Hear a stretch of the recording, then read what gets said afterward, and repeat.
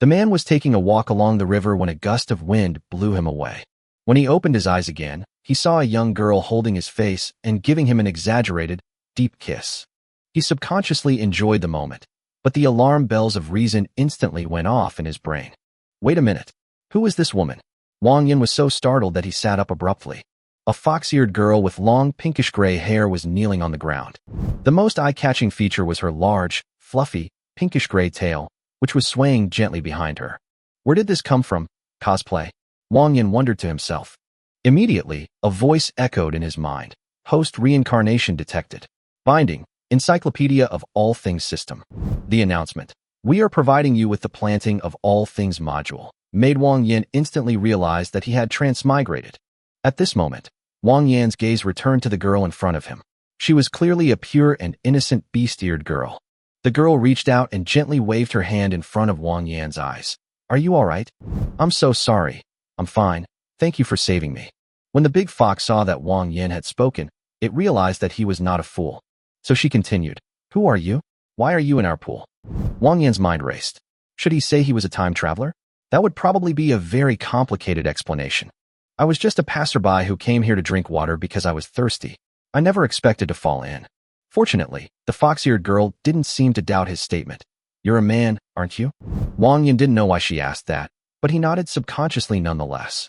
The girl reached out and grabbed Wang Yan's arm, as if afraid he would run away. You must come home with me. Sister Zhuohua said that the village can only thrive with men. Wang Yan was completely bewildered. What did she mean by that? Did she want to take him back and use him as a stud? He glanced at the big fox from head to toe. If it really came down to her, it didn't seem like a bad idea. No way. If he were really locked up and exploited every day, would Wang Yan even survive? Right in front of Wang Yan, a screen suddenly popped up in front of the big fox. Unlock the Fox Clan character profile. Gain passive effect, Heavenly Sun's Blessing. The series of broadcasts left Wang Yan somewhat confused. What was all this about? However, before Wang Yan could examine the area properly, he was pulled up and taken away from the pool. Wang Yan frantically tried to break free from the clutches of the big fox, but her strength was ridiculously great. But as he followed the girl through a thicket of bushes, the view suddenly opened up before him. On a cliff some unknown height, Wang Yan was being led by the hand by a fox-eared girl, as the setting sun had already sunk halfway into the horizon. Beneath my feet was a sea of clouds, bathed in the golden light of the setting sun, with occasional waves surging between the clouds. Those were giant whales, one after another, dwelling in the sea of clouds, their roars echoing between the cliffs. Welcome, host, to the wall abyss. Then, a memory instantly entered Wang Yan's mind. The world exists in the form of a wall, and this wall is similar to a terrace structure. People can live on these platforms, and Wang Yan's location should be in a very low area. The abyss is not a peaceful place. Every night, strange beasts that hate all living beings climb up the cliff. In other words, if Wang Yan cannot find accommodation before dark, he will be in danger. If I could go back with her and be drained of my life by the beautiful girl, it would be better than being bitten to death by a wild monster.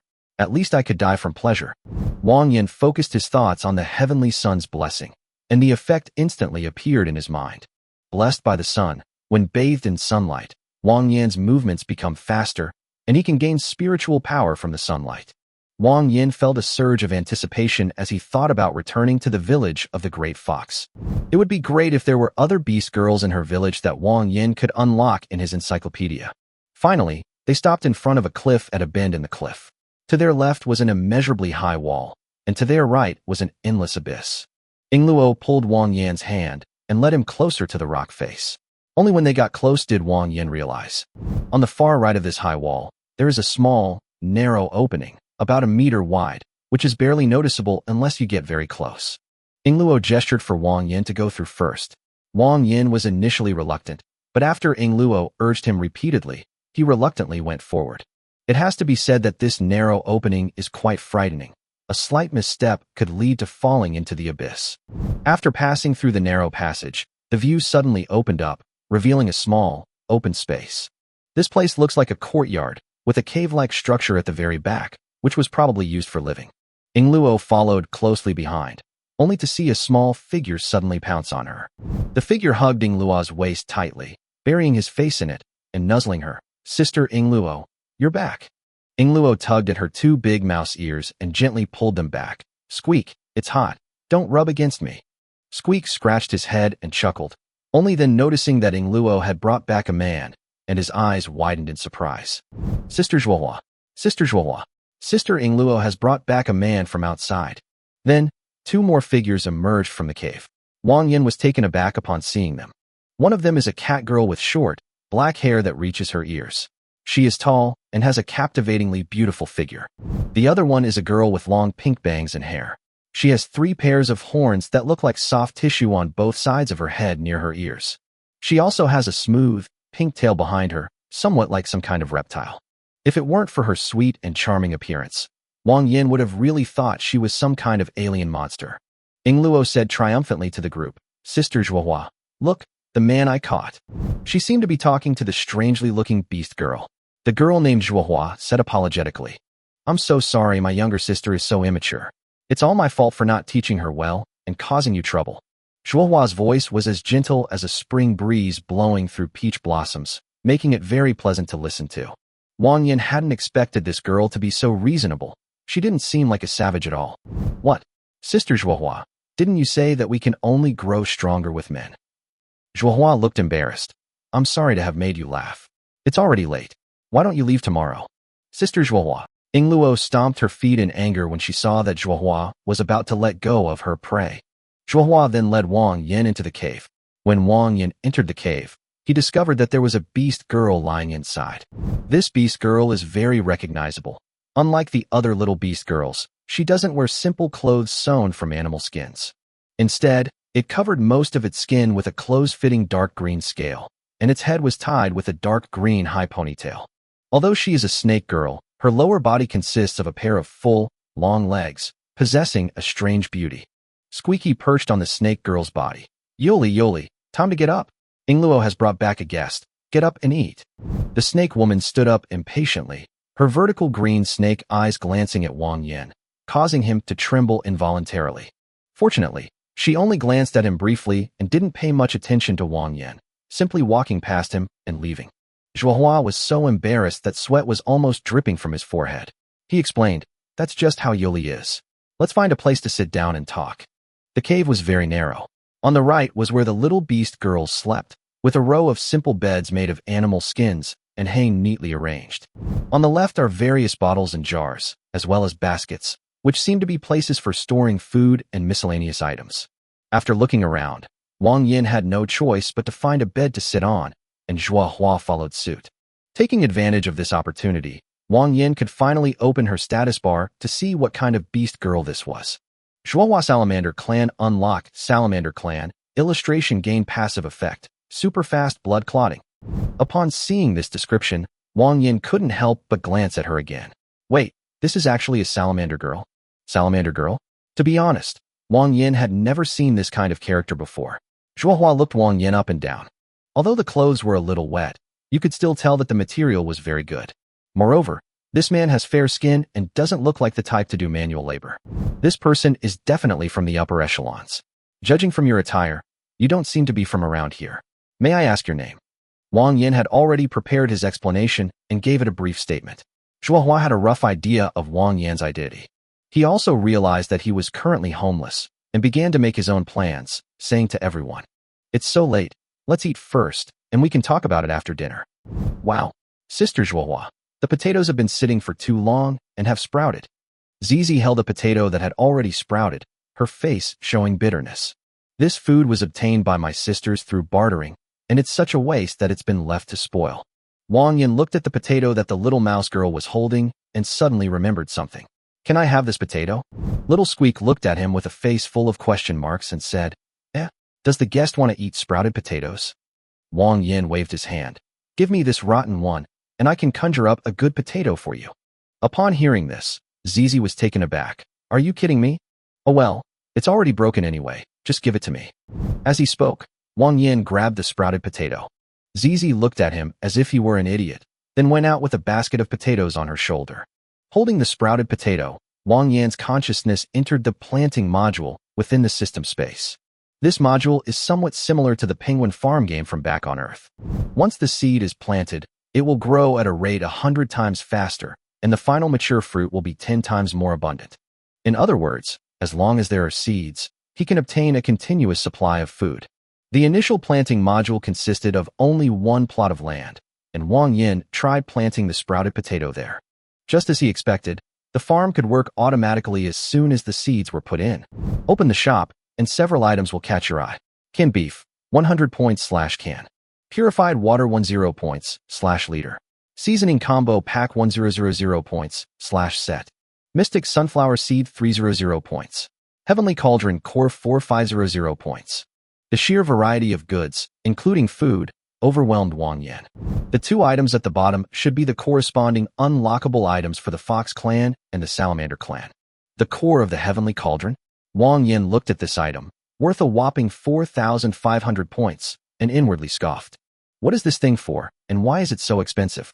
There's no explanation or anything like that.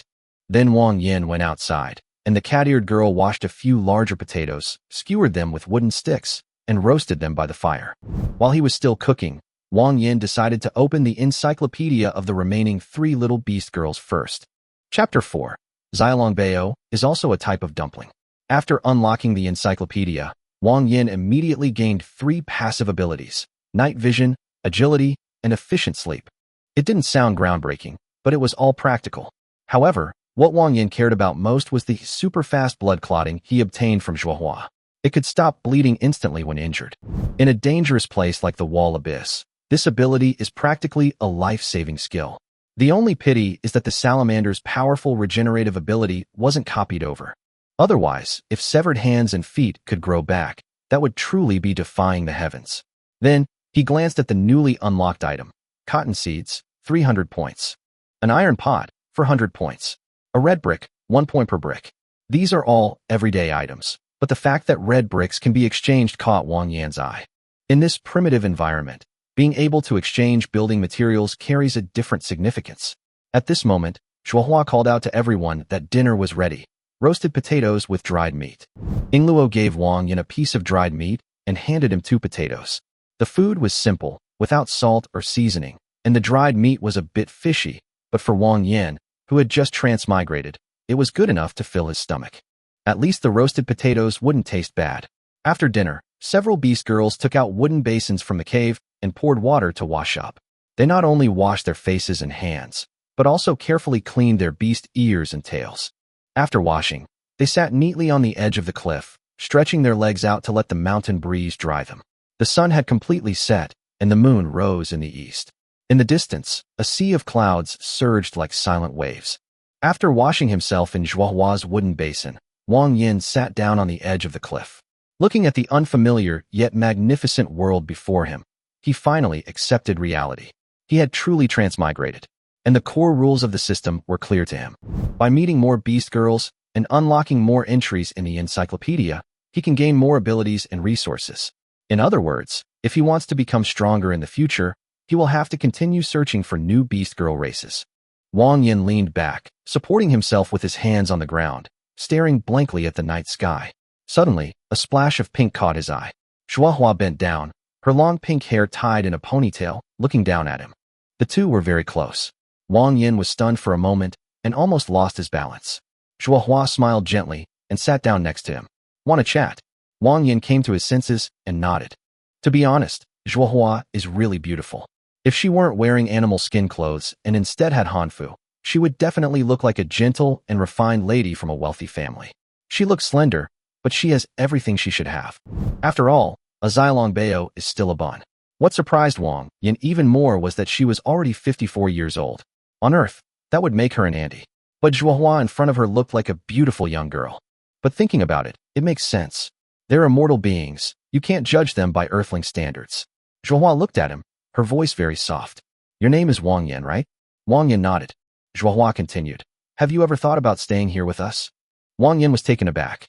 He had been worried about what to do that night. The system had already warned him that the abyss would be dangerous after nightfall. Those man-eating beasts would climb up the cliff. Without shelter, spending the night alone outside was practically suicide. He had originally been thinking about how to shamelessly beg these beast girls to take him in. Unexpectedly, Zhuohua spoke first. She looked at the dark cliffs in the distance, her tone calm. "The nights in Xiangyuan are not safe. You come from another world and have nowhere to go now, so you might as well stay. Life here is tough, but it's better than you wandering outside. Wang Yan was about to agree when Zhuohua suddenly turned her head and looked straight at him. Her pink eyes were particularly alluring in the moonlight. Besides, if you stay, I can't guarantee what will happen to the other sisters, but I'll definitely become your partner. Wang Yan's heart skipped a beat. These words were so direct that he didn't know how to respond for a moment. Zhuohua's cheeks were flushed, like a peach glistening with water. Wang Yan swallowed unconsciously, his mind reeling. But for Zhuohua, this was nothing unusual. Xiangyuan has low productivity, and its population is already precious. More people mean more labor.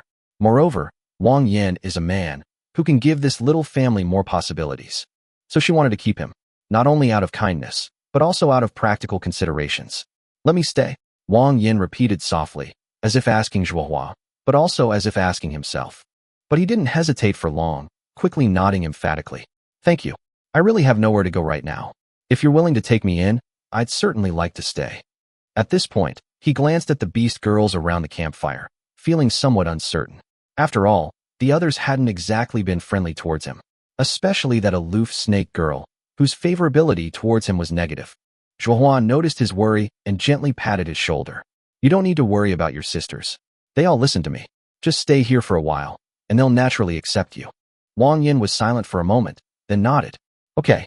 On the other side, several beast girls were chatting and playing around the campfire. Zhuohua led Wang Yan over and explained to everyone that she wanted Wang Yan to stay and live with them. Wang Yan had expected strong opposition. The result was unexpected. Apart from the snake girl with the high ponytail who remained expressionless and cold, the other three didn't seem to have much of an opinion. Although Ying Luo still remembered Wang Yan's lie, she didn't object to him staying. After all, she was the one who brought him back. Gigi's big ears flapped like fans, and his eyes lit up. Yay, we have a man in the house now. That makes us a proper tribe. Huaiwa stretched out her finger and poked Gigi's head. What kind of tribe has only 6 people? Can you even call that a tribe with so few people? Ying Luo wagged her large, pinkish-gray tail, a smile suddenly appearing on her lips. Then why not just grow the number of people? Chapter 5, Free Tenpole, Newbie Gift Pack. Wang Yan settled down temporarily in the cave. There were only 5 beds in the cave, but Yuli had to keep watch at night and drive away any approaching monsters. There was a spot available for him. That meant he would be sleeping in Yuli's bunk tonight. The cave was pitch black. An ordinary person could barely see their hand in front of their face. But Wang Yan had just gained Yuli's night vision ability, and everything around him was crystal clear. He quietly lay down on the innermost bed, trying not to disturb the other beast girls. But problems soon arose. It was clearly still summer in Xiangyuan. The cave was stuffy and damp, and the dry grass and leather beneath him made it feel like a sauna. Wang Yan tossed and turned for a long time, almost sweating profusely. Once he heard even breathing coming from inside the cave, confirming that everyone was asleep, he carefully sat up and prepared to take off a few layers of clothing to get some fresh air. Once his upper body was completely bare, it did feel much cooler. He placed his clothes under himself, just about to lie back down, when suddenly a soft arm draped over his chest. Wang Yan froze instantly. The person closest to him was Ying Luo. He knew who it was without even guessing. The little beast girl was obviously also very hot. She had snuggled up to him at some point and pressed herself against him, her face close to his ear, her voice so soft that only the two of them could hear it. Come to the teacher training program. Wang Yan's mind went blank for a moment. These words scratched at his heart like a kitten's claws, and he didn't dare to breathe too heavily, his body stiffening taut. But Ying Luo wasn't satisfied. She also draped her long legs over the edge. The cave was already stuffy, and this made the atmosphere even more awkward. Wang Yan closed his eyes and waited for a long time. 1 minute, 2 minutes, more than 10 minutes passed. Aside from hugging her tighter, Ying Luo made no further move. Wang Yan finally couldn't help but lower his voice and ask, Ying Luo, what are you doing? Ying Luo, as if she had just fallen asleep and been woken up, mumbled sleepily, Don't talk, focus on the training. Wang Yan was immediately filled with confusion. He tentatively asked, You mean what we're doing now is training? Ying Luo was so sleepy that she could barely keep her eyes open, but she still muttered seriously. Sister Zhuohua said that as long as a man and a woman sleep together, it's like a sex education session, and then they'll have a baby. After saying that, her breathing became heavy, and she fell asleep. Only then did Wang Yan understand. Good heavens, this silly girl didn't understand anything at all. She was simply sleeping while holding him. But while she slept soundly, Wang Yan was completely awake. With such a beautiful beast girl right next to him, and the cave so hot, it would be truly absurd if he could still fall asleep. Only after Ying Luo finally let out a soft snore did Wang Yan carefully move her arm away. He hadn't been holding her for long, but he was already covered in sweat. He sat up, wiped his forehead, put his clothes back on, and decided to go outside for some fresh air. But as soon as he stepped out of the cave, he met a pair of eerie green snake eyes. Yuli stood guard outside, holding a wooden spear, staring coldly at him. "What are you doing?" Her voice wasn't loud, but it carried an interrogative tone. Wang Yan's heart tightened. He hadn't forgotten that this snake woman currently had a negative opinion of him within the family. If she got angry, the wooden spear in her hand might really be aimed directly at him. Wang Yan quickly explained, "It's a bit hot, so I came out for some fresh air." Yuli snorted coldly and ignored him. It was already past midnight, and the campfire still had a little warmth left. Wang Yan didn't dare get too close to her, so he carefully sat on the other side of the fire, trying to minimize his presence. The next second, a system notification suddenly popped up. Yuli's favorability -3, it's gone down again. He was speechless for a moment, completely unable to understand why this snake woman had such a strong opinion against him. But it was unbearably hot inside the cave, so he had no choice but to grit his teeth and sit outside. The atmosphere between them was icy. Wang Yan simply remained silent, turning his attention back to his system. He checked the farm first. Potatoes normally take 90 days to mature, but with the 100x acceleration, it only takes 0.9 days, or 21.6 hours. In other words, it would take almost another day, and there would be no results to be seen yet. Since there was nothing to do on the farm, he opened the system shop to see if there were any missing features. And sure enough, he discovered something new. In the bottom right corner of the store, there was a very inconspicuous gift box icon. Wang Yan focused his attention on it, and a new page immediately popped up. After studying it for a moment, he finally figured it out. This thing was actually a lottery function. 100 points are needed for each draw, which can yield special items or unlock the ability to purchase new products in the shop. Wang Yan then realized that the system's operating logic was actually a closed loop. Farmers grow crops, harvest them, and sell them for points. Points can be used for lotteries or to purchase items in the store. Lotteries can also unlock more access to resources and goods. The Beast Girl Encyclopedia mainly provides special skills, and unlocking items in the shop will likely require a lottery system. Wang Yan couldn't help but complain inwardly. As expected of the system, everything's perfectly planned. To put it bluntly, it's like he's being forced to step on his own foot, essentially sending him soaring into the sky. Just as he was about to close the system, a notification popped up. Since this is your first time using this system, you are hereby granted 1 free 10 pull.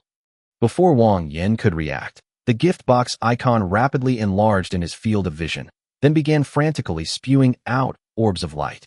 In less than 10 seconds, all 10 orbs appeared. 8 were gray, and 2 were purple. Wang Yan's heart sank when he saw the result. His luck didn't seem particularly good. However, his expression changed instantly when he saw the rewards. This 10 pull didn't unlock any new shops. It was all real supplies. The 8 gray rewards consisted of a set of polyester summer clothes, several cans of meat, and a few bottles of energy drinks. While not unusual in modern times, each item was quite practical in this primitive environment. The real highlight was the 2 purple orbs. The first was an 8-in-1 Swiss Army knife. Besides the main blade, it also contained a wood saw, scissors, a steel ruler, and other tools, practically a portable toolbox. The second item made Wang Yan's eyes widen even more, a pound of refined salt. Salt wasn't unavailable in the system's shop, but the price was outrageously high. Yet, salt was an essential commodity for survival. One couldn't live without it. The system just gave him a pound of it. If he eats it sparingly, it'll last him a long time. Wang Yan was overjoyed. This wasn't some free 10 pull. It was clearly a newbie gift pack from the system. Especially the Swiss Army knife and refined salt. In this primitive beast girl world, their value is immeasurable by ordinary standards. Holding the rewards in his system space, Wang Yan's earlier frustration vanished. This wave of good fortune had come at just the right time. Chapter 6. Refined salt is the real currency. After acquiring a batch of supplies, Wang Yan's life finally wasn't so miserable anymore. A night breeze blew for a while, and the outside of the cave wasn't so stuffy anymore. He was preparing to go back for some sleep. He looked up and saw Yuli had pulled out a potato from somewhere and was slowly roasting it by the campfire. Long night shifts meant she couldn't stay awake without eating. Wang Yan looked at the cold-faced little beast girl, and a thought struck him. We'll all be living under the same roof from now on, so our relationship can't stay this strained. To improve our chances, we need to find a way in.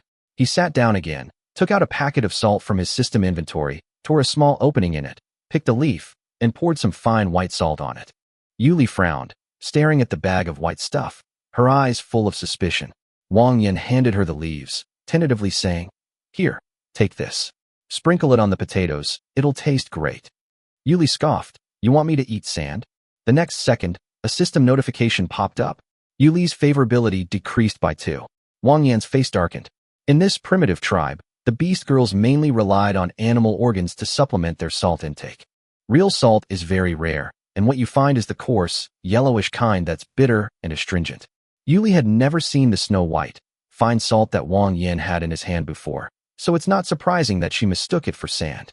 But his favorability rating dropped too quickly. Wang Yan was too lazy to explain further, so he simply dipped his finger in some salt, put it in his mouth, and licked it, demonstrating on the spot. Seeing that he didn't seem to be faking it, Yuli tentatively reached out her hand, dipped it in some salt, and licked it lightly. The next moment, she froze. The pure saltiness exploded on her taste buds like an electric current, rushing down her tongue and into her brain. There was no bitterness, no astringency, only an exquisitely clean and salty aroma. Yuli's eyes widened instantly. Forgetting her earlier disgust, she poured all the salt from the leaves onto the roasted potato and swallowed the whole thing in a few bites. Of course, she knew what salt was. Long ago, Sister Zhuohua traded many things with a traveling merchant for a small jar of salt. But that salt tasted bitter. How could it compare to the pure salt Wang Yan had brought out? Yuli swallowed hard and immediately asked, "Is this salt? Why isn't it bitter at all?" Wang Yan crossed his arms, a hint of smugness in his voice. "This is the purest salt. I told you it's delicious. I wasn't lying, was I?" Yuli lowered her head, the salty aroma still lingering in her mouth. Such a simple seasoning, yet it made an ordinary potato taste so much better. The next second, the system notification sounded again. Yuli's favorability increased by 7. Wang Yan was secretly pleased. Sure enough, to win someone's heart, you must first win their stomach. This principle also applies to the little beast girl. Actually, among the things the system had just extracted were pre-made canned vegetables that tasted even better. But Wang Yan wasn't in a hurry to take them out. Good things should be added little by little. Doing it too quickly can easily cause problems. After gaining some goodwill, Wang Yan stretched and prepared to go back to his cave to continue sleeping. Inside the cave, Yingluo was still curled up asleep, her large tail just covering her lower abdomen. Wang Yan's night vision was too good. He could see everything clearly. He quickly chanted in his mind, "Don't look at what you shouldn't look at," and then tiptoed back to his spot. Although it was past midnight, thanks to his efficient sleep regimen, he quickly fell asleep. And so, Wang Yan spent his first night after transmigrating. The next morning, he was woken up by a squeaking sound. The little beast girls don't have the habit of eating breakfast, but today it was drizzling outside, so the few who were supposed to go out to work stayed at home, sitting around in the yard to shelter from the rain, weaving baskets with thorns. Wang Yan felt a little embarrassed for sleeping so late, so he wanted to go and help. But he didn't know how to do it at all, so Zhuohua pulled him to her side and taught him how to weave it little by little. Weaving baskets wasn't easy, but fortunately, Wang Yan was diligent in his studies, slowly learning by following Zhuohua's movements, and soon he was weaving something that looked quite decent. As he worked, he asked, "Why do we need to weave so many baskets? I see there are still quite a few empty baskets in the cave." Zhuohua patiently explained, "Every year, as winter approaches and spring begins, itinerant merchants travel between tribes to trade. We prepare dried fruit in advance to exchange for food for the winter. But dried fruit alone is not enough, so when we have free time, we weave more baskets. One basket can be exchanged for 10 potatoes." Wang Yan finally understood. No wonder there were pottery jars and neatly cut wooden basins in the cave. Judging from the conditions of these little beast girls, they really couldn't have made them themselves. It turned out that these things were all obtained through trade. Zhuohua continued, "Our living conditions are terrible. There's only a thin layer of soil underfoot. It's okay for some trees and weeds to grow, but it's very difficult to grow crops. We don't have many prey animals to hunt, so most of the time we have to rely on trading to exchange for grain." She felt that Wang Yan was quite knowledgeable, so she unconsciously said a few more words. After listening, Wang Yan's mind immediately started working. In other words, before winter, the merchant guild would come to collect goods, and the little beast girls could bring out dried fruit, baskets, and other such things to exchange for some food to get through the winter. The problem is, the food they received in exchange was far from enough, which is why they've been living in such poverty. But for Wang Yan, this isn't a dead end. Because tonight, the potatoes in his system farm will be ready for harvest. If the harvest is still 10 times the normal amount, it would be at least 20 kilograms. Food shortage? Not a problem for him. That day, Wang Yan and a few others wove baskets all day long. The harvest wasn't much, but his hands were incredibly sore. As evening approached, he stretched and his mind drifted back to the farm. The next moment, his eyes lit up. The potatoes were ripe. A full 20 kilograms. That was enough to feed everyone for a while. In the system, potatoes were sold for 1 point per kilogram. Wang Yan glanced at it and immediately abandoned the idea of selling them. Exchanging those points for meager points is a waste. It's better to use them to win people's hearts. In this primitive environment, a person's status in a group depends on how much food they can bring back and how much benefit they can provide. If he brings out this many potatoes, he'll definitely establish his authority in front of these little beast girls. After all, Wang Yan didn't intend to live a life of eating dry potatoes with them every day. Since he had a system, he wanted to ensure his own comfort first before providing these little beast girls with enough to eat and wear. To achieve this, resources alone weren't enough. He also needed to gain their trust. And tonight would be the beginning of his establishment of authority. Chapter 7. The Strange Beasts Attack. The light rain was about to stop, the sky was glowing red, and the sea of clouds was a hazy gray, obscuring the cloud whales, with only the wind whipping up the rolling waves of clouds. Wang Yan didn't delay any longer. Seeing that the little beast girls had already started preparing dinner, and Yuli had also woken up, he immediately called them all together. Hua Yu flicked her black cat tail, looking impatient. What are you doing, Meow? Can't you see I'm about to cook? Ji chewed on a piece of jerky, her cheeks bulging. What do you want to say by calling us over? Wang Yan didn't keep her in suspense and waved his hand. The next second, a full 20 kilograms of potatoes appeared out of thin air before everyone. The potatoes were plump, clean, and firm, piled up like a small mountain. The cave fell silent instantly. The little beast girls were all stunned, as if they had seen something impossible. Zhuohua rubbed her eyes, then looked at her younger sisters to make sure they weren't all seeing things at the same time, her voice dry as she asked, "Where did all this come from?" Wang Yan touched her nose, a hint of pride in her voice. "My special ability. I can conjure food out of thin air. Not just this pile, but I can keep doing it in the future." Conjure food. Yingluo's eyes widened in disbelief. She was completely dumbfounded. In the abyss, food was life itself. Survival depended entirely on scavenging, hunting, or trading with merchants. But Wang Yan could actually conjure food out of thin air? This ability was simply outrageous. Unlike her sisters, Zhuohua wasn't simply shocked. Having seen more, she understood all too well how terrifying this matter was. Even beast men could awaken abilities, but she had never heard of anyone being able to create food out of thin air. Even decades ago, when she was still in the upper echelons, she had never heard of such a rumor. More importantly, Wang Yan seemed completely at ease, not even at his limit. Zhuohua gave him a deep look. Perhaps this was the difference he meant by being from another world. After a moment, she finally spoke. "I didn't expect you to have this kind of ability." A notification immediately popped into Wang Yan's mind. Zhuohua's favorability rating increased by 10 points. Zhuohua quickly regained her composure and clapped her hands.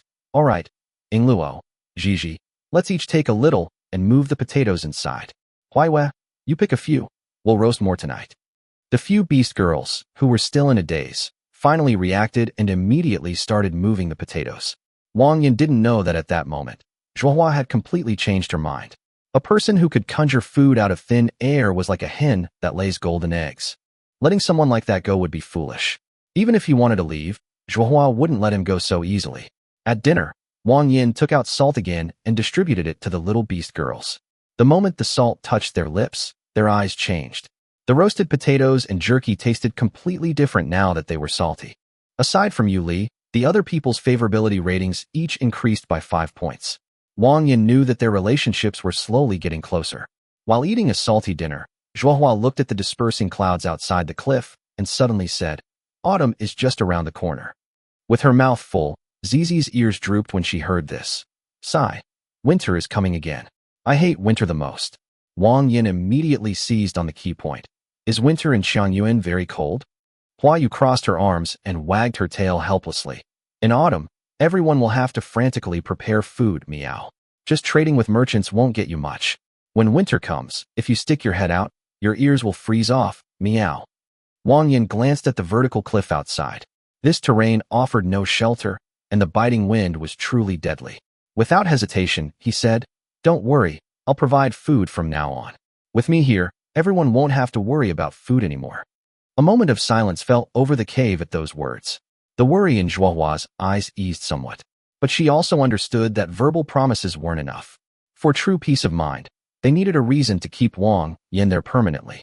As night deepened, the cave, after the rain, wasn't as stuffy as it had been the night before. But Wang Yan still couldn't sleep soundly, because Yingluo had clung to him again. She hugged Wang Yan like a koala, her round, long legs wrapped around his waist, with glistening drool at the corner of her mouth, and mumbled something in her sleep. "I need to train him a few more times." Wang Yan felt hot and stiff from being hugged so tightly. He endured it for a long time until she finally fell asleep. After hearing her soft snores, he reluctantly pushed Yingluo away and got up to walk towards the cave entrance. Who could stand being used as a pillow every day? Outside the cave entrance, the campfire still crackled and burned. Yuli sat by the fire, holding a stone in her hand, polishing the tip of a spear. The firelight reflected on her cold, beautiful face, and the dark red shadows made her look even more dangerous. Hearing footsteps, Yuli merely glanced at Wang Yan without speaking and continued sharpening her spear. Wang Yan sat down beside her. The temperature had indeed dropped considerably after the rain, and a cool breeze refreshed him. He rested his chin on his hand, gazing at the night sky above the wall. The moon was very bright, almost indistinguishable from the moon on Earth. For a moment, he was lost in thought. Yuli didn't respond to him either. Only the sound of stones rubbing against spearheads and the crackling of the campfire echoed through the night. Just then, a foul stench suddenly filled Wang Yan's nostrils. At first, he thought it was his imagination. But soon, the stench grew stronger and stronger, even carrying a putrid smell, making him want to vomit. Wang Yan abruptly stood up. Only then did he realize that Yuli had already gotten up. She gripped the spear in both hands. Her serpentine eyes narrowed, chillingly cold, as if coated with venom. "Go back to the cave." Yuli's voice was calm, but the calmer it was, the more unsettling it became. Wang Yan instantly snapped back to reality. He remembered. Yuli and her sisters staggered their sleep schedules to keep watch and prevent attacks from the strange beasts. Her reaction could only mean one thing. Something was coming. The next second, 3 monsters climbed up from the edge of the cliff. They were over a meter tall, with human-like bodies but no hair, so thin that you could see their ribs, and their skin was deathly pale. Its mouth and teeth protruded exaggeratedly forward, with several fangs sticking out, making it look like it was wearing a deformed dog's head. On the second night in the abyss, Wang Yan finally witnessed the true danger of the night. The strange beasts that would climb up the cliff and attack the living had arrived. Chapter 8. The Enchanting Fruit. In the darkness, 3 kobolds blocked the cave entrance, reeking of foul odors, their claws still covered in pebbles, and growling softly. Yuli frowned. Normally, there are only 1 or 2 of these monsters, but tonight there are 3 at once. Yet, she showed no panic, coldly reminding Wang Yan, "Go into the cave. Their blood is highly poisonous. Even a tiny bit will cause flesh to rot. Don't get in the way." Upon hearing this, Wang Yan immediately realized the reality. He did have an agility boost, but that only made it easier for him to dodge. If he were to actually engage in close combat with this disgusting creature, the outcome would be uncertain. Not to mention their blood is poisonous. A slight misstep could be fatal. He quickly retreated behind the cave entrance, not completely hiding inside, but crouching in the shadows, keeping an eye on the outside, ready to deal with any unexpected events. The next second, 3 kobolds pounced at her simultaneously. Yuli didn't retreat an inch, sweeping her spear horizontally and forcing them back. Being tall and long-legged, she was able to easily defeat these smaller monsters, her attacks swift and ruthless. After several rounds, the 3 kobolds had several bloody gashes on their bodies, yet they couldn't even get close to the cave entrance. Suddenly, Yuli twisted her wrist, and the spear that had been sweeping across suddenly thrust forward. Before one of the kobolds could react, it was pierced by the spear, screaming as it was flung into the air. Yuli forcefully tossed it off the cliff. Wang Yan's eyelids twitched. That skill was too swift. The remaining 2 kobolds, seeing their companion killed, roared and tried to get around her. But Yuli gave them no chance. With a series of thrusts of her spear, She pierced one of them, then kicked the other away. In the blink of an eye, they both tumbled down the cliff. The crisis was over just like that. Wang Yan swallowed hard, only one thought in his mind. Thank goodness he hadn't been reckless. If he had been the one to deal with those 3 dog-headed men, he probably would have had to fight tooth and nail. The reason Yuli killed so easily was because she was truly skilled. If it were him, let alone soloing without taking damage, survival would be questionable. Only after confirming that there was a high probability of no more beast attacks in the latter half of the night did Wang Yan return to the cave.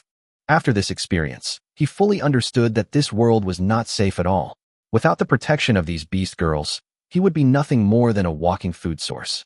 The next day, Wang Yan woke up on his own before Gigi could even wake him. The effects of the high-efficiency sleep program were indeed powerful. Even though he slept late into the night, he was still quite energetic. However, as soon as he opened his eyes, he saw several little beast girls groggily changing clothes, and he immediately felt a little uncomfortable, yet his gaze couldn't help but sweep over them. Yesterday, Zhuohua mentioned that autumn was approaching and they needed to prepare more food. So she quickly assigned tasks. Gigi, Huaiwe, and Yingluo were to gather wild fruits, while Yoli would continue guarding the area. As for Wang Yan, she called him to her side. Come with me. Wang Yan was taken aback. Where to? Zhuohua just smiled and didn't explain. Her animal skin tightly wrapped around her petite body, her pink skin glowing softly in the sunlight, and her thick salamander tail swaying gently behind her. Wang Yan followed behind, increasingly sensing something was amiss. This road was far too long. If it weren't for the extra advantage the sun provided, he probably would have been left far behind long ago. After walking for most of the day, until noon, the two finally arrived at an extremely secluded open space.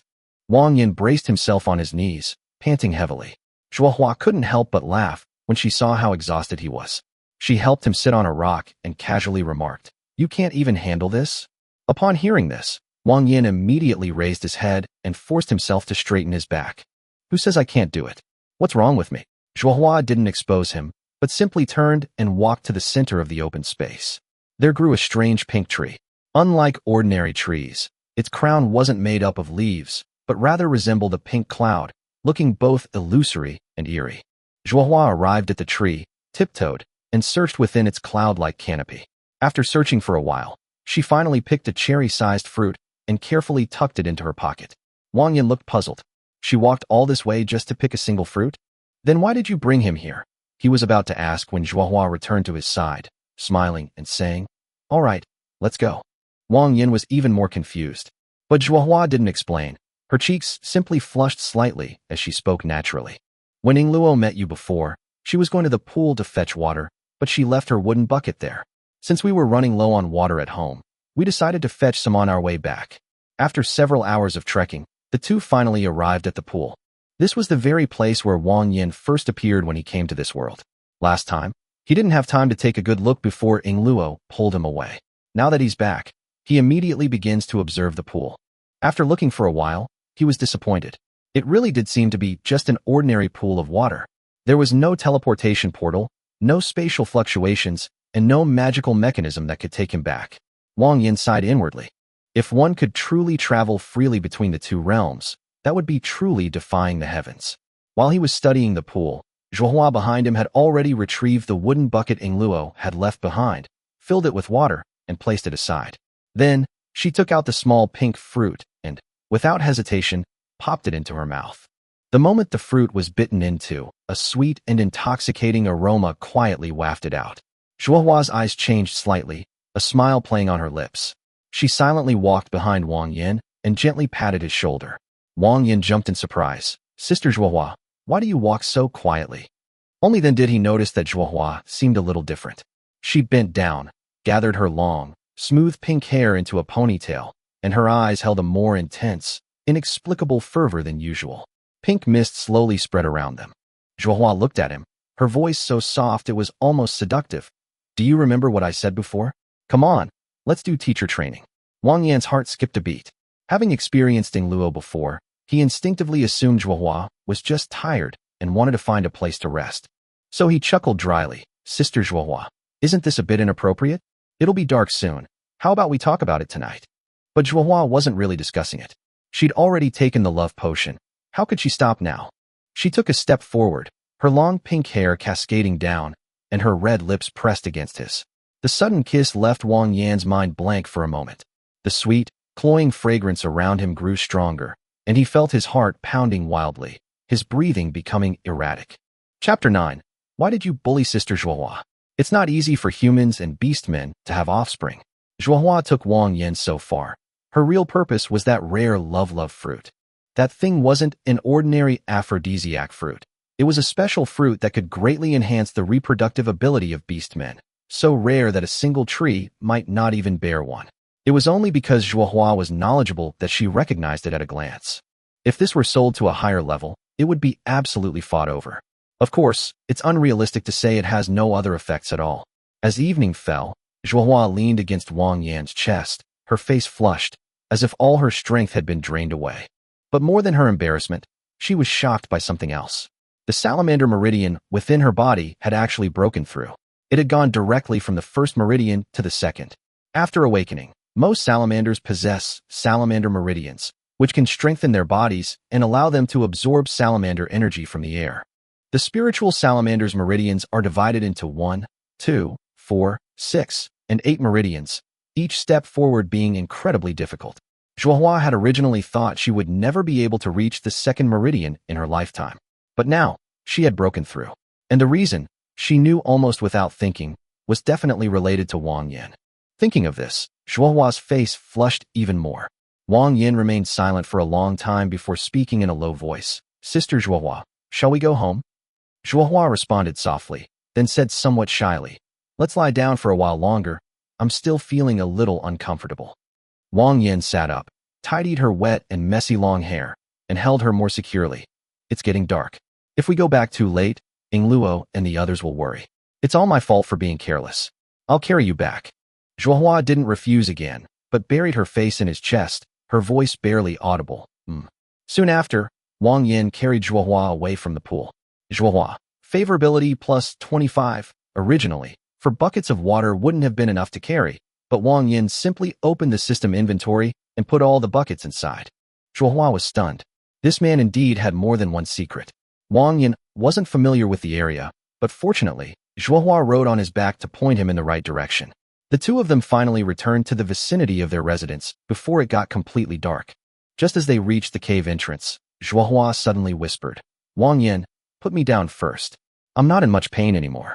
In fact, with the salamander race's regenerative abilities, even if they suffer serious injuries, they can regenerate quickly, let alone this little discomfort.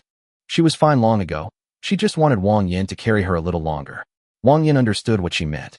If her younger sisters saw Zhuohua being carried back by him, there would inevitably be a lot of trouble that he couldn't explain. So he quickly put her down, and the two pretended nothing had happened and went home together. For the next week, Wang Yan's life was like a dream come true. He completely established himself in the den of those little beast girls and didn't have to do any heavy work. Zhuohua's attitude towards him was noticeably different. She always found various reasons to call him out alone every day. Aside from the poor living conditions, Wang Yan even had the illusion that he was on vacation. That morning, Luo and the others went out to gather wild fruits and vegetables as usual, leaving only Wang Yan and Zhuohua in the cave.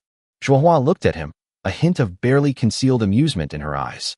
After spending several days together, their relationship had become incredibly close, and Zhuohua's affection for her had skyrocketed. Wang Yan had finally witnessed the terrifying physique and regenerative abilities of the salamander girl. At first, he could still make Zhuohua show some signs of fatigue. But as the number of times increased, Zhuohua became more and more energetic, and even gradually gained the upper hand.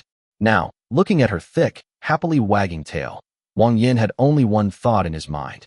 No, if this continues, he really can't take it. Zhuohua looked down at him, her cheeks flushed, but her tone carried a hint of smugness. Can't take it anymore? Wang Yan felt a bitter pang in his heart. Being dragged out of bed early in the morning, once or twice was fine, but every day like this, who could endure it? At first, he could sense that Zhuohua was somewhat trying to keep him by her side. But later, it was clear she was no longer just trying to keep him. She was completely infatuated. Just as the atmosphere was becoming increasingly tense, a piercing scream suddenly came from the cave entrance. The moment the familiar voice rang out, Wang Yan froze instantly, cold sweat pouring down his back. He mechanically turned his head to look at the cave entrance. There, a pair of large, round, chestnut-red ears peeked out. It was Squeak. The little mouse stood at the cave entrance, her eyes wide, her face flushed red with anxiety. The next second, she rushed over with her little fists clenched, shouting, "No fighting." Wang Yan was stunned. "Fight!" Gigi quickly rushed between the two, pulled Wang Yan away, and then hugged Zhuohua tightly, her eyes welling up with tears. "Can't you talk things out properly? How could you bully Sister Zhuohua?" Wang Yan was so embarrassed that her scalp tingled. She quickly pulled at her clothes and stammered, "I was just joking with your Sister Zhuohua." Gigi didn't believe her at all and stood firmly in front of Zhuohua, saying, "You're lying." She looked at Wang Yan with teary eyes. If it were a cat girl, she would probably be hissing and flailing. "I clearly saw you make a move. You're bullying Sister Zhuohua." Wang Yan opened his mouth, momentarily at a loss for words. This scene was too outrageous. Although Zizi is small, she is indeed an adult. However, Zhuohua has never systematically taught her these things, leaving these little beast girls confused about many things. Wang Yan would rather she run out blushing and covering her eyes than face this serious questioning. Zhuohua was also a little embarrassed, forcing a stiff smile. Seeing that Wang Yan was about to be overwhelmed, she had no choice but to pull Gigi to her side and gently help him out. "Okay, Gigi, Wang Yan didn't lie to you. We were just joking around." But after hearing this, Gigi felt even more aggrieved, and tears streamed down her face. "Sister Zhuohua, you don't need to comfort me. I know you have a strong recovery ability and won't get hurt easily, but he made you bleed." She pointed down and cried even harder. "Look, you're still bleeding." Chapter 10, The Sky Elf Clan. It took Wang Yan and Zhuohua a lot of effort to finally coax Gigi into understanding. It wasn't a fight, it was just playful roughhousing. Gigi was relieved, but Wang Yan had almost been beaten to death by Zhuohua's playful antics. Zhuohua straightened her clothes and suddenly realized something. It was only morning. Why had Gigi run back already? When she asked, Gigi immediately became flustered, waving her arms and legs, her face pale. Clearly something terrible had happened. Zhuohua pressed her shoulder, letting her speak slowly. It took everyone a while to understand. When Gigi and Huaiwe went to pick acorns, they saw a woman fall from the sky, and that woman had wings. Ingluo and Yoli have already rushed over and told Zhuohua to go and take a look. Upon hearing the woman with wings, Zhuohua's expression immediately changed. She pressed Gigi, asking if she had seen a glowing halo above the woman's head. Gigi tried hard to recall, but finally shook her head. She only remembered that the woman was covered in blood and looked extremely frightening. Zhuohua didn't ask any more questions and immediately led Wang Yan and Gigi to the place where the incident had occurred. On the way, Wang Yan noticed that Zhuohua's expression was off and couldn't help but ask if this winged person was troublesome. Zhuohua said with a stern face, "If it's just wings, it's fine, but if it has a halo above its head, then it's a big problem." After traversing several hillsides, the group finally spotted Ingluo, Yoli, and Huaiwa huddled together.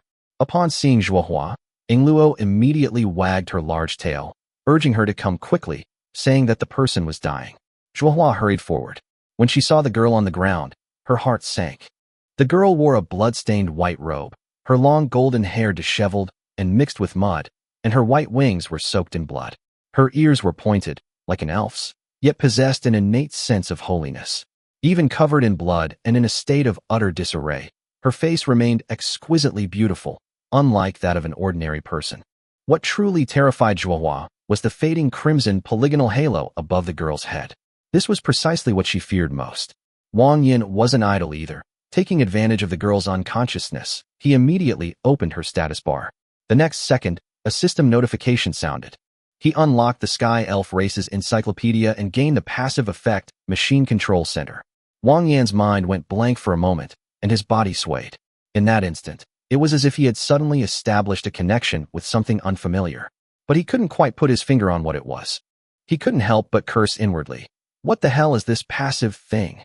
Before he could figure it out, Zhuohua, her face cold, urged everyone to leave. Her attitude was resolute. Get out of there before getting into trouble. This woman was definitely not someone to be trifled with.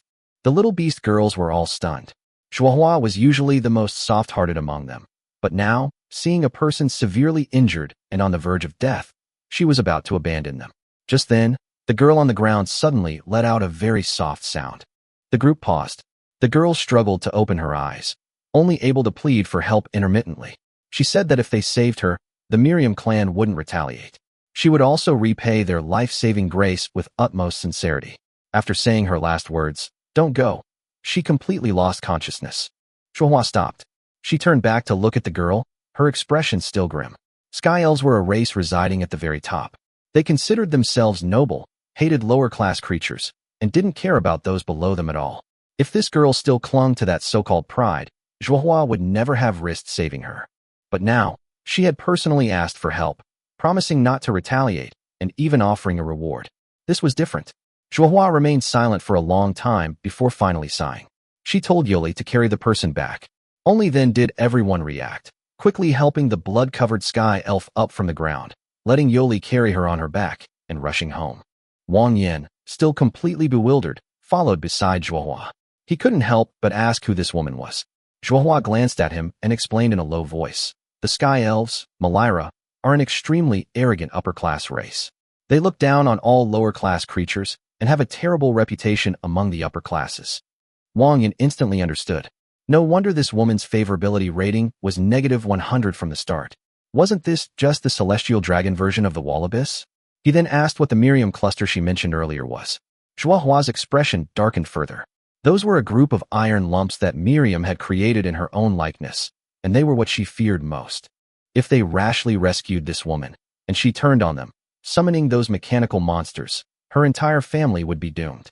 But now, she herself asked for help. That leaves room for maneuver. What's more, she said there would be a reward. Although Milila has a terrible reputation, she's actually quite reliable when it comes to keeping her word. Zhuohua glanced at the unconscious Delia, her tone finally softening. Consider it a case of picking up a fat sheep. Chapter 11. Where did this come from? Is this still another world? Wang Yan stared at the new thing that appeared in the status bar, completely stunned. Control Center. Can control one mechanical entity. Control range radius of 5,000 meters. His lips twitched. What the heck? A mechanical entity? Where did this come from? Is this still another world? He originally thought he had transmigrated into a world of swords and magic, the Middle Ages, and Beast Girl tribes. But now the system has pulled out a mechanical body, and the style has instantly jumped from primitive survival to science fiction. Looking at these little beast girls draped in animal skins, barely able to survive the winter, Wang Yan found it all absurd. The difference was too great. But complaints aside, the reality was undeniable. No matter how appealing mechanical bodies were, they were useless now. He could barely afford to feed himself, let alone have the time or inclination to research this stuff. Wang Yan could only turn his attention to the new items in the shop. Sunlight Fruit Seed, 1,200 points. He fell silent on the spot. One seed costing 1,200 points? What kind of magical thing would grow from that? Wang Yan glanced down at his points balance and felt even worse. He had been trying to be very careful with potatoes these past few days, but the little beast girls were all big eaters, especially little Squeak, who ate at least 5 roasted potatoes per meal. His points were accumulating at a snail's pace. In the end, all his thoughts turned into a sigh. Ultimately, it all came down to poverty. If he had started at the top, he wouldn't have had to suffer like this. The blonde girl was temporarily placed on a bed. Her injuries weren't too fatal. The bleeding had stopped, but she had lost too much blood and remained unconscious. Zhuohua helped her remove her bloodstained clothes and gave her a quick wash. The most troublesome part was her pair of bloodstained wings. It took several people a long time to clean them properly. To prevent infection, Wang Yan specially boiled a large pot of water. Without a towel, he had no choice but to painfully cut off the hoodie he'd brought from Earth. It was one of his few possessions. When he transmigrated, he'd only brought a hoodie and a cell phone that had long since died. The system had given him a set of polyester clothing, but it was uncomfortable to wear, and Wang Yan didn't like it at all. But he had no choice now. He used the system's military knife to cut off the hat, boiled it 3 times in boiling water, and then tore it into strips to clean the blonde girl's wounds. This wasn't just him being overly kind. The elf woman had said before she fell unconscious that she would be richly rewarded if anyone saved her. Wang Yan remembered it clearly. In addition, she had also mentioned something about not letting Miriam attack him, and Zhuohua had said he had seen the iron lump. After considering all this, Wang Yan could basically guess that Miriam was most likely a cyborg. If this elf girl woke up and actually gave him one, Wang Yan's eyes would light up. What man wouldn't want to own his own mecha girl? And so, Delia was left in the little beast girl's den. Strangely, she remained unconscious, neither eating nor drinking, lying there like a corpse. If Wang Yan hadn't checked her breathing every few days, he would have suspected she was already dead. But this is fine too. It saves us from feeding them. The only problem is that the sleeping space in the room was already small, and now with an extra patient, several people have to squeeze together to sleep. What makes it even more unbearable for Wang Yan is that, for some reason, Zhuohua rearranged the sleeping positions so that Zhuohua was against the wall, Wang Yan was next to Zhuohua, and Yingluo was next to Wang Yan. Every night, both of them would rub against him. Yingluo was pretending, but Zhuohua was genuinely restless, especially that little hand, which would grab him every now and then, making Wang Yan tense all night and unable to sleep soundly at all. On the 10th day after arriving in this world, Wang Yan finally adapted to life here. At the same time, he finally accumulated 100 points. Without any hesitation, he immediately activated his second farmland. Points were scarce everywhere, and his only reliable way to earn them was by growing potatoes. Therefore, increasing yield was his top priority. One plot of land yields 20 kilograms of potatoes a day, so 2 plots would yield 40 kilograms. At 1 point per potato, he can reliably earn 40 points daily. Efficiency is doubled. The most important thing now is to continue expanding his landholdings and increase his points income as quickly as possible. In addition, it would be even better if a higher-yielding plant could be found and transplanted into the system's farmland to replace the potatoes. So that day, Wang Yan specially asked Yingluo to take him out, to familiarize him with the surrounding environment, and to look for usable wild vegetables and fruits. After a busy morning, he was disappointed. The system's farmland seemed to have its own rules. Ordinary wildflowers and weeds simply couldn't be transplanted. Wang Yan pulled up a bunch of plants, but none of them were recognized by the system. Yingluo watched him picking weeds and flowers along the way, her fox ears twitching, and she couldn't help but ask, "Wang Yan, what have you been doing all morning? Why are you picking all these wildflowers and weeds?" Wang Yan couldn't explain to the system, so he just said casually, "I wanted to see which ones are edible and pick some wild vegetables." Yingluo immediately understood and clapped her fist. "Oh, you want to pick wild vegetables? You should have said so earlier. We originally came out to pick wild fruits today, but if you want to find wild vegetables, I'll take you there." After saying that, she immediately led Wang Yan to the place where the little beast girls usually picked wild vegetables. To be honest, Wang Yan didn't recognize any of these otherworldly plants and had to rely on Yingluo to point them out to him one by one. Which ones were edible and which weren't was entirely up to her to decide. Wang Yan dug up several edible wild vegetables, roots and all, and tried to grow them in the system's farmland. But it still didn't work. Even if they're edible, they're still essentially just weeds, and the system doesn't recognize them at all. Wang Yan sighed. Finding crops in the wild that can be directly planted into the system is harder than climbing to heaven.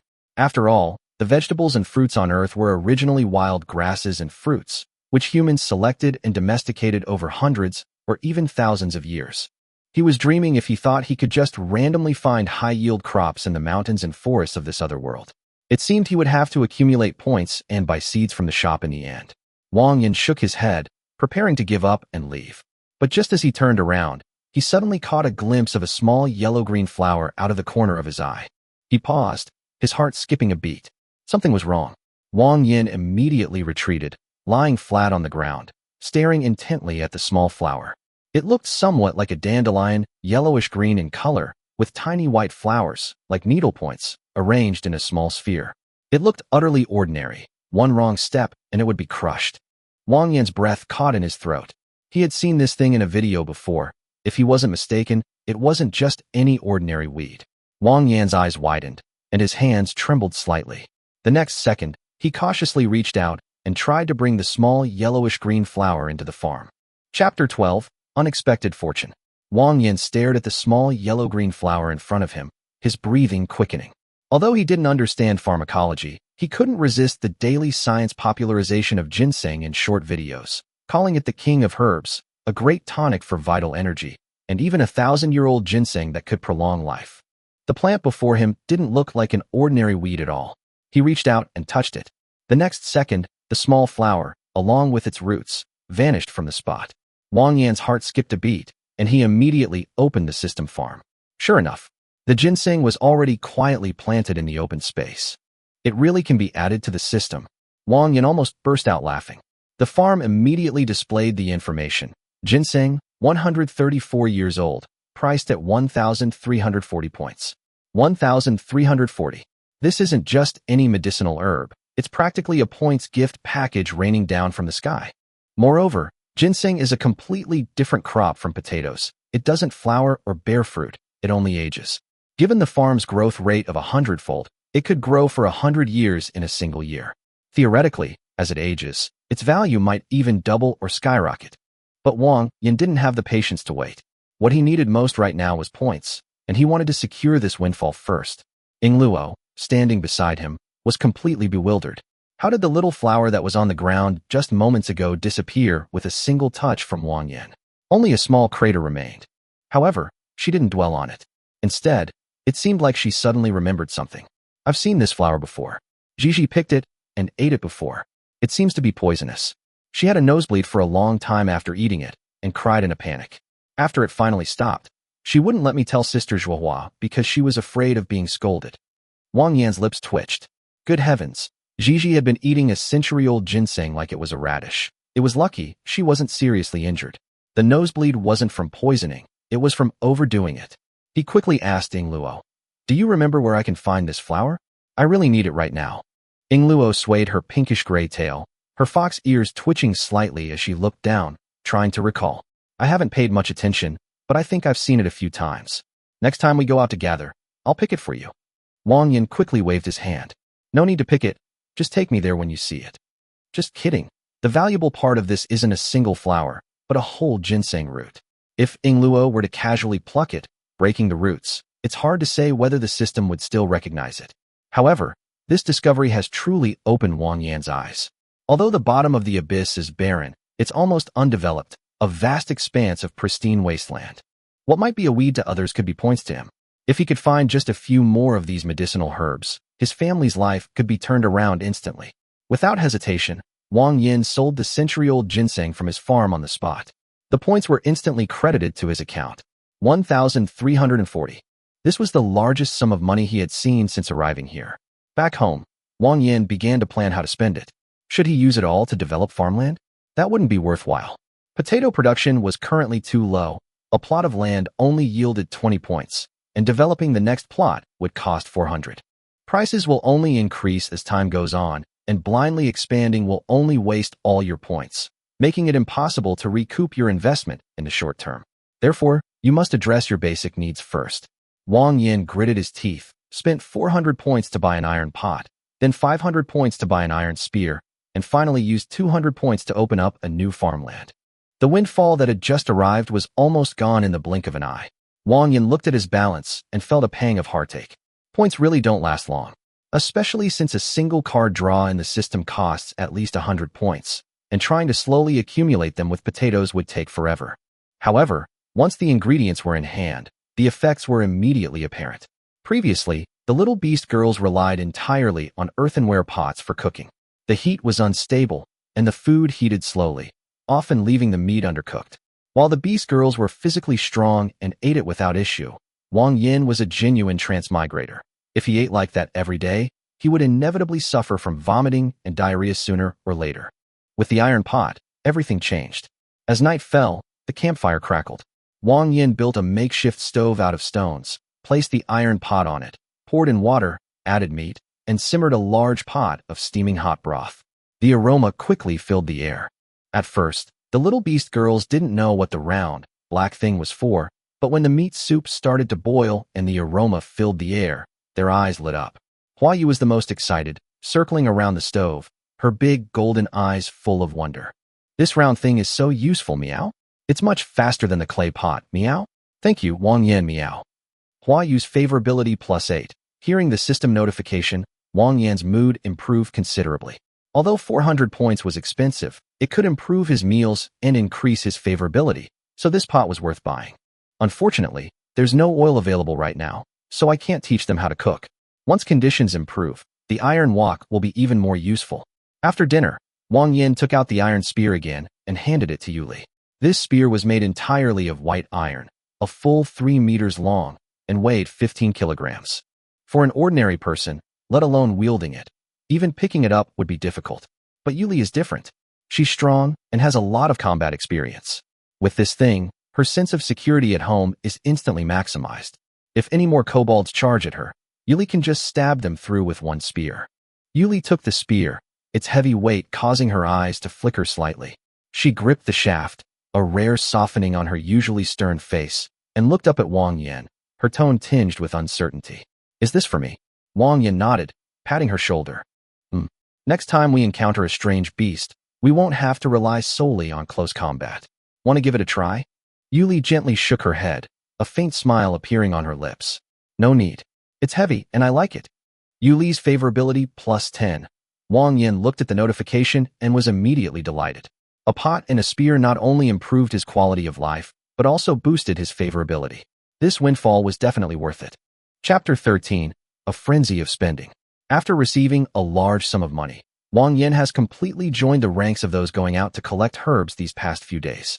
It doesn't matter if he doesn't recognize the herbs. He just tries out any strange-looking flowers or plants he sees in the system. Unexpectedly, he actually finds quite a few good things. In just 1 week, he earned over 6,000 points from these herbs alone. What's even better is that every time he added herbs to the system, it would display detailed information.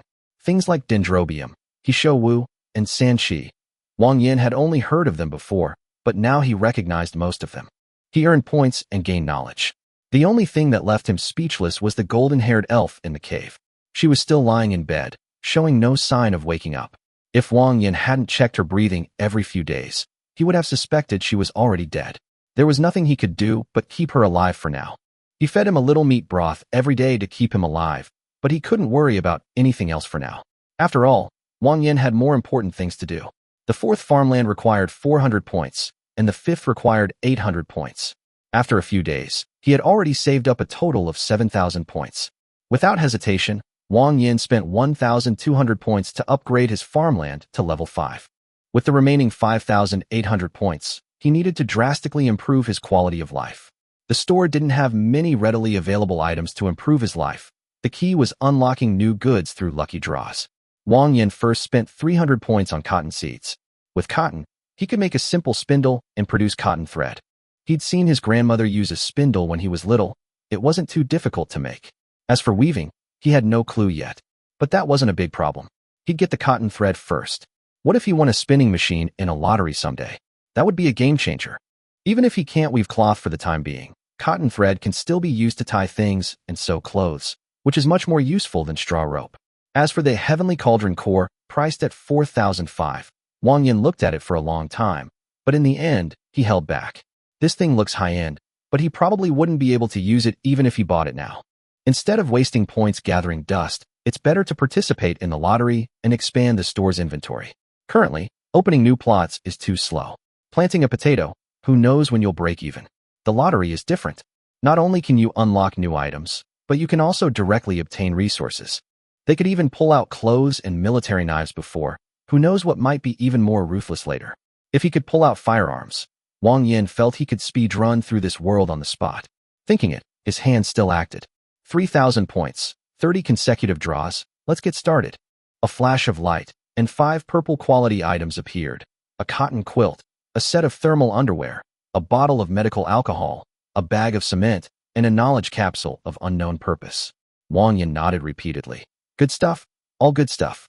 Cotton quilts and cotton padded clothes can keep you warm in winter, alcohol can disinfect, and cement is a lifesaver for building houses. As for that knowledge capsule, although I can't understand it yet, the fact that it produces purple stuff means it's definitely not simple.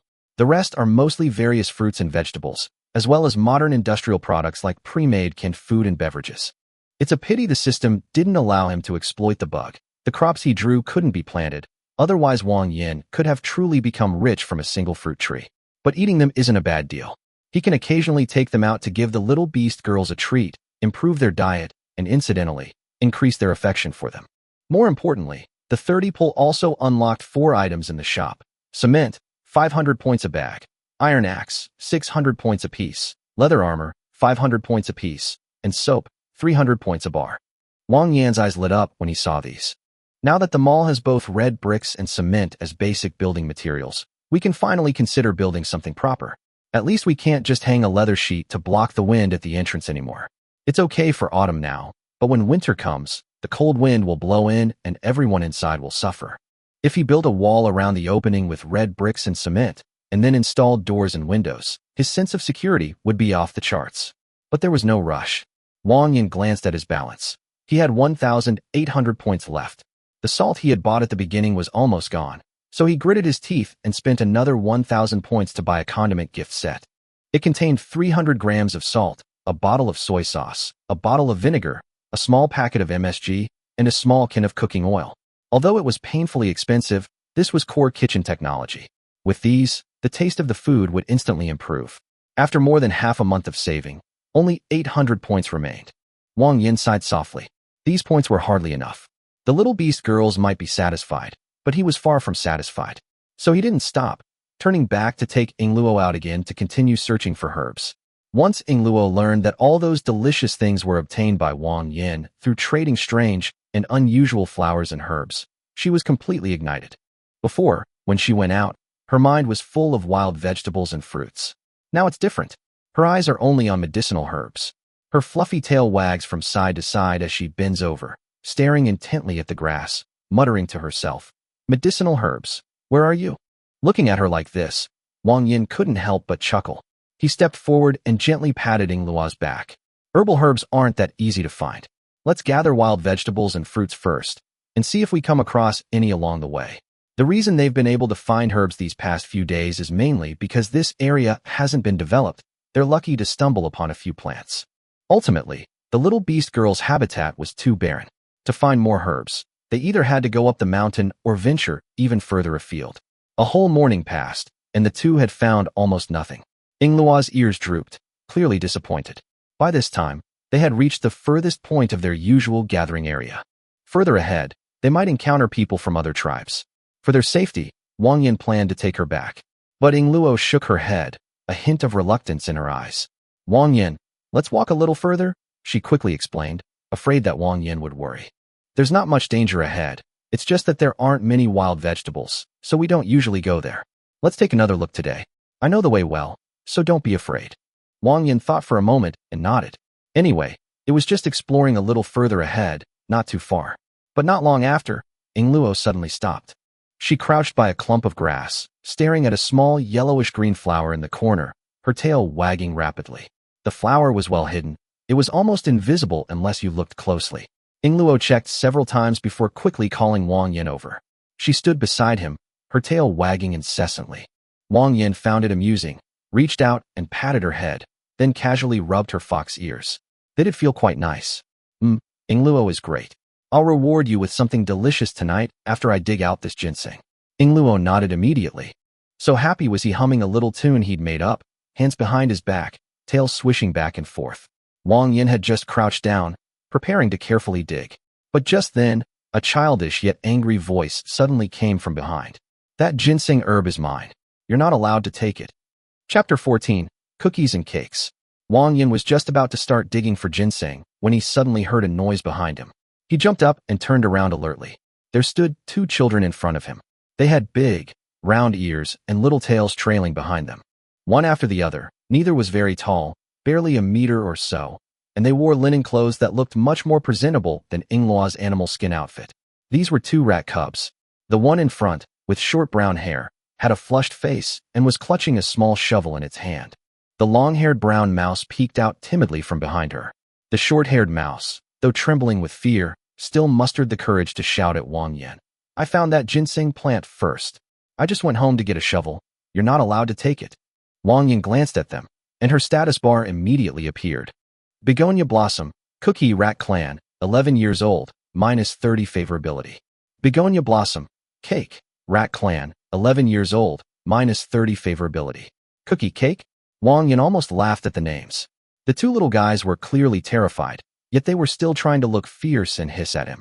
It was actually kind of cute. Cute as they were, this ginseng was a fortune to Wang Yan. Even if the two children were pitiful, he wouldn't just give it away.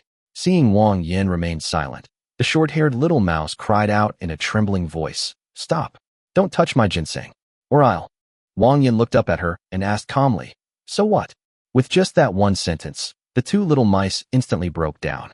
With a wah, Little Biscuit knelt on the ground and cried so hard she could barely breathe. "Big brother, don't dig anymore. This is the herb I'm going to use to save my mother.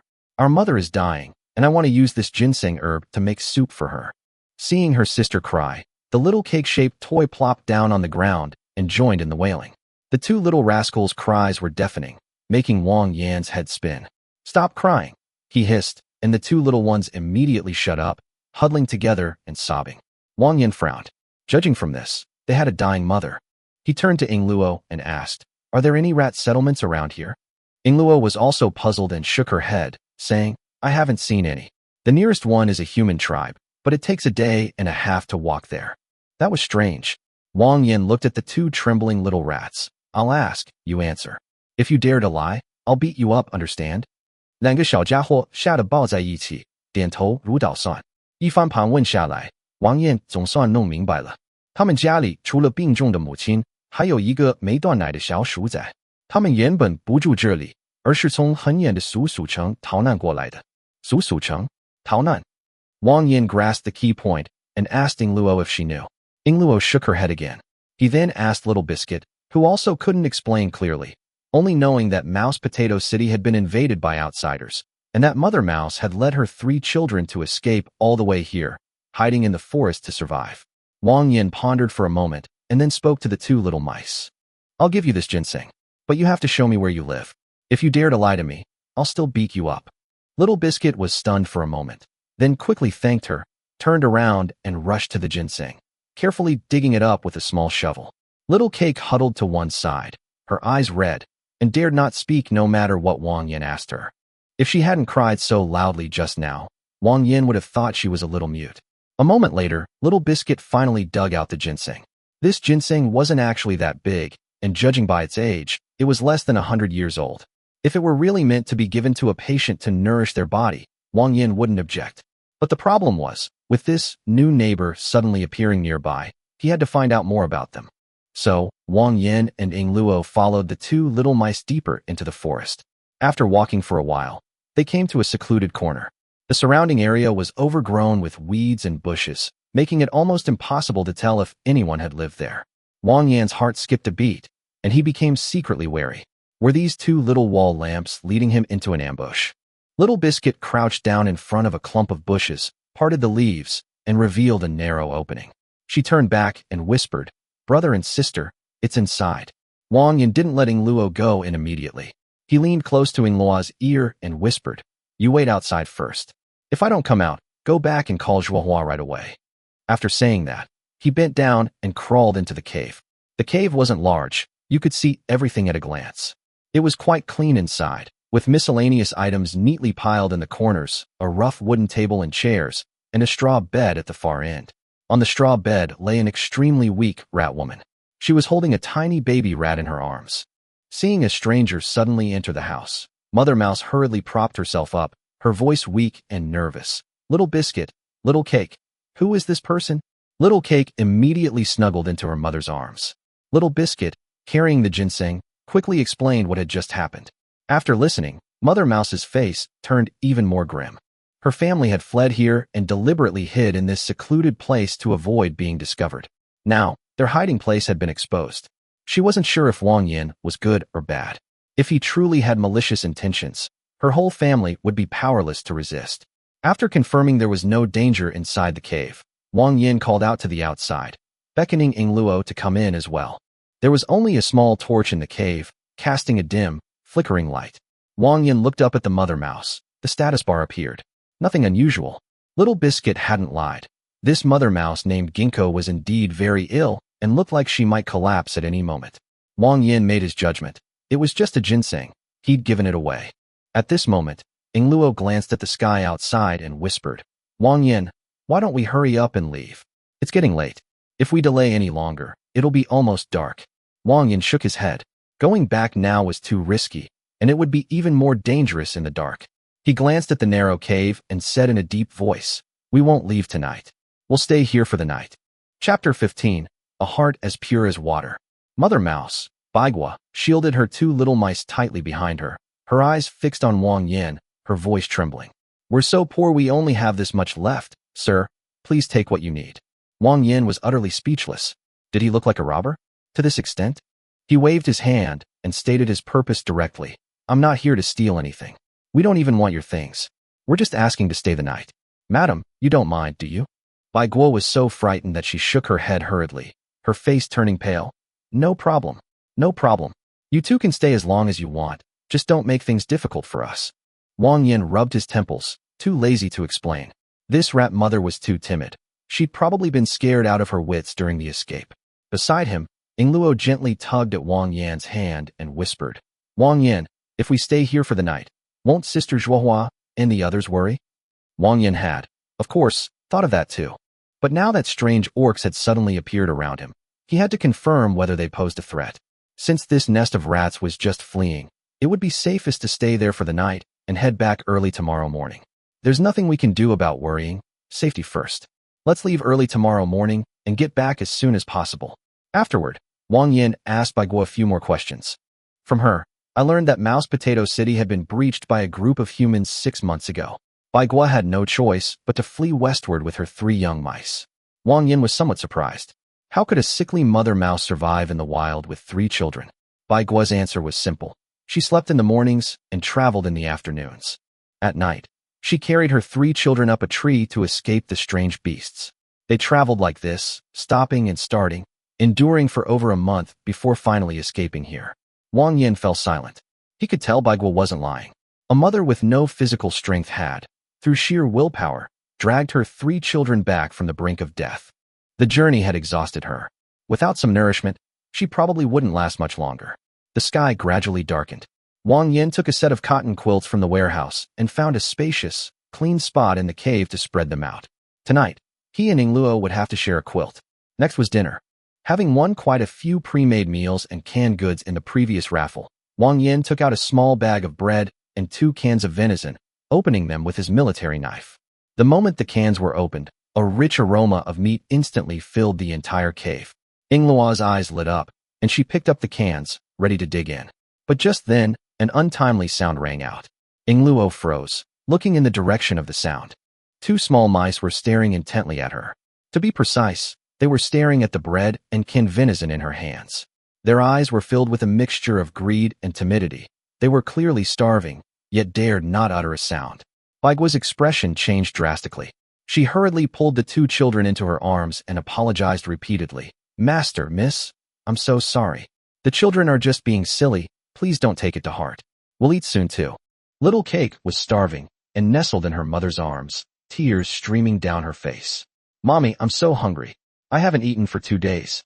Little Biscuit, the older sister, was also pale with hunger, but she stubbornly kept her lips closed, refusing to cry out. The youngest mouse in her mother's arms heard her sister crying and started whimpering and crying too. Bai Guo panicked.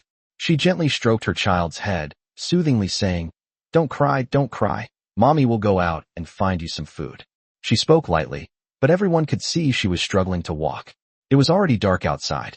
For a sickly mother mouse to go out to find food was tantamount to suicide. Yingluo's ears slowly drooped.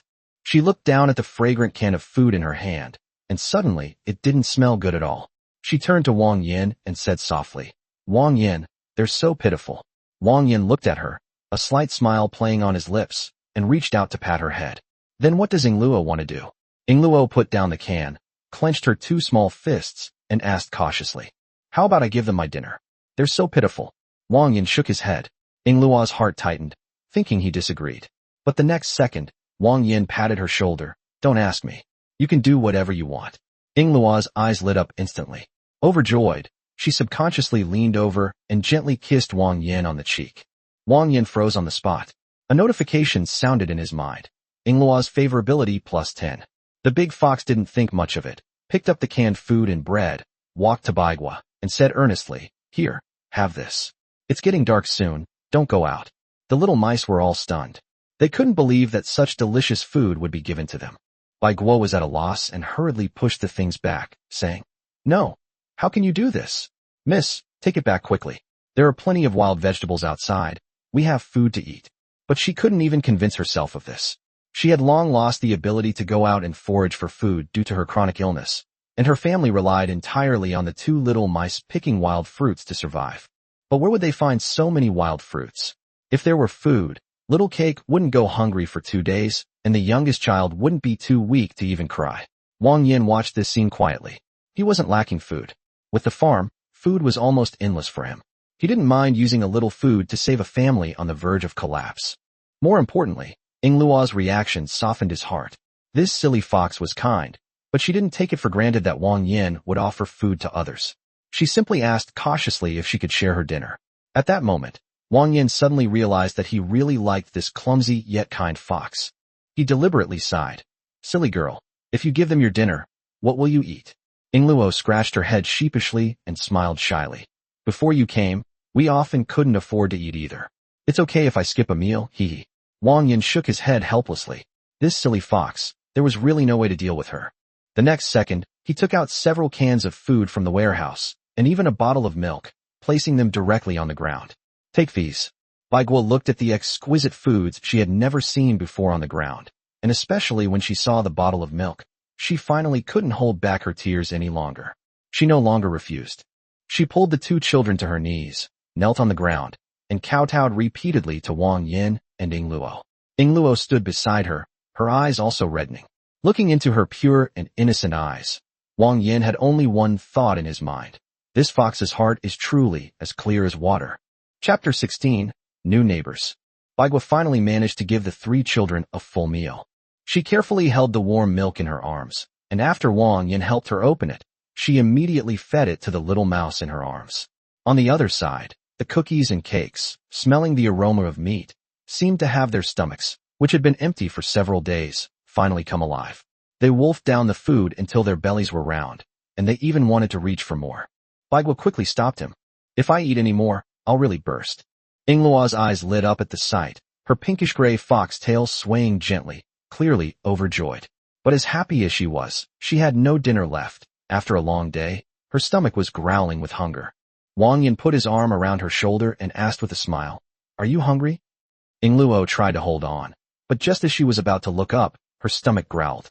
Her fox ears drooped instantly, too embarrassed to look at anyone. Wang Yan couldn't bear to let his silly fox go hungry, so he quickly took out a piece of bread and a jar of meat soup from the storeroom. Yingluo's eyes immediately lit up like stars, and she pounced on him, hugging his neck and planting a kiss on his cheek. Wang Yan was stunned by the kiss, and her ears even felt a little hot.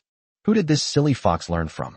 After eating her fill, Little Biscuit carefully placed the remaining food in a corner of the cave, and then wrapped the ginseng layer by layer in a cloth. Since a fire couldn't be lit inside the cave, she planned to wait until dawn to go outside and make soup for her mother. She had seen it before. The gentleman of Rat Potato City loved to drink ginseng soup. With this, Mom will definitely get better. After Baiguo tidied everything up and obtained Wang Yan's permission, she extinguished the torch and moved a large rock to block the entrance to the cave. The two mice, barefoot, squeezed onto the bed, placing the smaller mouse on top of her head, while she herself nestled into Baiguo's arms.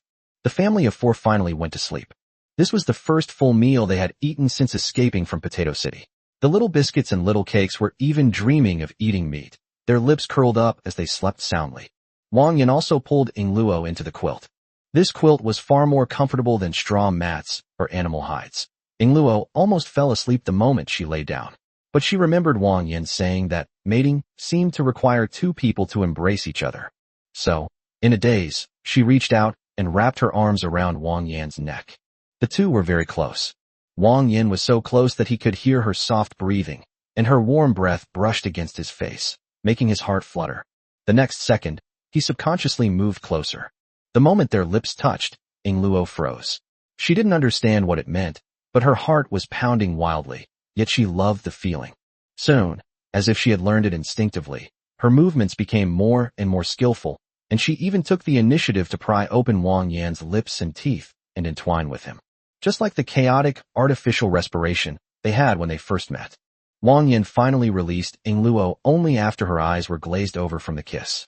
The large fox, as if just pulled from the water, buried its face in his neck, panting heavily. In the darkness, only the pounding of their hearts remained, gradually colliding into the same rhythm. That night, no whispers were exchanged.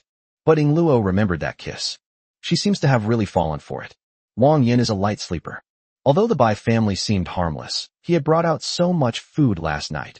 No one could guarantee they wouldn't have ulterior motives. Fortunately, the whole night was quiet, and nothing unexpected happened. Just as dawn was breaking, around 4 or 5 o'clock, Wang Yan woke Yingluo up.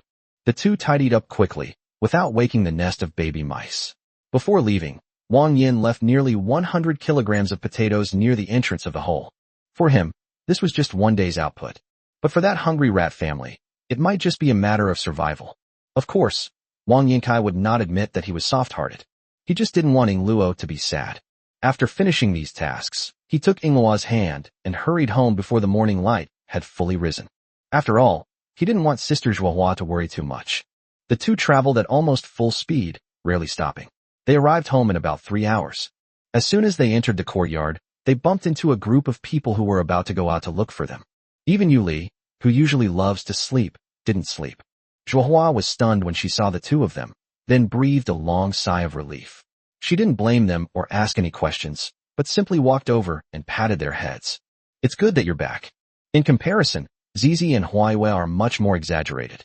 The two pounced on him, and Gigi hugged Wang Yan's waist, her little face almost crying.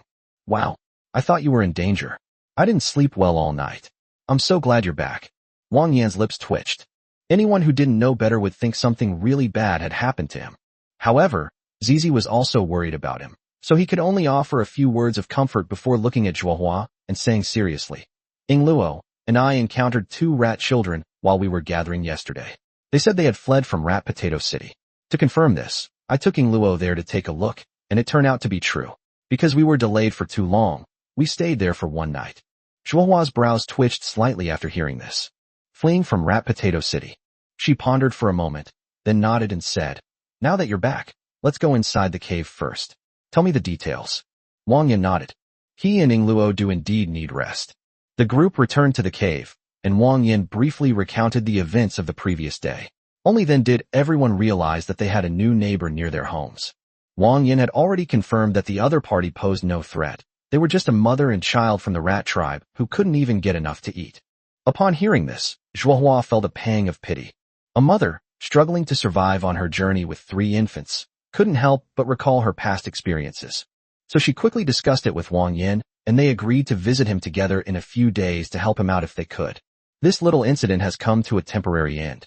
Life at home returned to its original rhythm, gathering, storing, and processing food. Wang Yan was initially puzzled. Since he can get food from the warehouse, why bother hoarding it? Zhuohua's answer was very simple. We can dry the food we can't finish eating. When the merchants come, we can exchange it for useful supplies. We're just sitting around doing nothing anyway, so it's always good to be prepared. This immediately piqued Wang Yan's curiosity. Who exactly is this mysterious merchant that Zhuohua mentioned? Chapter 17, A Stubborn Girl. Late at night, the campfire outside the cave crackled and popped. Wang Yan sat by the fire, holding a blue capsule in his hand, turning it over and over to look at it. This thing is called a basic construction capsule, which he got from a gacha pull. The system didn't explain its function, and he couldn't figure out how to use it, so he just put it in his inventory. He couldn't sleep tonight, so he finally took it out to study it. Beside him, Yuli, carrying a bright silver spear, gave him a cold look. Can't sleep again? Wang Yan's lips twitched. He had a lot to say about this, but he couldn't express it. Ever since that kiss with Ing Luo, that big fox seemed to have flipped some strange switch, wanting to kiss him every night. Occasionally it was alright, but it was happening every single day. And Ing Luo, completely unaware of how alluring she was, would hug his neck and press herself against him. Wang Yan is not a saint. If it weren't for the fact that Zhuohua had to drag him to pay public taxes during the day, he was afraid he wouldn't be able to handle it. So tonight, he decided to come out for some fresh air and keep Yuli company while she stayed up all night. Wang Yan stared at the blue capsule for a long time, but still couldn't figure it out. Finally, he tentatively reached out and gently touched it. The next second, something unexpected happened. The capsule instantly transformed into a ray of blue light, directly entering his mind. A surge of extremely pure knowledge rushed in. His experience in basic construction, such as bricklaying, cement mixing, and foundation laying, was as if it were already etched into his mind, and he mastered it completely in an instant. Wang Yan was stunned. Then, his eyes suddenly lit up. It turns out this thing isn't a construction tool, but a knowledge capsule. He was worried before because he had red bricks and cement, but didn't know how to build a wall. Now, the problem is solved. Thinking of this, Wang Yan couldn't help but laugh. Yuli watched him sitting there, grinning inexplicably, a hint of doubt flashing across her cold face. What is this person doing now? Before she could even speak, a pungent, putrid stench suddenly wafted up from the direction of the cliff. The moment the smell appeared, Wang Yan's expression changed instantly. He had smelled that stench before. A strange beast has arrived. He immediately took a few steps back. Yuli reacted even faster, abruptly standing up, her dark green scales gleaming coldly in the firelight. She gripped her white iron spear tightly, her entire aura hardening as she stared intently at the edge of the cliff. A strange sound came from the darkness. Coo coo coo. Shell. It sounded like something was pounding on bones, or like teeth rubbing against each other. The stench grew stronger and stronger, several times more disgusting than before, and Wang Yan almost vomited on the spot. Yuli's fingers tightened slightly, her knuckles turning white. She knew that the stronger the smell, the more troublesome the thing would be. Soon, a large, pale hand reached out from under the cliff. The hand looked like a corpse that had been dead for several days. The skin was grayish-white, with faint signs of lividity. The 5 fingers were gripping the cracks in the rock, tearing fissures into the cliff face. Then, a huge monster slowly climbed up the cliff. It was 2.5 meters tall, with tangled, dry, gray hair, long, thin limbs, and a body that looked like a skeleton covered in skin, so pale it didn't seem alive. The most disgusting thing is that face. Its facial features are somewhat human-like, but its mouth protrudes forward strangely, filled with jagged fangs. It looks like a rotting dog's face. Behind it followed 2 small dog-headed monsters. The 2 smaller ones bared their teeth and growled at Yuli, but the larger one didn't pounce immediately. Instead, it crawled on all 4s, arched its back, and paced back and forth in place. It's like observing prey. Yuli took a deep breath, her eyes turning completely cold. The next moment, she moved first. A dark green figure burst forth from the night, the spear in his hand drawing a silver streak, as fast as lightning. With the pure iron spear given to her by Wang Yan, Yuli's combat strength was completely transformed. She was not lacking in practical experience. What she lacked was a suitable weapon. Now, the gun is in my hand, and so is the intent to kill. As soon as the 2 small dog-headed monsters pounced, the spear pierced their throats. Uft, uft. Before the blood could even spurt out, Yuli flicked her wrist, and the tip of her spear pierced the giant dog-headed man again. The giant kobold emitted a piercing screech sound as it swung its claws in a sweeping motion. Yuli dodged to the side, her spear piercing through one of its ribs before being swiftly pulled out. She continued moving, her spear flashing, and within moments, all 3 monsters were riddled with wounds. Finally, she raised her long leg high and kicked out with 1 foot. Bang! The giant kobold was kicked backward and sent flying, tumbling down the cliff along with the 2 smaller monsters. Wang Yan's heart tightened upon seeing this. He knew that the beast's corpse could not be left behind. This thing is poisonous, so the meat is inedible. If the corpse rots, it will form a poisonous miasma within a day at most, so it must be dealt with as soon as possible. But compared to that, he cared more about Yuli. He strode forward and, before Yuli could react, grabbed her hands to examine them. Sure enough, her hands were still trembling slightly. Wang Yan frowned, intending to scold her. But when he looked up and saw Yuli's still indifferent yet clearly defiant face, his words turned into a sigh. This monster, is this the first time it's appeared tonight? Yuli's cheeks flushed slightly as he held her hand, but she still responded softly. Wang Yan's expression darkened further. When did it start? 3 days ago.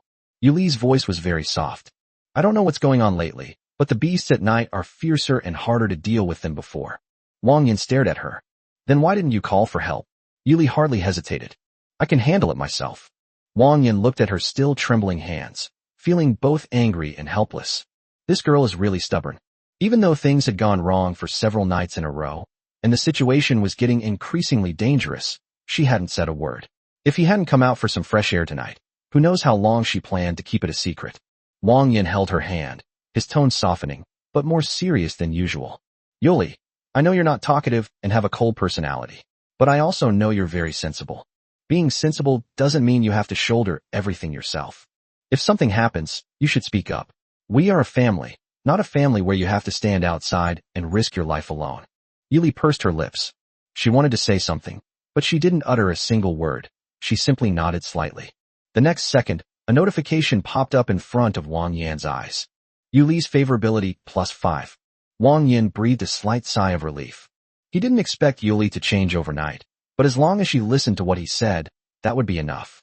Tonight's incident also served as a wake-up call for Wang Yan. The monsters at night are getting stronger, and there may be more and more of them. Defense measures must be arranged as soon as possible. He didn't want to see this stubborn girl get hurt because of her stubbornness one day. Chapter 18. Yuli's Heart Knot. Wang Yan's biggest headache right now is the defense of the courtyard. He came up with 2 ideas. First, build a brick wall around the edge of the cliff, leaving only one opening.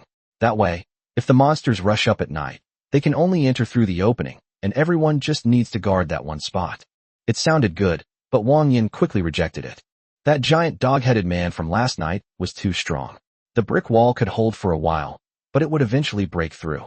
It was a waste of effort. The second method is more reliable.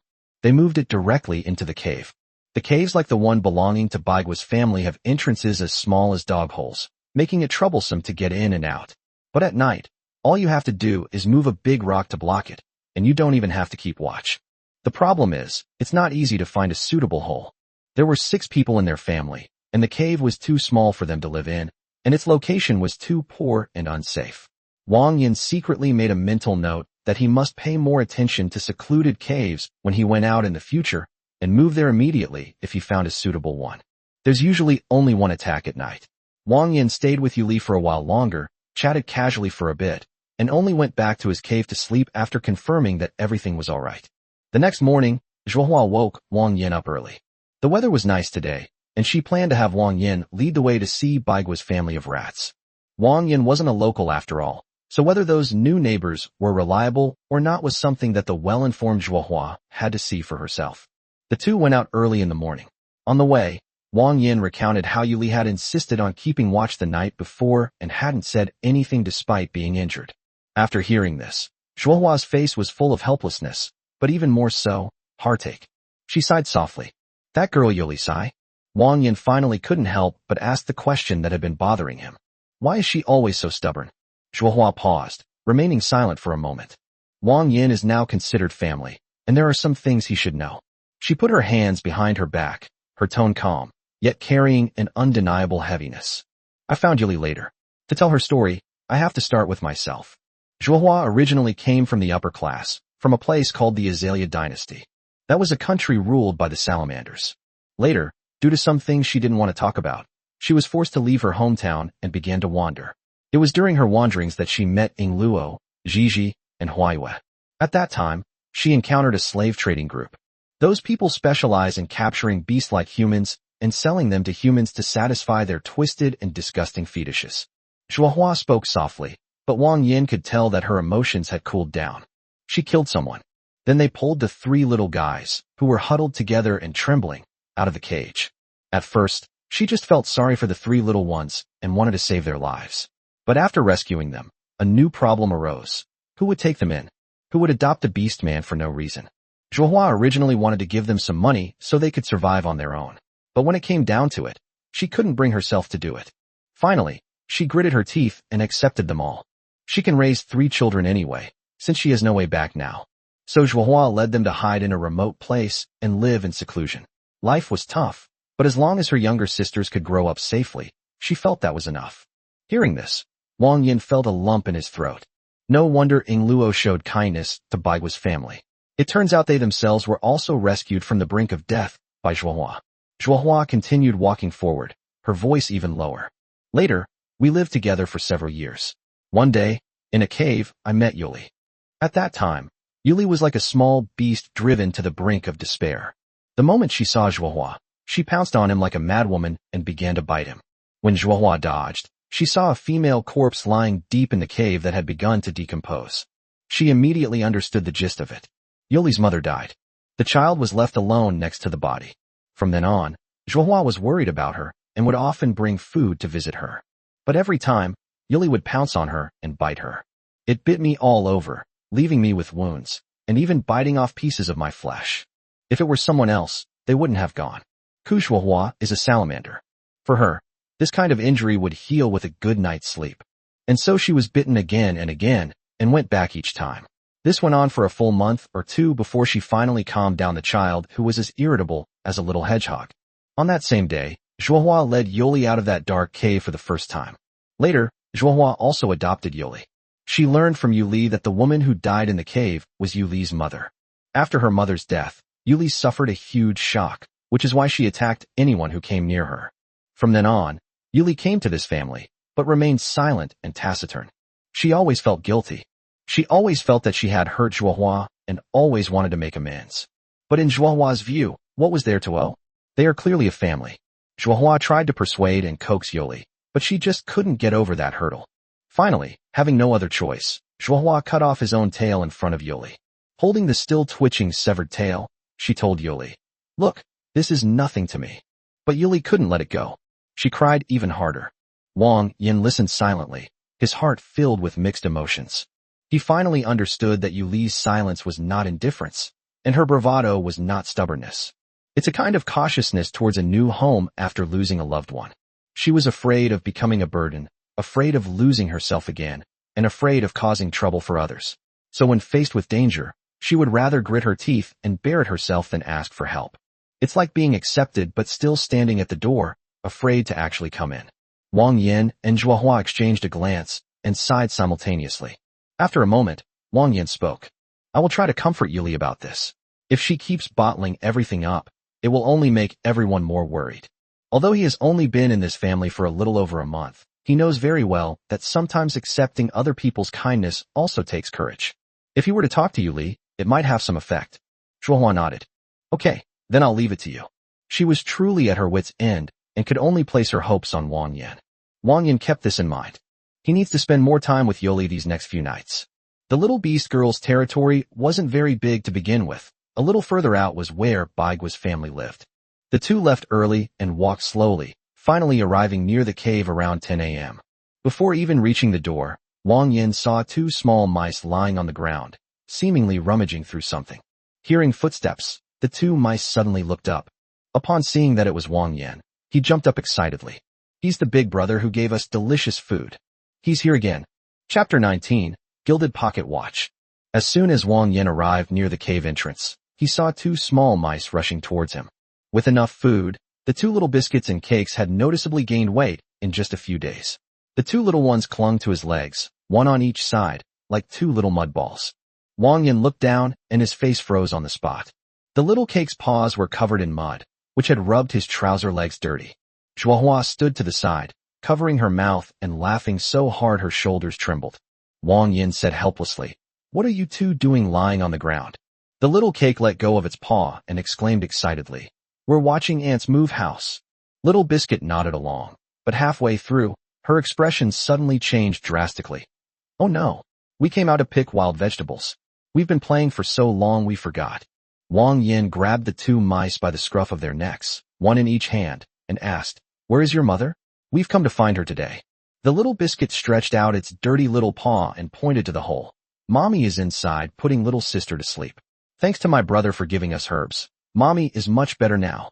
Wang Yan put the two mice down, patted his soiled trouser legs, and walked towards the cave entrance. Zhuohua followed behind, smiling, and said, "It seems you really like children." Wang Yan immediately frowned and waved his hand. "Who likes them? The two little things are always making a racket. It's so annoying." Zhuohua didn't expose him, but just went along with it, saying, Yes, you hate children the most." After saying that, she suddenly took two quick steps, leaned close to Wang Yan's ear, and whispered in a voice that was almost ticklish, "If I gave birth to one for you, wouldn't you find it annoying?" Wang Yan paused, her ears turning red instantly. He pretended not to hear and continued walking. Zhuohua watched his retreating figure, her smile deepening. Ever since they had been honest with each other, she had been trying her best, but unfortunately, it was too difficult for a beast man and a human to conceive, and her belly remained empty. She gently licked her lips. "Looks like I'll have to try even harder tonight." Wang Yan was unaware of Zhuohua's ulterior motives. He arrived at the cave entrance and looked down. The entrance was small. The rat tribe could easily squeeze in, but it was difficult for him, a grown man, to enter. Not to mention Zhuohua. Although she is petite, her salamander tail is long and thick. If someone were to force their way in, their tail would be scratched. So Wang Yan bent down and called into the cave. "Baigua, are you there? Come out and talk to me." A flurry of activity soon came from inside the cave. Baigua recognized Wang Yan's voice and quickly put the little mouse in her arms onto the bed, then hurriedly scrambled out. As soon as she saw Wang Yan, her knees buckled and she knelt on the ground. "Sir, my benefactor, Thank you for your generosity. If it weren't for you, my family really wouldn't be able to survive. Her voice was trembling, and her forehead was almost touching the mud. Wang Yan glanced at her favorability rating. It was already at the maximum of 100 points. It wasn't an act. She was genuinely grateful. He waved his hand. The gift was from the girl who was with me last time. If you want to thank her, thank her. If it were just me, I wouldn't care. Bai Guo remained kneeling, tears streaming down her face. That was 100 kilograms of potatoes. If eaten sparingly, it would be enough for the mother and her 3 daughters to survive the 3 most difficult months of winter. For Bai Guo, who had already given up hope, that wasn't just food, it was life itself. She choked up as she said, "That fox lady was kind, and you were kind too. You are both such good people." After saying that, Bai Guo seemed to have made up her mind. Suddenly, she got up from the ground, grabbed a corner of her linen skirt, and forcefully tore off an old patch. The next second, a small, golden thing rolled out from the interlayer. Bai Guo hurriedly picked it up, tucked it into his bosom, and carefully wiped it with his sleeve before presenting it to Wang Yan with both hands, as if offering up the most precious treasure. "Sir, I really don't know how to repay you. Please accept this pocket watch, and don't be offended by it." Pocket watch? Wang Yan raised an eyebrow, immediately showing interest, and reached out to take it. It was a small, gleaming gold pocket watch, quite small in size, resembling a wristwatch in Wang Yan's hands. Clearly, it was designed for the petite size of the rat race. The outer shell is shiny, and it is very well preserved. He gently pressed the top button, and the watch cover popped open with a click. Inside was a slowly rotating clock face and a gray-white photograph. Wang Yan's eyes flickered slightly. This world possesses highly sophisticated mechanical craftsmanship and photographic technology. Otherwise, such a thing could not be made. Zhuohua also leaned over for a look and whispered, "The outer shell isn't dull.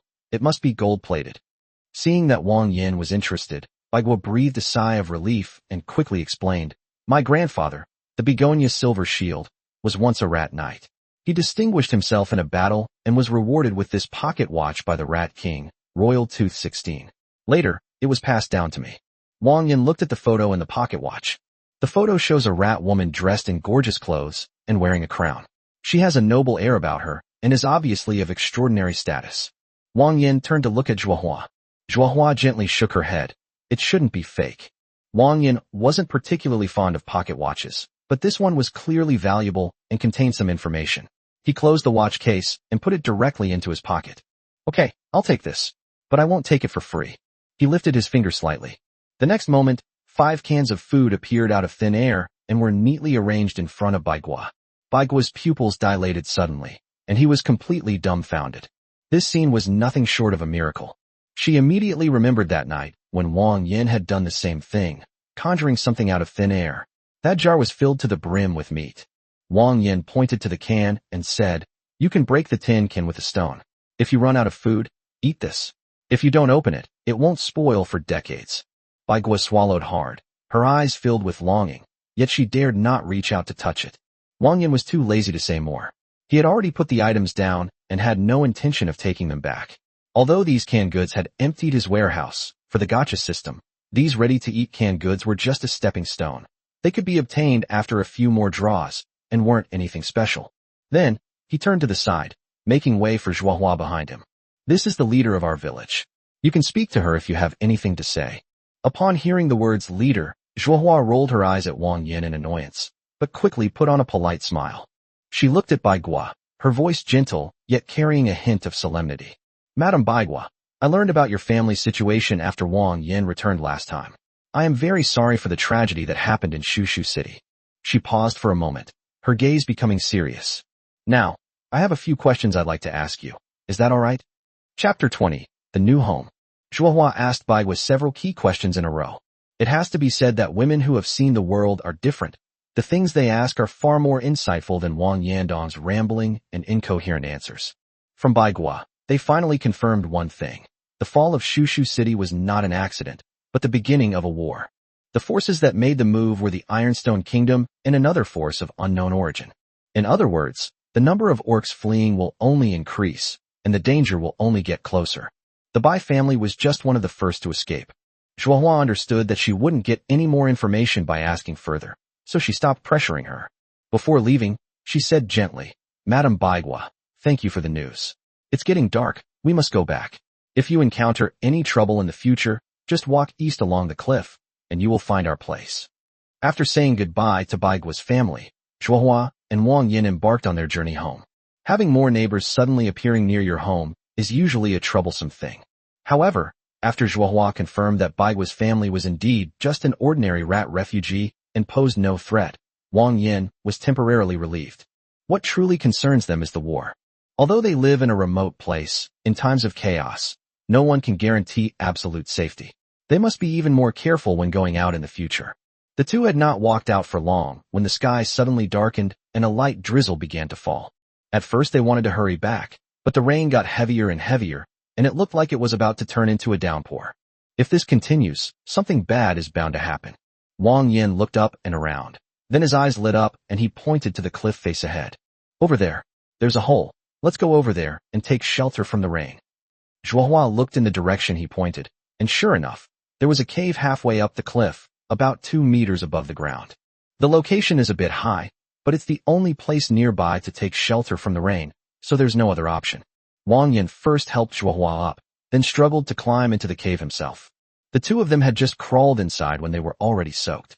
Wang Yan's first reaction was to find firewood to start a fire, but the cave was completely bare, with nothing but rubble. The terrain here is too high for even wild animals to get in, let alone dry branches and grass. A gust of cold wind blew, and Wang Yan couldn't help but shiver. But the next second, he froze. Wait, where did the wind come from? The wind in the cave means it's not a dead end. There must be more space ahead. Wang Yan and Zhuohua exchanged a glance and instantly understood each other's meaning. "Let's go in and take a look." Wang Yan had acquired night vision from the little beast girls, so darkness had little effect on him. He took Zhuohua's hand, and the two of them carefully made their way deeper into the cave, clinging to the rock wall. The further we went in, the more something seemed off. After turning a few corners, Wang Yan clearly felt the temperature rise. Outside, the rain was bitterly cold, but inside the cave, it had become warm. Further ahead, at the last bend, a soft light was reflected on the rock face. Wang Yan paused, then lowered his voice. "There's light." There was light in this deep mountain cave. Is it a human, a beast, or something else? Zhuohua's expression also turned serious. Wang Yan gestured for her not to move, and then, pressed himself against the rock wall, slowly peered inside. He froze at the sight of her. What we were looking at was not a wild animal's den at all. It is a true underground paradise. The cave is extremely large, covering several thousand square meters. In the center is a crystal-clear, emerald-green pool of water, its surface shimmering with a faint glow. The rock walls were covered with glowing vines, and strings of glistening fruits hung from the top, illuminating the entire cave as if it were daytime, like natural chandeliers. Luminous plants, minerals, pools, and vegetation have formed a complete little world here. Quiet, warm, and secluded. Wang Yan's breath hitched for a moment. Then he couldn't contain his excitement and turned around to call out, "Zhuohua, come here quickly." Zhuohua walked to his side, her pink eyes reflecting the scene, and she couldn't help but be startled. "Here." Wang Yan's voice shone brightly. "A large natural cave. Isn't this the place he's been looking for? Outside there are strange beasts, war, and refugees. No matter how secluded your original dwelling is, it is ultimately not safe enough. But it's different here. The cave entrance is high and hidden, and the interior space is huge, warm, and dry. Once they move in, the little beast girls will have a truly safe new home." Wang Yan was about to rush in to check when Zhuohua grabbed him. "Don't rush, let's go together." Wang Yan then calmed down. If they could find such a good place, others might too. It's too risky to go in alone, especially if there are people hiding inside or some danger. So the two of them walked into the cave side by side and explored it carefully. The result completely put their minds at ease. Besides the naturally growing plants and a few field mice and rabbits, there wasn't a trace of any large wild animals in the cave. It was so clean, it looked like a refuge prepared specifically for them. Wang Yan put his hands on his hips, looked around, and became more and more satisfied. This place is absolutely amazing. Zhuohua looked at his expression and immediately guessed what he was thinking. "You want to move here?" Wang Yan nodded without hesitation. "That's right." Zhuohua, however, reminded him. "The place is big, but where will we stay? We can't all just sleep on the floor." Upon hearing this, Wang Yan's lips immediately curled up. "Don't worry about that." With a thought, he directly spent 2 points to exchange for 2 red bricks. The red brick appeared out of thin air in his hand. Use this. Zhuohua stared at the 2 bricks, paused for a moment, and then couldn't help but chuckle. Oh my, you can even conjure bricks. It seems there's nothing you can't do. Wang Yan already had a plan in mind. With the site and building materials secured, the next step is to bring all the younger sisters over and complete the move before winter. As long as they live in this cave, even if the mountains are blocked by heavy snow outside, they can safely get through the entire winter without wearing cotton-padded clothes. This is like a new home falling from the sky. After all this trouble, it's already dark, and the torrential rain hasn't stopped outside. We definitely won't be able to go home tonight. Wang Yan found a dry, open space and prepared to light a fire to keep warm. Their clothes were already soaked through by the rain, clinging to their bodies, wet and cold. If they weren't dried soon, their bodies wouldn't be able to take it. While he was busy tidying up, he said to Zhuohua, "Quickly take off your clothes and dry them. I brought a blanket, so dry yourself off and wrap yourself in it first." Zhuohua watched Wang Yan's flustered state, and a slight smile appeared on her lips. She approached slowly, her tone slightly teasing. "According to you humans, salamanders should be considered amphibians, right? I'm not afraid of water."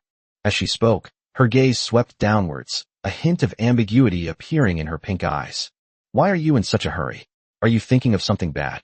Chapter 21. Preparing to move. Inside the cave, the campfire crackled, and 2 wet clothes hung by the fire to dry slowly. Wang Yan and Zhuohua tossed and turned for most of the night, until the firelight was almost fading and the cave finally quieted down. Zhuohua nestled in his arms, her face still flushed with satisfaction, like a clingy kitten, refusing to let go. Wang Yan looked down and asked her, "Are you hungry?" Zhuohua replied softly, "A little. Let's eat first."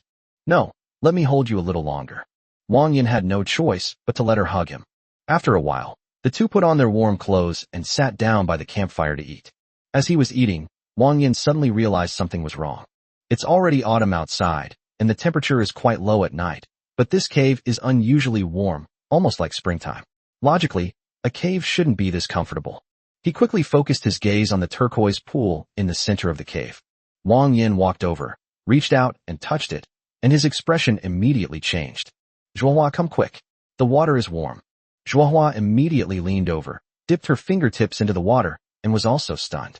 There really is something wrong with this pool of warm water.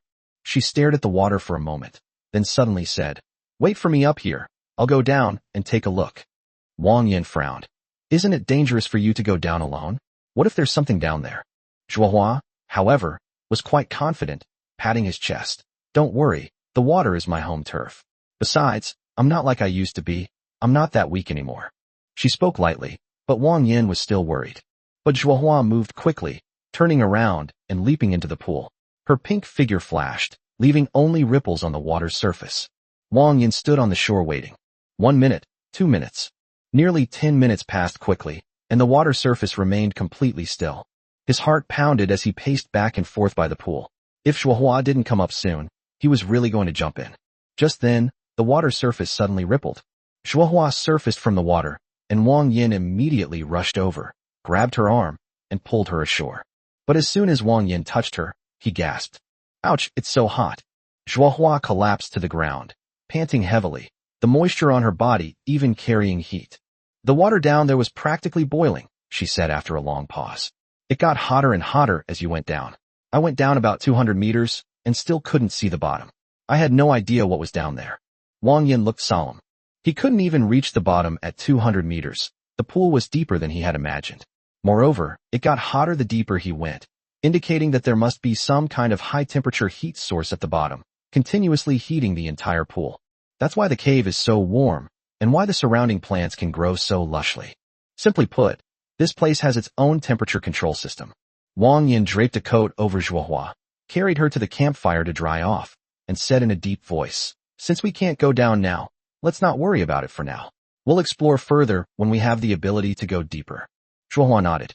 At least she didn't encounter any dangerous creatures during her long dive. This means the shallow part of the pool is safe. That's enough for them. This cave is secluded, warm, has water and plants, and can keep out most strange beasts. It's practically a natural safe house. Wang Yan and Zhuohua exchanged a glance and made a decision at the same time. Move place. The sooner the better. Once we move here, we won't have to worry about monster attacks every day in winter, nor will we have to take turns keeping watch until we have a mental breakdown. That night, the two of them wrapped themselves in quilts and slept in the cave. The next morning, just as dawn broke, Wang Yan and Zhuohua packed their things and rushed home. About an hour later, the two returned to the original cave. Several little beast girls immediately surrounded them upon seeing their return. Although the two hadn't returned all night, no one was too worried. After all, the strongest fighter in the household wasn't Yuli, but Zhuohua. Wang Yan didn't beat around the bush and announced directly, "We're getting ready to move." The little beast girls were all stunned. Yinglu blinked. "Moving?"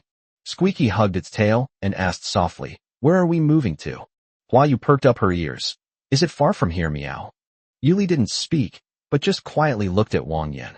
Zhuohua continued, "It's not far. It's a new cave we discovered yesterday. It's very secluded and warm, much safer than here. Autumn is already halfway over, and winter will be here soon, so we must move there as soon as possible." Wang Yan added, "Starting today, let's stop going out to collect materials and focus on packing our things." The little beast girls looked at each other and quickly accepted the decision. After all, they all know that winter is the real challenge. Finding safer accommodation now is certainly a good thing. Wang Yan waved his hand, looking relaxed. "Don't worry about moving things, I can handle it." He has a system warehouse that stores items by weight, with a maximum of 1 ton. What would be a major undertaking for others is simply a matter of making a few more trips for him. But Huayu shook her head and reminded her, "It's not about the things, what about that winged woman in the cat cave, Meow?" One sentence silenced Wang Yan. "Delia, that sky sprite that fell from the sky." When Wang Yan took her in, he only intended for her to recover from her injuries and wake up before anything else. But this woman, while her injuries had long since healed, remained unconscious. "I slept for almost a month." If she weren't still breathing, Wang Yan would have suspected that she had become a bedridden woman. He rubbed his temples. "I'll go take a look." After saying that, he turned and went into the house. Delia remained lying there, her long, silvery white hair cascading down her sides, her wings drooping silently behind her. Her wounds had healed, and her skin had recovered considerably, though her complexion remained somewhat pale. Wang Yan raised his hand and patted her face. No response. He increased the force slightly. Still no response. Wang Yan's lips twitched. "You can really sleep a lot. We're moving soon. We can't just pack her up and take her with us like cargo, can we?" Just as Wang Yan was having a headache, Zhuohua suddenly leaned over, her eyes gleaming with a sly look. She glanced at Delia on the bed, then whispered a few words in Wang Yan's ear. Wang Yan's eyes widened immediately after hearing this. "Seriously? Are you sure you want to do this?" Zhuohua blinked, looking completely innocent. "Anyway, these Mililas aren't exactly good people to begin with. What if she wakes up after being stimulated? If she doesn't wake up, at least it'll teach her a lesson." Wang Yan looked at Delia, who was unresponsive on the bed, and then at Zhuohua, who had a mischievous grin on her face. The atmosphere suddenly became subtle. Moving was imminent, and this sleeping sky sprite became the problem they had to solve first. Chapter 22, The High and Mighty Race, Supplement. Wang Yan ultimately did not heed Zhuohua's advice. The sky elf Delia before him had golden hair spread out on the bed, her features exquisitely beautiful, and she exuded an innate nobility, like Sleeping Beauty. But Wang Yan knew in his heart that this was no ordinary elf. As Zhuohua had said before, the sky elves are not the kind of race that only knows archery and magic. Their true strengths are far more outrageous than imagined. Wang Yan stared at Delia for a long time and found that her injuries had basically healed, but she was still unconscious and her condition was very similar to that of a vegetable. He suddenly remembered the tropes in TV dramas. If the patient is unconscious, you should talk to them more to stimulate them. Then Wang Yan's eyes lit up, and he leaned close to Delia's ear, lowering his voice to say, "If you don't wake up soon, your noble body might be touched by the lowest of the low, the very people you despise the most." The words had barely left his mouth. Delia on the bed suddenly opened her eyes. "Don't want." A scream nearly deafened Wang Yan. It turned out that Delia, who was unconscious, had a nightmare. In the dream, a large rat was eyeing her and was climbing up her clothes, but she couldn't move and could only watch helplessly as the horrific scene unfolded. As a high-ranking sky spirit, what she cannot tolerate most is being touched by people from the lower classes. This nightmare woke her up in fright. Wang Yan rubbed his ears and waved to Delia, who was huddled in the corner of the bed. "Hey, are you awake?" Delia used her large wings to shield herself, curling up into a ball, her pupils still trembling. After a long while, her vision slowly focused, and her memories gradually returned. I am here. Wang Yan looked smugly at the little beast girls. See? One sentence, and they're awake. Delia then remembered that she had fallen and was seriously injured, and before she died, she had asked the salamander for help. In other words, this must be the salamander's dwelling. But when she saw her surroundings clearly, her expression changed instantly. Cave, straw mat, animal skin. Crude, rudimentary, and inferior. Her wings began to tremble slightly. I spent the time I was unconscious here. Wang Yan had expected her first words upon waking to be gratitude, but instead, she started with complaints. He didn't tolerate it and shrugged, saying, "That's right. Not only do you live here, but you also drink the cheapest, unseasoned meat soup every day, and you sleep with us lowly people at night." Upon hearing this, all color drained from Delia's face. The next second, her stomach churned, and she struggled to run out. But she had been unconscious for too long, and her legs had no strength at all. She fell to the ground after taking only 2 steps. Even so, she scrambled to the edge of the cliff outside the cave using both hands and feet, and then, leaning against the rock wall, began to vomit violently. Wang Yan couldn't help but find this scene amusing. These sky sprites are ridiculously delicate. It took Delia a while to recover. She tried to stand up unsteadily, but her legs gave way and she almost fell off the cliff. At the crucial moment, a large hand grabbed her arm. Wang Yan pulled her back and asked casually, "Feeling better now?" Once Delia regained her footing, she immediately withdrew her arm, as if even the slightest touch was unbearable. She rubbed her forehead for a moment to catch her breath, then quickly composed herself. When she looked up again, she had regained her noble, elegant, and condescending demeanor. "I'm very sorry for my outburst. I've remembered what happened earlier. I won't forget about the payment." Despite her still being physically weak, her tone remained indifferent, as if she were bestowing charity upon someone. Wang Yan was too lazy to beat around the bush with her and went straight to the point. "Enough with the nonsense. Where's the payment? Hand it over." Delia looked away slightly. For her, who was used to standing in a high place and giving orders, being urged to pay her in this way was obviously very unfamiliar. "The payment will have to wait 2 days. My servant will bring it then." Upon hearing this, Zhuohua seemed to remember something, tiptoed closer to Wang Yan's ear, and whispered, "Those Malairas can't do anything. They rely entirely on those iron lumps to take care of their daily lives. Without those iron lumps, they basically can't live a normal life." She should have already started calling for help, and it will probably take 2 days for her to arrive. Wang Yan nodded slightly, then asked in a low voice, "When her iron lump arrives, will she turn her back on us?" Zhuohua thought for a moment. Probably not. These free-range chickens value their reputation the most. That's what he said, but Wang Yan still kept a watchful eye on things. He looked at Delia and said calmly, "Fine, we'll trust you this once. You can stay for 2 days if you want." Delia nodded slightly. "Thank you very much. My Miriam will arrive in 2 days, and I will certainly give you a generous reward." Since this troublesome situation meant staying home for another 2 days, Wang Yan decided to postpone the move for now. He could officially move in after sending Delia away. However, it's still necessary to familiarize yourself with the roads to your new residence beforehand. Wang Yan briefly explained things to the little beast girls and decided to take Luo, Gigi, and Huaiwa to the cave first, and also clear a vacant lot so that they could build houses later. Zhuohua stayed behind to look after the house, and also to keep an eye on Yoli, who was still fast asleep. After Wang Yan and his men left, only Delia, Zhuohua, and the sleeping Yoli remained in the cave. After a moment of silence, Delia suddenly spoke. "It's unlikely that salamanders would appear at the bottom level." Her tone remained indifferent, yet it carried a scrutinizing quality. Like the sky elves, the salamanders are among the top-tier races of the abyss. Under normal circumstances, they would never appear in such a low-level area. Zhuohua didn't bother with her at all, and just casually threw out a sentence. "I'm a bastard, so what? Is that a problem?" Chapter 23. The Meaning of Family. Zhuohua never had a kind look towards the sky elves. So Delia wanted to talk to her? Absolutely not. Delia wasn't surprised. She had encountered the salamanders when she was on the top floor and knew that these people were all stubborn and difficult to communicate with. Neither of them spoke again, and the courtyard became awkwardly quiet. But the situation was completely different for Wang Yan. The little beast girl's eyes lit up as soon as they entered the natural green cave. They had never seen anything like it where they had lived since childhood. Everywhere they looked, there were glowing plants, soft soil, and a large space where they could run around freely. Squeak was so excited that its tail was practically wagging. It ran and looked around, its big chestnut red eyes full of little stars. Wang Yan, are we really going to live here from now on?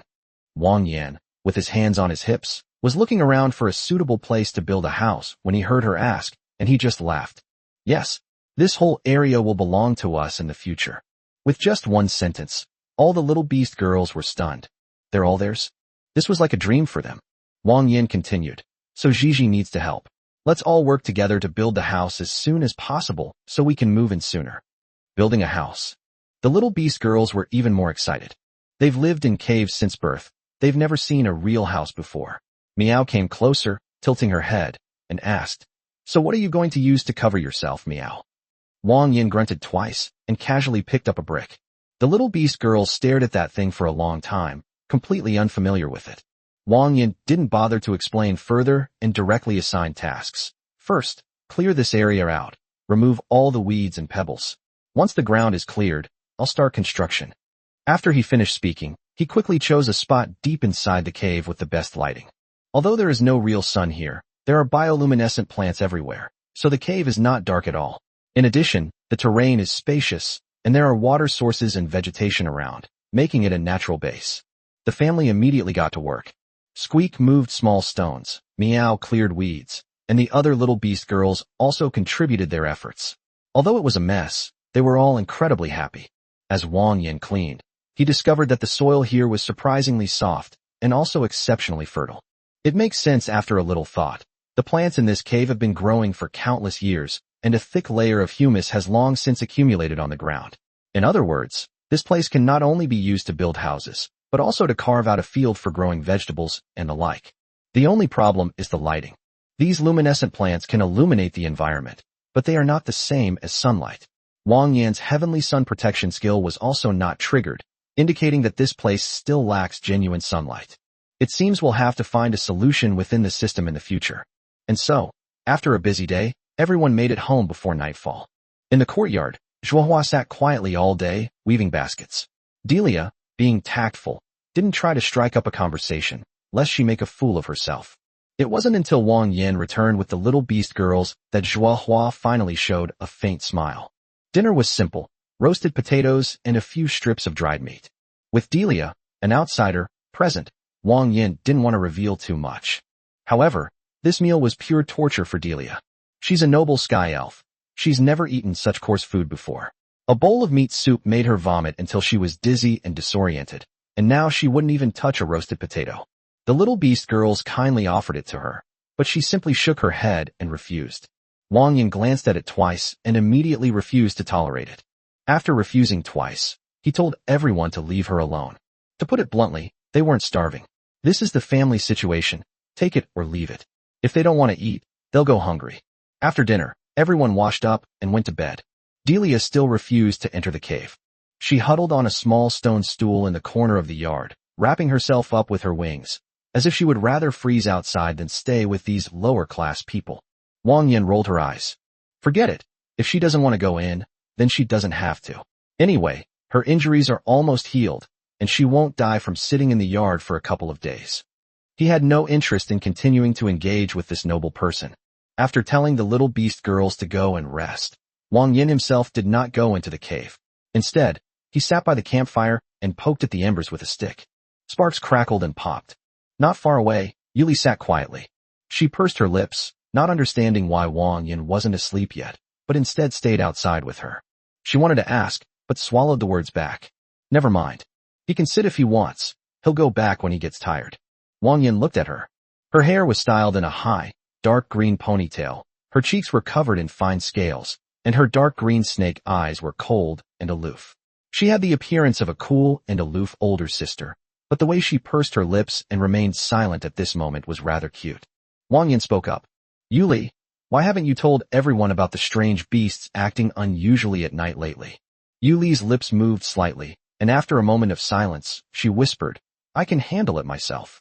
Wang Yan looked at her and asked, what if 3, 4, or even 5 people come later? Will you still have to handle it all by yourself? Yuli couldn't answer. After a long pause, she finally managed to say, I will resolve all the troubles and protect everyone. These words sounded very firm, but Wang Yan only felt heartache. This girl has always carefully protected everyone in her own way, but she has never been willing to talk about the pressure she is under. Wang Yan lowered his voice. Yuli, if you got hurt because you were being reckless, who do you think would be the most heartbroken? Yuli lowered her head and did not answer. Wang Yan continued. Zhuohua has already told me about you. I understand you. You're a good girl, just too reserved. Yuli's snake-like eyes trembled slightly. Wang Yan looked at her and said, word by word, you always keep things to yourself, thinking that by taking it all on, you're doing everyone a favor. But have you ever thought that this isn't how family members interact? Yuli's voice trembled. Am I being selfish and pretentious? I know everyone is so kind to me, but I can't accept it. I did that to Sister Zhuohua before She couldn't continue. The guilt pierced her heart like thorns, making her yearn to get closer, yet afraid to truly integrate. Wang Yan moved closer to her and gently put his arm around her shoulder. No. Yuli was stunned. Wang Yan said earnestly. Yuli is a very, very good girl. You are not selfish, nor are you being pretentious. You just cherish everyone's kindness too much, which is why you want to shoulder all the dangers by yourself. But true family members don't just do their own thing and not bother each other. Family means sharing burdens and facing dangers together. It's not about you standing in front and getting hurt while everyone else is oblivious. Yuli raised her head, her eyes glistening with tears. Wang Yan looked at her, his tone gentle yet firm. So listen to me. Tell the sisters about the recent situation tomorrow. If there are any problems, we can solve them together, okay? The campfire reflected in Yuli's eyes, and Wang Yan's words were gradually imprinted into her heart. Help each other and overcome risks together. So this is what family truly means.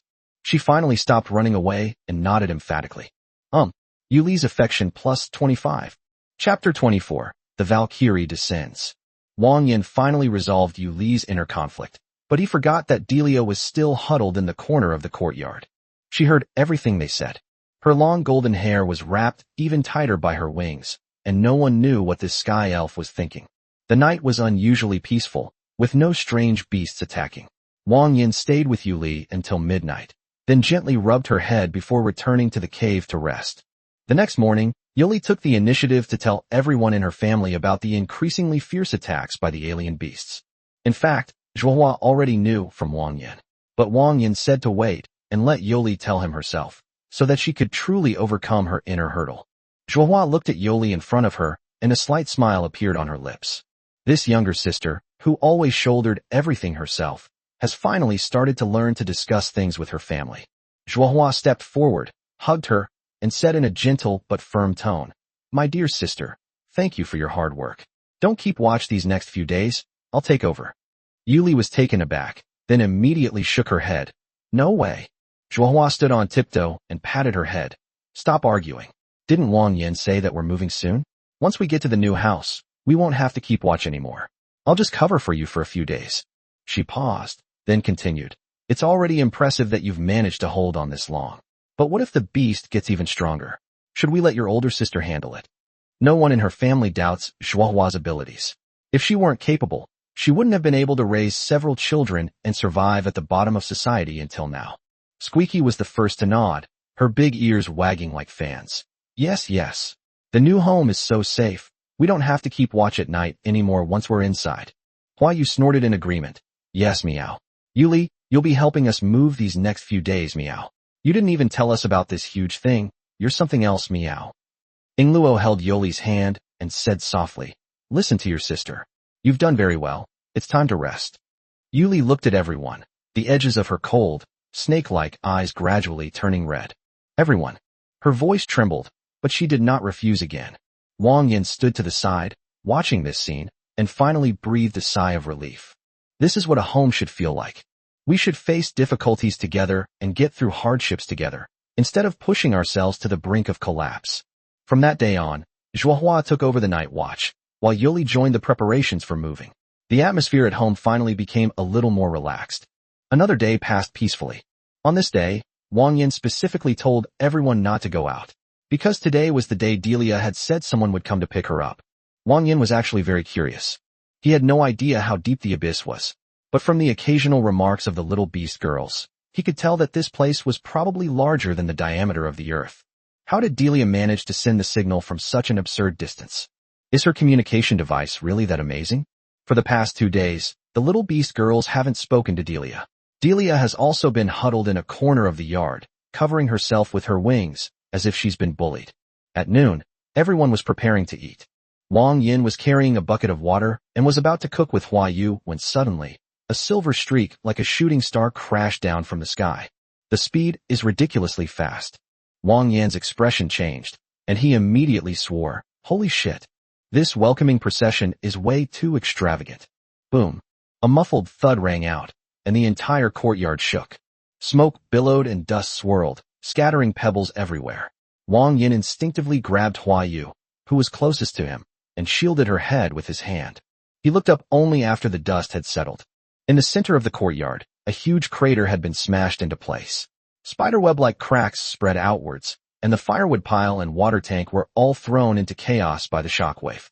In the center of the giant pit, a silver-white figure slowly stood up. It was a humanoid mechanical being completely covered in silver-white armor. The golden patterns on the armor gleamed coldly, and a diamond-shaped visor covered its eyes. It held a heavy mechanical greatsword in its hand. Its long silver-white hair fluttered in the wind, and it looked like a cybernetic valkyrie descending from the sky. A cold, mechanical female voice rang out. "Beep beep. The Dominator's target location has been detected. Clearance mode off. Initiate the search and rescue operation." Delia, who had been huddled in the corner, immediately jumped out and waved to the mechanical body. "Here." The mechanical body turned its head, and the diamond-shaped mask swept across her entire body in an instant. Dominator detected. Search and rescue operation completed. The scan revealed 15 hidden injuries in the Dominator, accompanied by severe malnutrition and fatigue. Is the ruler being mistreated? Wang Yan's eyes lit up, but he instantly became alert again. What's striking is that this mechanical being named Miriam is undeniably incredibly cool. Silver armor, a great sword, a mechanical valkyrie, it's totally his type. What's alarming is that this thing immediately asked Delia if she had been abused. Wang Yan's heart skipped a beat. Will this woman suddenly turn on them and accuse them of abusing her? Fortunately, Delia simply shook her head slightly. The mechanical entity received a response and quietly retreated behind her. At that moment, Delia's demeanor changed instantly. Despite having gone hungry for 2 days and losing weight, she regained her noble and dignified demeanor when Miriam stood behind her. She clasped her hands in front of her and glanced at Wang Yan and the others indifferently. "Salamander, now I can pay you." After saying that, she rummaged around on Miriam's body and took off a belt. This is Miriam's military shield belt. For people like you who are still fighting with cold weapons, the shield energy inside is enough for a lifetime. She spoke of it so casually, as if what she was throwing away wasn't a treasure, but just some random junk she didn't want anymore. Shuhua glanced at Wang Yan and nodded slightly. Wang Yan didn't take it. Instead, he took 2 steps forward and shook his head. "We don't really need this." Delia frowned slightly. Wang Yan raised her hand and pointed to the silver-white million behind her. "Could you give us one of these?" Delia frowned even more deeply. "It's not that I think Wang Yan is asking for an exorbitant price. Miriam isn't exactly a rare commodity in Sky City. She just couldn't understand why a lowly human would want such a thing. Million is the core technology of Sky City. Even if we gave it to you, as a human, you'd only get an empty shell." Delia paused mid-sentence. Then, she had a look of sudden realization. "Oh, I understand." Wang Yan was completely bewildered by her shout. "What do you understand?" Delia, however, continued. "Million, as our Sky Elf's daily attendant, also has a companion version." "I see." A sudden sense of foreboding rose in Wang Yan's heart. He always felt that this woman had misunderstood, and very drastically so. Delia didn't explain further, but simply said, "I need to return to Sky City first, and then send Miriam here. It is estimated to take 30 days. After saying that, she flicked her wrist, and the military shield belt fell directly into Wang Yan's hand. "Here, you can have this first." Wang Yan looked down at his belt, his feelings somewhat complicated. This Sky Elf is quite generous. The belt was delivered, and the mechanical body agreed to be delivered as well. This seems a bit different from the Sky Elf race that Zhuohua described as prone to genocide. Delia looked up, her tone still haughty. "That's it, folks. Maybe we'll never see each other again. Thank you for your help these past few days." As soon as she finished speaking, the silver-white Miriam unleashed her power, carrying Delia into the sky. The next second, the man and his machine transformed into silver light, piercing through the sea of clouds and disappearing above the abyss. There was no turning back. There was no further farewell. It was as if the past few days together were just an insignificant, easily erased cache in her long life. 2. Who can blame them? They are noble sky spirits. Chapter 25. Moving into the new home. The move was completed very quickly, without even taking a day.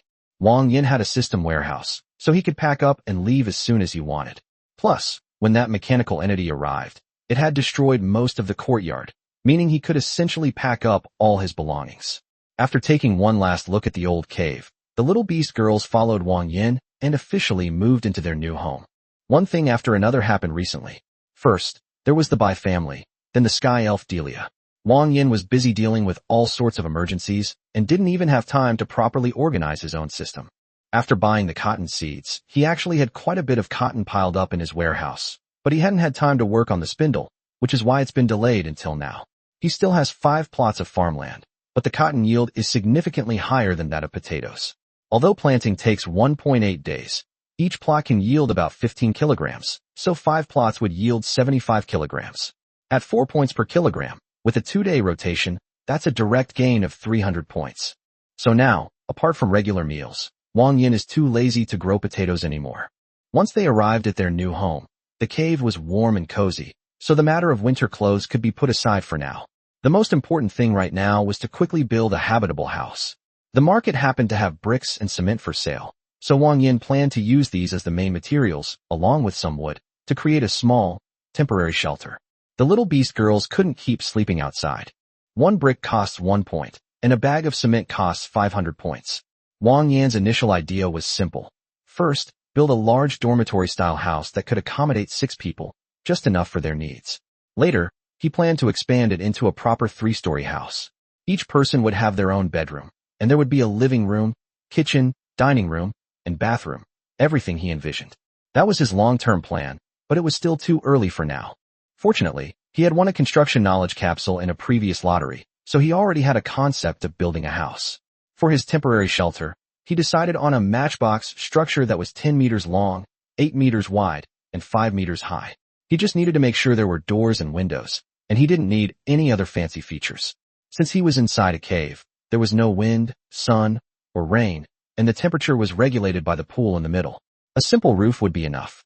After the plan was finalized, Wang Yan and the little beast girls started working on it. He first mixed cement, gravel, and sand into concrete on the open ground, then made a makeshift trowel out of a wooden board and began laying the bricks layer by layer. Wang Yan only demonstrated a few times before the little beast girls understood. To put it simply, this job didn't require any technical skill. It was just laying bricks, plastering, and stacking them on top of each other, something anyone could quickly master. Seeing that they were doing a good job, Wang Yan stopped building the wall and instead went to prepare the door and window frames. To process the wood, he spent another 600 points to buy an iron axe. He had won it in a lottery when he sold medicinal herbs before, and now it came in handy. There was wood readily available in the cave, but unfortunately, he didn't have a plane or chisel, so he could only use an iron axe and the small tools on his military knife to slowly trim it. The finished product was bound to be rough, but it was usable. There was something even more troublesome. The large communal sleeping area, shared by 6 people. Wang Yan had acquired construction knowledge, not carpentry knowledge, so he really didn't know how to make a bed out of wooden planks. In the end, he could only build a rough bed frame with bricks first, then lay down wooden planks, then cotton, and finally cover it with a layer of leather. It looked simple, but it was actually quite comfortable to sleep on. After about 10 days of work, the new house was finally built. The little beast girls finally moved into their own place, but Wang Yan's points also ran out. This room looked unremarkable, but the actual cost was quite high, roughly over 10,000 points. Looking at his empty points balance, Wang Yan felt a tightness in his chest. Days without points were truly unbearable. Autumn is almost over, and winter will be here in another month. There are still 2 things that need to be taken care of. The first thing to do is to take Shuohua back to their old home. The traveling merchant will be arriving soon. He trades with Shuohua and the others year-round, but no one knows exactly when he'll arrive, only that he'll appear shortly before winter. So Shuohua needs to go and wait for him. She'll have to stay there during the day for the next few days. The second thing is to stockpile food. The little beast girl's jerky was almost gone. Although Wang Yan still had some pre-cooked dishes and canned food, that was only enough to satisfy their cravings and not enough to serve as a reserve. Now that they had moved into their new home, Yuli no longer had to keep watch at night, which freed her up to go hunting with Wang Yan. Of the family, only Zhuohua and Yuli were truly capable of fighting. But when it came to hunting, Yuli was far more skilled. In the past, when food and water were scarce, she was always the one responsible for going out to find prey. The little beast girls don't have bows and arrows, and their hunting method is very direct. They wait for other wild beasts to make their move, then take down their prey before Yuri rushes out to finish them off. If they can win, they get a free meal. If they can't, they retreat immediately. It's simple, brutal, and highly efficient. The autumn wind was turning cool that day. Wang Yan and Yuli lay together in a patch of dry grass, watching a wild buffalo drinking water from a distance. The buffalo looked old or weak, having already separated from its herd, making it a good target. However, Yuli wasn't fast enough, so they had to wait for other hunters to make their move. The two of them lay there for more than an hour. Wang Yan pulled his collar tighter. He was already feeling a bit cold. But Yuli beside him was only wearing close-fitting scale armor, her expression calm, showing no sign of cold. Wang Yan couldn't help but lower his voice and ask a question. Yuli, it seems like no other wild beasts have come out. Yuli replied in a similarly low voice, wait a little longer. If it still doesn't appear, we'll leave. Lone prey like this usually can't keep up with the pack. Winter is approaching, and large predators need to stockpile food in advance, so they'll definitely be out hunting. Trust me, it won't be long before we hear any activity. Chapter 26. Ferocious Beasts. The old bison, which had been grazing with its head down, suddenly seemed to sense something terrifying. It raised its head abruptly, its hooves thrashing wildly, and began to flee in all directions in a panic. Wang Yan was taken aback and asked in a low voice, "What's wrong with it?" Yuli's face instantly darkened. She grabbed his arm and whispered, "Don't make a sound. I'm coming." No sooner had the words left his mouth than a roar suddenly came from above the cliff. The voice was ferocious and wild, carrying a pungent, fishy smell. Immediately afterward, a massive, grayish-white figure leaped off the cliff and landed heavily. Wang Yan's pupils contracted. The creature resembled both a tiger and a wolf, measuring 4 meters long and 2 meters tall. Its front half was frighteningly thick, while its hind half appeared slender and strange, its grayish-white fur gleaming coldly. Just standing there was enough to send chills down one's spine. Yuli's breath hitched for a moment as she suppressed her shock and warned, "Don't move. That's a ferocious beast. I can't beat it." Wang Yan's heart sank. Even Yuli said she couldn't beat it, so it's definitely not an ordinary beast. He leaned closer to Yuli, almost whispering in her ear, and asked, "What exactly is this ferocious beast?" Yuli stared intently ahead and whispered, "Top predators. Each one is extremely powerful, and most have special abilities. But these things shouldn't be at the bottom." Wang Yan immediately understood the problem.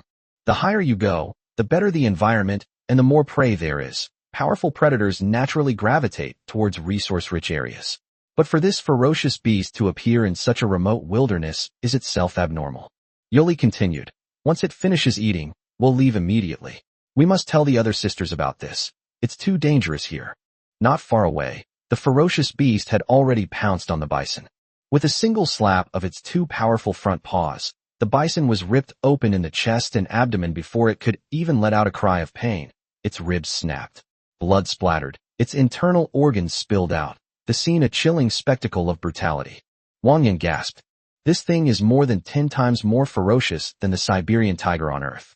He dared not gamble, so he immediately reached for his waist, took off the shield belt he had obtained from Delia, and handed it to Yoli. "Put it on quickly. If you can't escape, this thing can save your life." Yuli was taken aback, then turned her head away. "I don't want it. You're weaker than me. Keep it for yourself." Wang Yan was too lazy to argue with her, so he simply flipped over and pinned her down, quickly and forcefully fastening her belt. Yuli's ears instantly turned bright red, her voice both shy and anxious. "What are you doing?" Fortunately, the two were far enough away from the ferocious beast that they made little noise and did not alert it. Wang Yan lay back down beside her without offering any further explanation. He possesses the regenerative abilities of Zhuohua. As long as it's not a fatal injury like amputation, bleeding can be stopped quickly. But Yuli doesn't have this trump card. The shield belt must be given to her. "Wait a little longer," Wang Yan said in a low voice. "They might not be discovered." Yuli didn't refuse again, but her mind was in complete turmoil. Wang Yan's forceful action just now seemed to have struck her heart. But she has already made her decision. If she were discovered, she would be the first to rush forward and send Wang Yan away. The bison was quickly devoured to pieces. The ferocious beast, its face and claws covered in blood, seemed to have eaten its fill and was finally ready to leave. But just then, an autumn wind blew by. The wind wasn't strong, but it blew directly from the direction where Wang Yan and Yu Li were hiding towards the ferocious beast. The ferocious beast suddenly stopped moving. It raised its head, its nostrils flared, and its blood-red eyes slowly turned toward where the two were. Its mouth split open, revealing sharp, white teeth, and its body slowly lowered. That's the posture before hunting. Wang Yan cursed inwardly. Damn wind. Of all times, it had to come now of all times. Now that the scent has been detected, there's no point in continuing to hide. But if they turn and run, they'll only completely trigger the beast's hunting instincts. Yuli gripped the white iron spear tightly, her knuckles turning white. She quickly thought of how to hold off the ferocious beast and safely send Wang Yan back. Just then, Wang Yan took a deep breath, took out an iron axe from the system, and said in a deep voice, "Retreat slowly. If it really pounces, then fight. Yuli, get ready." Yuli was stunned, and before she could react, Wang Yan had already stood up. Instead of running around, he stood up straight, raised his iron axe high in both hands to make himself appear larger, and while making threatening noises, he pulled Yuli back slowly. Wang Yan knew that when encountering a large predator in the wild, the worst thing to do was to run away. You had to make the predator think you were not to be trifled with in order to have a chance to escape. This tactic actually worked. The ferocious beast stared at them and stopped in its tracks. It seemed to be hesitating, wondering if the strange prey before it was truly dangerous. But Wang Yan overlooked the most crucial point. This method is based on the premise that humans are not on the menu of wild beasts. But in this world, the allure of exotic beasts to humans is far stronger than that of ordinary animal meat. The beast's eyes grew increasingly greedy. The next second, it moved. Roar! With a roar, the ferocious beast stomped its foreclaws on the ground, stirring up a whirlwind, and charged towards Wang Yan and Yu Li like an arrow released from a bow. Wang Yan's scalp tingled, and he cursed angrily. "You son of a bitch, I'll fight you to the death today." It's noon now. He's blessed by the sun, has a speed boost, and possesses terrifying self-healing abilities. If it really comes down to a head-on clash, it's hard to say who will come out on top. He gripped the iron axe tightly with both hands, his eyes fixed on the ferocious beast that was charging at him. A massive, beastly claw descended from the sky, like a hydraulic press crashing down at high speed, heading straight for Wang Yan's head. But at this moment, Wang Yan felt no fear whatsoever.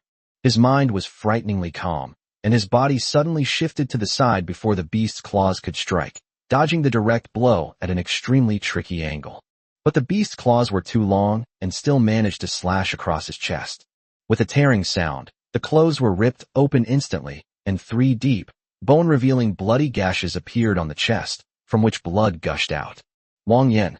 Yu Li's eyes instantly turned bloodshot, and her anger almost exploded. That damn beast, how dare it hurt him? Chapter 27 Joint Hunting. The moment the beast's claws tore open his chest, Wang Yan felt a wave of pain wash over him, and he almost screamed out on the spot. Fortunately, Zhuohua's super-rapid blood clotting took effect immediately. In just a few seconds, a warm sensation surged up from the wound, and the bleeding was abruptly stopped. He rolled away, and taking advantage of the beast's missed attack, he gripped the iron axe tightly with both hands, turned around, and chopped the beast's shoulder with the axe. Retreat immediately after making a cut. Never be greedy for more strikes. "Yuli, don't worry. I'm fine." But Yuli wouldn't listen to any of that. All she could think about was the image of Wang Yan being torn apart. She leaped up like a madwoman, grabbing the spear and thrusting it straight at the beast's neck. The ferocious beast took an axe blow to the shoulder. Although it wasn't cleaved to the bone, it still roared in pain, completely enraged. Seeing Yuli charging towards it, it suddenly raised its giant paw, preparing to smash the little thing into mincemeat first. Yuli neither dodged nor flinched, adopting a posture of risking her life for his. The next second, a piercing crash rang out. The beast's claw stopped half a meter in front of Yuli, unable to descend any further. A thin, pale yellow shield appeared in front of her, seemingly light and airy, yet it forcefully blocked the beast's claw. At the same time, the iron spear pierced the beast's neck like a nail. Yuli knelt on one knee, gripped the spear tightly with both hands, and twisted her body sharply, forcibly pulling the entire iron spear out. A gaping hole appeared on the beast's neck, and blood gushed out uncontrollably. Wang Yan was shocked. He truly hadn't expected Yuli to be so ruthless when she got angry. But now was not the time to be stunned. He immediately rolled around behind the beast, aimed at its relatively weak hind leg joints, chopped down with his axe, and then quickly created distance. In an instant, the ferocious beast was thrown into disarray by the two. Yuli has a shield protecting her, so she only attacks and doesn't defend, aiming for vital points with every move. Wang Yan's ability to rapidly coagulate blood allows him to recover quickly from injuries. He can strike once and run away, targeting tricky spots like joints, neck, and hind legs. No matter how big this ferocious beast is, it can't withstand this kind of attack. What's even more frightening is that the two cooperated remarkably well. Yuli fought harder and harder, aiming her spear directly at the beast's eyes several times, clearly intending to stab it into its brain and shatter it completely. The ferocious beast narrowly escaped several times, and its rage finally erupted. Roar!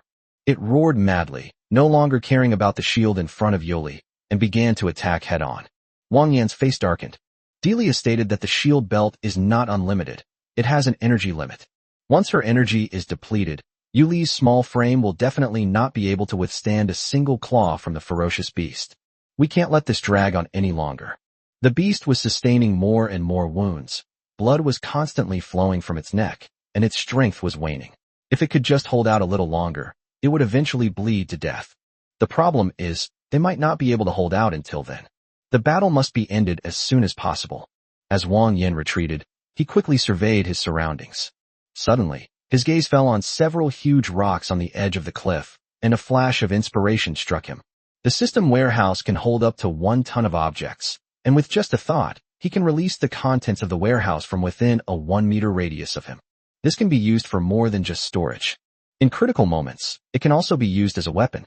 Wang Yan immediately reached out and put all the huge rocks beside him into the warehouse. The load capacity instantly soared to 869 kilograms. This weight might not be enough to kill a ferocious beast outright, but if used properly, it could create a fatal opportunity. He took a deep breath and charged back into the battlefield.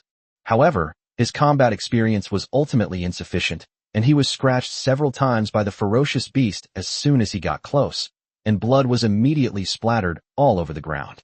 When Yuli saw this, she finally couldn't hold back anymore, and tears welled up in her eyes instantly. Wang Yan, please leave. I beg you. Wang Yan did not explain. Every second now could determine life or death. He pulled Yuli away, dodged the beast's claw, and took advantage of its momentary lapse in movement to climb up the blood-stained claw, eventually landing on the beast's back. The ferocious beast noticed that Wang Yan was riding on its back, and immediately turned sideways and crashed into the cliff wall, trying to crush him alive. But this was the moment Wang Yan had been waiting for. He suddenly raised his right hand high. The next instant, a huge rock appeared out of thin air, at an extremely tricky angle, and slammed down hard on the back of the beast's neck. The ferocious beast never expected such a turn of events. With a loud crash, the boulder pressed down on the back of its neck, slamming its head directly into the ground. The ferocious beast flailed its claws wildly, struggling desperately, clearly panicked. Wang Yan's eyes hardened. Its neck had already been pierced by Yuli in several places, and now it was at its most vulnerable. He raised the iron axe high with both hands, aimed it at the bloody wound, and chopped it down fiercely like chopping wood. Click! The sound of bones breaking is crisp and piercing. The enormous beast head was severed on the spot. The beast's massive body convulsed wildly in place, its claws clawing wildly, felling trees and tearing rocks apart, with blood gushing out like a fountain from the wounds. A moment later, it crashed to the ground and remained motionless. Dead. The moment he confirmed the beast was dead, Wang Yan's nerves, which had been stretched to the limit, finally relaxed. Exhaustion and a feeling of utter despair from surviving a disaster instantly overwhelmed my entire body. His legs buckled, and he collapsed to his knees, gasping for breath, his whole body trembling uncontrollably. The wound on my chest, which had already healed, still seemed to retain the pain of being torn apart. Wang Yan. Yuli suddenly rushed over and threw herself into his arms. Her golden snake eyes were filled with tears as she clung tightly to Wang Yan, her voice trembling with sobs. I'm so sorry. I'm so sorry. I couldn't protect you. Please don't die. Wang Yan paused for a moment, then chuckled softly. He reached out and hugged Yuli, stroking her long, dark green hair stained with blood. I'm fine. It's not me who died. It's that ferocious beast that died. Yuli stopped crying, her face filled with disbelief. But I clearly saw it just now. Wang Yan grabbed her still trembling hand and placed it on his blood-stained chest. It looked frightening, but the wounds had already healed. Think about it carefully. Doesn't it resemble someone in your family? Yuli was stunned for a moment, but quickly realized what was happening. Sister Zhuohua? Yes. Although I am human, I have some of the abilities of the others. For example, I can use Zhuohua's recovery, Yingluo's ability to become stronger under the sun, and Huayue's agility. Wang Yan smiled somewhat embarrassedly. It's my fault for not telling you beforehand. I made you worry. He wiped his hands on his pants as he spoke, intending to wipe away Yuli's tears, but still left a faint red mark on her face. Yuli looked at him, her tears still wet, but she finally smiled through her tears. You're so wicked. After confirming that Wang Yan was really all right, she refused to let go, opening her arms and hugging him tightly, as if he would disappear again if she let go. Chapter 28. Processing Animal Meat. Wang Yan was a little stunned as he watched the favorability rating in the system soar. Yuli clung to him tightly, burying herself in his arms as if she had just been pulled back from the brink of death, refusing to let go. Wang Yan was so tightly held that he could barely breathe and could only whisper, Yuli, let go for a moment. We'll go home after we finish checking everything. Yuli nuzzled against his shoulder before reluctantly letting go. The bison on the ground had been mostly eaten, leaving little of value. Wang Yan didn't waste any. He directly stored the headless carcass of the white-armed tiger in the system's warehouse, weighing about 600 kilograms. Although the trip was dangerous, the harvest was indeed considerable.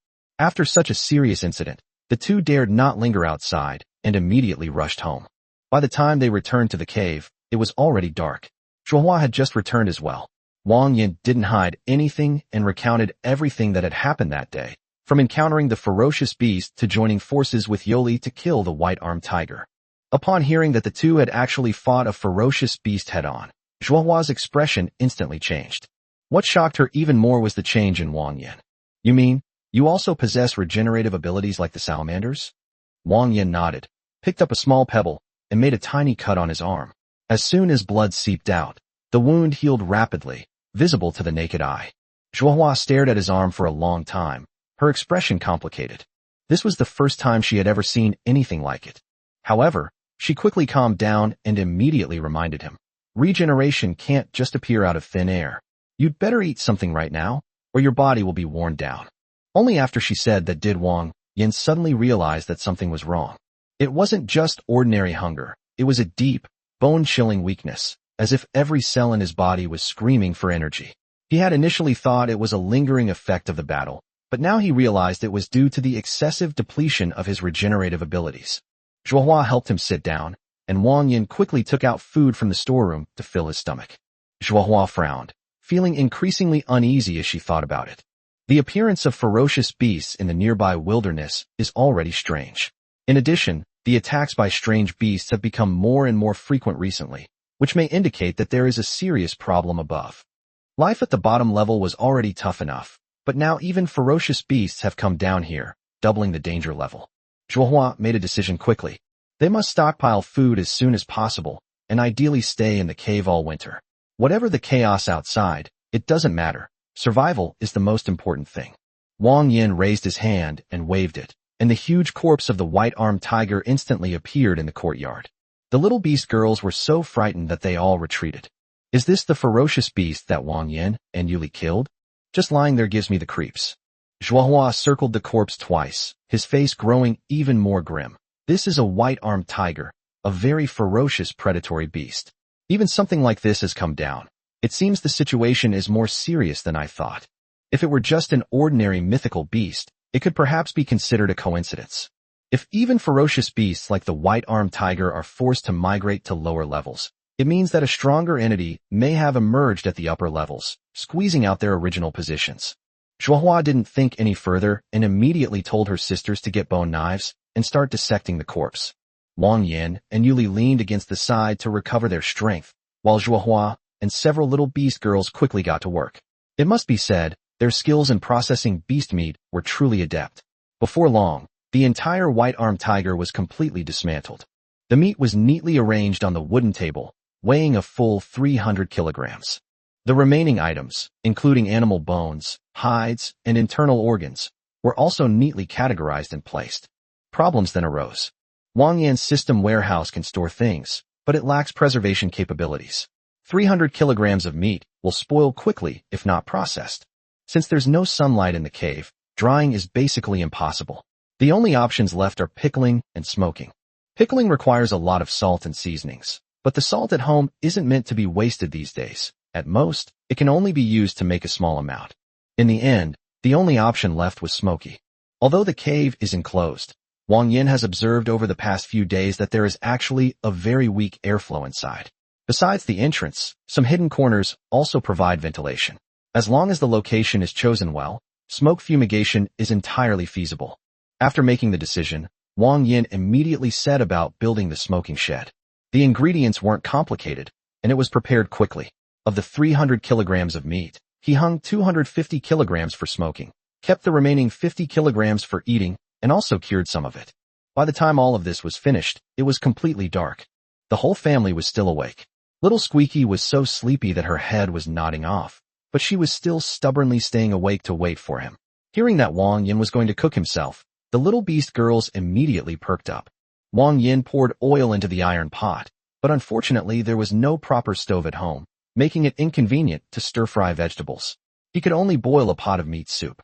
However, Wang Yan was really struggling with how to process the ferocious beast meat. In his understanding, the higher the predator, the less palatable its meat generally is. Accumulated metabolic waste makes the meat tough and gives it a fishy smell. A ferocious beast like the white-armed tiger, standing at the top of the food chain, shouldn't theoretically taste very good. Therefore, he could only try his best to remedy the situation. First, blanch the vegetables repeatedly to remove any fishy smell, then sauté them in oil until fragrant. Add seasonings, water, soy sauce, MSG, and wild vegetables, and slowly simmer them into a thick soup. Once the broth is ready, its rich aroma explodes instantly, filling everyone's nose. Wang Yan himself was stunned for a moment. This tastes pretty good? As it turned out, he was overthinking it. The meat of the white-armed tiger is not dry at all, nor does it have an earthy taste. On the contrary, it tastes like high-quality beef, firm and chewy, yet not greasy. The broth is fresh, fragrant, and piping hot the moment it touches your mouth, instantly warming your stomach. The little beast girls were already eating nonstop, bowls in hand. After swallowing the hot broth, I felt completely filled, and my fatigue dissipated considerably. Zhuohua noticed that Wang Yan was staring blankly at the bowl, so she went over and asked him a question. Only then did she realize that he was wondering why the meat of the ferocious beast was so delicious. She smiled and gave her answer. Ferocious beasts and humans are inherently natural enemies who attract each other. Human flesh and blood have a fatal attraction for ferocious beasts, and vice versa. She picked up the bowl and gently blew on the steam. A good piece of ferocious beast meat steak, even if placed on the top shelf, can sell for a good price. At this point, Zhuohua looked at Wang Yan with a hint of a smile in her eyes. And haven't you noticed? After eating the meat of a ferocious beast, your body becomes very warm. Not only does the meat of a ferocious beast taste good, it can also strengthen your physique. Chapter 29. The Scene Beneath the Scales. Wang Yan truly hadn't expected the ferocious beast meat to be so potent. After eating, the hunger that had left me feeling completely drained vanished instantly, and I felt a warm current flowing through my body, making me feel much more energetic. He subconsciously clenched his fist, and a plan immediately formed in his mind. This stuff can improve physical fitness. If we can get more ferocious beast meat in the future, the physical fitness of these little beast girls at home can definitely be improved even further. However, as soon as the idea popped into his head, he realized it was absurd. While others would rather avoid ferocious beasts, he's already thinking about how to hunt a few more. After dinner, everyone else washed up and went back to the cave to rest, but Wang Yan and Yu Li were still squatting by the pool.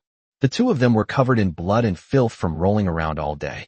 In order not to dirty the pool water, they could only use wooden basins to scoop water one by one and slowly rinse it off on the bank. Bloodstains dried on the body are sticky and smelly, making them extremely difficult to wash off. Wang Yan couldn't take it anymore, so he gritted his teeth and spent 300 points from the shop to exchange for a bar of soap. This thing isn't usually a necessity, but now that I use it, it's practically a godsend.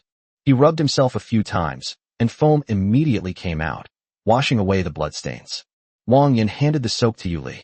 Here, use this, Rub it on your body a few times, and you'll be clean in no time. Yuli tilted her head to look at him, her eyes filled with doubt. She took the small object and tentatively rubbed it on her arm. The next second, delicate white foam appeared, carrying a faint fragrance. Yuli leaned closer and took a sniff, her eyes instantly lighting up. It smells so good. Wang Yan smiled smugly. Of course, this stuff is really useful. Just apply it all over your body, and you'll be clean and smell nice after washing. Yuli nodded seriously after listening. But the next moment, Wang Yan was completely stunned. The scales that had been clinging tightly to Yuli's body slowly began to retract, revealing her fair and delicate skin beneath. She seemed completely oblivious to anything amiss, and began to wash herself carefully with soap. Wang Yan's mind went blank for a moment. See, it's not suitable. If I don't watch it, it's too sudden. He forcibly looked away, pretending to be serious, but his peripheral vision was completely out of control. Yuli is usually aloof and reserved, her figure hidden beneath the scales. But now that the scales have fallen away, her figure is even more astonishing than anyone imagined. For a moment, Wang Yan even forgot to put down the wooden basin in his hand. Yuli gently rinsed the foam off her body, her movements becoming much more tender. Her ears turned slightly red, but she suddenly asked a question. Is it pretty? Wang Yan almost choked on the water. Broken. She understands. This isn't a naive young girl. She's capable of turning the tables. Wang Yan quickly waved his hand, his tone becoming disordered. No, that's not what I meant. I just wanted to see if you were used to using this, because I was worried you wouldn't be. Yuli raised her eyes, looked at him, and spoke softly. But I've already washed it clean. Wang Yan fell silent. He felt he couldn't explain it clearly. But when Yuli saw his tense expression, a faint smile appeared on her usually indifferent face. She didn't expose him, but simply moved slightly closer to Wang Yan and continued washing slowly. Whether intentionally or not, her movements were even slower than before. Wang Yan felt his blood rushing to his head, and he could barely sit still. He quickly turned his head, pretending to wash himself seriously, but his ears were already burning hot. Yuli finally couldn't help but cover her mouth and chuckle. Then, scales began to spread from her skin again, covering her body once more. She picked up the wooden basin, turned, and went back into the cave, glancing back at Wang Yan before leaving, her eyes filled with an inexplicable provocation. Wang Yan froze on the spot. No, who did she learn all this from? That's outrageous. If he hadn't been so physically exhausted today, he would have loved to show her right away what it means to play with fire and get burned. Wang Yan secretly made a mental note of it. We'll have to take down this little snake girl sooner or later. In the following days, life returned to normal. Because of the sudden appearance of the ferocious beast, hunting had become dangerous, so Zhuohua and Yuli started working together. One was strong, and the other was highly alert, greatly increasing their safety. Wang Yan, along with the little beast girls and her family, continued to busy themselves with the new house. They dug the foundation, moved stones, built wooden frames, and smoked meat. They did it all. With the amount of meat they had accumulated increasing, one smoking shed was no longer enough, so Wang Yan simply led a group to build another one. The two sheds were placed side by side, and inside they were filled with processed meat strips. This winter, at least there won't be a shortage of meat. That day, Wang Yan was digging the foundation with several people when suddenly a series of hurried footsteps came from afar.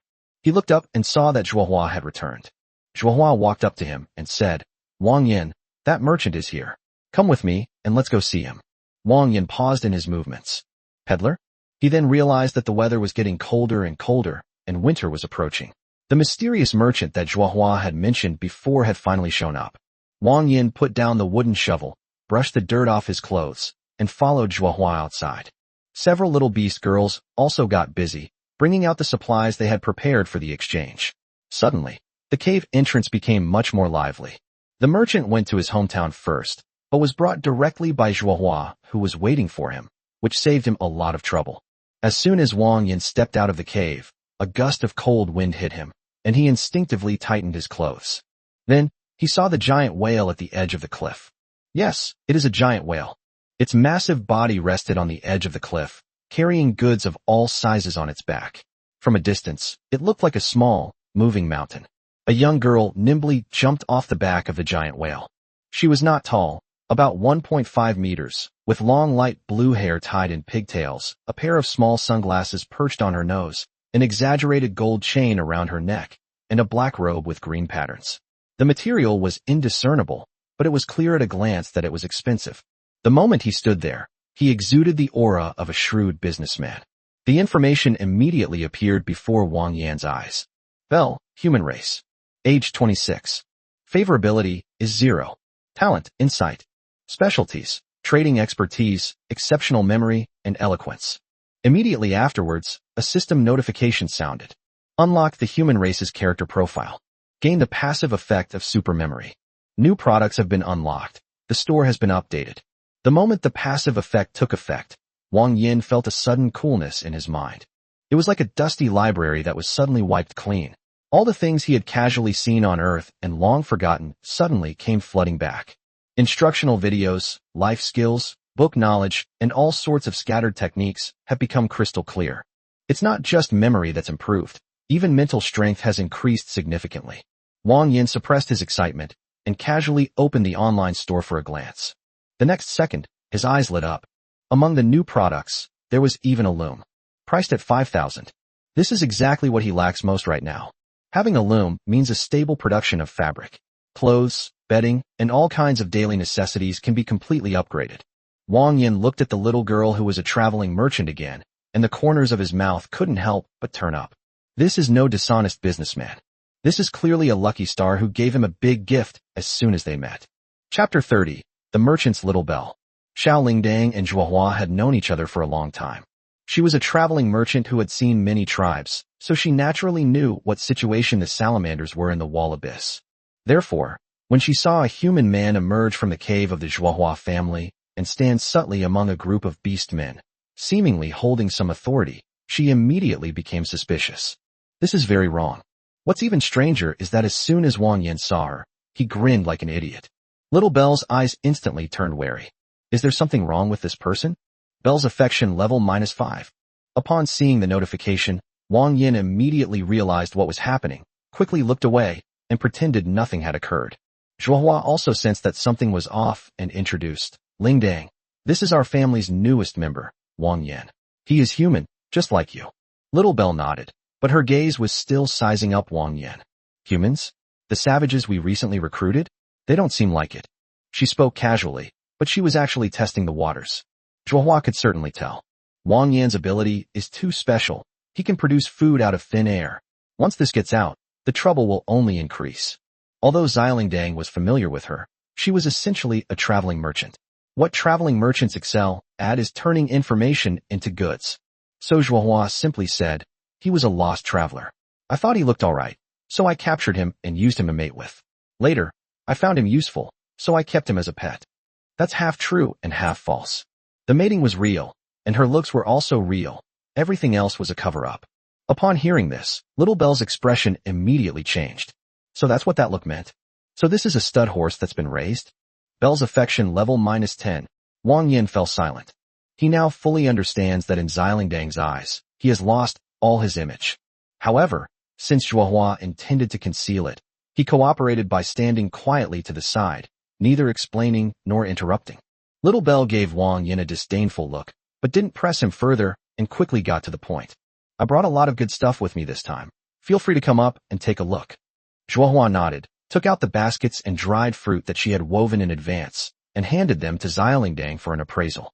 Little Bell glanced at it, quickly calculated in her mind, and soon quoted a price. These things are less than 1,000 silver. I'll round it up for you. It'll be 1,000. Zhuohua had no objection. Little Bell is indeed a shrewd merchant, but at least she's never been cheated. This price is fair enough. Then, Little Bell whistled towards the edge of the cliff. Not far away, a huge cloud whale slowly approached. Its body is a gradient of blue and green, and it is 30 meters long. Its two fins are as wide as two huge wings. A detachable wooden platform is tied to its back, and a warehouse is built on the platform. From a distance, it looks like a small fortress floating in the air. The cloud whale understood the Little Bell's command, moved close to the edge of the cliff, and rested its broad fins on the rock face, like a natural boarding plank. The little beast girls were clearly seeing cloud whales for the first time, and their reactions were all calm. But Wang Yan is different. Even though he had watched countless documentaries on Earth, he still couldn't help but feel awe when he actually stood in front of such a colossal object. A person standing before it feels as insignificant as a speck of dust. However, he didn't say much, but followed Zhuohua and the others onto the fins and onto the platform on the cloud whale's back. Since Zhuohua wants to disguise him as a domesticated stud, then he should honestly play that role well. Anyway, Zhuohua is my wife. I would never betray her. The little bell opened the warehouse door. The shelves inside are lined with rows of food, daily necessities, tools, and handicrafts. Although the style resembled a medieval wooden shop, the variety of goods was quite impressive, and Wang Yan couldn't help but be impressed. It's quite a wonder of this world that the cloud whale can fly steadily with so much stuff on its back. As is customary in previous years, Zhuohua would spend almost all of the money she earned on potatoes, and at most buy a few other necessities. But things are different now. With Wang Yan at home, there's never a shortage of food. Zhuohua walked to Wang Yan's side without making a sound, her meaning clear. You decide what to buy. Wang Yan understood as well. The little beast girls had already dispersed, since they no longer had to worry about going hungry, and Zhuohua had promised them that each of them could choose something they liked this year. Therefore, the only person who actually accompanied Wang Yan in selecting goods was Zhuohua. Now, all the little beast girls in the house, including Zhuohua, tacitly obey Wang Yan's arrangements. After all, they had all witnessed Wang Yan's abilities firsthand. Wang Yan's goal is very clear. If the family wants to develop in the future, it's not enough to just have food. We also need salt, tools, and things that can improve efficiency. He followed Zhuohua around the warehouse a few times and quickly picked out the goods he needed. A jar of coarse salt, 2 simple spindles, a plane. In addition, there were a few miscellaneous trinkets picked out by the little beast girls. Only Gigi took a bag of biscuits. There was no other staple food. Little Belle looked at these things, her eyes slightly narrowed. Zhuohua, what's going on this year? Why aren't you exchanging grain? What are you buying all this for? These words sounded casual, but they were actually a test. Zhuohua was prepared and calmly said, I was lucky a few days ago and broke through to the second meridian. I also happened to encounter a ferocious beast, and after killing it, we are not short of food for the time being. So this year I will buy some things that the girls like and add some useful tools. Little Belle's gaze fell on the spindle and plane. She smiled, but did not ask any further questions. That's great news. Congratulations. The two exchanged a few polite words. They both knew there was something implied in each other's words, but neither of them pointed it out.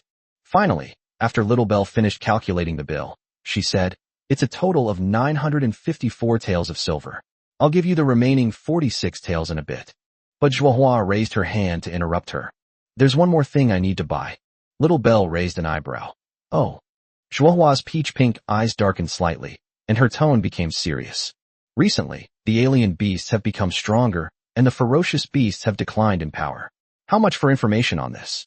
Upon hearing this, the little beast girls all fell silent. Wang Yan also looked at the Little Belle. This is what truly matters. The changes within the walled abyss have begun to affect the survival of everyone.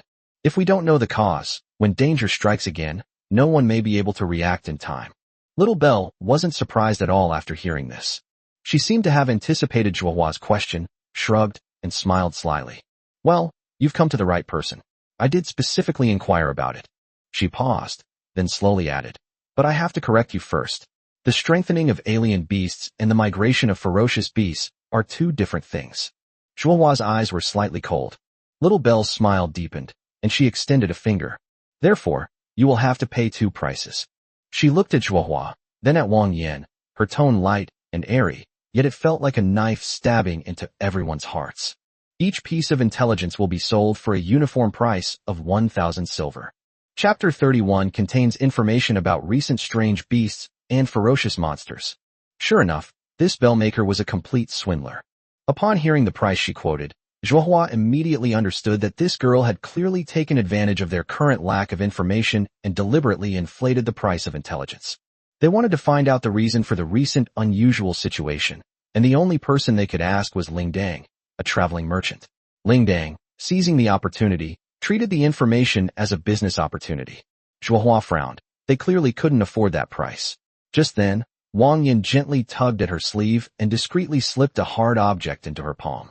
Zhuohua bent down and touched it. It was round and cold, and she instantly understood. She raised her head and spoke softly. Okay, I have something else here. See how much it's worth.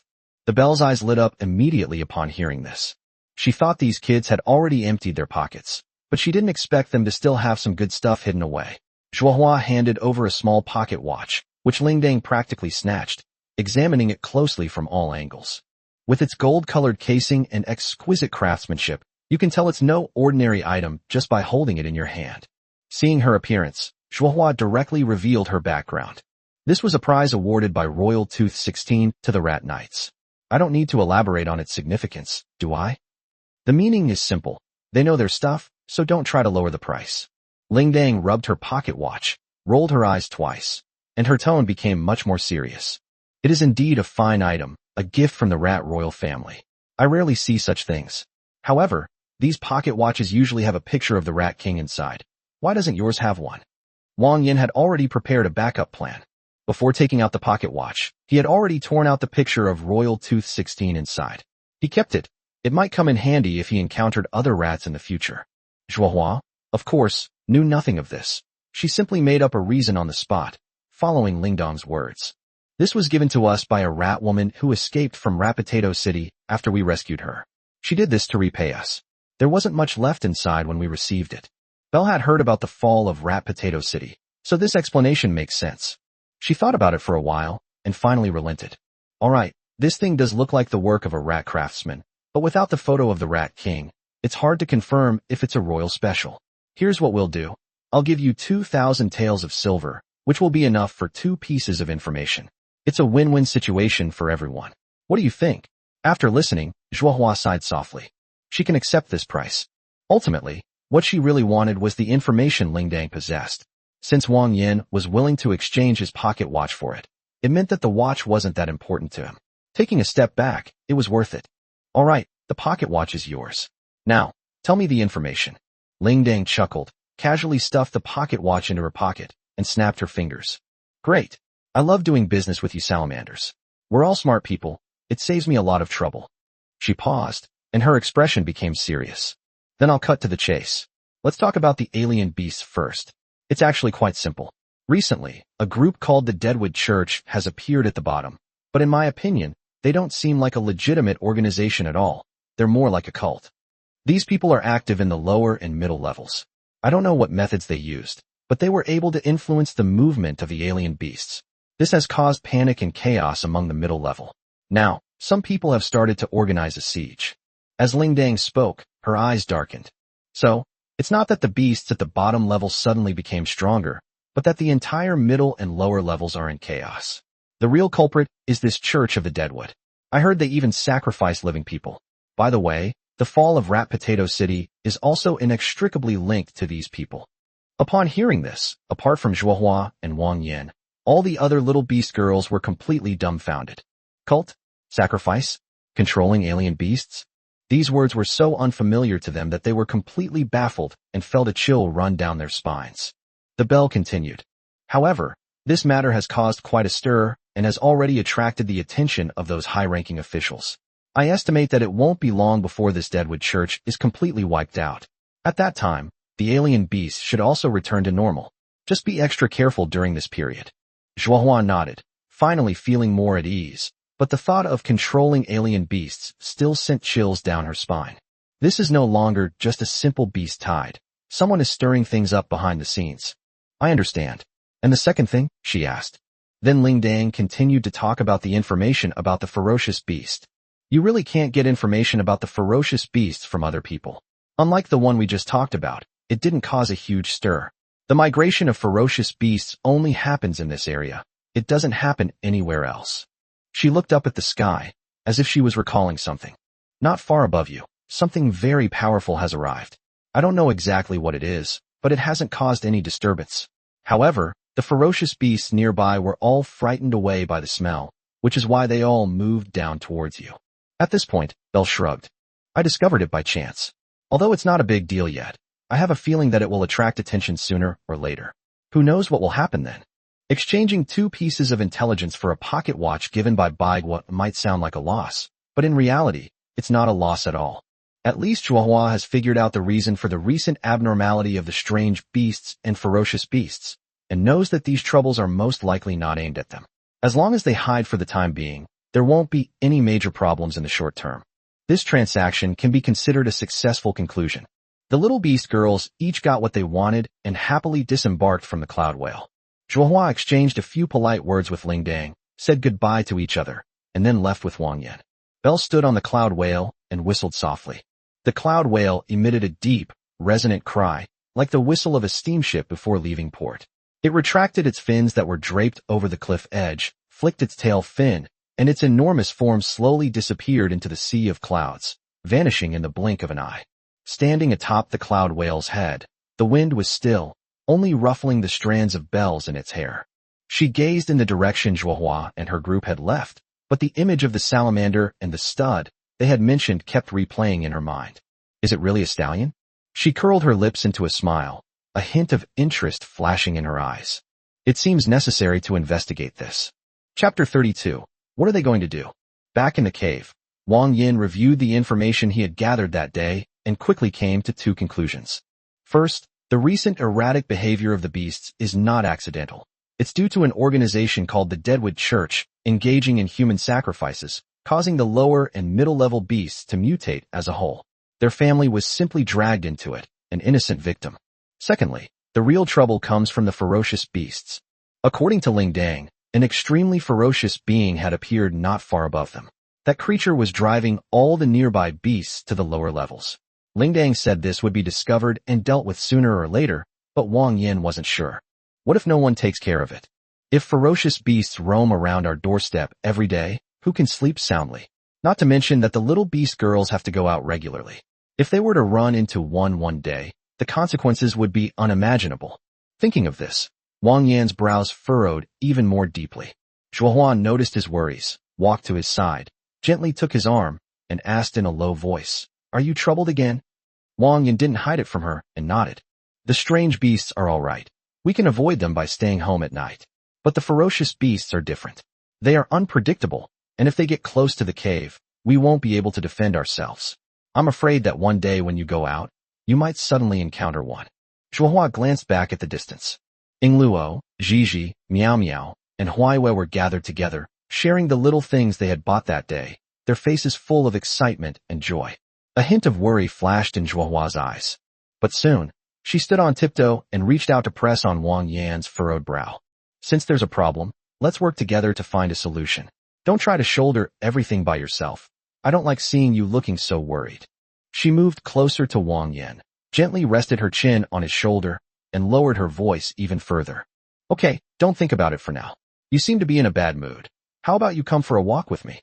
Wang Yan, of course, understood what she meant by going out for a walk. These past few days he's been busy going to the market, exchanging goods, and gathering information, so he hasn't spent much time alone with Zhuohua in a long time. Before he could answer, Zhuohua had already grabbed his hand and led him out of the cave. As soon as the two stepped out, Zhizhi looked up, her mouth still covered in cookie crumbs, her face full of confusion. It's so late. What are Sister Zhuohua and Wang Yan doing going out together? Yuli subconsciously replied, yes. She realized something was wrong as soon as she said it. Several people around her turned to look at her. Yuli was unusually flustered and quickly waved her hand to explain. What I mean is, Zhizhi is right. It's really hard to guess what those two are going to do when they go out. Miao Miao shrugged. There might be some little secrets to talk about, Miao. Wang Yan has always been mysterious, and several times I haven't been able to figure out what he's thinking, but it turns out he's already arranged everything, Miao. When Wang Yan was mentioned, Yingluo looked down at the glass bracelet in her palm and suddenly sighed. Her face fell, and she said seriously, when do you think I'll be able to get pregnant with Wang Yan's child? The air fell silent instantly. Squeak was stunned. Huayu was stunned. Yuli's eyes twitched. The sisters all stared at her in shock. Yingluo was confused. What's wrong? I brought Wang Yan back in the first place because I wanted him to help us increase our population, right? Why are you all reacting so strongly? Squeak thought for a moment, nodded, and took another bite of the cookie. Now that you mention it, that makes sense. We don't have enough people here. Miao Miao also became serious. Sister Zhuohua once said that if the tribe wants to grow bigger, it needs to have more children. It seems that I can't fall behind either, Miao. Yuli's lips almost twitched from listening. She looked at Yingluo and couldn't help but ask, Yingluo, did you really do that with Wang Yan? Yingluo nodded without hesitation. Of course, I sleep with Wang Yan every night. But strangely, my belly hasn't shown any signs of pregnancy. Yuli fell silent. She patiently asked a few more questions about the details, and finally confirmed that Yingluo didn't understand at all. She mistook sleeping together for being able to have children. Yuli didn't know what to say for a moment. She looked at these ridiculously naive sisters in front of her, and her feelings were complicated. But then she thought, it's good that they're like this. At least they haven't experienced what she once went through. After hesitating for a moment, Yuli walked to Ingluo's side and asked in a low voice, do you really want to have a child with Wang Yan? Ingluo immediately nodded. Of course. There are so few people here. If we want to become a large tribe like the one Sister Zhuohua mentioned in the future, we definitely need to have a large population. Yuli looked into her bright eyes, pondered for a few seconds, then leaned close to her ear and whispered a few words. At first, Ingluo looked confused. But as she listened, her ears turned bright red, her cheeks quickly became hot, and she even became uncomfortable sitting down. Is this really okay, Yuli? Yuli patted her on the shoulder and gave her an approving look. When the time comes, just do as I say, and you'll understand naturally. Zizi, watching from the side, was completely bewildered. What are you all talking about? Why are you all being so secretive? Ingluo quickly waved her hand, smiled awkwardly, and tried to change the subject. But her mind was already racing with uncontrollable thoughts. Just thinking about what Yuli had just said made her heart race. On the other hand, the departure of the caravan also meant that autumn was coming to an end. Wang Yan knew very well that the most important thing next was to get the cloth out before the cold weather really arrived. He's short on points right now, so he needs to accumulate enough to buy a weaving machine in the shop. Once he has the machine, he can weave cotton thread into cloth and make suitable cotton-padded clothes for everyone in his family. While accumulating points, Wang Yan was not idle. He bought 2 spindles from the bell. They weren't difficult to use. After a little instruction, the little beast girls learned how. They sat in the cave, skillfully twisting cotton threads, spinning tiny bits of cotton into fine yarn. Wang Yan then used his newly acquired plane to process the wood. With a planer, wood is much easier to process than before. Not only are the shapes more regular, but the surfaces of the planks can also be planed smoother. As a result, whether making furniture or reinforcing holes later, the quality will be greatly improved. The cave is completely different now than it used to be. Food was plentiful, with vegetables and meat available. Tools were piling up, planks were stacked to one side, and cotton thread was being gathered in coils. Although danger lurked outside, the cave was gradually taking on the feel of home. The little beast girls had never lived such a peaceful life before. You don't have to worry about going hungry every day, nor do you have to be afraid of waking up from the cold at night. At that moment, they even felt that as long as Wang Yan was there, life would get better day by day. Chapter 33. He actually called me wife? The last autumn leaf was swept away by the cold wind, and the first snow finally fell. Before long, the area outside the wall was covered in a layer of white. Wang Yan reached out and caught a snowflake, watching it melt in his palm. He knew in his heart that winter had officially arrived. But just then, the sky suddenly darkened. It wasn't that the sun was obscured by dark clouds, but rather that the whole world seemed to have been plunged into darkness, only to return to normal a few seconds later. Wang Yan frowned and looked at Zhuohua. Zhuohua was also stunned. She had lived in the abyss for so long, and she had never seen a situation where daytime suddenly turned dark. However, Wang Yan quickly stopped thinking about it, and simply assumed it was a celestial phenomenon similar to a solar eclipse. Right now, the most important thing was getting through winter. Zhuohua told him that the first snow in Shangyuan usually lasts for several days. Wang Yan immediately led everyone back to the cave, and then moved a huge rock to block the entrance completely. His plan was simple. No one should risk going out until the cotton-padded coats are made. However, problems are also present. Wang Yan had previously used most of his points to buy bricks and cement, and now he only had 3,250 points left. That was far from enough to buy a loom. He calculated that he could only earn 300 points every 2 days, which was clearly not efficient enough. So Wang Yan gritted his teeth and spent another 2,800 points to open 2 new plots of land. In this way, he now owns 7 plots of land. Based on cotton production and selling price, he can earn approximately 420 points every 2 days. It's not much, but it's better than nothing. Next, we just wait. The loom requires 5,000 points, and at the current speed, it will take about 10 more days. Wang Yan was pondering this in his mind when he suddenly remembered something. In a few days, it will be the 1-month deadline agreed upon with Delia. He'll have to go back to his hometown then. After all, since Delia didn't go to the new home with them, those mechanical beings would most likely be deployed to their original locations. There is no day or night cycle in the cave, and time becomes blurred. Several days passed, and Wang Yan himself couldn't tell whether the snow outside had stopped or not, so he could only arrange his schedule based on his feelings. That day, just as he was about to move the stone to go outside and take a look, Zhuohua suddenly called out to him. Wang Yan. Wang Yan turned around and saw that Zhuohua looked hesitant, her peach-colored eyes staring at him as if she were hiding something. She spoke softly. I want to discuss something with you about that rat family that escaped from Rat Potato City. Before he could finish speaking, Wang Yan understood. Zhuohua is soft-hearted. The rat woman was in poor health and had 3 baby rats with her. In such heavy snow, they would likely not survive if left outside. But she also knew that everything in this family was built up by Wang Yan, bit by bit. She couldn't bring herself to ask Wang Yan to support another family. That's why she's being so careful. Wang Yan looked at her, his heart softened, and he spoke first. You mean this? I was just about to discuss it with you. Zhuohua was taken aback. Wang Yan rubbed his hands together, deliberately putting on a shrewd and calculating look. Here's what I'm thinking. It would be such a waste if that family froze to death outside. We should bring them back, give them some food every day, and have them help us with the work. We're short-handed right now. After saying that, he looked at Zhuohua with feigned seriousness and asked, You wouldn't object, would you? Zhuohua stood there, stunned. How could she not see it? Wang Yan wasn't after any kind of labor. How much work can a sick and weak rat woman, plus 3 hungry babies, do? Bringing it back would be a burden. But in order not to put her in a difficult position, Wang Yan insisted on saying that he had planned this all along. At that moment, Zhuohua felt as if something had gently bumped into her heart. That feeling of being cared for and having one's feelings taken care of is both unfamiliar and warm. Her eyes stung a little, but she couldn't help but smile. This man, he's always like this. Even though they did a good deed, they still pretended to be petty and calculating. Zhuohua cooperated with him, putting her hands on her hips and deliberately making a reluctant expression. All right, permission is granted. She paused, then added, but be careful and come back as soon as possible. Wang Yan immediately smiled and clapped his hands lightly, as if he had received some permission. The next second, he leaned over and gently kissed Zhuohua on the cheek. The voice was very low, but it clearly reached Zhuohua's ears. I knew it, my wife is the best. Zhuohua froze instantly. Wife? He actually called her wife?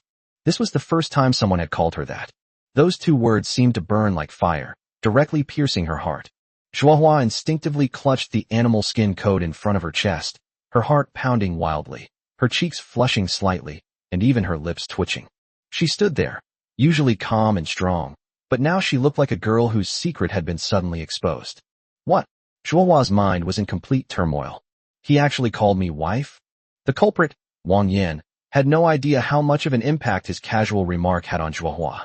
He has already gone back inside to change his clothes. The cotton-padded coat I won in the lottery is finally coming in handy. Wang Yan wrapped himself up tightly before preparing to move the boulder blocking the cave entrance. But before he could make a move, a voice suddenly came from behind him. Wang Yan. He turned around and saw Yingluo. Yingluo was looking at him expectantly, her large pinkish-gray fox tail swaying behind her, and her 2 small fists clenched tightly. I just heard you. You're going to bring those mice back, right? I want to go with you. Wang Yan frowned. It's cold outside, so just wait for me at home. Just as Yingluo was about to speak, Gigi came over. She wanted to put her hand on Yingluo's shoulder, but she wasn't tall enough, and the movement looked a bit comical. Gigi said seriously, Sister Yingluo will be fine. She's the most resistant to the cold here. If she hadn't gone, I would have gone with you. As she spoke, she looked at Wang Yan again. Take her with you. She'll be there to look after you on the road. Resistant to freezing? Wang Yan glanced at Yingluo, thought about it, and realized that she did indeed need help. There are 2 baby rats in that family. If he can't walk anymore, he can only carry one at most. What about the other one? Wearing a necklace does indeed make it more secure. Wang Yan nodded. Okay, then you can come with me. He then earnestly instructed, but if you feel cold, you must tell me immediately, understand? Upon hearing this, Yingluo wagged her tail even faster, nodded quickly, and hurried after Wang Yan. After many days, the boulder blocking the cave entrance was finally moved. A cold wind rushed in instantly. Wang Yan and Yingluo emerged from the cave again. The snow outside had blanketed the ground, so white it was blinding. Wang Yan raised his hand to shield his eyes from the light and squinted as he looked into the distance. The setting sun on the horizon was as red as blood, spilling across the silvery white snowfield like a layer of orange-red ink splashed on white paper. Wang Yan then realized that it was almost evening. It seems we've been in the cave for so long that we've even forgotten about time. He tightened his cotton coat, and looked ahead. Let's go. Let's hurry up and go as far as we can. Chapter 34. The Scent of a Young Girl. As soon as she stepped outside, Inglua's mood immediately improved. The snow had long since stopped, and the valley was a blanket of white. Her fluffy tail swayed behind her, as playful as a puppy, and she was radiating excitement. Wang Yan, worried that she would get cold, insisted that she wear the polyester fiber clothes over them. The clothes didn't fit her well, hanging loosely, but Ingluo didn't mind at all. Wang Yan was still concerned, so he held her small hand and found it warm, like a little heater, before he felt at ease and continued on his way with her. Normally, it takes 3 hours to walk from the new house to where Baigua's family lives. But now, with the snow and ice making the roads difficult to travel, the pace will inevitably slow down. After walking for about an hour, it became completely dark. With darkness obscuring their path, Wang Yan made a quick decision to find a cave to spend the night. Caves were plentiful in Qiangyuan, and soon he found a suitable spot and led Ingluo inside. It was cold inside the cave, so Wang Yan immediately got to work. He gathered firewood, but most of it was soaked in snow melt and difficult to light. So he took out cotton from the warehouse to use as kindling, and also took out his military knife and a tinderbox. He struck the fire repeatedly to create sparks, and after much effort, he finally managed to start a campfire. With the firelight rising, the cave finally felt warm again. Still not satisfied, Wang Yan took out another thick animal hide and hung it at the cave entrance. It was a white-armed tiger skin that the little beast girls had prepared earlier, perfect for blocking the wind and keeping warm. After all this was done, the cold cave finally became warm and cozy. Ingluo squatted by the campfire, her hands supporting her chin, her bright green eyes staring at him without blinking. She couldn't help, and could only watch Wang Yan busy himself. But the more she watched, the softer her heart became. Wang Yan is really reliable. Actually, she didn't just want to help this time. She also had a little ulterior motive. A few days ago, Yuli taught her some things. Just thinking about those words made Ingluo's face burn uncontrollably, and even her legs felt weak. She quickly shook her head and silently cheered herself up. No, Ingluo, you have to be strong. Sister Yuli said that men also like that kind of thing.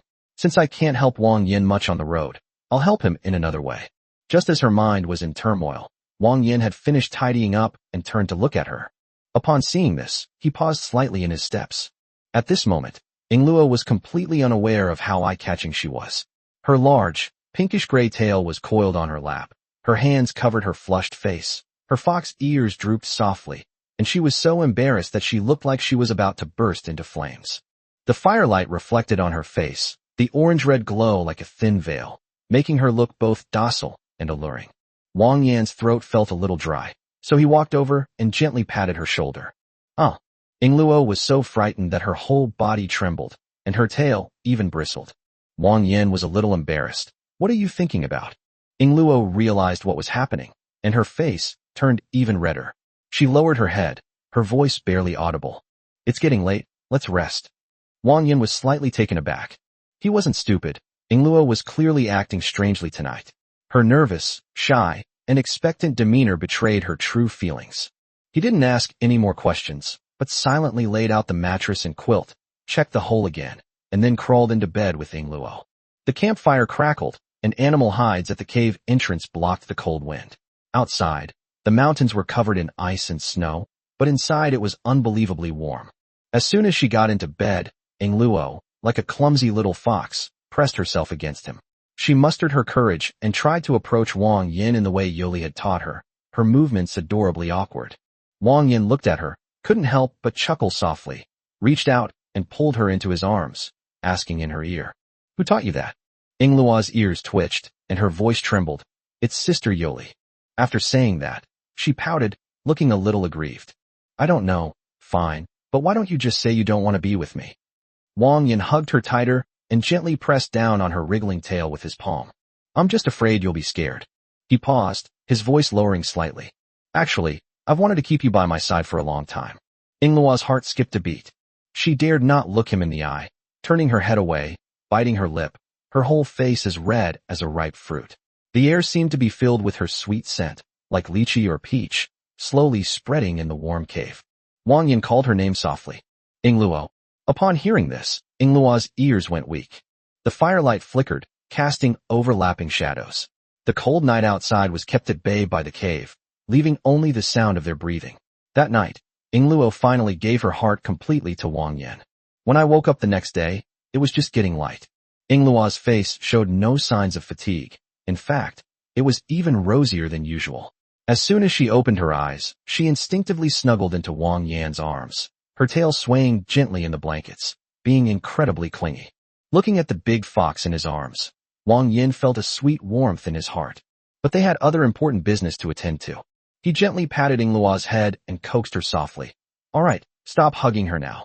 We need to head out to pick up Baigua's family. Once we get back, you can hug her as long as you want. Yingluo pouted somewhat reluctantly. But she knew what was important. Baigua's family was still waiting for them. So she obediently nodded, though her eyes held a hint of reluctance. Seeing this, Wang Yan lowered his head and kissed her forehead. Yingluo immediately perked up, her ears perking up. The two dressed, packed their things, and prepared to leave the cave. Just then, Yingluo suddenly stopped. Wang Yan, actually I wanted to tell you this last night. Wang Yan looked at her. What's wrong? Yingluo pressed her finger against her lower lip, as if trying to describe the feeling. Ever since last night, I've had a strange feeling. I can't quite put my finger on it, but it feels like my whole body is burning up. Wang Yan frowned. Fever? Not feeling well. It's not that I'm feeling unwell. Yingluo was a little anxious, and her tail wagged as well. It's like something inside my body is about to burn. Burn it up? Wang Yan still didn't understand what she meant, and Yingluo herself couldn't explain it clearly either. She closed her eyes, trying hard to recall that special feeling from last night. The next second, her body temperature began to rise rapidly. The ice and snow underfoot were melting at a visible rate. Immediately afterwards, Yingluo burst into flames. It's not a description. It really got fired up. Crimson flames rose from her body, engulfing her fox ears, tail, and hair, yet she felt no pain whatsoever, instead standing there in a daze. Wang Yan's pupils dilated in shock on the spot. He stared at the large fox engulfed in flames, and his mind seemed to have been shut down. A moment later, a gasp of surprise erupted from inside the cave. Holy crap! Chapter 35, Fire Spirit. Wang Yan was taken aback by Yingluo's change. Her long, pinkish-gray hair and fluffy fox tail had all transformed into blazing flames. The flames flickered, but they did not burn her clothes or harm her in the slightest. Wang Yan subconsciously took 2 steps back, and was about to step forward to check on Yingluo when he saw that she looked normal, so he calmed himself down. Yingluo, are you feeling unwell anywhere? Yingluo looked down at her burning hair and tail, and shook her head.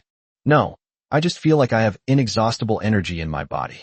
After speaking, she seemed to be drawn by something, focusing her attention on her body. The next second, a mysterious power gathered in her palm along her arm.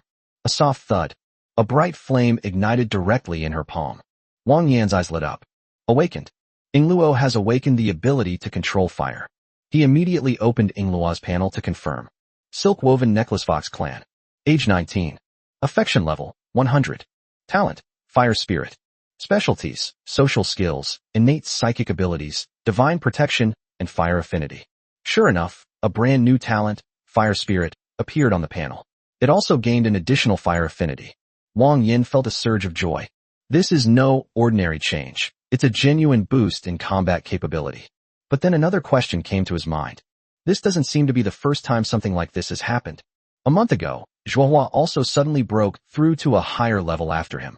At that time, Wang Yan thought it was just a coincidence, but now Yingluo has also experienced a similar situation.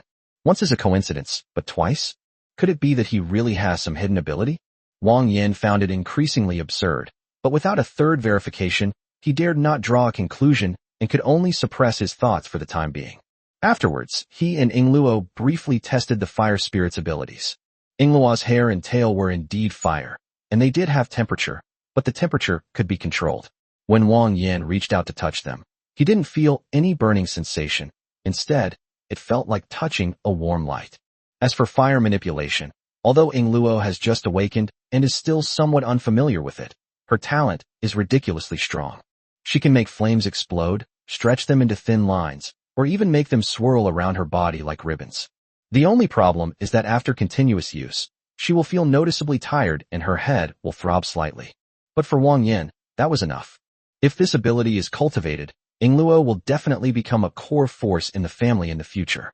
He didn't delve any deeper, planning to show it to Zhuohua when he got back. With Zhuohua's knowledge, she would surely know how to guide Yingluo. As dawn broke, the two resumed their journey, moving at a much faster pace than before. As soon as the sun peeked over the edge of the snowfield, they arrived near the hiding place of Baigua's family. Wang Yan had long planned to adopt the Baigua family. Now that we have more space at home and a more stable environment, it's the perfect time for rapid development. We're short-handed for planting, harvesting, and all sorts of miscellaneous tasks. Naturally, the more people like Baigua, with clean backgrounds and a willingness to survive, the better. But when they arrived at their destination, Wang Yan frowned. The boulder that had been blocking the cave entrance was mostly buried by the wind and snow. If he hadn't had a good memory, he would have had almost no way of finding the entrance. He stepped forward and tapped the stone. There was no sound from inside. Wang Yan's heart sank. "Madam Baigua, are you there?" The sound penetrated the hole, but there was no response. Something's not right. Wang Yan's expression changed instantly. He immediately instructed Yingluo to heat the rocks blocking the hole with flames. The flames quickly charred and brittled the surface of the boulder. Wang Yan took out an iron axe and slammed it down hard with the back of the axe. Once, twice, 3 times. A dull thud echoed through the snow. Before long, the boulder was smashed to pieces. Ignoring the dust, Wang Yan immediately crawled into the hole. The cave was as cold as an ice cellar. He soon saw the Bai family of 4 on the straw bed. Ginkgo and Biscuit curled up on their sides, tightly protecting the little cake and the swaddled baby mouse in the middle. Despite the commotion outside, they didn't react at all. Wang Yan's heart skipped a beat, and he quickly stepped forward to check her breathing. He's still alive. But he only had 1 breath left. Except for the infant mice in slightly better condition, everyone else suffered from frostbite. Baigua was the most severely affected, with red and swollen skin, and some areas even ulcerated. If he had arrived any later, this family would probably have frozen to death here. Yingluo's face turned pale instantly at the sight before her. She covered her mouth with both hands, and her eyes trembled. "Are they dead?" Wang Yan shook his head, his voice steady. "Not yet. Yingluo, go outside and gather firewood. The more the better, hurry." Upon hearing that the person was still alive, Yingluo immediately rushed out of the cave. Before long, she returned carrying a large bundle of firewood.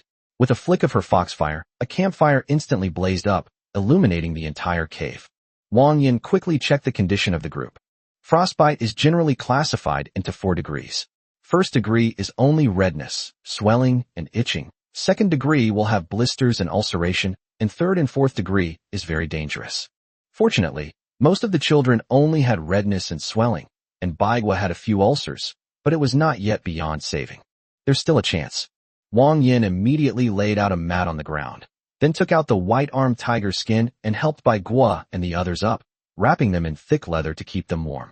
The campfire burned brighter and brighter, and the chill in the cave began to dissipate. Wang Yan glanced at the corner.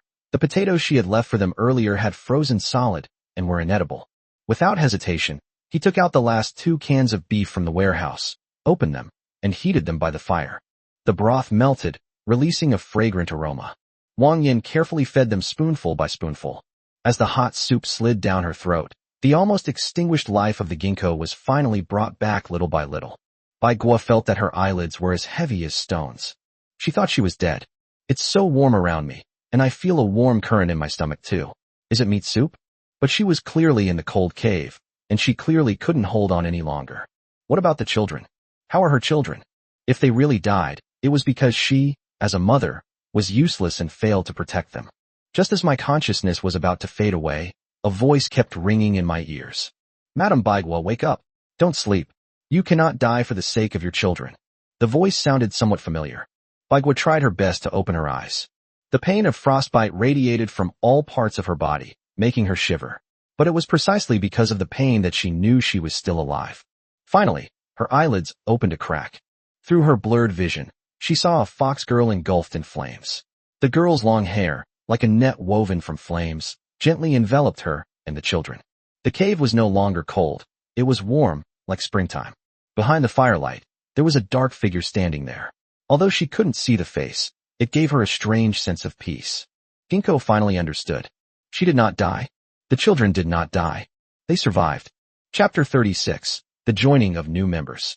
After 2 bowls of hot meat soup were poured down, the 2 mice in Baigua's house finally woke up.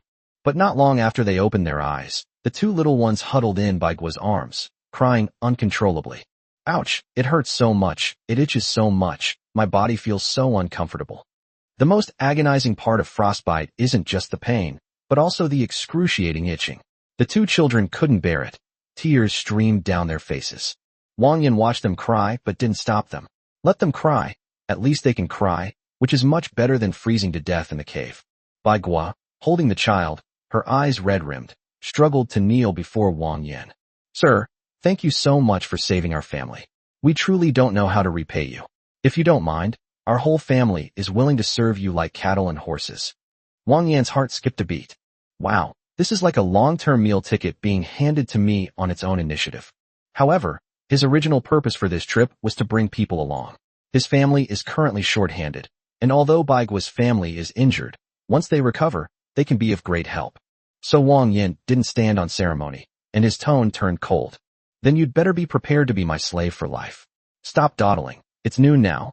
Hurry back with me while it's still light. I've come to find you to take back and work. Hearing this, Luo felt a little sorry for him, but she also knew that Wang Yan was right. It's too cold here. Bai Gua's family just escaped death. If they stay any longer, who knows what might happen. Rather than resting here, they should go home first. There's fire, food, and it's safe there. She crouched down and whispered to Bai Gua, Madam Bai Gua, come with us. We found a new home. It's warm like springtime there, and there's plenty of food, so no one will go hungry. Go with you. Bai Gua was stunned. The two crying mice stopped and looked up at her with their red eyes. Going home with the master? One of the little ones immediately grabbed Bai Gua's clothes and said urgently, Mommy, Grandpa is a good man. He's giving us food. Please say yes. Bai Gua's eyes stung with tears, and she didn't dare to hesitate at all. She was afraid that if she hesitated even a second, Wang Yan would change his mind. She pressed down on the heads of the two children, and the three of them knelt down together. Thank you, sir. Thank you, sir. Wang Yan rubbed his temples. He didn't actually like this approach, but he was too lazy to correct it, so he just waved his hand dismissively. Hurry up and pack, don't waste time. Luo watched from the side and couldn't help but cover her mouth and chuckle. This person was clearly more anxious than anyone else just now, but now they're acting all cold and aloof. It's kind of cute. Bai Gua's family didn't have much to take with them. The junk they had wasn't worth much money. The group quickly climbed out of the cave and prepared to return. But here's the problem. Bai Gua and her two children were all frostbitten. Except for the baby mouse in her arms who was still nursing, the other three had difficulty walking. At a normal pace, they definitely wouldn't be able to get back before dark. Wang Yan immediately picked up the two mice, one on each side. The two little ones were small, nestled in his arms like two big cabbages, pitifully light. Bai Gua could still walk with difficulty, so she carried the youngest child and, supported by Luo, slowly moved forward. Even so, the journey was still very slow. The group walked and stopped frequently, needing to rest every now and then, while the two children groaned in pain. After a full 6 hours, they finally arrived back at their new home before night completely fell. As soon as you enter the cave, a warm breeze hits you. The Bai family was stunned for a moment. The cold, dark cave was no longer before me, but a warm, damp space. Vines intertwined, and fluorescent lights dotted the ground like stars, sprinkling down on my head and face. Bai Gua stared wide-eyed, and the two children were also stunned. Is this the master's house? This is no home. It's more like a paradise from legend. As soon as Wang Yan and Luo returned, the little beast girls who were busy immediately stopped what they were doing and gathered around them. The most excited one was Squeak. Her eyes lit up the moment she saw the ginkgo. Wah! It's another mouse. Squeak circled around ginkgo twice, then went over to look at the sleeping little mouse in her arms, and finally her gaze fell on the two little heads peeking out from Wang Yan's cotton coat. The two mice shuddered under her gaze and immediately shrank back into her clothes, whispering among themselves. Sister, that sister outside is so strange. Is she a mouse too? Don't talk nonsense. It's rude to say someone is weird. Let's go say hello to her. Wang Yan heard it clearly, and the corner of his mouth twitched. He raised his hand and rubbed Zizi's chestnut red head. Behave yourself, don't scare them. Then, four large ears slowly popped out from inside the cotton-padded coat. The two little ones timidly peeked out and said in unison, Hello, sister. Squeak was hit instantly. So cute. She couldn't resist two things, delicious food and cute things. The two little mice curled up together, soft and timid, completely melted her heart. Quick, quick, let your big sister give you a hug. Big sister is a little mouse too. Wang Yan gently tugged at her big ear, clearly annoyed. All right, calm down for a bit.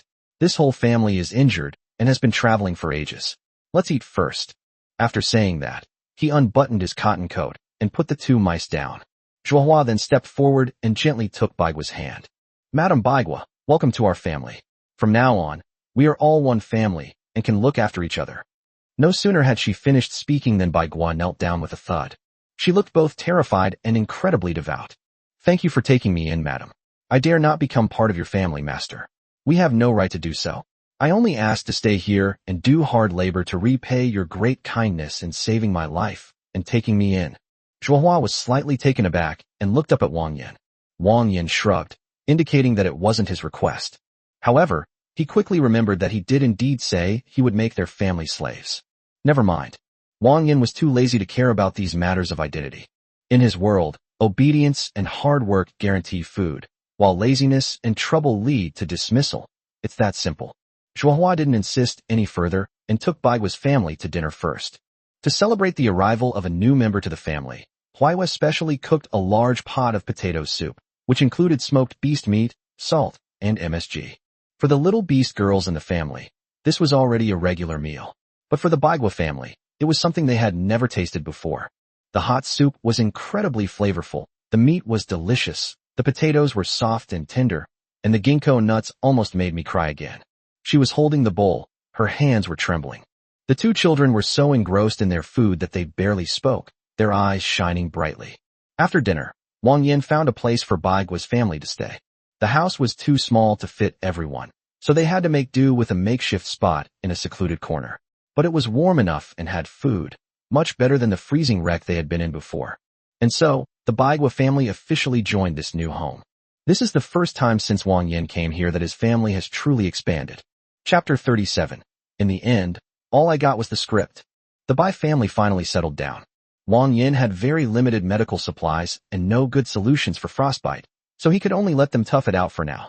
Fortunately, there was some dry grass and animal hides in the cave, which they managed to make makeshift bedding. But for Baigua's family, this was like a dream. No more freezing, no more hunger. As long as they're willing to work, they can eat their fill and stay warm. Even in Rat Potato City, they've never enjoyed such treatment. After settling them in, Wang Yan went to find Zhuohua. He recounted Yingluo's recent changes, especially her sudden awakening after that night. Upon hearing this, Zhuohua's peach-colored eyes narrowed slightly, and her expression became subtle. She looked at Wang Yan and immediately asked, "What happened between you two?" Wang Yan felt a chill run down his spine. The tone sounds like someone caught red-handed by the wife. However, Zhuohua didn't seem angry, so he forced a nod and said, "Yes, Yingluo awakened after that night." Zhuohua lowered his head and pondered for a moment, his expression gradually becoming serious. "It seems my previous guess was correct." Wang Yan frowned. "Could it just be a coincidence?" Zhuohua shook her head. "The possibility is very small. It's extremely difficult for a beast man to awaken. Maybe 1 in 10 will do. It's true that some people can suddenly awaken, like while eating, and the next second they awaken. But Yingluo's awakening could be attributed to chance. But what about me?" She looked up at Wang Yan, her tone even more resolute. "The only way for the salamander race to improve their spiritual salamander meridians is through something called a chi-boosting pill. Sudden meridian advancement has never happened before." Wang Yan fell silent. Zhuohua's lips curled slightly. "So, you do indeed have the ability to help beastmen awaken, and even enhance my spirit salamander meridians." She didn't say the second half of her sentence. But the meaning is already quite clear. Since Wang Yan has this ability, shouldn't we also make arrangements for the remaining sisters? Wang Yan's face immediately turned bitter. No way.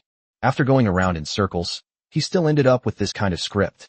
Zhuohua chuckled softly, leaned close to his ear, and said in a soft yet mischievous voice, "All right, since you've already given Yingluo to her, I'll call her too." Wang Yan's pupils dilated in shock on the spot. This night is destined to be filled with sweet dreams. The next day, Baigua and her family continued to recuperate. Wang Yan hasn't assigned Baigua any heavy work yet. They haven't accumulated enough points, so the family usually only spins cotton thread with a spindle, while he himself uses a plane to process wooden boards. For once, I had a few days of peace and quiet. The two little mice had milder frostbite. Although it still hurt and itched, they no longer huddled in their mother's arms and cried. Zizi really likes these two little ones, taking them around all day long, and has become the big sister, successfully gaining 2 little followers. That day, Zizi asked curiously, why is the older sister called Little Cookie and the younger sister called Little Cake? The little cake pursed its lips, wiggled its round ears, and explained softly. Mommy said that when we were very, very little, we didn't have names yet. Once, we passed by a bakery, and we kept crying, so Mommy took us inside to take a look. In the end, I hugged the cake and wouldn't let go, while my sister pointed at the cookies and cried, so that's how we got our names. In the end, even the little cake felt a little embarrassed, and she lowered her head with a blush on her face. Zizi burst into laughter on the spot, clutching her stomach and unable to straighten up. Ha ha, one of you is clinging to the cake and won't let go, while the other is pointing at the cookies and crying. You two are hilarious. At this moment, Huiwa strolled over slowly, heard these words, and immediately added insult to injury with a wicked grin. You're laughing at others, meow? You're not much better yourself, meow. Squeaky was taken aback. Huh? Why you mercilessly exposed their past. When we were little, when Sister Ingluo was naming everyone, you were the only one who couldn't talk yet. You could only hug my legs and squeak. I got so tired of you making noise that I simply named you Squeak Meow. Squeak froze instantly. Embarrassing. How embarrassing. The image of the big sister she had painstakingly built up in front of her 2 younger brothers collapsed completely. Why you ignored her and looked at the 2 mice. Speaking of which, doesn't your little sister have a name yet? Little Biscuit shook her head. Not yet. Mom originally wanted to take my sister to the bakery again, but Potato City is gone, so the name has been put on hold for now. Huayu's lips twitched. Goodness, this family got their name from a bakery? As they were talking, Wang Yan put on a cotton coat and came over. He glanced at the group of people gathered around him and said, I'm going out for a bit. The things Delia sent should be arriving soon. You guys wait for me at home. Squeak tilted its head. Who is Delia? Huayu raised her hand and patted her on the back of the head. That's the winged woman who used to live in our house, meow. What a pig brain, meow. Zizi covered her head and chuckled, then remembered something, stood on tiptoe and waved to Wang Yan. Be careful. Come back soon. Wang Yan sighed helplessly and turned to leave the cave. But they hadn't gone far when a pinkish-gray figure caught up with them. It is Ingluo. Since awakening, she has become immune to the cold. Even in the bitter cold of winter, she wears only an animal skin undergarment with a leather coat on top, and moves with a light and quick step. Wang Yan looked at her. Why did you follow me here? Ingluo directly took his arm, and the warm touch was clearly felt even through his clothes. She smiled charmingly. I just wanted to spend some time alone with you. Wang Yan sneered. If it weren't for the obvious affection in her eyes, he might have actually believed her. We're going to our hometown to pick someone up, so don't take too long, okay? Ingluo nodded, then asked in confusion, picking someone up? Another new person is joining? Wang Yan thought for a moment. The concept of mechanical beings is indeed difficult for these little beast girls to understand. He could only rephrase it. It can't be called a person. It looks like a person, but it's not a person. You can think of it as a tool that looks like a person, like the guy who came to pick up Delia, only it looks like a person. Ingluo looked completely bewildered. That's so hard to understand. Wang Yan was too lazy to explain any further. Anyway, once she sees it, she'll gradually understand. Chapter 38. What does a 1:1 lifelike replica mean? Supplement. Wang Yan goodbye. After Ingluo awakened her new abilities, Wang Yan simply dragged her along to do a few stretching and yoga routines. The 2 of them didn't really make any big fuss, but after all that activity, Ingluo was still sweating profusely on her neck. Her cheeks were as red as ripe fruit, and she looked radiant and glowing. When they first arrived, the mechanical entity hadn't appeared yet, and Ingluo wouldn't leave him alone.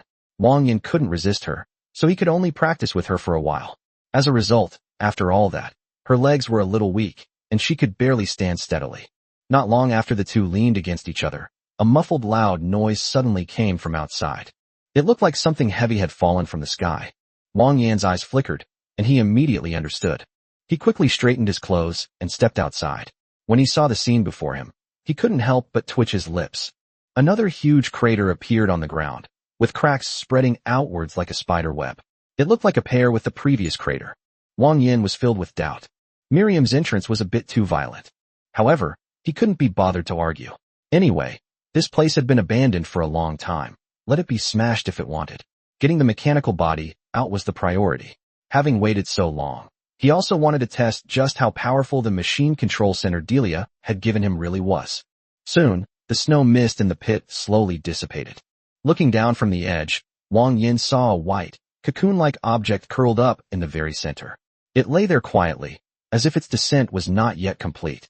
The next second, the cocoon of light began to dissipate. The girl who was hugging her legs was then revealed. Buzz, a mechanical sound, similar to a power-on startup, rang out. The girl wore a pure white bodysuit that clung perfectly to her figure, highlighting her curves exquisitely.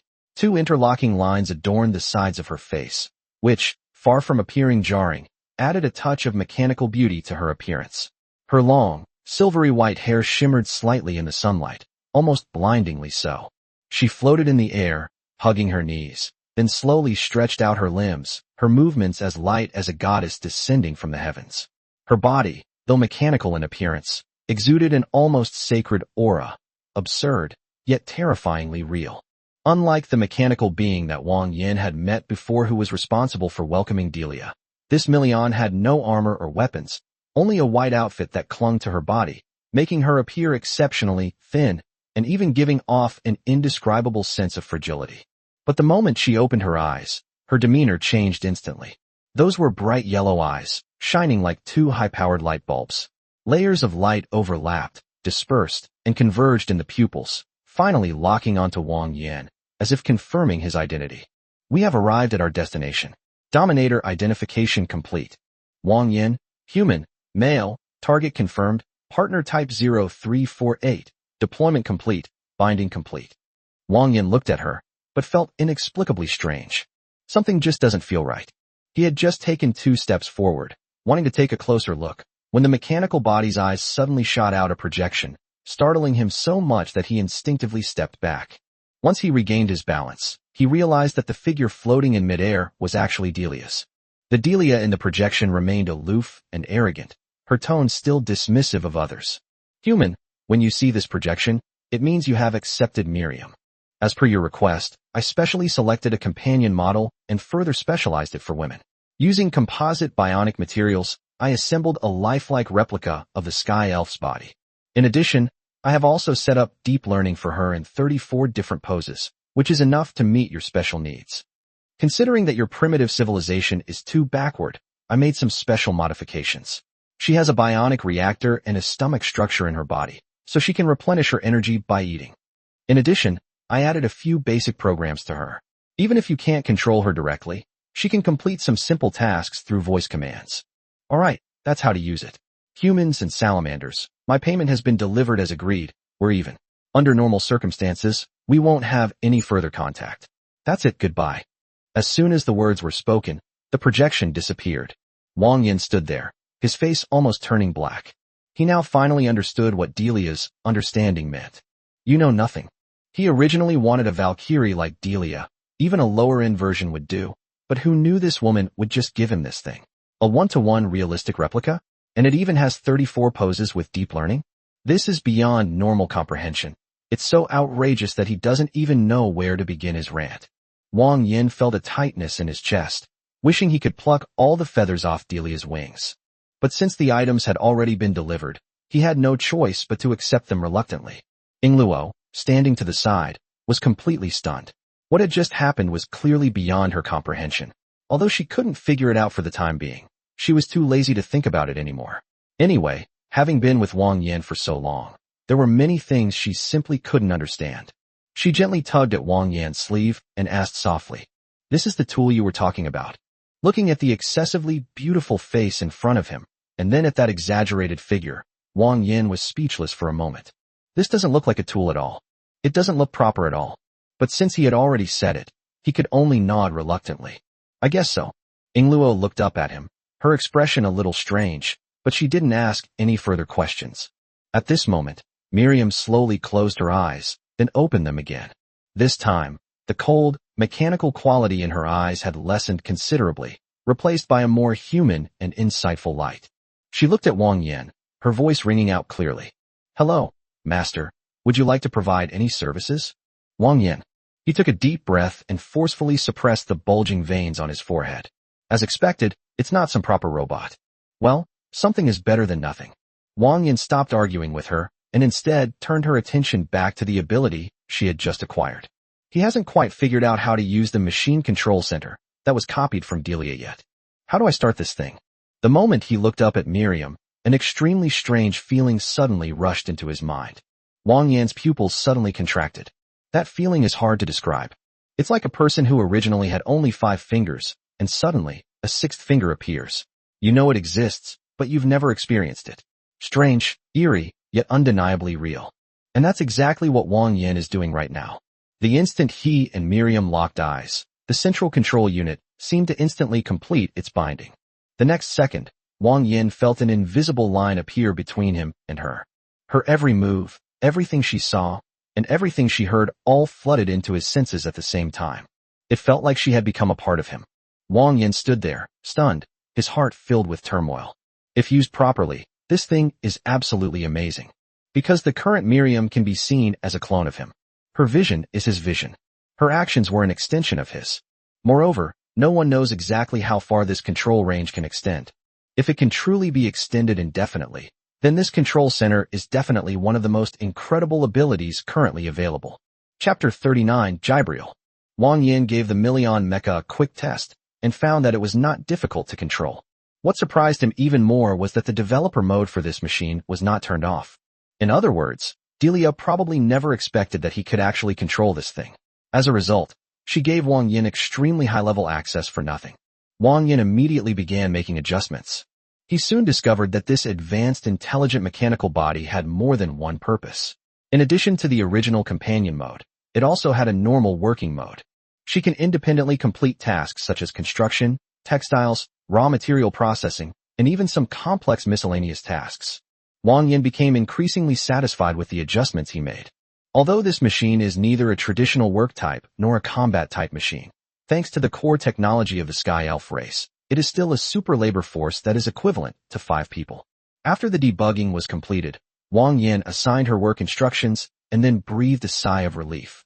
From now on, he no longer needs to use voice commands. His body will execute them with just a thought. This is a huge profit. Then, Wang Yan took the big fox's hand and let the mechanical body follow behind them, and they went home together. As soon as they entered the courtyard, the exquisitely crafted mechanical body, which looked so lifelike, immediately attracted the attention of the whole family. Hua Yu leaned closer to take a look, and Zhuohua also circled around her. Even people who weren't usually very curious couldn't help but take a second look. Wang Yan could only explain in terms that everyone could understand. Don't be nervous. She's not a living person. You can treat her like a mannequin that can do work. But cookies and cakes don't understand these things. To the 2 mice, it was like a beautiful older sister had come to their home. Little Biscuit tugged at Wang Yan's trouser leg, looked up and asked, Master, what's this older sister's name? Doesn't she like to talk? Wang Yan then realized that he really should give her a name. He lowered his head and thought for a moment. Then a name suddenly flashed into his mind, and he immediately clapped his hands. Her name is Jibril. From now on we'll call her Jibril. Hua Yu's ears twitched, and she subconsciously asked, Little what meow? Wang Yan fell silent instantly. The way the name came out of Hua Yu's mouth sounded a little off. At this moment, the mechanical entity's eyes flickered slightly. It looked up and locked onto Wang Yan, calmly asking, Is it confirmed that companion type 0348 will be named Jaburi? Wang Yan nodded. Sure. The next moment, the words companion type 0348 completely disappeared from his control interface and were replaced by Jibril. From this moment on, this Miriam was officially renamed. Wang Yan felt a weight lifted off her shoulders. Jibril doesn't need to sleep. She only needs regular food to maintain her energy and can work continuously. For this household, she's practically a cheat code for manpower. The next few days were unusually peaceful. Wang Yan built a simple wooden shed for Baigua's family, so at least they wouldn't have to sleep in the open anymore. After a few days of recuperation, Baigua recovered considerably and took the initiative to take over the cleaning and spinning work. Wang Yan had to admit that Baigua was indeed diligent, quick, and efficient. Then look at the little red-haired dog at home, and the difference is immediately apparent. At the same time, he also discovered something. Squeaky and Ginkgo's family don't seem to be the same kind of mouse. The Ginkgo family is noticeably smaller than average. Little Biscuit and Little Cake are 11 years old, but only about 1 meter tall. Ginkgo, as an adult mouse, is about 1.4 meters tall. But the squeaky one is different. Although she was considered short among her sisters, she was still about 1.5 meters tall. Compared to Baigua's family, she looked like a big guy.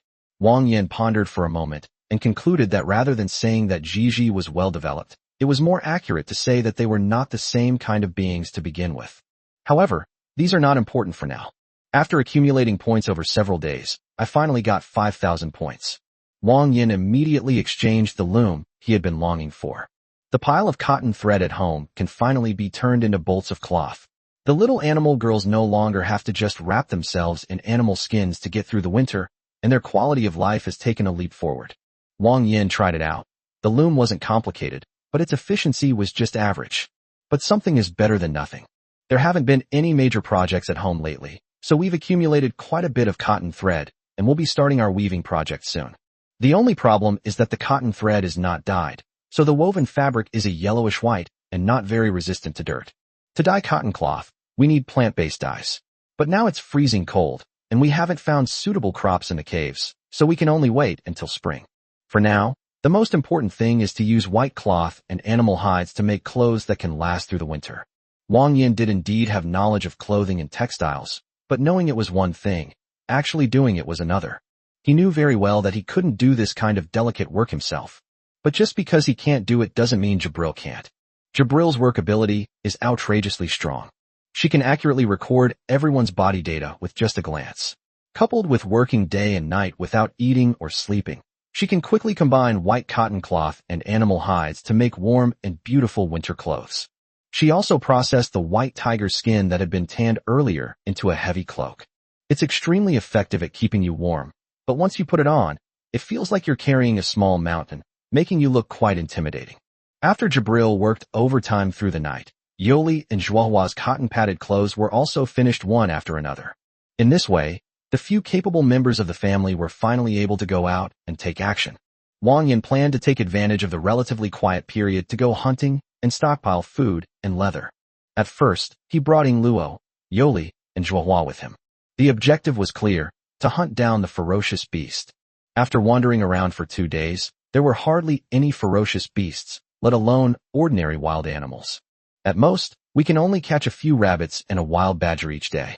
What was supposed to be a tense and exciting hunt turned into a trip for the wives to go on a picnic. Wang Yan felt increasingly uneasy. Strange, where is the ferocious beast? We were told before that those ferocious beasts were driven out of their territory by something. So why can't we see a single one now? Could it be that the mysterious entity has already been dealt with by some expert? If that's the case, it would certainly be fantastic news for Wang Yan. The threat mysteriously disappeared, and the family could focus on their business with peace of mind. But he felt it wasn't quite reasonable. It's only been a few days? You just saw a ferocious beast, and then it all disappeared in the blink of an eye. Things are probably not that simple. Chapter 40. Why do I still have to worry about making money and finding a place to live even after arriving in another world? Unable to find any decent prey, Wang Yan simply reduced the number of hunters to 2, taking only Yuli with him. But with winter approaching, there wasn't much work to do at home. Besides spinning thread, weaving cloth, and making clothes, he mainly tended to the incense burner to prevent any mishaps. What truly troubled him was the new house.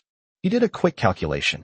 To build a small villa that could accommodate 6 people and be fully equipped, the starting price for red bricks alone would be 200,000 yuan. Not to mention other building materials. Wang Yan fell silent upon hearing this. At 1 point per red brick, with his current income, he'd probably never save enough.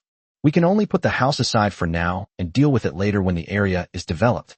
To earn more points, there are currently 3 paths. Expand your land, find high-yield crops, and mine rare medicinal herbs.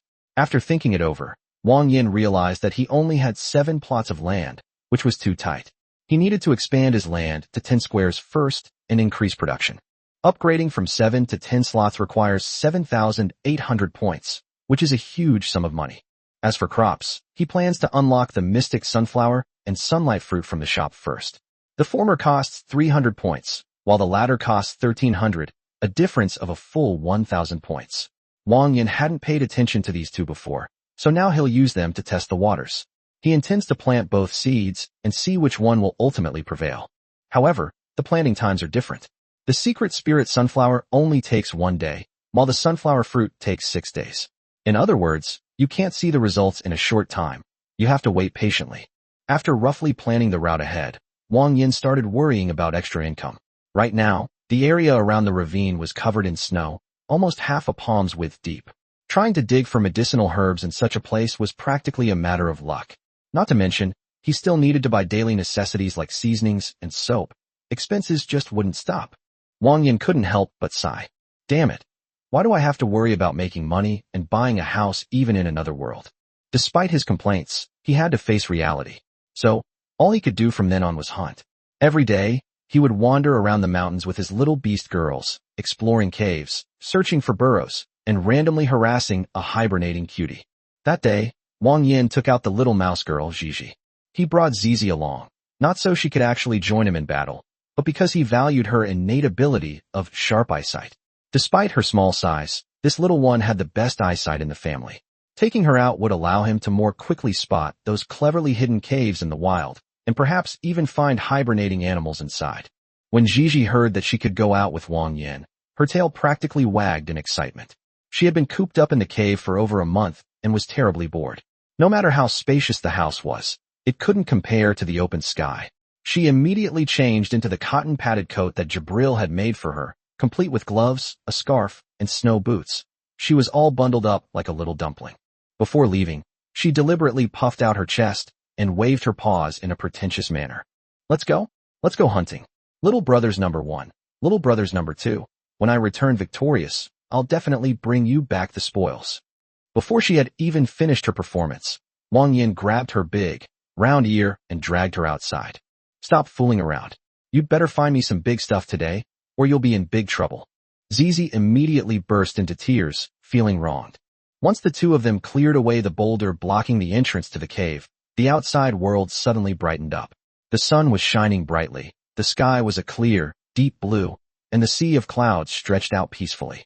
A breeze blew, and Gigi's chestnut-red sideburns swayed gently.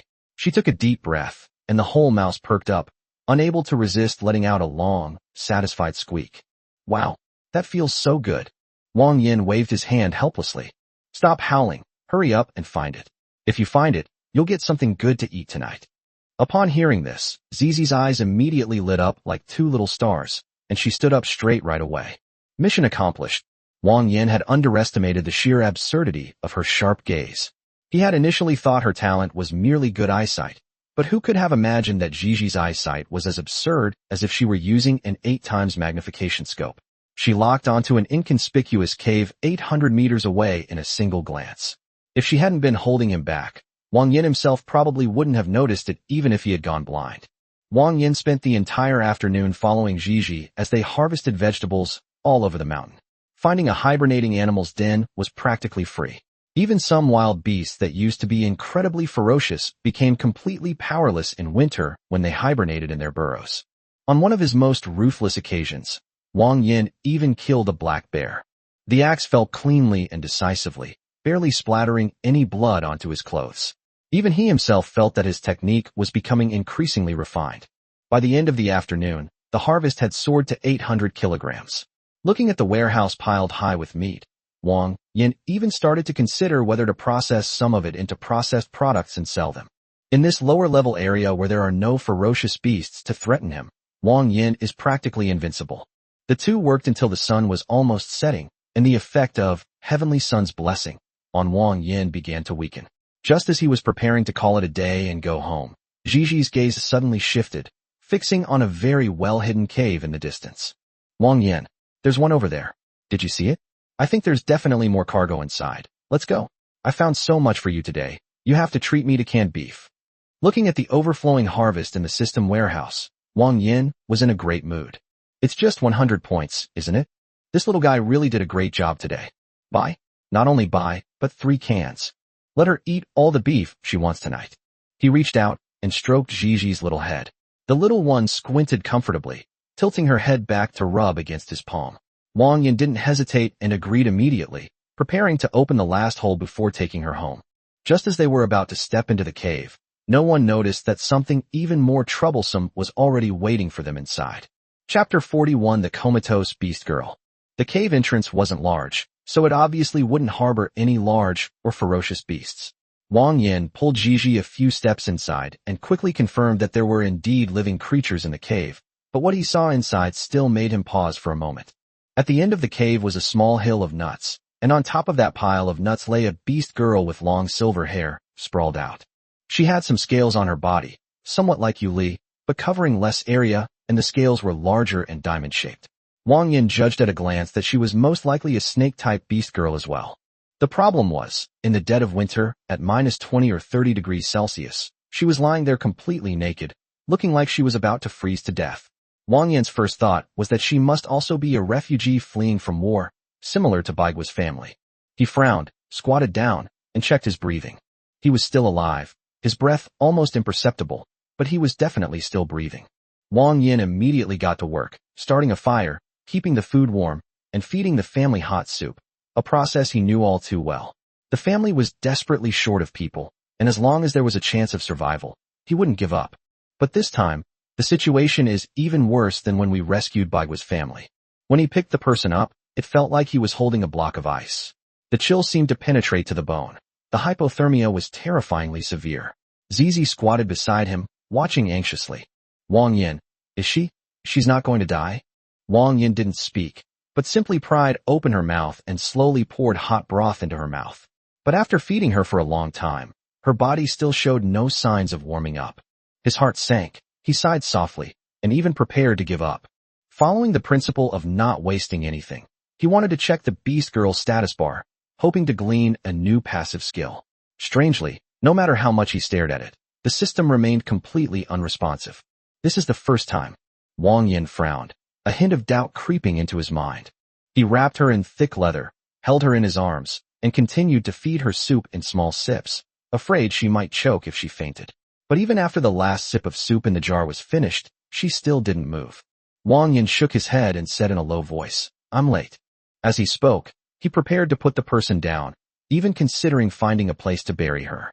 But just then, Zizi suddenly jumped up, pointed at the beast girl, and her voice changed. She moved. Her eyelids just twitched. It worked. Wang Yan looked down, and, sure enough, the double eyelids were trembling slightly. He immediately extended his thumb, pressed it against the philtrum, and applied more pressure without hesitation. As the stimulation intensified, her silvery white eyebrows furrowed slightly, and her eyelids trembled even more violently. "It's responding," Zizi immediately exclaimed excitedly. "Push harder. Quickly." Wang Yan pressed down a few more times, and finally, those heavy eyelids slowly opened. The next second, a pair of extremely strange eyes were exposed to the air. It didn't look like an ordinary eye at all. It was more like a deep blue starry sea. Countless tiny points of light dotted the deep space, interwoven and swirling in layers of starlight, with what looked like a dazzling star slowly burning at its center. Wang Yan was momentarily stunned after just one glance. However, he quickly came to his senses and shook his head. The girl lay quietly in his arms, her deep blue eyes reflecting his image, her white eyelashes trembling slightly, silently staring at him. The atmosphere suddenly became somewhat awkward. Wang Yan had no choice but to speak first. "Hello? Can you move now?" The girl remained silent, staring intently at him, her face expressionless. The next second, she unexpectedly raised her hand and gently pinched Wang Yan's cheek. Wang Yan was taken aback, reached out, and pushed her hand away, then let go of her. It turns out this woman really does seem to have some mental issues. As soon as Wang Yan let go, she slumped to the ground, not even bothering to adjust her posture. She looked down at the animal hide covering her, frowned slightly, and then ripped it off. Sizzle. She tore the animal hide apart as easily as if it were thin paper. After tearing it up, she turned over and continued to stare at Wang Yan. Wang Yan. Gigi was also dumbfounded. She leaned close to Wang Yan's ear and whispered, "Is this woman an idiot?" Wang Yan didn't answer, but instead took out another can of beef from the system's inventory, roasted it by the fire, and then handed it to her. The silver-haired beast girl twitched her nose, seemingly finally drawn to the aroma. Her gaze shifted from Wang Yan's face to the canned goods, but she remained silent, simply watching. Wang Yan handed her the can of food, and she obediently took it with both hands, then tilted her head back and poured it directly into her mouth. Their eating manners were hardly graceful. Soup dripped from the corners of her mouth, staining her silvery hair and sliding down her chest, making her look somewhat disheveled. But she ate quickly, clearly because she was truly hungry. Knowing when you're hungry is good. You're not too stupid. Wang Yan nodded. To be honest, he wasn't really keen on taking in these half-witted beast girls. They probably weren't good at working, and keeping them would likely just be a waste of food. But he decided to try the status bar one more time. I couldn't see it before, probably because the person was unconscious. Now that they're awake, maybe we can find out. Wang Yan's mind raced. This time, the system finally responded. A panel popped up instantly and landed steadily in front of me. Friana Velianola Dragon. Age. Favorability, 0. Talent, Elder Dragon. Specialties, Endless Breath, Ancient Dragon Body, Pure Scales, Dragonborn, Superior Melee Combat Skills, Flawless Body, Incompetent at Cooking. Wang Yan stared at the line of words, his expression freezing instantly. Dragon? Not a snake race. An ancient dragon species? His mind went blank, and his expression changed instantly. Not good. Oh no, oh no. Chapter 42 Hungry, Hungry, Hungry. Ding. Unlock the Dragon Illustration. Gain passive effect, Dragonborn. New products unlocked. The store has been updated. When the system notification popped up, Wang Yan was completely stunned. Dragon? The creature in front of me that looks like a young girl and was just sleeping in the cave is actually a dragon. Wang Yan's mind went blank for a moment, and he instantly replayed his actions from just now. He ran over and checked the woman's breathing and pinched her philtrum, waking her up. What's the difference between this and going to the zoo, seeing a tiger sleeping, going up to it, slapping it twice to wake it up and make it go back to sleep? What's even more dangerous is that this is no ordinary ferocious beast. According to Wang Yan's original understanding of cultivation novels, anything that could transform into human form was basically a powerful demon. This female dragon before him looked almost identical to a normal person. He dared not even imagine how terrifying its strength truly was. Then, thinking about what had happened recently, Wang Yan suddenly understood everything.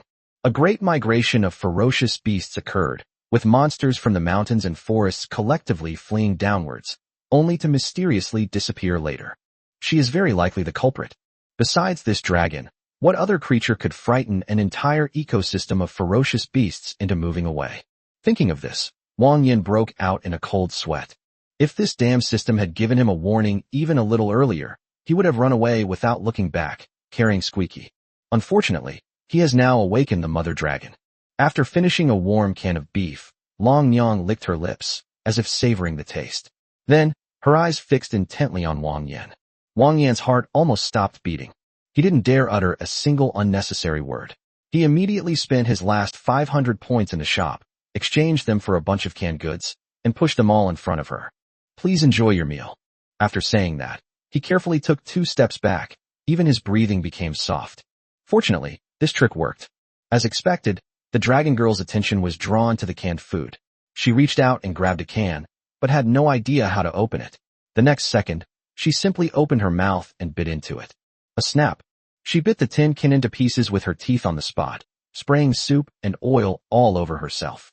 Wang Yan's throat tightened as he watched, and he couldn't help but swallow. If those teeth were to bite him, there probably wouldn't even be any bones left. He grabbed Gigi's hand and slowly moved her backward.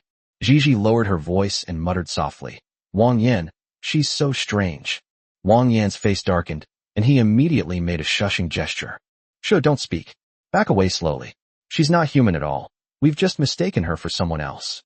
Squeak paused, taken aback. Not human? What could that be? Although she didn't understand, seeing how nervous Wang Yan was, she knew something was wrong, so she immediately shut up and obediently followed him back. Fortunately, the dragon girl paid no attention to them, and just kept eating can after can of beef. The two of them slowly moved to the edge of the cave entrance. Wang Yan repeatedly confirmed that the dragon was not looking in their direction. The next second, he took a deep breath, hoisted Gigi onto his shoulder, and turned to run. 2 figures darted out of the cave in the snow. Wang Yan had never run so fast before. His back was already soaked with cold sweat, and only one thought remained in his mind. Go back. Go back immediately. Seal the cave. Don't come out for months. That was a being whose mere aura could repel countless ferocious beasts. He knew his own limitations very well. Rebellion? It does not exist. To escape alive is a stroke of good luck. However, there was some good news as well. The Dragonborn passive ability that the system just gave him is frantically strengthening his body. His strength, speed, defense, and recovery have all increased significantly compared to before. Wang Yan carried Gigi and ran wildly through the snow, leaving deep footprints in the snow with every step. Squeaky was dizzy from being jostled around, but dared not move. She now understood that the woman was absolutely dangerous, otherwise Wang Yan wouldn't have run away so decisively. She asked softly, "If that woman isn't human, then what is she?" Wang Yan gritted his teeth and answered, "A ferocious beast. A ferocious beast that looks like a human." In one sentence, Gigi understood instantly. She immediately huddled on Wang Yan's shoulder, trying not to cause him any trouble. But the two had only run a short distance when Wang Yan suddenly saw a figure standing at the end of the snowy curtain ahead. He squinted, trying to get a better look, when Zizi on his shoulder suddenly cried out, "Run! It's that woman from before." Wang Yan's heart skipped a beat. He suddenly stopped and turned to rush in another direction. But since the other party was after him, how could they possibly let him get away? The next instant, a piercing sound of something cutting through the air came from above. A silver-white figure descended from the sky like a cannonball, crashing down in front of them with a loud bang. The snow exploded, and white mist billowed. As the snow and fog dissipated, the silver-haired woman stood there, her hair and neck still stained with grease from canned food, but her expression remained eerily calm. Wang Yan felt a chill in his heart. It's over. They've been targeted. Running is pointless now. He stopped, gently placed Zizi behind him, forced himself to calm down, took a deep breath, and braced himself to speak. "It was our fault for disturbing your rest. We thought you were in distress, and we did not mean to offend you." He spoke very sincerely and didn't dare to speak too fast. "If you are angry, I am willing to find a way to make amends. I only hope that you can spare our lives. If there's no way to escape, then we can only gamble that she can understand human speech. As long as communication is possible, and as long as she has needs, Wang Yan still has a way to survive."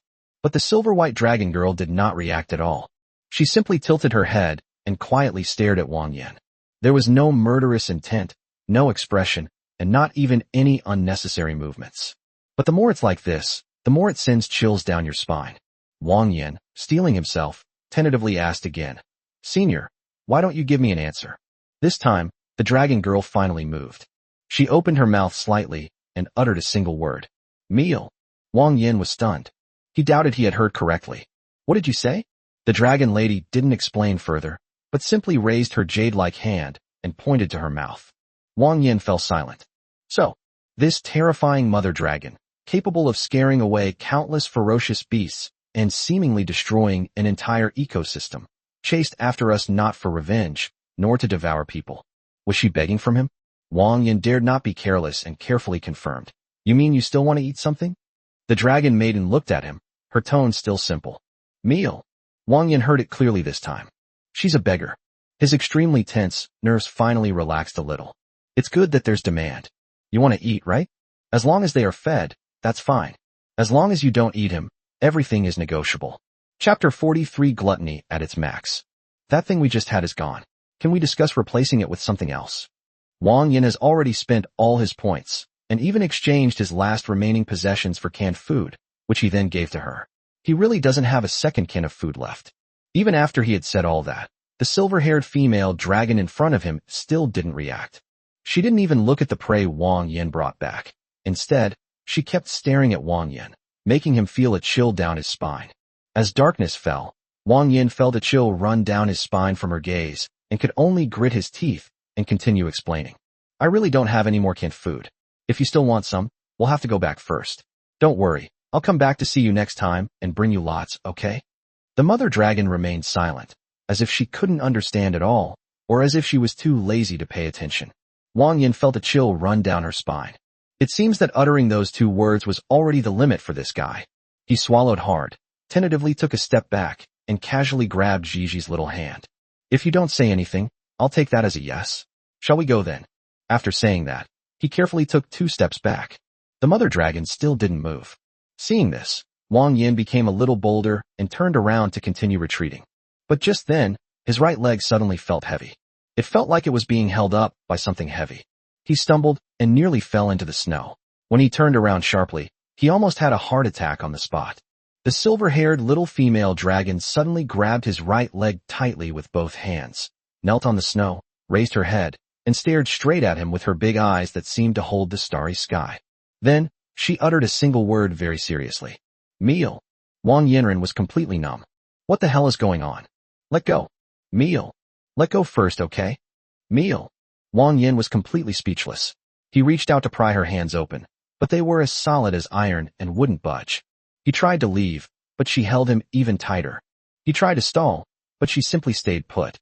As darkness fell, Wang Yan had no choice but to resign himself to his fate and tried to drag her a few steps forward. But the mother dragon wouldn't let go, like a large ornament attached to his leg. Well, Wang Yan let out a long sigh. This guy doesn't look very aggressive, but he's definitely a handful. What's worse, he's now out of points and canned food, and she doesn't even want the prey he hunts, so he can't get rid of her at all.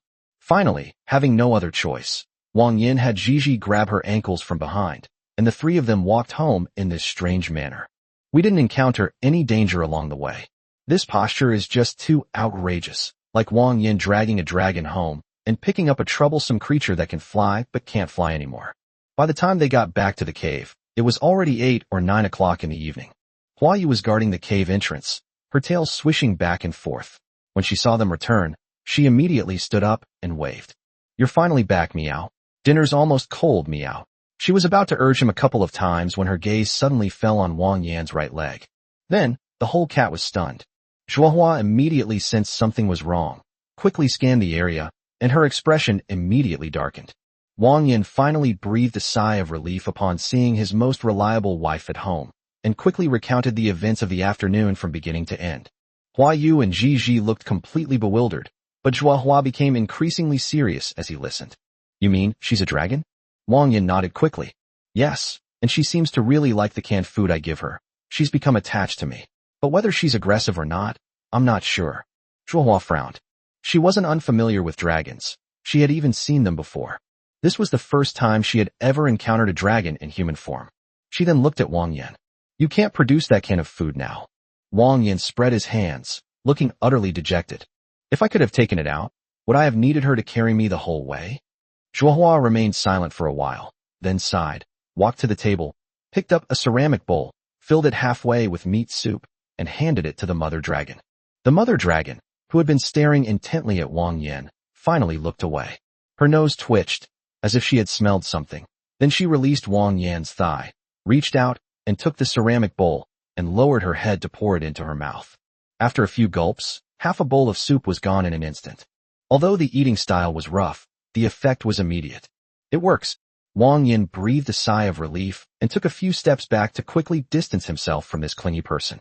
Zhuohua looked at her, then at Wang Yan, and said seriously, let's keep her here. I think it's a good idea. Upon hearing this, Wang Yan's eyes widened. He had initially intended to refuse. But Zhuohua had already begun to explain. Dragons are creatures that no one in the upper echelons would dare to provoke easily. But this one in front of us is clearly not aggressive and can even communicate in a simple way.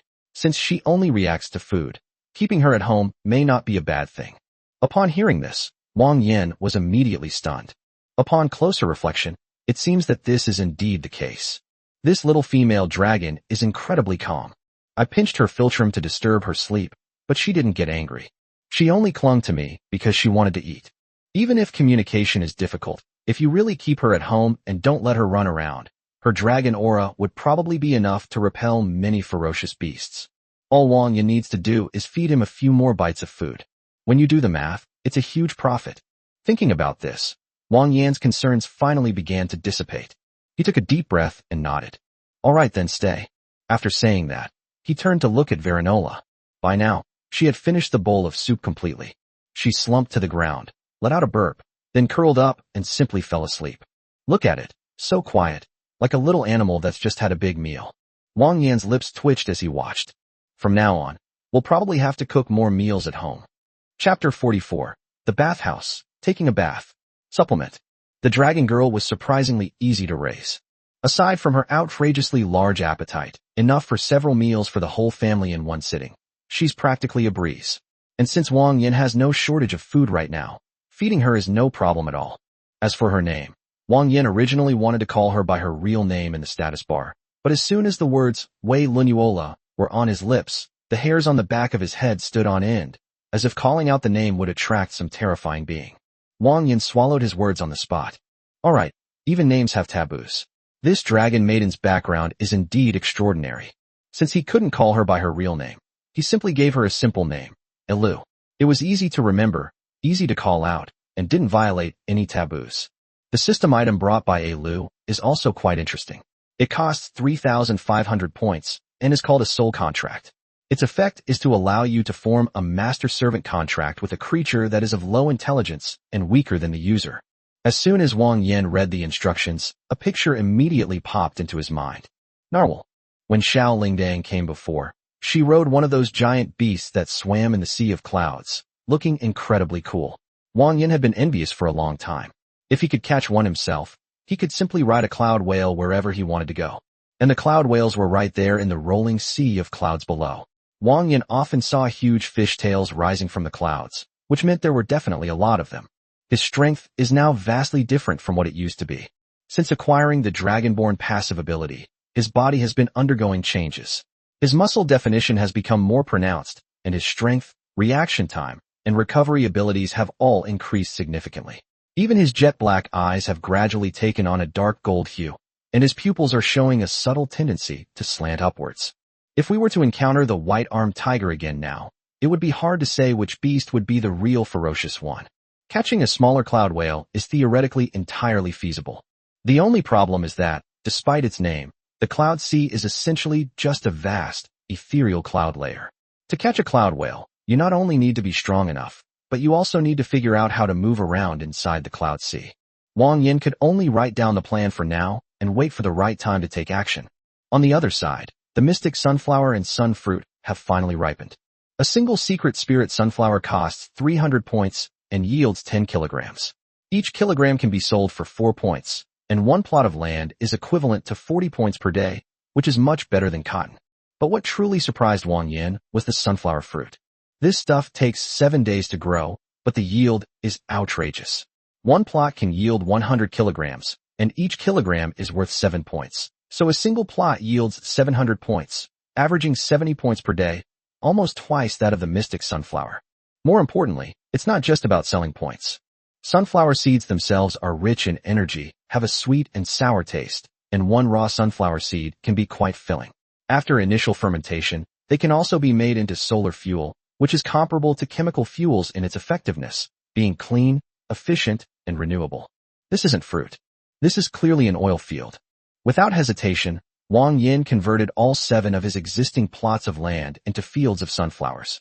With this thing, points will accumulate rapidly.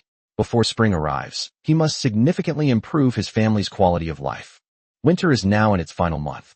Next comes the coldest period in the wall abyss. In previous years, at this time, the little beast girls could only block the entrance to the cave, pile dry firewood inside, light a bonfire, and then huddle together, gritting their teeth and shivering as they endured the ordeal. But this year is completely different. They ate and slept every day, and played when they woke up. It was a bit cold, but there was fire, food, and Wang Yan in the house, and they lived a comfortable life like a dream. It's been too cold outside these past few days, and Wang Yan hasn't bothered going out to hunt in the mountains. With the cave entrance sealed off and nothing much to do at home, he suddenly decided to undertake a major project. He wants to build a bathhouse. Although the little beast girls are all clean, bathing in a wooden tub is never quite as enjoyable as it used to be. For true comfort, they need a large tub of hot water to soak in. That's what they call a real treat. Of course, Wang Yan would never admit that he wanted to take a bath with the little beast girls. Let's get right to it. The bathhouse design was quickly finalized. A square pool, 1.2 meters high and 3 meters on each side, was built using red bricks and cement. A partition was left at the bottom to hold burning charcoal to keep the water warm. Hot water was then poured in, pot after pot, from outside. The only problem is the inner wall. Since there were no ceramic tiles available, using bricks and stones directly would definitely be uncomfortable. After thinking for a long time, Wang Yan finally decided to use a layer of polished wooden boards, so that at least it would be comfortable to sit or lean against. The family worked for several days, and the bathhouse was finally completed. Wang Yan even specially used wooden boards to surround the area, leaving only the top exposed, thus creating a separate place for bathing. The little beast girls couldn't wait any longer. Once Wang Yan confirmed that the pool was completely dry and usable, they immediately busied themselves boiling water, adding charcoal, and pouring hot water, their eyes shining as they couldn't wait to jump in and try it out. Soon, steam rose, and the entire bath was enveloped in white mist. The little beast girls shrunk into the water one after another like dumplings being dropped into boiling water. The hot water reached above their shoulders, and they all squinted their eyes in comfort. Standing to the side, watching those pairs of white, shimmering legs swaying in the water, Wang Yan felt that all the hard work of the past few days had been worthwhile. He stopped pretending. The bathhouse is all built. If we don't go for a soak, wouldn't that be a waste of time? Wang Yan took off his coat and stepped directly into the pool. As soon as she sat down, Xiao Zhizhi was so hot that she started to gasp for breath. Ouch, it's so hot. So hot. So hot. Despite complaining about the heat, she showed no signs of pain on her face, instead appearing to be enjoying herself, curled up in the hot water, so comfortable that her tail was practically wagging. While you sat by the pool, raising her hand to wipe the fine sweat from her forehead, her posture still elegant. Look at you. You should take a bath quietly like a cat. Yingluo wasn't afraid of the water temperature at all. She could even heat the water herself. She obediently sat down next to Huaiyue, took out the soap she had prepared beforehand, and carefully scrubbed her large tail, which was soaked in hot water. After entering the water, Yuli immediately removed the scales from her body. In that instant, her figure appeared and disappeared in the mist, her aura almost overwhelming everyone else. She didn't speak, but sat quietly opposite Wang Yan, occasionally glancing at him out of the corner of her eye, her cheeks slightly flushed, as if waiting for his reaction. Just as Wang Yan was about to look away, Zhuohua came in again. She walked to the edge of the pool, and without much hesitation, sat directly in Wang Yan's lap, even snuggling back a bit, as if searching for the most comfortable spot. Once she was settled, she nodded in satisfaction. Wang Yan was taken aback. Today, Zhuohua actually tucked her tail in, which is why she was able to stick so close to him. He assumed his wife was just being affectionate, so he reached out to hug her. But the next second, Zhuohua suddenly moved. Warm water rippled gently, and mist obscured their expressions. Wang Yan's body stiffened, and he instantly dared not move. Zhuohua simply leaned against him, her ear tips turning red, as if nothing had happened, and continued to quietly soak in the bath. Chapter 45, Playing This Big? Supplement. Wang Yan was truly surprised that Zhuohua, who usually appeared dignified and composed, would be so daring at such a crucial moment. Steam rose from the bath, the surface of the water shrouded in mist. Zhuohua nestled in Wang Yan's arms, appearing motionless as if she were taking a serious bath, but the blush on both of their faces was impossible to hide. Just then, Zhizhi suddenly crawled over, sat cross-legged in front of Zhuohua, blinked her eyes, and asked, "Sister Zhuohua, why are your and Wang Yan's faces so red? Is the water too hot?" Zhuohua immediately waved her hand, her voice a little unsteady. "It's nothing. The water is just a little hot. I'll let it cool down for a bit." As soon as he finished speaking, Wang Yan moved slightly. Zhuohua almost lost her composure, her eyes flashing with panic. Zhizhi really thought she had fainted from soaking in the water, and worriedly leaned closer. "Are you really okay? Wang Yan just said that soaking for too long can make you dizzy, Sister Zhuohua. Don't push yourself too hard." Wang Yan sat to the side, trying to appear calm, but inwardly he was thinking that things had gone too far. On the other side, Huaiyue lay on the edge of the bathtub, her black cat tail slowly swirling in the water, creating a small whirlpool. She squinted comfortably, letting out a long sigh. "Taking a bath is so comfortable. My bones are almost melting. I just want to sleep, meow." Zhuohua quickly replied, "If you're sleepy, go out quickly, dry yourself off, and go back to sleep. Don't fall asleep in the pool." Yingluo was currently struggling with her big tail. She was washing it the most carefully, and it was also the most tiring. There was no way around it. The tail fur was too fluffy, making it troublesome to wash, and even more troublesome to wring it dry. She was sweating profusely. She raised her hand to wipe her sweat, and said, "Huaiyue, I'm almost done too. Let's go together." Upon hearing this, Zizi quickly raised her hand. "Hey, wait for me. I'm done washing too." Soon, Zhizhi, Huaiyue, and Yingluo left the bath one after another. Only Wang Yan, Zhuohua, and Yuli remained in the pool. The atmosphere suddenly became quiet. Yuli wasn't as naive as her sisters. She had long noticed something was off about Zhuohua, but hadn't called her out on it. Now, her cheeks were slightly flushed as she slowly leaned closer, a hint of a smile in her eyes. Zhuohua's heart tightened, and she lowered her voice to ask, "Yuli, aren't you going with them?" Yuli didn't answer, but just smiled gently and moved closer to Wang Yan. The next second, she directly raised her hand, grabbed Wang Yan's chin, and went to meet him. Wang Yan's mind went blank. This has truly become a battleground. Fortunately, everyone knew their limits. Despite their playful banter, they didn't escalate the situation beyond repair. Once the steam in the bath subsided somewhat, they finally ended their blush-inducing soak. After they came out, Wang Yan had already asked Jabril to prepare towels and bathrobes. The group dried themselves off, put on the bathrobes, and sat down around the campfire. The firelight inside the cave was warm and yellow, while the cold wind howled outside, making it feel like another world inside. Zhuohua's legs were still a little weak as she walked, so she could only take small, quick steps to sit down next to her sisters and join in the conversation, trying to appear calm. The sisters chattered away, but none of them asked any questions. Yoli, however, occasionally glanced at her and smiled meaningfully. In the distance, seeing everyone had come out, Bai Guo walked up to Wang Yan and respectfully asked, "Master, shall I go and run the water to clean it now?" Wang Yan nodded. "Go ahead." Bai Guo has almost fully recovered and now takes on many chores on her own. She used to be a maid in a noble family in Shushu City, so she's very skilled at these tasks and has indeed saved Wang Yan a lot of trouble. Around the campfire, several little beast girls chatted lively, but Yingluo alone kept her head down, hugging her big tail and combing her fur bit by bit, looking distressed. Upon seeing this, Wang Yan moved to sit down next to her and asked, "Why aren't you saying anything?" Yingluo looked up and saw it was him, and immediately felt a little aggrieved. "Sister Zhuohua used to take us baths too, but I was always the one who had the most trouble. My tail has the most hair, so it's a hassle to wash and dry. I really want to shave all the hair off my tail." Upon hearing this, Wang Yan immediately pictured a bald fox tail in his mind, and his whole body went numb. That scene absolutely must not appear. He immediately and gently pulled Yingluo's tail over. "Don't talk nonsense, I'll comb it for you." Yingluo blushed and instinctively wanted to dodge, but she was too embarrassed to refuse, so she could only whisper, "That tail is a bit sensitive, be gentle." Wang Yan nodded and softened his movements. It has to be said that Yingluo's big tail feels absolutely amazing. It's soft, thick, and fluffy, like a warm cloud to the touch, making you want to bury your face in it. He combed her hair while drying it over the campfire. The fox tail, which had shrunk into a ball after being wet, quickly fluffed up again, becoming beautiful and soft once more. After a while, Yingluo finally couldn't hold back anymore and protested, her face flushed. "Wang Yan, stop touching me, it's already dry." Wang Yan deliberately raised an eyebrow. "What?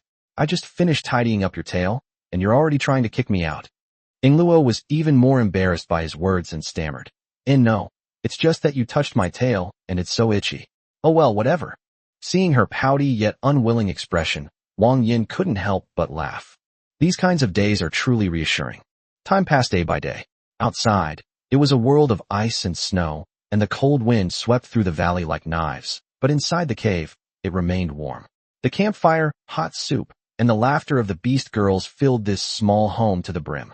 Sometimes, people can even hear the howling wind and snow outside, but the sound, once it enters the cave, only makes it feel safer. Finally, the coldest days are over. Winter is drawing to a close. Zhuohua did some calculations and said to Wang Yan, "Judging from the current situation, winter will be over in 3 more days." After listening, Wang Yan pondered for a moment. 3 days later, winter ended. In this world, for them, it might just be the changing of the seasons. But for Wang Yan, this is the perfect time to do one thing. Chinese New Year.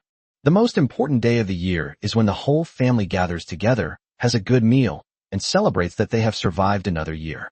Wang Yan immediately voiced his thoughts. As a result, all the little beast girls were stunned. Squeak tilted its head. "New Year? What's that? Why you blinked? Can I eat it, meow?" Yingluo also looked puzzled.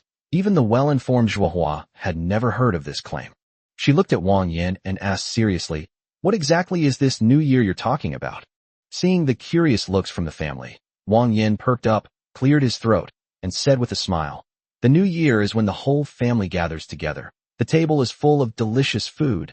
Everyone chats and eats together, puts aside the hardships of the past year, and celebrates that we have lived another year." He paused, his voice becoming even more resolute. "This is the most important day of the year in my area." Chapter 46, New Year's Eve Dinner. To afford the New Year's Eve dinner, Wang Yan spent almost all the remaining points from his reclaimed land on the lottery. He spent 6,400 points on 80 or 90 plots of land, leaving him with only enough for emergencies. Fortunately, These 30 draws did not disappoint him, as he obtained 5 purple items. A box of ibuprofen, a large pack of hemostatic bandages, a broadsword, a double bed mattress, and a pair of white stockings. The first few items are all very useful. Ibuprofen can reduce inflammation and relieve pain, which can be a lifesaver in a place with almost no medical facilities. The same goes for hemostatic bandages. If you get injured, at least you won't just have to watch the bleeding. That broadsword suited Wang Yan's taste perfectly. The blade was nearly 1.5 meters long and incredibly heavy, weighing at least 100 pounds, clearly designed for someone with sufficient strength.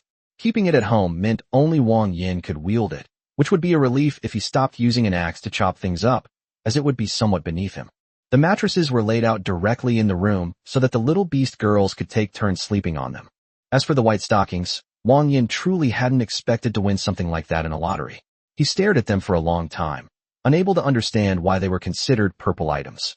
In the end, he decided to keep them for now, hoping to give them to his little beast girls to wear later. At least they'd be pleasing to the eye. In addition to some fruits, drinks, snacks, and pre-made meals, 3 new items were unlocked among the remaining items. Rice seeds, 1,000 points. Mixed fruit canned goods, 200 points / can. Shovel, 500 points. The moment Wang Yan saw the rice seeds, the joy he felt was even greater than when he drew a purple item. For the people of China, rice is not just a crop, but a source of security, a sense of having enough to eat. Even here, seeing it feels like instantly finding one's roots. That's great. This is medium-yield rice. It can mature in a day. I don't know if it needs to be hulled. If it doesn't need to be dried, it can be served before the new year. Unfortunately, he only had a little over 400 points left, so he could only hold on and wait for the sun fruit to ripen the next day before trying to find a way to continue making money. However, this harvest alone was enough to put Wang Yan in a great mood. With rice, the family's diet changed immediately. Before, we always had potatoes, chunks of meat, and all sorts of other things to eat, but now we finally have a real staple food. When Wang Yan announced that he would celebrate the new year with everyone, although no one understood what celebrating the new year meant, they gradually began to look forward to it under his influence. Everyone has to wear new clothes for the Chinese New Year. Wang Yan picked up 2 mice that were running around following Gigi. The 2 little guys had mud on their faces and looked like 2 little kittens. Master, we're catching earthworms with Sister Squeaky, the 2 mice said quite confidently. Wang Yan smiled and patted their heads. Go wash your faces first. Xiao Ji has made new clothes for you. Go try them on quickly. Upon hearing about the new clothes, the 2 mice's eyes lit up.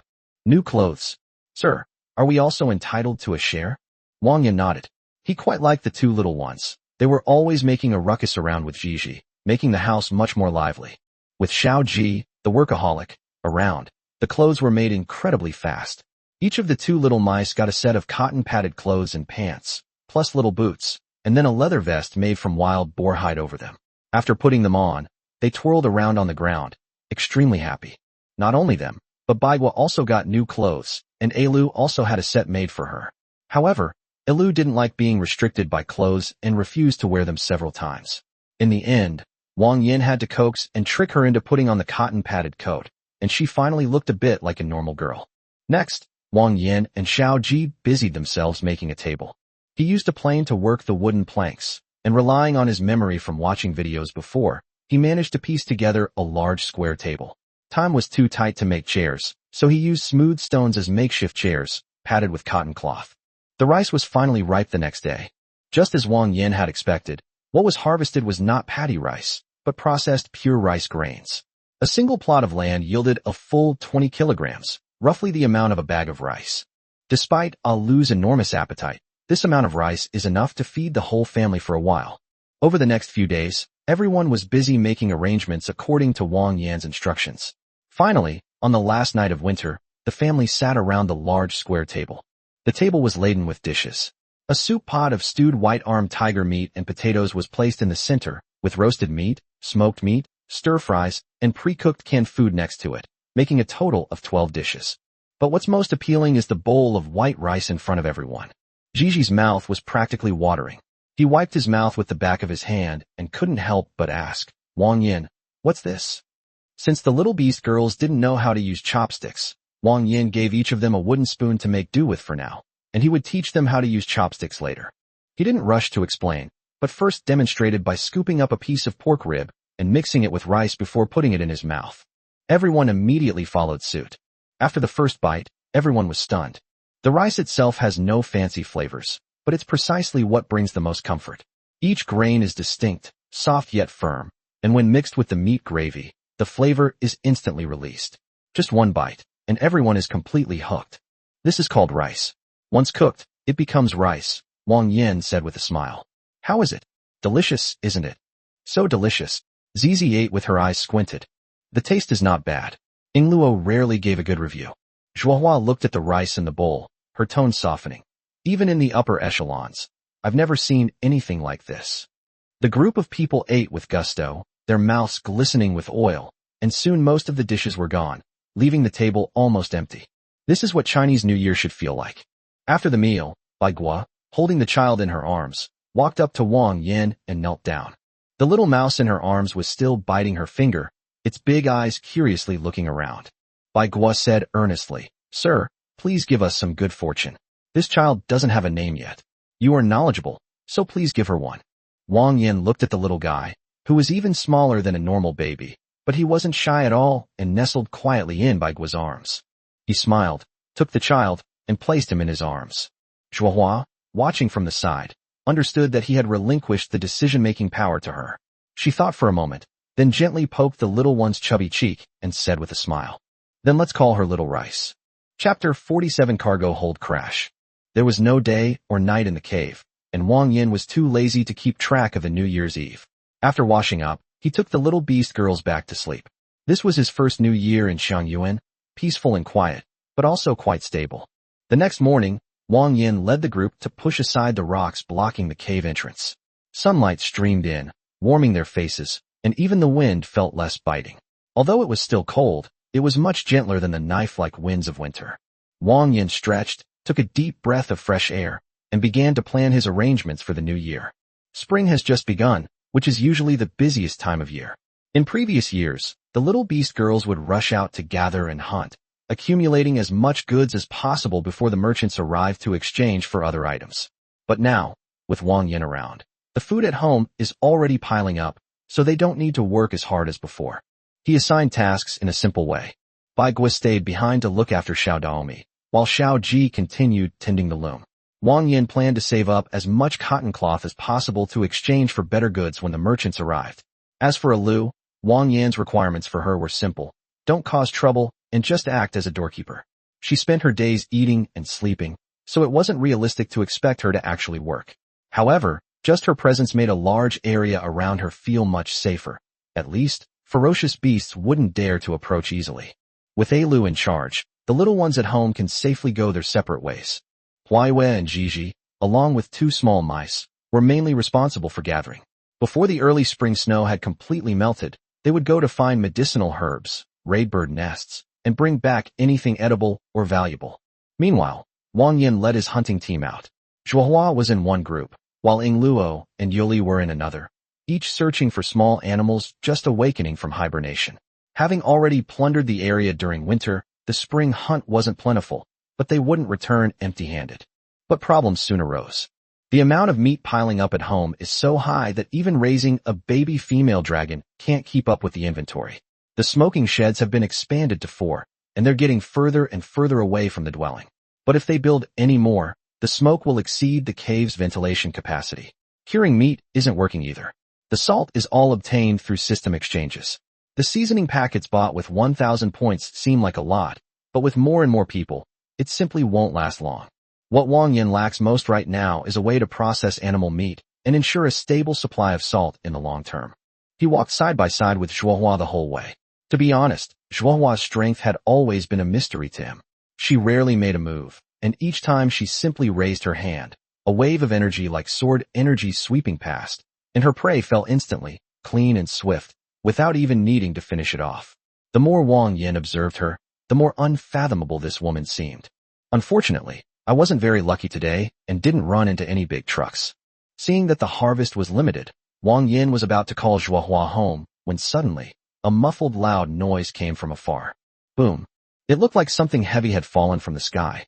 Wang Yan and Zhuohua exchanged a glance and simultaneously headed towards the direction from which the sound came. The distance wasn't far, and they arrived at the location in no time. The scene before him startled Wang Yan. A large pile of wood chips lay scattered on the ground. It looked like it had originally been a wooden box that had fallen straight from the sky. Wang Yan's eyes lit up immediately. "You can't believe this thing falls from the sky?" Zhuohua glanced at it and casually explained, "This is quite common. It's probably something that was accidentally thrown down from above. If you're lucky, it might be a merchant's cargo box that fell off. Most of the time, it's just household garbage that falls down." After hearing this, Wang Yan pursed his lips. That's so rude. Since he was already there, he decided to go over and rummage through the box. But all he found inside were black, broken bricks, like some kind of building material, smashed to pieces and worthless. Wang Yan was immediately disappointed. Zhuohua picked up a broken brick, examined it, and said, "This is heavy black rock. It's very heavy and is often used by the upper levels for building materials for city walls. Now that it's been smashed like this, it's basically ruined." Wang Yan sighed and was about to call Zhuohua back for dinner when his gaze inadvertently caught a glimpse of a bright yellow color in the pile of broken bricks. At first he didn't pay attention, but after taking a few steps, his heart skipped a beat, as if something was calling to him. He turned around abruptly, rushed back, and bent down to rummage through the broken bricks. The more I flipped through the pages, the more my hands trembled. When he pulled the yellow object out of the pile of bricks, he even paused for a moment. Zhuohua saw it clearly too, and was stunned on the spot, covering her mouth, her eyes full of shock. That was none other than a gold ingot. And there's more than one. One after another, gold ingots were buried under the broken bricks. Each one was about the size of a palm, heavy and reassuring to hold. The surface of the gold ingots was engraved with ancient and intricate sun patterns, and when they flashed, they were so dazzling that they made one's eyes burn. Wang Yan's throat bobbed, and he quickly rubbed his eyes. After confirming that he hadn't seen wrong, he immediately let out a loud shout. Dig quickly. Chapter 48, Melting Gold. No one expected that so many gold coins were hidden in that pile of heavy black rock bricks. Wang Yan and Zhuohua practically crawled on the ground, digging with their hands, not daring to slow down for a moment, for fear of missing a single piece. It took the two of them more than an hour to clean up the crashed warehouse. In the end, they counted a total of 25 gold ingots, all embedded in the bricks, each one heavy, conservatively estimated to weigh about a pound each. Wang Yan stored all the gold ingots into his system space, exchanged a glance with Zhuohua, and immediately understood what the other meant. The two quickly cleaned up the scene again, throwing wood chips and rock fragments off the cliff to erase as many traces as possible, before hurriedly leaving. Wang Yan had seen this kind of scheme far too many times. Stray goods, double-crossing, investigations coming to his door. None of it was surprising. But this was his territory. The goods had fallen here, and he wasn't going to get them back.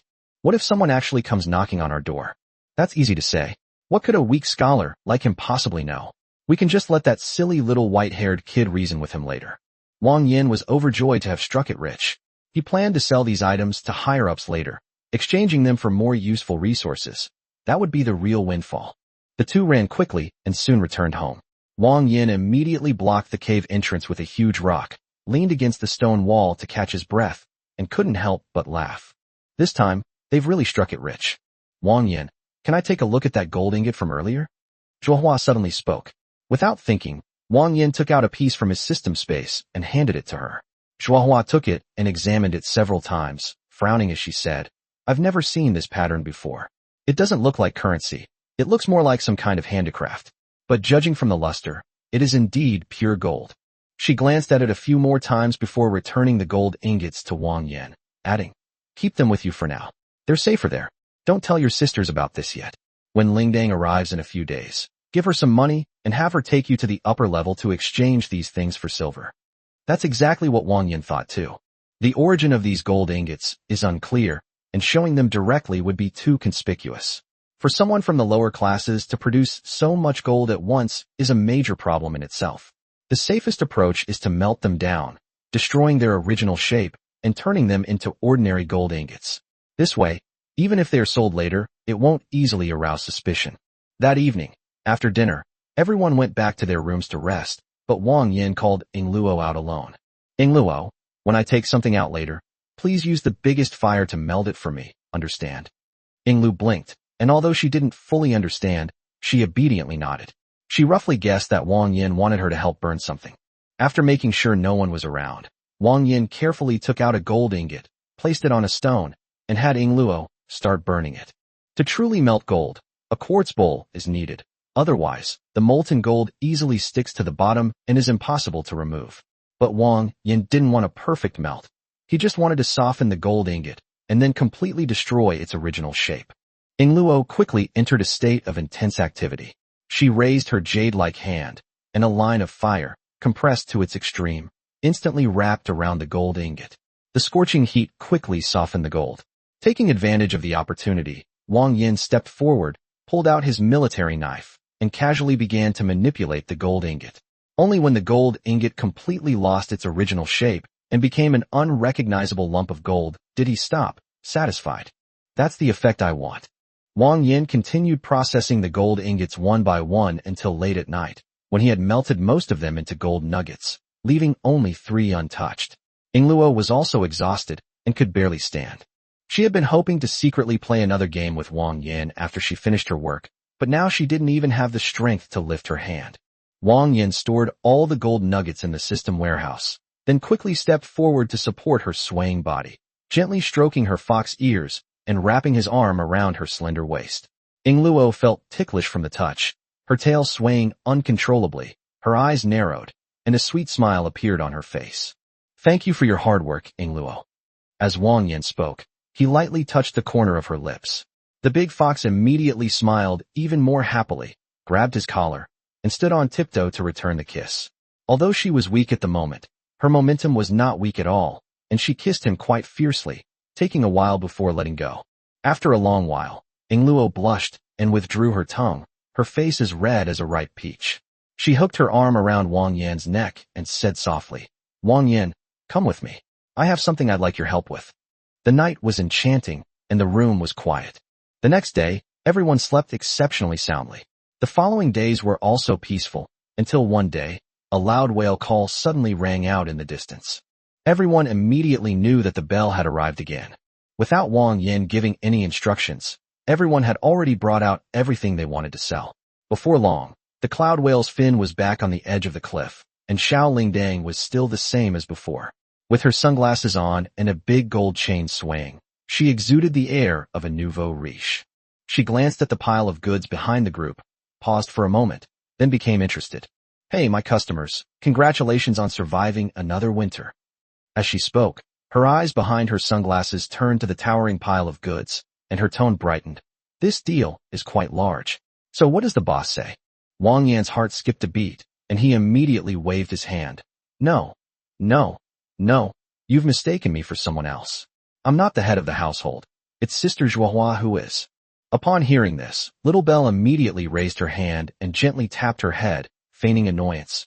Oh dear, look at my eyesight. I really should get a new pair of glasses. Sister Zhuohua, you guys actually managed to bring out so much stuff this time. Looks like you've been doing well lately. Chapter 49 Clues to the Location of the Salt Mine. Xiao Lingdang came here this time intending to take the opportunity to test Wang Yan's status in the Beastman team. But Wang Yan was too cautious and didn't respond to her questions at all, so she had no choice but to put her mind at ease for the time being. Her gaze swept across the group, and she quickly noticed 3 more rat folk in the ranks. Little Belle didn't ask any questions, but she had already guessed most of it. The nearest rat folk settlement was Rat Potato City, and considering the tragedy that the Deadwood Church had recently caused there, these people were probably refugees. Zhuohua noticed that she was looking at the goods and frowned slightly, but did not pursue the matter. She simply raised her hand and pointed to the goods behind her. Let's see how much these are worth first. Little Belle immediately perked up, pushed up her little sunglasses, and walked over to the goods. Her eyes lit up when she saw it. 5 bolts of coarse cloth, each about 10 meters long, were neatly stacked. Next to them was a large pile of smoked meat. After deducting the beast meat they kept for themselves, they had about 100 kilograms to sell. This is no small business. Little Belle stroked her chin, pondering to herself. These beastmen used to struggle to get enough to eat, and now they're selling grain and meat? And the meat is actually of pretty good quality. And this cloth, they bought 2 spindles last time, and it's only been a short while, and they've already woven the cloth? But the question is, where did they get the cotton? Thinking of this, Xiao Lingdang subconsciously glanced at Wang Yan. This man is absolutely key. She makes a living selling intelligence, and her greatest skill is digging for information from the smallest details. The moment Wang Yan appeared, the lives of these beastmen suddenly changed. No one would believe there was no connection. Xiao Lingdang smiled and turned to Zhuohua. Sister Zhuohua, this is a really big order for you. 5 bolts of coarse cloth. I'll give you 150 taels of silver per bolt. As for the smoked meat, it's a bit of a mixed bag, but the quantity is large enough. How about this? Cloth and meat together. I'll give you 3,000 taels of silver. How about that? Zhuohua was stunned for a moment. This price is really a bit high. She'd been dealing with Xilingdang for quite some time now. Although the girl hadn't openly cheated her, she was a shrewd businesswoman at heart. Trying to get something for nothing from her was practically impossible. Zhuohua became wary of his sudden generosity. She cut to the chase. This price is a bit unexpected. Tell me, what are you up to? Don't beat around the bush. Little Belle chuckled, not embarrassed at all, rubbed her hands together, moved closer, and lowered her voice. Sister Zhuohua, there is something I really want to ask you. Your stallion is from the same clan as me, and the more I look at it, the more I like it. How about I borrow it for a couple of days? Zhuohua knew immediately that she had her eye on Wang Yan. As for the so-called playing for 2 days, only a fool would believe that. What Xilingdang really wanted to do was probably to take Wang Yan away alone and extract information from him.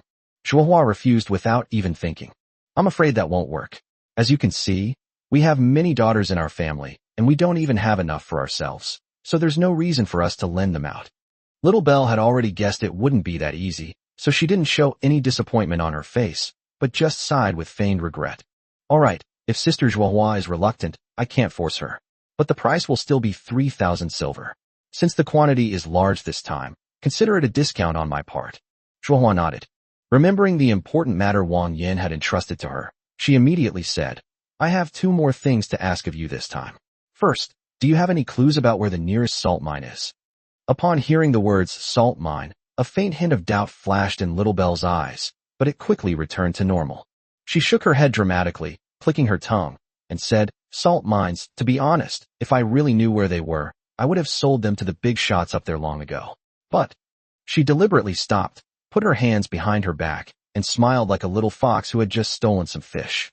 It's not that there are absolutely no clues, but this matter involves the privacy of my other clients. Zhuohua looked at her without saying a word. Little Belle tilted her head slightly, her eyes behind her sunglasses full of cunning. You'll have to pay more. Zhuohua replied readily, whatever you want. As long as the intelligence is true, I'll give you this stuff for free. The Little Belle snapped its fingers. Great. I love doing business with Sister Zhuohua. She's straightforward and efficient. She stopped being mysterious and said directly, if you go east from here for about a month, there's a small settlement of the Argali tribe, with about 12 people. If you're looking for salt mines, they're the place to go. Zhuohua's eyes flickered. She knew about the Himalayan tribe. This race has a natural affinity for salt and an almost instinctive sensitivity to salt mines. Generally speaking, wherever the Himalayan ibex chooses to stay for an extended period, there is a high probability that there are salt mines nearby. This clue is very valuable. Little Belle continued with her offer, but we'll be transparent with our prices. Information is information. The location of the Rock Sheep tribe settlement is 2,000 silver. If Sister Zhuohua agrees, I can give you the map right now. 2,000 taels it is. Zhuohua did not hesitate. Wang Yan had said long ago that this time, the sale shouldn't be about bringing back money. The goal is to exchange it for as much intelligence as possible. As long as they can find the salt mine, any expense is worthwhile. Little Belle nodded in satisfaction. Zhuohua continued. We happen to have some money left, which makes it easier to discuss the second matter. There's more business? Little Belle's eyes lit up. Tell me about it. Zhuohua raised her hand, grabbed Luo's wrist, and pulled her forward half a step. My younger sister recently awakened her powers by chance. Now I need to go up there to buy some necessities for the Fox clan. Essential items for the Fox clan?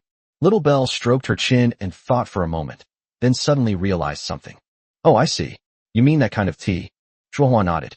Little Belle waved her hand, looking relaxed. Hey, we're all sisters. What's there to say? Just come along. My next stop is Unju City to unload some goods. I'll just give her a ride. But Zhuohua raised her hand to interrupt her. Wait, I haven't finished speaking yet. Little Belle raised an eyebrow. Zhuohua glanced at Luo, then looked at Wang Yan beside her, her tone calm, but direct. My younger sister's situation is a bit special. After awakening, her needs are quite great, so we have to bring Wang Yan along as well. In other words, it's not just one person. There are two people. Little Belle squinted her eyes slightly. Her interest was instantly piqued. Chapter 50, The Red Rose Knights. Ling Dang crossed her arms, thought for a moment, and nodded in agreement. Wang Yan and Ning Luo were going to take the Cloud Whale to Anju City. Since it was just a couple more ride along the way, it wouldn't take up much space. She quoted 300 silver coins and said she would pick them up first thing tomorrow morning. Zhuohua had prepared 3,000 taels of silver for Wang Yan. 2,000 was used to buy information, 300 was used to pay for the boat fare, and the remaining 700 was stuffed into Wang Yan's hands as his and Yingluo's travel expenses up there. Wang Yan didn't have much luggage to pack, since he had a system warehouse and could retrieve anything he needed anytime. In the evening, the family gathered for dinner. Wang Yan whittled several straight strips of wood into chopsticks, gave each person a pair, and began teaching them how to use them. As a result, the situation spiraled out of control. The little ones held their chopsticks, but it was like they had just learned to control their hands and feet. They kept dropping whatever they tried to pick up, and they were sweating profusely with anxiety. Zizi was the first to break down, putting the chopsticks aside and pouting as she complained. "This thing is so hard to use. Can't you just scoop it out with a spoon?" Wang Yan smiled, raised his hand to demonstrate, and gently picked up a piece of meat from the pot, which landed steadily in the bowl. He then mixed it with rice and took a bite. "See? Once you get used to it, chopsticks are very convenient. Most importantly, you can eat faster and eat more." This one sentence perfectly captures the essence of the character. The little mouse's eyes lit up, and she immediately grabbed the chopsticks back, licked her lips, and continued to struggle with them. Everyone watching couldn't help but laugh. However, learning to use chopsticks is not something that can be done in one meal. Wang Yan didn't force them. After practicing for a while, he still had them eat with spoons. At the dinner table, Wang Yan noticed that something was wrong with Bai Gua. She looked up at him several times, as if she had something to say, but as soon as she met his gaze, she immediately lowered her head. Wang Yan didn't press the matter in public. He waited until after the meal before speaking. "Bai Gua, is there something you want to say?" Bai Gua stiffened, clearly tense, and her words became hesitant and stuttering. "Sir, I do have something I'd like to ask you for help with, even if it's a shameless request." Wang Yan looked at her and said, "Speak." Bai Gua beckoned to Xiao Bingan, pulled the child to her side, and then led her to kneel down in front of Wang Yan. "Sir, I heard today that you are going to Anju City with the merchants tomorrow. I would like to ask you to take this child with you." Wang Yan frowned. "Why?" Bai Gua lowered her head even further, her voice filled with humility and expectation. "In Anju City, she has a distant uncle who is serving in the Red Rose Knights. I want her to go and join the knights to learn skills. If she can leave the army later, she will have some skills and be able to serve the master." Upon hearing the name, Wang Yan repeated, "The Crimson Rose Knights?" Zhuohua, standing beside him, explained, "The Iron Mountain Kingdom is the largest rat kingdom in the lower and middle classes. Under the Royal Fong clan, there are 3 major knight orders, and the Red Rose is one of them." Wang Yan then understood. He recalled the gilded pocket watch that Bai Gua had given him before. Although he had sold it to exchange for information, it seemed to be a reward that someone in Bai Gua's family had received after making meritorious contributions to the knights. From this perspective, the Bai family does indeed have a tradition of serving in the military. Wang Yan did not refuse. Bringing an extra cookie isn't really a hassle. Besides, the fact that Bai Gua mustered the courage to beg him shows that this was the best solution she could think of for her child. He nodded. "Okay, it's just one more person. The merchants will come and leave early tomorrow morning. Go to bed early tonight and get ready for the children." Bai Gua suddenly looked up, her eyes instantly reddening. "Thank you, sir. Thank you, sir." One night passed. The next day, before dawn, Bai Gua and her family all got up. In the courtyard, Bai Gua bent over, carefully tidying up Xiaobingan's hair, wiping her face, and brushing the dust off her clothes. She tidied her up again and again, wishing she could make the child look as presentable as possible. No matter how much she tried to tidy it up, the rustic charm of the little biscuit was still undeniable. Looking at the mouse in front of him, Bai Gua felt a mix of emotions. How can a mother not worry when her child is going far away? Little Biscuit's eyes were also filled with tears, but she tried her best to straighten her back and said bravely, "Mom, I will definitely listen to Uncle, learn skills well, and then come back to repay Grandpa." Bai Gua stroked her head and repeatedly instructed her, "When you get there, listen more and talk less. Do whatever your uncle tells you to do. Don't be reckless, don't show off, learn well, and do your job well." She paused, then lowered her voice. "The master has treated our family well. You must remember his kindness, understand? Little Cookie nodded vigorously. Yes. Wang Yan stood not far away, watching this scene without disturbing it. Sometimes, he was actually quite envious of the little biscuit. Even if life is tough, even if the family is poor, home is wherever mom is. At least, she still has someone who cares about her. But he didn't. Just then, a loud wail cry pierced the sky. The clouds surged and rolled, and a colossal figure slowly emerged from the clouds. The cloud whale had arrived. The emotions of parting erupted completely at this moment. Little Cake finally couldn't hold back anymore and burst into tears, rushing over to hug Little Biscuit's neck, her face covered in snot and tears. Sister, you must come back safely. Little Biscuit's eyes were also red, but she still tried her best to pat her back. Without wasting any more time, Wang Yan reached out and grabbed the back of Xiaobingyan's collar, then led Ying Luo aboard the cloud whale. As soon as he stepped onto the deck, he saw Ling Dang wearing those round sunglasses, smiling at them. Oh, there's another customer. Belle glanced at the little biscuit, her tone amused. But this customer seems a bit small.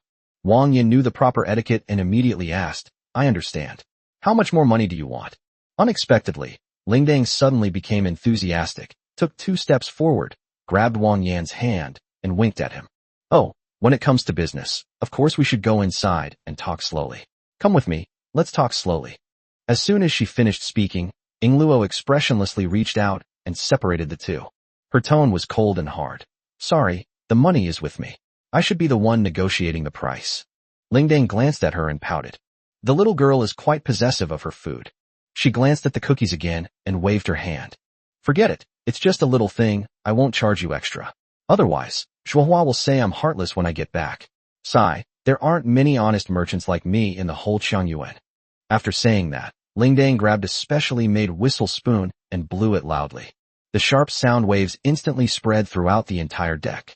She shouted at the cloud whale, Lucky Star, let's set off. Chapter 51 Anju City. The cloud whale roared, and this giant beast's name was Zhao Kai, meaning bringing wealth, which perfectly suited Little Belle's style. A backward tilting sensation came, and the cloud whale had risen about 30 degrees. It had begun to climb. To ensure the basic stability of the cargo, these merchant cloud whales usually take a zigzag route, rather than a vertical one, which could cause everyone to fall over. If we set off now, we won't arrive in Anju City until this afternoon. There are chairs in the warehouse, so just hold on tight and sit down. Otherwise, if we encounter bad weather, don't blame me if you get bumped or hurt. Hearing Ling Dang's instructions, the group stopped looking around and found a place to sit down. Wang Yan put one arm around Ying Luo's waist and gripped the armrest of the bench with the other. As for Xiaobingyan, he was tucked between his legs and made to hold on to his trouser leg. They waited quietly like this. Riding the narwhal felt a bit like the initial takeoff phase of an airplane, except it was an ascent that continued the entire way. The ascent was somewhat monotonous and tedious, and since their seats were a bit far from the window, they couldn't relieve the boredom by looking at the scenery, which was a bit of a disappointment. There were no safety measures on the bench, so Wang Yan couldn't move around carelessly. Otherwise, if he accidentally bumped or fell, he would be getting hurt for no reason. Little Belle returned to the small room at the deepest part of the warehouse shortly after setting off. It looked like a bedroom or something similar. She stubbornly sat there for a whole day, gripping the armrest of the chair, until the upward angle gradually leveled off. The playful sunset peeked through the window, and Wang Yan knew they were almost there. He gently patted Ying Luo, who was sleeping against his shoulder, and tugged at the big, round ears of Xiaobingyan, who was sleeping while hugging his trouser leg, to remind the two of their presence. Wake up, everyone. We'll be at our destination soon. Ying Luo groggily opened her eyes and rubbed them. Little Biscuit also yawned, loosened her trouser legs, and sat up straight. With a long cry from the cloud whale, they knew they had arrived at Anju City. Wang Yan straightened up, stretched his muscles and bones that were a little sore from sitting, and excitedly leaned against the window to observe the scenery outside. This was the first town he had ever seen since arriving in this world. The town looked rather small, but it was still about the size of the village where Wang Yan grew up. It had a valley-shaped terrain, with half of the town outside and the other half inside the rock walls. Through the windows, he could see people of various races coming and going on the main street, which was a sight to behold. Overall, Anju City has no roads leading to the outside world, only the huge cloud whale port on the shore. Apart from the one with the little bell, there are already 4 other whales docked there. This small town must exist for trade, and its prosperity is evident. I'm going to the Chamber of Commerce to unload these goods in a bit. I remember you were going to buy that sunshine tea, right? There seems to be a tea shop in the inner city. Maybe you can go in and take a look. After unloading the goods, I will be going to other places. If you want to go back, you will have to find your own way. However, there are many merchants coming and going in Anju City. Maybe some of them will go to the lower levels. Perhaps you can try your luck at the port then. Ing Luo nodded, thanked Ling Dang, and then the three of them disembarked from the Cloud Whale and officially entered Anju City. The first thing to do upon entering Anju City is to take Little Biscuit to the Red Rose Knight's stronghold. Send Little Dang inside first and let him find his uncle first. Next, he planned to look around Anju City to see if he could find a place to sell the gold nuggets that had already been melted down. As for this sunny tea that Ling Dang mentioned, Wang Yan had no intention of buying it. Originally, buying tea was just a pretext. The main purpose was to get rid of the gold. Besides, it wasn't like Wang Yan couldn't produce this suri tea. After awakening their innate abilities, foxes can generally enhance their spiritual power and cultivate their strength by consuming a beverage called sunshine tea. The raw material for this tea is none other than the mystic spirit sunflower, which he had previously looked down upon. Now he understands the specific use of this crop. The street was bustling with people of all kinds. Wang Yan casually approached a passerby to ask about the location of the Red Rose Knights. The man was initially a little impatient, but when he saw Wang Yan take out 10 silver coins from his pocket, his expression instantly became friendly. The Red Rose Knights are in the inner city. Once you enter the inner city, walk west for a while, and turn right after you see a stone sculpture. Wang Yan noted down the location, then placed the money in the man's hand, and the group headed towards the inner city. Upon entering the inner city, which is located inside the cliff, there are many streetlights that are always on, so it doesn't feel too dark. After walking for a while, he saw a noble statue made of marble. Wang Yan then turned right and crossed the street. Sure enough, a building that was entirely black with red accents came into view. Looking at the Gothic-style building, it was obvious that this was the Red Rose Knights. Before the group could even step inside, they were stopped by 2 guards at the entrance. Halt! What are you doing here with the Crimson Rose Knights? The 2 guards were also rats, dressed in simple black armor with red patterns, and carrying long spears. Their small stature made them look somewhat like Boy Scouts. When the guards questioned him, Wang Yan directly stated his purpose. We're here to find this child's uncle. What's his name again? My aunt and uncle said that my mother called him Begonia Silly. When the 2 guards heard Biscuit mention the name, Dumb Guy, they subconsciously exchanged glances but didn't say anything. One mouse bowed to the group and then whispered a few words to the other mouse's big ear, after which the mouse hurriedly ran inside. Little sister, you said that Senior Silly is your uncle, right? Your uncle's situation might be a bit special. My companions have already gone to find the Knight Commander. You can wait here for a while. Upon hearing this, Wang Yan couldn't help but feel a little puzzled. Knight Commander? Could it be that this child's uncle isn't here? The mice were all very quick, and it didn't take long for a mouse clad in heavy armor to emerge. Her armor was clearly more formal than that of the ordinary guards, with a slightly darker black color and red patterns. There was also a red rose pattern on the front of the breastplate. The helmet covered her entire head, revealing 2 round ears that were unique to mice. A large sword was slung over her back, exuding an invisible, cold aura. Very strong. That was Wang Yan's first impression of this Knight Commander. The Knight Commander merely glanced at the small Biscuit, then spoke indifferently. A relative of the idiot? The woman's voice was devoid of any emotion, like a piece of cold steel. Your uncle died in a mission not long ago. He was very brave and sacrificed himself to protect his comrades. We will always remember him. Chapter 52, I will definitely become the most powerful knight. My uncle is dead. Little Biscuit was incredulous. Her mother had told her to come and stay with her uncle, but her uncle had already died. What should she do? The Knight Commander continued. Do you have anything that can prove you're related to the idiot? Little Biscuit hesitated a bit. He had never even met his distant uncle before, so how could he prove it? Wang Yan, who was behind him, took out a small photo and handed it over. This child had a gold-plated pocket watch at home, which they sold because they were short of money, but this photo should be enough to prove it, right? The Knight Commander took the small photograph, examined it carefully for a while, and then said, I've heard from the fool that he had an elder who served the queen. This photo is indeed of Royal Tooth 16, but I've never heard him mention that he had a niece. She slowly crouched down, her cold armor clanging as it clattered. She grabbed Biscuit's arm, touched her ear, and lifted her tail, seemingly inspecting her. After looking her over briefly, she stood up and said, "You've come here because you want this child to join the Crimson Rose Knights, right?"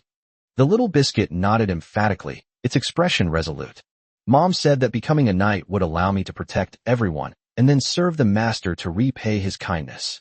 The knight commander couldn't help but glance at Wang Yan again. His indifferent expression revealed no emotion. He paused for a moment and then said, "You have a good foundation, which meets Red Rose's requirements. What's your name?" "Crabapple Blossom Cookies." "Great, you can join today. I happen to have time to show you around the environment." Wang Yan lowered his head and thought for a moment, then suddenly said, "Tonight? Could you give me a little more time? I'll take the child to get some things done first. What do you think? Try not to stay out too late." Having obtained the knight commander's permission, Wang Yan didn't dare to waste any more time and quickly led Xiao Binggan into the shopping street. Although she wasn't sure what to buy, she figured it would be right to prepare according to what she had prepared before going to school. Even without asking around, outsiders can spot Unju City's commercial street at a glance.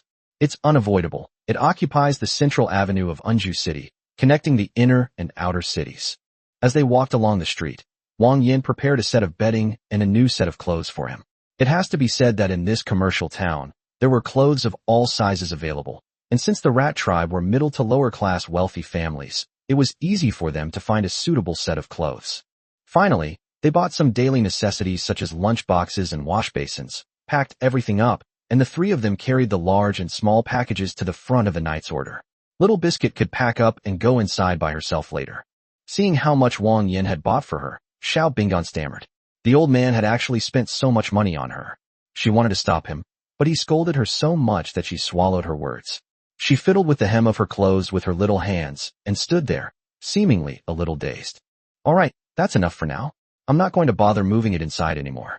Hurry up and go. Don't keep that knight commander waiting too long." Little Biscuit's eyes reddened. The old man had been so good to her, yet she saw Wang Yan leave without even turning back. Her chest tightened, and her fists clenched, as if she wanted to shout something out loud. "My lord, I will become the most powerful knight, and serve you." Wang Yan paused for a moment, but did not turn around, and continued walking forward. "Let's focus on surviving first." Wang Yan didn't pay much attention to this matter at first, but when he learned that Xiao Binggan's uncle had died, he couldn't help but think about it for a while. In other words, joining the Crimson Rose Knights is not very safe. There is still a risk of death. In addition, the child's uncle has died, and he is all alone outside with no one to take care of him. He must be very pitiful. Although he didn't say it, Wang Yan showed his concern through his actions. Regardless of whether he could achieve great things, at least he could survive, which was a win. Of the last 500 silver dollars, Wang Yan had secretly put out more than 400 while packing Xiaobinggan's luggage. He only kept 100 silver dollars for himself. He first went to buy a long black robe that could cover his body, and then the iron chains and collars that slave traders used to put around the necks of slaves. He didn't have enough money, so he added some other miscellaneous items to buy them. After preparing everything, Wang Yan looked around, then took Yingluo's hand, found a secluded alley, and went inside. A moment later, when the two came out, they saw a man in black robes holding a chain and dragging a fox slave. Yingluo looked at the iron collar around her neck with some curiosity. To be honest, she didn't seem to mind being chained up and led around by Wang Yan. In fact, it seemed to have some other meaning. She wasn't sure, but she just thought it was quite fun. "Wang Yan, so from now on, I'm your slave, right?" Wang Yan nodded slightly, then seemed to feel that something was amiss. He wiped some dust off the ground and smeared it on Yingluo's face, then messed up her long, pinkish-gray hair until it was completely unrecognizable. Only then was he satisfied. "Yes, from now on, don't call me Wang Yan anymore. Just call me master. Remember, don't give yourself away, understand?" Yingluo nodded emphatically. She could handle these small matters. So she lowered her voice and called out sweetly, "Master." This sound made Wang Yan's scalp tingle. He looked up at Yingluo and saw her playful little expression. Goodness, was she trying to seduce him? "I'll deal with you tonight." Wang Yan uttered a vicious threat, then dragged the iron chain and walked out. The reason for concealing his identity was that what Wang Yan was about to sell was far too valuable, so he needed to hide his information. This black-robed man leading a slave was Wang Yan's idea, and it looked quite intimidating. Not long after, the two strolled around the inner city for a while and finally found a place that sold valuable jewelry. So Wang Yan pulled Yingluo inside. As soon as he entered, a human girl came up. She was of average appearance, with a few small freckles on her face. But she wasn't ugly.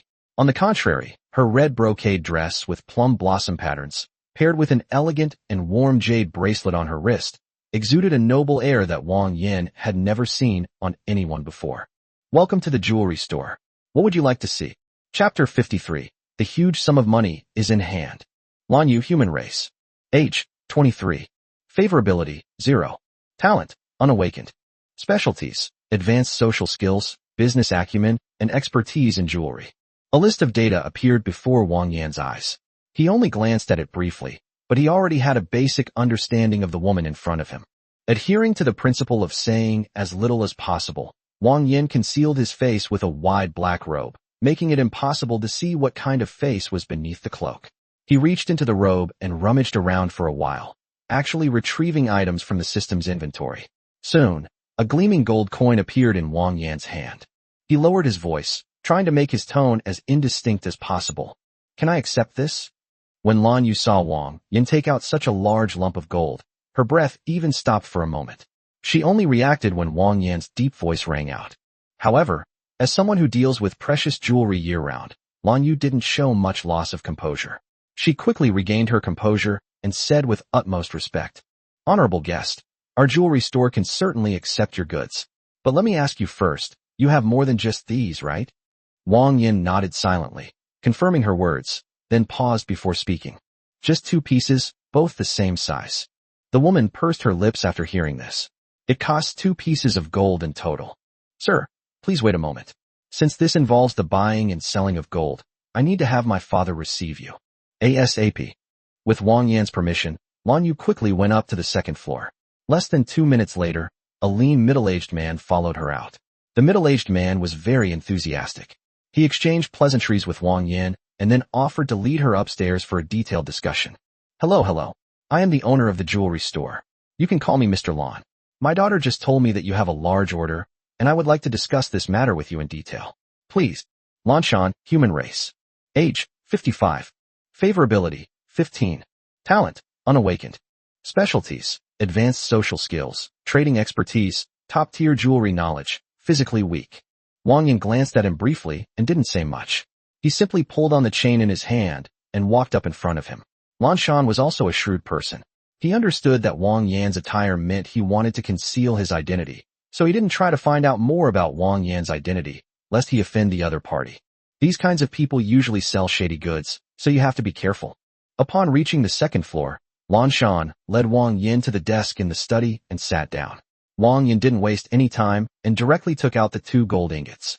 When Lan Shan saw the gleaming gold ingots in front of him, he couldn't help but gasp. This item is too valuable, so Wang Yan doesn't plan to sell too many to avoid attracting unwanted attention. He pulled a dark stone from under the table, placed it on the table, put on a pair of glasses, picked up a piece of gold to examine its color, and then asked Wang Yan, "Sir, would you mind if I gave it a try?" Wang Yan did not refuse and squeezed out a hum from his nose. After obtaining Wang Yan's approval, Lan Shan directly took the gold and scratched a line on the touchstone. Sure enough, a golden mark was left. Very pure. Wang Yan spoke up at that very moment. "How much silver should I exchange for these?" Lan Shan gently placed it down, and seeing that Wang Yan was interested in the transaction, he began to discuss the price.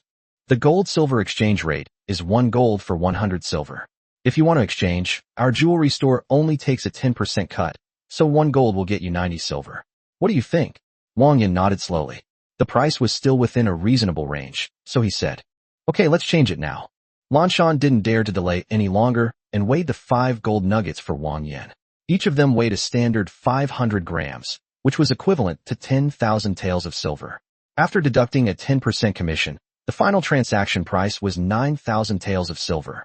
The trade system in the lower and middle classes of the Wall Abyss was somewhat chaotic. Since there was no clear monetary system, people mainly used silver. Generally, silver was divided into very small pieces, weighing about 10 grams, which was the 1 silver in the transaction. However, given the unique terrain and extremely difficult transportation in the Abyss, the actual purchasing power is somewhat reduced, resulting in the little beast girls being able to exchange 1 silver for only 1 potato. Lan Shan didn't keep Wang Yan waiting long. After a while, Lan Yue came up from downstairs and whispered a few words in Lan Shan's ear. Only then did Lan Shan say, A total of 9,000 taels of silver has been prepared for you, sir. Please follow me. Wang Yan nodded slowly and followed the two downstairs. At this moment, a small wooden box was lying quietly on the front desk. Wang Yan reached out and opened it. Thousands of silver coins were neatly stacked. He only glanced at it, and after confirming that it was accurate, he put the wooden box into the warehouse with a thought. Upon seeing Wang Yan's handwriting, Lan Shan was slightly taken aback, lowered his head even further, and dared not say anything more. Wang Yan's purpose in coming here was to exchange silver. Now that the matter was settled, there was no need for him to stay here any longer. He then pulled Yingluo out of the jewelry pavilion without looking back. Wang Yan dragged Yingluo's body again, walking through some dark alleys and turning several corners before finally taking off the cloak and removing Yingluo's collar. However, when Wang Yan saw Yingluo's expression, he couldn't help but ask, "What exactly are you disappointed about?" After her collar was removed, Yingluo's fox ears drooped, and she whispered something in Wang Yan's ear. "Master, can you put it on me again tonight?" Wang Yan's face was as black as the bottom of a pot. This brat, she must have unlocked some kind of special fetish. Ignoring her further, he raised his sleeve to wipe the big fox's face, then let her out. Now that he had money, he naturally wanted to buy a batch of goods to take back. The first place he visited was the place that sold sunflower tea. After all, if you're going to act, you have to go all the way. Although Wang Yan didn't lack secret spirit sunflowers, it was still okay to go in and take a look. As the two inquired, they soon learned that there was only one place in Unju City that sold suri tea. In a corner of the inner city, a place called Fried Tofu Tea House. The Fried Tofu Tea House was located in a rather remote area. It took them a while to find the entrance. The two slowly opened the door. There weren't many customers inside, just a few scattered people sitting on the tatami mats drinking tea and chatting.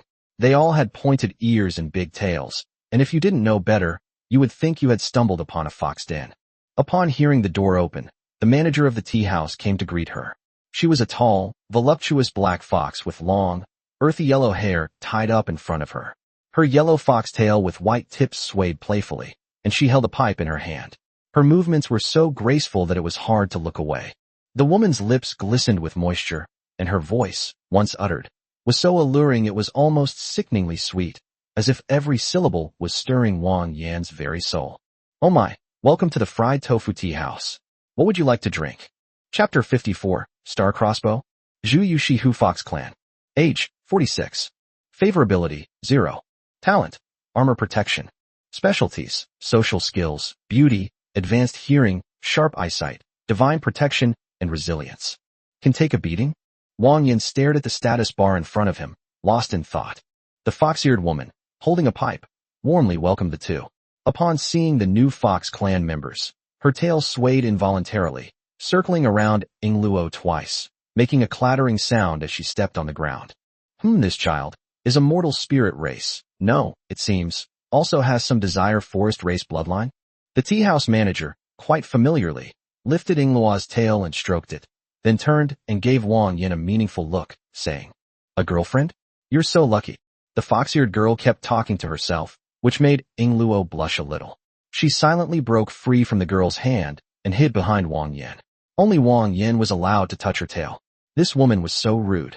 Seeing that his wife seemed a little shy, Wang Yan twitched the corners of his mouth and said to the fox-eared woman, "We came here to see how suri tea is sold. Can you show us?" "Oh." She who took a puff of his pipe, then exhaled a long plume of smoke and said to the two of them, "This child has already awakened? I never expected that. Come with me. I'll take you to see him." Swaying her hips, she who strode forward, leading the two towards a table. She first boiled a pot of water from the stove and had the two sit down side by side. She then rested her chin on her hand, watching the two with great interest. "Let me introduce myself first. My name is Shihu, and I'm the owner of this tea house. It's been a long time since any new Fox clan members have come to Unju City, but judging from your attire, you must be from the lower classes?" Wang Yan nodded slightly, which was considered an affirmation of her point of view. "That's truly impressive. Mortal spirit seeds are inherently difficult to awaken, and this one even has the bloodline of the desire forest seed. To still be able to awaken it under these circumstances, you little guy, you certainly have great talent." Hearing Shihu's words, Wang Yan pondered for a moment, then asked her with his own doubts, "Boss, what are those mortal spirit seeds and lustful spirit seeds you just mentioned?" Shihu was clearly stunned for a moment, then couldn't help but giggle, her laughter creating a wave of waves that were quite pleasing to the eye. She leaned half her body over the table, squeezing out of shape, one hand supporting her cheek, her alluring eyes staring at Wang Yan, who was somewhat mesmerized. He said with interest, "Should I call you naive or stupid?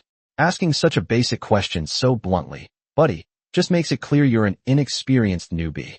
If you run into a bad woman, you might get completely devoured." Wang Yan didn't care much about these things. What did it matter if others knew he was a novice? He had asked Zhua Hua before, and since obtaining the dragon's bloodline from Alu, his strength had already reached an extremely terrifying level. In addition, with the broadsword lying in the warehouse that could be summoned at any time, Wang Yan was now clearly a humanoid ferocious beast, someone who could roam freely in the lower and middle levels. Aside from the necessary concealment, Wang Yan didn't really care about these issues. For example, in the current situation, he was somewhat interested in what Shihu had said, so he wanted to ask her about it. "Of course I know that, but my sister is so beautiful. She doesn't look like a bad woman at all, so of course I wouldn't be wary of her."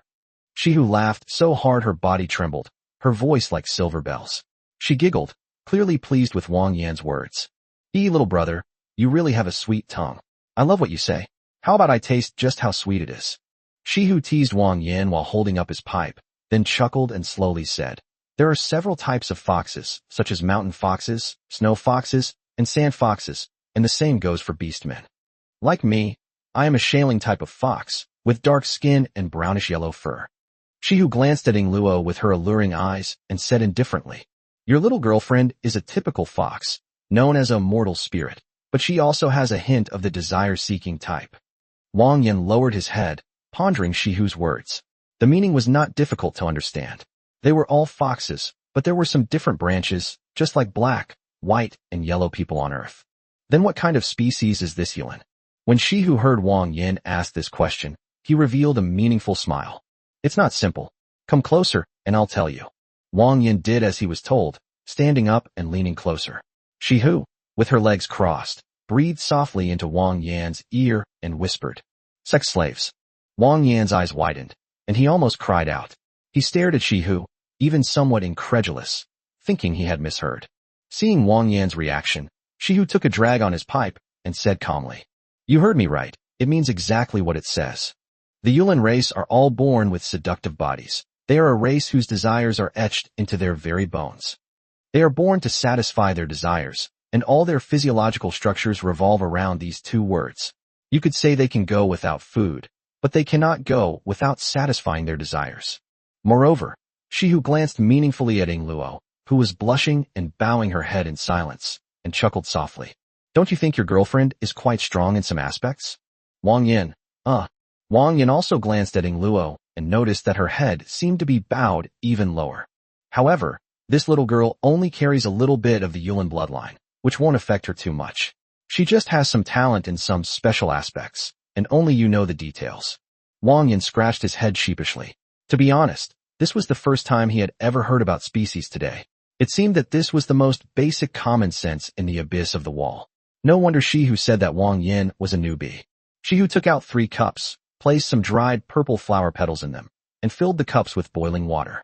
She then said to the 2, "This cup is on the 2 of you, sister." After awakening, foxes can enhance their strength by absorbing the power of the mystic sunflower. Generally speaking, it is a necessity for foxes. Wang Yan picked up the teacup and took a small sip. In fact, the warm sun tea itself didn't have much flavor, only a very subtle sweetness.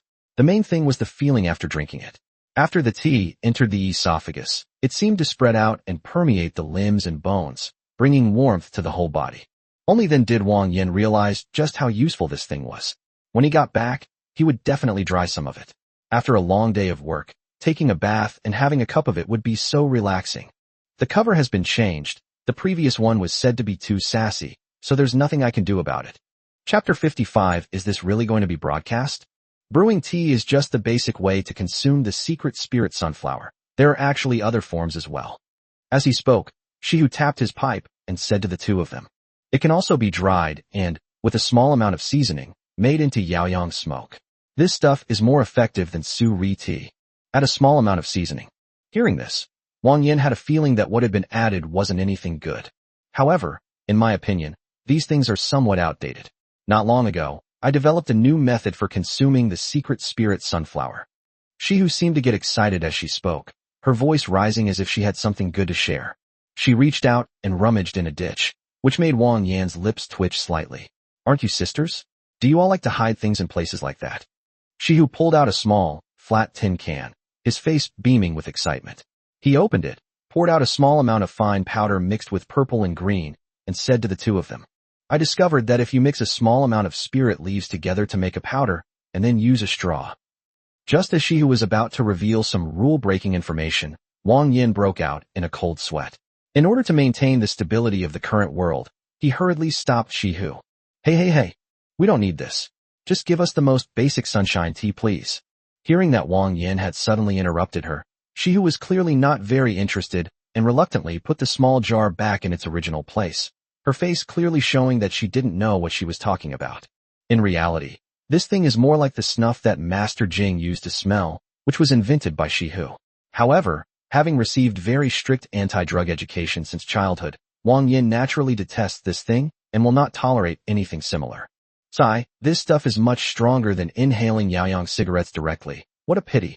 Wang Yan forced an awkward smile, as if he hadn't heard her words, and busied himself with paying the bill. A daily dose of the tea bag costs 6 silver coins, and a monthly supply would cost 180 silver coins.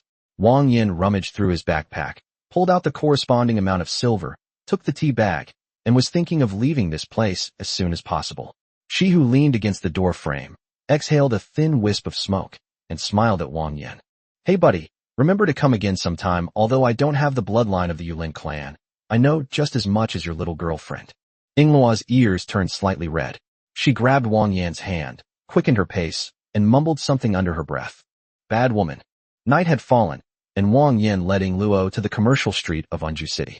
Having received a large sum of money, Wang Yan planned to purchase some daily necessities and tools, all extremely essential items. Wang Yan bought several sets of all the tools he could need, including trowels for construction, chisels for carpentry, rulers, and saws, and put them in the warehouse. However, these tools were generally handmade and not mass-produced, so they were all a bit pricey. Then there are various seasonings. Although Wang Yan can currently purchase seasoning combo packs through the system, the contents are still somewhat lacking. For example, certain spices, such as Sichuan peppercorns, bay leaves, star anise, etc., are things that Wang Yan does not currently have, and he needs to bring some of these back with him.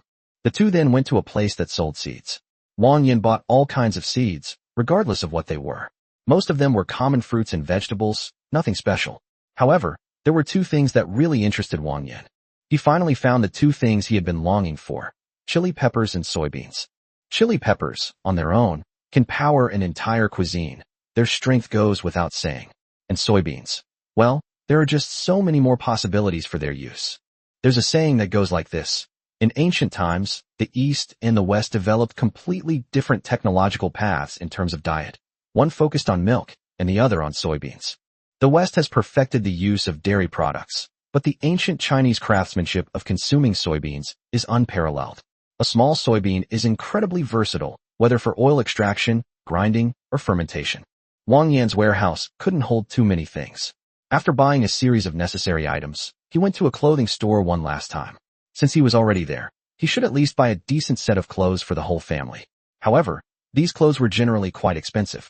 After buying a set for everyone in the family, Wang Yan had already spent more than 2,000 taels of silver on clothes alone.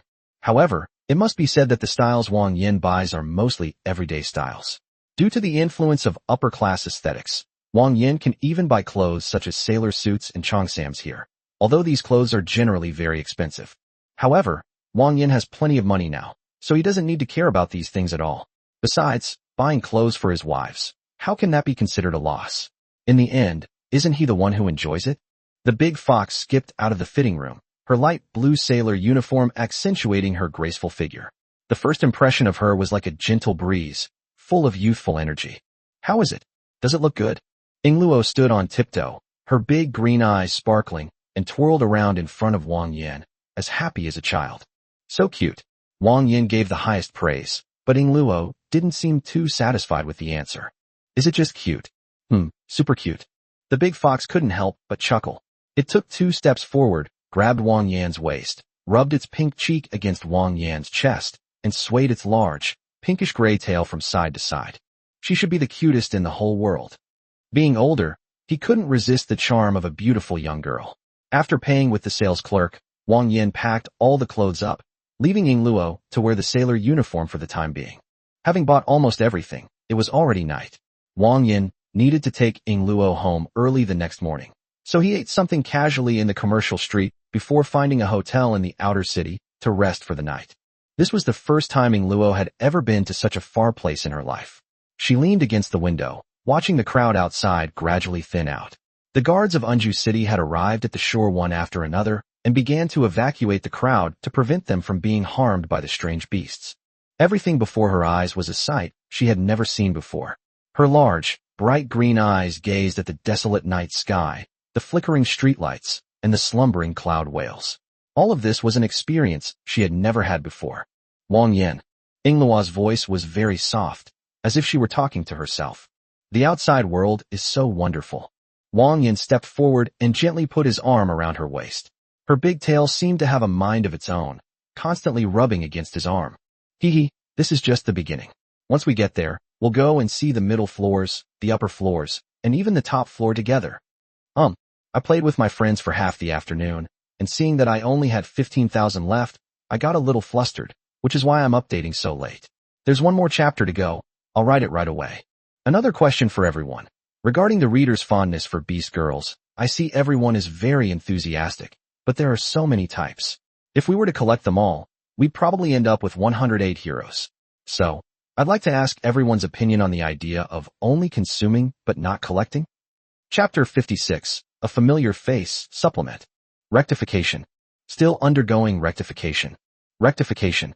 As they embraced and kissed, Ying Luo suddenly sensed something and instinctively let out a sob. Sleep well and have sweet dreams. The next morning, Wang Yan took Ying Luo and prepared to go home. However, before leaving, Wang Yan felt that he should bring some gifts back for the little beast girls at home. After thinking it over, he decided that it would be appropriate to buy some sweets. So he drove around the outer city a few more times and finally found a bakery. Wang Yan pushed open the oak door, and the bell on the door rang. Soon after, a young woman came out to greet him. When Wang Yan first saw her, for some reason, he felt a sense of familiarity, a feeling of peace, as if a warm older sister was comforting him. Ink Jadox Clan. Age, 24. Favorability, 20. Talent, healing spell. Specialties, proficient in cooking, gentle personality, large physique, skilled in medicine. Unlock the Cow Clan Illustrated Guide. Gain the passive effect, proficient in medicine. New products unlocked. The store has been updated. The young woman wore a simple long dress with an apron that had turned slightly yellow from smoking. She had a pair of small bull horns on either side of her head. She had a kind appearance and a smiling face, but what was most striking was her world-class figure, which made it easy to tell which breed of bull she belonged to. Hello, two guests. Welcome to Little Cow Bakery. What would you like to buy? Wang Yan was slightly stunned, his expression somewhat dazed, as if some non-existent memories were surfacing in his mind. He shook his head vigorously and said to Mou, have we met somewhere before? Mou put her finger to her lips, seemingly trying to recall, but in the end she could only shake her head helplessly.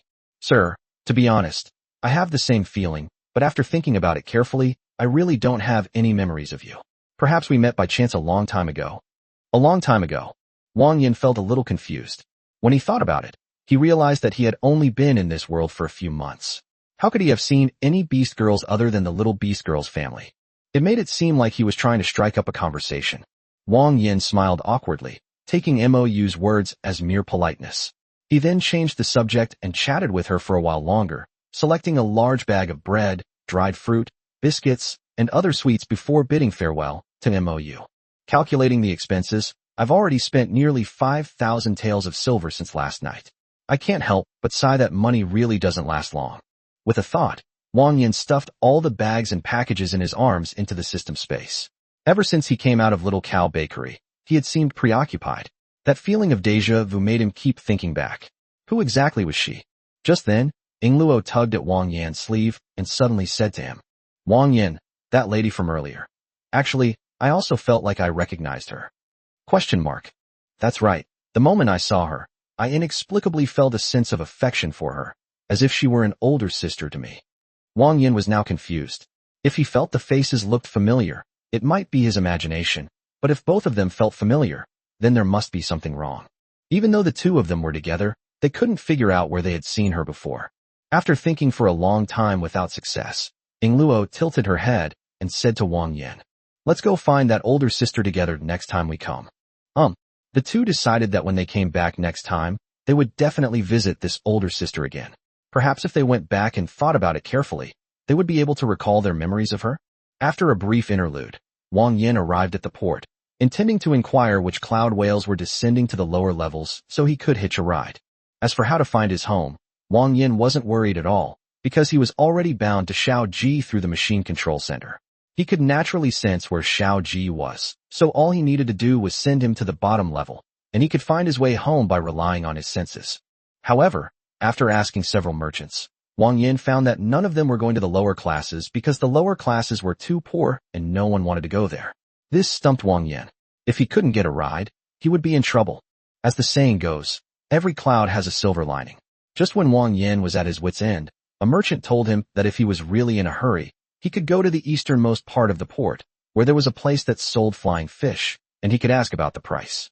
If the cloud whale is the heavy-duty truck in the Wall Abyss transportation system, then the flying fish is the small and convenient light car. If you don't bring anything else, two people can easily ride a flying fish back home. Upon hearing this, Wang Yan immediately became interested. That's right, he still had 4,000 left. If the price was reasonable, it would be extremely convenient for him to buy a flying fish. At least his future travels would be much less troublesome. After quickly thanking the other party, Wang Yan took Luo's hand and led her to the place the merchant had pointed out. It was in the far corner of the port, where a few wilted-looking flying fish were moored. There wasn't even a sign. If Wang Yan hadn't been reminded by the merchant, he really wouldn't have found this place. The old man, reclining in a deck chair, squinted slightly. The spring morning sunlight was very gentle, and he seemed to be asleep, with soft snoring coming from his nose. "Grandpa, wake up. We've come to see the flying fish you have here." The old man was startled awake by Wang Yan, and his temper was a bit short, but since he had come to see the flying fish, he couldn't keep a sour face. He just grunted and said indifferently, "This one, and that one, 6,000, and the biggest one, 8,000, you can choose whichever you like."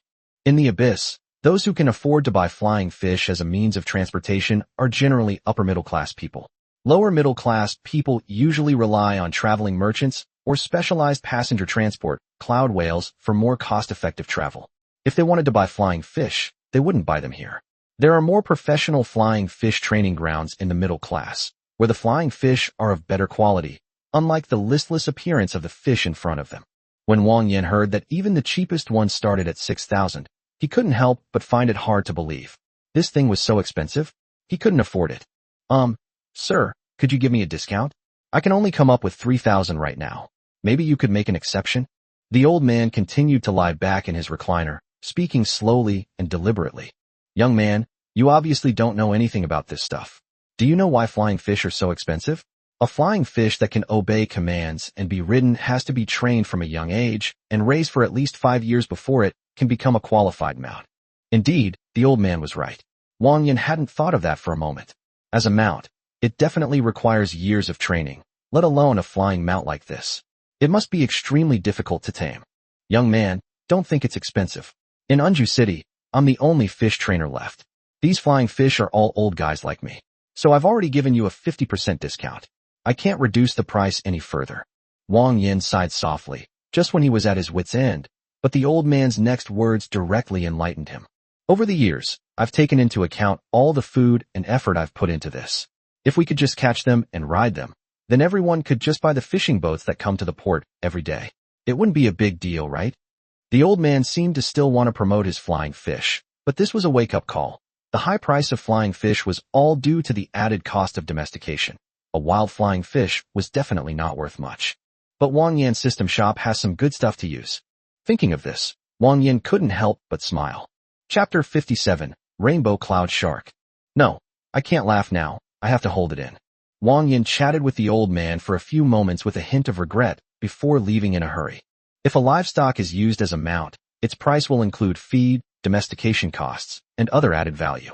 However, if it is brought back directly from the wild, the cost price will only include the cost of capture, and the price will naturally be lower. Wang Yan pulled Luo back to the port. The fishing boats were said to only return every morning, when fishmongers would set up stalls to sell their catch, and restaurant owners would come to buy raw materials. Sure enough, when Wang Yan returned, he saw that people had already begun to gather there. Once Wang Yan was certain that everyone was waiting for the fishing boat to return, he felt relieved and waited with the group. Not long after, a whale's cry rang out, and the fishing boat slowly sailed into the harbor. The main body of the fishing boat was still a cloud whale, but it seemed to be a different species from the cloud whales used for cargo transport. This cloud whale looked more slender, probably because it was a species chosen for its speed, which was better suited to chasing schools of fish in the cloud sea. The cloud whale slowly sailed into the shore, and its captain hurriedly stepped off the deck, sweat beading on his forehead, and quickly addressed the buyers who had been waiting for him. Everyone, I'm so sorry, the sail might be a little late today. There have been some unforeseen circumstances on the fishing boat. Please bear with us. But don't worry, today's catch will be sold at a 10% discount. I apologize for the inconvenience. Although they didn't know what had happened on the fishing boat, and despite the captain's apologies and promise to sell at a 10% discount, the merchants who had been waiting for a long time were not about to let it go so easily. The people standing in front said directly, "This isn't right, Captain. You're the only fishing boat in the entire Anju city.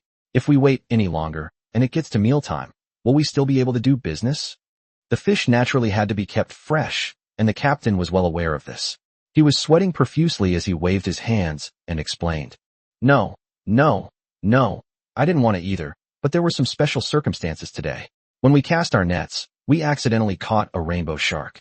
It was hiding in the school of fish, preparing to hunt. By the time we found it, it had already been put into the fish tank. Upon hearing this, the buyers suddenly understood what was going on.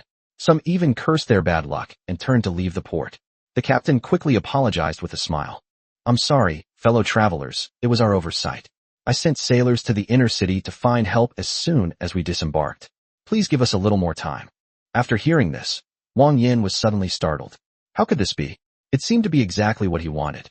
Wang Yan raised his hand and gently patted the shoulder of the person next to him, then spoke up. "Brother, what exactly is this rainbow cloud shark?" The man seemed to think he had nothing better to do, and since someone struck up a conversation with him, he chatted for a few more minutes. "Is this your first time here, young man? It's normal that you don't recognize it.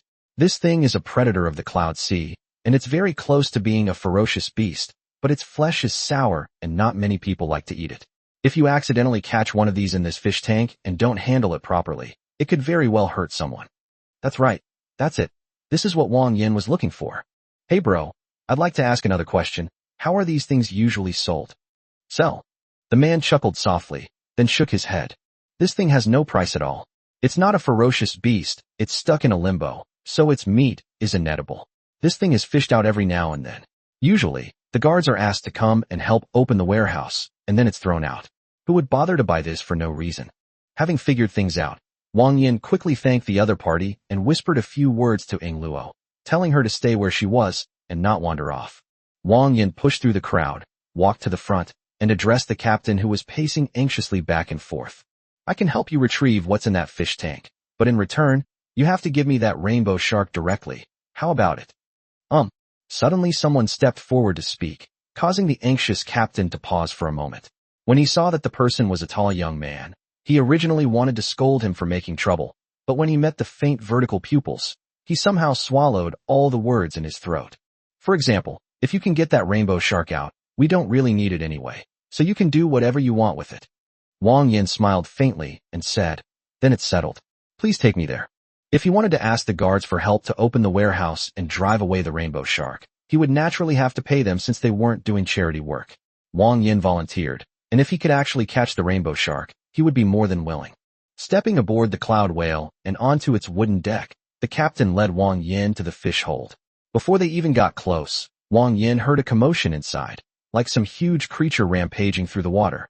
This made the captain's heart bleed. The fish inside were being smashed to pieces, and that was all his money. Wang Yan curled his lips. This thing seemed pretty fierce, but he wasn't afraid of real ferocious beasts, so why would he be afraid of this half-baked one? With a thought, Wang Yan used 3,500 points in the shop to exchange for the soul contract. He had all the advantages: the right time, the right place, and the right people. He was determined to win over the rainbow cloud shark. Wang Yan told everyone on the deck to retreat quickly while he stretched his limbs in place. Since the goal was to subdue rather than kill, he didn't take out his knife and prepared to use his fists instead. This was Wang Yan's first battle since obtaining a Lu's dragon bloodline. To be honest, he only had a vague idea of his own strength. He didn't know exactly how strong he was, so he could have a go at it with this thing. The door to the fish tank was slowly pushed open, and the restless activity inside seemed to pause for a moment, but only for a short while. Then, an orange-red figure flew out, bringing with it a stench, and rushed straight at your face. Wang Yan reacted quickly and dodged the attack. Only then did he get a clear look at the rainbow cloud shark. It was a shark-like creature, 5 meters long and 1.5 meters tall. Its appearance resembled a shark's streamlined body, but its skin shimmered with orange-red light, like a cloud. It didn't look like a creature at all. It looked more like a moving cloud. Wang Yan looked at the fire cloud in front of him with a sense of novelty, as he had never seen a creature of this shape before. So he prepared to pull out his fist and give her a good beating first. Chapter 58, Returning Home. In nature, there are often predators that are good at using mimicry. The most famous example is the anglerfish in the ocean, which usually grows a small fish-like lure on its head to confuse its prey. The same applies to the rainbow shark. By using its special outer skin to mimic the appearance of clouds, it becomes virtually invisible in the sea of clouds, perfectly blending into its environment. However, compared to Wang Yan's fight, the rainbow shark seemed to be slightly inferior. The battle was not as intense as expected, only about 30-70. Wang Yan almost cracked the rainbow shark's skull with 3 punches. It was that simple. Looking at the shark-like creature in front of him, Wang Yan didn't expect his strength to be so outrageous. The rainbow shark was curled up on the deck, feeling dizzy from Wang Yan's punches, which saved Wang Yan a lot of trouble. His eyes lit up, and the soul contract was activated instantly. His expression, which had been baring his teeth and showing a slight reluctance to admit defeat, immediately changed to a dazed look. However, to outsiders, it looked as if Wang Yan had directly defeated the rainbow cloud shark. In short, it looked very impressive. After a moment of confusion, Wang Yan sensed everything about the rainbow cloud shark, as if he could easily control its life and death. A sense of absolute dominance. The rainbow shark seemed to have recovered and stretched out its fins, which startled everyone in the harbor. Wang Yan gently raised his hand to signal them not to panic. Sure enough, to everyone's astonishment, the rainbow shark actually crawled in front of Wang Yan in a very human-like manner, as if it had submitted willingly. This is so bizarre. I've never seen anything like it before. Could there really be such a ferocious predator that would willingly submit to a human? However, all of this was just an act by Wang Yan to show them. He dusted off his hands and said to the captain, "This rainbow shark is mine now, right?" The scene was so surreal that everyone was momentarily stunned until Wang Yan spoke again, bringing them back to reality. Of course. You can certainly take this shark away. We're trying to avoid it like the plague. If you help us, I'll definitely give you a generous gift. Please do me the honor of treating you to a good meal at noon today. Wang Yan wasn't very interested in these drinking parties. He was a married man, and being away from home all the time would inevitably make his wife worry. He simply shrugged and declined. "I'm sorry, my wife and I need to hurry on our way, so we won't need it for now. We'll talk about it next time I come to Anju City." For someone who could subdue a near-beast-like rainbow shark with his bare hands, no one would hesitate to befriend him. When the captain first heard Wang Yan refuse him, he was somewhat disappointed, but upon hearing the glimmer of hope in the second half of the sentence, he immediately put on a smiling face. "Of course, you're welcome anytime, young man. Thank you so much for solving my troubles today. Next time you come, remember to look for me. I owe you a drink." Wang Yan didn't say anything more, just waved his hand, returned to the crowd, and founding Luo. The rainbow shark followed Wang Yan very obediently, and everyone turned aside to avoid it, not daring to get any closer. "Let's go home." "Yes, let's go home." Wang Yan grabbed her hand, straddled her, and pulled her onto the rainbow cloud shark, causing another round of gasps. The rainbow cloud shark was a ferocious beast in the sea of clouds, and it was already very difficult to make it submit. Yet he actually rode it away. Wang Yan didn't care what kind of shocking impression he left on others. Anyway, his hometown wasn't here, and who knew when he would come back next time. Maybe in a few days they would forget about him, or just treat him as a topic of casual conversation. Ing Luo clung tightly to the dorsal fin, while Wang Yan sat behind her, riding the rainbow cloud shark into the sea of clouds. This thing was much more exciting than the cloud whale. First of all, this thing has absolutely no protection, and you could fall off if you're not careful. Secondly, since the rainbow shark is only for riding and there's no issue of stabilizing cargo, the angle of descent is almost always very steep, making it look like freefall. If you don't have a strong mentality, you really can't ride this thing. The rainbow shark was incredibly fast, almost as fast as a cloud whale. It took Wang Yan a whole day to travel that distance, and he didn't return to the bottom floor until almost nightfall. As for the new mount's placement, Wang Yan had already thought it through. He would simply let it roam freely. After all, he had a soul contract with it, so he could summon the rainbow cloud shark with just a thought, which would be very convenient. Upon entering the cave, Wang Yanjing noticed that the atmosphere at home seemed a bit off. Normally, it would be close to mealtime by now, and someone should have already come out to cook. But why did everyone seem to be gathered inside the house? Bai Gua, holding Xiao Gaodan's hand and carrying Xiao Daomi on her back, anxiously peered into the house from outside the door. Wang Yan sensed something was wrong and quickly went up to ask her what had happened. Upon seeing that it was Wang Yan who had returned, Bai Gua felt as if she had found a pillar of support and hurriedly said, "Master, you're finally back. Not long after you and Miss set off, Miss Gigi discovered a tribe not far from us while she was out. When Madame Zhuohua tried to negotiate with Miss Yuli, she was actually injured by them." Injured? Wang Yan almost cried out, then stopped listening to her and hurried inside. As soon as Wang Yan entered the room, he saw Gigi and Huaiwei standing around the bed with worried expressions on their faces, while Zhuohua and Yuli were lying on the bed. Zhuohua was in better condition because she was a salamander, and even the most severe injuries would gradually heal. She just looked a little pale. Yuli's situation was not so good. A long, thin wound had been cut into the scales on her left leg, and the scales were curled up. There were also several bruises on her body, as if she had been hit by something heavy. Seeing this scene, Wang Yan was filled with rage, but he still had to tell himself to calm down first, to treat Yuli's wounds first. Zhuohua slowly opened her eyes. When she saw Wang Yan return, the corners of her mouth unconsciously curled up slightly. She wanted to get up to greet him, but Wang Yan quickly pressed her down, telling her to rest well. "Wang Yan, you're back." Wang Yan touched her face, a pang of pain in his heart. "You should rest well. I'm back. I'll handle it." Zhuohua seemed to understand what Wang Yan was thinking. He was both angry and heartbroken to see the two of them injured. Zhuohua's lips curled up slightly, and he said mysteriously, "You don't really think we two got ripped off on this trip, do you?" When Wang Yan first heard her say this, she reacted for a moment, but the more she thought about it, the more something seemed off.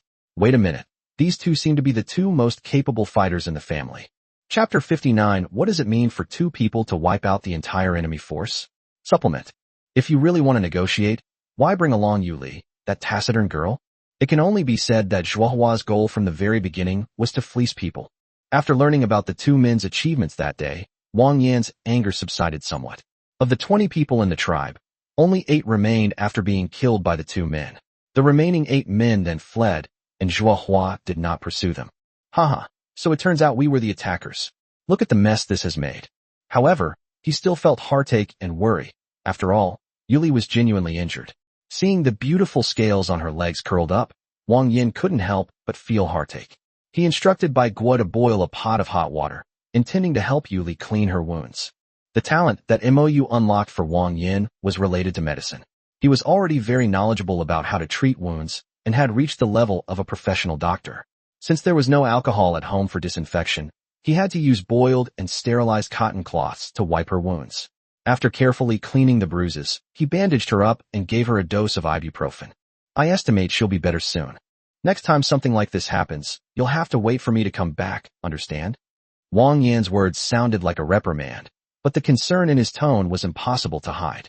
Zhuohua waved his hand and explained the reasons to Wang Yan, which made him understand why Zhuohua had taken the action of directly attacking and killing someone. According to her, the group that came to the vicinity of her home was a savage called the Flame Demons. This group was already infamous in the abyss of the wall. Unlike other races, the Flame Demons only had small settlements at the bottom level, and there was no trace of them at the top. You should know that even the lowest goblins can find a few merchants doing business at the top, but there were none of the Flame Demons. The extraordinary nature of this race is unimaginable. The Flame Demon race is generally slender, with red or yellow skin all over their bodies, and apart from being able to breathe fire, they have no other special abilities. This race, which is good at nothing, has its own unique way of survival, constantly migrating to the lower classes and then burning, killing, and looting. Information doesn't circulate much among the lower classes, so when they see this strange race moving to their vicinity, they might not think too much about it, and thus be caught off guard by a surprise attack. However, Zhuohua and her companions were different from those low-level people who lacked access to information. She had been in the upper middle class and was naturally very familiar with the methods of these raiders. So, as soon as she learned of the arrival of those people from Jiji, Zhuohua immediately grabbed her axe and led Yuli to deal with them, giving these flame demons no chance at all. At this moment, Yuli slowly woke up, seeing Wang Yan carefully bandaging her wounds. Her pretty face flushed slightly. Wang Yan glanced at her, a hint of displeasure in his eyes, and said, "Why don't I remember wearing that shield belt?" Yuli scratched her head, while Huayu quickly walked up and hurriedly explained to Wang Yan. "Wang Yan, when Sister Yuli heard Sister Zhuohua say she was going to fight, she gave me her belt for our safety, meow." Wang Yan sighed, feeling speechless. He then reached out and tapped each of them on the forehead with his finger. "You bunch of idiots, have you all forgotten what kind of pet you have at home? Is it just for Alu to eat for free?" It seems so. The dragon girl, who only knew how to eat and sleep, rolled over in her grass nest, unaware of what was happening. Perhaps it was because Alu always presented herself as someone who did nothing but eat and sleep that everyone overlooked her true identity, or perhaps it was because her appearance was too unthreatening that people didn't pay much attention to her. A creature that no one dares to provoke even in the upper or top tiers, the little beast girl's home is probably the safest place in this lowest level. Yuli was also confused because of her concern, so Wang Yan didn't know what to say. He just told the others not to be so reckless in the future. Apart from Yuli being slightly injured, Zhuohua only needed to eat more to recover. When it was time to eat, Wang Yan planned to let everyone have a meal first, and then discuss everything else tomorrow at dawn. After going up there, Wang Yan vividly recounted his experiences to a few naive little beast girls. When he mentioned taming a rainbow shark, he seemed to become interested. "You two really rode the rainbow shark back?" "Of course. I'll take you to see it tomorrow. That thing flies incredibly fast." After the family had a simple dinner, Wang Yan took out the gifts he had brought for his family, some of the more exquisite clothes. The salamanders typically wear small, elegant cheongsams, and Wang Yan chose a white one with peach blossom patterns. For Huayu and Jiji, he bought two simple yet tasteful dresses, both matching their personalities, one red and the other black. As for Yuli's clothes, Wang Yan chose some loose-fitting items for her, including a pair of shorts and a leather vest. Since Yuli's own scale armor could be considered a form of clothing and also served as armor, it was difficult to choose clothes for her, so Wang Yan could only buy these. Yuli was injured, so Wang Yan didn't let her change. When the little beast girls changed into their new clothes and stood in front of him in a row, to be honest, the scene was quite pleasing to the eye. However, it seems that some of them are not being honest. A certain 54-year-old lowly salamander was giving him flirty looks. Her two little dumplings were perfectly shaped under the cheongsam, making her look extremely delicious. Wang Yan suppressed his impulse and took out the bread, biscuits and other things he had bought from Mou. Sweets were very rare for the little beast girls, and their eyes lit up, especially the little red-haired one, who seemed to want to stuff its cheeks full. Wang Yan was speechless for a moment. Could this guy be a hamster? In a fleeting glance, Wang Yan spotted the small figure huddled behind Bai Gua, a slight smile playing on his lips as he waved towards the little cake. "Come over." The little cake was surprised when Wang Yan suddenly called her. She timidly peeked out from behind her mother, fiddling with her fingers as she slowly walked over. Wang Yan scooped up the little thing and placed her on his lap. With a thought, a palm-sized cream cake appeared in front of her. "I bought this for you, eat it quickly." Looking at the small cake in front of her, and hearing what Wang Yan said, the little cake seemed a bit hard to believe. She got a piece of the small cake too? She looked up with her big, watery eyes, held up the cream cake with her two small hands, and carefully said to Wang Yan, Then, sir, may I take this home to eat?" "Take it back to eat." Wang Yan glanced at her, immediately understanding what she meant, and nodded with a smile. "Sure." The little cake girl, carrying the cream cake, ran towards the ginkgo tree and held it high. "Mom, you eat first." Chapter 60, White Stockings Are the Best. My older sister went to a very far place, so I need to be more sensible and considerate of my mother. My mom already works so hard, taking care of my younger sister all the time. That's what the little cake thought. A sensible child is the most endearing, especially a tiny little mouse girl like her. She instantly attracted the attention of several little animal girls who offered her food. Even the most gluttonous Squeak picked up the little cake and happily shared her cookies with her. After receiving their gifts, the girls surrounded Ying Luo, asking her all sorts of questions, while Zhuohua casually walked up to Wang Yan, her cheongsam, revealing half of her pink and tender calves. She rested her chin on her hand, a smile on her face, and looked at Wang Yan, saying, "Buying us such beautiful clothes seems a bit inconvenient for doing chores. It's not like you're supposed to wear this while you're working." Zhuohua let out a soft exclamation, then leaned her head towards Wang Yan, teasingly saying, "When are you going to wear that?" As expected, older women are better at flirting.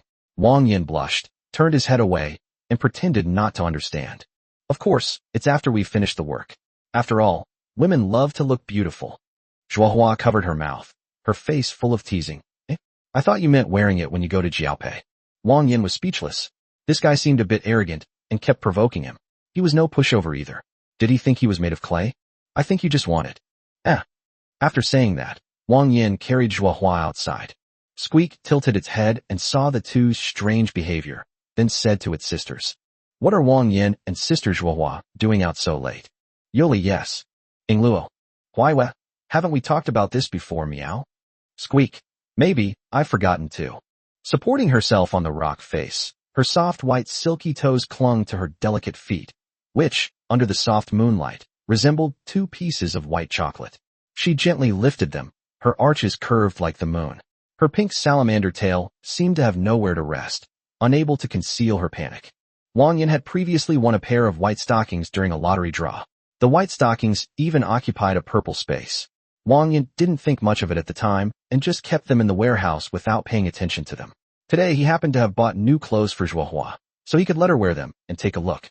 These white stockings are the kind of half-length pantyhose, with a small but noticeable tear. As for where the tear is, don't ask, figure it out yourself. Having been caught out by Wang Yan, Zhuohua was the one who became dejected. Unease flickered in her peach-colored eyes, and she was now having second thoughts. "Wang Yan, it's so late. We might encounter some ferocious beasts outside, right? Should we go back first?" Wang Yan sneered. "Now you're scared? Where did that experienced look go? Too late to run. Don't panic.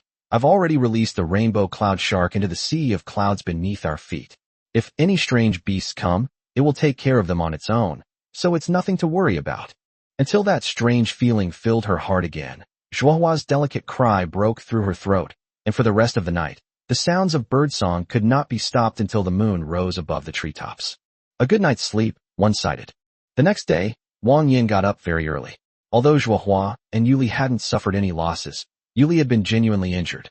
This matter couldn't be left unresolved, so he decided to ride the rainbow cloud shark along the wall to find the location of the fleeing flame demon clan and bring them some warmth. A whistle blew, and Wang Yan leaped down, his body plunging into the endless cliff. Suddenly, a red cloud seemed to come alive, lifting Wang Yan up and carrying him forward at high speed. Not long after they started walking, Wang Yan spotted a cleared campsite, which should be the location of the flame demon clan that Zhuohua and the others had mentioned. He directed the rainbow cloud shark to swim towards the target, and with a light leap, Wang Yan landed on the ground. The camp didn't seem to have been cleared out in just a few days. Some temporary shelters weren't even in their infancy before Zhuohua and Ying Luo slaughtered them. In the center of the camp lay a mass of corpses, some of which had been mostly devoured by wild beasts, their entrails spilling out onto the ground, filling the air with a putrid stench. Wang Yan frowned and crouched down to examine these flame demon corpses. There were 12 corpses in total. These Balrogs had red or yellow skin and hair. They had 2 sharp horns on their foreheads and were generally slender, much like the lesser demons in Western mythology. After circling the camp twice more, Wang Yan found a relatively large burlap sack. He didn't know what was inside, so he picked up his military knife and made a cut in it. Several black pieces slid out. There were several pieces of dried black meat. At first glance, it might not be obvious what kind of meat they were, until Wang Yan discovered a withered hand with distinct knuckles and a rat-like head that had completely lost its shape in the pile of meat. The Balrogs fear the cold, so how do they survive the long winter? It's very simple, just eat people, right? With the fall of Rat Potato City, a large number of rats like the white fruit family were forced to flee their homes. Some who had relatives might go to seek refuge with them, while those like the white fruit family, who had no one to rely on, could only wander outside. If they hadn't met Wang Yan and the others, perhaps their entire family of 4 would have appeared in that bag too. Although Wang Yan's mental fortitude was fairly good, Seeing those dried-out heads still made him feel a bit choked up. He carefully examined the camp, but found nothing more, so he could only sigh helplessly. It seems there's no one left. So Wang Yan continued to straddle the rainbow cloud shark, preparing to go further and see if he could catch the fleeing flame demons. The strange clouds gradually dissipated, and Wang Yan's figure disappeared into the horizon. After a long time, a red head slowly peeked out. After confirming that Wang Yan had left, it waved behind it, signaling everyone to follow. That's right, the Balrogs are back. No one expected that this group of flame demons, after being killed by most of them, would dare to come back. However, we shouldn't overestimate them. This group of flame demons only escaped halfway. They were hungry, remembered that there was food in the camp, and hurried back. Only 8 women remain in this group of flame demons. All the men were killed in the war. The leader is a red-skinned flame demon with orange-red hair. She is considered the most intelligent among them, and everyone follows her lead. The person is gone. Hurry up and get it. Not far away in the sky, the rainbow cloud shark disappeared into the sea of clouds. Wang Yan looked at the few flame demons that had returned to get food and couldn't help but smile slightly. That makes sense. These fire demons are useless at everything. They ran away without food, so they'll definitely have to come back for more. It was worth hiding here for half an hour. It saved them a lot of effort. Chapter 61, Slaves. Concealing his presence, Wang Yan carefully counted the number of people. Sure enough, there were 8 people in total, not one missing. All of them were present. Wang Yan initially thought Zhuohua had gone too far, slaughtering most of them in one fell swoop. But when Wang Yan saw the dried rats in the sack, all he could say was, "May the flame demon clan die a good death." Sure enough, these women were after the bags of dried meat. Seeing this, Wang Yan stopped hiding, raised his broadsword, and descended from the sky, cleaving a flame demon in two with a single stroke. This was the first time Wang Yan had ever killed someone since he was a child, and it was an extremely cruel act of slicing someone in half. The internal organs and blood were mixed together on the ground, and the stench of blood hit him right in the face. But whether out of numbness or for some other reason, Wang Yan only frowned slightly, without much aversion. He only knew that these people were no good, and if he wasn't strong enough, then the sack might contain Luo, Jiji, or Zhuohua. He deserved to be killed. Without a word, Wang Yan, like a ferocious beast, wielded a broadsword like a meat grinder. With his ferocious strength, the blade collided with flesh and blood, melting away instantly like a branding iron melting into snow, without any resistance. The group of flame demons were suddenly struck in the face by a large blade. 2 of them died before they could even react. They were utterly terrified. Wasn't that person supposed to have left? How could he suddenly return? Before they could think, the sudden appearance of the burly man terrified them. They took off running and scattered in all directions. 2 of them, being rather foolish, even ran in the wrong direction and started free-falling. After being slaughtered by Wang Yan, some died and others fled, leaving only 2 flame demons. After looking around, Wang Yan whistled, and a shark-shaped cloud rushed out from the sea of clouds, blocking their escape route. Lupia Balrog Clan. Age, 19. Favorability, -100. Talent, Fire Breath. Specialties, High Temperature Tolerance, Red Skin, Aggressive, Incapable of Planting, Incapable of Hurting, Incapable of Building. Ding. Unlock the Flame Demon Clan illustration. Gain the passive effect, High Temperature Adaptation. New products unlocked. The store has been updated. Goodness. Wang Yan just opened the status bar, and the 3 incompetent signs were glaringly displayed in front of him, almost making him lose his temper. Fortunately, what he received wasn't anything extraordinary. In fact, it was the most useful item, which made him breathe a sigh of relief. Wang Yan didn't give the 2 much of a chance to escape. He stepped forward and grabbed the necks of the 2 flame demons. Originally, Wang Yan wanted to delete their accounts, but the items dropped by the flame demons made him give up that idea. Slave Collar, 2,000 points. This collar can turn intelligent beings into utterly helpless slaves. It has 2 functions. First, when a slave shows any sign of rebellion, the collar releases an electric current powerful enough to cause shock. Second, the master can remotely control the collar at any time, releasing blades from its inner walls to swiftly decapitate the slave within 0.1 seconds. Wang Yan's lips curled into a slight smile. These were truly good things. With a thought, he exchanged for 2 collars from the system and placed one on each of the 2 flame demon women. Soon, the collars, like iron chains, firmly bound the 2 women's necks. Wang Yan could clearly feel the 2 collars in his mind. It seemed that with just a flick of his finger, the collars would rip off their heads. The cold iron rings around their necks created a slight feeling of suffocation, causing the two flame demon women to scream in terror. They frantically clawed at the collars around their necks, desperately trying to remove them. Yeah. Wang Yan coldly watched the scene before him. One of the slaves bared its teeth and pounced like a madman. But before Wang Yan could make a move, the slave collar released a terrifying voltage, directly shocking him unconscious. The only remaining flame demon, a woman named Lupia, watched this scene with a look of terror on her face. Wang Yan glanced at her, and suddenly an idea came to him. He smiled faintly, snapped his fingers, and with a buzz, the collar around the neck of the stunned flame demon instantly closed, and its head was cleanly severed.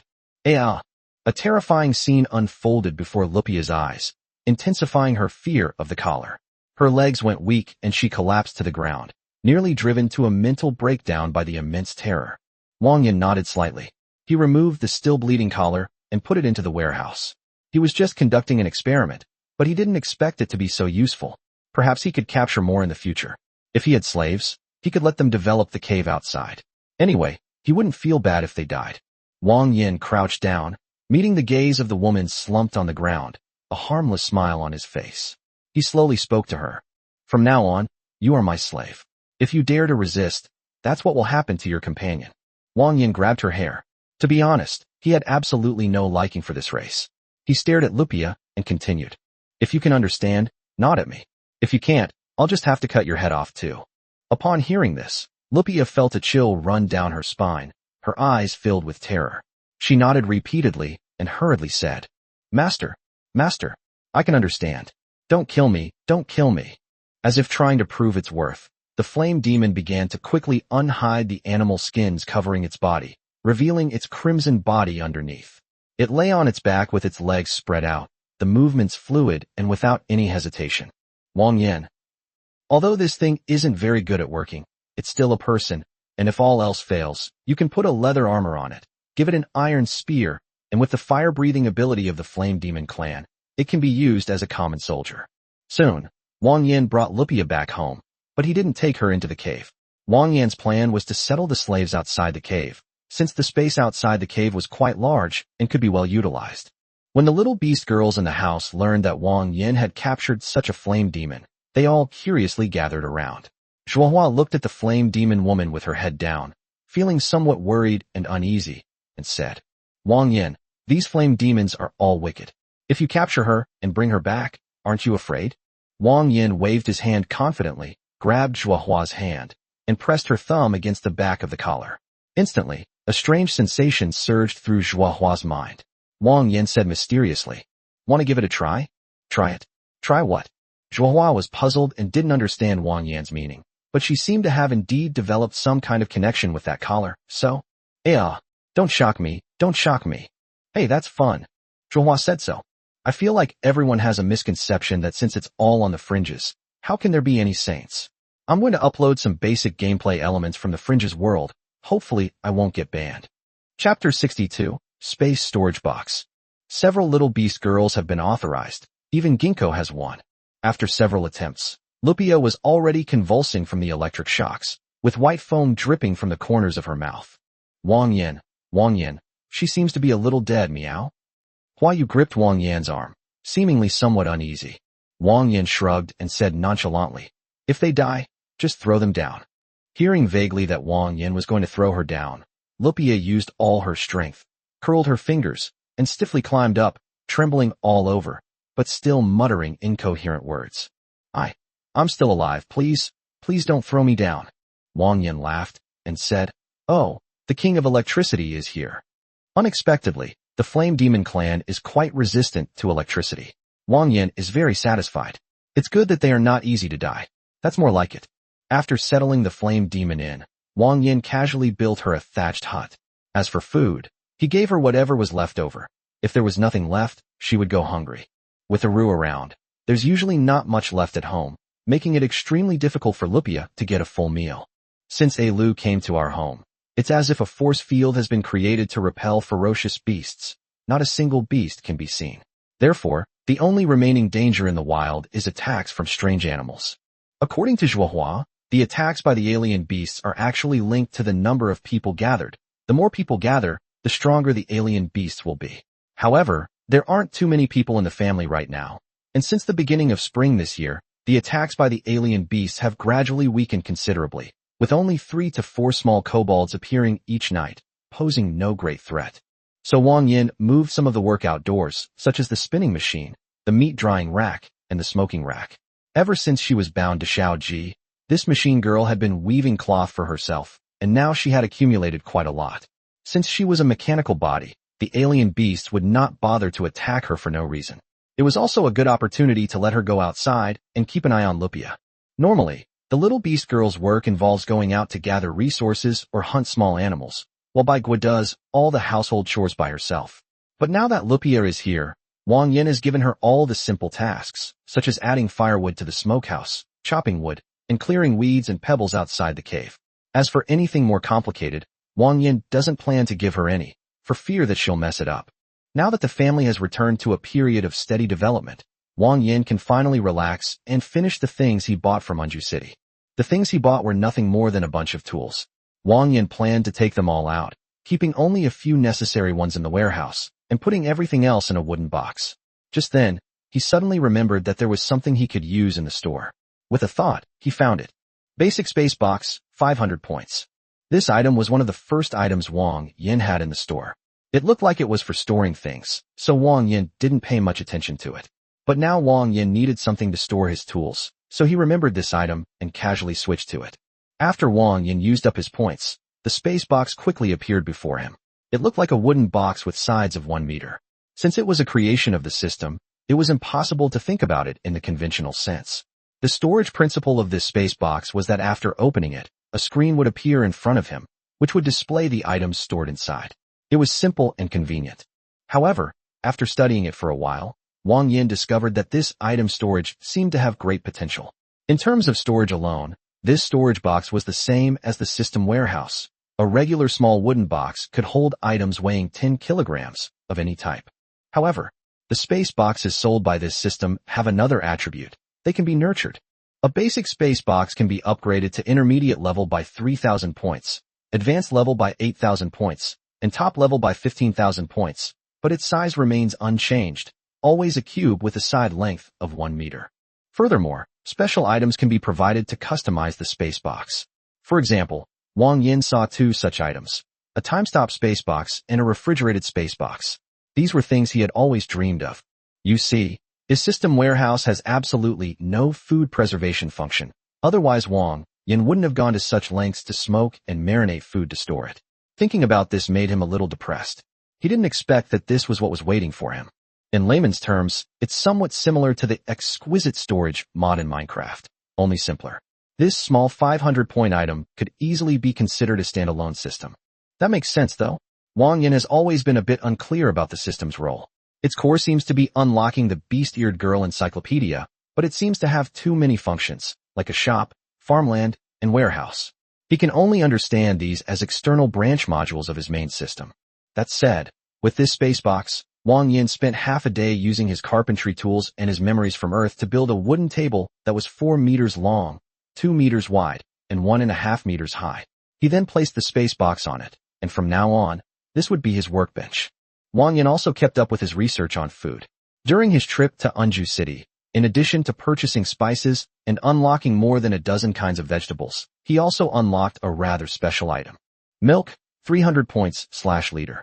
It makes perfect sense for cows to produce milk, right? Thinking of this, Wang Yan couldn't help but recall Mo's gentle and kind face, and cough cough cough, who doesn't like a gentle older sister? Shaking his head, Wang Yan stopped thinking about it and directly exchanged for a liter of milk. It came in the same kind of plastic packaging designed to prevent freebies, and the milk would disappear automatically after being used up or after 24 hours. This milk was completely different from the kind he bought in supermarkets on Earth. The container in Wang Yan's hand was pure, sterile milk without preservatives, and it didn't keep very well. Wang Yan picked up the milk bucket, took a sip, and found it to be rich in flavor with no off-putting taste. As mentioned before, the food of the East and West on Earth are completely different. Now, Wang Yan has not only unlocked the secrets of soybeans, but also milk. It can be said that in the next few days, the the family's meals will undergo a qualitative leap. Chapter 63, Night Operation? Wang Yan originally intended to make some tofu first, but grinding the soybeans into soy milk was a bit troublesome and required a stone mill. Although Wang Yan knew how to carve out a stone mill, it was too time-consuming and it was better to just buy one. So he went to process the milk first. Milk is quite convenient. Wang Yan exchanged 10 liters and filled a large bucket. All he had to do was cover it and let it sit in a warm, well-ventilated place to see if it could ferment naturally into yogurt. If it could, then he could use this yogurt as a starter to make a continuous supply of yogurt. Spring has arrived, and Wang Yan had originally planned to go out into the wild to look for medicinal herbs again, but after thinking it over, he felt that he should solve the salt problem first. I got the map of the Rock Sheep tribe's settlement from Bell, but the journey is long. Even with Rainbow Shark, it will take more than 10 days to travel there and back. Before leaving, I must make sure to settle the little beast girls in. Over the next few days, Wang Yan and Xiao Ji built an open-air warehouse inside the cave and piled up all the various vegetables produced by the system. Looking at the full warehouse, Wang Yan nodded in satisfaction. This should be enough for his family to eat. For several days in a row, Wang Yan prepared food for the little beast girls. Perhaps he had forgotten that the little beast girls were doing well even before he was around. Maybe he was really afraid that his wives would go hungry. Wang Yan hadn't missed a day of milk fermentation these past few days, but it wasn't easy. He failed the first few times, but fortunately he succeeded once, and gradually he mastered the knack. As for how to verify if the yogurt is successful, well, there are readily available D-level personnel. After the yogurt is produced, it can be further processed to separate the butter and milk. However, Wang Yan does not intend to continue. He made this yogurt just to see if it would work. If he really wanted to mass-produce it, it would be a loss to rely on the system's exchange points. Unless he found livestock that could produce milk, Wang Yan was not willing to use points to exchange for it. After preparing the food and other necessities, Wang Yan felt relieved and prepared to set off to find the Argali tribe. Zhuohua gently held Wang Yan's hand. She knew that Wang Yan was a little worried about them, and as the lady of the house, Zhuohua would put his mind at ease. Okay, don't worry too much about us. Aren't you at ease with me at home? Wang Yan agreed, and he was certain he could trust Zhuohua, but he still wanted to say a few more words. If you encounter any danger, hurry home and let Lu go. Don't let her do all the work for free, understand? Zhuohua chuckled and nodded, cupped Wang Yan's face in her hands, stood on tiptoe, and kissed him on the cheek, responding to him. Okay, I understand. Go early and come back early. I'll be waiting for you at home.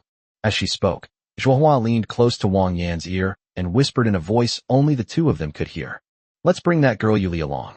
Let's try to devour her when we get back this time. Zhuohua winked playfully at Wang Yan and slowly stepped back, making Wang Yan blush. He turned his head and saw Yuli standing helplessly beside him. It was obvious that Zhuohua had already told her something. Wang Yan smiled helplessly, but didn't think it was inappropriate. In fact, he had already had a relatively intimate interaction with Yuli once before, when she took the initiative to be the side dish, when she was playing with Zhuohua in the bath. With a wave of his hand, Wang Yan knew that nagging any longer would be annoying.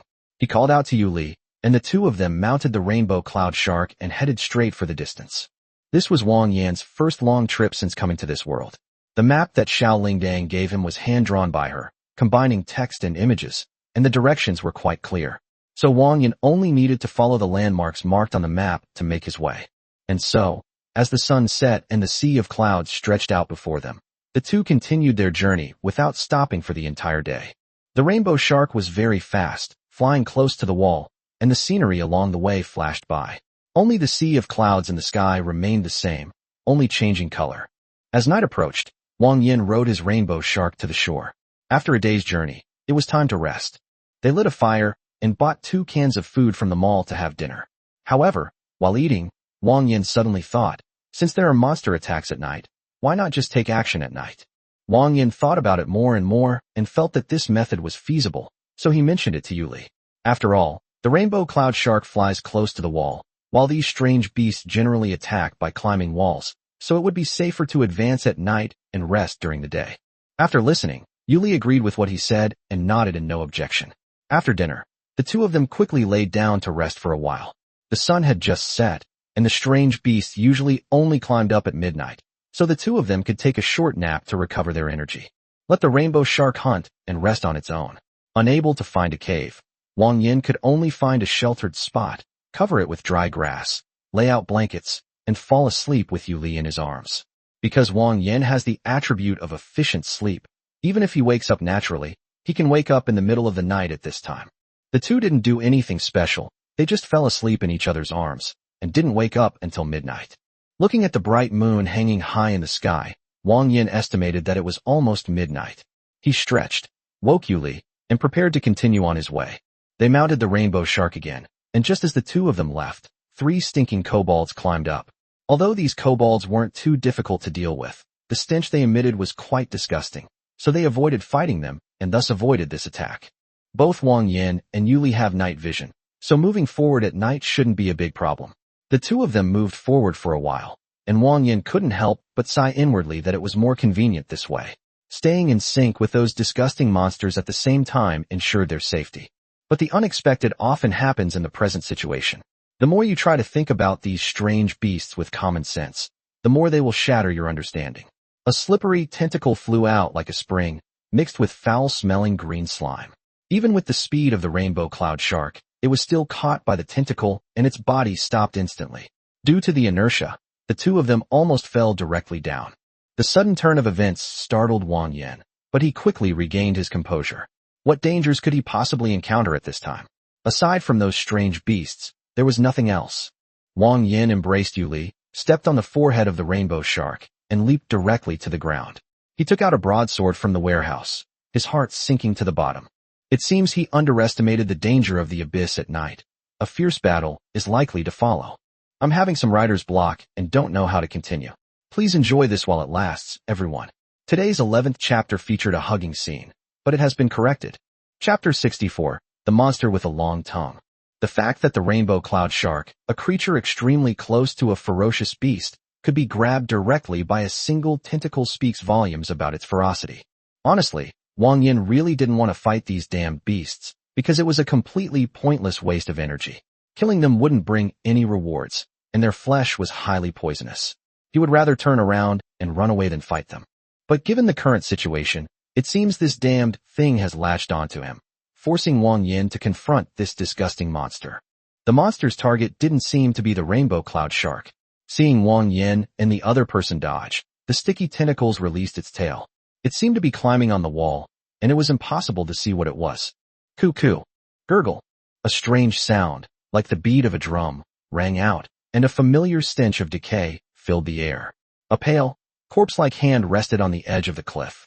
The hand was enormous, with each finger at least as thick as a normal person's calf. Wang Yan remained calm and composed, drawing his broadsword to defend himself.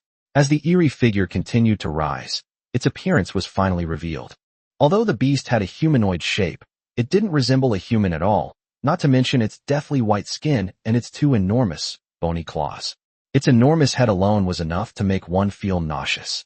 Its teeth don't have upper and lower teeth in the normal sense. Instead, they are arranged in circles, as if it can't close its mouth, like a meat grinder, constantly making a gurgling sound. However, what caused the most physical discomfort was its huge, long tongue protruding from its mouth, covered in sticky, foul-smelling mucus, with barbs constantly opening and closing on it. Only then did Wang Yan realize what the tentacle that had just grabbed the fish's tail actually was. Wang Yanping calmed down and turned to Yuli, saying, "Yuli, are you scared?" Yuli's face showed little expression. She simply drew the iron spear from her back, like a proud female warrior. "I'm not afraid." He glanced at her and saw that she had brought her shield belt with her this time, which reassured him a lot. So Wang Yan stopped arguing and just killed the beast first. With his broadsword raised high, Wang Yan, with his thick skin and fierce attack, naturally took the lead in the assault. The long-tongued monster was not to be outdone, its spear-like tongue heading straight for his face, clearly showing a confrontational stance. Since he wanted to confront it head-on, Wang Yan had to put up a fight. He gripped the hilt of the knife with both hands, suddenly raised it, and drew a full moon with the blade, as if he wanted to split the tongue in two. However, Wang Yan had clearly underestimated the flexibility of the long-tongued monster's tongue. As soon as it made a cut, the tongue softly neutralized the strike and even used Wang Yan's momentum to wrap around his wrist. In the instant of contact, Wang Yan's arm was almost shredded by the giant tongue. Yuli was clearly not going to stand there dumbfounded. On the contrary, she was very clear about her role. Since she was a little weaker than Wang Yan, She would do her job as a support. She went around to Wang Yan's back and stabbed him in the ribs 3 times, then immediately retreated, never being greedy for the knife. Although the beast's bones were as hard as iron, and Yu Li's spear wouldn't cause too much damage, one spear still managed to pierce through the bone seams, striking directly into its internal organs, causing the long-tongued monster to wail in pain. This allowed Wang Yan to escape. He was very satisfied with Yu Li's cooperation, so he pressed himself against her again. If the tongue wouldn't work, his neck would surely do. Unfortunately, this monster wasn't as stupid as the kobold. Sensing Wang Yan's fierce attack, it quickly dodged, giving Wang Yan no chance whatsoever. Thus, Wang Yan and Yu Li maintained a tacit understanding. Wang Yan took the lead in attacking with a broadsword, while Yu Li stood by with a spear, ready to strike if Wang Yan got entangled by the tongue. Yu Li would then stab at the vital points on its back. After a few rounds, even though both of them were hit by several blows, Wang Yan was able to heal quickly, while Yu Li was protected by her shield belt. After several rounds, the long-tongued monster's injuries became more and more serious, and it seemed to be struggling to die. Wang Yan let out a long breath. Even with the stench of decay lingering in his nostrils, the monster's flesh and bones were as hard as metal, and slashing at it was like striking iron. His hands had begun to tremble slightly from the repeated shocks. It seemed that it was really necessary to end this battle quickly. The long-tongued monster hissed, and seeing that Wang Yan was about to launch a fatal attack, it began to hiss at it anxiously, even showing signs of cowardice. Wang Yan naturally didn't care about any of that.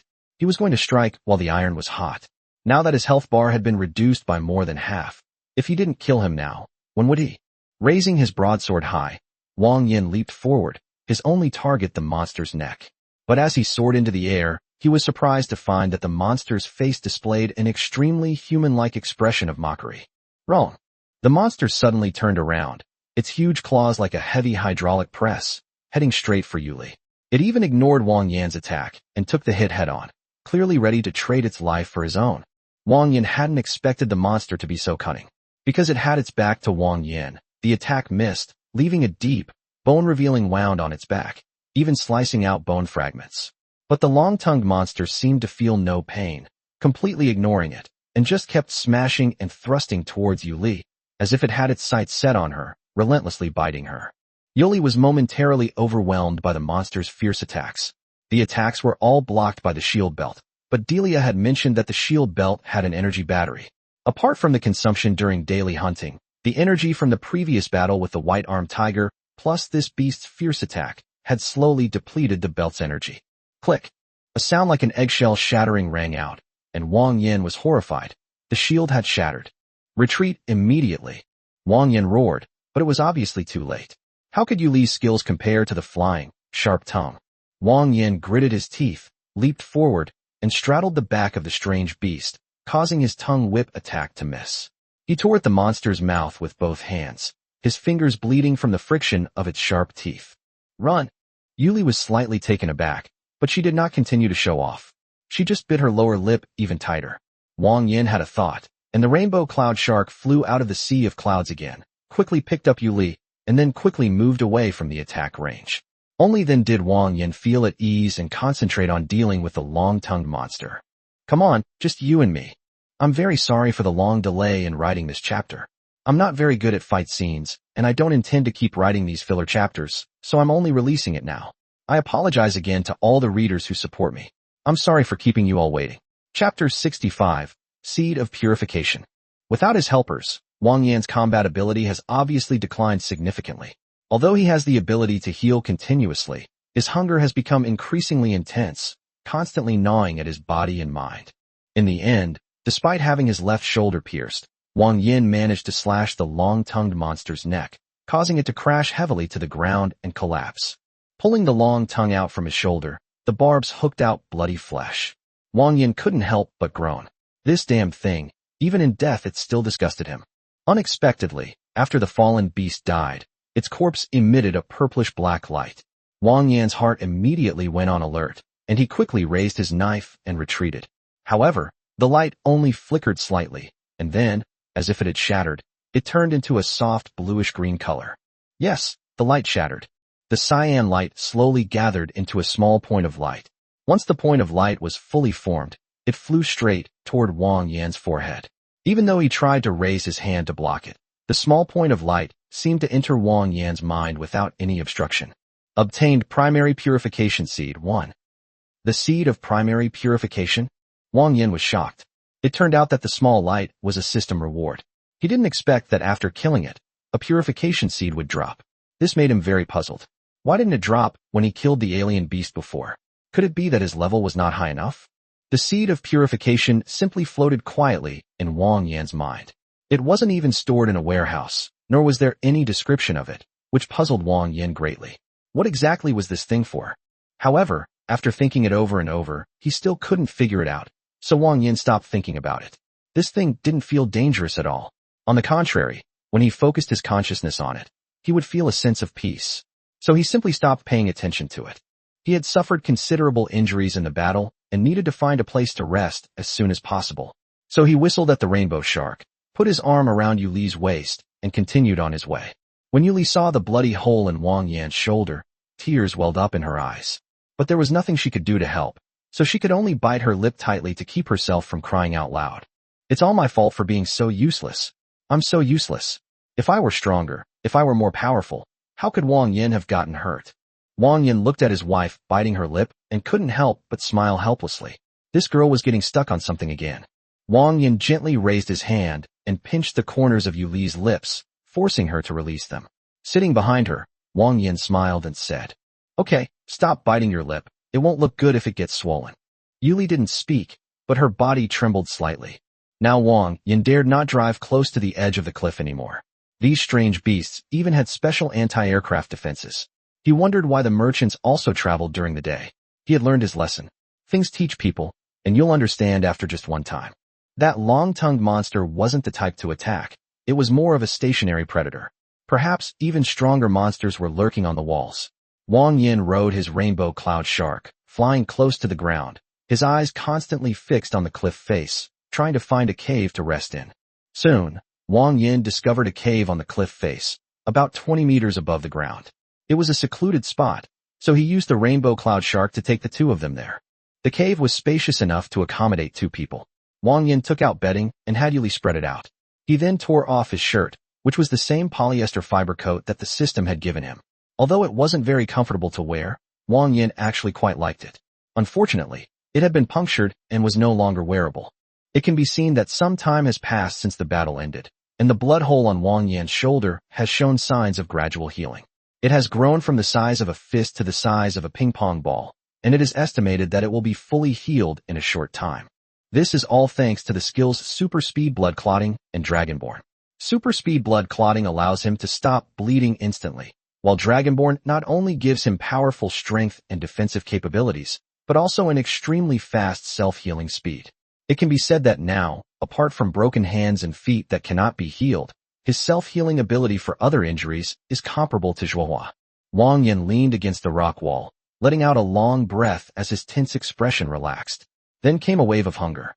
Without thinking, he grabbed all the canned fruit, canned beef, milk, and bottled water, like a starving ghost reincarnated. Seeing this, Yuli felt a pang of heartache. She leaned closer and whispered, "Let me feed you. It's not convenient for you to do it with only one hand." Wang Yan was slightly taken aback, then suddenly smiled and said, "Okay, wife, feed me." To be honest, even Wang Yan wasn't quite sure when his relationship with Yuli had become so close. Was it the sudden warming of feelings during the hunt for the white-armed tiger? Or was it the intimate interaction with Zhuohua in the bath? Wang Yan was puzzled, but he did indeed like Yuli, this quiet and reserved girl. Yuli pursed her lips, opened the can, and then took the spoon from Wang Yan, feeding him spoonful by spoonful. To be honest, eating like this was too slow and couldn't make up for the body's deficiencies at all. However, Wang Yan was happy to do so. It was a rare opportunity for the big snake to feed him personally. Seeing that Wang Yan seemed quite happy, with a hint of a smile in the corner of his eyes, Yuli asked him, puzzled, "Is something making you happy?" Wang Yan didn't answer her directly, but simply shook his head and brought up another topic. "When I first arrived here, you weren't very nice to me." Yuli recalled how coldly she had looked at Wang Yan when they first met, and felt a pang of embarrassment. She quickly explained, I just don't have a good impression of humans, that's why." Wang Yan gave her a deep look, took the can of food from her hand, and said to her, "Yuli, can you tell me about your childhood?" "When I was a child, Yuli was slightly taken aback, as if she was reluctant to say it, but looking at Wang Yan, she couldn't bring herself to refuse. She simply lowered her head and avoided looking into his eyes. Wang Yan knew that Yuli's personality was largely due to her childhood experiences, but no one knew what had happened to her, and she had never mentioned it to anyone. That's why she had become so withdrawn. Now is the perfect opportunity to open her heart. When I was a child, Yuli spoke softly, her thoughts drifting back to a time more than a decade ago. Actually, I am not a real beast man. I am a monster born from my mother being raped by a group of people. I am not a real snake. I don't even know who my biological father is. Yuli's voice was calm as water, but it sounded like it contained an unsettling, deep emotion. Chapter 66. Everyone has their own dark side. Wang Yan frowned. Sure enough, Yuli's childhood was dark, and it was so oppressive that it was hard to breathe. Those people were very tall and strong. My mother told me that they defeated my mother's tribe, and my mother and the other snake people were captured and locked in a cave, used as tools for those people to satisfy their lust. My mother gave birth to me after that. Although I wasn't the child she wanted to have, she didn't dislike me. Instead, she protected me very well. Those snake eyes had lost their sharpness. They now resembled those of a lost child, humble and timid. I grew up in such an environment. My neck was chained, and my mother was violated by that group of people right in front of me. Fortunately, my mother loved me very much and did not let me suffer the same fate as those people. And then, Yuli drew out the last syllable of her sentence, and after a long pause, she finally finished speaking. My mother saw that I was getting older and older, and if things continued like this, I would be poisoned by those damned people sooner or later. So that night, my mother bit the man who violated her to death, took the key from him, and escaped with me. But Mom's health isn't that good. She always gives me all the food. How could she possibly run away? Yuli finally couldn't hold back any longer. Recalling her childhood, she could no longer hold back her tears and finally cried. Wang Yan raised his hand and pulled her into his arms, gently stroking her long hair. He didn't say anything, just calmly comforted her. Yuli choked back tears, hugging Wang Yan's waist with both hands, her tears soaking his chest, her eyelashes trembling slightly. Later they found her. My mother. She was injured, but she managed to escape. Coco's injuries were too severe, and she never got up again. I thought my mom was sleeping, so I kept lying next to her and waiting. But she didn't wake up for a long time. I was so hungry that I wanted to cry, but I didn't dare to make a sound, afraid of attracting the people chasing us. You should know what happened next. I met Sister Zhuohua, and she took me in. Without Sister Zhuohua, I would have died long ago. Yuli's experiences were not complicated, but they were full of filth, which explains why she was so precocious, given that she had such a dark childhood. These were things that Yuli had never mentioned to anyone before, not even Zhuohua and the others. This was also the first time she had opened up to Wang Yan about them. Okay. Wang Yan lowered his head and gently kissed Yuli's forehead, then patted her head. It's all in the past. Isn't Yuli living a very happy life now? We all love you very much, and I'm sure your mother also hopes that you will grow up well, right? He gently comforted her, but Wang Yan wasn't just spouting empty words. In fact, his chest was already burning with anger, and his fists were clenched tightly where Yuli couldn't see. When we get back this time, will you take me to find that tribe? Yuli was slightly taken aback. Of course, she understood what Wang Yan meant by those words and what he wanted to do. She quickly shook her head and refused him. That tribe is very powerful. It can be said to be one of the top tribes at the grassroots level. I don't want you to go there and risk your life. Just do it for my sake, okay? Wang Yan smiled faintly and rubbed her head. I was just asking. Okay, I'll listen to you. I won't go then. Since Yuli was worried about him, Wang Yan didn't say anything more. However, he was definitely not going to swallow this insult. He would ask around about the large tribes at the bottom of Zhuohua after he got back. He would probably find out after a little investigation. Wang Yan put his arm around Yuli, and the two embraced for a moment. After sharing their feelings, Yuli cried on Wang Yan's chest for a while, and her emotions gradually calmed down. Their relationship seemed to have grown even closer. Yuli's affection plus 80. Wang Yan chuckled as he looked at the overwhelmingly positive impression he had received. He quickly treated his wounds and took 2 ibuprofen tablets. Under the influence of the medication, his eyelids gradually felt heavier. Yuli, I'm a little sleepy. I'll take a nap first. Okay, you go to sleep. I'll stay with you. The beasts are highly venomous. They have humanoid forms but lack true humanity, like the dark side of all living beings, hating and devouring intelligence. It seems that everything about them exists solely to prey on intelligent beings. The long, barbed tongue was highly poisonous, and it pierced Wang Yan's flesh. The most terrifying thing about the monster was not its long tongue, which could easily pierce flesh, but its deadly poison that hated all living beings. Wang Yan has been poisoned. It was cold, a chilling cold that went straight to the bone. In a daze, Wang Yan seemed to have returned to the cramped rented room he had been in on Earth. It seems like it was all a dream. Others your age would have been married long ago. Your father and I divorced because you're useless. I must have committed 8 lifetimes of sin to have given birth to a piece of trash like you. I can't live anymore. You forced me to this. Only when I die will you realize the importance of working hard. Am I really that bad? It's so cold, so sleepy. In Wang Yan's memory, the ground was covered in blood. His parents beat him until his head bled because of his grades. The sounds of tearing and cursing were endless. He fled on a spring night. He deleted everyone's contact information. He couldn't bear to face that heavy, oppressive life anymore. That was the first time he tasted the flavor of freedom. But why do those vicious, oppressive, suffocating words still linger in my ears? I'm sorry, I'm sorry, I'm sorry. It's all because I'm so useless. Don't deny yourself, you're already amazing. A warm embrace held Wang Yan tightly in the shadows, like a warm sun soothing his heart. Even if you didn't have those special abilities, I would still like you. You are a very considerate person. You will express goodwill to others in your own way. You did nothing wrong. You don't need to apologize to anyone. I like you, Wang Yan. If you're cold, hold my hand tightly. The voice was delicate and gentle, like a ray of sunlight piercing through a sewer and shining on a dirty rat. A drowning person will grab onto anything that can save their life. Wang Yan's trembling body was like a lock, tightly embracing Yu Li's body. 2 hearts drew closer, each with its own darkness, yet each illuminating the other in its own way. Chapter 67, The Giant Python, Supplement. Fortunately, Wang Yan's body had a strong enough resistance, and he managed to withstand the deadly poison. However, he experienced many hallucinations, which reminded him of some unpleasant things. His eyelashes trembled, his whole body was as cold as an unmelting block of ice, and the poison was eroding every inch of his nerves. Fortunately, Yu Li's comfort and warm embrace helped him get through this most difficult period. The sun was shining brightly, and birds were singing. Warm light streamed into the cave entrance, and Wang Yan's eyelids twitched slightly before he slowly opened his eyes. What came into view was a sleeping face. Yu Li's breathing was heavy, and she was holding his waist with both hands, seemingly lost in a dream. Wang Yan's lips unconsciously curled up. He knew everything. He remembered those bad memories. This girl hugged him and said a lot of things. Especially that line. Even without those abilities, she would still like him. Wang Yan leaned close to Yu Li's ear and whispered, I like you too.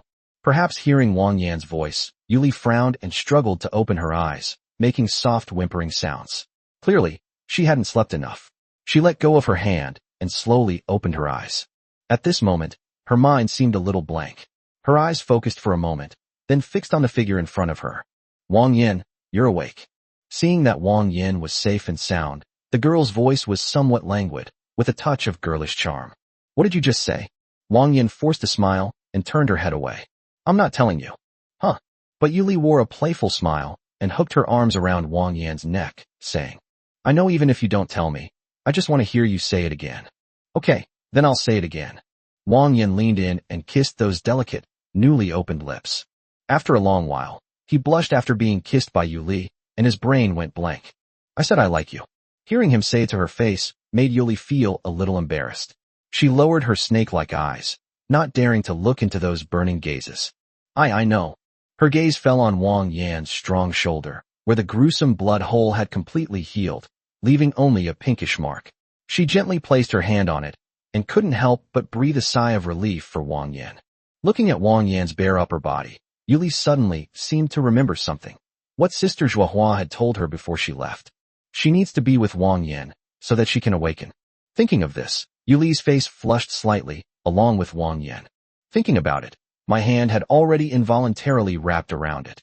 In this situation, it seemed just right. Yu Li, looking at her, who seemed like a ball of fire, Wang Yan understood what she meant. This girl couldn't wait to see that he was better. Okay. Wang Yan simply patted her head, leaving a lip print on her forehead, and whispered, Leave it to me. Love flowed like water. Wang Yan lightly flipped onto the ground and met Yuli's gaze. Yuli also subconsciously retracted her scales. Everything was like a beautiful spring day, captivating the eye. Warmth, affection, passion, and a sense of daze. Even a cold snake can burn as hot as charcoal. Its snake eyes had lost their focus, and its hands gripped the pillow tightly. Wang Yan pressed its hands down, and love and affection filled the air to the horizon. There was nothing more to say. The noise subsided, the sun set, and it seemed we'd have to stay another day. Despite her aching body, Yuli's complexion was extremely rosy, like a parched seedling receiving sweet rain. She didn't look like a snake anymore, but more like a kitten, obediently rubbing against Wang Yan's chest. If you break through the barriers of a seemingly cold and reserved person like this, you'll soon be confronted with her unreserved love, just like Yuli now, who is completely different from her previous cold demeanor. Aren't you hungry? I'm hungry, but I want to hold you a little longer. Oh well. Unsurprisingly, Yuli also awakened. Wang Yan opened her status bar and examined it carefully. Yuli, Serpent Clan. Age, 22. Favorability, 100. Talent, Primal Formation. Specialties, Scaled Skin, Melee Specialties, Night Vision, Immunity to Poison, Toughness. With another specialization in the Awakened talent, the Resilience effect is insane. It can directly reduce the damage received by half, which is a complete doubling of her defensive capabilities. If she were to put on the scale armor again now, even without the shield belt, ordinary swords and blades would probably not be able to harm her in the slightest. Moreover, this primalization. Yuli, what exactly is this ability of yours? Yuli lowered her head. Ever since she sensed her ability, she had a general idea of what it was, an ability to change one's body shape. To be honest, she was quite reluctant to reveal it to Wang Yan, because she felt it looked really bad. It transforms you directly into your most primitive beast form. I don't really like this ability. The most primitive form of a beast? Wang Yan was completely bewildered. Could it be that he would directly turn into a giant python? Then hurry up and change it so I can see. Transforming into a supersized beast. Doesn't that sound cool? Wang Yan thought this through, his tone tinged with urgency. Yuli hadn't expected him to be so eager to see, so she didn't say anything more. She simply sighed, then slowly got up and walked to the edge of the cave. Her hands slowly disappeared, and her legs seemed to come together, forming a slender snake tail. Her pretty figure gradually lengthened, and although it wasn't very elegant, as her figure continued to transform, a giant emerald green python slowly took shape. At first glance, it didn't have the cold feeling of a snake, but rather a sharpness like a spear. The giant python flicked its tongue. Its body was enormous, with the thickest part being about 1.5 meters wide. It was obviously a bit cramped in this small cave, so it could only coil half of its body around Wang Yan, while the rest of its tail was hanging outside the cave entrance. Being coiled up by such a huge python would, frankly, send chills down anyone's spine. But Yuli, in her snake form, didn't have that feeling. This was mainly because her snake eyes clearly possessed a human-like quality. After transforming into a snake, Yuli could no longer speak. She simply brought her enormous triangular snake head close to Wang Yan and gently rubbed it against his face. Yuli's awakened ability is ridiculously strong.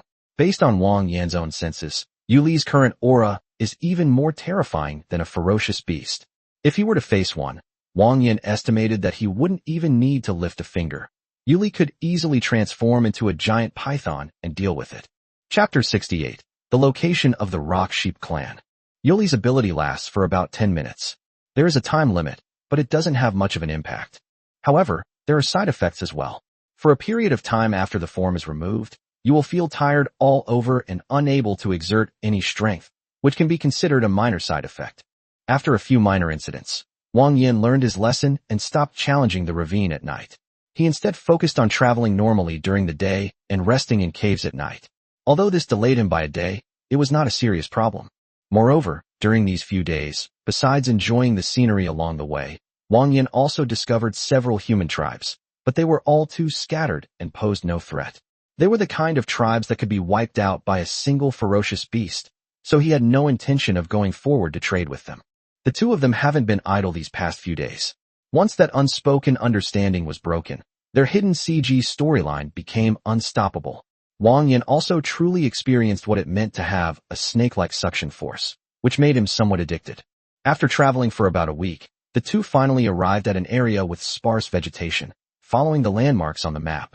This is the settlement of the Argali tribe, but Wang Yan wasn't quite sure of its exact location and needed to search carefully. Moored at the shore, Wang Yan spurred the rainbow cloud shark into the sea of clouds. He and Yuli jumped down and began their search on foot for traces of the rock sheep clan. Holding Yuli's hand, the vegetation here is sparse, somewhat like a savanna landscape. If you look carefully, you should be able to find traces of people. Sure enough, not long after, Wang Yan spotted a figure bending over and gathering something in a patch of low-lying grass. Anyone who can move around in this area must be someone of high status. Seeing that there was no one else around, Wang Yan walked straight up to the person and greeted him. Suddenly hearing someone shouting, Lily jumped in fright, almost leaping out of her skin. It was a beast girl with wheat-colored skin, dressed in an outfit made of various animal hides. However, what was most eye-catching was her extremely exaggerated disc-shaped ram horns. Without a doubt, she was a member of the rock sheep tribe.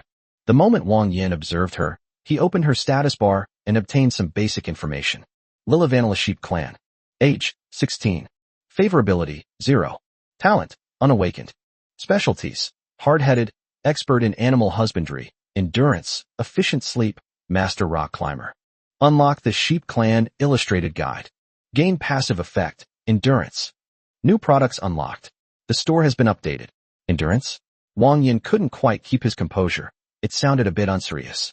However, this passive effect is indeed a very practical skill, which can enhance the target's basic stamina. For example, it can make the target run longer during a long run and recover stamina faster during combat. Whether in daily life or in battle, this skill has a very strong auxiliary role. Of course, it also applies in certain situations. When the Argali girl saw that the person who came was a human, she picked up her small basket and ran away without looking back.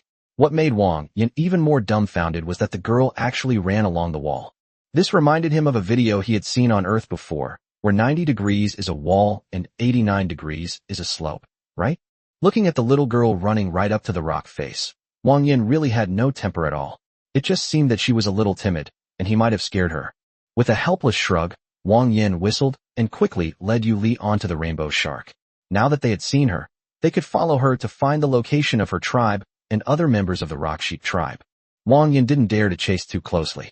He just rode the rainbow shark and followed slowly on the distant horizon. The little girl ran along the wall for a while, and Wang Yan finally followed her to the settlement of the rock sheep clan. It must be said that the location of the Argali tribe's settlement was very well chosen, perfectly matching the Argali tribe's style. It is a semi-aerial cave located 30 meters above the cliff. The steep mountain allows only the Argali tribe to enter and exit, so there is no need to worry about enemies from the outside. However, this didn't pose a problem for Wang Yan, because he could fly. The moment Lily returned to the tribe, she yelled at the top of her lungs. Oh no, more humans are coming. Her words instantly drew everyone's attention, causing them to turn and stop what they were doing. Someone asked her, "Where did you see the human?" "Right down there, in the place where we often dig for grass roots. He suddenly greeted me, and I just ran away." "Quickly, go tell the chieftain. Those humans are here to steal our salt again." Just then, Wang Yan's rainbow shark slowly came to rest at the edge of the cave entrance, leaped down, and immediately attracted everyone's attention. The scene was completely silent. Everyone held their breath, staring in disbelief at the person in front of them. To be honest, Wang Yan was quite uncomfortable being watched by so many people. He could only slowly raise his hand and awkwardly twitch the corners of his mouth. "Hello? It's a human. Humans have come in. Humans have come in. Quick. Men, grab your weapons. Women, hide. Damn human. How dare you follow us into our home? You're not leaving here today. Protect the priestess." Wang Yan hadn't expected the group of Argali to be so hostile towards humans, and he immediately became enraged. Seeing this, Yuli drew her spear, ready to charge and fight, but Wang Yan pressed her down with one hand. Don't act impulsively. Despite their loud and boisterous demeanor, the group of Argali tribe members were surprisingly efficient. Even without any command, the 12 Argali men, armed with bone spears, formed a circle around the old man and the child, all pointing their spears at Wang Yan, as if they were about to rush up and riddle him with holes at any moment. Wang Yan squinted at the group of rock sheep. He was there to do business, not to massacre the village. Perhaps massacring the village would be more efficient and he could plunder rock salt from it. But that wasn't what he wanted. What Wang Yan wanted was to acquire the location of the salt mine, and a conflict would be a net loss. Haha, everyone seems quite enthusiastic. No need for these welcoming ceremonies. Everyone can go home now.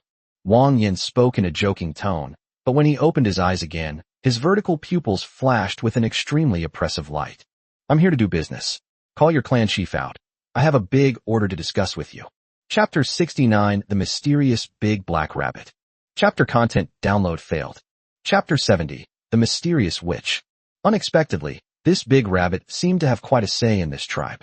In the end, the chief of the Rock Sheep tribe just sighed and didn't say another word.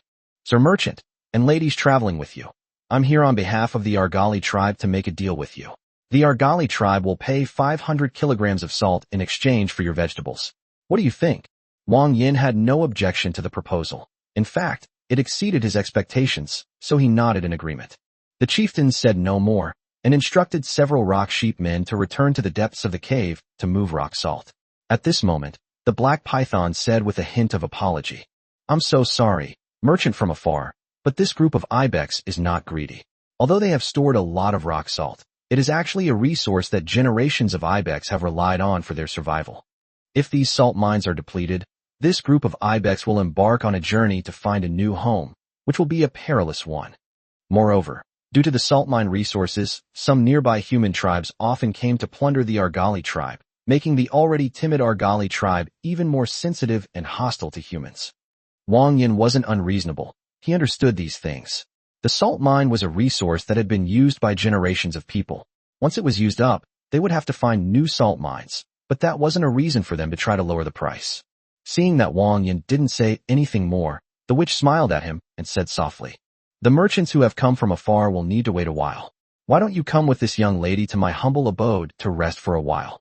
Wang Yan originally wanted to refuse, but the woman's voice seemed to have a magical power, and he nodded as if possessed. Hee. Then, please follow me, you two. The black python swayed its waist gracefully, its black rabbit tail resembling a small, fluffy ball, making it look rather cute. The cave is quite spacious, and the Rock Sheep tribe has also expanded it, so it's not very cramped. After following her for a while, we found that the witch's dwelling was located in the deepest part of the cave. Compared to the mud houses, her house was not large, but it was built of wood and had a door and a window. With a creak, the python opened the wooden door. The interior was simply furnished, with only a wooden bed, a set of tables and chairs, and a small pot of fluorescent grass. The ceiling was decorated with a few glowing stones to provide lighting. In addition, there was a small shrine in the corner. The room was clean and tidy, with a faint fragrance of orchids. Wang Yan and Yuli sat facing Xianran. Just then, the wooden door knocked twice, and Lily was seen carrying a tray of tea, which she placed on the wooden table with her head down. My lady tea. The python smiled and touched Lily's ram horns. Good boy, thank you for your hard work. Go on. Lily was patted on the head by the python, her face full of smiles. She hummed in agreement, then closed the door and left. Gentlemen, this is tea made with licorice leaves. It is a bit meager due to our remote location. Please forgive us. There were 3 cups of tea on the table. Wang Yan and Yuli picked them up first, and Wang Yan chose the cup closest to the Xianran, keeping it in mind. The black python chuckled, picked up its cup, blew on it, took a sip, and began to initiate the conversation. The two of them must have learned about this location from that blue-haired merchant, right? Before Wang Yan could explain, she continued. Besides that little girl, I doubt anyone else knows about the presence of the Argali tribe here. As it spoke, the black python slowly turned its head, its golden eyes looking at Wang Yan, and said, Please, you two, do not mention the whereabouts of the Ibex clan to anyone else. These children are living a very difficult life.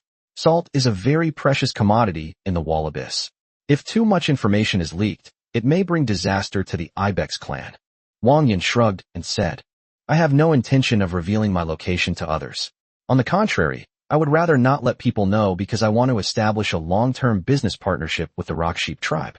So the less people know, the better. Wang Yan didn't say the last sentence. He certainly wouldn't reveal it, but it was hard to say about Xiao Lingdang. After all, this woman sells intelligence for money. The black python covered its mouth and smiled, saying, With your help, these children will be able to eat fresh vegetables occasionally. I will thank you on their behalf for now. The shrine maiden's words seemed to possess a magical power. Every word carried a tingling, ear-numbing force that was quite enjoyable. Wang Yan guessed that this might be related to her talent of melodious and graceful voice. The shrine maiden doesn't look like someone from the lower class. Oh, I'm so sorry. I was so busy chatting with you that I forgot to introduce myself. My name is Shinran. As I mentioned when we met, I am a witch who walks through the abyss to purify impurities. I passed by this place and saw that these children were suffering from the plague. I took action to heal them and stayed. Wang Yan nodded, and the witch continued, also asking Wang Yan a question in return. Judging from their appearance, they don't seem to be merchants, but their skill in producing things out of thin air is something I've never seen before. Wang Yan didn't want to discuss this topic further, and simply smiled and replied perfunctorily. Haha, they're just some tricks and gimmicks, nothing to brag about. Actually, you're right, we're not professional merchants, but a small, mid-level force. We just happened to find out about this place and wanted to trade some fresh vegetables for salt mines. The black python narrowed its eyes, a barely perceptible glint of something unusual flashing across its face, but it vanished in an instant. Hee, it seems that you are quite powerful, sir. Although your offer is a bit high, things are valued for their scarcity. In this place, your pricing is not unreasonable. If we can cooperate with someone like you, I'm sure those children won't suffer too much of a loss. If they continued talking, it would all be just empty pleasantries. Wang Yan didn't dare to have any deeper conversations with this woman. Wanjuan Yuan, who could clearly list her expertise, was definitely not an ordinary person. She probably had the ability to hypnotize people with her voice. Moreover, she's an old woman who's lived for over 3,000 years, and she's incredibly cunning. You never know when she might lead you astray.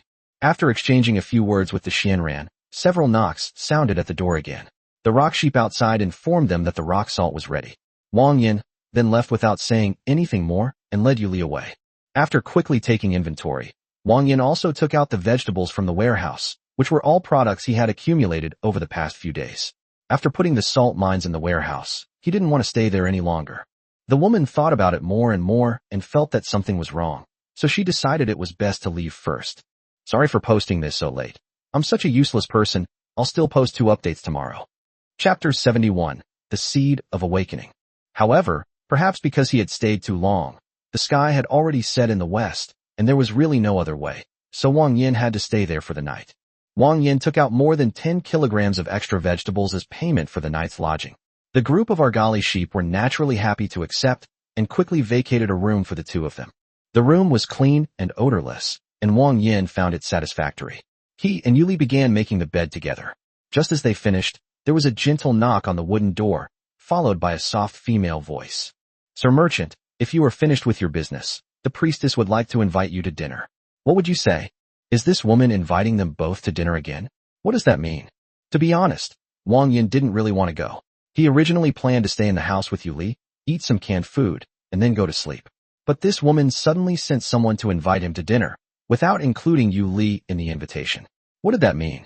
However, this was, after all, their territory, and refusing would be a slight to them. So Wang Yan decided to bite the bullet and go, eat, and leave without giving her much of a chance to talk to him. He took out a few cans of food and gave Yuli a few instructions. Yuli nodded obediently, but at the same time felt a little annoyed. Apart from fighting, she was completely helpless in this situation. I'll wait for you to come back.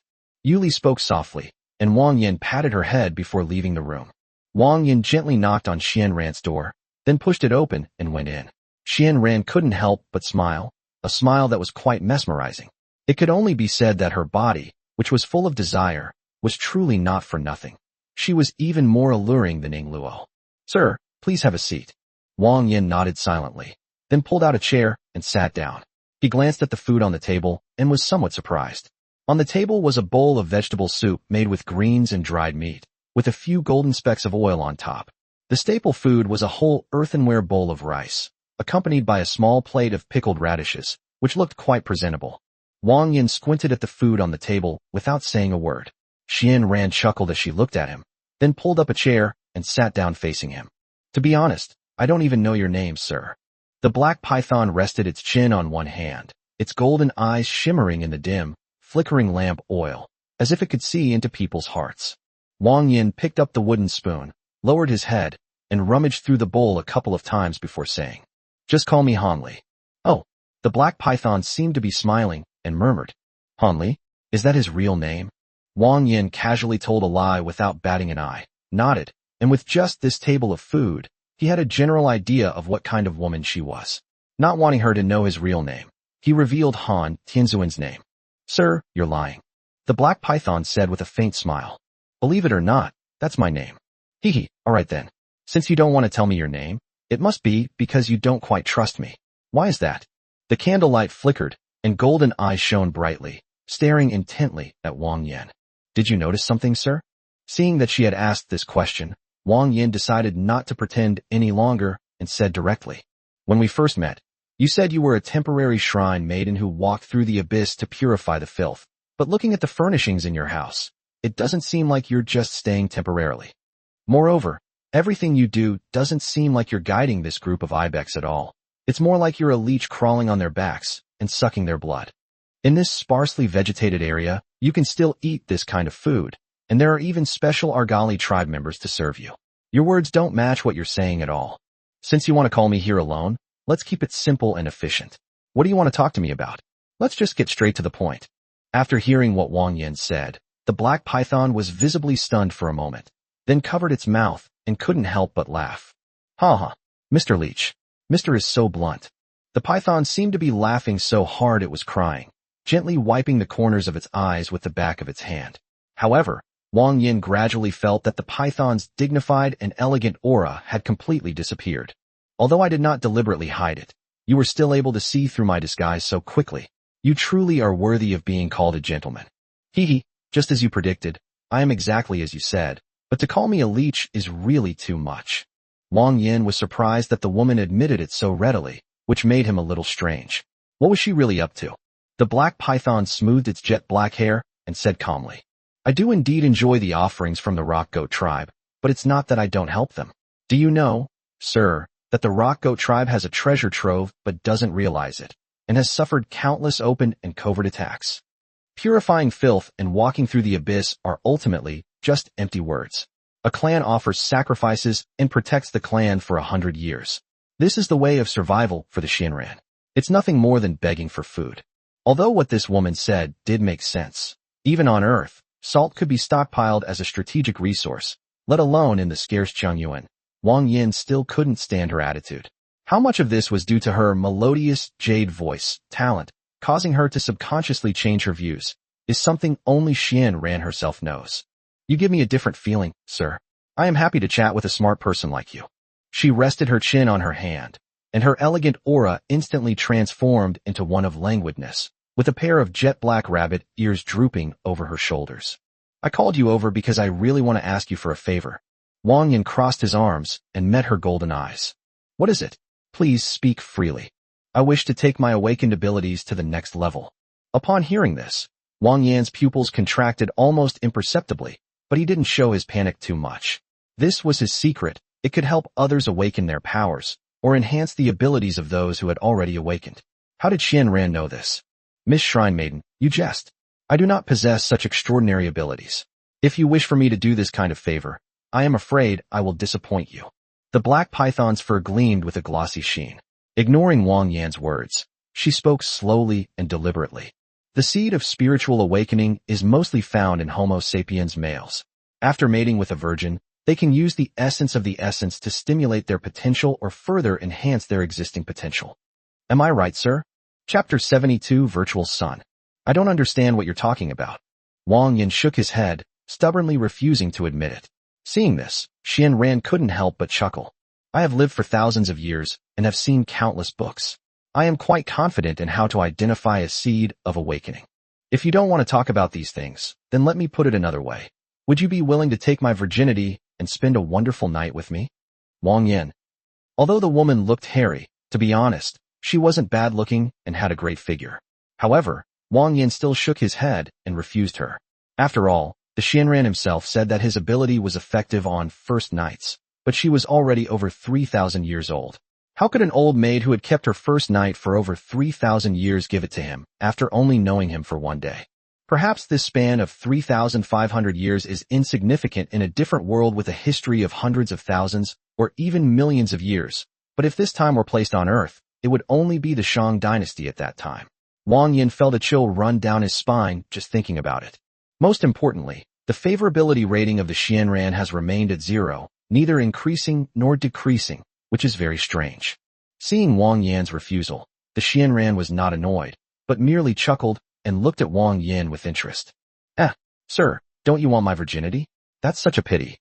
Wang Yan only felt that this woman was a bit dangerous. After chatting for a few more minutes, he was just passively saying some polite words. He managed to get through the meal without any real danger. Wang Yan stood up and bowed to express his gratitude. The feeling of sitting on pins and needles finally subsided, and he breathed a sigh of relief. However, he did not see the strange expression hidden in the meaningful golden eyes of the black python. Well, since you don't want to spend the night with me, I won't keep you any longer. But if you'd like to try my taste, you're always welcome. Wang Yan forced a laugh, then left without looking back. This woman was really too difficult to deal with. Her goal was to have him help her improve her strength. However, Wang Yan wasn't really keen on agreeing to her request. More importantly, this woman had actually seen through his abilities, and it was also the first time Wang Yan had learned about the so-called seed of awakening. However, Wang Yan was still a little puzzled as to how she figured it out. Shaking his head, he stopped thinking about those miscellaneous things. To be honest, he had already taken 500 kilograms of rock salt from here. After processing, this rock salt would probably be enough to feed his family for decades. Perhaps Wang Yan would never come here again. He hadn't told the black python about his location, and perhaps he would never see it again after he left. That would be the best. Wang Yan returned to his room and slept soundly with Yu Li in his arms. Before dawn the next day, Wang Yan woke Yu Li up and, without saying goodbye to anyone, summoned the rainbow shark and left the village. In short, Wang Yan gained quite a lot from this trip. In addition to the 500 kilograms of rock salt, he also unlocked 2 illustrations, obtained 2 extremely useful passive skills, and gained 2 newly unlocked item purchase permissions. Beginner's Handicraft Knowledge Capsule, 1,000 points. Construction Blueprint. Virtual Sun, 35,000 points. Wait a minute, he understands the first one, but what is the second one? When Wang Yan first saw this thing, his jaw almost dropped. This can't be right. What the hell is a virtual sun? Wang Yan's chest heaved violently as he turned his thoughts upwards, and the description of the so-called construction blueprints appeared before his eyes. After purchasing this item, you can use some materials to build a virtual sun that can simulate a normal sun. It will be bright during the day and turn off at night. It's practically tailor-made for Wang Yan's current cave. Moreover, this thing doesn't seem to require any manual effort. You just need to place the blueprint on it and add the materials.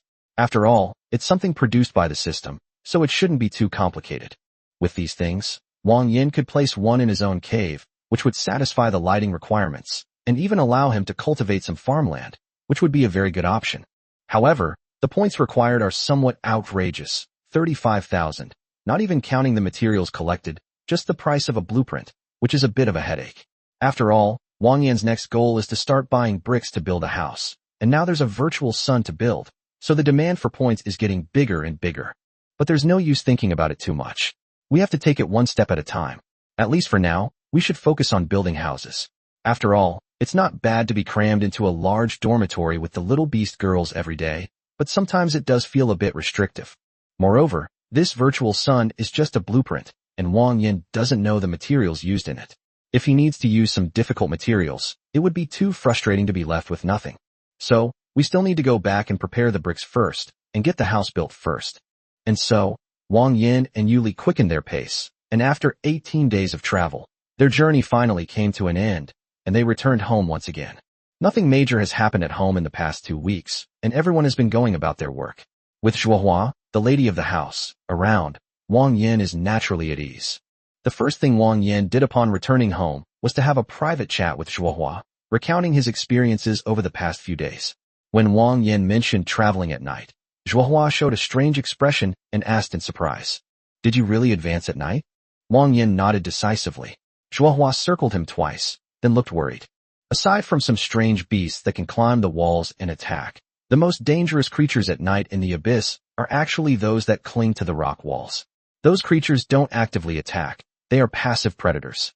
But they are often very strong. You and Yuli must have suffered a lot of injuries, right? Wang Yan didn't want Zhuohua to worry unnecessarily, so he simplified the story, omitting the dangerous parts and only telling her that he had suffered minor injuries. Zhuohua, somewhat annoyed, said, "I should have told you this beforehand. It was my oversight." Wang Yan shook his head with a smile, mainly because it was his own clever idea that led to this. At least it taught him a lesson, and he will be more careful in the future. At this point, Wang Yan raised another question with Zhuohua, saying, Zhuohua, have you ever heard of something called the Seed of Awakening? Zhuohua was slightly puzzled and tilted her head to think. Seed of Awakening? What is that? Chapter 73, You've eaten more than half of our family of 5. Wang Yan then recounted to Zhuohua the story of their encounter with the mysterious black rabbit among the Argali tribe. Zhuohua pondered for a moment, seemingly recalling the events, before saying uncertainly, The witch you mentioned, I think I've vaguely heard about her deeds. She seems to be quite well known in the middle ranks. She's kind-hearted and has a dignified demeanor. It's said that she often helps the weaker groups. So, did you really meet her? Wang Yan's lips twitched slightly. Was the reputation of this Shenran really that good? She was clearly an extremely greedy egoist. It should be her. After all, I don't think many people would do something like this. Zhuohua nodded slightly, then said, So you mean she saw through your abilities and can help you awaken your powers? What she said wasn't very clear, but she was very insistent that I had this ability, and I don't know how she figured it out. Zhuohua seemed to understand something, and could only attribute it to the fact that this witch had lived a long time, and therefore had more experience. However, she did not dwell on it, and let the matter drop. It was through this incident that Wang Yan finally understood the strange power within him. Zhuohua, intrigued, nudged him and asked, They ate Xiao Yuli? Zhuohua smirked, and put her hands behind her back. That's great. You've eaten half of our family of 5. As she spoke, she showed a look of satisfaction. Actually, I could tell that Yuli had changed when you first came back. She doesn't seem as gloomy as before. To be honest, I have to thank you, Wang Yan. Thanks to you, she has become much more cheerful. Wang Yan, with a smug look on his face, put his arm around her waist, and said with his head held high, What can I do? I'm a good man. Zhuohua chuckled, a very beautiful laugh. Are you sure it's not lust? It's worth mentioning that during the half-month that Wang Yan was away, the little beast girls went to some remote places and found some herbs. They noted down the locations in advance and waited for Wang Yan to come and pick them, earning more than 10,000 points, which can help subsidize their upcoming house-building project. In the following days, Wang Yan did not rush to start construction. Instead, he prepared some materials and assigned some odd jobs to Lupia, such as cleaning the ground, arranging the timber, digging pits, and building foundations. If there was really no work to do, he would make her move the brick stacks from one place to another, and then make her move them back. His main goal was to make things difficult for her. Wang Yan's next step is to roughly process these 500 kilograms of rock salt. If this rock salt is processed well, at least for a long time, they won't have to worry about salt anymore. However, the quantity is large, and it will take a lot of time. First, the big pot in the house was requisitioned, which caused the black cat to protest loudly. However, after being appeased by Wang Yan with 2 cans of fruit, the black cat changed its attitude in an instant and even said it would help Wang Yan with the cooking. If you want to process rock salt, the first step is to crush it into powder. This is a big project, so the whole family has to pitch in. Wang Yan made a few simple wooden hammers out of logs, and they sat together to crush all the rock salt into powder. Even with everyone involved, this process still took almost a day, but the results were quite remarkable. The magenta salt blocks had all turned into a fine, pinkish-white powder. Next, Wang Yan only needed to soak them in water, then filter them with coarse cotton cloth before further boiling. However, boiling water is a slow process, and Wang Yan didn't have a good solution. But all he had to do was keep boiling water, so he handed the task over to his cat, who was in charge of cooking. What Wang Yan needed to do next was build the house. Currently, the only people in the family who can do construction work are Wang Yan, who has used the construction knowledge capsule, and Xiao Ji. The others are not incapable of doing it, but they can only do some heavy physical labor. To give a simple example, only Wang Yan and Xiao Ji are skilled workers, while the other little beast girls can only be considered laborers, so the construction speed will indeed be slower. Wang Yan's plan is for each of the 6 family members to have a separate bedroom, a living room, a kitchen, a dining room, a bathroom, and a bathtub. These are just Wang Yan's initial ideas, but Xiao Ji doesn't think they are too difficult. So, after Xiao Ji's processor analysis was completed, a well-planned blueprint was projected out by Xiao Ji. Wang Yan looked up and was very satisfied with the projected house surface, but some building materials were still missing, which could be added slowly as construction progressed. The main structure of the house is made of red bricks and cement, but a lot of logs have been added for decoration or support. For example, Wang Yan used pre-cut logs to replace some of the supporting columns and beams. He had no choice but to do this because he didn't have any steel bars available. However, The wooden structure also has a unique charm. Wang Yan used a lot of wooden boards to decorate the house, covering the entire exterior with a layer of wooden boards, so that it really looks like a wooden house from the outside. However, this also led to a surge in the family's wood consumption. To address this, Wang Yan specially exchanged a craftsmanship knowledge capsule from the mall for Zhuohua to use. Zhuohua possessed a natural talent for craftsmanship, and with this knowledge capsule, she was able to perform some fine processing on the wood to meet the needs of building the house. Everyone was busy at work, even little Cake joined in. Since she couldn't do any heavy work, she distributed some tea and snacks to everyone and helped look after little Rice. In short, Wang Yan felt that they were still too short-handed. Including Lupia, the slave, there were only 9 laborers in the family, not counting little Cake and little Rice, which was still a bit too tight. The house is designed as a 2-story house. The first floor has a living room, dining room, kitchen, bathroom, and other public areas, while the second floor has 6 single rooms. According to Xiaoji's statistics, it will require about 220,000 red bricks. With the addition of some cement, it is estimated that at least 350,000 points will be needed to complete the house. To be honest, the pressure is still a bit too much.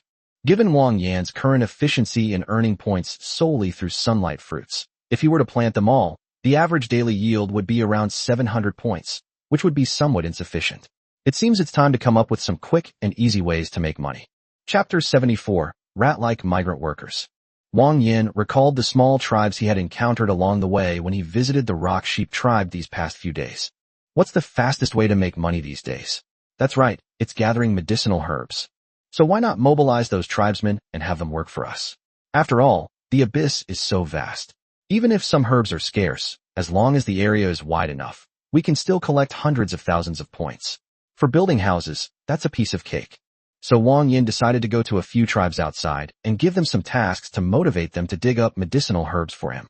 Now that the family has a means of transportation, Wang Yan can visit at least 2 tribes a day at the speed of the rainbow shark. He is very efficient. If he makes a name for himself, those tribesmen will definitely be willing to work for him with the things he is going to sell.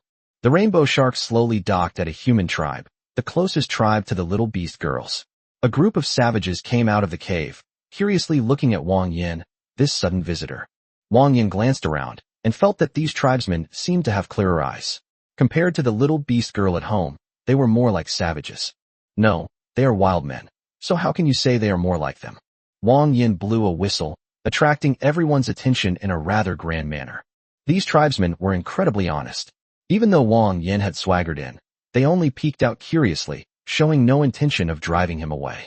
Instead, they scrutinized him with curiosity, their clear eyes filled with a mixture of utter naivete and a touch of foolishness.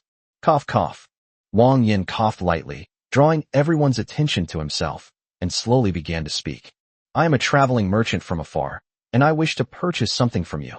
As he spoke, Wang Yan took out several samples of herbs from the system's inventory and introduced them to the group of tribal elders. You guys go out into the wild and dig up these things.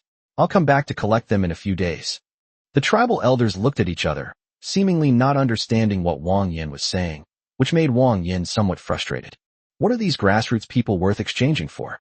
A 2-meter-tall, muscular man with round arms scratched his face, squatted down, pointed at the herbs on the ground, and couldn't help but ask Wang Yan. Wang Yan sighed softly, but at least someone paid attention to him. So he took out a can of beef from his system space and opened it in front of everyone. In just one moment, the group of tribesmen were in an uproar. Meat, it smells so good. I'm hungry.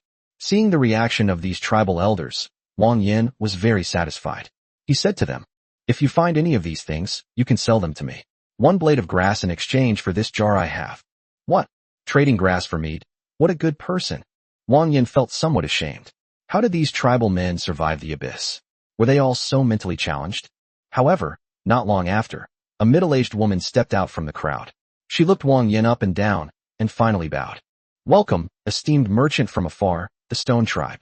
Wang Yan suddenly became interested. There are normal people here. I am the chief of the Stone Tribe. You may call me Redstone. My people are foolish. Let me discuss this with you. Wang Yan nodded slowly. He had thought so. There had to be a leader. This saved him some unnecessary trouble. So he said, Chief Redstone, you can try this jar. I am a merchant from the middle level, here to collect herbs in bulk. Each herb can be exchanged for a jar of meat, but it must be fresh and cannot be mixed with other wild herbs. Hongshi took the meat from Wang Yan's hand, tentatively picked up a piece, and then her eyes lit up. This was so delicious. It should be noted that the canned meat produced by the system is made entirely according to modern taste standards. In addition to being stewed until tender, it is also high in oil and salt. For these savages, it is simply like stumbling into heaven. Therefore, Hongshi immediately agreed to Wang Yan's deal and promised to lead a part of the tribe to help him collect herbs. Trading herbs for canned meat is a win-win situation for Wang Yan. After all, a single herb that can be recycled by the system is worth about 1,000 points on average, while a can of beef sells for 100 points. The round trip yields a net profit of nearly 900 points, which is much faster than growing vegetables. It can be said that Wang Yan became a capitalist after arriving in the other world. In this way, Wang Yan issued tasks to 10 nearby tribes over the next few days, asking them to work for him. During this time, Wang Yan even encountered a small tribe composed of rats. It was as if he had accidentally wandered into Lolita Island. The rat race, regardless of gender, is extremely petite, making it impossible to distinguish between them. They are generally around 1.4 meters tall and are considered to be as cute as lolas. Compared to canned meat, these mice seem to prefer sweets, so Wang Yan decided to trade them canned fruit for medicinal herbs. However, these mice seem to be a bit faster than humans, so Wang Yan decided to kidnap a few mice to build him a house. Cough cough. A round-headed little mouse climbed onto the center of the tribe's square, coughed a few times, and then shouted happily. Sisters, my kind husband said he'll take us out for a delicious meal, with meat soup and fruit every meal, including strawberries. Strawberry. There's meat too? Squeaking and squealing with delight. The lead mouse paused for a moment, then continued meaningfully. But the kind master isn't asking me to come and freeload. The master is going to build a super big house, and once I get there, I'll have to work for him. Get to work.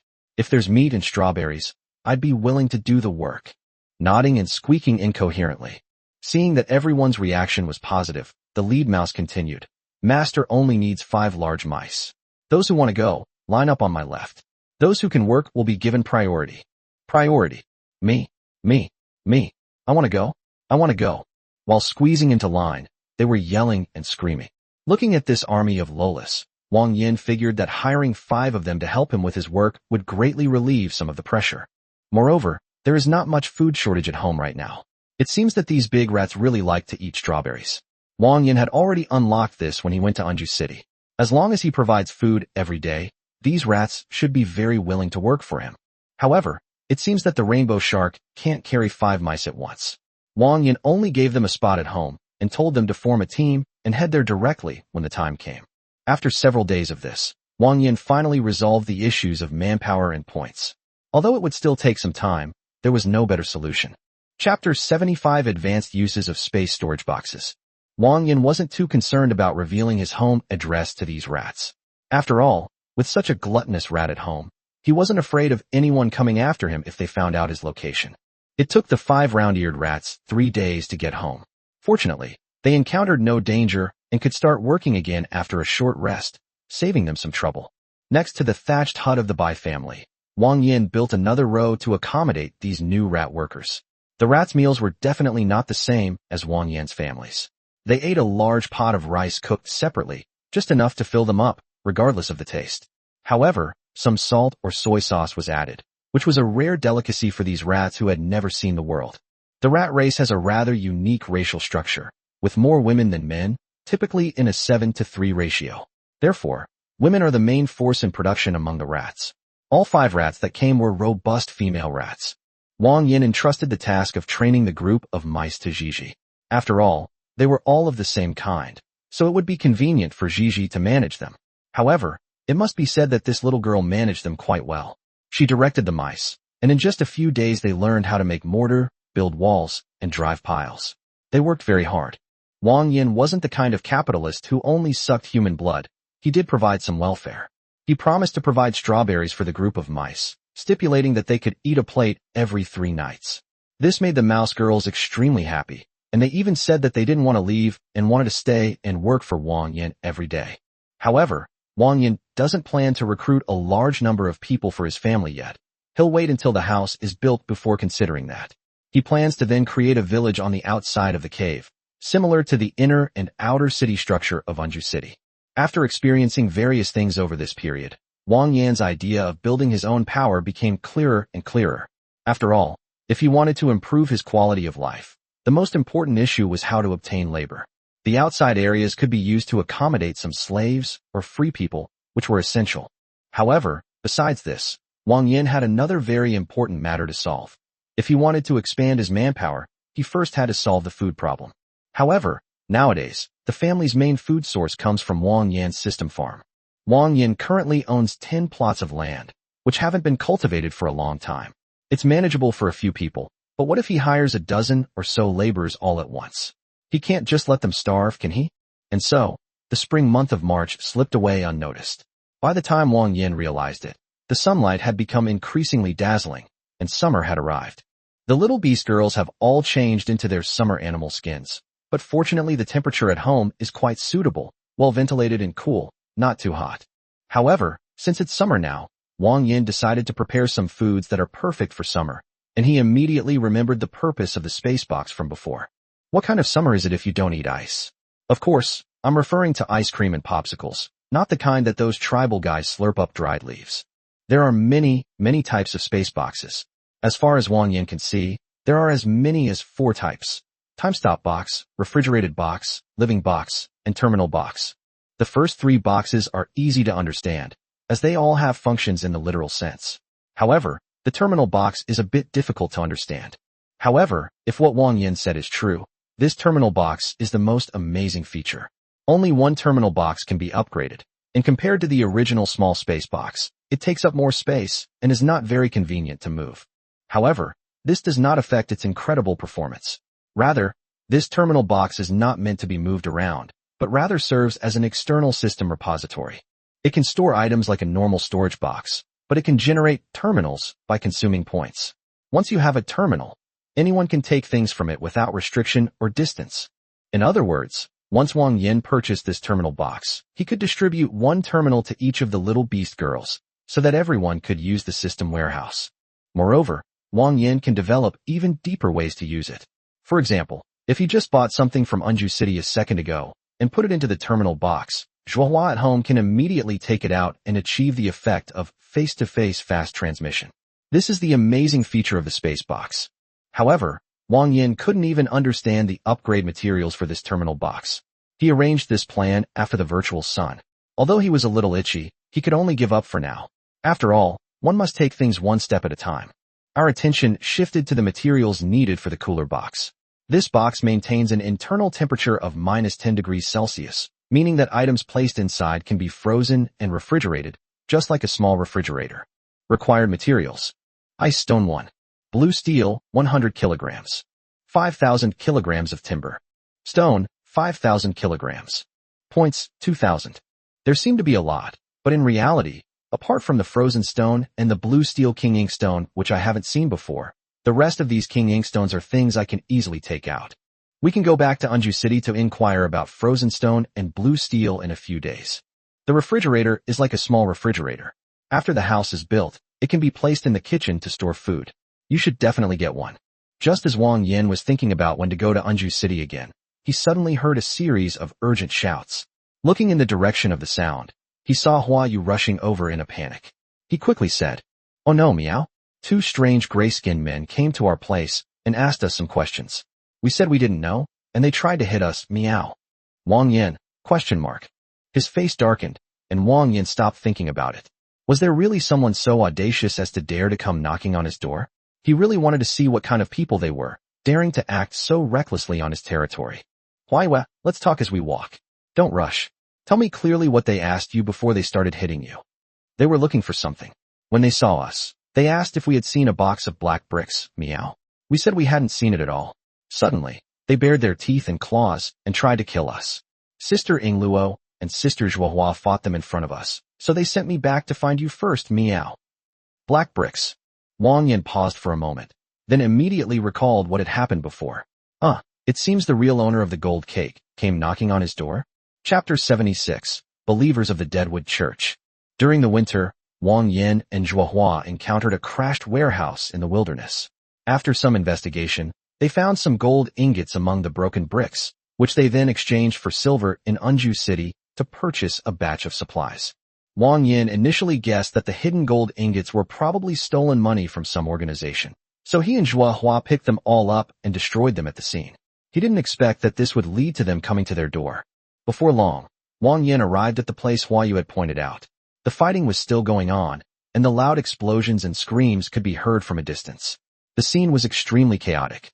It wasn't until Wang Yan got closer that he discovered a fox-eared girl covered in flames, standing on the head of a giant python beast, holding fireballs in her hands and bombarding a certain spot. Wang Yan's lips curled slightly. He had initially thought they had been bullied and was preparing to come and settle scores, but it seemed he had been somewhat redundant. The scene before him was a one-sided crushing defeat. The two men probably never expected that there would be two such powerful awakened ones at such a low level.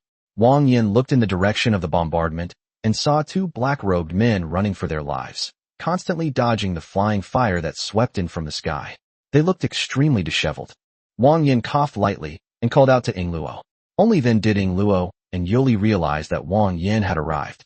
The two of them obediently withdrew their abilities and came to his side, as if they weren't the ones who had just enjoyed the fight. Are you hurt?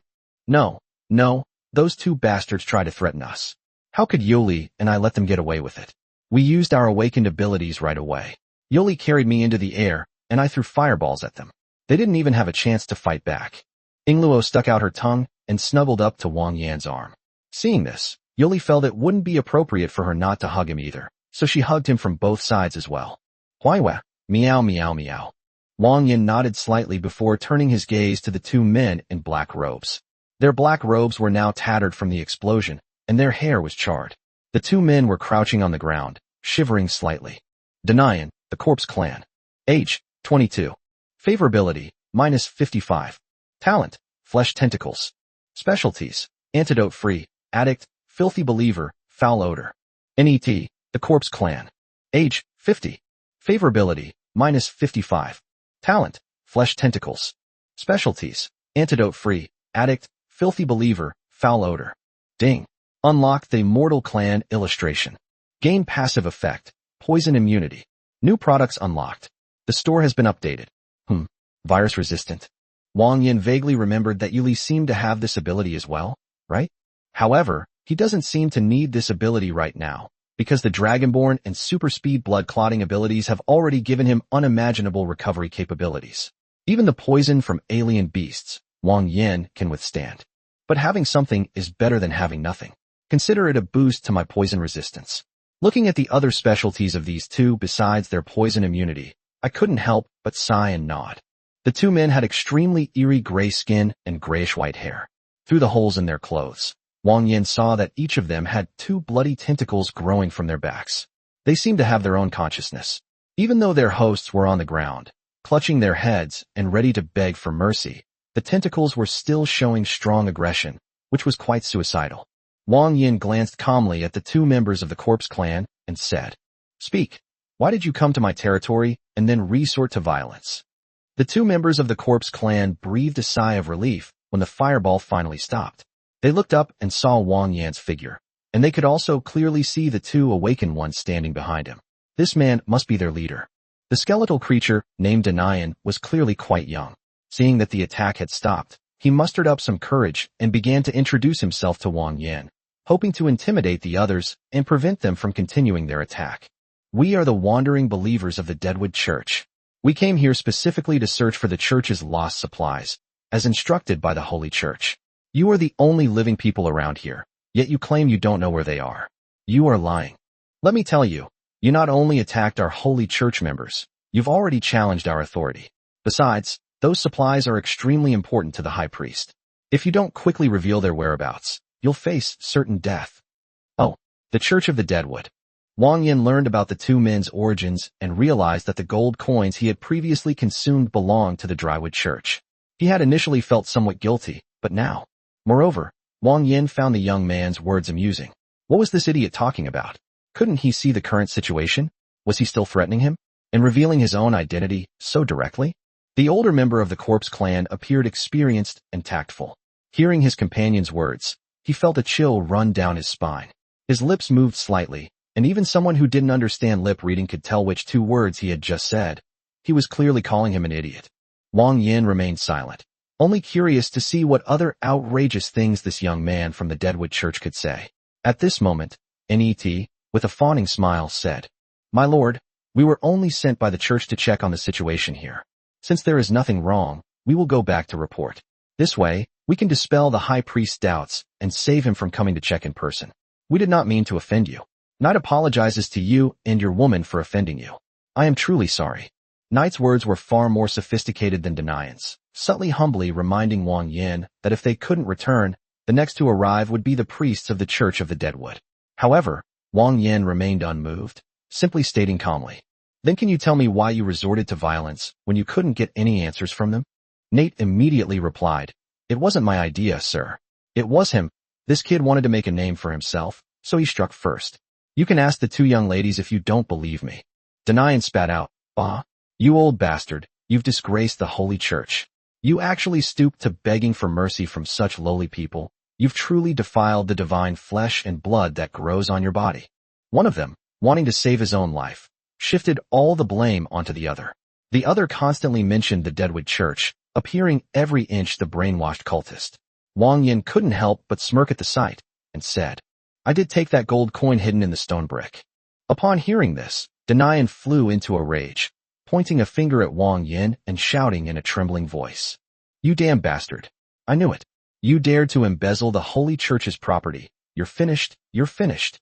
Wang Yan took out a thick cotton rope from the system's inventory, a warm smile on his face, and said, "I don't know if I'll be finished, but someone else is about to be finished. Guess who it is?" Chapter 77.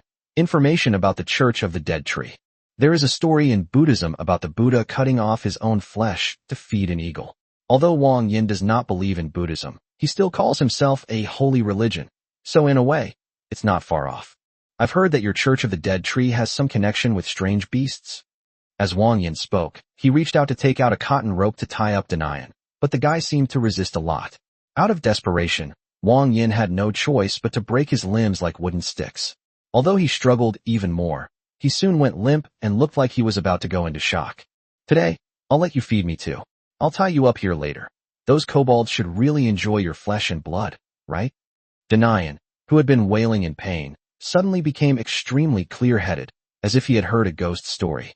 Even if he was stupid, he understood that Wang Yan clearly did not take the Church of the Deadwood seriously. He wanted to tie him up here and let him be devoured by the monsters at night. "No, I don't beg you, I beg you." Wang Yan acted as if he hadn't heard, tied up his body, and then hung him from a tree. Looking at him like this, he grinned, but in Denian's eyes, it looked so sinister and terrifying. "Tomorrow should be a sunny day." Looking at his masterpiece, Wang Yan couldn't help but nod in satisfaction. Denian didn't know what a teru bozu, a Japanese doll symbolizing good weather, was, so he naturally couldn't understand what Wang Yan meant. He could only continue to wail and beg Wang Yan to let him go, promising that he would never speak such nonsense again. Wang Yan rested his chin on his hand, a thoughtful expression on his face, then nodded and said, "Well, letting you go isn't impossible. I just thought about it, and after all, I'm not a sadist.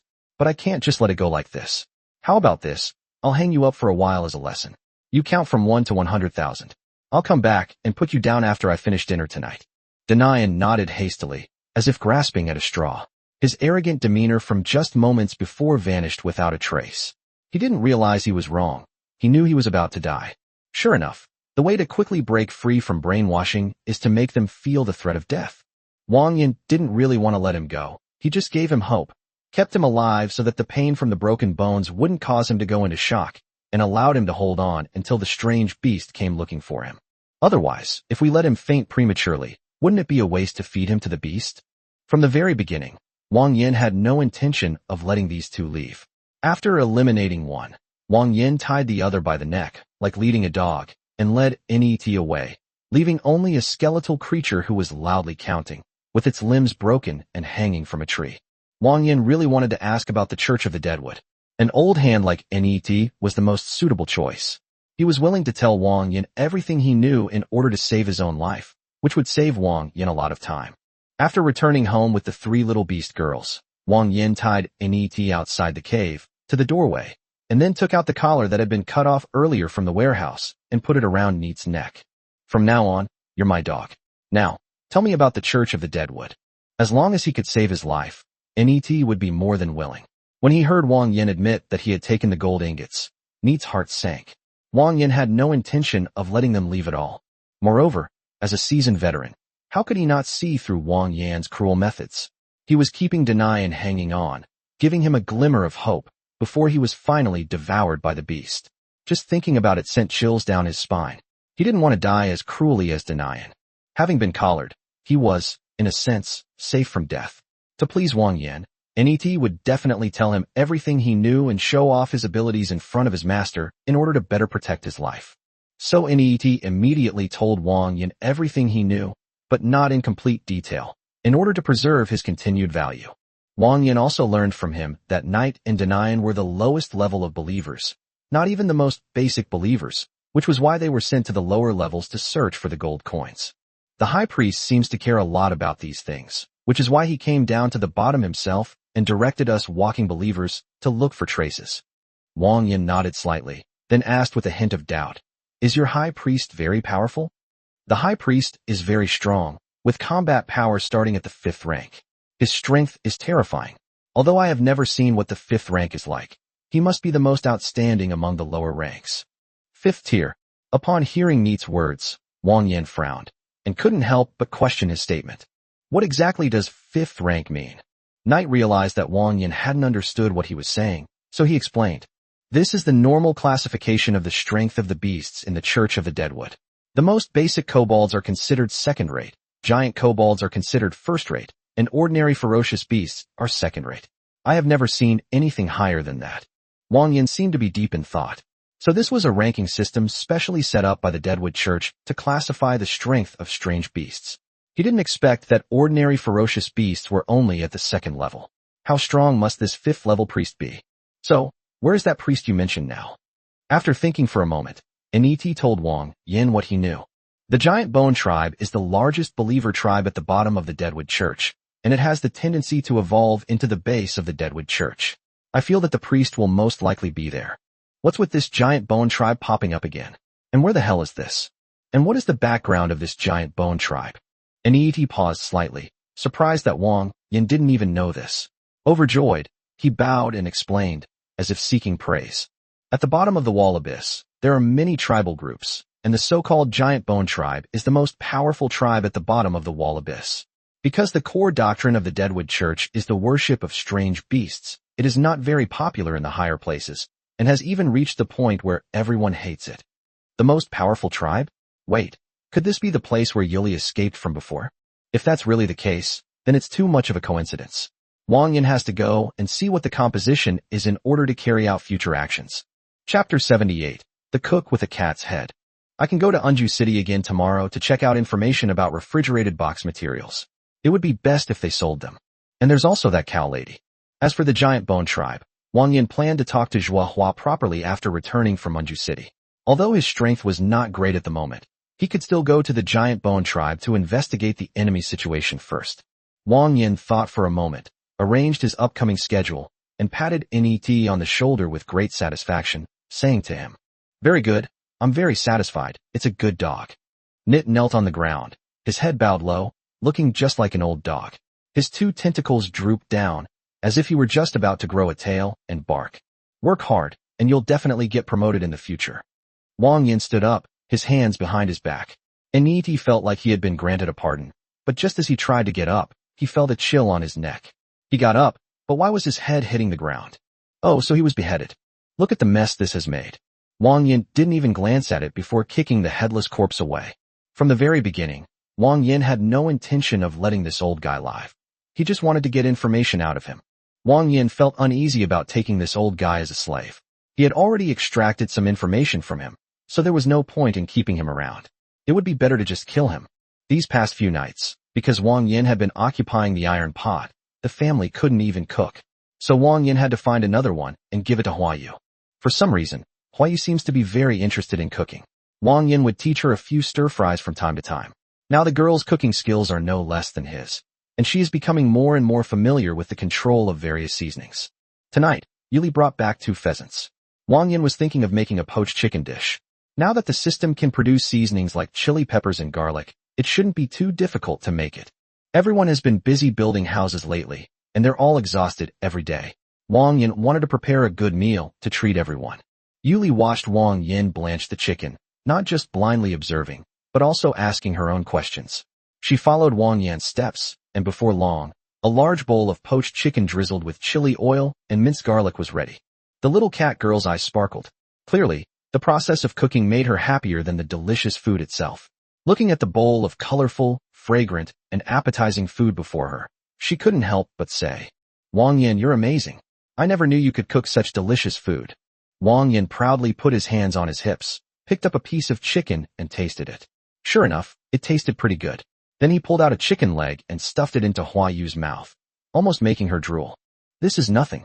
A true master can make incredibly delicious dishes even with the most basic ingredients, and can even make vegetarian dishes taste like meat. The little cat girl chewed on the chicken leg in her mouth, her lips stained red with chili oil and looking shiny.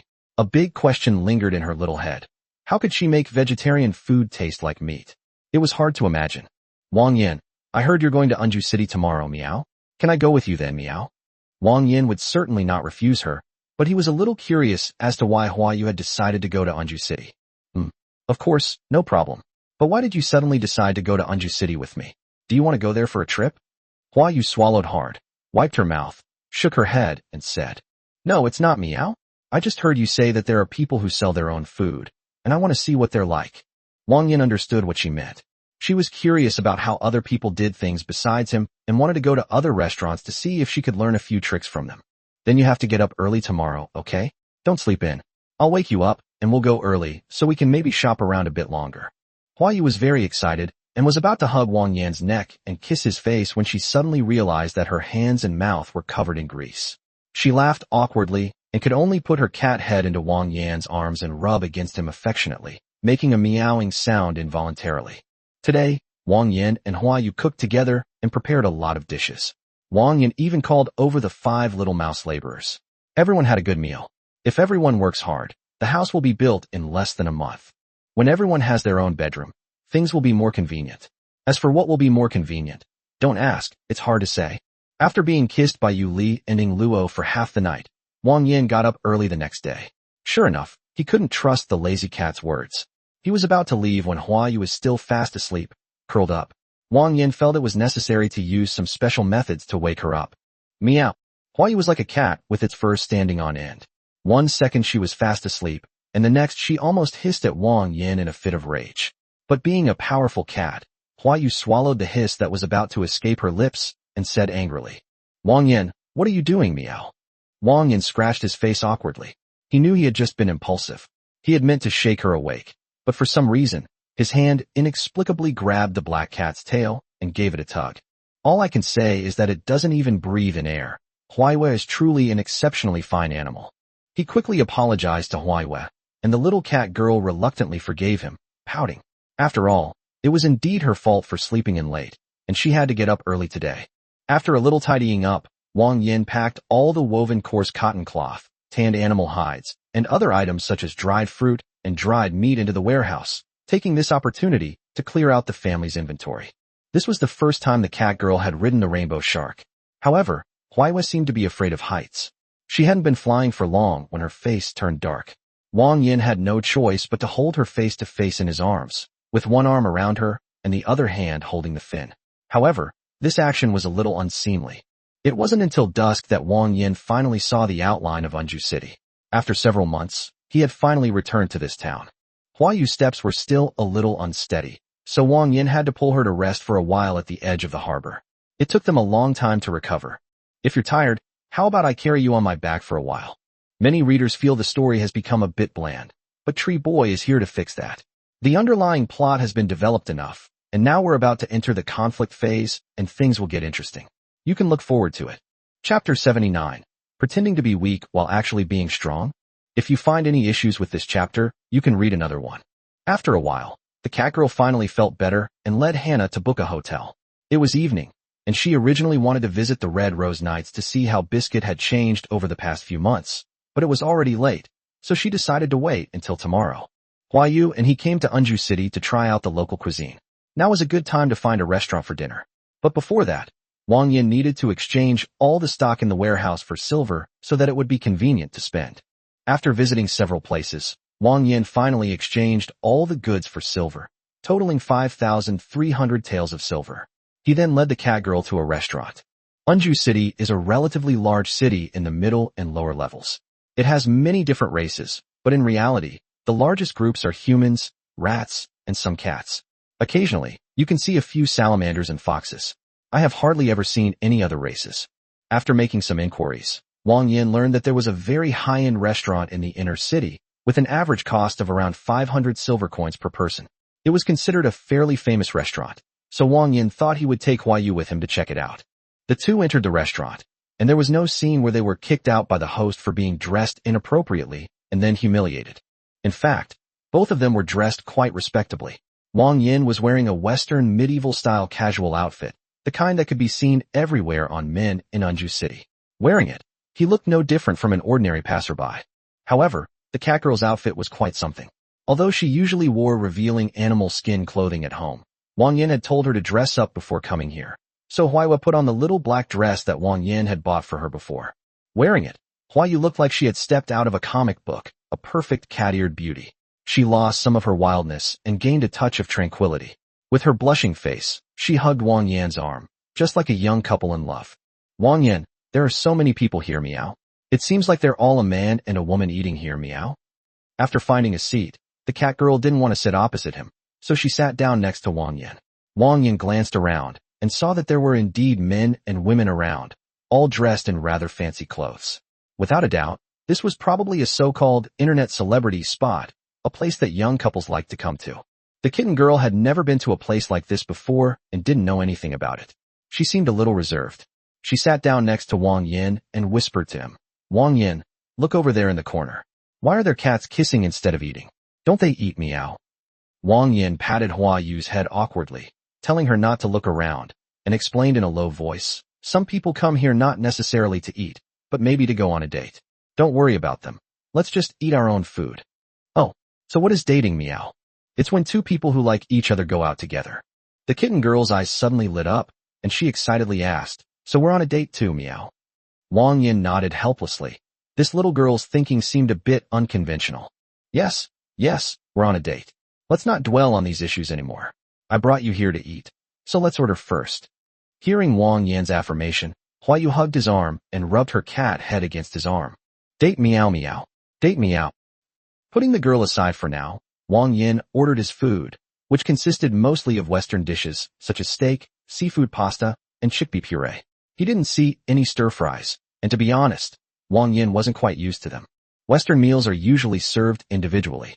Wang Yan ordered 3 dishes, dry bread, pan-fried steak, and cream of mushroom soup. The cat girl was quite surprised. She had never eaten these dishes before, and they didn't taste like the stir-fries she usually had at home. The taste was strange, but it wasn't bad. Wang Yan also had some understanding of these basic Western dishes.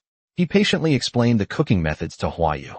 The little cat girl looked at the still bloody steak in front of her with a puzzled expression and said, It's all cooking, but I didn't know you could do it this way, meow. Of course, every place has its own way of cooking, and everyone has their own understanding of it, which is why they can make different kinds of delicious food. I see, meow. Huayu had already achieved her goal for this trip, and since other restaurants would probably all serve the same cuisine, Wang Yan didn't intend to take her to try them all. To be honest, although the cuisine here was different from the Chinese food that Wang Yan had taught Huayu, the cooking methods were somewhat outdated, and the food wasn't actually that delicious. It would be better to just exchange the system for 2 cans of food. Wang Yan took out a handkerchief to wipe Huayu's mouth. After dinner, Wang Yan prepared to pay the bill. However, just as Wang Yan was about to raise his hand, a tall, thin figure noticed them, revealed a malicious smile, and then stepped forward. Hey bro, your girlfriend looks really pretty. Can I get to know her too? Suddenly, Wang Yan caught sight of that eye-catching blonde hair, and his eyes immediately turned cold. The fabric of his clothes was obviously expensive, and he looked glamorous. What did this mean? Was this some kind of vulgar scene of a blonde thug causing trouble? To be honest, Wang Yan still dislikes these kinds of things.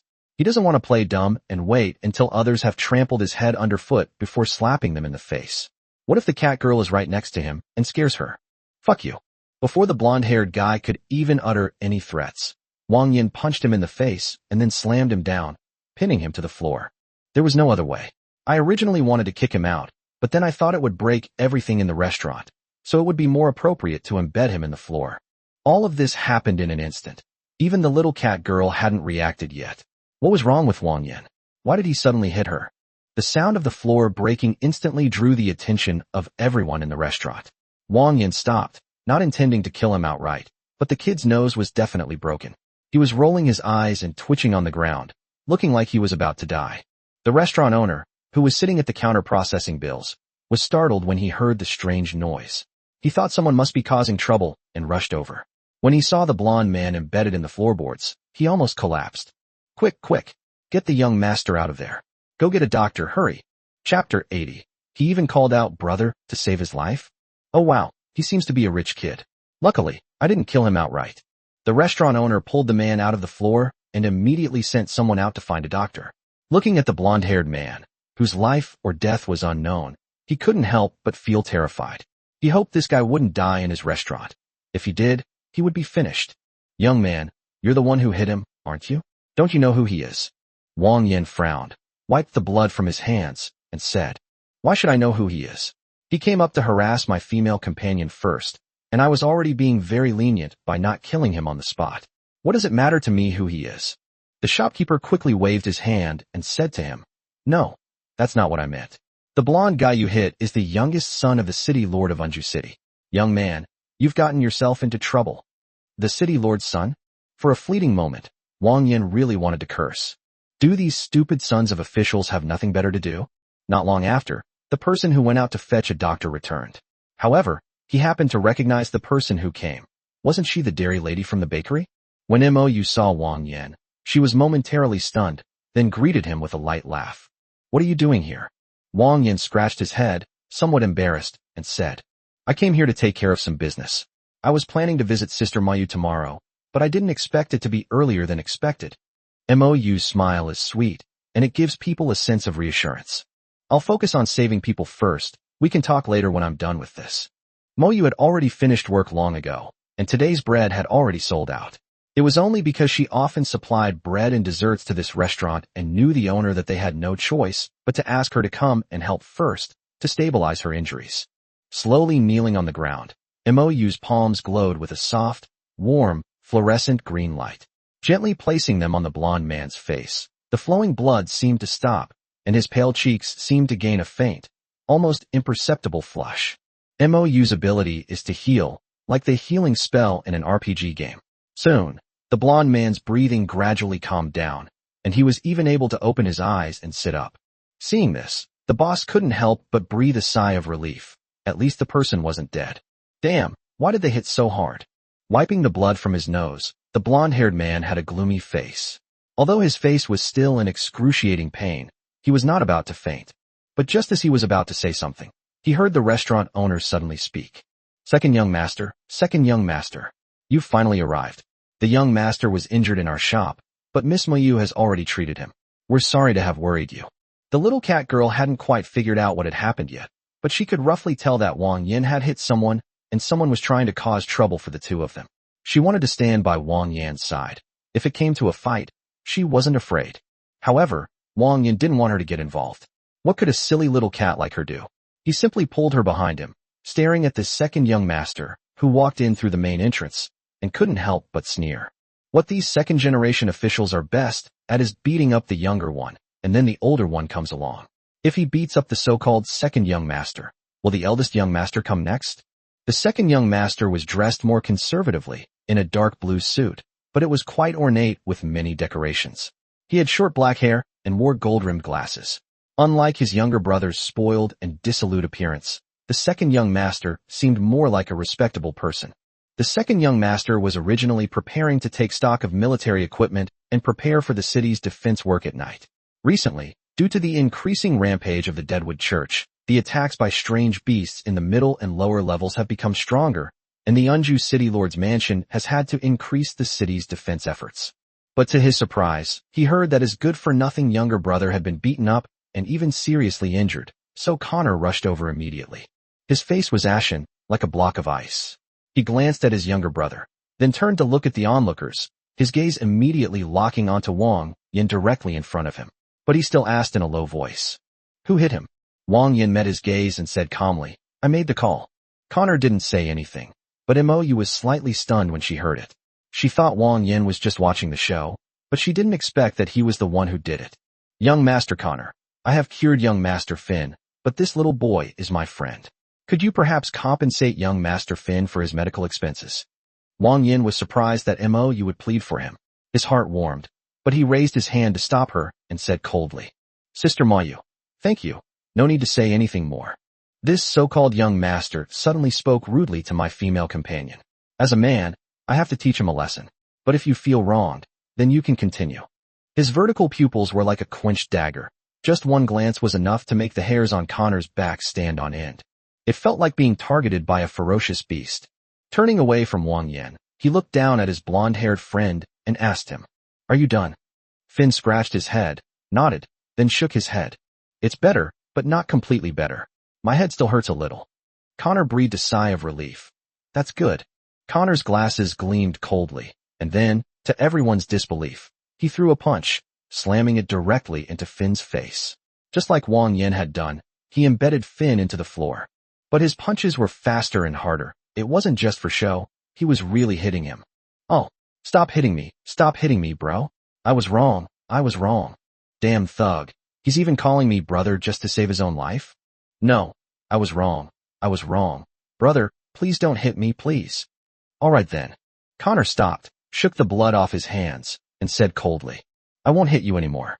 I'll go tell my older sister and ask her to come. When Finn heard Connor say he was going to tell his older sister, a cold sweat broke out on his back, and he trembled all over.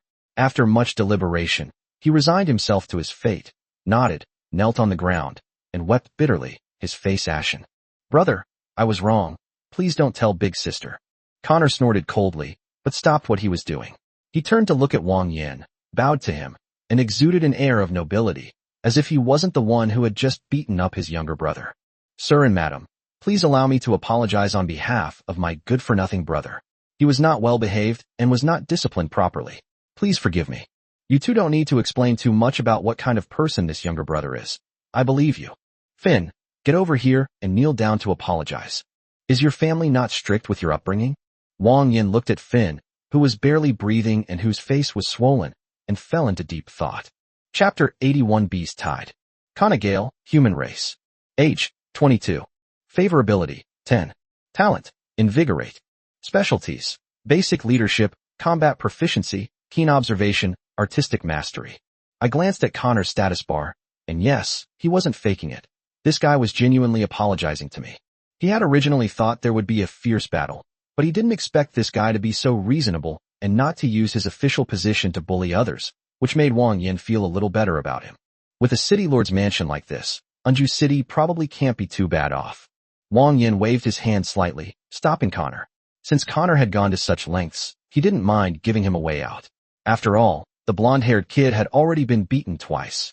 Even if he knelt down and apologized, he wouldn't get anything. So he said, No need. If there's nothing else, I'll take my companion to rest first. Connor nodded slightly, looked around, and then said, I'm very sorry for delaying your meal. I will personally cover all your expenses tonight, as well as any damage caused to the restaurant. I'm truly sorry. Seeing that the conflict had not escalated, everyone was a little disappointed and said some polite words. However, Wang Yan did not want to get involved for too long. Since he did not have to pay, there was no need to stay here for too long. Holding Hua Yu's hand, the two left the restaurant, and at this moment Mou also followed and greeted Wang Yan. Wang Yan responded with a faint smile and said, Sister Moyu, thank you for speaking up for me earlier. Mou crossed her arms and shook her head. It's nothing. After all, you've already called me sister. As she spoke, she subconsciously placed her hand on Huayue's head and began to pet the cat without realizing it. For some reason, Huayu seemed quite happy being petted by Mou, and she even started her little cat engine, purring and looking very content. This is different from the fox-like girl who came with you before. Are they both your female companions? Wang Yan nodded somewhat embarrassedly, while Mou said with a teasing expression, Really? I'm actually a little envious of you. Scratching his head, Wang Yan blushed and changed the subject. Sister Mayu, are you going back? Mou shook her head, a helpless expression on her face. She sighed and said, Sigh, it won't work. Recently, the attacks by the alien beasts have become stronger, and people are dying on the city defenses every night. The city lord personally asked me to go and help heal the wounded. Although I don't want to go, I have no choice but to go and help after seeing those guards get injured while protecting us. Wang Yan suddenly realized that you must have had a tough time too. Sister Moyu, you're really kind-hearted. Please be careful. Moyu nodded, then chuckled. Don't worry, I was just helping to treat the wounded in the back. Besides, the city lord gave me a lot of money, so consider it overtime. Wang Yan felt that this was more or less acceptable, so he didn't delay Moyu any longer. After chatting for a few more minutes, he said he would visit her again the next day before bidding her farewell. Wang Yan, that older sister is so gentle. How do you know her? The cookies and cakes that Luo and I brought back for you last time were bought from her. Sister Moyu is a very nice person. She seems like a very kind older sister.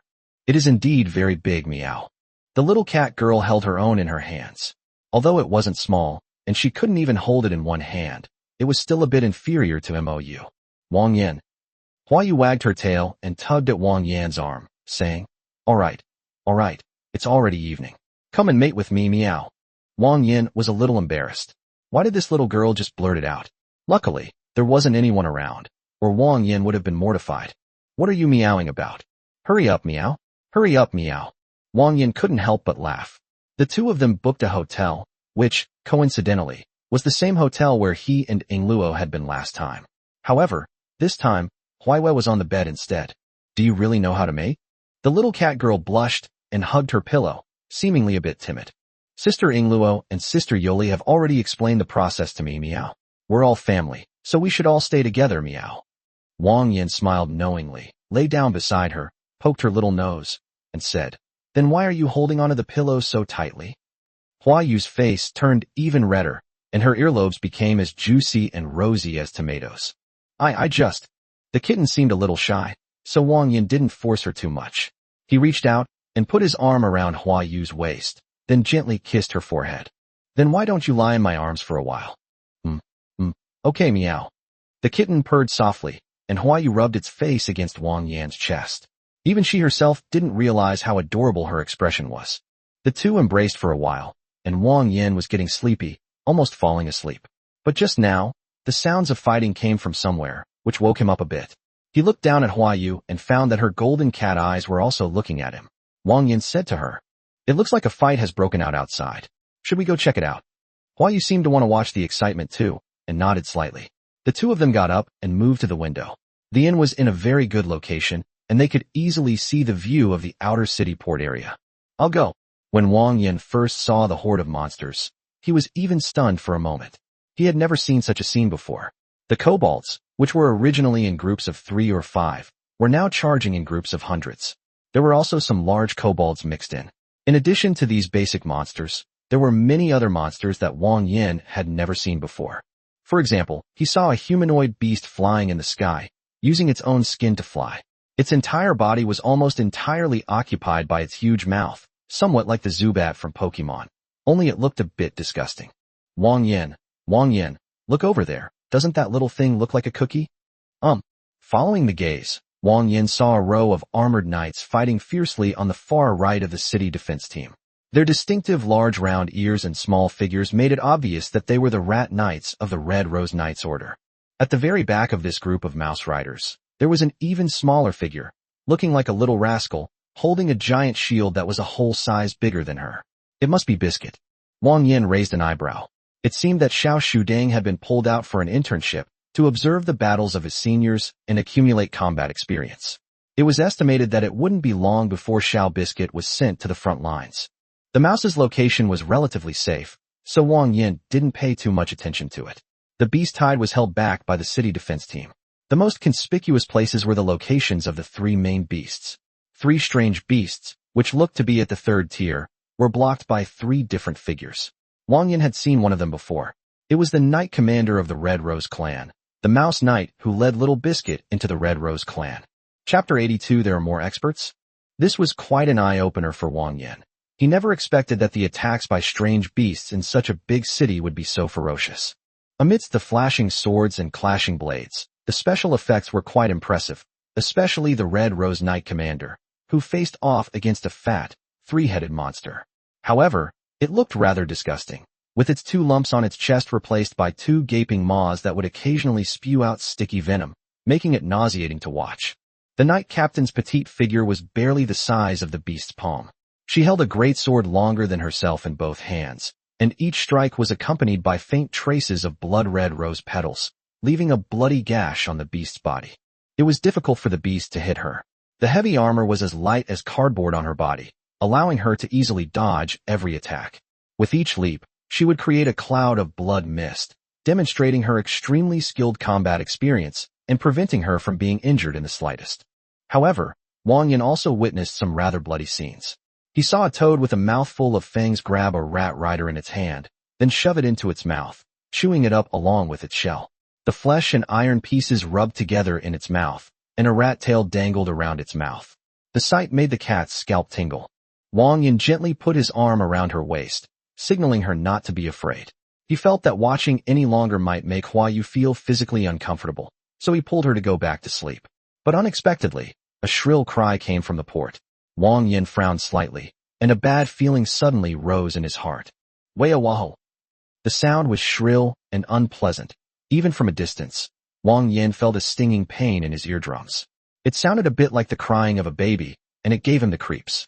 Meanwhile, on the battlefield at the port, as the knight commander stationed here by the Iron Mountain Kingdom, Mithril Sword Wildtail's mission is to assist Unju City in defending against nighttime attacks by strange beasts.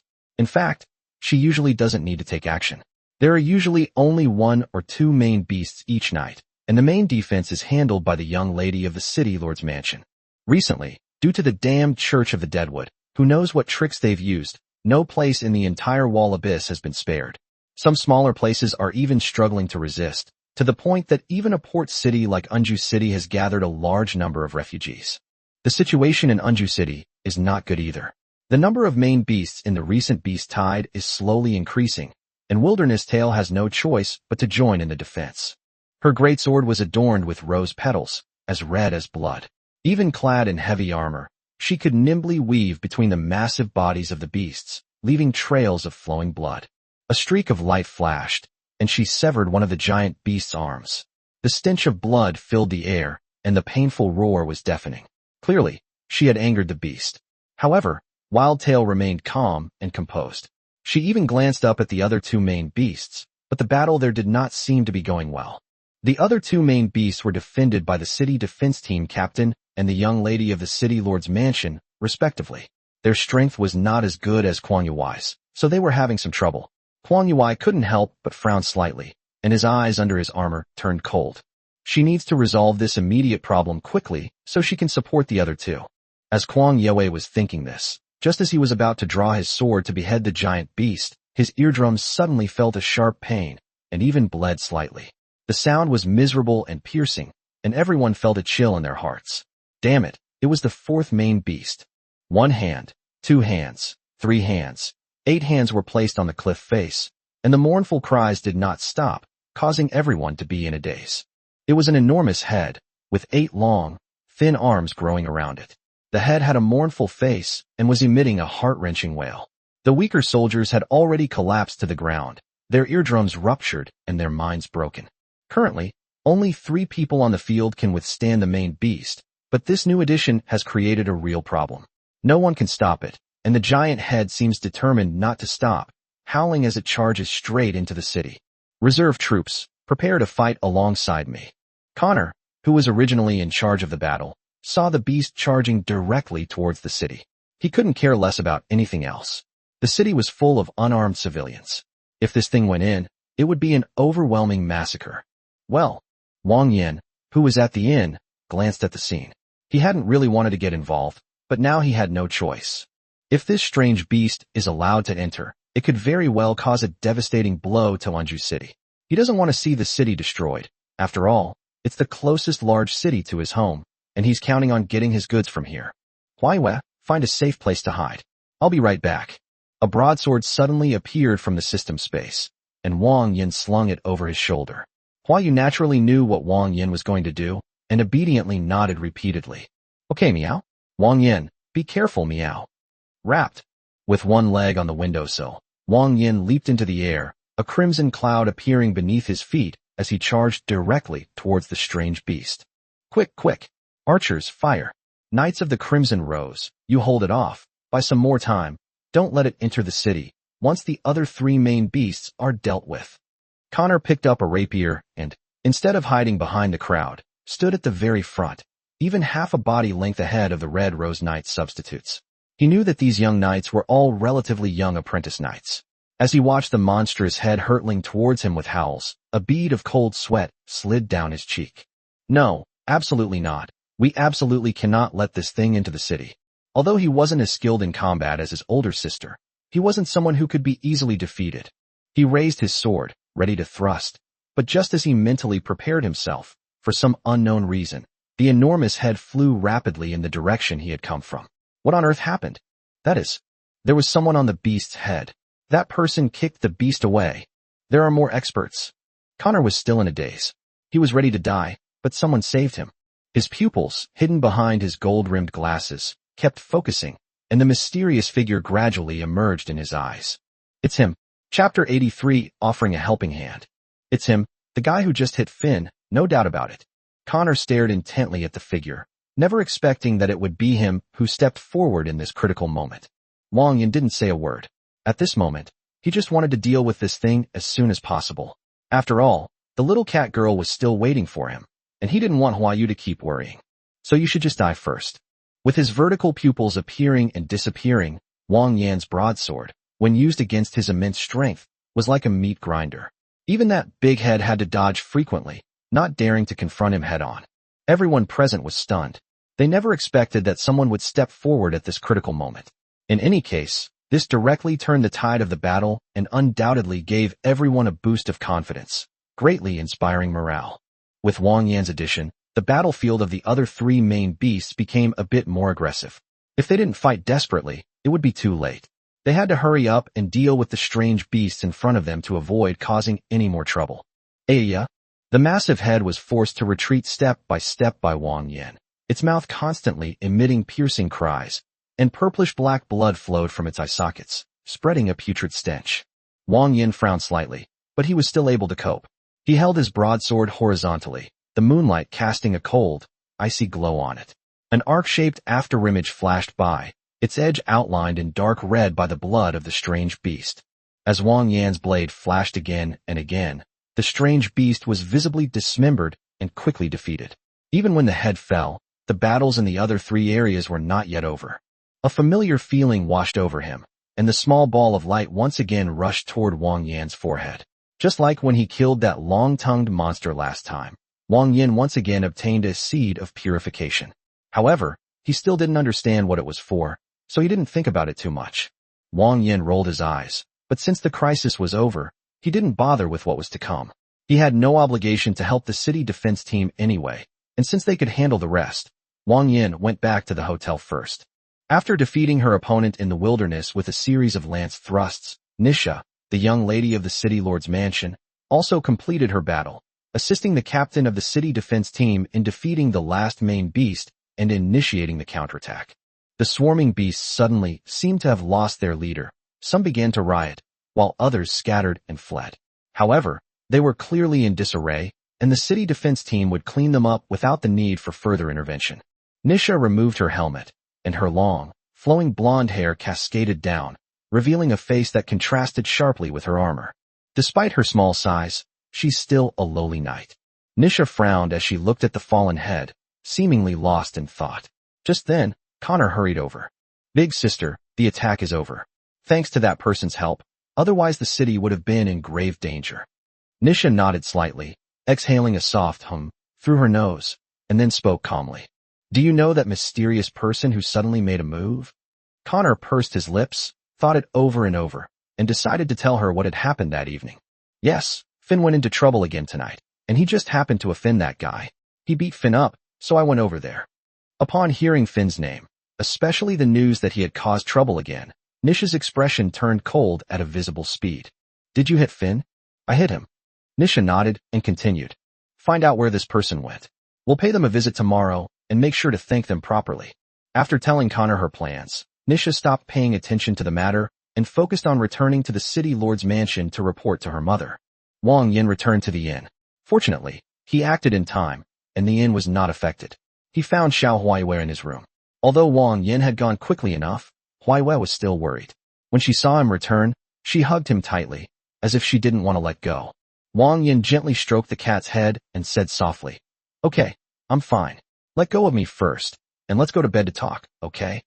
Huaiyu nodded obediently, let go of his hand, and was pulled to the bed by Wang Yan. However, after so much fuss, both of them were a little tired, so the romantic atmosphere was less intense, and she fell asleep in Wang Yan's arms. The next morning, Wang Yan rarely had the habit of sleeping in, but it seemed that sleeping with the kitten was quite comfortable. It wasn't until the sun was high in the sky that Wang Yan slowly woke up. After a quick wash, Wang Yan prepared to take Huaiyu to the commercial street to buy some things he needed for his trip. As soon as the two went downstairs, they saw a tall, bespectacled man waiting outside the door. Upon seeing Wang Yan, he quickly went to greet him.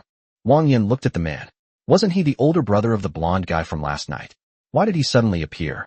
Before he could think further, Connor bowed deeply and gave a very sincere salute before saying, "Thank you very much for your help last night, sir. If it weren't for your intervention, Unju City would probably be in grave danger. On behalf of the people of this city, Connor offers you this gift." As he spoke, he lowered his head, showing none of the typical airs of a young master. Wang Yan looked at him indifferently. He didn't care much about the so-called formalities. After all, they were just empty gestures. If he really wanted to thank him, he could just show his sincerity. "Well, if you don't have anything else to do, please don't block our way. My companion and I are going to buy some things." "Thank you." Cornell clearly understood what Wang Yan meant and quickly waved his hand, saying, "Please do me the honor of visiting the city lord's mansion. My mother and elder sister are extremely grateful for your help last night and wanted me to come and invite you over as soon as possible so that they can thank you in person. Please give us the opportunity." If there are benefits, then things are much easier to discuss. Wang Yan isn't an unreasonable person. Since there's a thank you gift, why shouldn't he accept it? However, Wang Yan pretended to think for a moment before saying to him, "All right, it's almost lunchtime anyway, we can go buy it later. Lead the way, let's go to the city lord's mansion." Connor breathed a sigh of relief. That's great, as long as Wang Yan is willing to go. After all, his mother had repeatedly told him before he came that he must invite this person back. This trip was not in vain. Chapter 84: The Violent Lowly of the City Lord's Mansion. A carriage was parked outside the door. Connor, like a servant, ran ahead to open the door for Wang Yan, which surprised everyone around. The ordinary residents of Unju City naturally recognized Connor's face. But who was the person in the carriage? Why was Connor serving him in such a lowly manner? Wang Yan didn't have any thoughts on this. After all, the city lord's mansion needed his help. In fact, he could guess the reason why he went to the banquet at the city lord's mansion. "It's simply asking me to stay a while longer and to take action myself." Wang Yan had no opinion on this. As long as the price was right, what did it matter if he worked as a security guard for a few days? The city lord's mansion is located at the deepest part of the inner city. You have to walk through the bustling commercial street to see its shadow. The lord's mansion, located deep within the inner city, looked very grand and appeared to be built of marble. Upon arrival, Connor invited the two of them down from the carriage, and the group went inside together. As soon as he entered, apart from the servants and guards, Wang Yan saw two people standing in the center of the hall and one person kneeling. Obviously, the two women standing were the so-called city lord of Unju City and a young lady. Although the kneeling man was beaten beyond recognition, Wang Yan could still recognize him at a glance as the blonde-haired guy who had provoked him last night. Angelina, Emerald Human Race. Age, 48. Favorability, 40. Talent, Mind Tremor. Specialties, Social Skills, Leadership Skills, Artistic Skills, Basic Swordsmanship. Niches Breeze, Human Race. Age, 24. Favorability, 45. Talent, Rupture. Specialties, Advanced Combat Proficiency, Sharp Eyesight, Resilience, Artistic Skill, Intimidation. Wang Yan only needed one glance to get a general idea of the two people's identities. The tall, short-haired woman in a formal dress must be the city lord of Unju City.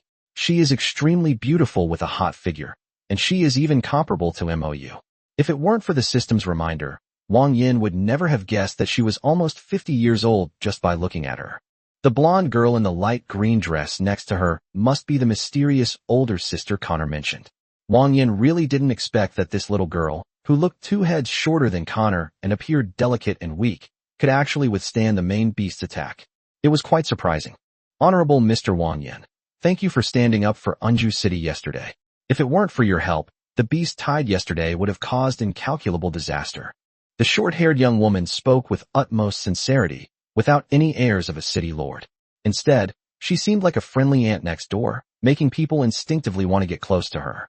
Greetings, Mr. Wang Yan. Nitya wished to meet you last night, but you left in a hurry and it was already late. Furthermore, Nitya was wearing armor, so it was not appropriate for us to meet. Please forgive me. The blonde little girl cupped her skirt in her hands, bowed slightly, and gave a beautiful smile. My younger brother invited you here today, so I could see your handsome appearance. Just as I imagined, you and your female companion are a perfect match. Both of them spoke with great respect for Wang Yan, who politely bowed in return and smiled faintly. I just don't want to see Unju City damaged. After all, it's the city closest to our home. If something happens to it, it will have a big impact on us. Nitya waved her hand and said directly, Please don't say that, sir. Your help makes you a benefactor to Unju City, and we should still observe the proper etiquette. As she spoke, Nisha paused, her voice suddenly turning cold. Last night, I also heard what my second brother said. My good-for-nothing third brother offended you last night. Although he only got a beating, Nisha felt that it was not reasonable. It is also our fault for not disciplining him properly and raising him to have such a spoiled habit. Nisha slightly raised her leg, revealing a small section of white silk stockings under her skirt, and then kicked Finn violently in the back, causing him to fall to the ground. Kneel down and apologize. Finn looked miserable, wanting to cry but not daring to utter a sound. The city lord still stood with his arms crossed, not saying a word, seemingly tacitly approving of this series of actions. Wang Yan's lips twitched. Now he finally understood why this blonde-haired kid didn't dare let his older sister know that he had done something wrong. Because he might actually have his legs broken by this little girl. Now that things had come to this, Wang Yan couldn't be too harsh. After all, this kid had only said, I'd like to get to know you, last night, and then he got beaten up by Wang Yan. He hadn't expected that Connor would get beaten up again after he arrived. Judging from the looks of it, it was clear that this blonde-haired kid had just been given a severe beating by this little girl. To be honest, Wang Yan felt a little sorry for this guy. Alright, Miss Nitya, I already taught him a lesson yesterday. There's no need to continue. Upon hearing Wang Yan's words, Finn banged his head on the ground several times, repeatedly muttering, Thank you, brother. Thank you, brother. Favorability, +1. Favorability, +1. Favorability, +1. Wang Yan. This kid has some issues. Every time he kowtows, his favorability rating increases by 1 point. To be honest, his favorability rating isn't actually that low. At most it would be -10. Now it's almost reached 30 points from the kowtows. Wang Yan has some reservations about this. Nisha glared at him fiercely and kicked him away. Get back here and clean up. Finn, with snot running down his face, nodded hastily and fled the scene without looking back. The blonde loli has returned to her gentle and refined demeanor, a stark contrast to her previous violent nature. Upon seeing this, the young woman chuckled and said, Sir, you are truly kind-hearted. Please forgive my youngest son. He has some rather unusual tastes. But I can assure you, he has absolutely no intention of coveting your female companion. At this point, the city lord seemed to have something left to say, but ultimately swallowed it back. He continued, In that case, the food is ready.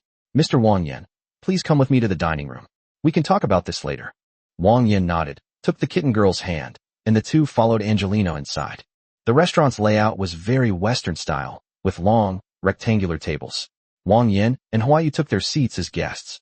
As everyone was seated, Angelina gently rang the bell next to her seat, signaling the servants behind her to serve the food. Chapter 85 I just don't want to see the people of Unju City displaced. Silver products and cutlery were laid out in front of the table. The waitresses first served appetizers, followed by soup, main course, dessert, and after-dinner drinks in batches, creating a truly ceremonial atmosphere. The private kitchen at the city lord's mansion is not much different from the restaurant we ate at last night, but it wins in terms of the precious ingredients used. You can clearly feel that it is made with expensive ingredients when you eat it. When Wang Yan was on Earth, his impression of this kind of Western aristocratic dinner party was limited to various movies and TV shows. He never expected that he would experience it himself one day. It was quite a novel experience. As Wang Yan finished his last sip of after-dinner wine, Angelina elegantly wiped her lips and slowly spoke to him. Mr. Wang Yan, is the food at the city lord's mansion to your liking? Wang Yan nodded slightly. Yes, every dish is cooked perfectly and is impeccable. As expected of the head chef of the city lord's mansion, his skills are superb. Haha, sir, you flatter me. Angelina and Wang Yan exchanged meaningless pleasantries, while Nisha and Connor sat on the other side of the table to keep them company. After chatting for a short while, Angelina finally got to the point. Why does Mr. Wang Yan wish to come to Anju City? Wang Yan didn't hide anything and directly stated the purpose of his trip. I'm making something at home and wanted to come to Anju City to see if I could buy icebound stone and blue steel. Angelina was slightly surprised for a moment, then continued. These two items. Blue steel is relatively easy to find. Although it's rare, it can still be bought at some blacksmith shops. As for the ice sealing stone, it's very difficult to find in places like the lower and middle levels. If you want to buy it, you'll probably have to go to a city further up in the world. Wang Yan was about to sigh upon hearing this, but unexpectedly Angelina suddenly changed the subject and continued. However, it just so happens that I have such a stone in my private collection. I was originally worried about how to thank Mr. Wang Yan for his help, but now I have found an opportunity. What? You're giving me a piece of ice sealing stone? That's right. By the way, the butler will also prepare for the blue steel matter later. He will solve the problem for you at the same time, which can be regarded as repaying you for your help last night. Wang Yan was quite satisfied with the reward, as it saved him the trouble of spending money and searching, and he had no objections. His purpose in coming here was to buy icebound stones and blue steel, and this satisfied him in one go.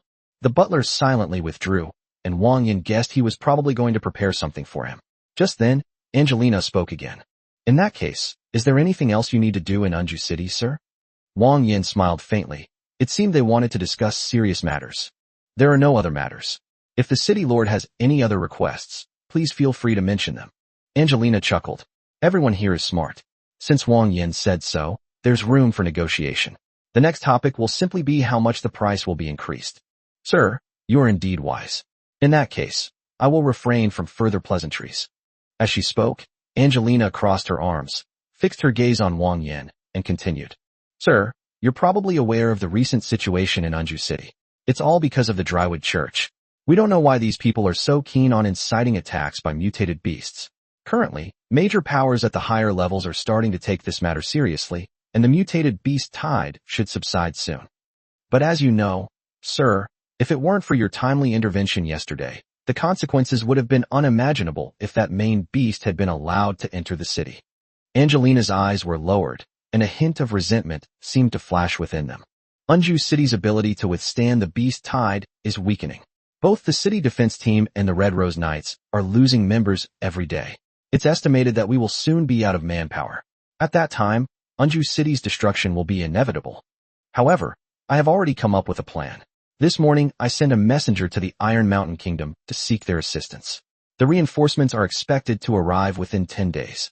Therefore, I would like to ask you for a favor, sir, to help me garrison Anju City for 10 days. Wang Yan rubbed his chin. Was he really going to be stationed there for 10 days?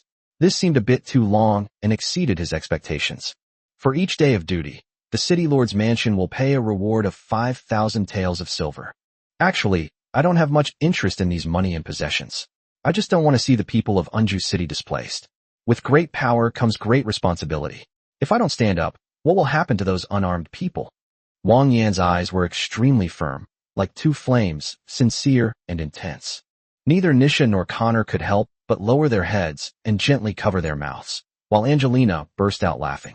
Haha, Mr. Wang Yan, you are quite amusing. In that case, I will thank you on behalf of the people of this city for your help.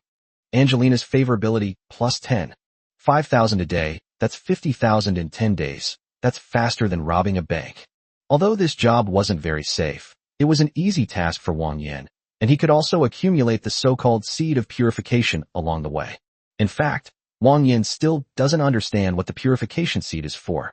He has only obtained it twice, and it seems that it can only be obtained after killing a powerful alien beast. Intuitively, he didn't feel any discomfort about this thing.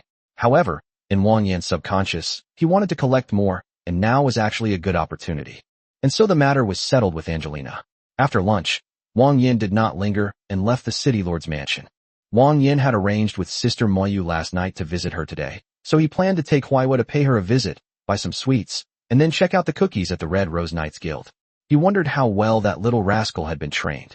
The afternoon is a rare time for rest during the day, because she was busy until late last night. Mou was finally able to lie down in bed. She hadn't been getting enough sleep these past few days and was feeling a bit listless, so she took advantage of this break to rest her head on the counter for a short while. Ring, ring, ring. The doorbell jingled, signaling the arrival of a guest. Mou, still half asleep, got up to greet him, but upon seeing that it was Wang Yan, she perked up. Oh, it's little brother Wang Yan and little sister Cat. Come on, let's find a place to sit down. Looking at Mou's sleepy appearance, Wang Yan felt a little guilty. I'm so sorry, Sister Mou. I was planning to visit you, but I didn't expect you to be resting. Chapter 86 Sister Mou. Mou covered her mouth and chuckled, waving her hand and saying, Oh, why are you saying all this? I just want to rest. If I really wanted to take a nap, I could just close the shop for a bit. Wouldn't that be enough? While greeting them, Mou led the two to a place to sit down, poured them a cup of black tea, and brought over some cookies. He then slowly sat down by the window, propping his head up with his hand, looking somewhat uneasy. Brother Wang Yan, although I was helping with logistics and treating the wounded last night, I also heard about the situation at the front. Suddenly, a huge monster appeared, and you were the one who stepped forward to deal with that monster, weren't you? Wang Yan didn't want to hide anything, and simply nodded casually. Yes, it was me. If I hadn't intervened in that situation, someone would have been in trouble. Mou frowned and sighed. I didn't realize you were so capable, Wang Yan. But, it must have been dangerous too, right? Wang Yan then revealed a very confident smile and stated directly. So what? It's all a piece of cake for me. Hua Yu also chewed on the cookie in her mouth, put her hands on her hips, and imitated Wang Yan's words. Piece of cake, meow? Wang Yan is really amazing, meow. Mou couldn't help but laugh upon seeing this, then said softly, If you get injured, you can come to your older sister. Although I can't fight as well as you, I have a lot of confidence in my healing abilities. Wang Yan didn't want Mou to worry too much about him, nor was there any need for it. He simply said confidently, Then you'll be disappointed, Sister Mou. These beasts can't hurt me. You should go and treat others. Upon hearing this, Mou couldn't help but chuckle. You silly child. Afterwards, the two spent some more time with Mou. The little cat girl didn't say much, but just kept showing off the cookies. The way the little glutton ate made Mou unable to suppress her maternal smile. Before the girl had finished eating, plate after plate of sweets were brought out for her, making Hua Yu's cheeks bulge. Before the kitten girl could be eaten into a small gas canister, Wang Yan was already starting to lose his temper. How could this girl eat so much? She never stopped showing off. Wang Yan had originally planned to visit Xiao Bingan next and bring her some, but now, when Wang Yan tried to pay, Mou refused, even if he tried to force her to accept it. Little brother Wang Yan, please stop thinking about paying for your sister. She did it voluntarily. I don't know why, but when I see this little kitten eating, I feel genuinely happy and just want her to eat more and more. Hua Yu stuck out her tongue slightly, her face flushing a little. She realized she really did seem to be a bit greedy. Hee hee, everything Sister Mou makes is so delicious, meow. Since Mou had already said so, Wang Yan couldn't say anything more. He simply pulled the little cat girl aside to thank Mou and promised to visit her again later. After bidding farewell to the two, Mou watched their departing figures outside the window and fell into deep thought. The Red Rose Knights. Wang Yan remembered the general location, so he pulled Hua Yu here.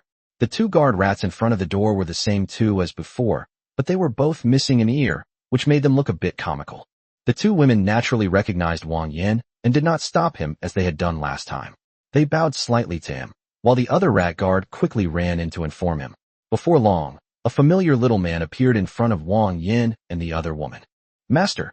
Little Biscuit waved at Wang Yan, sweat still dripping from his forehead, clearly indicating he was training. This little mouse has changed quite a bit in the past few months. It's grown a bit bigger, and the childishness on its face has faded considerably, replaced by a more spirited look. Its short hair is now tied into a small braid, and it no longer looks like the little boy it used to be. Wang Yan was very satisfied with her change, and squatted down to pat her head. Well, I was just passing by, and thought I'd drop by to see you. How are you settling in here? The little biscuit nodded eagerly, saying excitedly, Yes, yes. I also want to thank the master for bringing me here. Although it's usually tough and tiring, I don't feel too bad about it. After all, compared to being hungry to the point of crying, being tired is nothing. And I've also made so many friends and met so many kind seniors who have taught me so much. Oh, and the Knight Commander even taught me to read. Wang Yan was somewhat surprised by this. He hadn't expected that academic subjects would be included here. Little Biscuit leaned closer and whispered something in Wang Yan's ear. Don't worry, sir. After I arrived, the Knight Commander took good care of me. Later I found out that the Knight Commander was actually my aunt. Aunt. Wang Yan also became interested. Was there some juicy gossip involved?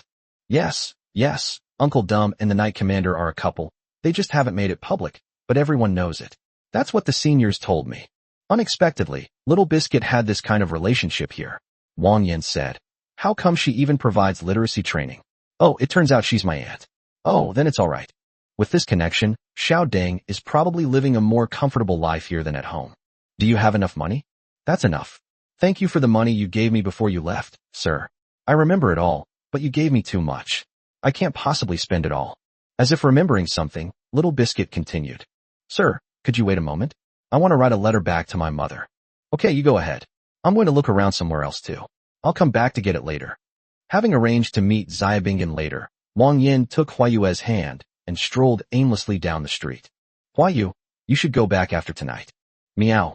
That rainbow shark has already gone twice and knows the way well. It can take you back. You don't need to wait for me. Go back and let Zhuohua and the others know that I'm safe and sound.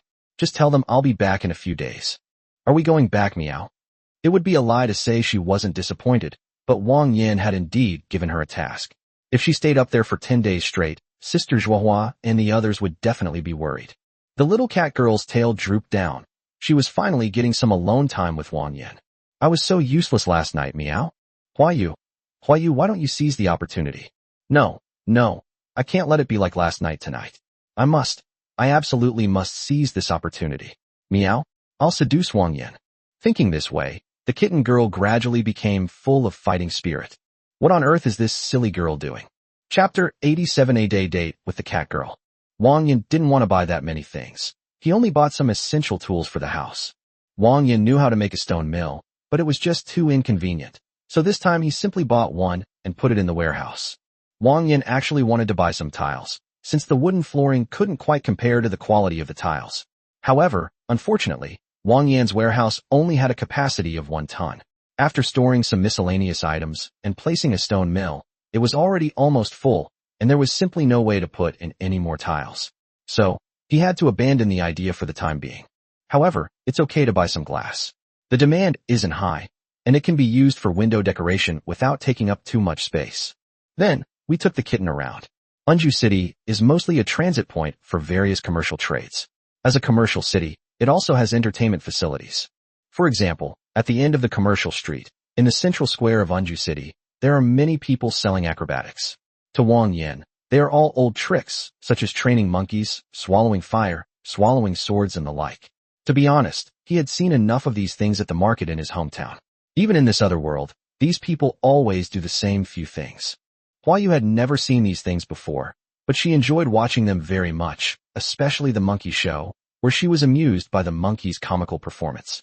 Most of the entertainment facilities in Unju City are geared towards merchants, such as theaters, taverns, and, to put it more bluntly, casinos and brothels. None of these places are suitable for taking the cat girl there. It seems that strolling around the square is the only option. The two held hands, the setting sun casting white spots of light on the mottled, worn stone bricks. The little cat girl looked down at her white socks and leather shoes, which Wang Yan had specially bought for her today. They looked really nice. He tightened his grip on Wang Yan's hand slightly, gently holding it. Before they knew it, the two had arrived at the port. The scenery was perfect. The sea of clouds was just beginning to turn orange-red, like a pot of rich tomato soup. A huge cloud whale roared as it docked and entered the port. Because the monsters that have been attacking at night recently have been too ferocious, the cloud whales have had to be brought into the city. By the afternoon, city defense teams had begun to arrive one after another to set up barricades and other defensive facilities. However, this did not disturb Wang Yan and Huayu. Huayu gently swayed her legs against Wang Yan's chest and suddenly said out of the blue, Wang Yan, do you think today counts as a date, Meow? Wang Yan looked down at the kitten in his arms, reached out and rubbed her head, and Huayu looked like she was enjoying it. Yes, of course it counts. Then, Wang Yan, I like you, Meow. Wang Yan was slightly taken aback, not expecting Huayu to suddenly say such a thing, and said with a faint smile, where did you learn it? The kitten blushed. Wang Yan's answer seemed to be unexpected. Why are you saying that, Meow? Why aren't you playing by the rules, Meow? Wang Yan's lips curled up, and he leaned even closer to her. Then what should I say? You should blush and be speechless, then stammer that you like me too, instead of suddenly asking me where I learned to say that. Meow. Ha ha ha ha. Wang Yan smiled, a very happy smile. The cat girl's silly appearance made him feel as if his heart had been healed. Well, he moved his head even closer, almost pressing his face against her ear. I like you too, meow. Meow. The soft whispers tickled her ears, and Huayu's face turned as red as a small apple. A few wisps of steam seemed to rise from the top of her head. Clearly, Wang Yinjin had spoken, and she herself was incredibly shy. A gentle breeze rustled the clouds over the harbor, and the girl was held in someone's arms as the sun set. The little cat girl was a bit dizzy. She really liked Wang Yan. After all, she had only ever met Wang Yan as a man since she was a child, and he was very good to her. She had no reason not to like him. After a day of dating, the golden sea of clouds turned tinged with a purplish-red hue, and the wind grew a bit chilly. The two decided it was time to head back. Wang Yan went to the Red Rose Knights again and took the letter that Xiao Binggan had written to her mother and sister. She was doing well here, and in a few years, she would become a powerful knight like her aunt. At that time, she would go back. Wang Yan patted her head and said goodbye to the little biscuit. After a simple dinner, we found that although the entertainment facilities in Unju City were mainly set up for merchants, there were also various street food stalls and other forms of entertainment available. For dinner, Wang Yan took his cat girl to eat at several snack shops. There were many different kinds of snacks, but Wang Yan only picked the ones that looked clean. He didn't even bother to look at the kind of stuff that looked like a hodgepodge of his third brothers and masalas. The two sat on a bench. Wang Yan took out a handkerchief to wipe Huayu's mouth, while Huayu patted her flat stomach contentedly, thinking that when they got back, she would definitely make some of the snacks she had learned for her sisters to try. Excuse me, sir and madam. Would you be interested in visiting our Unju bathing beach? The sudden sound made Wang Yan look in the direction of the sound, and he saw a little girl who didn't look very old holding a stack of flyers, stammering as she introduced them to Wang Yan. It looks like it was only recently started. Bathhouse. Wang Yan was a little confused. He took the flyer from the little girl's hand. The cat girl also leaned closer, but unfortunately she was illiterate and couldn't understand what was written on it. Wang Yan, what does it say on this, meow? Unju Bathhouse Grand Opening Special Offer. Show this flyer to enjoy a 20% discount. Oh, it's just a flyer for a bathhouse. Oh well, never mind. Wang Yan flipped through the flyer and saw that it listed services, including artificial hot springs. Now that he'd had his meal, he could take the little cat girl for a soak. A bathhouse, a place to bathe, meow. The little cat girl rubbed her chin. There was a pool at home made by Wang Yan, so it should be similar, right? Want to come along? Upon hearing Wang Yan's question, the kitten girl nodded decisively. Let's go take a bath, meow. Bathing is so comfortable, meow. Since Huayue had no objections, it wouldn't hurt to take a bath after dinner, so he led her, along with a flyer, to a place called Unju Bathhouse. This bathhouse is quite large, with a rather grand entrance, and it's located in the inner city, so it doesn't seem like a place that the average person could afford. Wang Yan browsed the price list and finally chose a hot spring room, leading the cat girl inside. Chapter 88 The Teleporting Kitten Girl, Supplement. Meow. Huayu's mind is no longer able to think. Why did it turn out like this? It seems that I did indeed speak first. But it really hurts, meow. This sentence by the cat girl has been deleted, but its exact meaning is easy to guess. Even Huayue herself couldn't believe it. She had only wanted to shout out because she felt a little uncomfortable, but why did the words come out of her mouth and mean something else? Until Huayu's consciousness faded, her chin rested on Wang Yan's illegible, but her illegible was twitching slightly. It seems a bit excessive. Wang Yan originally wanted to take Huayu for a bath to relax, as they had bathed together before. However, this time she seemed to remember something and kept rubbing against him. Wang Yan didn't indulge her and simply unpacked her bag. I like Wang Yan, meow. Looking at the little cat girl in front of him, Wang Yan felt a little guilty. He picked her up and held her in his arms, gently stroking her head. He actually wanted to be gentler. But Hanatsuki is just so cute. As Wang Yan stroked her head, the little cat girl gradually regained consciousness. She struggled to open her eyes, placed her small hand on his cheek, and giggled foolishly. Wang Yan likes you, meow. As she spoke, she offered her light pink lips. If Wang Yan continued soaking with the cat girl, he was afraid he would lose his temper. In the end, he decisively washed himself off before leading the cat girl back to the inn. After all, he still had work to do in the middle of the night. He carried Huayue on his back, laid her down on the bed, covered her with a blanket, tidied his clothes, and then went to the battlefield at the port. The beasts usually launch their attacks in the latter half of the night.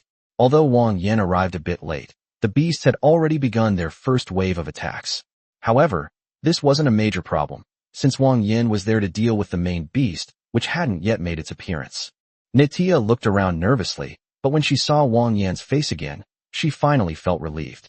It was so late, and Wang Yan hadn't come yet. She had thought he had lied to them. Thankfully, he had come after all. Mr. Wang Yan. Nisha spoke softly, bowing to him. You've finally arrived. Wang Yan scratched his head apologetically and said, Sorry, I had some personal matters to attend to. I'm not too late, am I?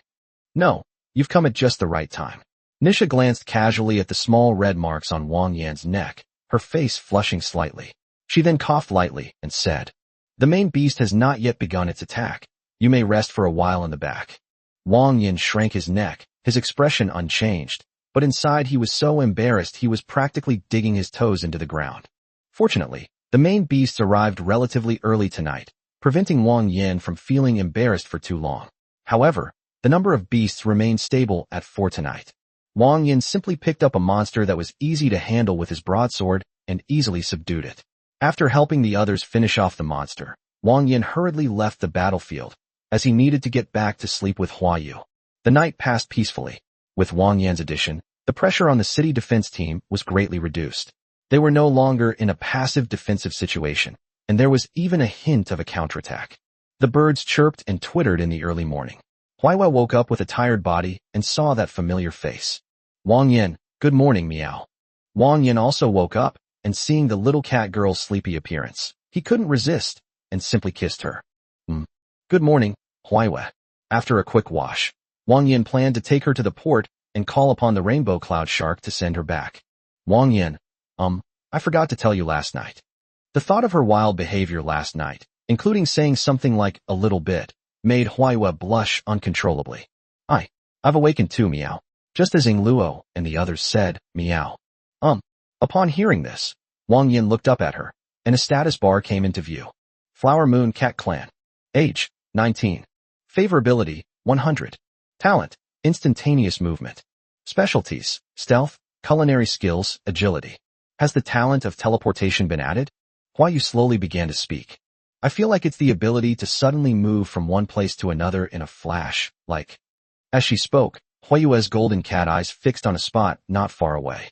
Then, in a flash, her figure disappeared from where she was and appeared in that spot. Wang Yan, look. Huayu seemed very happy to have awakened her own abilities. She never expected that being paired with Wang Yanjiao would actually lead to awakening. Luo and Yuli hadn't lied to her. The cat girl seemed to really like her ability and moved around several times. It wasn't until the 5th time that she looked exhausted, supporting herself on her knees and panting heavily. It seems that it cannot be used indefinitely. However, as an awakened ability, it is already quite impressive. Upon learning that Huayu had also awakened her abilities, Wang Yan was genuinely happy for these little beast girls. Now, it seemed that only Gigi hadn't awakened her abilities yet. Huayu was a little reluctant to part with the cat, but Wang Yan had no choice. He comforted her, promising to make it up to her when they got home, and finally managed to coax the little cat away. Unju City is not a suitable place to stay for long, since it is the main area attacked by alien beasts. Wang Yan cannot guarantee that the intensity will not continue to increase. What if 5 or 6 main beasts come one day? Therefore, the safest approach is to send Huayu back first. If something really happens in Unju City, Wang Yan can run away on his own. After sending the kitten girl away, Wang Yan stayed alone in Unju City. Occasionally, he would go to visit Moyu or work as her shop assistant, so he wasn't exactly idle. A soft and chewy little cake, a bag of sweet cookies, and a piece of pine bread.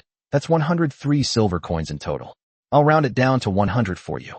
Wang Yan, wearing an apron, stood at the counter helping to collect money. After seeing off the last customer of the day, Moyu smiled and said softly, Wang Yan, are you tired? It's almost closing time. Go and take down the signboard first, and I'll make you a cup of black tea. Chapter 89, Where Does Milk Come From? It's all right, Sister Moyu. I'm not too tired yet. Wang Yan sat down with Moyu. Although he had been busy all day, he didn't seem very tired. Moyu thoughtfully poured him a cup of black tea and added 2 sugar cubes. These past few days, Wang Yan has needed to assist the city defense team, while Moyu has been going to the logistics department to assist with medical treatment. so the bakery closed relatively early. Wang Yan held his teacup, took a sip, looked at the bustling crowd outside the window, then suddenly glanced at the black tea in his hand and said to Mou. By the way, Sister Mou, have you ever thought about mixing milk and black tea together and selling it? Milk and black tea? Mou asked with some doubt. I've never thought that way before. What kind of drinking is this? Wang Yan, however, said with absolute certainty. This is a super popular drink in my hometown, called milk tea. Whether it's iced or hot, people love to drink it in every season. I really think you should try it, Sister Mou. Upon hearing Wang Yan's words, Mou couldn't help but become curious. What would milk and black tea taste like? Would it really be that delicious? Thinking this, Mou went back to the kitchen, poured half a cup of fresh milk, then poured it into the black tea.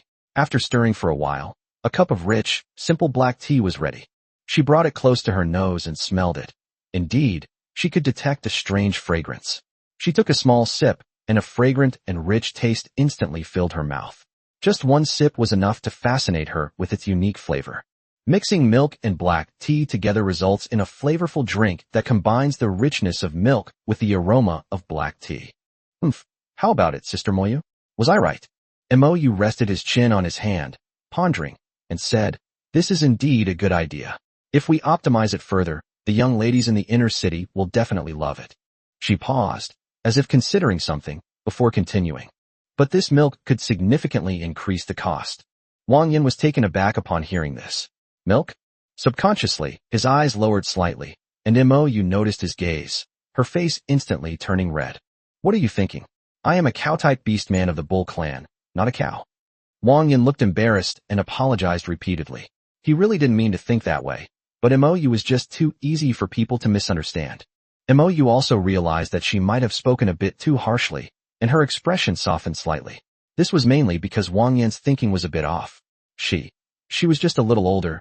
How could she possibly squeeze in by herself? That would be too strange.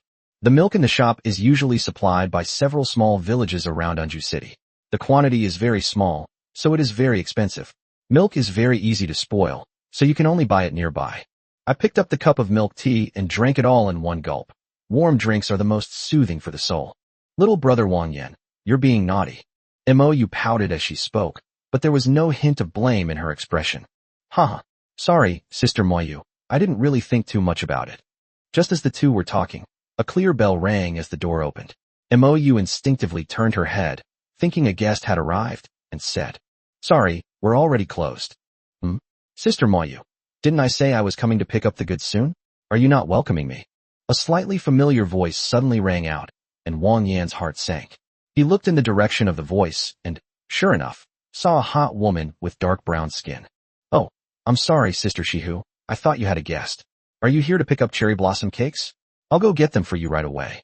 You've been closing early these past few days. Are you hiding something from your sister? After speaking, Shihu shifted her gaze, her eyes widening slightly. Then a hint of surprise appeared in them as she said, Oh my, isn't this Wang Yan? What are you doing here? Wang Yan scratched his head awkwardly, realizing that the woman had still noticed. Sister Mou has been very tired these past few nights. I came here to help her with the shop. Shihu paused for a moment, then smiled knowingly. Tired at night? Mou, I didn't expect someone as mature as you to like someone so young. Oh dear. Mou's face, which had just calmed down, turned red again. Sister Shihu, don't tease me. I've been helping out with the city defense team these past few nights, and I happen to know Wang Yan, so he came to help me. Oh. Shihu drew out the last syllable of his name, taking a drag on the pipe he was holding between his fingers. Oh dear, I thought you two had some kind of story behind it all. Too bad. Otherwise I'd love to join you tonight. Sister Shihu. After the little incident, Wang Yan learned that Mou was able to receive other orders because of her excellent skills. For example, many restaurants would order bread from her, and even Shihu's tea room would order some tea and snacks from her. Watching Mou head to the kitchen to get cherry blossom cakes for Shihu sat down opposite Wang Yan, placing 2 balls of cake on the table. A slight smile played on her lips as she said seductively, Little brother, how long has it been since we last met? From what Sister Mou said, you've been in Anju City for several days now. Oh dear, you didn't even think to come and see your sister. I'm so sad. Wang Yan looked embarrassed and turned his head away from her. I've always been busy. I just haven't had much time. Shihu poked her chin, staring intently at him. Sigh, forget it. I bet you never really cared about me anyway. I bet all those times you said I was pretty were just lies. After saying that, she took another drag on her pipe and continued. So, how have you been spending time with your half-baked, lustful girlfriend these days? So it's still the same, right? Is that so? Shihu narrowed her eyes slightly, and the corners of her mouth turned up slightly. Doesn't the feeling of desire become stronger? A single sentence seemed to pierce through Wang Yan's thoughts. What she said seemed to be true. At first, the big fox was only cooperating with him tentatively, but it seemed to become more and more unrestrained afterward. He hadn't paid much attention to it at first. But judging from Shihu's words, could there be another reason? He looks like my sister was right. Her alluring eyes were fixed on Wang Yan, and she continued with a faint smile. If nothing unexpected happens, that little girl is probably slowly developing in the direction of Yulin. But well, that's a good thing for you. What does this mean? Is Yingluo turning into a member of the Yulin clan? I'm trying my best to squeeze out another update. I've been testing the map today, and it's working now. I'll be posting the character designs in the comments section for the next few chapters, so please look forward to it. Chapter 90. How about playing a game with your sister? Is this a good thing for him? Not necessarily. Wang Yan genuinely likes Yingluo. If things develop in the direction of the Yulin clan, that's definitely not what Wang Yan wants to see. Although becoming a Yulin seed wouldn't have any particularly bad consequences, Wang Yan still wanted to intervene if possible. Why didn't you say Yingluo would do this before? Shihu shrugged slightly, a helpless expression on her face, and said, there are actually very few mixed-race individuals of the Yulin race. I didn't know at first that the Yulin bloodline would gradually expand its influence. I only learned about this from other members of the same race. Your girlfriend won't completely become a nymphomaniac, she'll just become somewhat like one. Wang Yan shook his head. He clearly remembered what Shihu had said back then. Yulinzhong are all born sex slaves. To be honest, Wang Yan didn't want the big fox to be labeled with those two words. I just want to know how to stop her from transforming into the desire seed. Shihu smiled, taking a drag on her pipe. I have no idea. Wang Yan was unsure of the woman's thoughts for a moment, and frowned slightly. Why was she telling him all this? Was she just trying to amuse him? Don't frown so quickly, buddy. I'm just saying I don't know, but that doesn't mean others don't know. Not far from Unju City, there is a village of foxes. The foxes there should have a way to solve this problem. A fox village? Wang Yan was puzzled. Where could anyone solving Lua's problem? Then can you tell me where that fox village is? Shihu exhaled a long plume of smoke, the two plumes of smoke becoming even more compressed, moving closer to Wang Yan, revealing an extremely alluring expression. Play a game with your older sister, and I'll tell you, okay? Your older sister really likes fair-skinned young men like you. Before the woman could provoke her further, Mou came out with a box of cherry blossom cakes and placed it heavily on the table, which conveniently blocked Shihu's face.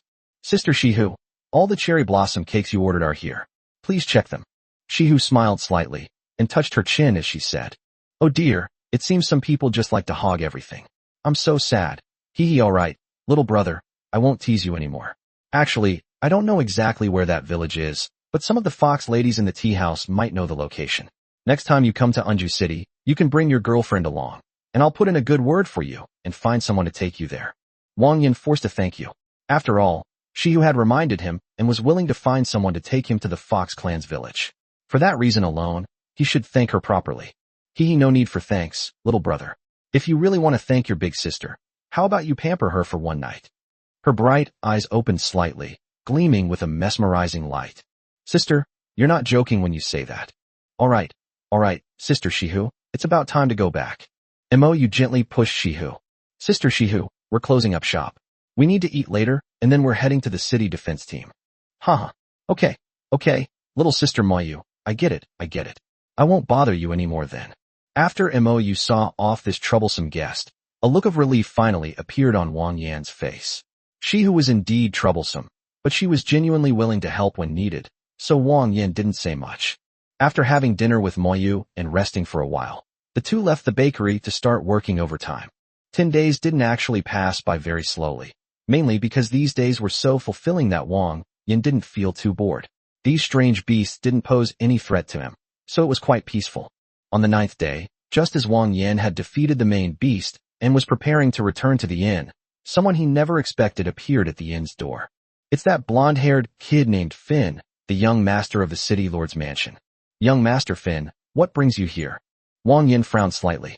What did this blonde-haired guy want from him so late at night?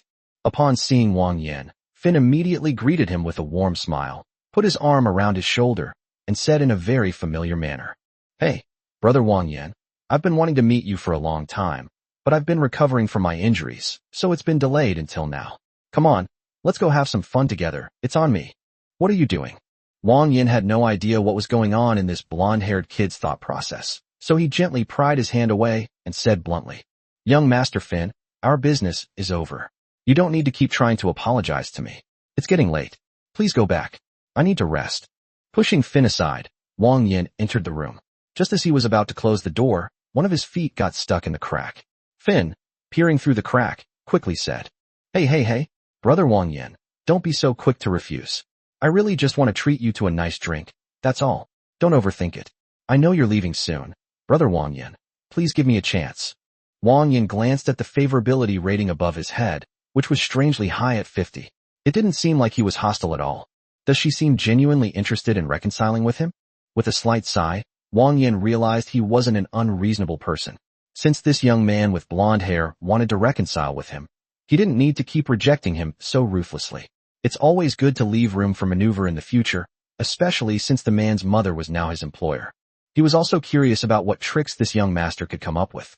"All right, fine, don't just stand there by the door, I'll go with you." Okay. I knew brother Wang Yan was the most understanding.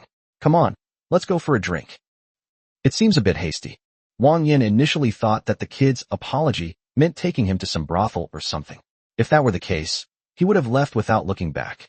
However, Finn's actions made Wang Yan think twice about him. Finn led Wang Yan through the alleys of the inner city, turning left and right countless times, until finally, in the deepest alley, they pushed open a wooden door. When he said drinking, he really meant drinking in the literal sense. They found a tavern. Finn pulled up a chair, casually found a table, and sat down, saying to Wang Yan, "This tavern is only for young people like us in the inner city. Ordinary people can't get in. Brother Wang Yan, let's have a good drink." The waiter approached, and Finn ordered some drinks and food. While waiting, he explained to Wang Yan, "Well, brother Wang Yan, I didn't really mean to offend you and your wife that day. It's related to one of my hobbies. I'll put Lua's picture in this comment section. If you'd like to see pictures of anyone else, feel free to leave a comment here." Chapter 91 is entirely a malicious smear campaign. The drinks were served one after another, all of them high-quality red wines. Finn took the opportunity to explain to Wang Yan that the blonde-haired guy in front of him seemed to be sick. Angelina's 3 children are quite different. Her eldest daughter is unmatched in martial arts in Unju City, and while her second son is less powerful, he is adept at leadership. The youngest son, however, is utterly unremarkable and is always the subject of criticism. When people have free time, they usually find something to do. Finn, as the youngest son of the city lord, did not have the outstanding qualities of his older brothers and sisters. He spent his days idly, hanging out in the streets, and was more like a rogue. This might also be a way for others to remember him. Finn's favorite thing to do is to find couples who seem to be in love and then get involved in their relationship. Finn would only scoff at women who were materialistic and snobbish, but he was most interested in those who didn't covet power. To put it simply, Finn has dyed his hair blonde, but he is actually a warrior of pure love. His favorite thing to do every day is to test couples. If they are truly in love, he will give them some special rewards. All I can say is that these rich people are really sick. Wang Yan's forehead was sweating. "So you mean that when I was having dinner with my girlfriend, you were actually testing whether she really liked me?" Finn nodded vigorously, saying repeatedly, That's right. That's exactly what I mean. All the women around me are after my money because I'm the son of the city lord. Brother Wang Yan, don't you think that in this money-obsessed era, a pure and genuine relationship should be even more interesting?" His eyes gleamed with a fanatical light, and Wang Yan's expression was just like that sweaty soybean in him joy. He couldn't hold back any longer. "He doesn't seem to be a bad person, just a complete idiot. I just didn't expect you to be so tough, brother Wang Yan. I only said one sentence, and you almost broke both my legs. It shows how much you value your girlfriend." Wang Yan, yes. Moreover, brother Wang Yan, you are also very strong, even stronger than my older sister. You are the kind of man I dream of. ? No. Wait a minute, you fucking idiot? Say it again? What is it? Finn was puzzled, thinking that Wang Yan hadn't heard him clearly, so he repeated it. "I'd say, brother Wang Yan, you're exactly the kind of man I've always dreamed of." Fuck you. Wang Yan felt a chill run down his spine, and and goosebumps rose all over his body. He almost kicked Finn out of the way, but feeling nauseous, he quickly retreated. Finn was taken aback, and after a moment of processing, he suddenly realized that there was something wrong with his words, and awkwardly explained. "No, brother, you've misunderstood. That's not what I meant." He wanted to move closer to Wang Yan, but Wang Yan always kept his distance. "Brother, it's not what you think. What I mean is, if you can keep my sister in check, I want you to be my brother-in-law." Wait, what is all this about? Talking to this dim-witted Finn is like talking to a lunatic. He wants me to be his brother-in-law? What's going on here? Brother Wang Yan, let me explain. My sister once set a rule that anyone who wanted to marry her had to have strength that was definitely superior to hers. But my sister has always been the strongest person in Unju City on the surface, so she was still unmarried at the age of 24. In our circle, we all call her. Finn glanced around, and only when he was sure no one was paying attention to them did he move closer to Wang Yan and lower his voice. They all call her the frenzied old virgin. Puff. I almost spat out a mouthful of red wine. I really didn't expect Nitya to have such a name. Rubbing his temples, Wang Yan picked up a French fry and put it in his mouth, saying with a hint of helplessness, "Putting aside your wildly imaginative thought process, aren't you a big fan of pure romance? I already have a girlfriend, and you still want me to be your brother-in-law? What are you thinking?" At this point, Finn answered him with a certain self-righteousness. "How can that be the same? Giving your heart to everyone, isn't that also pure love?" Wang Yan thought to himself, this kind of person deserves to be hanged. I've heard about the battle situation at the port these past few days. I have to say, Brother Wang Yan, you are the first peer I've met whose strength can surpass my sister's. Besides you, I estimate that she will have a hard time finding a suitable target in her life, and in the end she will really be an old maid that no one wants. Wang Yan was embarrassed. He hadn't talked much with Nitya in the past few days. He would leave as soon as he finished playing and wouldn't stay on the field for even a moment longer. After all, he's the type who leaves work on time when it's time to leave. After the beast tide ends, it will probably be late at night, so why not go home and sleep? Your sister and I have barely spoken a few words, and we're not familiar with each other. You don't need to think about those crooked ideas anymore. These things depend on fate. Hey, Wang Yan, don't say that. Although my sister has a bit of a temper, a flat figure, and is a bit short, she still has many good qualities. What I mean is, let me introduce you two first, so you can get to know each other. Finn seemed to have more to say, but suddenly felt a chill run down his back, as if something had locked him in place. A terrifying pressure descended from above, and an extremely untimely whisper echoed in his ear. Is he short, has a bad temper, is he flat-chested, and short? Finn's scalp tingled, and his whole body stiffened. His head, like a broken fan, tilted slightly, as if he couldn't believe that person had suddenly appeared. Sister. Nisha arrived at the tavern at some point, wearing an awkward smile. She casually knocked Finn unconscious with a single slap, and he collapsed under the table like a lump of mud. I am truly sorry, Mr. Wang Yan. I only learned about Finn's antics from a servant's mention to me. I apologize for the trouble he has caused you. If my good-for-nothing brother tries to ask you out again, you don't have to pay any attention to him. You can just come to me directly. Being with such a hopeless wretch is beneath your dignity. After saying this, a slight blush seemed to rise on Nisha's delicate face, and she lowered her voice, as if she were a little embarrassed. As for the slanderous words he uttered, please do not believe them too much, sir. I was just busy with the defense of Unju City, which is why I neglected my personal affairs. This kid is just trying to smear me out of personal malice because he sees me often disciplining him. Chapter 92, The Situation of the Wall Abyss. Wang Yan smiled awkwardly, not offering any further comment. He just felt that both the brother and sister were quite problematic. After repeated explanations, Nisha, blushing, dragged her brother Finn, who was lying like a dead dog, out of the tavern. After finishing his last sip of red wine, Wang Yan was quite satisfied with the fries at this bar.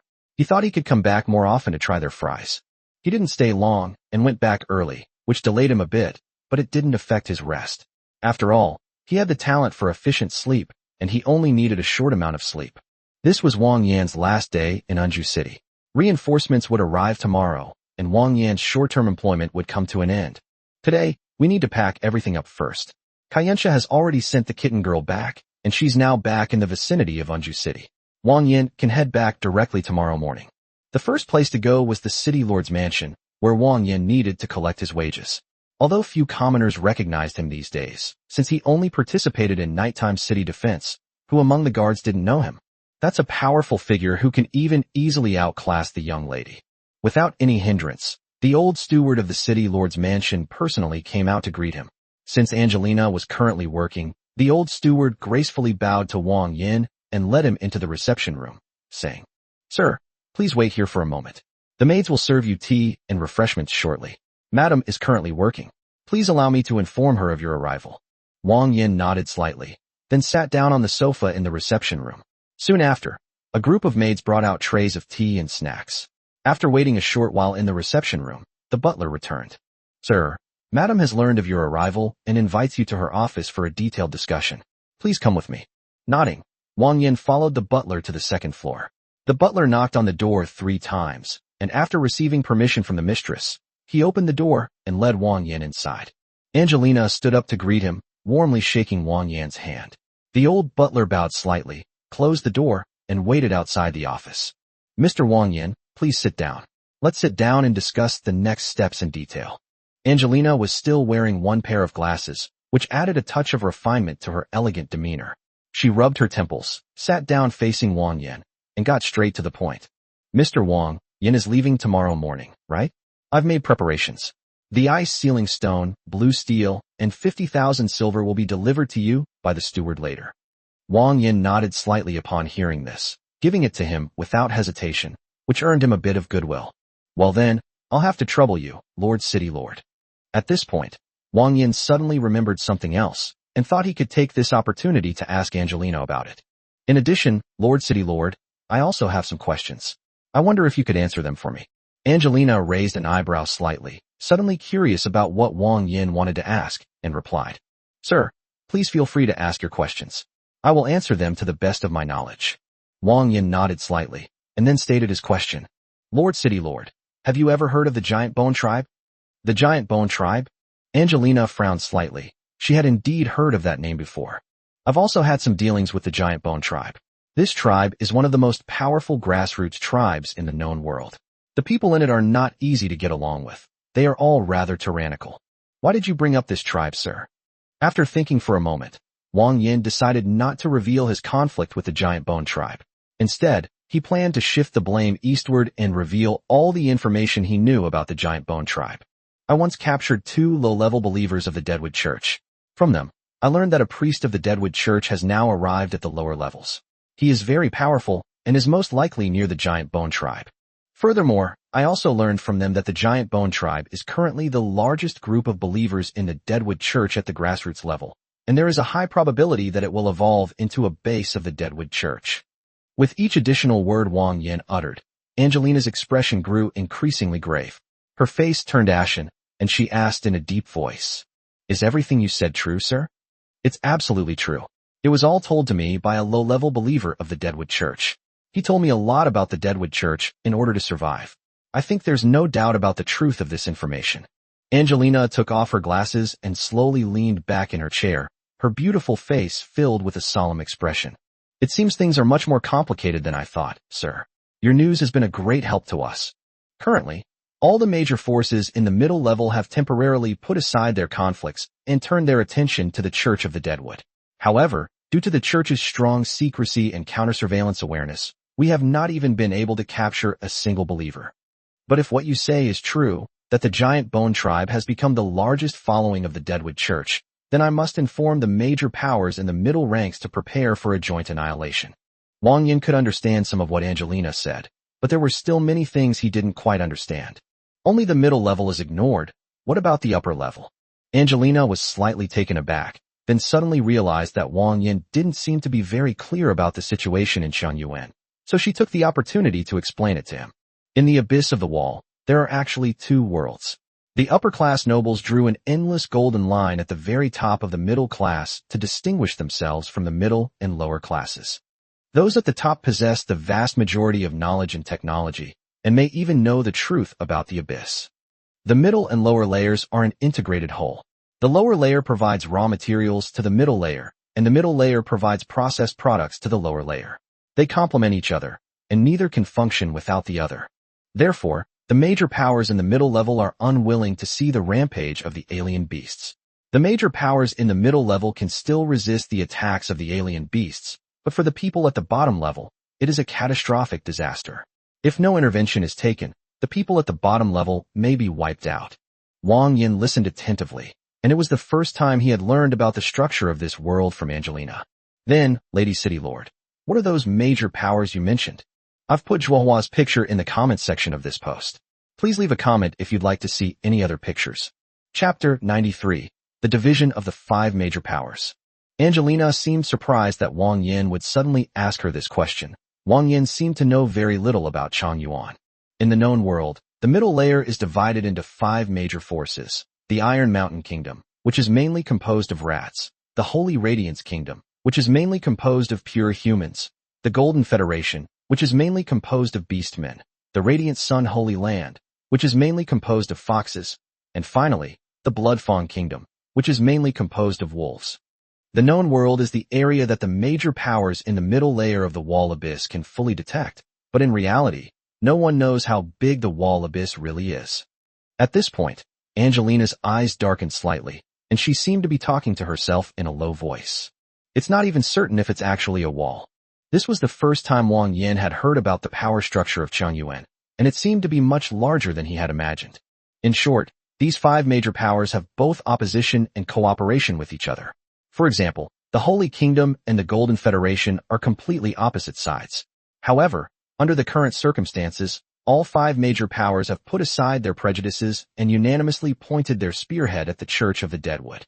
Angelina crossed her arms and slowly said, Mr. Wang Yan, your news is very timely, and I sincerely thank you for it. After the reinforcements sent by the Iron Mountain Kingdom arrive tomorrow, I will negotiate with them and submit this news to the Rat Clan royal family. At that time, the 5 major powers will handle this matter personally. Wang Yan rubbed his chin and nodded slightly, then asked another question. Then, Lord City Lord, could you please tell me the location of this giant bone tribe? Angelina paused for a moment, then said, that's certainly possible. The butler will bring you the map later, which will contain detailed information about the location of the giant bone tribe. Then I thanked the City Lord in advance. The conversation ended there, with both sharing information that interested the other. Wang Yan also gained some additional information about the Wall Abyss's worldview from Angelina, which broadened his horizons. Things like the known world, the 5 major powers, and the Golden Line are things he had never heard of before, so he won't be completely clueless when others mention them in the future. Wang Yan left the City Lord's mansion and received a huge sum of 50,000 coins. As for the ice sealing stone and blue steel, they were stored in the warehouse. Overall, the trip was quite fruitful, and he could build a small refrigerator when he returned. Then we can chill some drinks and add some ice cubes, and we won't be afraid of the hottest summer. As it was time to leave, Wang Yan went to Mou's bakery. He had a lot of things to do today, so he hadn't come to help. He came to see her first, and said goodbye to Sister Mou. It was afternoon, and there weren't many people in the shop. When Mou saw that it was Wang Yan, she was very happy. She ran out from behind the counter, walking with a swaying gait that made people a little dizzy. Little brother Wang Yan, you're here? Haven't you eaten yet? Wait a moment, I'll go make you something delicious. Let's find a place to sit down first. After chatting with Angelina for a while, Wang Yan realized that he hadn't eaten yet, but he had some tea and snacks at the City Lord's mansion beforehand, so he wasn't too hungry. Faced with Mou's enthusiasm, Wang Yan did not want to refuse, because Mou had already put on an apron and gone to the kitchen. Wang Yan also found a place to sit down. Mou didn't keep Wang Yan waiting long. Lunch was toast with cream of mushroom soup. Although it was a bit rushed, Mou's cooking skills were good, and the taste was acceptable. Seeing Wang Yan enjoying his meal, Mou's lips curled into a slight smile. She rested her chin on her hand, looked at Wang Yan, and slowly said, Are you leaving tomorrow? Wang Yan swallowed a bite of warm bread, wiped his mouth with a tissue, and nodded. Well, I'll help the city defense team one more night tonight, and the reinforcements will arrive tomorrow. I'm leaving early tomorrow morning, and I thought I'd like to say goodbye to Sister Mou first. After speaking, a hint of sorrow appeared on Mou's face. He lowered his eyes and sighed. Oh, it's so hard to find someone I can talk to often, and she's leaving tomorrow. I'm so sad. Wang Yan waved his hand and comforted her. Sister Mou, don't be too discouraged. I will still come often. After all, Anju City is very close to my home. I will definitely come to see you again when I come. Mou remained silent, but a melancholy expression still lingered on her face. Wang Yan also felt that Sister Mou would be a little lonely after she left, so he changed the subject. Speaking of which, Is Sister Moyu a local of Unju City? Moyu slowly shook her head and calmly replied. No, my sister comes from the Golden Federation. Because of some minor issues, she came to Unju City alone and opened a bakery. The Golden Federation? Wang Yan recalled the information Angelina had given him that morning. The Golden Federation seemed to be the force composed of beastmen. Alone? I thought Sister Moyu had some relatives here. Moyu covered her mouth and chuckled. You little rascal, you've been staying with me for so many days. Or have you seen any relatives of mine? That makes sense. Sigh, before you came, my daily life was actually quite boring. Although I like to bake bread, it gets a bit tedious after a while, day after day. It's only because you came here that you've been helping me with things every day and talking to me. It's really helped me keep myself entertained. I'm actually quite sad to see you leave.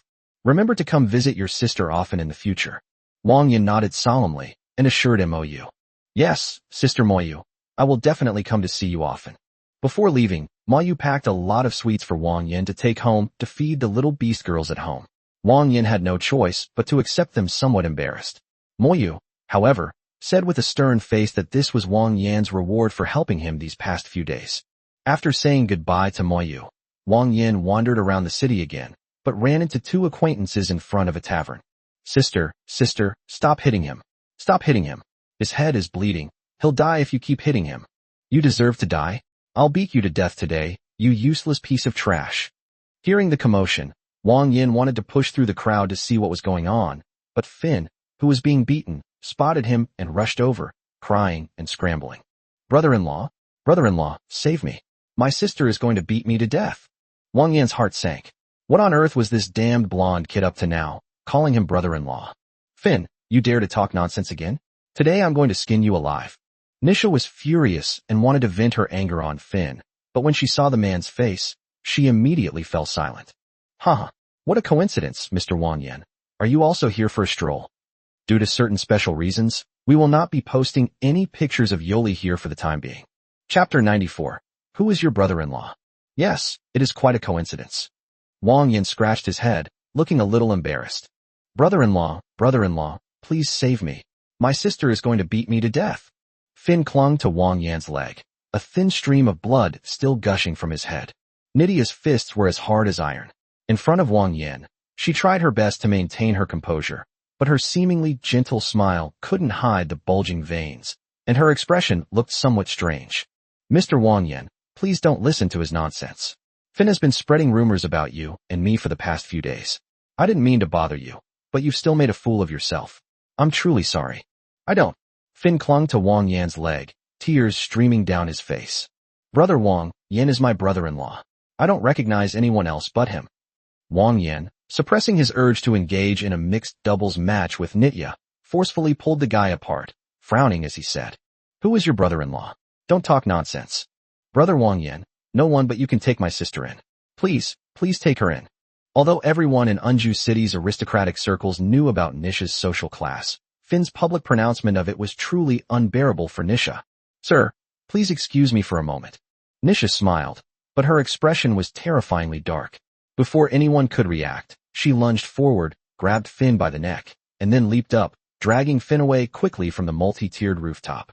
Wow, so fast.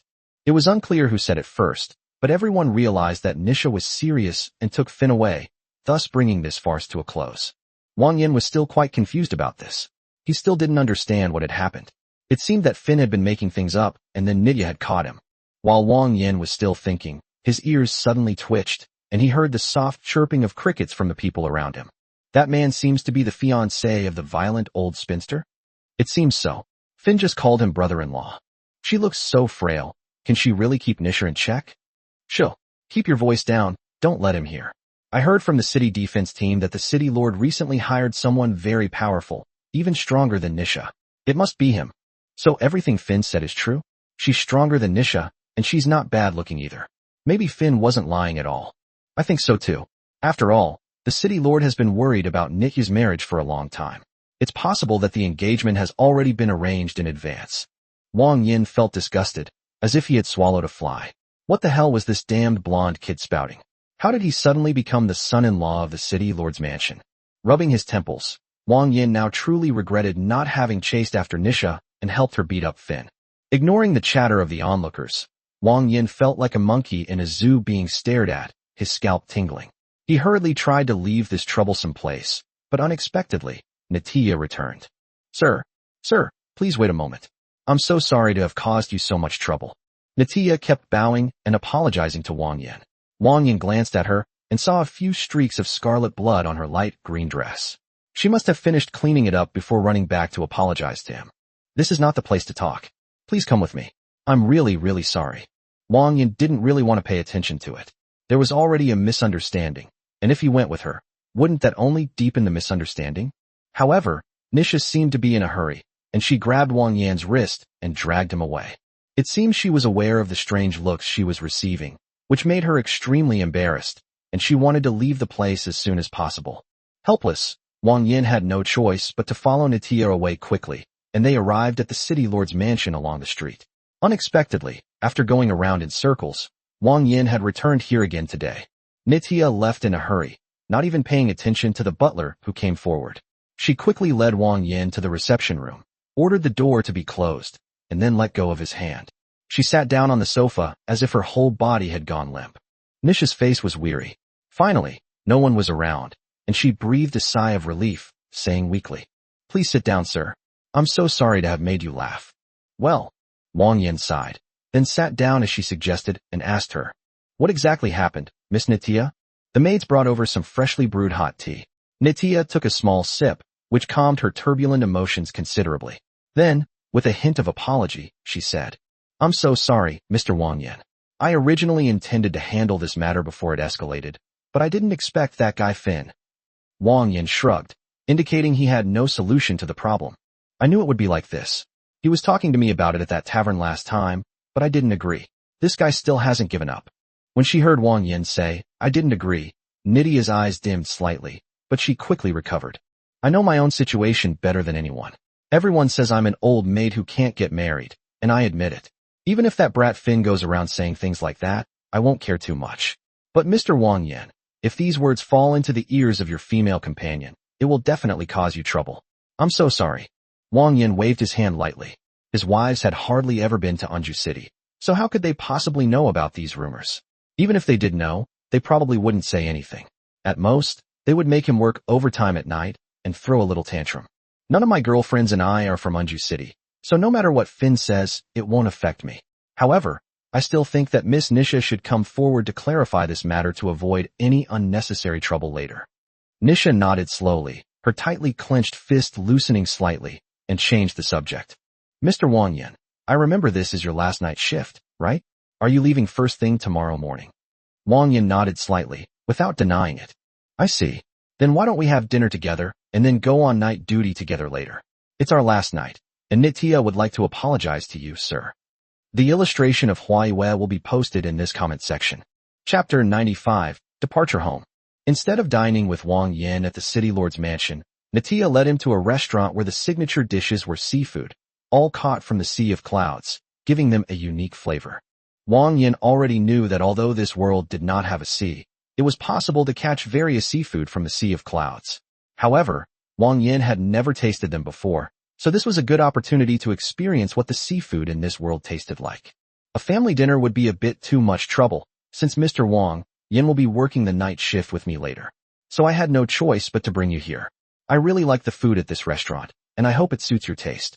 Before coming here, Nisha had already taken off her bloodstained dress and changed into a white cloth outfit so that she could put on her armor and go on night duty later. At this moment, the blonde little girl led Wang Yan to a relatively secluded spot and ordered some dishes. "I usually like to come here when I'm alone. My mother and 2 younger brothers don't know this place. This is the first time I've brought anyone here." Wang Yan rested his chin on his hand and nodded subconsciously. He didn't pay attention to Nitiya, but quietly looked at the menu and ordered some familiar dishes, such as garlic lobster, butter oysters, and boiled crab with roe. Seeing Wang Yan ordering food so skillfully, and all of them being popular dishes, Nitiya couldn't help but be curious. These kinds of seafood are only sold in large cities like Anju City, but she remembered that Wang Yan seemed to come from the lower class. How could he be so familiar with them? Mr. Wang Yan, have you been to this restaurant before?" Wang Yan handed the menu to the waiter, shook his head, and said calmly, "No, this is my first time here. Mr. Wang Yan has a really good eye. All the dishes are delicious. Do you have some kind of skill in ordering food? Rubbing his chin, Wang Yan nodded subconsciously. Because these are all very expensive. As the eldest daughter of the city lord's mansion, how could Natia be short of money? She just felt that Wang Yan's attitude was a bit cold, and he seemed a bit difficult to get along with. Wang Yan didn't say much. In fact, he didn't have any feelings for this Natia. Although the title of son-in-law of the city lord of Unju City was very prestigious, Wang Yan wasn't particularly interested. He already had enough wives. Even if Nitya herself had feelings for him, he didn't care. He had no connection with her to begin with. When it came to relationships, Wang Yan cared more about fate. Wang Yan came here today just for a meal.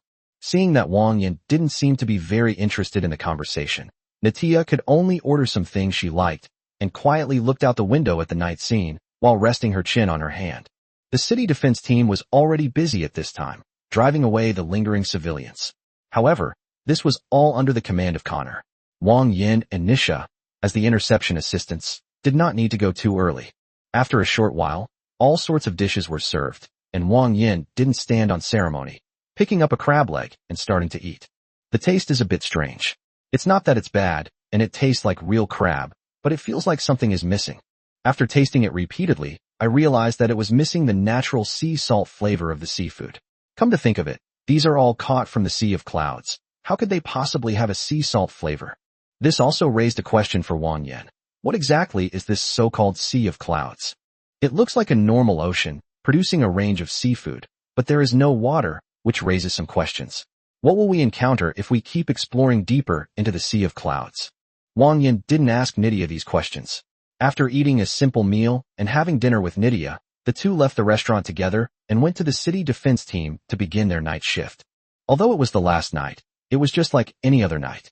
Several main beasts attacked in the middle of the night, but Wang Yan and the others fought back and nothing unusual happened. They got through the night peacefully. With all of this resolved, these 10 busy days have come to a close. After spending the night in the hotel, Wang Yan got up early the next day before the sun had even risen. He hadn't seen his wives for 10 days and felt a little empty inside, thinking he should go home as soon as possible so he could see them again. Upon arriving at the port, some guards were still cleaning up. When they saw Wang Yan arrive, they all stood up straight and saluted him. Wang Yan waved his hand dismissively, indicating that it was unnecessary. He whistled, summoned the rainbow cloud shark from the Sea of Clouds, mounted it, and finally left Unju City. Just like on Earth, summer days are long and nights are short. Wang Yan hadn't ridden for long before the sun went out early, and the weather had become increasingly hot these days. Wang Yan had no choice but to endure the scorching sun and accelerate his downward progress. Fortunately, there was a constant flow of air passing by his ears, which prevented him from sweating profusely. Around 4 o'clock in the afternoon, Wang Yan finally saw the home he had been longing for. "I'm back."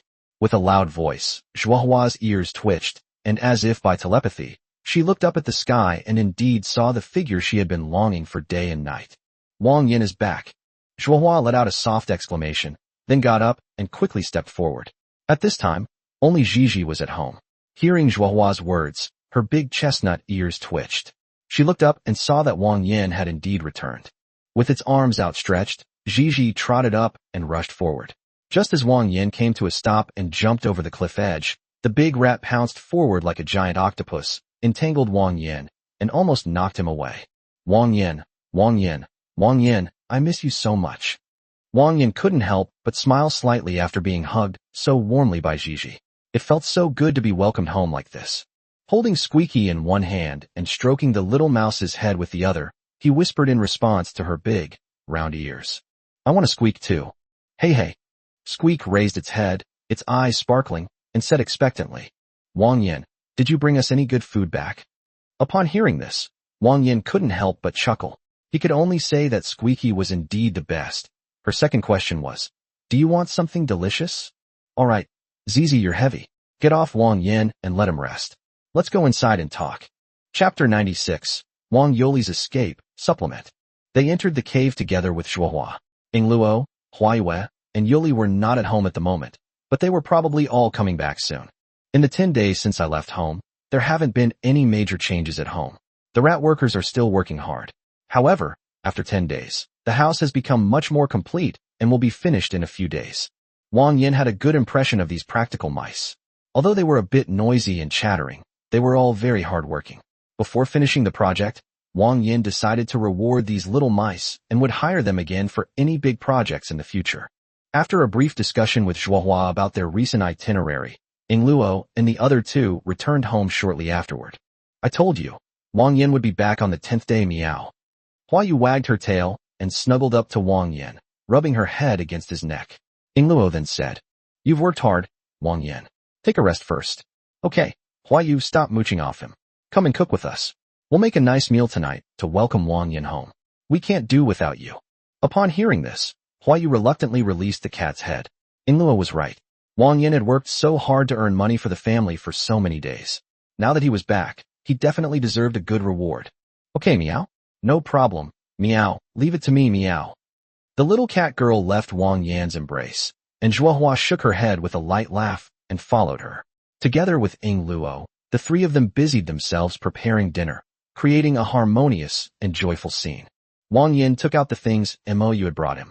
Gigi's eyes widened as she looked at the dazzling array of sweets. She almost fainted. Good heavens, did Wang Yan go on a robbery? He brought back so much delicious food.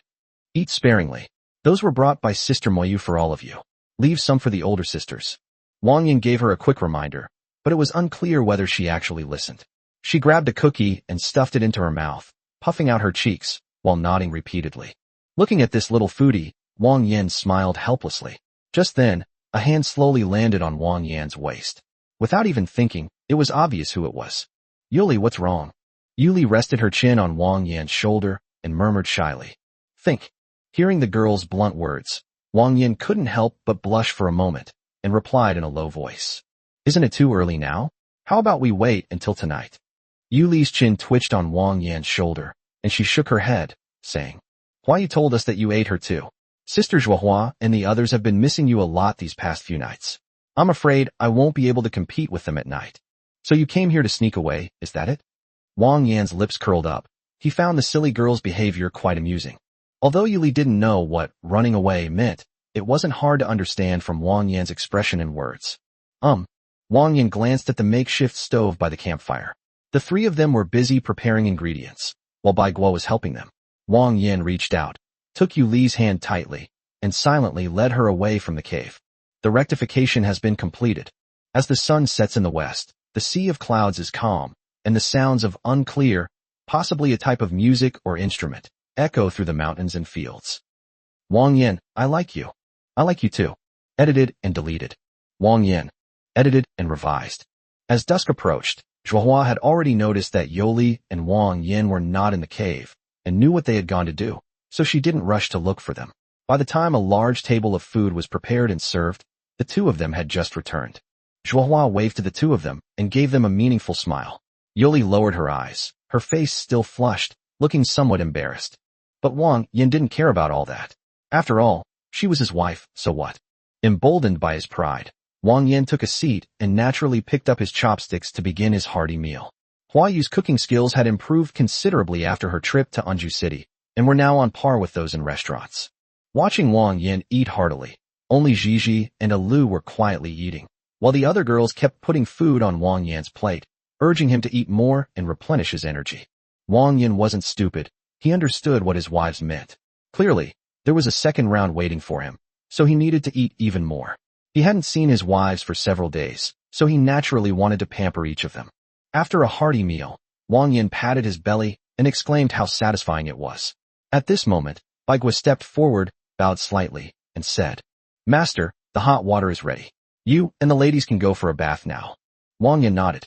Bai Guo's ability to do odd jobs was getting stronger and stronger, and he had the potential to be a steward. This reminded Wang Yan of the old steward in the city lord's mansion who arranged everything in an orderly manner. It seems I can send Ginkgo there in the future so she can learn a lot. The water temperature was neither too hot nor too cold, just right. Wang Yan and the other girls went into the water and stretched their bodies. Zhuohua and Luo came over from the left and right, sandwiching Wang Yan in the middle. Squeak, hurry up and wash. After you're done, you can eat the cookies on the table. I'll give you my share. Zhuohua looked at Gigi and said with a light laugh, and Luo nodded repeatedly. Yes, I've given you mine too. And my cat too. Mine is yours too. Zizi's big, bright red eyes widened in disbelief. She simply couldn't believe what her sisters were saying. All those cookies and cakes were hers. No, you guys, you really gave it all to me. Really, really, Zizi, hurry up and wash. If you keep putting it off, we're going to regret it. Don't want. Gigi had only just entered the water and wasn't even completely soaked when she quickly darted out, afraid that if she was even a second too late, the others would change their minds. Seeing the little foodie leave, the little beast girls licked their lips, and Wang Yan could clearly see that each of them had a pink heart shining in their eyes. Wang Yan, I miss you so much. Me too. Meow. Surrounded, Wang Yan could only roar. Come.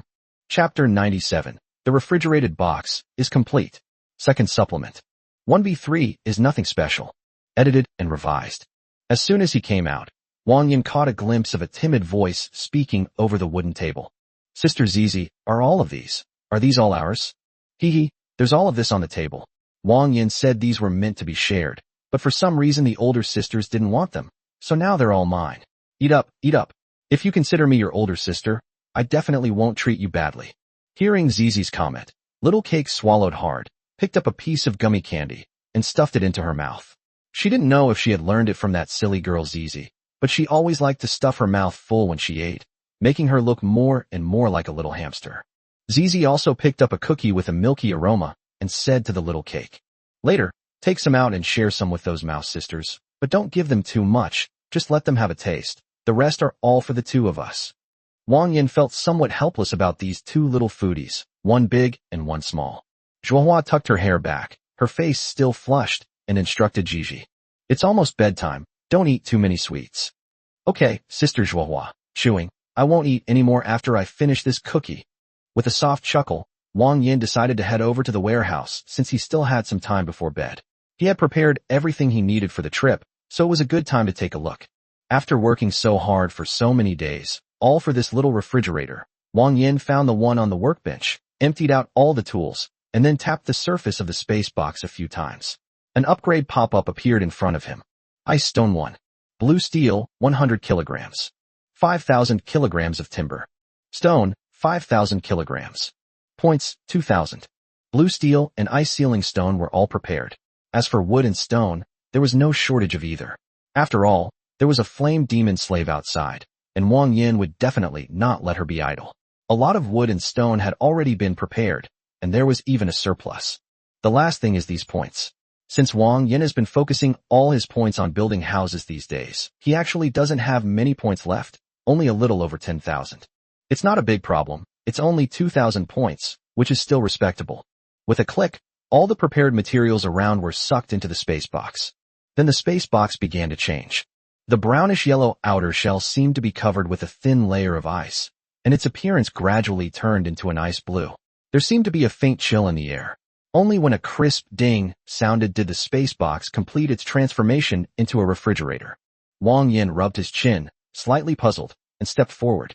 The size of the refrigerated box was no different from that of a normal space box. He focused his attention on it, and the familiar floating window popped up. Is it still the normal size of the space box? Only the internal temperature is different? As Wang Yan was thinking this, he suddenly noticed a new option in the lower right corner of the floating window. Upon closer inspection, he realized it was a temperature adjustment option, which could be adjusted down to -20 degrees Celsius, which was sufficient for his needs. After all, storing food was only a secondary purpose for Wang Yan upgrading the refrigerator. If he really wanted to store food specifically, there was a more useful time-stop box. Wang Yan planned to use the refrigerator specifically for making ice. I set the temperature to 0 degrees and put some vegetables in. Since the storage size of this basic refrigerator is the same as that of the basic space box, it still only has a storage capacity of 10 kilograms. To upgrade the memory, you'll need to spend another 3,000 points. After glancing at his savings, Wang Yan pondered for a moment and decided to spend 3,000 to upgrade the box and see how much he could store after upgrading it to a mid-level refrigerator. Points were like flowing water. With a wave of Wang Yan's hand, 3,000 points evaporated instantly.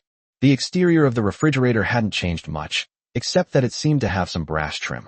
Upon opening the upgraded refrigerator, Wang Yan finally smiled with satisfaction. The mid-range refrigerator could store 100 kilograms of items, which was comparable to the capacity of a small refrigerator. With this, it looks like I can make some delicious things for the little beast girls to try tomorrow.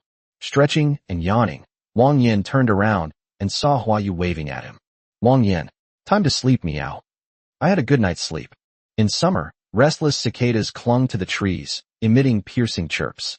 The already oppressive heat made everyone irritable, so they all hid in their caves, refusing to come out. The group of mice from the mouse tribe, under the guidance of Xiao Ji and Wang Yan, had completed the two-story building designed by Xiao Ji. Before the mice left, Wang Yan cooked them a big meal and gave each mouse a basket of strawberries, which made the mice extremely happy. They said that if Wang Yan needed something like this again, he must come to them again. The house is finished and habitable, but it's unfurnished. Wang Yan has been working hard these past few days, together with Xiao Ji, to move out some essential furniture and install the glass they bought in Anju City. Because Wang Yan gained the ability to adapt to high temperatures from Lupia, a flame demon slave, he did not feel the heat of the air. However, the little beast girls were somewhat uncomfortable, especially Zhuohua, who could not stand the scorching heat of summer. Wang Yan put down the saw and looked at the completed double bed in front of him. He couldn't help but smile. Just as he was about to rest for a while, he saw that all the little beast girls had taken off their clothes and shrunk into the pool in the middle of the cave. Only then did Wang Yan realize how hot the weather was. I remember I prepared the whipped cream last night. Now it's time to bring out the ice cream for the wives to try. Chapter 98. Who is your father? The milk he redeemed from the system was whipped and processed to make a large bowl of light cream. He then added some honey and egg yolks and put it in the refrigerator. Now was the perfect time to take it out for his wives to enjoy. Several ceramic bowls were set out. Wang Yan held the basin and used a spoon to scoop out ice cream with ice crystals, one spoonful at a time. Then he took out some pre-frozen fruit from the refrigerator, cut some up, and put it on top. A simple fruit-cut ice cream was ready. When it comes to eating, Gigi is probably the best at it among this family. Wang Yan had just set out the first plate of ice cream when the little red-haired girl came over after smelling the aroma. It smells so sweet. Wang Yan, what delicious food have you made this time? Wang Yan rubbed his forehead and poked her head. If you want to eat, put your clothes on first, otherwise you can forget about eating. Squeak seemed to think for a moment, then gave a sly smile, darted out from Wang Yan's side, grabbed a plate of ice cream, and ran off. It's so hot. I want to eat in the water. You greedy mouse. Watching Zizi's retreating figure, Wang Yan really couldn't do anything about her. With a splash, Gigi darted back into the pond. Feeling the coolness in her palm, she couldn't resist any longer. She picked up a spoon, scooped a large spoonful from the bowl, and put it in her mouth. Wah! His pupils contracted sharply. The cool, sweet taste, smooth as silk, melted in his mouth with the warmth of his mouth. Tiny ice crystals lingered between his lips and teeth.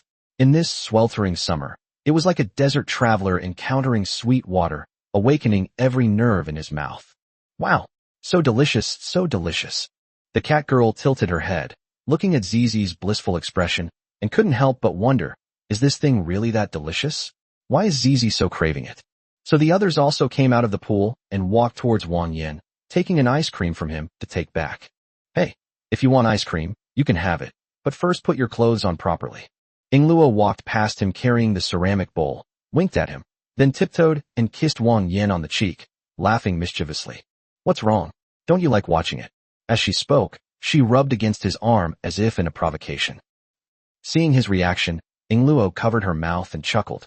All right, it's so hot. Let's eat in the water. I'll get some for Sister Zhuohua too. She can't stand the heat. If you feel hot, you can join us. Well, since his wives like it this way, there's nothing he can do about it. There was so much ice cream that even the ginkgo nuts and small cakes got a bowl. Little Rice, the little mouse, can already walk. She follows Little Cake around all day like a little tail. Sometimes she tries to imitate her older sister's speech, but you can't understand what she's saying at all. Little Cake was very happy with the ice cream and originally wanted to share some with her younger sister, but Wang Yan stopped her, telling her that if a child ate it, they might get diarrhea. Little Cake could only look dejected and say to her sister, "Oh dear, little sister, you heard what Master said, children can't eat this, so this ice cream can only be enjoyed by your older sister." Oh, sister. Just as Little Cake was about to happily taste the cake Wang Yan had made, she heard Little Rice utter a few unclear words, which startled Little Cake. She then exclaimed, "Little Rice can talk now." The first thing she said was, "Sister." Hearing Little Cake shout, Wang Yan was also stopped. He found it quite amusing, so he went over. Little Cake put down the ice cream, picked up Little Rice, and said excitedly, "Quickly, say sister again." Sister is bad. Well, the child got so angry that he started talking. The scene fell into a moment of dead silence. Wang Yan couldn't help but chuckle. These two little mice were quite adorable. Taking the little rice from the little cake's arms, Wang Yan looked at the tiny, chubby-nosed mouse and pinched its still baby-faced cheek, saying, "Children shouldn't eat cold food, but of course, Xiaodami gets a share too." As he spoke, Wang Yan took out a bottle of milk. Xiao Daomi smelled the aroma of the milk and giggled with her arms outstretched. "Dad." It has to be said that this child seems to have some talent, which left Wang Yan speechless once again. "I'm not your father. Call me master, master." Giggle, giggle. Little Rice reached out to grab the milk from Wang Yan's hand, but Wang Yan didn't give it to her, and instead taught her to speak with a stern face. "Call me master, or I won't give you any." Even though Wang Yan had a fierce look on his face, Xiao Daomi still nestled in his arms and giggled foolishly. "Dad." Wang Yan remained silent. He was truly at his wit's end. "Oh, my little darling, you can't shout like that." After finishing her chores, Bai Gua hurriedly stepped forward and took Xiao Daomi out of Wang Yan's arms. Wang Yan sighed and handed the milk in his hand to Bai Gua. "It's nothing.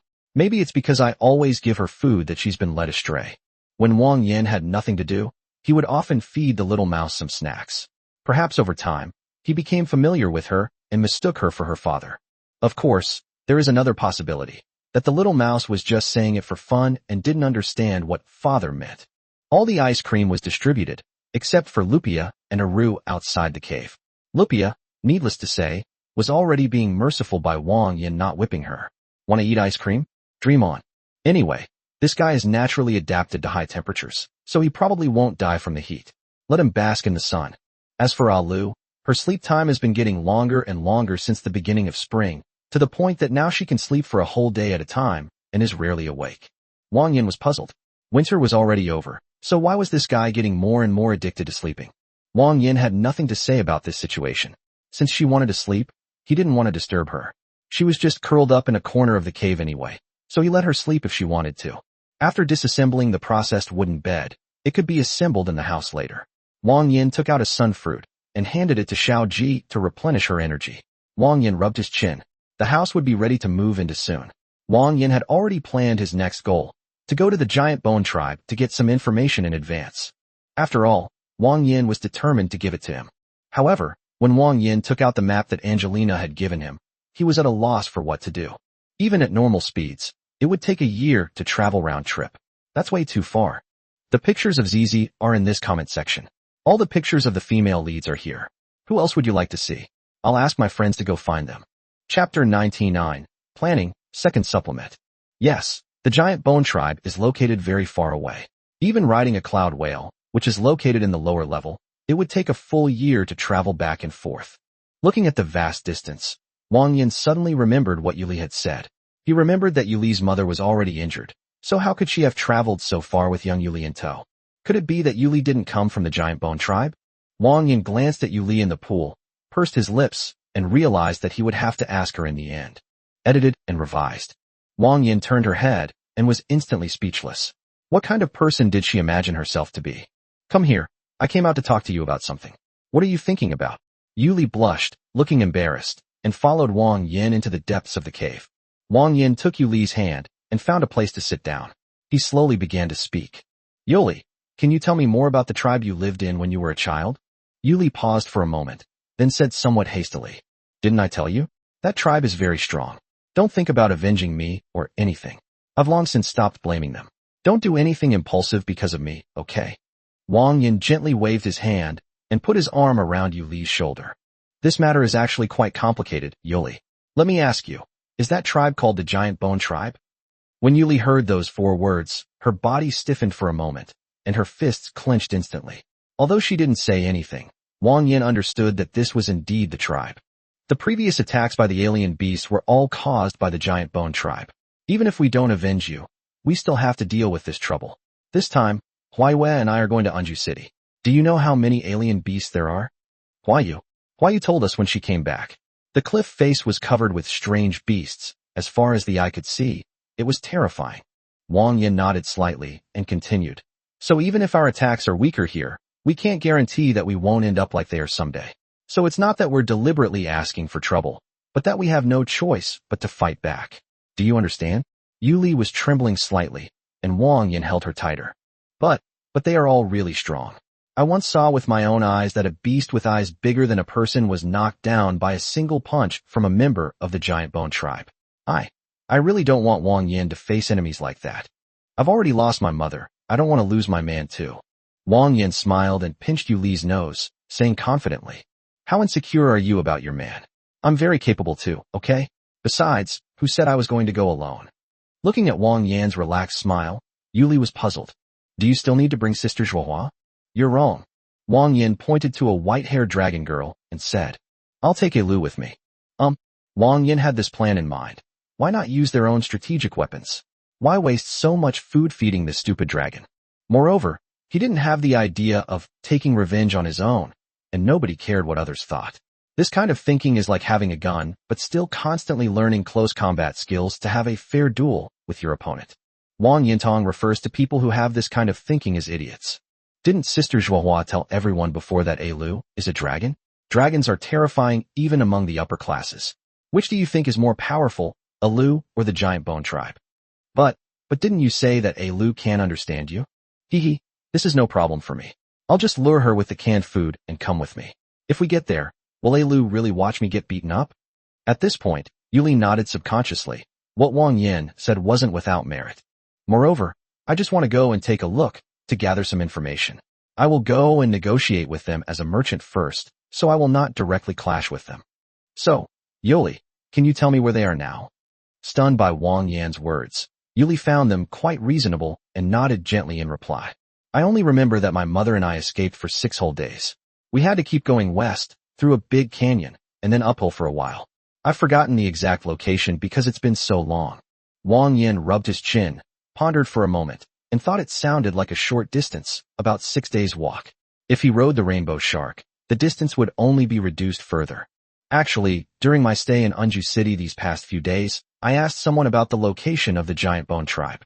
She gave me a map, but the journey takes a year to travel back and forth. Yuli, do you have any clues? 1 year. These words stumped Yuli. After a moment, she said, seemingly unsure. I seem to remember that those bad guys back then said something about the superior tribe. Could it be that they were from the same tribe, but they split up and lived in different places? This analysis is not without merit, and such a possibility does exist. However, we still need to go and see for ourselves to understand the situation. After confirming the information with Yuli, Wang Yan had nothing more to ask her. He hugged her for a while before going back inside to rest with her. The next morning, having obtained further information about the giant bone tribe the previous night, Wang Yan did not rush to visit them immediately. After all, he was there to gather intelligence, so he decided to make some preparations first. The best way to disguise oneself as a merchant is to prepare a decent outfit first.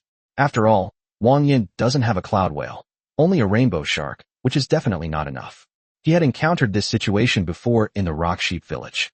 However, his clothes were all rather plain, such as the original outfit he brought from Earth and the polyester fiber suit from the newbie gift pack given by the system, all of which were destroyed during his battle. Nowadays, all I can offer are some commoner clothes I bought from Unju City, but they're all too outdated. No one would believe I'm a merchant if I told them. With no other option, Wang Yan had to try his luck again and open the lottery to see if he could win another set of clothes. His thoughts shifted to the lottery, and Wang Yan immediately spent 1,000 points on a 10 draw. However, this time, the lottery seemed to be slightly different. Bad news, no clothes were released. But the good news is that this time the money actually came out. When the golden light appeared completely before Wang Yan's eyes, and he saw its appearance clearly, Wang Yan's pupils shrank sharply, and even his breathing became more rapid. Not Buddy, right? Lu's picture has also appeared. I'll try to put it in this comment section. If you can't see it, then there's nothing I can do. Chapter 100. The plan has changed. Time to act. The Lee-Enfield bolt-action rifle, which served as the mainstay of World War II, was the most advanced bolt-action rifle of its time. The magazine capacity is 10 rounds, and it was once known as the Crazy Minute. A well-trained soldier can fire 30 shots with this bolt-action rifle when he has a full supply of ammunition. Many people have actually seen this bolt-action rifle. To give a well-known example, the Lee-Enfield bolt-action rifle that Zhang Matzi used when he hijacked the train at the beginning of the game. Wang Yan stared at the gun in his hand, utterly horrified. Although this weapon, which was active in World War II, had completely disappeared from the historical stage by the time it was in the 21st century, Using it to fight the tribal elders under the current circumstances was simply a devastating blow. After World War II, this gun gradually evolved into a civilian hunting rifle in some areas, specifically designed for hunting medium to large-sized prey, such as moose and elk.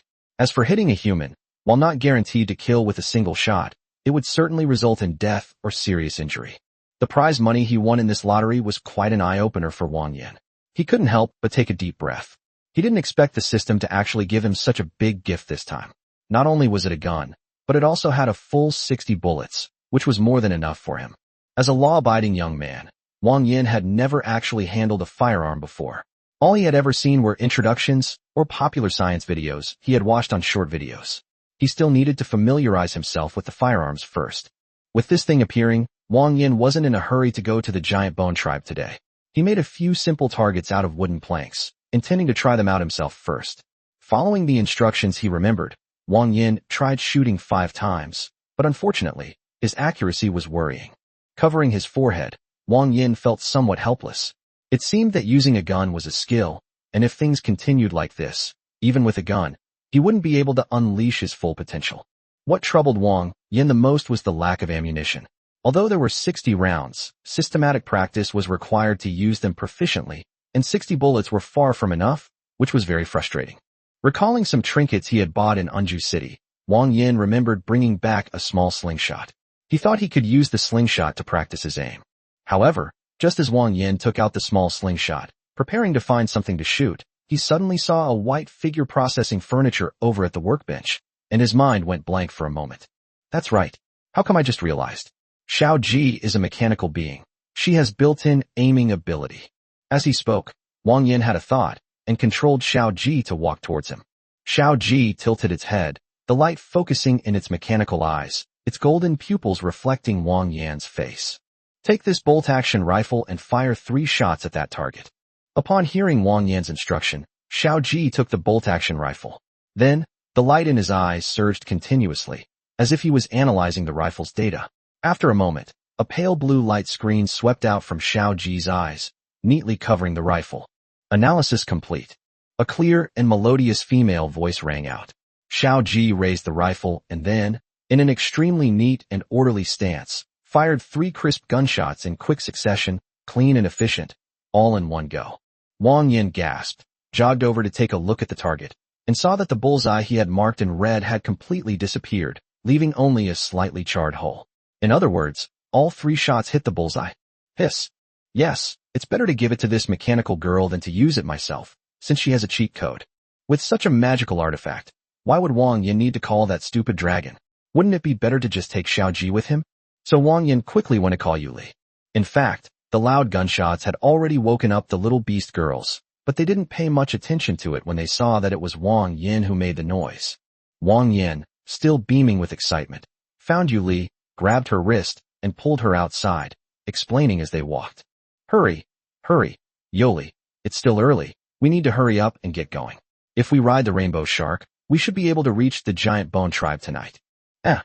Yuli was startled and widened her eyes, saying, I can't go with you. Even after all these years, there's no guarantee that someone might recognize me.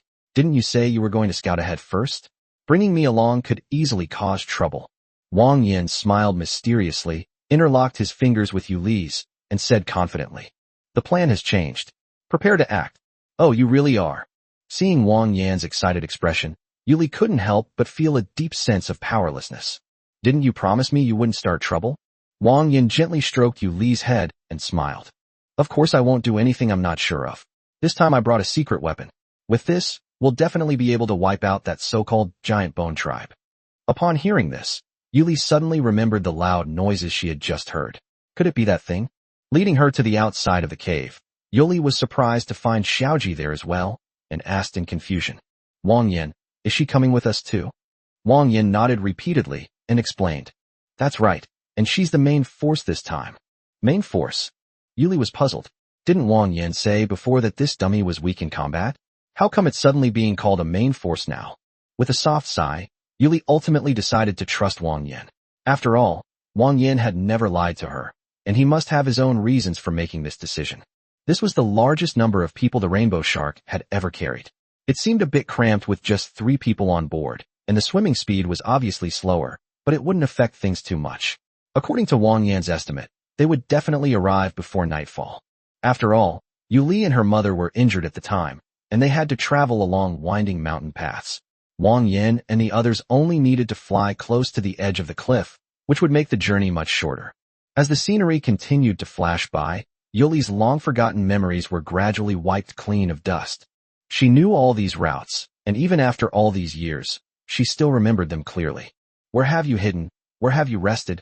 Where have you been injured? She remembers everything. Yuli was clearly in a low mood, but she still pointed the way for Wang Yan as if nothing was wrong. Wang Yan could naturally sense her emotions, and slowly stretched out his arms from behind her to comfort her, saying, "Don't be too sad, I'll handle everything. It will be over soon." Chapter 101 Carrying Backpacks. The wind was calm. Wang Yan and his companions, riding the rainbow cloud shark, found the Grand Canyon from Yuli's memories, passed through it, and soon saw their destination. The location of the giant bone tribe can be described as a geomantically auspicious place. Not to mention the extremely open platform, there is also something extremely rare in the wall abyss, a river. Yes, it's river water. Emerging from countless culverts, it eventually flows out of the walls, hanging on the cliff edge to form a small waterfall. It is important to know that water is the most important thing in the development of all civilizations. Before he met the little beast girls in the family, they could only barely make a living by traveling long distances to fetch water every day. Wang Yan held Yuli's waist and asked her a question in her ear. "Yuli, are you sure this is the place?" Yuli's breathing was a little rapid. The rainbow shark was carrying them in the sky, looking down at the tribe.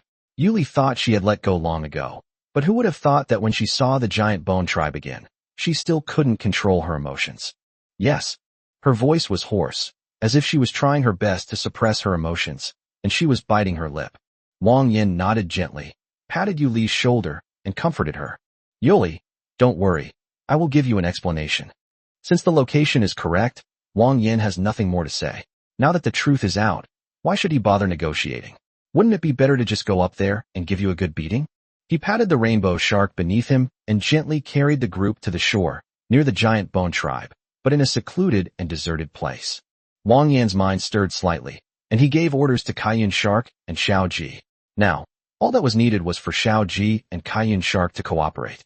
As a mechanical being, Xiao Ji is a so-called companion type, but she can still do the most basic aiming.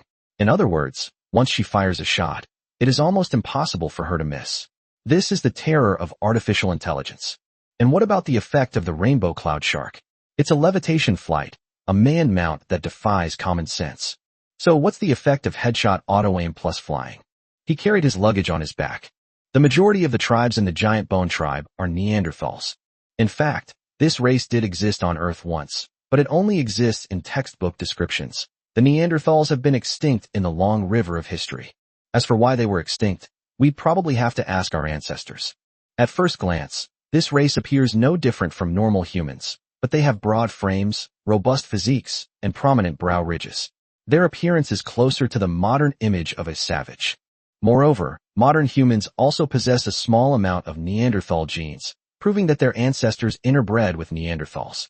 The extinction of Neanderthals was partly due to climate change, but more significantly due to the emergence of Homo sapiens, a species with exceptional intelligence, which seemed to have invested all its stat points into intelligence. The two were in competition with each other, but they never actually competed. Instead, they became a bowl of soup in Homo sapiens' pot. However, in this world, an uncertain factor has emerged, the power of awakening. In this alien world where the entire world is encased in a single wall and possesses extraordinary powers, intelligence has become relatively unimportant in this most primitive society. After all, truly intelligent people wouldn't waste their time arguing with you here. They would have already moved up the social ladder. Who would bother arguing with you at the bottom?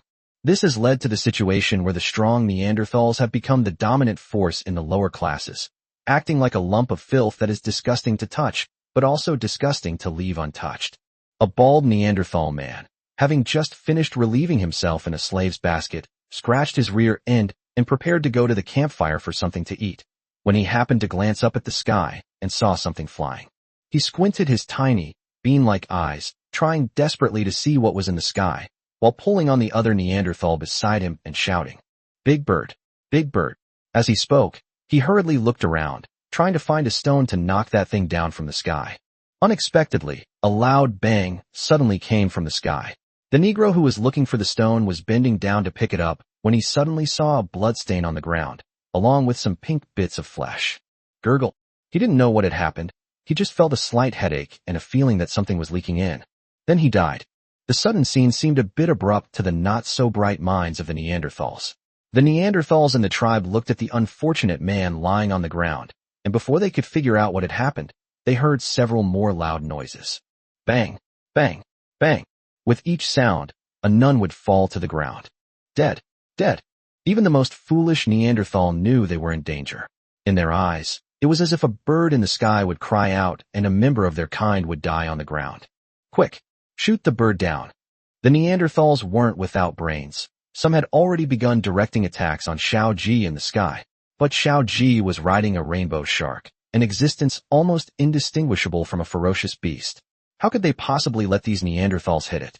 Even though there were some capable individuals among these Neanderthals who could withstand ferocious beasts and strange creatures, they were ultimately just a group of natives with insufficient aerial combat capabilities and could only watch as people suddenly descended from the sky to slaughter them. The chaotic slaughter threw the entire giant bone tribe into disarray, finally alerting the Deadwood Church members stationed there. One of them was a member of the skeleton clan with gray-black skin, but with a slender body and a rather beautiful face under her hood. She was a woman. Unlike the two lower-level believers Wang Yan had encountered before, who couldn't even control their own flesh and blood blessing, Anna was a deacon who had been assigned to the lowest level along with that person, and held a clear position in the Church of the Deadwood. She wasn't stupid.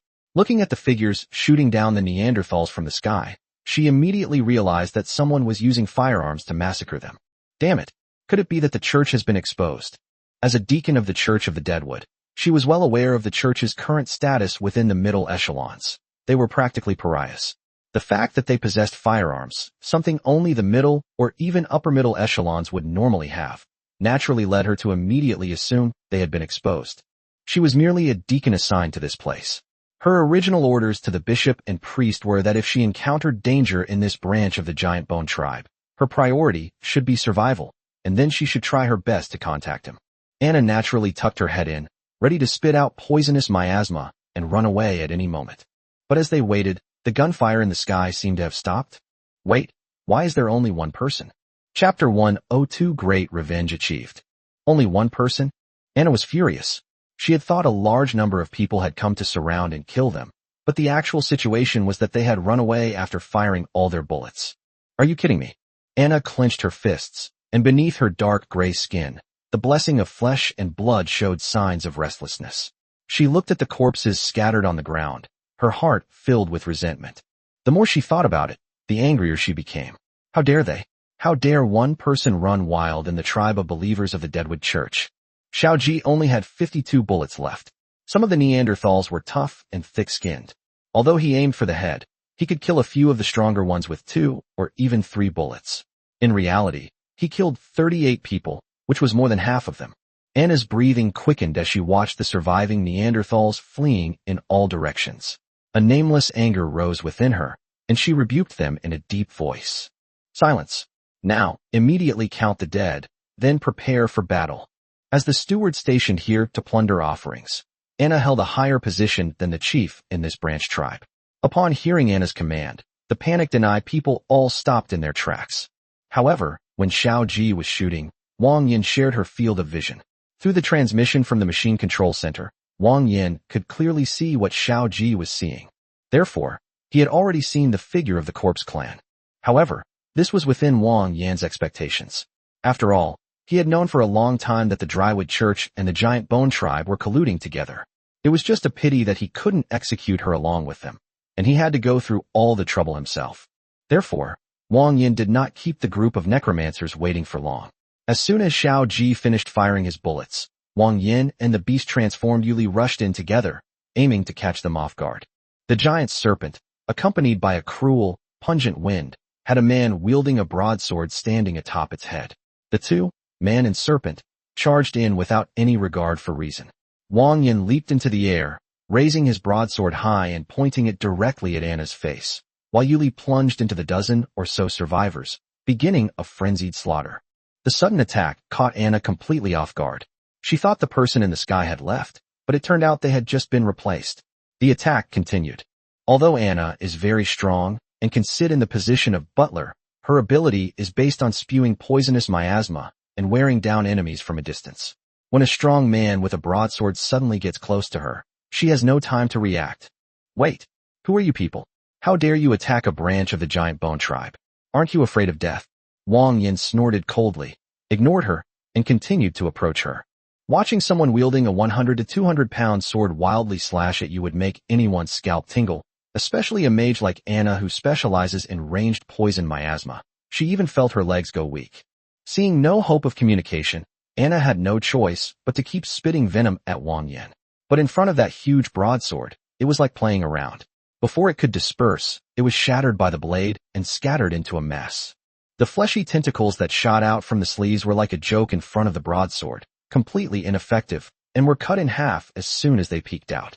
Moreover, Anna's strength is not as good as Wang Yan's. After all, after unlocking many bestiared girls, Wang Yan's buffs have already raised his stats to an extremely high level. Anna, a mere butler, is simply not someone Anna can compete with. It would be more likely that the bishop priest would come. Therefore, the outcome of this battle was quite simple and clear. Wang Yan stopped, using the back of his blade to break two of her ribs, then quickly stepped forward and broke her legs before sheathing his broadsword. However, the battle on Yoli's side was rather bloody. Most of the stronger Neanderthals had been eliminated by Shao Ji. Those who remained were hardly formidable opponents. At this moment, Yuli's tail was wrapped around the neck of a Neanderthal whose face had turned purplish red, his eyes bulging as if about to burst out. A truly terrifying sight. On Yoli's snake scales, there were many pinkish-white things, obviously indicating that it had crushed many an eye people. The dark green giant snake seemed to have gone mad, completely turning into a ferocious beast that was out of control and was constantly strangling one eye person after another. Wang Yan took out a slave collar from the system warehouse and, without saying a word, put it on Anna. Then he turned to look at the berserk giant snake and said in a deep voice, "That's enough, Yuli. Let's stop for a moment." Wang Yan's voice brought a glimmer of clarity to the almost murky snake's eyes. The giant snake shook its head vigorously, slammed its head against the ground twice, and then slowly shrank its body, transforming back into the tall, slender girl in no time. Yuli was panting heavily, her forehead already covered in sweat.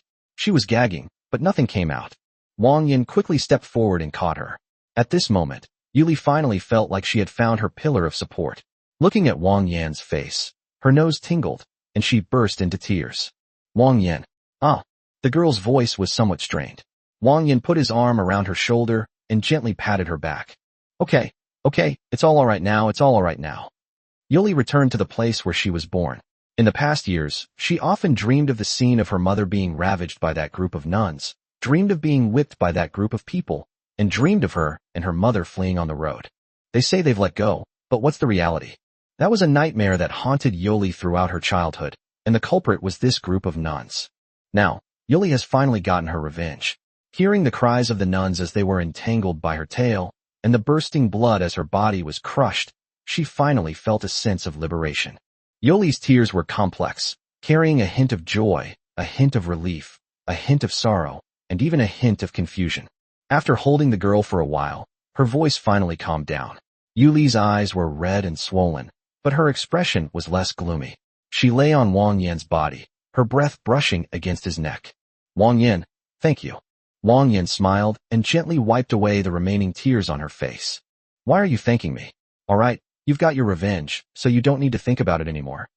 After releasing Yoli, Wang Yan patiently explained to her in a low voice. It's not that I don't want you to kill them. These nuns are dead, so be it. But before that, I have some questions to ask them. After I've finished asking them, you can do whatever you want with them. Yuli rubbed her eyes, smiled calmly at Wang Yan, and said, It's okay, I'll do whatever you say. Gently raising her hand to touch Yoli's head, feeling the touch on her scalp, Yoli felt a sense of peace. Find a place to sit for a while, and leave the rest to me. I'll handle these bastards. Chapter 103, Adding a New Talent. The deacons of the Deadwood Church had already been collared like dead dogs, and the nuns finally dared not cause any more trouble. All the surviving and injured people lined up under Wang Yan's command, leaving 6 remaining. Wang Yan took out ropes and tied the hands and feet of the nuns. Then he turned to the woman from the corpse clan and whispered, Tell me what your drywood church has been up to lately. Gathering intelligence was also part of Wang Yan's plan, but he didn't want to reason with these people. He figured it would be more efficient to just slaughter them first and then ask questions. However, Wang Yan was clearly being somewhat idealistic. Compared to the 2 low-level followers of the corpse clan he had captured before, Anna was obviously much more loyal. She gritted her teeth, stared fiercely at Wang Yan, and didn't say a word, which amused Wang Yan. Wow, you've got quite a fiery temper. Just as Wang Yan was about to beat her up, an unexpected incident occurred. The woman's mouth bulged, and just as she was about to spit venom at Wang Yan's face, she was instantly decapitated by the collar, and her head rolled off like a ball. Well, I didn't expect this woman to be so stubborn. Even in this state, she still wanted to spit at me. Fine, let her die. Since we can't get anything out of her, Wang Yan will kill her sooner or later anyway. It seemed impossible to pry any information about the Church of the Deadwood out of her. Wang Yan sighed and turned his attention to the group of Negroes. However, ugh, what an idiot I was, trying to get information from these Neanderthals. As mentioned before, most of the Neanderthals are simple-minded, big idiots with strong limbs. Even the big guy in the corner, with his hands and feet tied, is drooling while leaning against the wall. What can you expect to ask them? Wang Yan waved his hand, expressing his dissatisfaction with the group of nuns. Just as he drew his broadsword from the warehouse again, preparing to give them a quick death, a hurried voice suddenly rang out. Wait. Wang Yan raised an eyebrow slightly and looked in the direction of the voice, only to find that it was an elderly-looking Neanderthal man who had spoken. Ancient wooden mallet Neanderthal. Age, 43. Favorability, -40. Talent, unawakened. Specialties, cunning, social skills, melee skills, resilience, incompetent in cooking, incompetent in crafts. Ding. Unlock the Neanderthal character guide. Gain the passive effect, resilience. New products unlocked. The store has been updated. Wang Yan was slightly taken aback. Resilience? Isn't that the talent that you'll awaken later? The god-level attribute that can reduce the damage taken by half. The unlocked item also surprised Wang Yan. It was a beginner shooting knowledge capsule, priced at 1,000 points. The wooden mallet, resembling a maggot, wriggled on the ground, steadily approaching Wang Yan. Wait a minute, sir. I can tell you what you want to know. Oh. Wang Yan glanced calmly at the mallet, then looked back at Yuli's direction. Yuli seemed to be a little tired and was resting on a rock. She met Wang Yan's gaze and returned his gaze with a sweet smile. Wang Yan smiled slightly at her, then looked at the wooden mallet and said with interest. Then tell me, maybe if I'm in a better mood, I won't kill you. Thank you, sir. Thank you, sir. The wooden mallet banged its head against the ground, repeatedly gesturing towards Wang Yan to demonstrate its loyalty. That woman comes from the main tribe. Her purpose is to capture living people, use them for sacrifices, obtain something, and then take them back to the main tribe. My lord, the captured slaves are all in the caves inside. You can go and take a look. Sacrifice. Wang Yan frowned, glanced at the wooden mallet, then shouldered his broadsword and headed straight for a cave inside the tribe. Seeing Wang Yan leave, Yuli seemed to recall something and followed him, saying, That thing inside is where they used to imprison my mother and me. Wang Yan nodded slightly and walked over with Yuli. The cave was blocked by a simple wooden door. With one kick, he smashed the wooden door to pieces. Light instantly pierced into the cave like a sharp sword, and the dust reflected in it scattered like snowflakes. A foul and pungent smell wafted over. Wang Yan frowned and glanced inside, discovering that several pairs of eyes were also staring at him from the dark cave. Come out, everyone. I've killed all those people. Wang Yan said something casually, and then someone inside shouted. Holy crap, someone really came to rescue us? Hey buddy outside. Hurry, I'm tied up inside by those damn nuns. Untie me right now. Wang Yan was surprised that someone would respond to him, so he frowned but still went inside. After adjusting to the change in light, Wang Yan could clearly see the situation inside the cave under night vision. To the left of the cave was a group of naked women, chained up like animals. Among them were 3 cats, 1 rat, 1 snake, and 2 humans. Clearly, these women were sex slaves kept here by the necromancers. The 7 women's eyes had dimmed, and 2 of the cat-eared girls even had slightly swollen bellies. Even when Wang Yan kicked the door open and barged in, the group didn't react much. Hey buddy, look here, I'm right here. Looking in the direction of the sound, It came from the right. The people on the right seemed more clever. Their eyes weren't as clouded as those of the women. There were 5 of them, men and women. 4 were human, and the other was a beast man with 2 pointed ears. It was the beast man who called Wang Yan over. "Brother, come and untie us.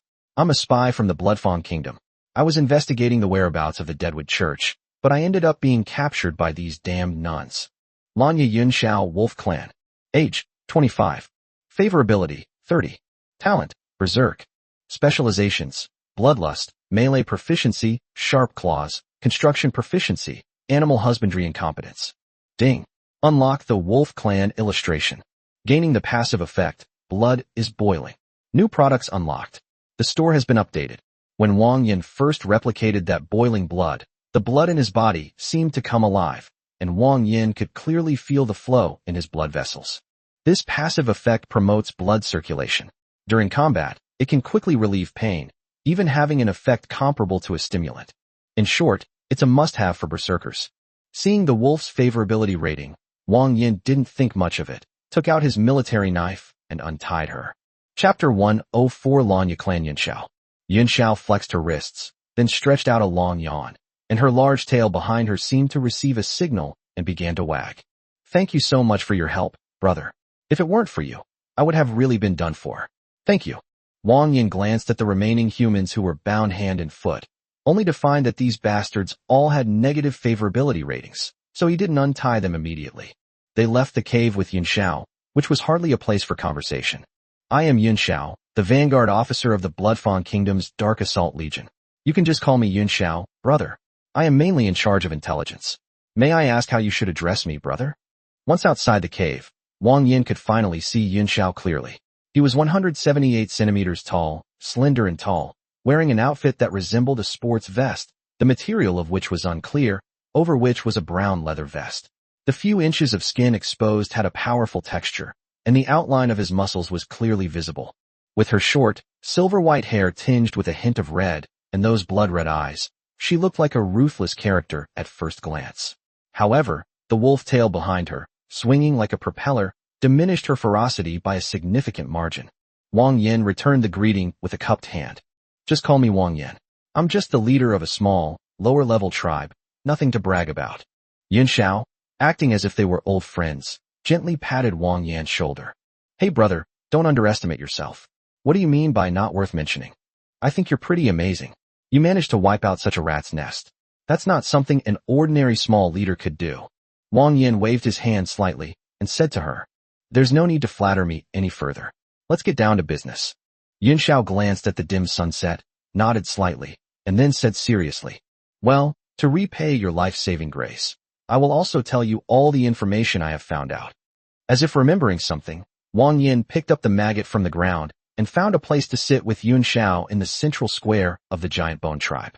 Wang Yan pointed to the nun whose hands and feet were bound on the ground and said calmly, "This nun seems to be a bit smarter than the average nun and also a bit cunning.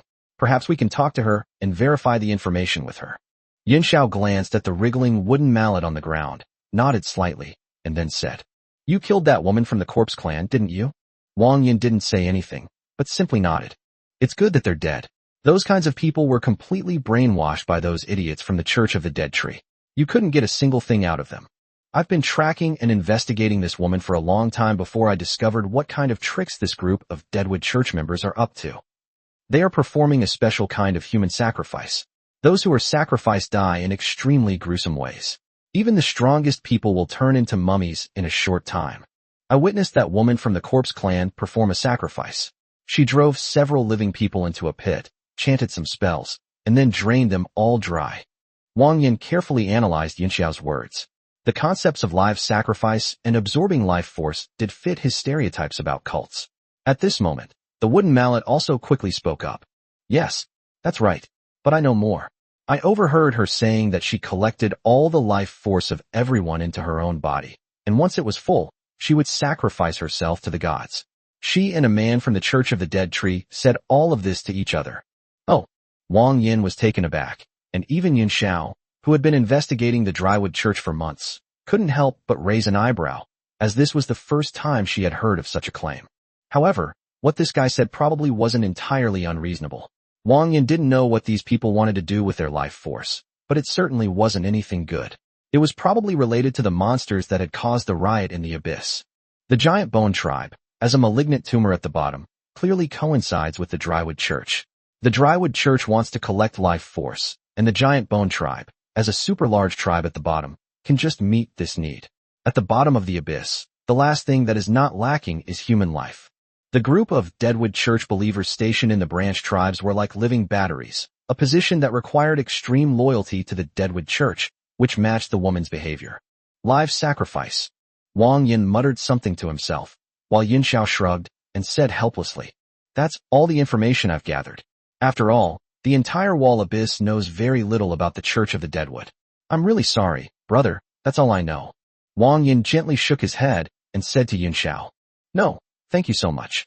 If it weren't for your information, I probably would have had to figure it out for a long time." As the two were talking, the wooden mallet wriggled towards Wang Yan, its face full of hope. "My lord, I know a lot more. I'm not like those Neanderthals whose brains are only for eating and mating. I'm very smart." Wang Yan glanced at him, couldn't help but chuckle, and then slowly said, "All right, fine. You seem pretty sensible, so I'll spare your life, but before that." Yuli was still resting on the stone platform when Wang Yan called out to her, and Yuli obediently ran over. Wang Yan gestured with his lip towards the mallet and said to Yuli, "Yuli, look, do you recognize this person?" Yuli was a little confused at first, then looked in the direction Wang Yan was pointing. When Yuli saw that face, she froze. Fear, unease, trembling, anger, various emotions spilled like a palette of colors in Yuli's mind.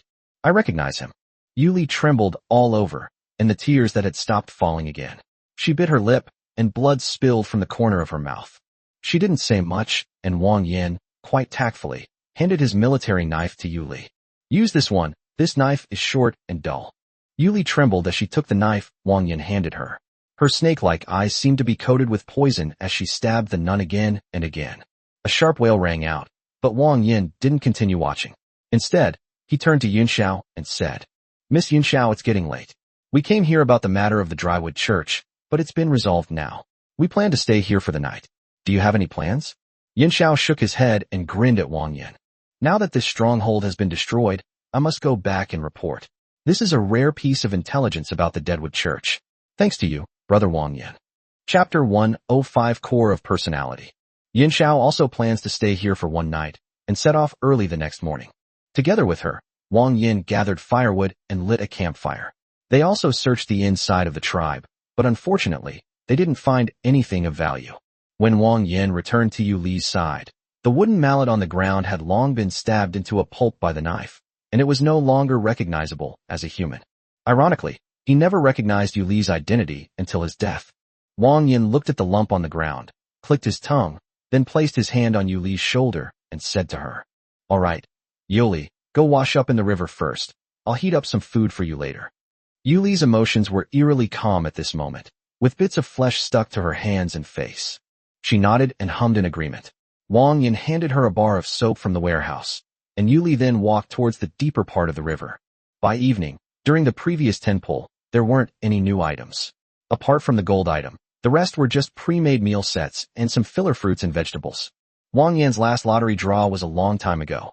These pre-made meal sets had long been eaten up by the little beast girls, so this was a good replenishment. The items unlocked by Yun Xiao's wolf clan are quite interesting. They don't seem to have anything to do with wolves, but rather with Xiaoji. Priced at 4,000 points, it represents a dim personality core. The effect is simple. It gives a mechanical object a real personality and consciousness, allowing it to have human emotions and thoughts, turning it into an interactive being. Wang Yan didn't realize how abnormal this thing was at first. She was still thinking that Xiaoji was just a heartless working machine now. If she had her own consciousness, wouldn't she go on strike? But later Wang Yan realized just how great the benefits of this thing were. Even if Xiaoji developed her own consciousness, her master was still Wang Yan, because it was the code written directly at the lowest level of her body. However, unlike before, Xiaoji is now able to think independently and is no longer confined to simply executing orders. She will independently judge how to maximize Wang Yan's benefits. In essence, she is still that intelligent AI. Wang Yan thought about it more and more and felt that this was feasible, but he didn't have enough points right now, so he decided to go back and talk about it later. After Xiao Ji finished shooting, Wang Yan put her to rest in a secluded cave, not intending to expose Xiao Ji's existence to anyone. He took out 3 cans of food, opened them, and placed them on the campfire. However, Wang Yan seemed to suddenly remember something, and said to Yin Xiao, "Yin Xiao, release all the slaves who were locked up with you before." Yin Xiao was stunned for a moment before recalling his fellow sufferers, and he shook his head and sighed. "We can release those defiled girls to see, but I don't really recommend that we release those humans, because they are no better than these Neanderthals. As far as I know, these humans belong to another tribe, and they are raiders just like these Neanderthals. However, they capture people and sell them as slaves to the upper and middle classes, which is somewhat different from these Neanderthals." Wang Yan nodded slightly upon hearing this, understanding the reason behind it. So it was a case of dogs fighting. Well then, let's tie them up for now. Following Yin Xiao, they entered the dark cave where slaves were imprisoned. As soon as they entered, Wang Yan saw a little cat girl who had crashed into the wall and died, with blood all over the ground. He didn't know when she had died. Looking at the corpse on the ground, Wang Yan fell silent for a moment. He glanced at the girls, and the little mouse in the corner looked about the same size as Gigi. She met Wang Yan's gaze, and saw her skillfully and numbly lie down on the ground, spreading her legs towards Wang Yan. Seeing this scene, Wang Yan clenched his fists. Looking at these girls who had been ravaged to the point of delirium, Wang Yan recalled that tragic period of history back on Earth. What a bunch of beasts. This statement is not only an insult to the Neanderthals, but also to a group of people who cannot be called human. Wang Yan went outside, tore off some coarse cloth and animal hides, and draped them over the remaining 6 people. He knelt down, looked at the group before him, and said softly, "It's all over now. I've killed them all. Come out with me. I'll treat you to some meat." He tried his best to use words they could understand, but unfortunately, the slaves' eyes remained dull and numb, and they did not react to Wang Yan's words. Yin Xiao's gaze was fixed on Wang Yan, who was squatting on the ground, and he was lost in thought. She squatted down beside Wang Yan, patted him on the shoulder, and said, "I've seen that look in their eyes before. Their hearts are already dead. Let it go." Wang Yan pursed her lips and remained silent. But at this moment, one of the humans behind, whose hands and feet were bound, suddenly spoke up. "Sir, those beasts have already been played with so much that their brains are all messed up. Don't waste your precious flesh. Hee. We can still work. Please have mercy on us and untie us, and give us some food as well. We will definitely repay you properly." Wang Yan clenched his fists, his anger simmering with nowhere to vent, and now someone was walking right into his trap. He wouldn't be so ruthless. "Oh, humans are so stupid." Yin Xiao helplessly shrugged and said this. The bound human thought that Wang Yan would show him mercy because they were of the same race. Unexpectedly, Wang Yan did indeed show mercy, but it was all directed at his head, and several of his companions were also brutally beaten by Wang Yan. Only after the man he had beaten was out of his mind did Wang Yan angrily shake off the blood on his fist, walk to the campfire, and take out several cans of food, heating them all by the fire. He had his back to Yin Xiao, so Yin Xiao didn't see how Wang Yan took out the food. At that moment, Yuli had finished washing up. She still had a faint scent of jasmine soap on her body, and her hair was a little wet. She leaned against Wang Yan. Wang Yan didn't speak, but Yuli could clearly sense his low spirits and roughly guessed why he was angry. She didn't say anything more, but simply extended one of her hands and intertwined her fingers with Wang Yan's. "Let's take all this food to the people inside later." Chapter 106, Building Your Own Tribe. Besides the canned food, Wang Yan also took out several portions of self-heating rice. Once they were almost heated up, he picked them up and took them inside. Yuli also picked up some and followed behind Wang Yan, knowing that Wang Yan would do this. Although the food was all pre-made, the aroma and taste were absolutely superb. However, even with so many delicious dishes, the girls remained as silent as still water. Yin Xiao couldn't understand why Wang Yan, who was also from the lower class, cared so much about these slaves. He knew that people at the bottom of society cared least about human life, let alone the possibility of cannibalism. This man. Yin Xiao squinted, no one knew what she was thinking, and just silently watched Wang Yan and Yuli busy themselves. Wang Yan placed the canned food in front of them, but even though it was steaming hot and smelled delicious, the girls remained unmoved. His heart sank. It seemed the situation was far more serious than he had imagined. "Yuli, let's stop for a moment. It seems their condition is very bad. Let's move them out first." Yuli nodded and, together with Wang Yan, moved the group of beast girls who were already in a daze out of the way. However, To Wang Yan's surprise, Yin Xiao also came to help. Yuli, take them to the river and wash them. I brought some cotton cloth with me. Yuli nodded, and Yin Xiao carried the remaining people over as well. Wang Yan was somewhat puzzled and said to Yin Xiao, Miss Yin Xiao, you don't need to do these things. Yin Xiao smiled calmly and said, Hey, it's no problem. I just wanted to help you guys out a little, and then I can have a meal with you later.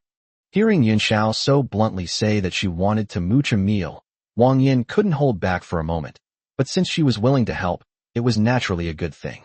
Then thank you very much, Miss Yin Xiao. After cleaning the bestiary girls, Wang Yan also cleaned out a house. The necromancers lived in simple wooden houses, which were not very sturdy, but at least they were habitable. The girls did not resist and obediently allowed themselves to be washed like puppets. Yuli and Yin Xiao then moved the girls to the room that Wang Yan had cleaned in advance. They took out the prepared canned meat again, but unfortunately there was still little reaction. So they had to pick up spoons and feed them to the children one spoonful at a time with Yuli. Fortunately, they weren't completely hopeless. These girls knew how to swallow food that was put in their mouths, so there was still hope. Just then, Yin Xiao behind him suddenly spoke up and asked, Brother, as a leader of a low-level faction, why are you so concerned about these slaves? To be honest, Wang Yan didn't really want to answer her question, but Yuli spoke up anyway. My mother was one of them. The Negro I just stabbed to death was my biological father, who raped my mother. Oh. Yin Xiao was somewhat speechless, realizing he might have said something wrong. After a moment of silence, he said with a hint of apology, Feel sorry. Yuli shook her head, indicating that she didn't care too much. It's okay, I don't care anymore. After eating some food, the warm meat broth acted like a magic potion, awakening the taste buds of these girls. As they ate, they were even able to pick up the jars and put the food in their mouths themselves. Seeing this, even Yin Xiao was shocked. As the vanguard officer of the Dark Assault Corps, she had seen this situation many times. Sometimes, you'll encounter your own kind in this state, and you don't know how to help them. The only solution is to give them a quick death, and end it all with a single blow. After settling the girls in, Wang Yan breathed a sigh of relief, led Yuli out of the house, and closed the wooden door behind them. Thank you, Miss Yin Xiao. We've finished our work, it's time for us to eat. Wang Yan spoke calmly. There were 3 unopened cans of food left by the campfire. He had left them in advance. After opening and heating them up, Yin Xiao couldn't wait to wag its big tail and start to feast. The savory flavor carries a rich meaty aroma. The warm broth caresses the tip of the tongue, and the large chunks of beef are tender and flavorful, making every bite a satisfying experience. So delicious. Yin Xiao's favorability +10. Yin Xiao's eyes widened. She had thought the canned food must be incredibly delicious just from the smell, but she never expected it to taste so good. The can of food was plentiful. 1 can would be enough to fill 1 person up. Yin Xiao licked her lips, the orange-yellow firelight reflecting off them, making them glisten and giving her a slightly Tife is a difficult word to translate directly, but it implies a sense of listlessness, decadence, or dejection appearance. Leaning against the wall, Yin Xiao patted her belly and said to Wang Yan, Brother, just call me Yin Xiao from now on. Don't call me Miss Yin Xiao anymore, it sounds weird. Yin Xiao suddenly sat cross-legged, hands supporting his knees, and asked Wang Yan again, What do you plan to do with the remaining Negroes and the bound humans? Wang Yan casually tossed the tin can in his hand onto the ground and calmly said, At first I wanted to take them all and keep them as slaves, but then I changed my mind. Oh, you mean you want to kill them all? Wang Yan nodded without saying anything more. Yes, it's fine if you kill him, I'll help anyway. As darkness fell, Wang Yan didn't talk to Yin Xiao for long. Soon, the 3 of them got up together, executed the group of humans and the remaining Yanai people, and then pushed them off the cliff. Yin Xiao clapped his hands and said to Wang Yan, Brothers, you guys go and rest first. I'll take over the night watch. I'll call you guys later in the night. Wang Yan had no objection to her suggestion. Indeed, someone needed to keep watch at night to prevent attacks from the strange beasts. Moreover, Wang Yan had been observing Yin Xiao's status bar, and her favorability rating had always been positive, so there was no need to worry about her causing any trouble. Reassured, Wang Yan found a wooden house and led Yuli to sleep. Once inside, Wang Yan tidied up briefly and brought out the bed. The summer night was sweltering, so the 2 of them only covered themselves with a thicker, coarse cloth. Wang Yan hugged Yuli and snuggled into the quilt. In the dim night, the cicadas chirped incessantly. Yuli buried her face in Wang Yan's neck, and the couple whispered secrets to each other. Wang Yan, do you want to take those people back? Wang Yan nodded, gave a soft and said, Yuli, I've made up my mind. I want to build a power. If it's just our family, life might be very peaceful, but that's not a long-term solution. I want to build our own tribe, just like the leaders of these tribes. Upon hearing Wang Yan's words, Yuli seemed somewhat dazed. My own tribe. Chapter 107, Where did the water stains come from? Supplement. Perhaps with the help of the system, Wang Yan and the little beast girls have always lived a relatively peaceful life. But in reality, the main theme for people at the bottom of society has always been barbarity and bloodshed. There has never been any peaceful and idyllic life for them. A conflict between two sides, or even a war. The losing side cannot escape a bloody fate. To protect his family, Wang Yan needs to build his own power base at the grassroots level. Only by establishing a firm foothold at the bottom and being able to speak with larger powers can he better protect his family. Therefore, we cannot place all our hopes on Elu. After all, Elu is still just an uncertain factor. Holding Yuli close, Wang Yan gently kissed her forehead. Yuli's breath tickled Wang Yan's neck. Their eyes met, and the girl gave a sweet smile. Aside from Wang Yan, no one else could possibly have seen Yuli display such a charming expression. Yuli's gentleness belonged only to him. Wang Yan, I don't know what to say. Today, you helped me resolve a long-held obsession. I want to thank you, but I feel that the word thank you is too inadequate. I have woken up in my dreams many times in this incredibly dark place. I want to run, but my legs are chained. I want to scream, but no sound comes out of my throat. Every time I have a dream like this, I wake up in a fright. But I won't do that again. Wang Yan, thank you so much. With tears welling in her dark green eyes, Yuli smiled and said, Wang Yan, you're so good to me. I really like you. The most touching confession is that of a girl who is straightforward. Wang Yan's heart skipped a beat, and a blush rose on his face. Yuli put her arm around Wang Yan's shoulder and offered her pink lips. Her lips, full of love, now seemed incredibly greedy, not like a request, but more like a plunder. Bah! Yuli's forehead was covered in sweat, and a trace of saliva clung to the corner of her mouth. Wang Yan felt a pang of sympathy for the girl, so he stroked her disheveled hair, kissed her, straightened his clothes, and then went out. Hey bro, you've made quite a commotion. Yunxiao's face was full of teasing, but her cheeks seemed a little red. Wang Yan smiled awkwardly and didn't say anything. He just felt a little embarrassed. Yunxiao crossed his arms and smiled at Wang Yan. You probably haven't slept yet, have you? Why don't you go back to sleep for a while? Wang Yan shook his head and said, It's okay if I don't sleep. You go and get some rest. I'll take the night shift from now on. Yunxiao shrugged indifferently and said, All right, I just killed a few small monsters. There probably won't be any more later tonight, so keep an eye out. With that, Yunxiao found a wooden hut and went inside. Sigh. Wang Yan sighed, finally seeing her off. He gathered some firewood to add fuel to the campfire, and then found a place to sit down. However, not long after he sat down, his gaze inadvertently fell on the spot where Yunxiao had just been sitting, and something seemed a little strange. Where did it come from? Wang Yan was puzzled and muttered something to himself. He woke Xiao Ji up and asked her to keep watch in the dark for him. He then sat against the wall and slept for a while, telling her to remind him if any strange beasts came. However, just as Yunxiao said, there was no unusual activity in the latter half of the night. Wang Yan slept until dawn. With the help of efficient sleep, he only needed to sleep for a short time. He stretched and felt the dark blue sky looking somewhat mysterious. A morning breeze blew by, and he couldn't help but shiver. Hey, brother, you've worked hard. Turning around, Wang Yan met Yunxiao's figure and smiled faintly, replying, Good morning, Yunxiao. Are you leaving already? I need to get moving while there's still time. Wang Yan asked her to wait a moment, then took out 2 cans of food from the warehouse and handed them to her.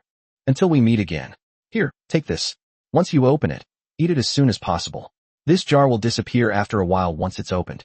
To prevent the host from using iron resources for free, the system thoughtfully set up a timed recycling function for the canned goods.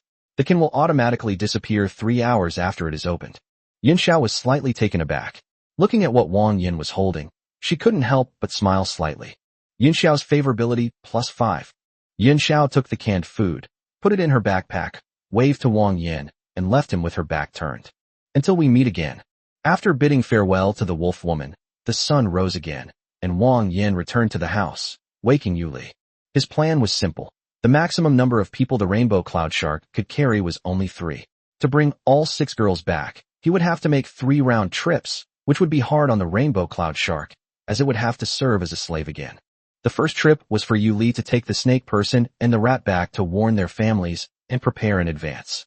Wang Yan would stay here and wait for the last trip. On the return journey, the rainbow shark is fully loaded, and the trip takes about a day. However, if it goes back empty, it will only take half a day to arrive. After several days of this back and forth, Wang Yan finally sent the shark home.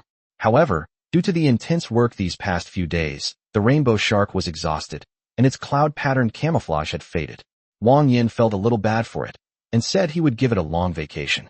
Upon returning home, Zhuohua immediately greeted him and told him that he had made sure everyone was settled.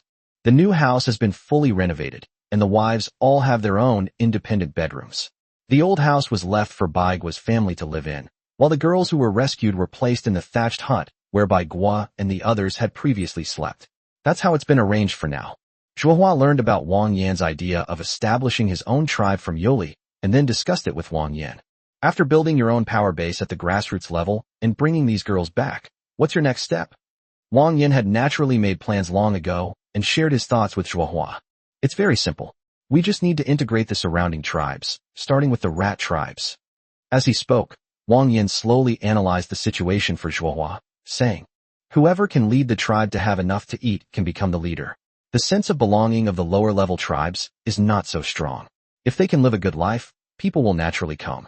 Those little mice who used to work for us, they're the best advertisement. Believe me or not, if I go back to their tribe and take them with me, even their chieftain will have to come along. Chapter 108 Unless food and lodging are included. Did you hear? When Nut and her 4 friends went to work, they were able to eat their fill every day, and they even brought back a lot of strawberries. What is working? Stupid brain. It's just working for the big shots, and they feed you for free. That's what working is all about. Huh? You can eat after doing work? Really? I don't know either, but look at Nuts and the others. They've all gained a lot of weight since they came back, haven't they? It seems so squeak. Sigh. I wonder when this kind of good fortune will happen to me again. I really want to eat strawberries too. 2 mice were huddled in the grass, trying to catch fish. Mice have very few food sources. They usually gather wild vegetables and fruits or hunt small animals. Today, these 2 mice were tasked with gathering wild vegetables.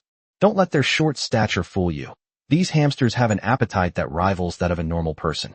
In other words, the rats are too prolific. A litter usually has at least triplets. They win by sheer quantity. Otherwise, with their small size, they would have been eaten up by other tribes at the bottom long ago. The wild vegetables and fruits around the tribe had long been eaten clean, and the 2 mice dared not go far, so they could only squat in the grass and sneak around fishing. Their stomachs would occasionally rumble, making the mice sigh. Just as the 2 mice were thinking about how to get something to eat, they heard other mice start shouting loudly. Hurry home! Hurry home! The kind old man is here again. He's giving away strawberries in the village. If you're late, they'll be gone. The ears that were originally drooping suddenly stood up like they'd been injected with adrenaline. No, they were turning hickeys? Just now, didn't one of the mice say it wanted to go back and get strawberries? Just as one mouse was about to ask its companion a question, before it could react, its heartless companion had already run away. You stinking rat. When the mice returned to the village, they saw the kind old man and a big red-haired mouse standing in the square. The kind old man was holding a box full of strawberries. The tribe's chief rat counted the rats, and, confirming there were enough, shouted at the top of his lungs. The kind master has come to bring us mice food again. But we mice can't snatch it. Everyone line up.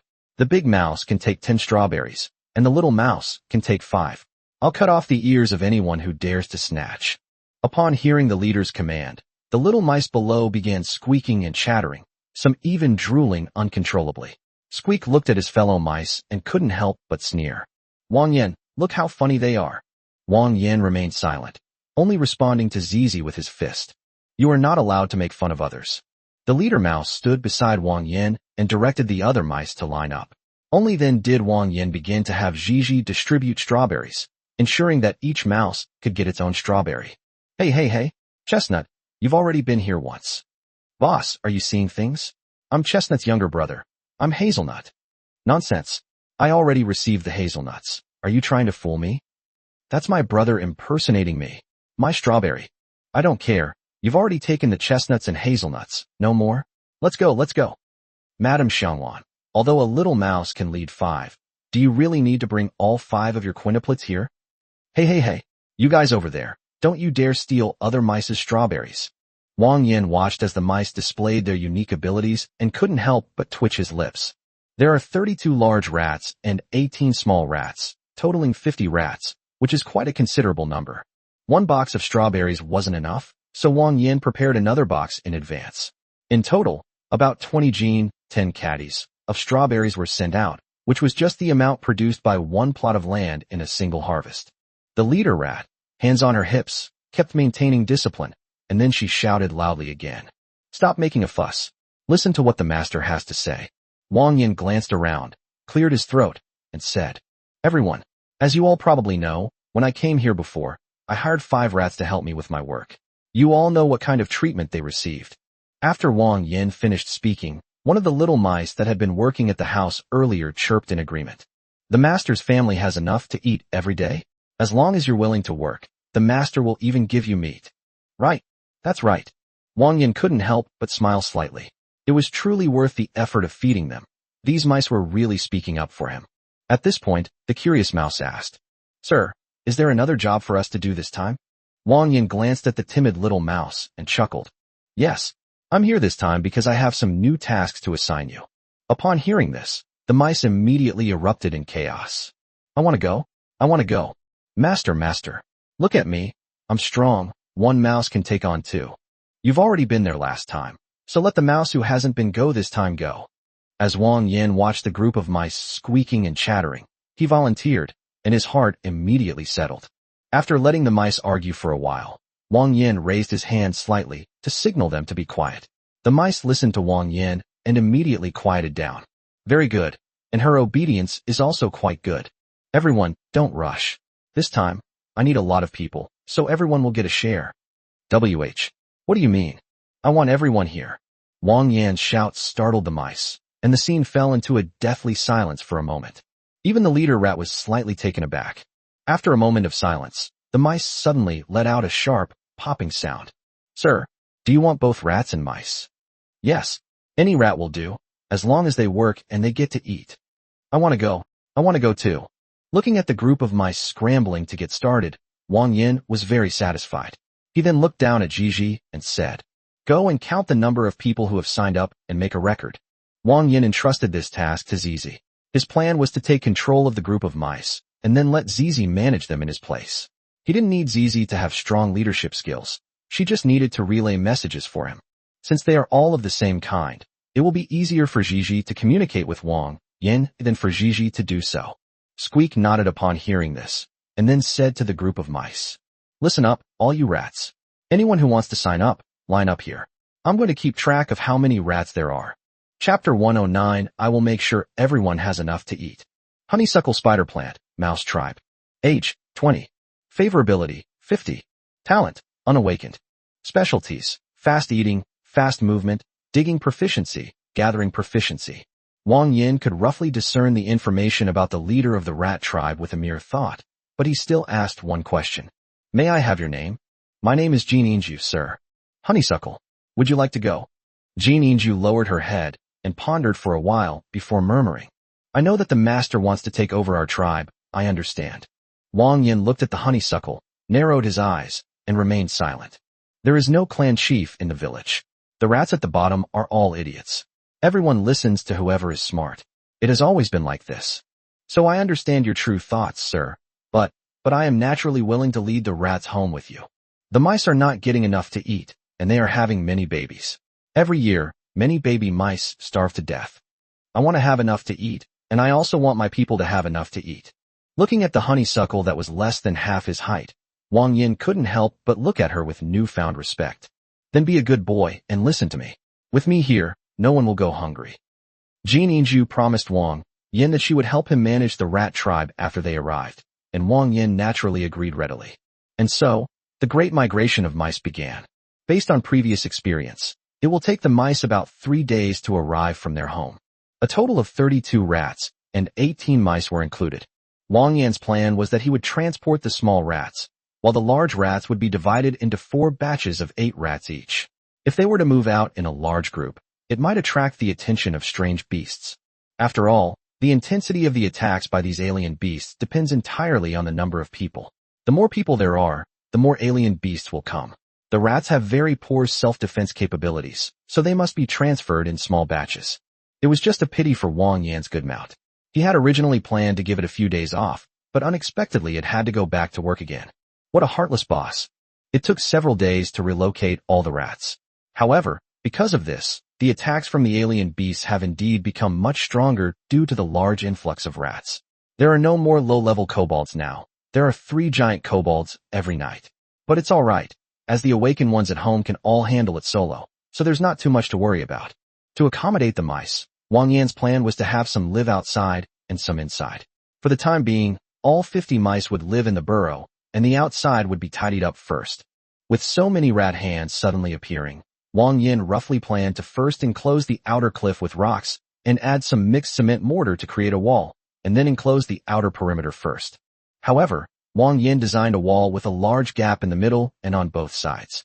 His purpose was not to use the wall to block the alien beasts, since the alien beasts could climb walls.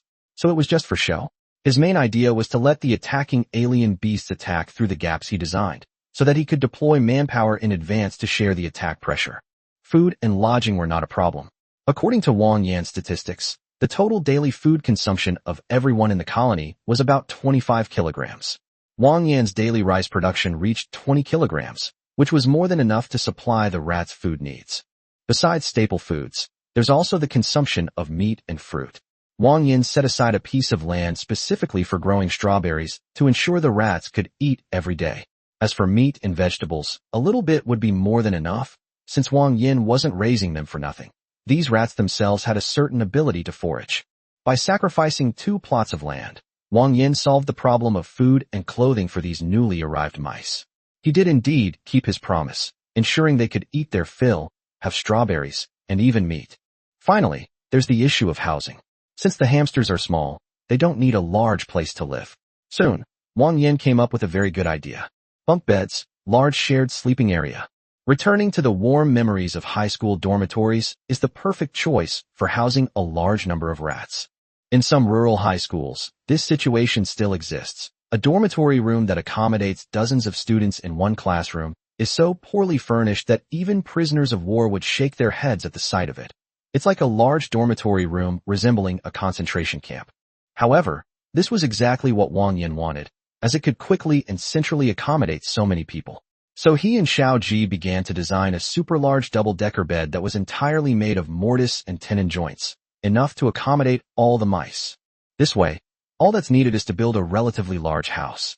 Wang Yan exclaimed that he was simply a genius. After nearly a month, everything was finally arranged in an orderly manner. The mice were all put up in a large dormitory, and each mouse was given a coarse cotton quilt and an animal skin blanket. In any case, Wang Yan's place would never lack cotton, so it was naturally arranged properly. In order to manage these rats in a standardized way, Wang Yan specially planned a restaurant and a kitchen with a unified time for meals. However, the meals were eaten separately from those of Wang Yan's family, since the newly built house had a kitchen, and his own people would definitely eat better than the rats. Under the guidance of the cat chef, the 3 relatively clever mice have learned how to cook and steam rice. After a short period of training, they are finally able to take care of themselves and no longer need Wang Yan to spend time serving them. With the arrival of these rats, many of Wang Yan's plans were finally realized, the first being the construction of kilns for firing bricks. After all, no matter how much wood you use, it can't compare to the comfort of a house built with bricks. Wang Yan had previously considered building a kiln, but since there weren't enough people in the family, he put it on hold for the time being. The best ratio for making bricks is to combine clay, sand, and wood ash in a 7:2:1 ratio. These 3 ingredients are all very common and easy to obtain. Wang Yan prepared more than a dozen brick molds in advance using wooden boards. He then asked Jin Yinju to select a few mice that weren't too stupid and told them how to make bricks. As for clay, there was plenty in the cave, so there was no need to worry about running out. Making bricks wasn't too difficult. It was simply a matter of filling the mold with mortar and then letting it dry in the sun. Once the mice were taught how to do it, Wang Yan stopped worrying about it and just waited for them to make a steady stream of bricks for him. Chapter 110, the system's new module. Second supplement. Edited and revised. Hug me. Wang Yan smiled indulgently, reached out his big hand, and hugged her. These days, the colony has been in a very busy state, and Wang Yan has been busy with everything. and he is exhausted every day. However, he was also well aware of Yingluo's situation. The girl's behavior was becoming more and more frequent, and there was even a tendency for her to be unsatisfied. Fortunately, Wang Yan went all out today, keeping Yingluo busy until the wee hours of the morning, which satisfied the girl. However, this is not a long-term solution. Wang Yan remembered what Shihu had said to him when they were in Anju City. It seems I really need to take Yingluo there in the next few days. Yingluo squinted, a sweet smile playing on her lips, and pressed herself tightly against Wang Yan, lost in some beautiful dream. Wang Yan's boyfriend likes it. Hee. I slept soundly through the night. The next day, Wang Yan didn't rush to take Yingluo to Anju City. He figured a couple more days wouldn't make a difference, since the colony was currently lacking his leadership. So he planned to go a few days later. Wang Yan had been using his 10 plots of land for a long time, but given the current situation with so many large rats in his house, he felt it was necessary to acquire 2 more plots. But before that, Wang Yan had one more thing to buy. That's the personality core that Yunxiao unlocked before. This thing is also very important. It's an item that can bring about a qualitative change for Xiaoji. 4,000 points are still available. Wang Yan summoned Xiaoji and, with a thought, exchanged his personality core. Soon after, a yellow-green spherical object appeared before Wang Yan's eyes. The sphere was about the size of a ping-pong ball, and there were patterns on its surface that looked like a pulse. Holding it in his palm, Wang Yan was quite surprised to be able to feel the life force within it, even though it was an inanimate object. Something strange. After examining the sphere closely, a screen of light appeared before Wang Yan's eyes. Please set the initial personality for this machine. Wang Yan was slightly taken aback. What was going on? However, after only a moment's thought, he understood what was going on. Just like the initial setup for deploying AI, once Xiaoji develops its own personality, its underlying nature will depend entirely on Wang Yan's subsequent settings. Let me think about it. Got it. On a sudden inspiration, Wang Yan began to write Xiaoji's personality on the light screen of the personality core. They are good at thinking, enjoy working overtime, and are dedicated to solving problems for their host. They prioritize their host in everything they do. When their host assigns them tasks, they will be in high spirits and full of enthusiasm to carry out the new work. Looking at his masterpiece, Wang Yan couldn't help but smile. This is the chosen ox or horse. The more they work, the more diligent they become. The kind of personality capitalists love most. Next, Wang Yan wrote some other settings, since this was about setting the character's background, so the more detailed the better. When he finished writing, Wang Yan glanced at it to make sure there was nothing missing, and after thinking about it, he actually added one last stroke. The host is always loyal to its host, and will never betray it. Byte. Setup complete. Wang Yan gently pressed the button in the center, and saw the yellow-green ball begin to emit a faint light. It slowly rose from the spot, and flew towards Xiaoji's forehead. Knock knock. It sounded like a strong, powerful heartbeat, coming from who knows where. Wang Yan clearly saw that the small yellow-green ball was gradually becoming disordered, turning into various irregular shapes, like a living liquid, which touched Xiaoji's forehead through her golden hair. The yellowish-green light disappeared and seeped into Xiaoji's forehead. For some reason, Xiaoji's body began to emit a faint glow. However, this phase did not last long. Soon, the sphere, or rather, the core of her personality, had permeated every part of Xiaoji, giving new meaning to everything about her. Jabril, the machine race. Age, 1. Loyalty, unlimited. Talent, replaceable module. Specialties, intelligent AI, super-fast computation, mechanical body, sexual specialization. Ding. Unlock the mechanical race, character guide. The system has been updated and new modules have been added accordingly. A string of information appeared before Wang Yan's eyes. It seemed that Xiaoji's situation was somewhat special. In the system's display, this was the first time he had seen a situation where favorability was replaced by loyalty. Furthermore, Xiaoji did not provide Wang Yan with new products or new passives. Instead, she provided him with something entirely new, a new system module. I remember the farm feature was also a module. Could it be that a new system feature has been unlocked? Only when Wang Yan focused his consciousness on that brand new system module did he understand what this new system actually did. In reality, it's a one-to-one system that's highly integrated with Xiaoji. He can use points to exchange for items from this system to enhance Xiaoji's various abilities. There are 3 ways to upgrade. The first is the chip system, which can strengthen Xiaoji's basic stats, the simplest and most direct way to improve it. The second is parts updates. Wang Yan can purchase brand new parts from the system to upgrade Xiaoji, such as adding a new built-in battery or a pair of arms. Finally, there are some external facilities, such as firearms, battle blades, armor, drones, and other exclusive equipment for Xiaoji, all of which can be purchased in the system. Currently, all these items are obtained through daily refreshes. There are only 5 slots in the shop, which are updated at midnight every day. If you find a part you want, you can lock it and keep it after the next refresh. Although this was clearly another ability to rack up points, Wang Yan knew that these things were definitely worth the money. Recalling the Valkyrie mecha that came to pick up Delia back then, Wang Yan is now confident that he can also transform Xiaoji into a super mechanical being, even stronger than Delia's. Just as Wang Yan was lost in thought, gazing at the light screen before him, a sweet voice suddenly rang in his ear. Owner. Chapter 111 Salamanders and the Machine Race. Xiaoji's voice carried a natural liveliness. She opened her eyes, and although the mechanical halo and the torrent of data still fluctuated, there was an added touch of color that belonged only to humanity. Owner. Xiaoji murmured repeatedly, her curious eyes constantly scanning Wang Yan, like a baby observing the world for the first time. Master, have I come back to life? Without any apparent reason, Xiaoji asked this question. In the past, she had always been doing the same thing over and over again, following instructions and then carrying out orders. But now, it seemed like she could think independently. Wang Yan smiled and patted Xiaoji's head.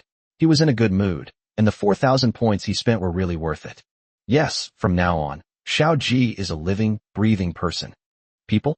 Xiaoji couldn't understand Wang Yan's words for a moment. She seemed unchanged from the past, except that she could think for herself now. Does that turn you into a human? It seems to be just like its owner now, right?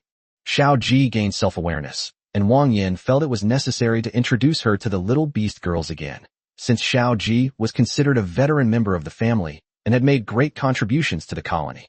When Wang Yan called them out, the little beast girls were puzzled as to what he had to announce.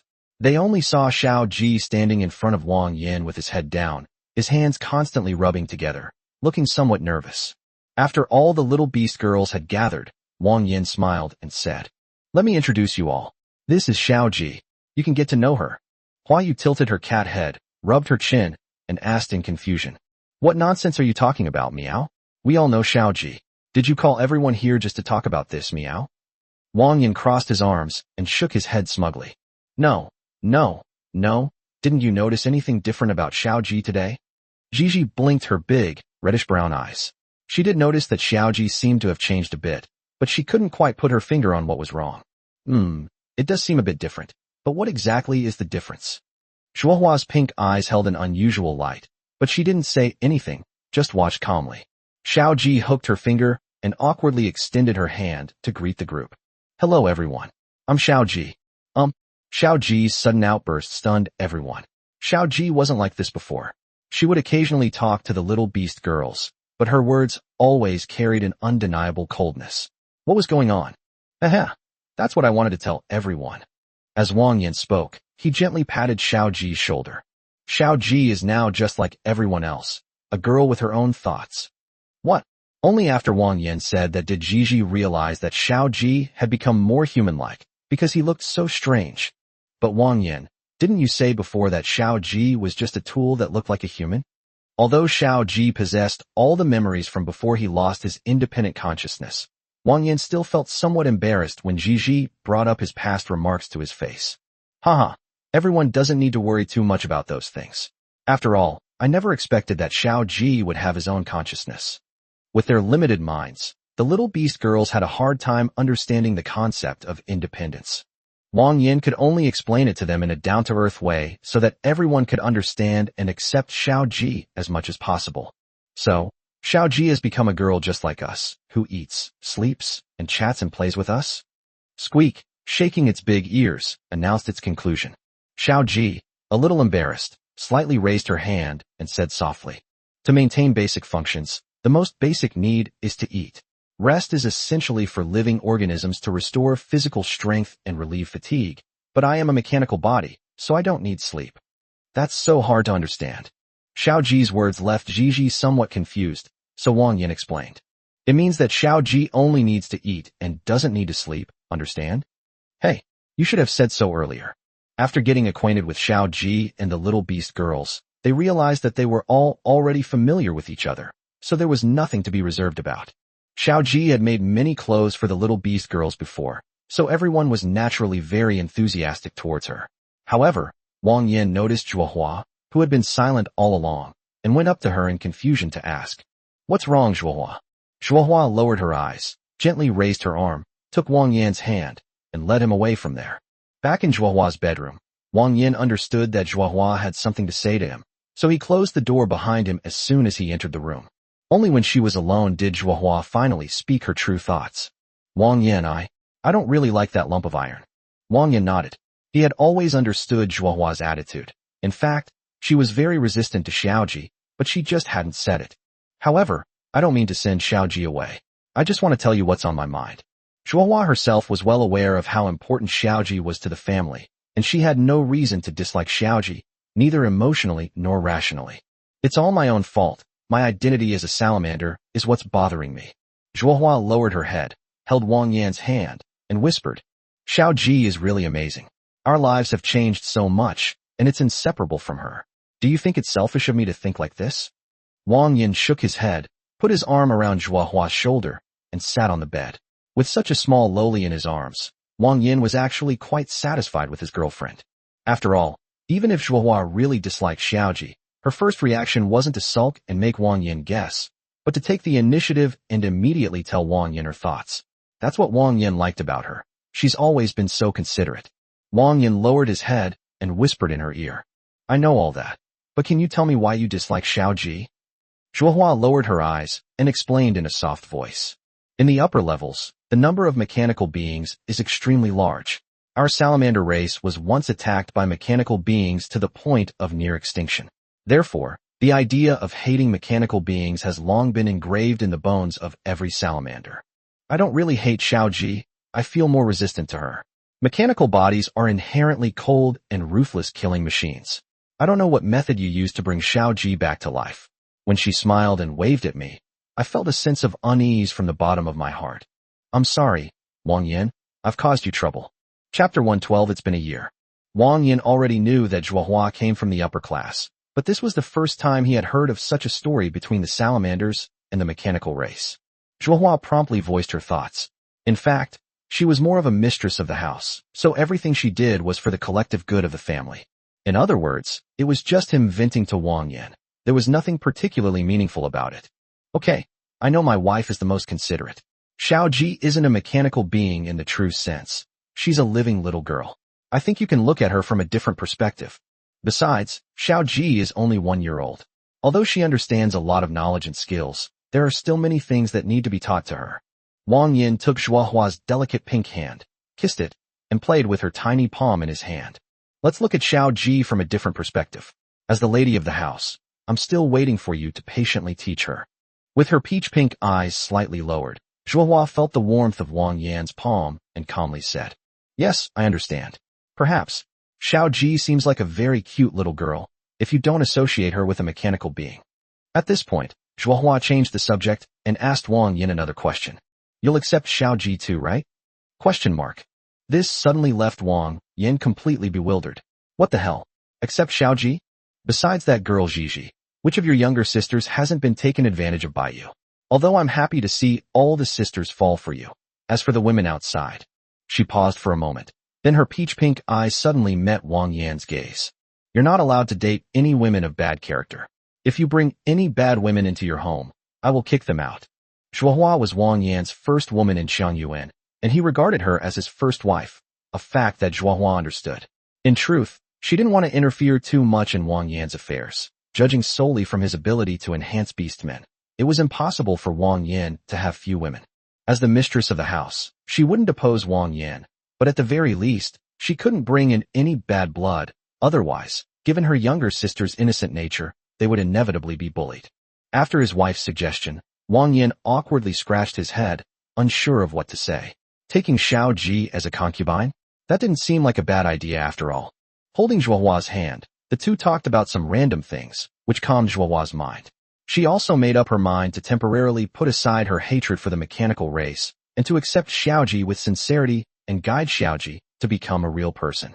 In the following days, Wang Yan did not assign any tasks to Xiao Ji. Instead, the little beast girls took her out to the wild to gather, hunt, and patrol.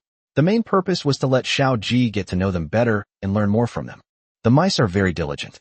When they are well fed, a large group of mice can produce thousands of brick blanks every day. They are neatly stacked in a cool, well-ventilated place and can be fired after a week. In addition, Wang Yan taught the rats another skill, charcoal making.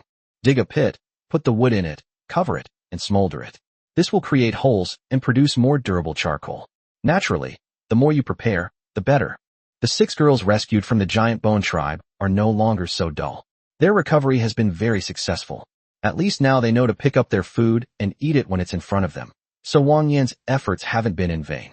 As for Lupia of the Flame Demon clan, as the colony's number 0 worker, her status was much lower than that of the rats, because the rats were at least free citizens, unlike her. Therefore, among this group of mice, Lupia is considered a beast that can be easily commanded. However, since there's only one Lupia, her availability is somewhat limited. Wang Yan's tacit approval was also involved. Moreover, the rats had been bullied by the Flame Demon clan quite a bit. Some of the rats' families had been captured by the Flame Demon clan, killed, and dried into jerky. They must have hated the Flame Demon clan to the core, so they were naturally ruthless in using them. However, Wang Yan plans to fire this labor number 0, the colony's only D-level personnel, before winter arrives. He took her in before because the yard was empty and he wanted her to do some dirty and tiring housework. Now that there are so many diligent and capable mice in the house, why keep her? Let the mice play for a few more days, then fire her. As for how to dismiss someone, the best way is to simply cancel their account. Summer was drawing to a close. As a light drizzle fell, Wang Yan raised his hand to catch the raindrops falling to the ground.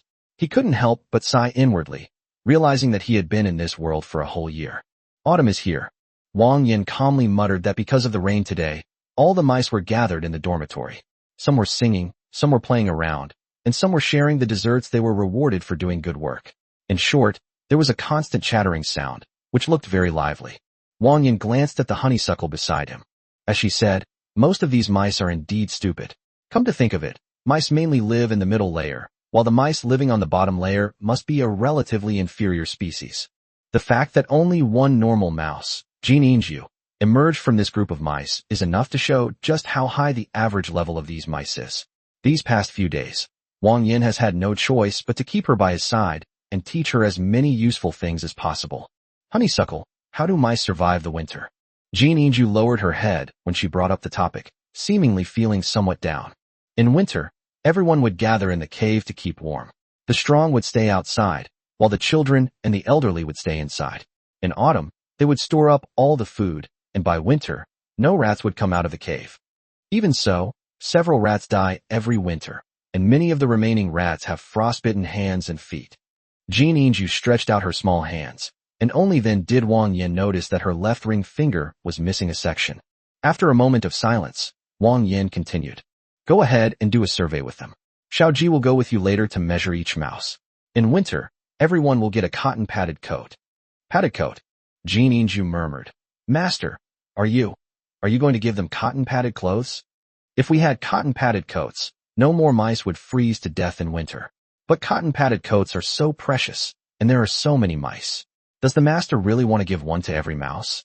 There's more later, but I've gotten a bit stuck on the writing, so you can wait until tomorrow morning to read it. Chapter 113, The Master's Kindness Can Never Be Repaid. Wang Yan patted Jininju's little head and chuckled. Hee, you don't need to worry about these things. If I say I have them, then I have them. Go ahead and do it. Master, they're being fed and given warm clothes. These mice have never had such a good life before. Jininju almost burst into tears from being moved, and hurriedly ran into the dormitory in the rain. All mice, be quiet. The master said that every mouse should be given a cotton padded coat. Every single mouse has one. Big mice and little mice both. Quickly, everyone listen to me. Those of you on the top bunk, stop making a fuss. Let's line up and wait for Miss G to take our measurements. Jininju had a loud voice, which immediately drew the attention of all the rats in the dormitory. What? Is master going to reward us rats again? It's a cotton padded coat. I've only ever seen it on merchants before. I heard that wearing one keeps you warm. I can never repay the master's kindness. Kindness? Wang Yan frowned as he listened to the commotion in the dormitory. Where the hell did these rats learn to behave like this? At this moment, Xiao Ji stood next to Wang Yan, and for some reason, he had a strange feeling and couldn't help but want to grin. Her system was highly integrated with Wang Yan's, allowing her to access Wang Yan's memories, so she naturally knew why Wang Yan couldn't hold back. Is it funny? Wang Yan had a dark expression, and Xiao Ji shook his head, but his lips were tightly pursed, making Wang Yan feel somewhat helpless. Go. This autumn you don't need to do anything else. Just go and make clothes for me. Xiao Ji nodded and left Wang Yan's side, finally no longer having to suppress her laughter. Well, Wang Yan rubbed his temples. Xiao Ji's change was actually very good. The emotional change he was showing was something Wang Yan naturally wanted to see. It's just these big rats. Wang Yan was truly at his wit's end. With enough manpower, the next step is to develop infrastructure. Wang Yan had set himself a small goal a long time ago. Once the cold storage was built, he would start accumulating points to exchange for the blueprints for the virtual sun. Whether he can afford to build it is another matter. First, he needs to see what materials are needed so that Wang Yan can make the corresponding plans. However, the blueprint costs a whopping 35,000, which is definitely unaffordable for the time being. So I thought I'd develop 2 plots of land first. Wang Yan currently owns 10 plots of land, and his main source of points comes entirely from the production of sunlight fruit. The average daily yield of sunlight fruit is about 70 points per acre, which is clearly not enough after sacrificing 2 plots of land specifically for raising rats. Therefore, the plan to reclaim the land is imminent. The 11th plot costs 3,000 points, the 12th plot costs 3,500 points, and once you reach the threshold of 10 plots, the cost of cultivating the land increases significantly. The total required amount is 6,500, and Wang Yan has 8 plots of land left. Considering that the daily income from sunflower fruit is 70 per mu, it will take nearly 12 days to save up enough. Not to mention that Wang Yan also needs to plant some other crops during this period, which probably won't be enough to cover the costs for half a month. All the household chores that could be arranged have been taken care of. Some are making clothes, some are burning charcoal, and some are laying bricks. Everything is properly arranged. The gathering team has expanded by several squads, and Wang Yan has also set up a special reward mechanism. Those who can bring back herbs from outside will be directly rewarded with 30 strawberries. After all, herbs are also a way for Wang Yan to obtain points, so it is definitely right to let the mice pay attention to them. Wang Yan took out enough rice from the warehouse to feed everyone for more than 10 days and put it in the warehouse inside the cave. Wang Yan instructed Zhuohua, I need to take Luo to Anju City again. Her condition is a bit abnormal. I need to take her to see what her clansmen have to say. Luo tilted her head to the side, wondering what was going on. What was wrong with her? Zhuohua nodded, knowing that Wang Yan was about to leave again. As the mistress of the house, she had to take good care of the household and not let Wang Yan worry about anything. Okay, I understand. You and Luo should be careful and come back soon. The food has been prepared, and I estimate that I won't be there for more than a few days. Moreover, it's worth mentioning that his control over Xiao Ji has extended to an infinite range. Because Xiao Ji is essentially a carrier of the system's extended functions, it cannot be judged by common sense. No matter where Wang Yan is in the walled abyss, he can contact Xiao Ji immediately through the system, or even gain access to Xiao Ji's vision. If anything happens at home, Wang Yan can find out immediately and communicate with Zhuohua through Xiao Ji, who acts as an intermediary, which is very convenient. Before the big fox could figure out what was wrong with herself, Wang Yan pulled her hand and got her onto the rainbow cloud shark. Luo, looking completely bewildered, said to Wang Yan, What's wrong, Wang Yan? What's wrong with me? I feel perfectly healthy. Wang Yan sat behind her, poked the big fox's head with his finger, and pointed at her, saying, Haven't you noticed that your astrological language is getting stronger and stronger? Oh. Luo was taken aback at first, and then her pretty face instantly turned blush. What nonsense are you talking about? I didn't. It's clearly you who's greedy. Yes, it's me who clings to you all night long, and it's me who wants to do it once in the morning, once at noon, and once in the evening. It's all because I'm lusting after your body, okay? After Wang Yan repeatedly pointed out her actions, Luo could no longer maintain a straight face, no matter how hard she wanted to. Wah! She buried her face in her hands, her fox ears drooping slightly, clearly embarrassed. I didn't want to either. Wang Yan stroked the fox's head with a mixture of affection and helplessness, and said to her, When I went to Anju City last time, do you remember Shihu? She told me that your condition might be due to the influence of the Yulin bloodline. This time we are going to take you to see her. I realize I was indeed being a bit too clingy with Wang Yan. That's not good. Okay, stop looking down. Actually, I don't dislike Ying Luo like this, and Wang Yan's voice suddenly softened. Then he leaned close to Ying Luo's ear and whispered, and I quite enjoyed it. Babble. Wang Yan's voice was so sweet and tingling that even the little gray-haired boy was turning pink from his charm. However, this trend is going to get worse, which is why I wanted to take Ying Luo to see a doctor. Ying Luo doesn't want to become a fool who only thinks about being lewd all day, right? No way. Then be a good boy and listen to me. When we get to Unju City, we'll go and find your clansmen. Chapter 114 Two Big Foxes. As the sun sets in the west, the sea of clouds turns golden. After a day's journey, Wang Yan once again set foot in Unju City. Because Wang Yan had displayed great prowess during the city's night defense, as the commander-in-chief against the main beast, some of the guards at the port recognized him at a glance and saluted him. Brother Wang, I didn't expect you to come to Unju City again. Yes, Brother Wang. Are you here to see Miss Tinia this time? Don't talk nonsense. Didn't you see that Brother Wang has a female companion? This can't be right. I remember a lot of people in town saying that Brother Wang is already engaged to Miss Nitya.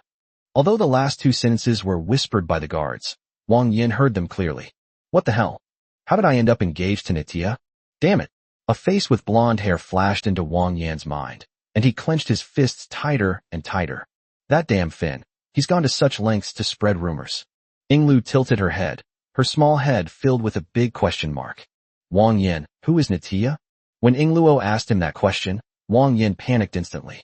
This is Ying Luo's second time visiting Unju City, but the first time they came, they did not encounter the three siblings from the city lord's mansion. It all started with that damn Finn. I was having a perfectly peaceful meal with Huaiyue when this idiot suddenly started acting up. It was from that point that Wang Yan came into contact with the city lord's mansion. Taking the big fox's hand, Wang Yan scratched his head somewhat awkwardly. Ignore her. She's just a girl I don't know very well. Let's go to Shihu's tea room first. A girl I'm not very familiar with. Wang Yan led Ying Luo straight towards the inner city, found the tea house, and returned to the place with Ying Luo once again. The large, fierce-looking black fox, puffing out smoke listlessly while fiddling with its pipe, leaned against the counter with one hand. Its two round, distorted breasts were flattened by the weight of the pipe. Upon hearing the sound of a door opening, Shihu didn't even raise its eyes, simply saying lazily, "The tea fee is 10 taels of silver, and the tea itself is extra. What would you like to drink?" "Sister Shihu, it's me, Wang Yan. I've brought Ying Luo with me." Upon hearing the voice again, the ferocious fox immediately perked up, its ears standing straight up. "Oh, it's Brother Wang Yan. Please come in. I've missed you terribly these past few days." As she spoke, Shihu unabashedly hugged Wang Yan's arm, and it was as if a part of Wang Yan's arm had entered another dimension, with the middle section disappearing. As for where they went, don't ask. Seeing this, Ying Luo couldn't help but pout, and pushed away the wicked woman Shihu. She then imitated Shihu's actions and grabbed Wang Yan's arm.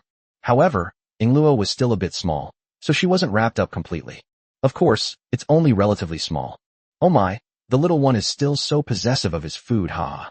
Shihu chuckled and teased Ying Luo, gently tugging at her chin with a finger. Luckily, Ying Luo was a fox. If she were a big cat, she would probably be hissing by now. Come on, you've come at a really good time today. The experts are having tea in the tea room right now. I'll take you to see them. With that, Shihu walked ahead, leading Wang Yan and Ying Luo into the tea room. Upon arriving at a private room, Shihu gently knocked on the door a few times.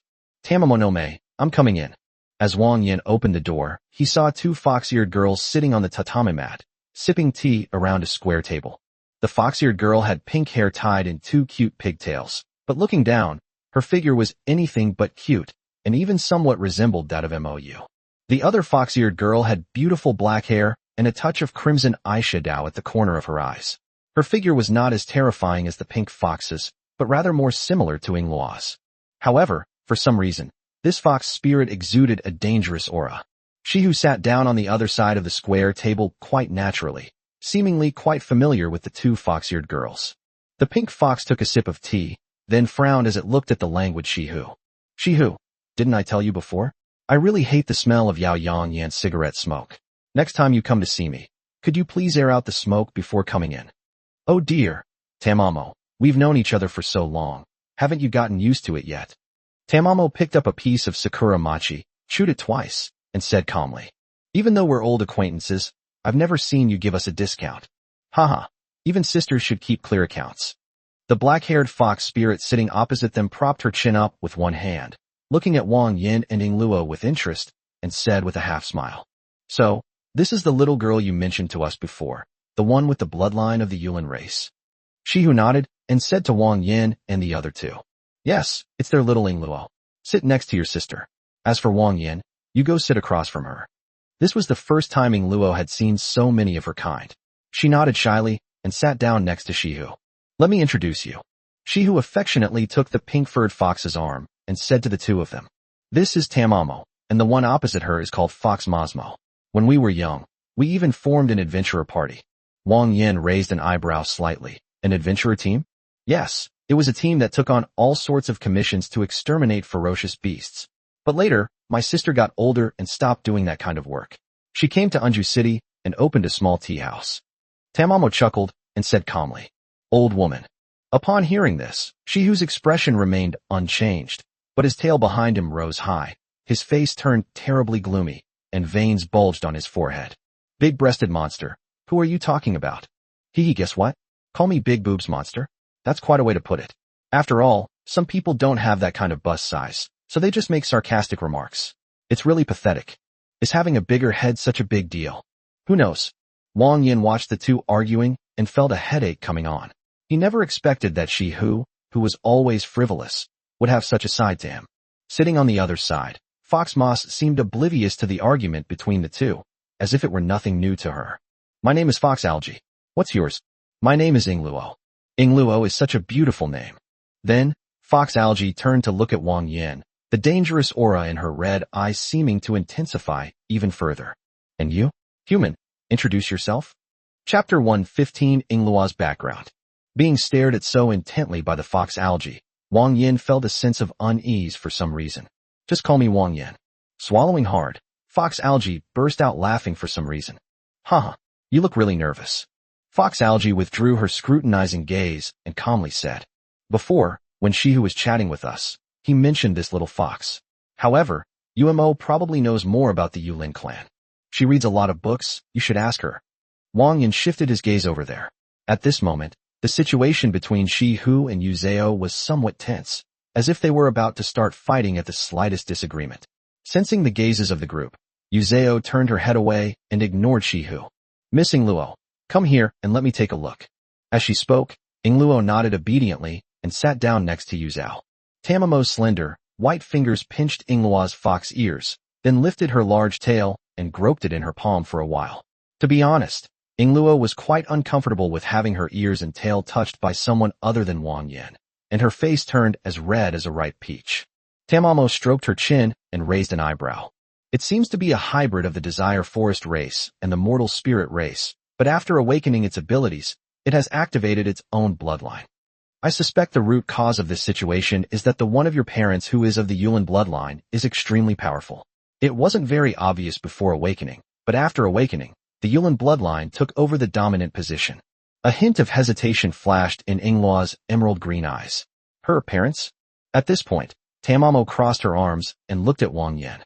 "You're this little one's boyfriend, right?" Wang Yan met Yuzeo's gaze and nodded. "Yes, that's right.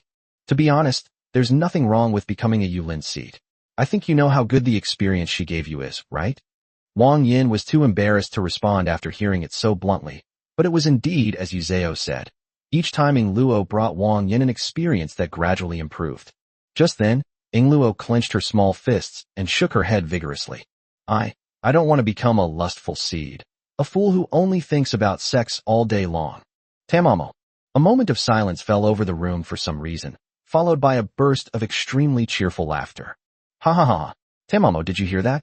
All those idiots in the Yulin clan are just filled with nothing but lewd thoughts every day."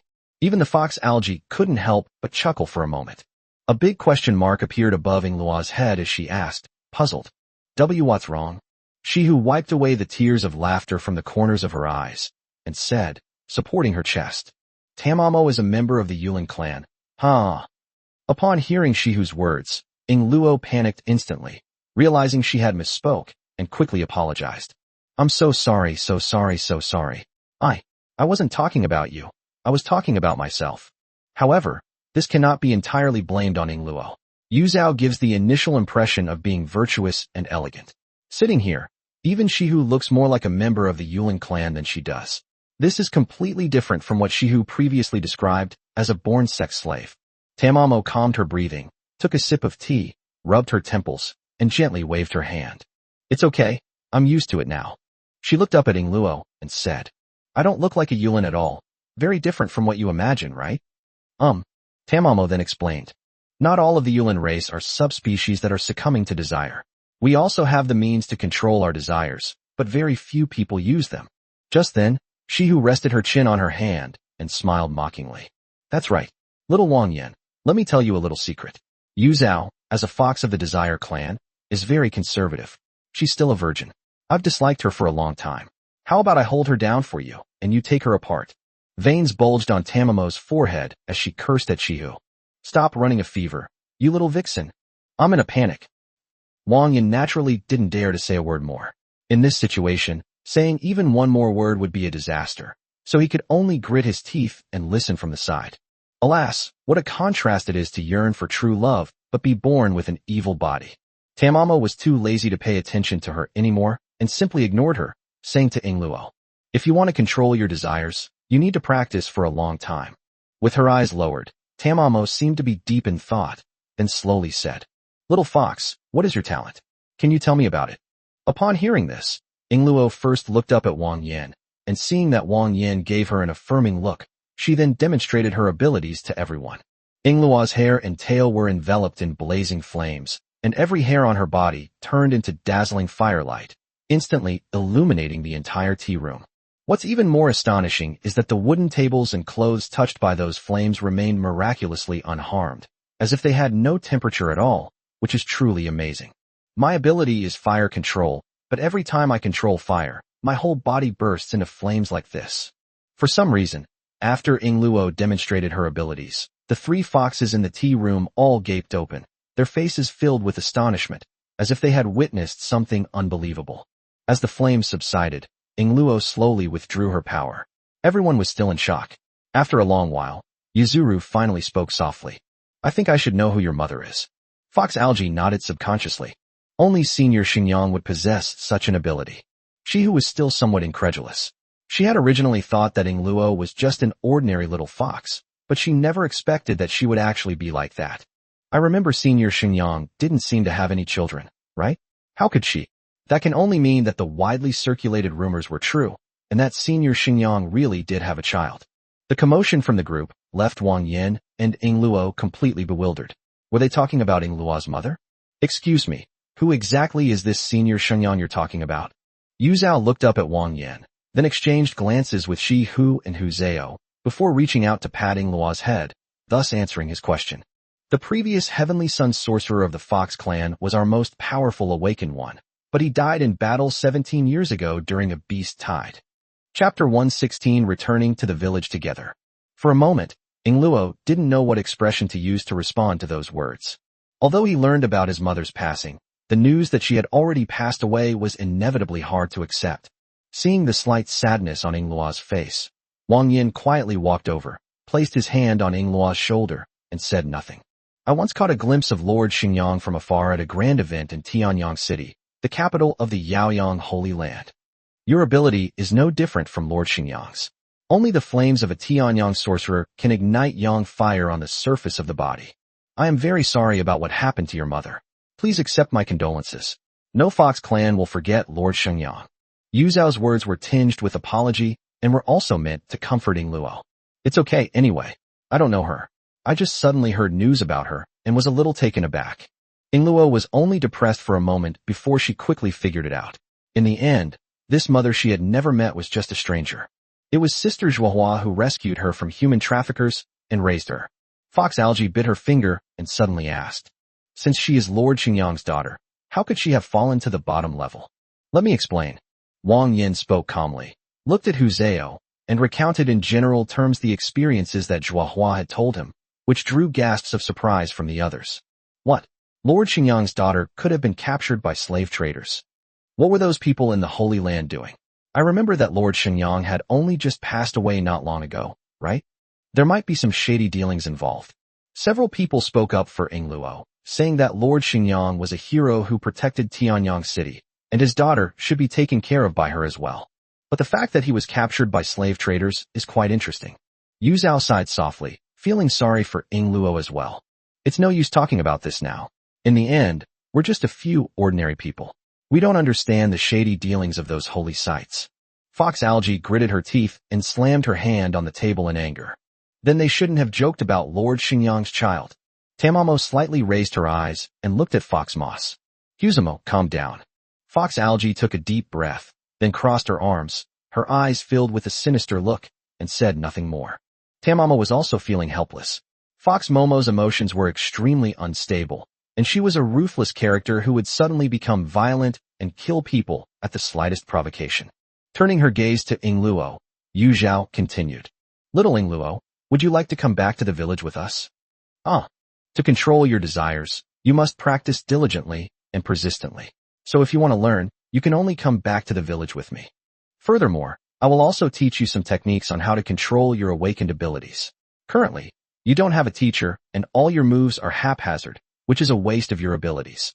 Yingluo didn't speak, but instead gave Wang Yan a pleading look. Wang Yan smiled calmly and said to her, It's up to you to decide. Don't ask me. Whatever you choose, I'll support you.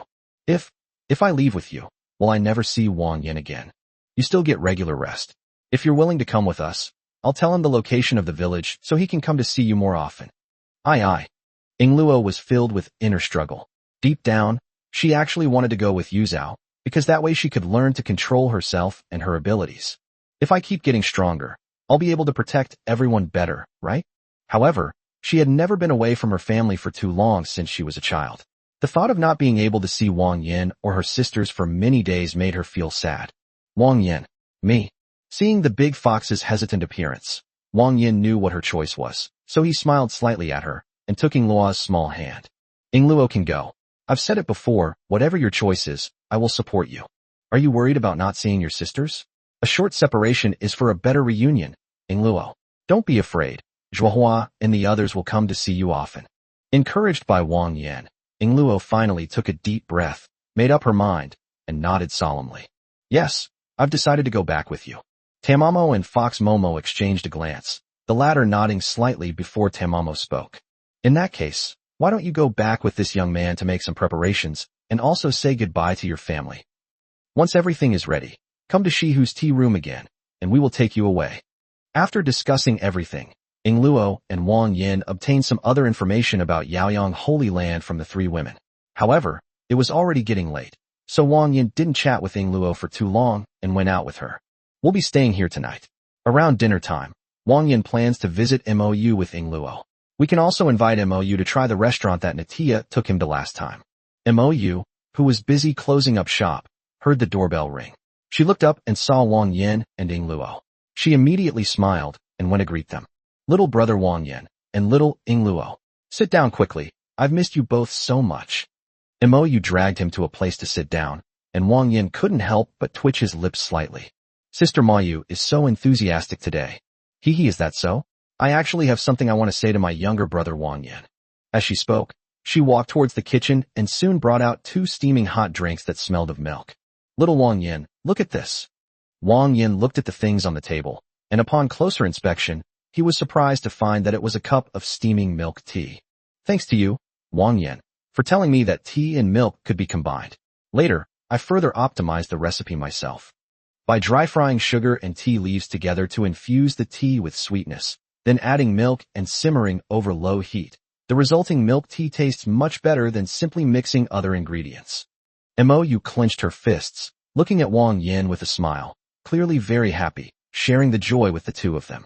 Wang Yan took a sip, and sure enough, the rich flavor, the sweetness of caramel accompanied by the aroma of milk, was slightly bitter at first, followed by an irresistible aftertaste. It's practically identical to milk tea on Earth. It tastes so good. Yingluo's eyes widened as milk tea drew a small mustache between her lips and nose, making her look somewhat silly and cute. Right? This stuff is especially popular with the ladies in the inner city. Even though the cost of a cup of milk tea is high, Those ladies are willing to line up at the store every day to buy it. Chapter 117. Did Nisha herself know she was getting married? The shop was already closed, and Mou sat beside Ing Luo with a smug look on his face. This item has now become the best-selling item in the store. Wang Yan was not surprised by this. This thing is a high-sugar drink. On Earth, even in the smallest county, you can find the image of the snowman wearing a crown. It has already been proven, and its popularity was expected. I think Sister Mayu could perhaps add another layer of cream on top, making it into different flavors, giving customers more choices. I think that would sell even better. Upon hearing Wang Yan's suggestion, Mou's eyes widened as if she had discovered a new continent. The cream won't melt in the milk tea in a short time, and it also gives people who don't like bitterness a better option. Wang Yan, you're simply a genius. Wang Yan scratched his head, smiled slightly awkwardly, and said, Actually, these are just some practices from my hometown. Those shops specialize in selling these drinks, so I thought you could try them too, Sister Mayu. I just didn't expect that Sister Mayu would be so efficient and skillful, and that she could optimize the milk tea recipe so quickly. Mou shook his head and answered very solemnly. That's different. You told your sister all of this. If you hadn't told your sister about this method, how could your sister have made such delicious food? Mou winked at Wang Yan, smiled slightly, and said, Sister should really thank our little Wang Yan. Ha ha ha. Mou's hands were warm and incredibly soft, unlike hands that had been baking for years. Wang Yan withdrew his hand and said to Mou, Let's talk about gratitude later, Sister Mayu. Ing Luo and I came to see you today because we wanted to take you to a restaurant. It's getting late, shall we go? To a restaurant? Mou looked at the gradually darkening sky, then smiled slightly and nodded. Okay, but wait until I change my clothes. This apron looks really dowdy, and I don't want to embarrass you too. Ing Luo obediently shook her head, her big tail wagging as she said, No, Sister Mayu looks good in anything. Wang Yan also smiled and echoed, That's right, that's right. You little rascal, all you do is try to make your sister happy with Xiao Ing Luo. All right, be a good boy and wait here for your sister. Mou chuckled and cursed, then went up to the second floor. Not long after, Mou came down wearing a white dress. If a white floral dress paired with long, flowing hair and bangs is the perfect combination for every young man's ideal woman, then just one simple detail can instantly transform this outfit. That is Mou's explosive figure, which can be described as world-class. Holding onto the stairs with one hand, she casually tossed her hair behind her ear, revealing her pink ear tips. Even though she was just going down the stairs, the aura of sin lingered around her. Every step she takes creates breathtaking ripples. If Mou were to be likened to a sincere and genuine nun, then her body would be eternally cursed by the devil, stirring up the most wicked thoughts in the depths of anyone who sees her. Mou was a little shy. She had bought this dress a long time ago, but never had time to wear it. This was the first time she had let others see her wearing this dress, and she even felt a little nervous for a moment. Is it good-looking? Seemingly lacking confidence, she noticed both men staring at her blankly. After a long while, Ing Luo finally called out, So beautiful. She leaped into Mou's arms and began to inhale deeply. Oh dear, little Ing Luo, stop itching. The large fox hugged Mou's waist, looked up at her, and said, Sister Mayu, you're so beautiful. Will you be my girlfriend? Silly girl, what nonsense are you talking about? Your little brother Wang Yan is still here. Wang Yan also struggled to climb out of Mou's quagmire of sins. He originally thought Mou was already pretty enough, but he didn't expect that with a little dressing up, she would turn from a cow into a succubus. Isn't that ridiculous? Sister Mayu, you look really good. Wang Yan nodded, then added, But I think it would look even better with a jacket on. What do you think, Sister Mayu? Following Wang Yan's advice, Mou lowered her head and saw the two peninsulas that had emerged from the water, instantly blushing. Okay. After a brief hiccup, Mou finally put on a small shirt at Wang Yan's suggestion to cover up a little and become less conspicuous. Only then did the group set off for the restaurant where Natia had taken Wang Yan to eat before. The big fox had never eaten seafood before and was very curious about it. He was a little dazzled when he saw Wang Yan and the waiter ordering a lot of things he had never even heard of. Mou rested her chin on her hand and, while waiting for the food, sat down opposite the two men and started chatting. Is there anything I can do for you in Anju City this time? Wang Yan pointed to the large fox beside him and explained. Ing Luo has some health problems, so I brought her here to have a checkup. Wang Yan only gave Mou a vague answer. He didn't intend to tell Mou everything, since Mou was too swayed by say and couldn't possibly explain it. Huh? Then, what exactly is wrong with Xiaoying Luo? Is it serious? Mou's face showed unease. She took Yingluo's hand, looked her up and down, and Wang Yan said with an awkward laugh. It was just a minor issue, and it's already been resolved. Hearing Wang Yan's explanation, Mou finally breathed a sigh of relief. It's all right, it's all right. As she spoke, Mou poured herself a glass of water, then, remembering something, asked Wang Yan. Since you've come here to check on Xiaoying Luo's health, then you're not here for the engagement with Miss Nitya, are you? Wang Yan was also drinking water, but when he heard Mou's words, he almost spat it out. He forced it down and choked for a while. Cough, cough, cough. What? My engagement with Nitya? Does she know I'm going to marry her? Oh. Now it was Mou's turn to be stumped, and she hurriedly asked. Didn't you come here last time because of your agility and outstanding performance in the city defense operation, which caught the eye of the city lord and led him to be specially recruited as the son-in-law of the city lord's mansion? Wang Yan felt a chill run down his spine. For some reason, a figure with dyed yellow hair began to appear repeatedly in the depths of his mind. If you have any questions, Finn is the one to go for it. The rumors have spread this far. Does Nisha herself even know she's getting married? Chapter 118 Missing Mom. Not long after, the food was served. Faced with a table full of delicious food she had never seen before, Yingluo ate with great pleasure. However, when it came time to pay the bill, Mou snatched the money from Wang Yan and paid for the meal herself. Since the two of them needed to hurry back the next day, they didn't chat with Mou for long and quickly went to the inn to rest for the night. The next morning, the two left Anju City and returned home after a day of cycling. As soon as they arrived home, Wang Yan gathered everyone in the living room and informed them that Yingluo would be leaving home for a while. What? Yingluo, you're going to the middle level. Squeak's eyes widened in disbelief. Yingluo nodded slowly, then said softly, a very powerful member of my clan wanted to take me to train for a while. I wanted to become stronger, so I agreed. Hua Yu wagged her tail, her large golden eyes blinking slightly. Then you've been gone for a long time, just like little biscuit, meow. Maybe, probably. Hearing Yingluo say this, the family members all lowered their heads. After all, Yingluo was not like Xiaobingen. They had all grown up together since childhood and had never been separated for such a long time. Seeing everyone's expressions, Wang Yan waved his hand and chuckled. There's no need for you all to look so sad. Yingluo's clansman told me that he will tell me the location of the village, and I can take you to see Yingluo occasionally. After Wang Yan explained, the little beast girl's expressions softened considerably. Zhuohua, who had been silent until now, softly asked, when are you leaving?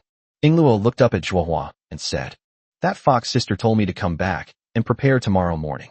After pondering for a moment, Zhuohua nodded slightly and said to everyone, I think it's good for Yingluo to improve her awakening ability. Don't be sad, don't miss home, just focus on studying hard over there. I'll help you pack your clothes in a bit. Take good care of yourself over there. Zhuohua's words warmed Yingluo's heart, and she nodded emphatically. Yingluo will be leaving home tomorrow, so Wang Yan is preparing a delicious meal today and has also taught the cat girl how to cook some new dishes. After acquiring the little bell's talent, Wang Yan recalled all his memories from Earth, including all the food-themed short videos he had watched. It's worth mentioning that Wang Yan had previously bought a small millstone in Anju City, and he already had soybeans, so naturally he was able to make tofu. Actually, making tofu isn't that complicated. When Wang Yan was a child, he saw his grandmother make tofu. All he had to do was soak the soybeans overnight, grind the soaked soybeans into soy milk, and finally add brine. Wang Yan didn't need to worry about grinding the beans at all. He would give the beans to the mice and tell them that whoever could grind the beans for him would get 10 strawberries. Naturally, the mice all rushed to do it. However, these mice, though called stupid, are not entirely stupid. After getting the strawberries, the mice would pour the beans into the millstone and then whip Lupia, tying her to the millstone and making her pull it, which made Wang Yan a little uneasy. But he didn't care about any of that. As long as these mice got the job done, that was enough. He was certain he'd kill the flame demon woman before winter arrived anyway, so there was no harm in using her. As for the brine, Wang Yan chose aged vinegar, which came with the condiment kit. Thus, Wang Yan finally ate his first processed bean product in this barren alien world. Huaiwa, you have to watch carefully. Don't stir-fry the tofu too vigorously, or it will fall apart and won't taste good. Wang Yan was preparing to make a simplified version of mapo tofu. After all, the current conditions were somewhat rudimentary, and many seasonings were unavailable. However, the finished product still looked quite presentable. Wow, so amazing, meow. These tiny yellow beans have turned into something so white and soft, meow. Wang Yan rubbed his nose smugly. As the minced meat was stir-fried and bright red chilies were added to the pan, a pungent yet fragrant aroma wafted over, causing the cat girl to cough. Cough, cough, cough. It's so pungent, meow. But it smells so good, my mouth is watering, meow. Wang Yan chuckled as he looked at Huayu, who was studying diligently, but squinting from the choking on the food. He then scooped up a spoonful of tofu coated in thickened sauce, blew on it, and fed it to Huayu. Ouch, ouch. Dohu bit Luan, meow. This simple dish of mapo tofu was the main course for tonight, and the little animal girls ate it with great delight. Even the big red rat was squeaking and squealing as it ate, still trying to stuff more into its mouth, crying and shouting that it was delicious. My mouth hurt so much. Wang Yan was amused by the silly girl Gigi, so he redeemed a few cups of milk from the system and distributed them to everyone. Drink this, and it won't be spicy anymore. After you finish drinking it, go to sleep. After giving instructions to the others, Wang Yan washed up and returned to his room. Tonight, Yingluo didn't go to Wang Yan's room, but instead went to sleep with Zhuohua. After extinguishing the torch, Yingluo snuggled into the quilt, clinging to Zhuohua in an extremely affectionate manner, her fluffy ears rubbing against Zhuohua's steamed buns. How old are you? Why do you still need to sleep hugging your older sister? Although Zhuohua's tone was reproachful, her expression couldn't hide her doting affection. No, is it not okay if I miss my sister? Sure, of course, but I thought you'd be going to see Wang Yan tonight since you're leaving tomorrow. Oh dear, I just like my older sister a little more. Glib-toned. The two sisters huddled under the covers, whispering to each other. Yingluo slowly recounted her experiences with Wang Yan in Anju City to Zhuohua. Sister, that fox sister said she saw my mother, but she is already dead. Zhuohua's eyes trembled, but he did not make any special move. He simply reached out and stroked Yingluo's long hair. So what does Yingluo think? I don't know either. Yingluo's eyes were lowered, filled with confusion. I've never met her, and I've never thought about her, but after hearing the news that she was dead, I felt a strange emptiness in my heart. I haven't told Wang Yan's sister. I'm a little sad. Zhuohua held Yingluo's hand even tighter, her heart full of tenderness. So it turns out our Yingluo misses her mother. Zhuohua soothed Yingluo in a soft voice, as gentle as water. When Yingluo was little, although she didn't remember anything, she was still raised on her mother's milk. I believe that Yingluo's mother must have loved Yingluo very much. Otherwise, how could she have given birth to such a cute girl? So it's perfectly normal to miss your mom, Yingluo. If you're feeling down, feel free to cry here with me. I'll keep it a secret for you. These words brought tears to Yingluo's eyes, and she finally couldn't hold back and burst into tears. Chapter 119 Little Trash Chicken, Second Supplement. After crying until she was exhausted, Yingluo's breathing gradually stabilized. Okay, you've already cried. From now on, don't secretly cry when you're protecting someone all by yourself. Thank you, Sister Zhuohua. The big fox closed its eyes in Zhuohua's arms, just like when it was a child, when the thunder rumbled and all the little beast girls would snuggle into her arms. A strange light flashed in Zhuohua's peach-pink eyes, her expression full of complex emotions. Yingluo. Meanwhile, in Wang Yan's room, the atmosphere was completely different from that of the two sisters, Yingluo and Zhuohua. Edited and revised. Holy crap. Holy crap. Holy crap. Why you didn't drink milk? He was quickly pushed away, and Wang Yan's facial features curled up, his hands covering his face, looking like he was seriously injured and collapsed to the ground. Why you? Not understanding why Wang Yan asked that, tilted her head and nodded. Gigi said she hadn't had enough to drink, and I felt I wasn't spicy enough, so I gave her meow. I'll go. The flower and moon's false scheme leads to Wang Yan's mistaken end, probably. After being teased by that silly girl Huayu, Wang Yan lost his mood and couldn't bear to scold her. He could only hold the bewildered little cat head in his arms and try to fall asleep. After one night, Zhuohua had already packed Yingluo's clothes and some necessary luggage yesterday, so they could be taken out first thing the next morning and Wang Yan could put them away for her. As she was about to leave her sisters, Yingluo felt a little sore, but she still smiled and waved to everyone. Sisters, I will work hard to learn from Sister Fox, and when I come back, I will be the one to protect you all. Huayu, remember to eat well, meow. Zizi, I packed a lot of cookies in your bag. I saved them up because I couldn't bear to eat them all, so I'm giving them all to you. Yoli, be careful on the road and take good care of yourself. Zhuohua smiled gently at Yingluo, took a few steps forward, and raised her hand to stroke Yingluo's head. Study hard, Don't worry everyone, and don't overwork yourself. If you are wronged, don't make a fuss. Come back and tell your sister, and your sister will help you get justice. Watching her childhood friends bid her farewell, Luo could no longer hold back, and 2 streams of tears slid down her cheeks. Yet, her eyes and brows remained full of smiles. Just as Wang Yan was about to lead her onto the rainbow shark, Xiao Ji suddenly appeared for some reason. He held a belt in his hand and handed it to Luo. This belt is now fully charged with my energy. Take it. It will protect you. This was originally a gift from Delia to Wang Yan's family as a token of gratitude. It had run out of energy after several dangerous attacks. However, since it was taken from Milian, it's only natural that Xiao Ji could recharge it. When you're out and about, having something to protect you is especially precious. Luo was deeply moved and gave Xiao Ji a smile. Thank you, Xiao Ji. Afterwards, Wang Yan hugged Luo tightly, said goodbye, and rode away on the rainbow cloud shark. After another full day of travel, we arrived in Unju City at sunset. However, the atmosphere at the port today seems a bit off. Normally, the guards would be preparing to clear the area at this time, and they would only gradually take their positions after it was completely dark. However, in the current situation, the number of guards seems to be even greater than usual, and we can even see the rat knights who have come to provide support. It should be noted that the primary duty of these rat riders is to assist the local city defense forces of Unju City in defensive battles. The job of standing guard together like this is not something they are supposed to do. Wang Yan casually grabbed a guard, curious to find out what was going on. The guard, who was initially impatient and about to scold the man, instantly changed his attitude upon seeing the man's face. Oh, it's the son-in-law again? Wait, what the heck? How did I become a son-in-law again? Wang Yan was completely bewildered, only to hear the guard continue. We just received a notice this morning that many important figures are returning to Unju City tomorrow. Didn't Miss tell the young master? Wang Yan rolled his eyes, too lazy to explain, since the root of the problem lay with Finn. He shook his head and said, I've never heard of it. I only arrived a few days ago. Oh, I don't know the specifics. After all, I'm just a common soldier. If you want to know the reason, you can ask the second young master. He's been here all day directing things.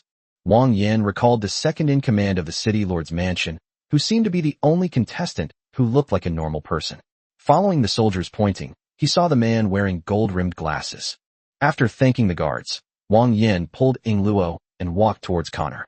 When the guards saw that it was Wang Yan, they recognized his face and did not stop him. They let him walk past them without any obstruction.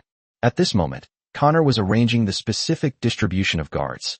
The matter came so suddenly that he didn't have much time to prepare. In fact, Wang Yan was right in front of him before Connor even noticed him. It's brother Wang Yan. I'm so sorry for neglecting you. After I finish dealing with this, I'll take you back to the city lord's mansion. Thanks to you, we were able to obtain such valuable information. Seeing that the young man was so busy he was practically running around like a headless chicken, Wang Yan waved his hand and said casually, I'm just curious what happened. I have some personal matters to attend to later, so I won't bother you. Unexpectedly, Connor grabbed Wang Yan's arm, his face full of urgency, and said, Brother Wang, please wait a moment. This matter is closely related to you. With me? Wang Yan raised an eyebrow, completely bewildered. The information you provided to Mother has been fully confirmed by the 5 major powers. The relationship between the Church of the Deadwood and the Giant Bone Tribe has been clarified. Tomorrow, all the powers will send their respective envoys to Unju City to prepare for a joint meeting. Chapter 1:20 Don't make me laugh. A joint meeting? Wang Yan muttered something to himself, then said, Why is everyone coming to Unju City for the meeting? Connor waved his hand and explained, You may not know this, but Unju City does not belong to any power. It is an independent and free city-state. This time, the meeting was held here because my mother provided the information. At this point, Connor, his face beaming with enthusiasm, extended an invitation to Wang Yan. That's why Unju City has received benefits from several major powers. This is all thanks to you. Please don't refuse again. Allow me to entertain you properly on behalf of my mother. Since Connor had already said so much, Wang Yan couldn't refuse any longer. He could also go along with Connor's wishes and ask for some more benefits from the city lord's mansion. Why not take advantage of the situation? Okay then, but we do have something important to discuss here today. I'll go take care of it first, and I'll visit you in person tonight. Connor glanced at Luo beside Wang Yan and realized she wasn't the same Catwoman from last time, but he didn't say anything else. He simply nodded slightly and said to the two of them, Then I will await your arrival, sir. After chatting with Connor for a few minutes, Wang Yan took Ing Luo and left the port, heading towards the tea house. The doorbell of the tea room rang, and Shihu quickly came up and hugged Wang Yan's arm. Little Wang Yan is finally here. Your sister has been waiting for you for so long today. Ing Luo puffed out her cheeks, her big tail swaying left and right, still fiercely guarding her food and pushing Shihu away. Shihu wasn't annoyed. She covered her mouth and chuckled, pinching Ing Luo's soft little face with both hands. Hee hee, our little Ing Luo is still so possessive of her food. Your man is so handsome, let your sister have a taste. Leading the two together, Shihu once again brought them to a private room in the inner room, where they found Umo and Humo. Tamamo looked at the two of them, crossed her arms, and said, Is everything ready? Then we can set off together tomorrow. Fox Algae hesitated for a moment before expressing her thoughts. I think we can leave directly. I don't know what those guards are doing. It seems like there's some big event tomorrow. They've been busy since morning. If we leave tomorrow, it might cause some delays. Upon hearing this, Wang Yan explained, I just asked an acquaintance, and the 5 major powers will all send envoys to Unju City tomorrow for a joint meeting specifically targeting the Church of the Deadwood. The city's defense forces are preparing for this. A joint meeting of the 5 major powers? Tamamo let out a soft her face showing a thoughtful expression, which then darkened. Let's go now. The others were also baffled by Tamamo's sudden change. If what Wang Yan said is true, then the Fox clan will also send people. We should try our best to avoid meeting them. Wang Yan finally realized what was going on. He recalled what Angelina had said. The Radiant Sun Holy Land was dominated by the Fox clan. Therefore, there would definitely be Fox clan members coming to Unju City tomorrow.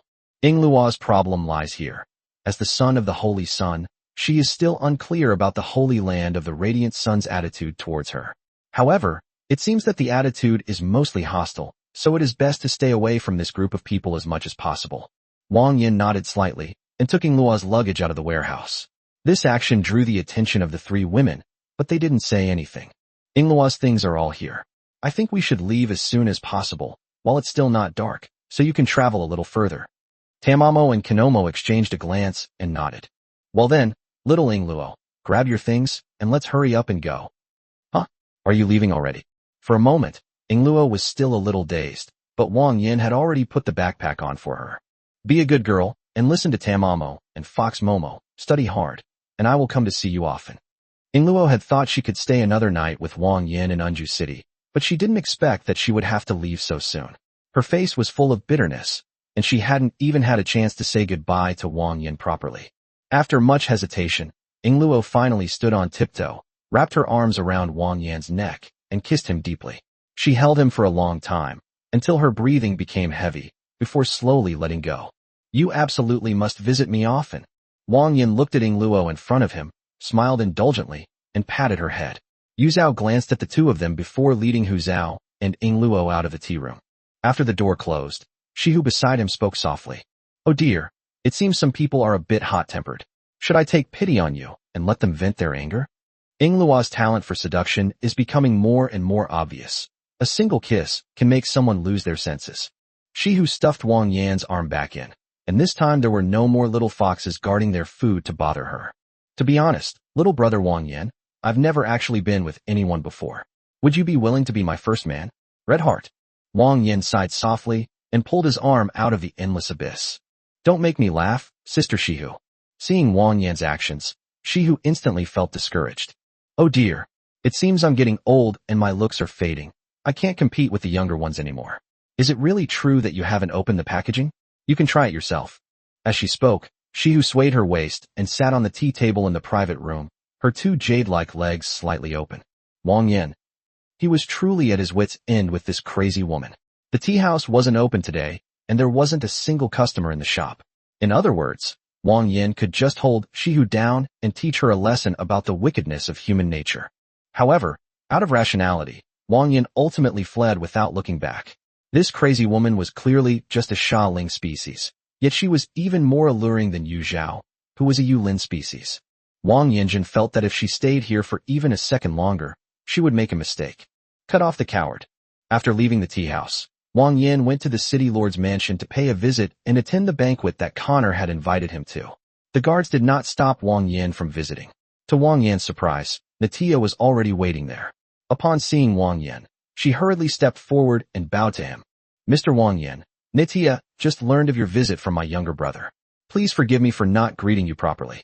Wang Yan waved his hand, indicating that he didn't care about these things. It's all right. I arrived unexpectedly. You've already done a great job. At this point, Wang Yan paused, then suddenly changed the subject, saying, By the way, is Finn home? I haven't seen him in ages. I miss him terribly. Could I see him? Chapter 121 Sister and I is so generous. She gives away whatever she wants. When Wang Yan asked about Finn's situation, Nisha seemed a little hesitant, as if she was too embarrassed to speak. Finn, what's wrong with him? Wang Yan pressed on with a forced smile, his face full of warmth. Well, for some reason, Nisha sighed and turned to the butler, saying, Go and bring the young master out. He's allowed to go out for a stroll today. Wang Yan, ? The butler nodded in agreement, then turned and left. Not long after, he brought out a mummy covered in bandages, sitting in a wheelchair. Wah! The mummy was moaning, but because it was wrapped up so tightly, Wang Yan couldn't understand what it was saying. What is this? Nisha then explained. This is Finn, my poor little brother. He fell down the stairs not long ago and got all bruised. I'm sorry to have to trouble you. As she spoke, she turned to look at Finn, her face full of gentleness. Don't you think so, my dear brother? The mummy nodded vigorously, without the slightest hesitation. Wang Yan's expression right now is exactly like a sweaty soybean. Did he fall down the stairs and suffer a comminuted fracture?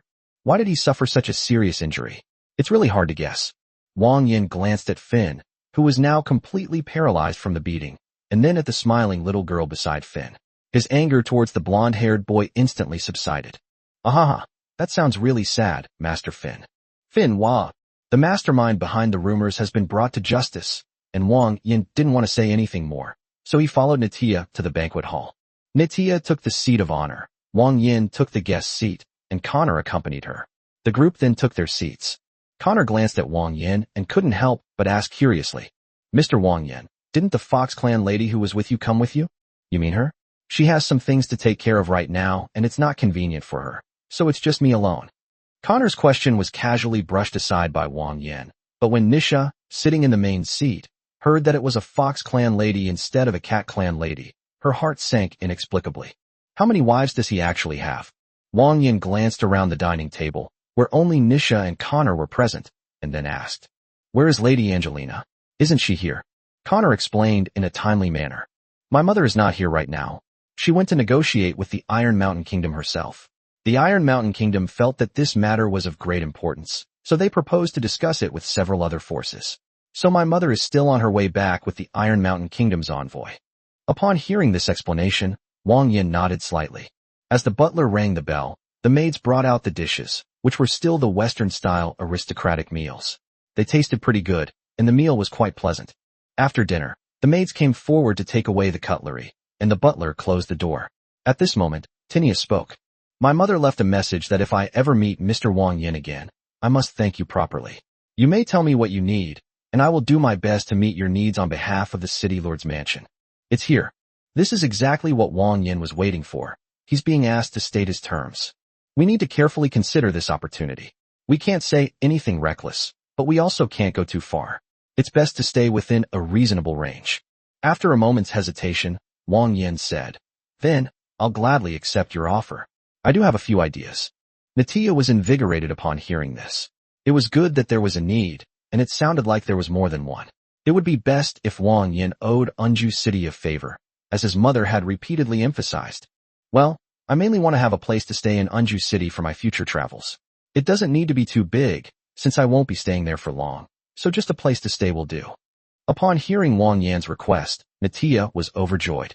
The need for a place to live indicated a desire to further solidify the bond with Unju City, which was exactly what the City Lord's mansion was planning. You should know that with Wang Yan's strength, no one in the entire Unju City can surpass him, and the entire Unju City is eager for him to come.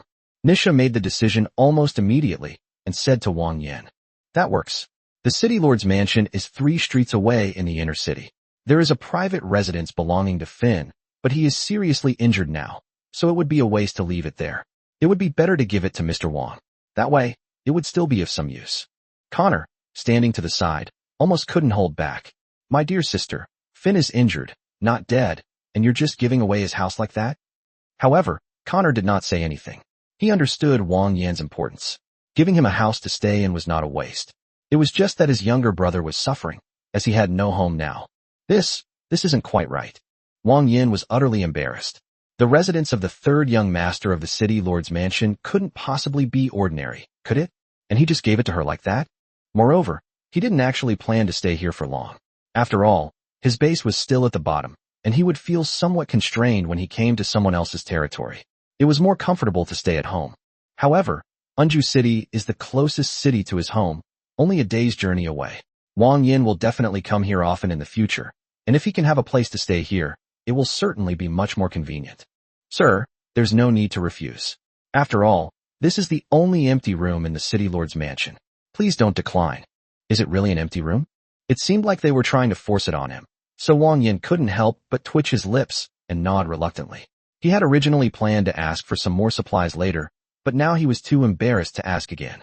Kanisha ignored all of that and continued to ask, Mr. Wang Yan, besides this, do you have any other needs? Please tell us, and the city lord's mansion will do its best to help you fulfill them. Not wanting to ask for more, Wang Yan could only make up a rather inconspicuous request. I have a servant-like person in my household. If possible, I'll send over a batch of rats. The city lord's mansion can train them for me. Nitya clapped her hands and said, That's easy. We can leave it all to the steward team of the city lord's mansion. You can send that group of rats over. Sam has been serving the city lord's mansion for 30 years and has plenty of experience. He will definitely be able to train a group of excellent servants for you. Wang Yan nodded and sent the ginkgo and a batch of mice to train maids. After a certain amount of training, the household would be able to have maids. Chapter 122 Alas, the capital of greed. Alas, the decadent aristocracy. After chatting with Nisha and Connor for a couple more minutes, Wang Yan didn't make any further requests, and the dinner ended just like that. Before leaving, the two repeatedly emphasized that they invited Wang Yan to attend tomorrow's meeting as well. Wang Yan thought this family was quite generous, so he readily agreed and gave them the latest intelligence. At the time, only he and Yun Xiao knew the situation of the giant bone tribe, but Wang Yan guessed that Yun Xiao was definitely not as fast as him. He would just give Angelino a hint tomorrow and take advantage of her to get some benefits. After leaving the mansion, Nitya said she was just seeing Wang Yan off, but she ended up getting into the carriage with him. The two sat side by side, and Nitya gave Wang Yan a faint smile. Well, I'll take you to the mansion to show you around and help you familiarize yourself with the route. Since they offered to give him a ride, Wang Yan didn't say much. It would also be a good opportunity to familiarize himself with the route and have Nitya show him around. Finn's mansion wasn't far from the city lord's mansion, and they arrived there quickly. Because the inner city is a cave embedded in the rock walls, the overall lighting is not very good, and most of the lighting relies on a kind of luminous stone. According to Nisha, this thing is called light stone, which is a group of minerals that have undergone secondary processing. It can emit light for a long time and continuously, with a lifespan of about half a month. After the light inside is exhausted, it will be replaced with a new batch of light stones. Finn's mansion wasn't very large, but it was still more luxurious than some wealthy businessmen's residences. It was brightly lit and looked very well maintained, exuding a strong aristocratic atmosphere. The maids stood in unison at the courtyard gate, bowing to Nisha. Hello, Mississippi. Nisha waved her hand and said to the group of maids, You guys were just transferred from the city lord's mansion, right? From now on, you all belong to Mr. Wang Yan and must obey his orders. The maids were momentarily stunned, then glanced at Wang Yan, quickly lowered their heads, and responded. Understood, Mississippi. Just kidding. Nominally, this house belongs to Finn, but who doesn't know who's in charge of the city lord's mansion? The maids were all quite professional and didn't ask Nisha any unnecessary questions. Nitya smiled sweetly at Wang Yan and said to him, All right, sir, shall we go in and take a look? Wang Yan nodded and followed Nitya inside. The mansion has 3 floors. The first floor contains the reception room, kitchen, dining room, and servants' quarters. The second floor contains guest rooms, a bathtub, toilets, and dressing rooms. The third floor is more of a private area for the owner, with facilities such as the master bedroom and study located there. Overall, it is many times better than the 2-story house that Wang Yan built at home. For a moment, Wang Yan even considered bringing all his wives to live here. After walking around with Nitya, Wang Yan had become familiar with the layout of the mansion. Nitya smiled and looked at Wang Yan, saying, Well, now that I've shown you around, I won't linger any longer. From now on, This mansion belongs to you. Please get some rest tonight, and I must invite you to a meeting tomorrow." Wang Yan nodded and stood at the door to say goodbye to Natia. After Nisha boarded the carriage and her figure gradually disappeared into the distance, Wang Yan turned and entered the mansion. At this moment, a short-haired maid came up, lifted her skirt, and bowed to Wang Yan. "Hello, master. I am Lily, the head maid of this mansion. Please feel free to give me any instructions in the future." He looked her up and down. The maid was slightly tall with a cold expression and a beauty mark at the corner of her eye. Judging from her appearance alone, it was hard to associate the word maid with her. "Well, I don't actually stay here very often. You can handle the specifics yourselves." Lily shook her head and said calmly, "Even if the master does not live in the mansion, the maid should still handle her own affairs. There is no situation where the master is present or not. Only a situation of dereliction of duty." After saying that, Lily bowed slightly to Wang Yan and continued, "Master has had a long day. The bath water is ready. Please move to the bathroom." Hearing that hot water had been prepared, Wang Yan couldn't help but nod in approval. This maid was indeed thoughtful, even boiling the water in advance. Is this all there is to life for aristocratic gentlemen? The bathroom features a huge pool that occupies 2/3 of the room. The edges and bottom of the pool are paved with clean white tiles, and the clear water emits wisps of steam. As soon as Wang Yan walked in, wrapped in a bath towel, several maids came in, leaving Wang Yan momentarily bewildered. The maids didn't say anything, as if they were doing something routine, and lifted Wang Yan's arm to start scrubbing him. Wang Yan had ordered body scrubbing at some large bathhouses before, but the body scrubbers there were all men. Is it really okay to have a group of young girls serve you by scrubbing your back? Alas, greedy capital. Alas, decadent aristocracy. It must be said, however, that these maids were indeed very skilled. Their scrubbing techniques were superb, and they didn't even hurt Wang Yan. They were all incredibly gentle. However, some of the maids' hands were not very well behaved. Wang Yan had a strong and muscular physique, the kind of physique whose muscles could only be seen after he took off his clothes. As a result, there were a few maids whose hands would always wander around, intentionally or unintentionally, which was a bit hard to resist. Even some of them are particularly daring. Fortunately, Wang Yan wasn't a petty person and didn't hold a grudge against the maids. After taking a shower, Lily came over and said to Wang Yan, "Master, the bedroom has been prepared. If you have no further plans, I can lead you to the bedroom to rest." It was already late, and Wang Yan had no desire to wander around anymore. He had already promised Natia that he would attend that so-called joint meeting tomorrow, and he figured things would be very troublesome, so it was better to get some rest early. "Okay, take me there." Wang Yan nodded slightly, and then followed Lily into the master bedroom. Looking at the large double bed that had already been made up, Wang Yan pounced on it without hesitation. It had been a long time since he had slept on such a big and soft bed. Lily turned off the patterns controlling the light stone, and the light in the bedroom dimmed instantly. She gently closed the door and then, quite naturally, began to take off her clothes. "Wang Yan, ? If we're not sisters, what are you doing?"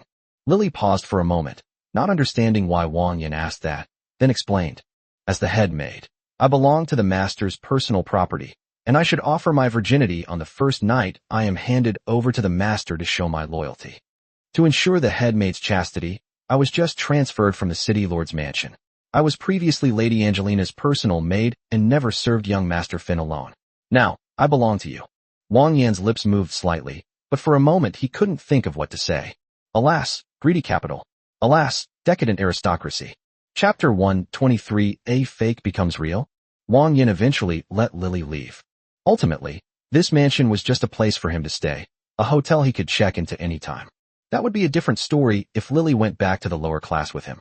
Wang Yan felt it was inappropriate to deflower someone for her own selfish desires. According to her, once someone's virginity was broken, they were bound to her and couldn't find another partner. After all, Anju City wasn't his main base. Lily was surprised that Wang Yan rejected her. After leaving the room, she slowly lowered her head, seemingly lost in thought. The next day, early morning. Before dawn, the maids were already up. Led by Lily, they began to tend to the mansion. Lily gently knocked on Wang Yan's door and said softly, "Master, breakfast is ready. You may come down to eat at any time. If you need, I can bring 2 maids to help you change." "What do you mean?" Wang Yan didn't need to sleep for long. He had already woken up. He responded and didn't let the maids come in to help him change his clothes. After tidying himself up a bit, he went downstairs to have breakfast. Just as Wang Yan finished his meal, A gentleman with a neat goatee bowed to him and introduced himself. Good day, sir. I am Hawkins Guderian. By order of Miss Nisha, I shall assume the position of steward of your residence from this day forward, responsible for managing all servants and affairs. You may simply call me Hawkins. Wang Yan glanced at it briefly, and a status bar appeared before his eyes. Hawkins Guderian, human race. Age, 56. Favorability, 20. Talent, erudition. Specialties, proficient in management, skilled in tea ceremony, knowledgeable, physically weak. A message appeared before Wang Yan's eyes. Seeing nothing particularly special about it, he gently waved his hand and said, Okay, I understand. However, I won't be staying here for long. You and Lily can discuss the specifics together. At this point, Wang Yan suddenly thought of something about the Western European servant system. In the entire servant system, the butler holds the highest position, equivalent to a general manager. The head maid is responsible for cleaning and housework, similar to a department manager. Generally speaking, the butler is one position higher than the head maid. Thinking this through, Wang Yan continued. Miss Lily will temporarily assume the role of housekeeper as well. In a complete servant system, normally there is only one butler, but there can also be two butlers, one male and one female, who respectively manage the male and female servant teams. Lily had mentioned that she used to be Angelina's personal maid, so Wang Yan felt that she should be competent to serve as a housekeeper. After saying that, Wang Yan calmly looked at Hawkins, waiting for his response. The newly appointed steward's humble smile remained unchanged, though his eyes flickered almost imperceptibly before he bowed and said, As you have instructed, sir, I will work well with Miss Lily. Even if I don't plan to stay here for long, I still need to take some necessary measures, such as hiring an extra housekeeper, so that Hawkins won't monopolize management authority. If the butler misbehaves while I'm away, then there's someone else to keep him in check. Actually, administrative management is not Lily's main job. Although she has been with Angelina for a while and has some experience from what she has seen and heard, she is not very proficient. Lily bowed her head impeccably to the side. She understood.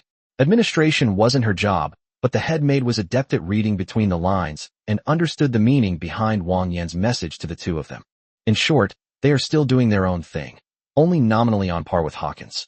The maids rushed forward to clear away the tableware. Wang Yan straightened his clothes, and Hawkins said to him, Sir, the carriage is ready. We just received word that the city lord has returned ahead of schedule. The remaining guests will arrive separately this afternoon. You may now take the carriage to the city lord's mansion to meet with him. Wang Yan nodded lightly, then hummed in agreement, and followed Hawkins's guidance to board the carriage. After traveling through 2 streets in a carriage, Wang Yan arrived at the city lord's mansion again. Hawkins got out of the carriage first and opened the door for Wang Yan. As the chief steward of the city lord's mansion, Mr. Sam was already familiar with Wang Yan's face and knew very well how much Angelina valued Wang Yan, so he naturally dared not neglect him. He had been waiting there for a while, and after nodding to Hawkins, he said to Wang Yan, Mr. Wang Yan, we meet again. This way, please. Madam just returned and heard from Miss that you were coming to visit, so she asked me to wait for you here.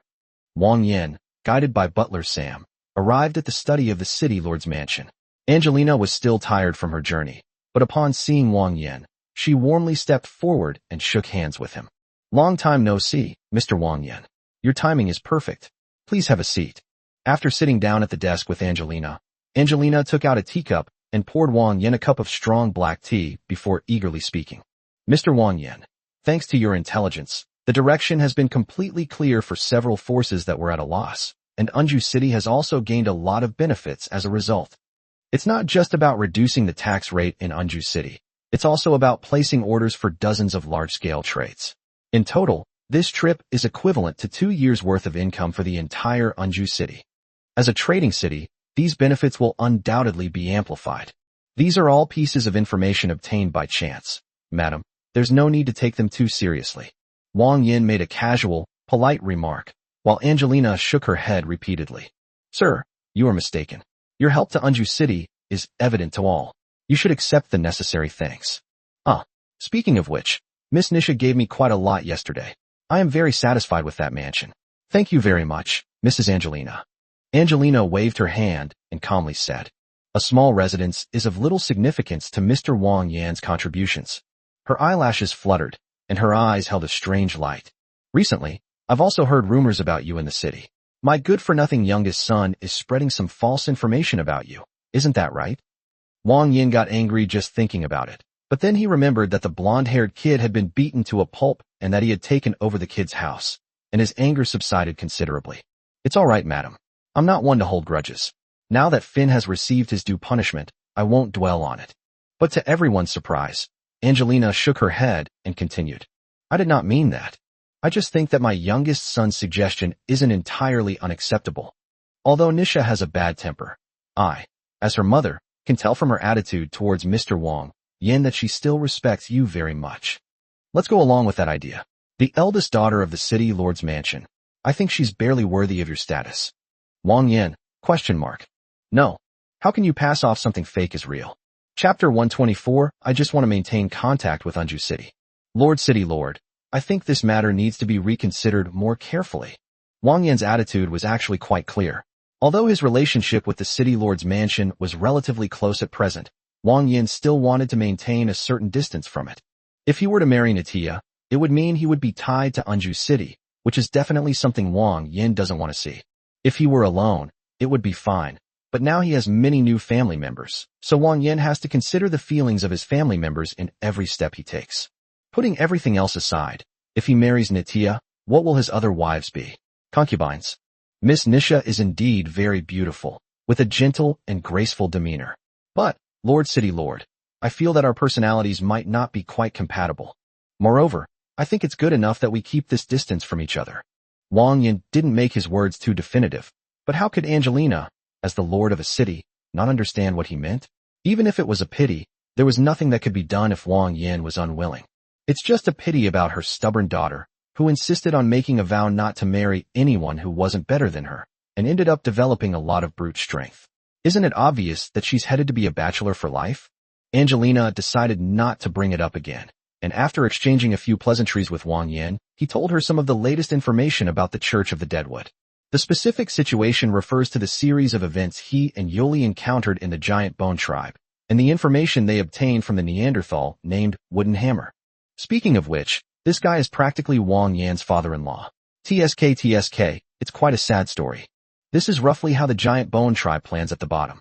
They are not just a single Giant Bone Tribe, but they have also split into countless subtribes, and they are frantically carrying out live sacrifices at the bottom by casting a wide net. Moreover, the deacons stationed there are generally fanatical believers of the Deadwood Church, so it is difficult to obtain useful information from them. Angelina was overjoyed to learn that Wang Yan had new information, but the more she listened, the colder she felt. It turned out that the riots of the alien beasts were all caused by the cultists' live sacrifice. What madman! I rescued a werewolf from the Bloodfawn Kingdom. She said she was a vanguard officer of some Dark Assault Legion and had the same intelligence as me. However, I don't think she'll be that fast, so I guess the Bloodfawn Kingdom is currently unaware of this news. The City Lord can use this new intelligence as leverage at today's meeting to continue to exchange some benefits for Anju City. Wang Yan spoke calmly, but Angelina's expression was inexplicably complicated. She looked deeply at Wang Yan, then slowly said, Mr. Wang Yan, to be honest, I really don't know how to repay you for your help on so many occasions. She picked up the black tea, sipped the warm tea with her red lips, looked at her reflection in the teacup, and said, You could have brought up this intelligence at today's meeting yourself. At the very least, it could have served as a stepping stone to establish your name among the 5 major powers, which would have made it easier for you to network with the various mid-level powers in the future. Wang Yan gently raised his hand and said calmly, I just want to maintain two-way contact with Anju City. That's enough.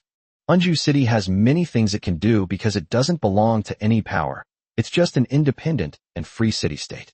If Wang Yan wants to develop his own territory, he only needs to maintain contact with Anju City. After all, Anju City's biggest advantage is its proximity to home, so Wang Yan doesn't need to bother with other city-states. Judging from the current situation, the Anju City Lord's mansion has been very sincere in its attitude.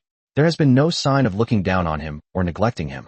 Every time he comes, he is treated as a VIP. Wang Yan has a good impression of this place, which is why she said that. However, Angelina heard these words, and they took on a completely different meaning. A blush suddenly swept across her cheeks, but it quickly disappeared. Angelina's favorability plus 10. Yes, sir, I understand what you mean. The two discussed some other matters, and Wang Yan also revealed to Angelina that he had initially built up his own power base, which caught Angelina's attention. She originally thought Wang Yan was just a strong man from a low-level tribe, but she didn't expect that he had always been a lone wolf and had only recently built up his own power. Angelina put down her teacup, placed her hands in front of her chest, and said seriously, "Mr. Wang Yan, since that's the case, as the city lord of Anju City, I propose to you that we establish preliminary diplomatic relations with your forces." Wang Yan was taken aback at first, then smiled and waved to Angelina. "Lord City Lord, you flatter us. In reality, we have only incorporated a few dozen rats. We haven't even decided what to call our main force yet. We only have a preliminary model. It is definitely no match for a force like yours that has a prominent position in the entire middle class." Angelina shook her head solemnly upon hearing this. "Actually, we are not that different. Although Anju City is large, it is just a foundation built up by our ancestors over hundreds of years. You have the means and the ability, which means that the power you have built will start to develop at a rapid pace. This is not to curry favor with you, or to support your power from a position of authority. Rather, I want to engage in equal cooperation with you as an equal." Wang Yan looked at Angelina without saying a word. It was only after a long while that he picked up his teacup. By then, the tea had warmed up and was the perfect time to drink it. "Yes, Lord City Lord, I will consider it." The two didn't have any further in-depth conversations after that. They mostly exchanged pleasantries. Angelina had to prepare for the next meeting, so they didn't talk for long before Wang Yan left the city lord's mansion. After returning to the mansion in a carriage, Wang Yan walked along the path in the courtyard, watching the busy maids, and suddenly felt that sending the mice here to study might not be a bad idea. "Hawkins." Wang Yan spoke calmly, and Hawkins bowed slightly to Wang Yan, whispering in his ear, "Please speak, sir. When winter is approaching, I may send a group of rat people here to learn some housekeeping skills." After saying that, Wang Yan paused again and added, "There will probably be another rat clan member who you will need to personally guide. Your job is to teach her how to be a qualified steward." Hawkins nodded calmly without asking any questions. "Understood, sir. I'll just put the picture of she-who in this section of the commentary." Chapter 125 Joint Conference. Originally, I was thinking of sending the mice to the city lord's mansion to study, but now that this mansion belongs to me, it would be better to just send them here. After all, this place is nominally his private property, so he doesn't need to ask the city lord's mansion for favors. That's perfect timing. Autumn is here and winter is just around the corner. Little Belle will probably be trading again then, so I can send over a few mice so they can learn how to be a maid. The wives can't do all the housework. A few mice have to be assigned to manage it. Little Rice is almost weaned, and now Little Cake takes care of her all day. These two children are very easy to take care of. If we send White Fruit over to learn, she probably won't worry too much. Moreover, she also has a daughter in Anju City. Little Biscuit has been in the Red Rose Knights for almost a year, so coming here will allow the mother and daughter to reunite. After a quick meal, the streets were already starting to get lively. The guards cleaned the entire street thoroughly early in the morning and closed off certain sections. Most of the residents had nothing to do, so they all craned their necks to look out from their windows or onto the rooftops, eager to see what was going on. Wang Yan and Angelina agreed that he would sit outside the meeting table and listen in, only saying a few words when necessary. Therefore, his role in the meeting was not very significant, and he did not need to accompany Angelina to greet the meeting. As one cloud whale after another sailed into the port, envoys from the 5 major powers arrived one after another. The first to arrive was the delegation from the Iron Mountain Kingdom. This power had the best relationship with Anju City, otherwise they wouldn't have stationed troops here to assist in the defense. Judging from her attire, the envoy from the Iron Mountain Kingdom resembled a nun from the Rat Clan, with flowing golden hair, a gentle expression, and an appearance that suggested she was frail and delicate. The rat woman bowed slightly to Angelina, and the two exchanged pleasantries for a while before being led away by the city lord's men. Following them was the delegation from the Bloodfawn Kingdom, a gray-haired wolf woman. Wang Yan had only met one wolf clan member before, Yin Xiao, whom he had met once before. Yin Xiao's figure was relatively normal, but compared to this wolf clan woman, she appeared rather petite. The wolf clan envoy had bronze skin, was dressed in revealing clothing, with only leather covering her essential parts.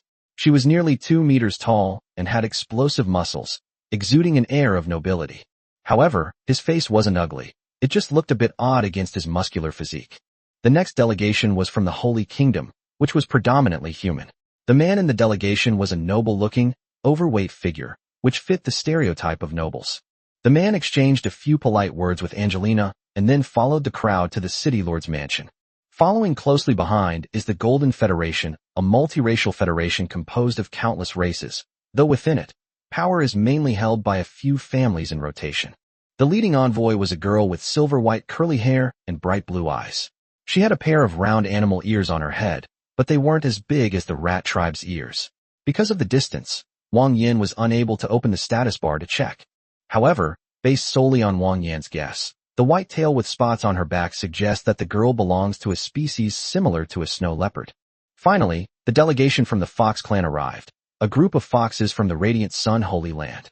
The Fox clan had a small delegation of only 3 people, led by a purple-haired girl with 2 red lines painted on her cheeks, flanked by 2 pink-haired Fox clan members. Everyone had arrived, and the guests had been led to the city lord's mansion. Wang Yan also set off, ready to listen in. Inside the city lord's mansion, in the conference hall. The meeting room here is usually only used for important meetings. It has a huge round table for guests to discuss important matters. With all the envoys present, Angelina invited the 5 of them to take their seats. Wang Yan was only there as an observer, so he could only stand on either side of the meeting hall with the envoy's entourage.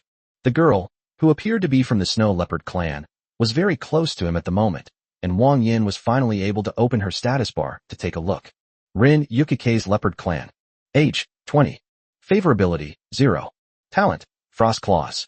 Specialties, Cold Adaptation, Wildness, Endurance, Livestock Expertise. Ding. Unlock the Leopard Clan illustration. Gain the passive effect, Low Temperature Adaptation. New products unlocked. The store has been updated. Tile 1./tile. It really is a snow leopard. Wang Yan muttered to himself, just as he had guessed, that the girl from the Golden Federation was indeed a member of the Leopard clan, and that he had acquired his new talent from her. With the high-temperature adaptation he gained from the flame demon Lupia, Wang Yan can now be said to be impervious to heat and cold. However, this new product, a tile priced at 1 point, is just another basic building material, which gave Wang Yan a headache. These building materials can easily cost tens of thousands of yuan. Although they are good products, the price is really making it difficult for Wang Yan to afford them.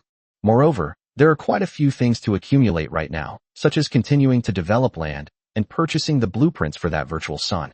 The production capacity of sunflower fruit seems to be somewhat insufficient. Returning to her senses, Angelina cleared her throat and first expressed her welcome to all the envoys, thanking them for coming to Anju City. After a few simple opening remarks, she went straight to the topic of the meeting. Through the initial discussions with your respective factions last time, we have identified the base of the Deadwood Church at the grassroots level and unanimously agreed to launch a joint military campaign to subdue it. The initial plan for this joint operation is to use Anju City as a base. The 5 major forces will move in and integrate there. At that time, they will form a coalition army and set out together to wipe them out. Since this is a preliminary plan, it means that there are still parts of the plan that need to be discussed. The envoys who came today are here for this reason, and they are prepared to come up with a plan that can be accepted by all forces. The first to speak was the nobleman from the Holy Glory Empire. He glanced at the circle of beastmen around the table, and although he felt uncomfortable, he remembered His Majesty the King's instructions and forced himself to continue the discussion, presenting his views. If that's the case, how are the Allied forces allocated? Our Holy Glory Empire can only send 500 elite soldiers. Any more than that would be difficult. The picture of she who was deleted, I'm so sorry, I can't post it no matter what I do QAQ. Chapter 126 Holy crap, there's a male feminine. The war at the Wall Abyss was actually very troublesome because, in addition to normal supplies, large numbers of soldiers suffered a special loss during their march, the threat of alien beasts. As is well known, the intensity of attacks by strange beasts is linked to the density of the population. The denser the population, the more ferocious the strange beasts that come at night. Therefore, the larger the scale of the march, the greater the pressure from the monsters at night. If the army is not very strong, it may lose 1/10 of its fighting strength after arriving at the destination. This is a concern for everyone. After all, while the giant bone tribe is a low-level force, making them relatively easy to subdue, completely annihilating them would be quite troublesome. Crossing a social stratum makes taking action extremely difficult. The envoy from the Holy Kingdom requested 500 people, a reasonable number that was neither too many nor too few. Following this example, everyone else chimed in, limiting their requests to 500 elite soldiers. After several rounds of discussions, and with the number of participants confirmed, the next question was raised. The snow leopard girl said softly, Now that the number of troops has been determined, who should take command of the allied forces? As soon as he said this, everyone turned to look at him. It was a sensitive topic. No matter what, the giant bone tribe is still the strongest force entrenched at the bottom level, and it has become the headquarters of the Deadwood Church. Only by going there can one know how dangerous it is. Therefore, there will inevitably be casualties on this expedition. Since all 5 major forces have sent troops, whoever obtains command authority can favor their own faction and reduce casualties. However, if someone were to actually do that, the reinforcements from other forces would certainly object, and it's even possible that their own people would start causing trouble before the battle even begins. Therefore, this right of command must be properly arranged. The rat nun thought for a moment and then expressed her opinion. The Iron Mountain Kingdom agrees to hand over command to Unju City for decision-making. Upon hearing this, everyone looked at each other, finding it quite reasonable. Unju City will not send troops this time. After all, it is already difficult to defend its own city, so how can it spare the resources to assist in the encirclement and suppression? Unju City can be considered a third-party force among the major powers. Being small in size, it is unable to participate in the open and covert struggles. Therefore, handing over command to Unju City seems to be the most appropriate arrangement. I disagree. A clear, cold voice rang out, and everyone looked in the direction of the voice. It was the Fox clan member from the Radiant Sun Holy Land. The purple-haired girl chuckled, then said coldly, "Who doesn't know the relationship between your Iron Mountain Kingdom and Unju City?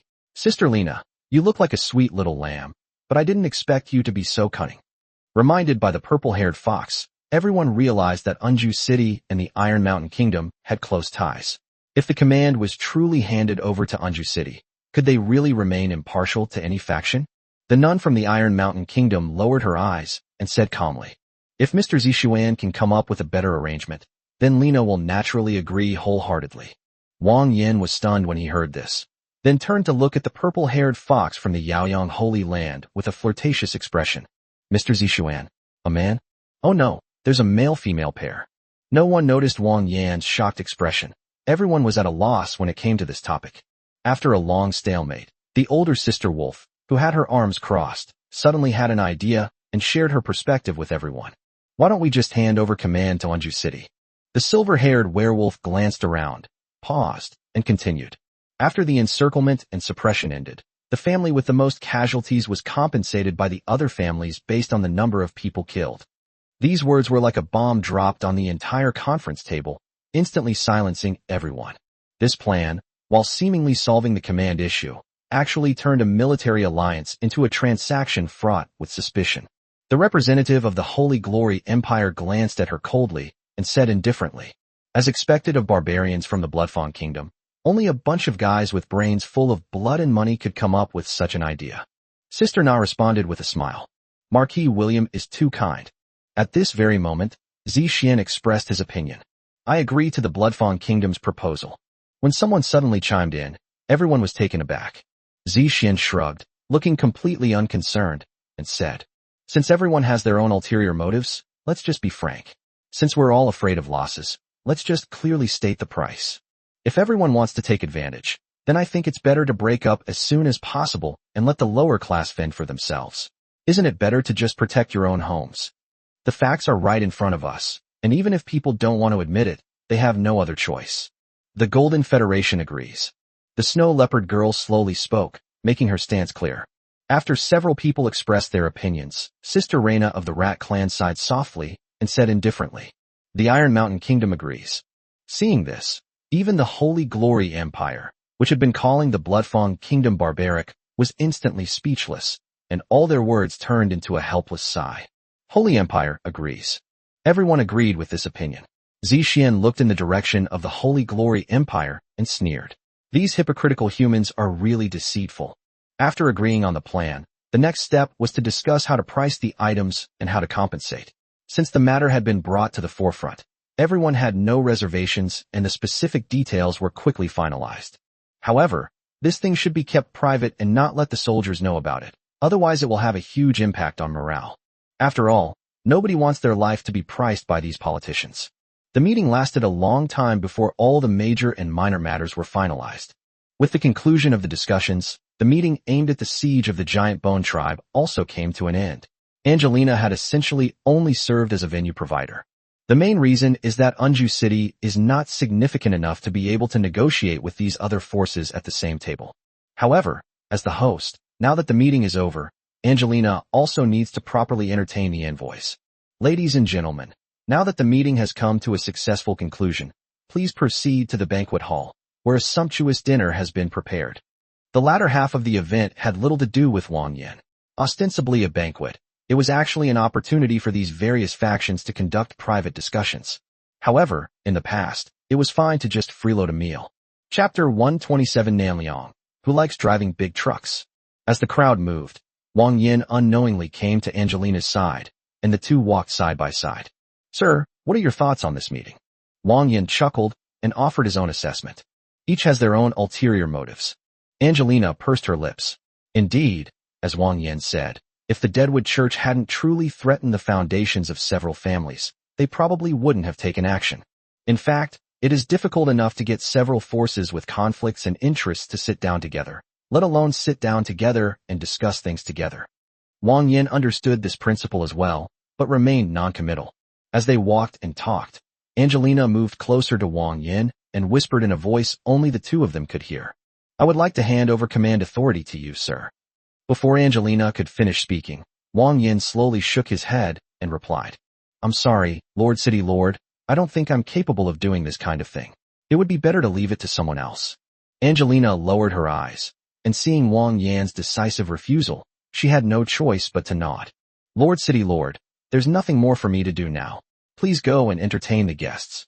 Angelina hummed in agreement, telling Wang Yan to do as he pleased. She wanted to use the new information Wang Yan had given her to exchange for a good price. During the meeting, just now, Angelina did not mention that the giant bone tribe had split into several branches, and now is a good time to discuss it privately. Upon arriving at the banquet hall, the lavishness of the dinner far exceeded Wang Yan's expectations. A long table was filled with all sorts of delicacies that Wang Yan had never seen before, making one's mouth water. The banquet hall was filled with an air of high society, with ladies sipping their wine and gentlemen exchanging greetings and discussing deals that interested them. As for Wang Yan, he was busy eating. He put a piece of tenderly seared steak into his mouth, the aroma of black pepper bursting with the juices of the steak, filling his entire mouth. Before he could even react, Wang Yan had already devoured the whole steak, seemingly still wanting more. He picked up another plate of lobster covered in minced garlic. As Wang Yan slurped up the tender lobster meat, he felt a pang of regret, thinking how wonderful it would be if he had brought Gigi with him. Just as Wang Yan was eating in silence, a figure slowly appeared behind him and gently patted his back with a fair arm. The unexpected pat startled Wang Yan. He put down the plate and turned around abruptly, only to find that the person was the male-female fox from the Yaoyang Holy Land, the fox named Zixian. Wang Yan was momentarily stunned. He didn't seem to know him at all. Why would he bother him for no reason? Is this Mr. Wang Yan? Zixian smiled, her long, narrow eyes exuding a gentle aura, but Wang Yan felt extremely uncomfortable. Despite looking more feminine than a woman, Wang Yan felt a chill run down his spine at the thought that he also had the same equipment as her. And how does this guy know his own name? Wang Yan didn't know what Zixian's intentions were, but it seemed she had done some research on him beforehand. Most likely, she didn't have any good intentions, so he subconsciously became wary of this little girl. Who are you? Have we met before? Wang Yan returned a smile, took out a handkerchief to wipe his mouth, and extended his hand to shake hands with Zixian. However, Zixian looked at Wang Yan's greasy fingers and couldn't help but twitch the corner of his mouth, saying, Mr. Wang Yan, you really have a bad memory. I saw you standing at the edge of the meeting room listening to the conversation just now. You haven't forgotten me so quickly, have you? Wang Yan feigned realization, but his wariness only intensified. Zixian's words meant that this guy had already noticed him when the council meeting began. Although there weren't many people from the city lord's mansion listening in the council hall, his position was clearly that of a servant of the city lord's mansion. As an envoy of the Radiant Sun Holy Land, why should he be the one to be remembered? This little girl is definitely here to cause me trouble. Oh, look at my memory. It's Mr. Zixian. I'm so sorry. I'm just a servant in the city lord's mansion. What can I do for you? Zixian covered his mouth and giggled, then squinted and said, Mr. Wang Yan is not being honest. How could a great hero who saved Unju City from disaster be a servant of Unju City? At this point, Wang Yan's smile faded, and he quietly looked at the fox who was a head shorter than him, coldly saying, Mr. Zishuan seems to know me quite well. Since they've come looking for trouble, Wang Yan doesn't need to give them a friendly look. However, he still can't figure out when he first encountered this man-woman. That's for sure. One of the reasons I came to Anju City this time was to see what Mr. Wang Yan looks like. As he spoke, he looked Wang Yan up and down, then chuckled. It doesn't look very good. Wang Yan clenched his fists and remained silent. He had already decided that if this guy made another sarcastic remark, he would play rock-paper-scissors with him. Zishian suppressed her smile, looked at Wang Yan, and said calmly, You might be wondering how I know information about you. Wang Yan didn't speak, just silently watched the little boy and girl. According to my informant in Anju City, you seem to be getting very close to Shihu? Wang Yan. Zishian's inexplicable remark suddenly baffled Wang Yan. Why did he bring up Shihu out of the blue? And what did this have to do with Shihu? At this point, Zishian's smiling expression finally turned cold. If you're thinking of making a move on Shihu, I advise you to give up that idea. Shihu is my woman. If I were you, I wouldn't risk my life for something so foolish. No, what the hell is all this? When did I ever set my sights on Shihu? It's always been Shihu trying to take advantage of me, isn't it? Wang Yan's mind was in complete disarray, and it took him a long time to finally understand what the little boy meant. So he liked Shihu, and then sent people to monitor him in Anju City. Then his informant saw that he and Shihu were too close, so he assumed that he was trying to make a move on Shihu, and that's why he investigated him. Isn't that incredibly stupid? Wang Yan cursed inwardly, but didn't say it aloud. He looked the little girl up and down and thought, she's the kind of person who likes to drive big. However, what puzzled him at the same time was that he didn't seem to have heard Shihu mention anything about her having a man. Didn't she say that she was a virgin? Follow Kushizai Miao. Thank you, Kushizai Miao. We can create a group when we have 1,000 followers. Chapter 128, Then Don't Blame Me. Seeing that Wang Yan remained silent for a long time, Zishian subconsciously assumed that Wang Yan was intimidated by his reputation. How ridiculous. He is a member of the royal family of the Radiant Sun Holy Land. How dare he covet the woman he has his eye on? Doesn't he fear death? I just wanted to remind you of something. After all, you probably didn't know about Shihu's situation beforehand. But now that I've warned you, if I find out again that you want to get close to Shihu. As she spoke, Zishian paused, her voice filled with coldness. Then you should consider how tough your life is. Zishian tossed her hair, then, too lazy to even glance at Wang Yan again, turned her back on him and left. Okay. Wang Yan finally came to his senses. He could only say that there were too many extraordinary people in this other world. He had never had any designs on Shihu, but this little Nanyang had acted foolishly on her own. So he shouldn't blame him for being ruthless. After casually stuffing a few mouthfuls, Wang Yan left the banquet hall without looking back. Zishian watched Wang Yan's silent departing figure from afar and couldn't help but sneer. Waste is waste. Wang Yan was unaware of Xiao Nanyang's inner thoughts. As soon as he stepped out, Hawkins came up to him and bowed. Gentlemen. Wang Yan raised his hand, waved it at him a few times, and then said, You should go back with the driver first. I have some personal matters to attend to. Hawkins nodded without saying another word, gave Mr. Sam a brief instruction, and then drove the carriage back to the mansion. After leaving the city lord's mansion, Wang Yan stretched and then headed towards the fried tofu tea house. Shihu's favorability rating has remained stable at 60, so logically, this woman shouldn't be lying to him. But Zishian said that Shihu was his woman.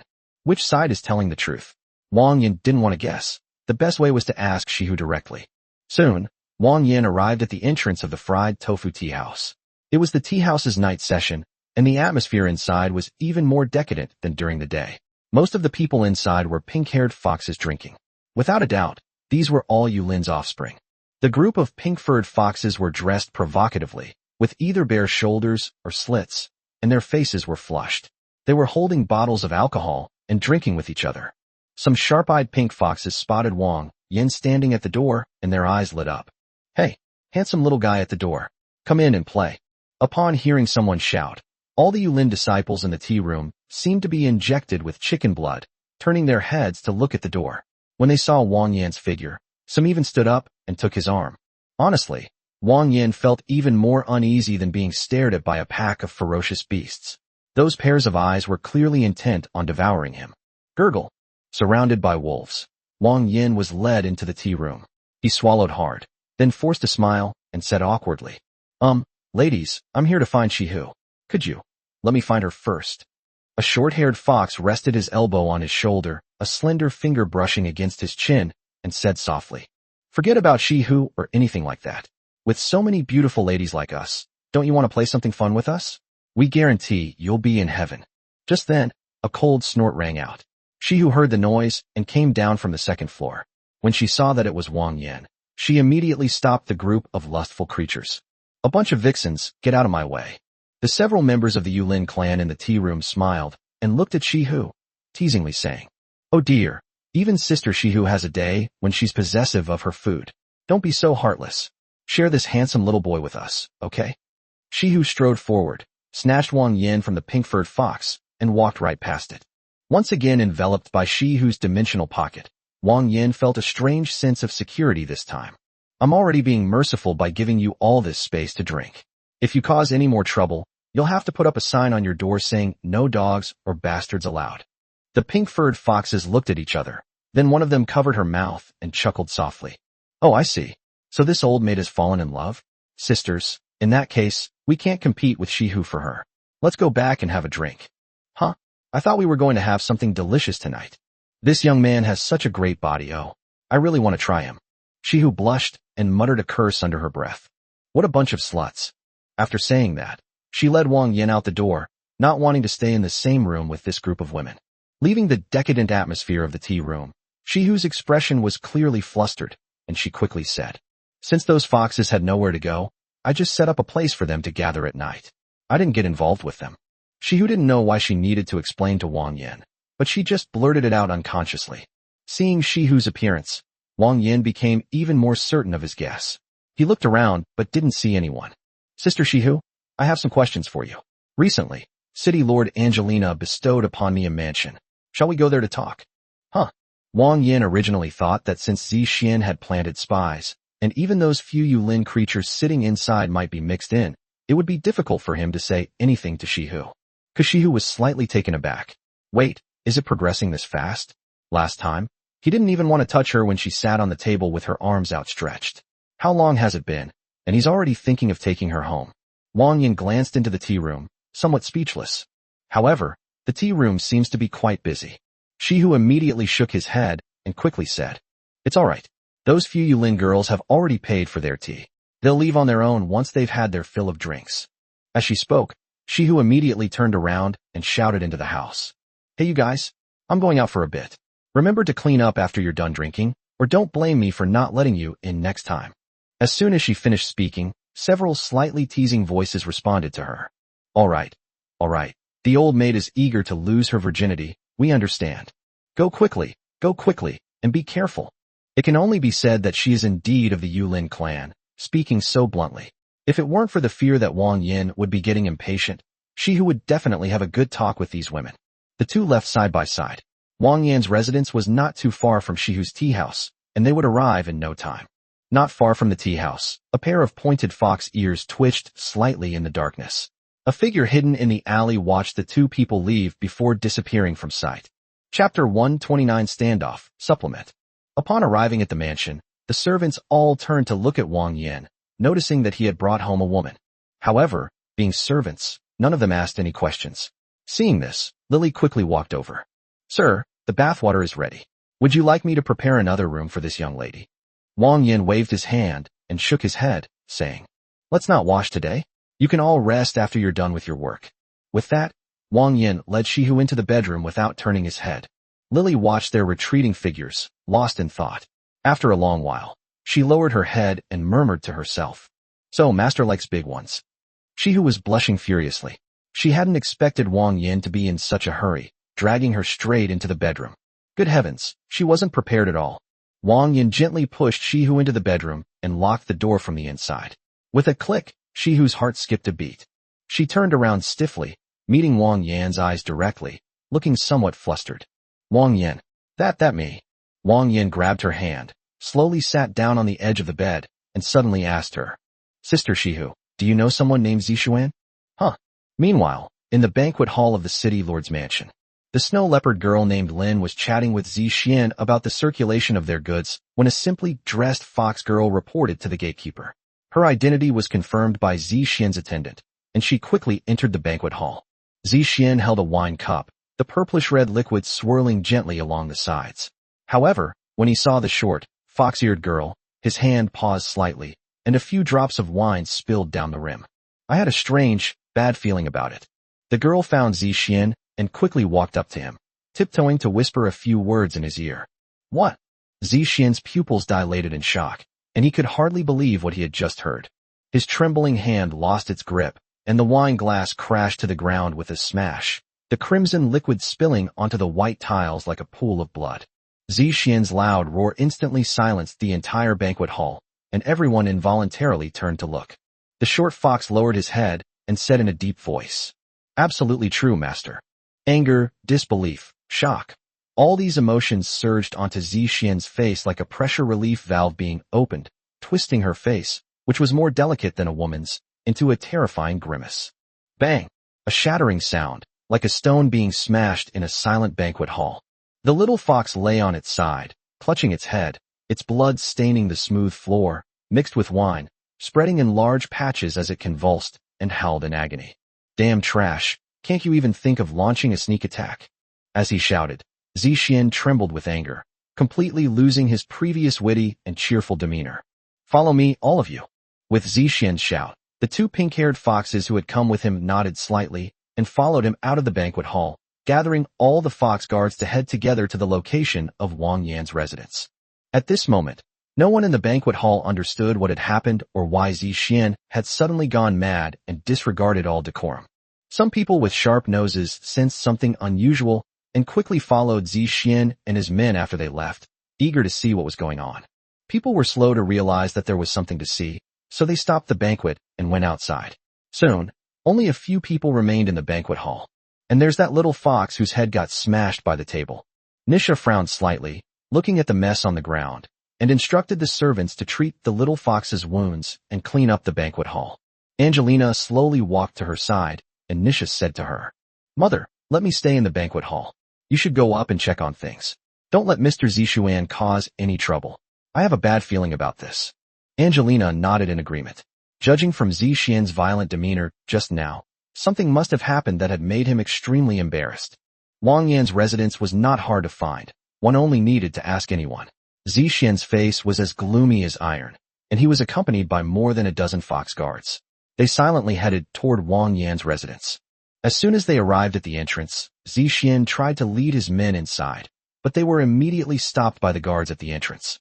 Zixian took a deep breath and said in a deep voice, "Get out of the way."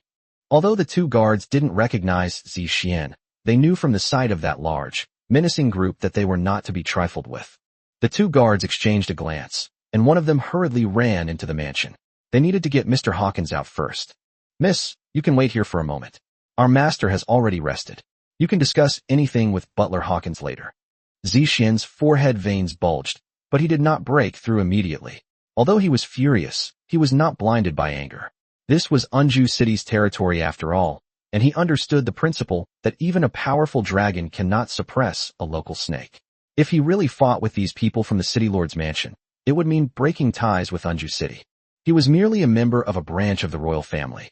If he were to lose his mind and start a conflict with Unju City, who knew what the Holy Land's attitude would be? "I said, get out of my way." Zixian was filled with impotent rage and roared at the guard. The guard's face finally hardened, and he drew his long sword, saying indifferently, "I'm sorry, I can't comply." The situation remained deadlocked until Angelina finally arrived. Seeing Zixian and his group confronting each other at the entrance of Wang Yan's residence, her heart skipped a beat. With a forced smile, she said, "Mr. Zixian, what happened? Why bring people here so late? Why don't we go back to the City Lord's mansion first, and you can tell me in detail?" Zixian snorted coldly and looked at Angelina, saying, "Lord of Emerald City, your servant is quite audacious. If you still wish to cooperate with the Radiant Sun Holy Land, please let this ungrateful guard leave and bring out that damned Wang Yan." Zixian didn't have the face to say what Wang Yan had done, but he threatened her with words, which were somewhat vague, but his attitude was very clear. He wanted Angelina to speak up and arrest Wang Yan. However, a sudden bang came from inside the mansion, clearly reaching everyone's ears. Wang Yan. More, a little more. Nothing really happened between the two of them. They were just acting. "Please don't mess with me, censors." Chapter 130 Your She Who is completely different to me. Supplement. The sound was sticky, like honey clinging to a spoon. Just hearing it made one feel. Wang Yan. Zixian's expression was as if he had swallowed a fly. The sound came from Wang Yan's bedroom on the third floor of the mansion. Anyone who wasn't an idiot could guess what was going on inside. Angelina also fell silent. She knew more or less about the rumors surrounding Zixian, and combined with the commotion coming from Wang Yan's room, she suddenly figured out what had probably happened. Mr. Zixian, there are too many people around here. Why don't we find a place to talk privately? Zixian's face was gloomy, and he didn't say anything. Angelina didn't give up and continued speaking to Zixian. Look, this isn't a place to talk. If you want to arrest someone, we need a reason, don't we? Roll. Zixian roared and tried to rush into the mansion, but the guard was not intimidated at all and blocked Zixian's way. Zixian's face was contorted with rage, and his jade-like fingers were wreathed in purplish-black flames, clearly indicating that he had activated his power. The scene became tense for a moment. Seeing this, Angelina didn't want to give her a pleasant look anymore. You won't listen to reason. You just have to resort to force, huh? It should be noted that she was only concerned about the Radiant Sun Holy Land, not Zixian as an individual. At the meeting table, Zixian represented the Radiant Sun Holy Land, so there was no reasoning against him. But if he leaves that table, what should he call Angelina? They have to respectfully address him as Lord City Lord. If he were to launch an attack at the conference table, Angelina might not be able to handle it, but in the current situation, it can only be considered his personal matter. It's just a branch of the royal family. If Mr. Zixian has any problems, I can mediate between you and Mr. Wang Yan.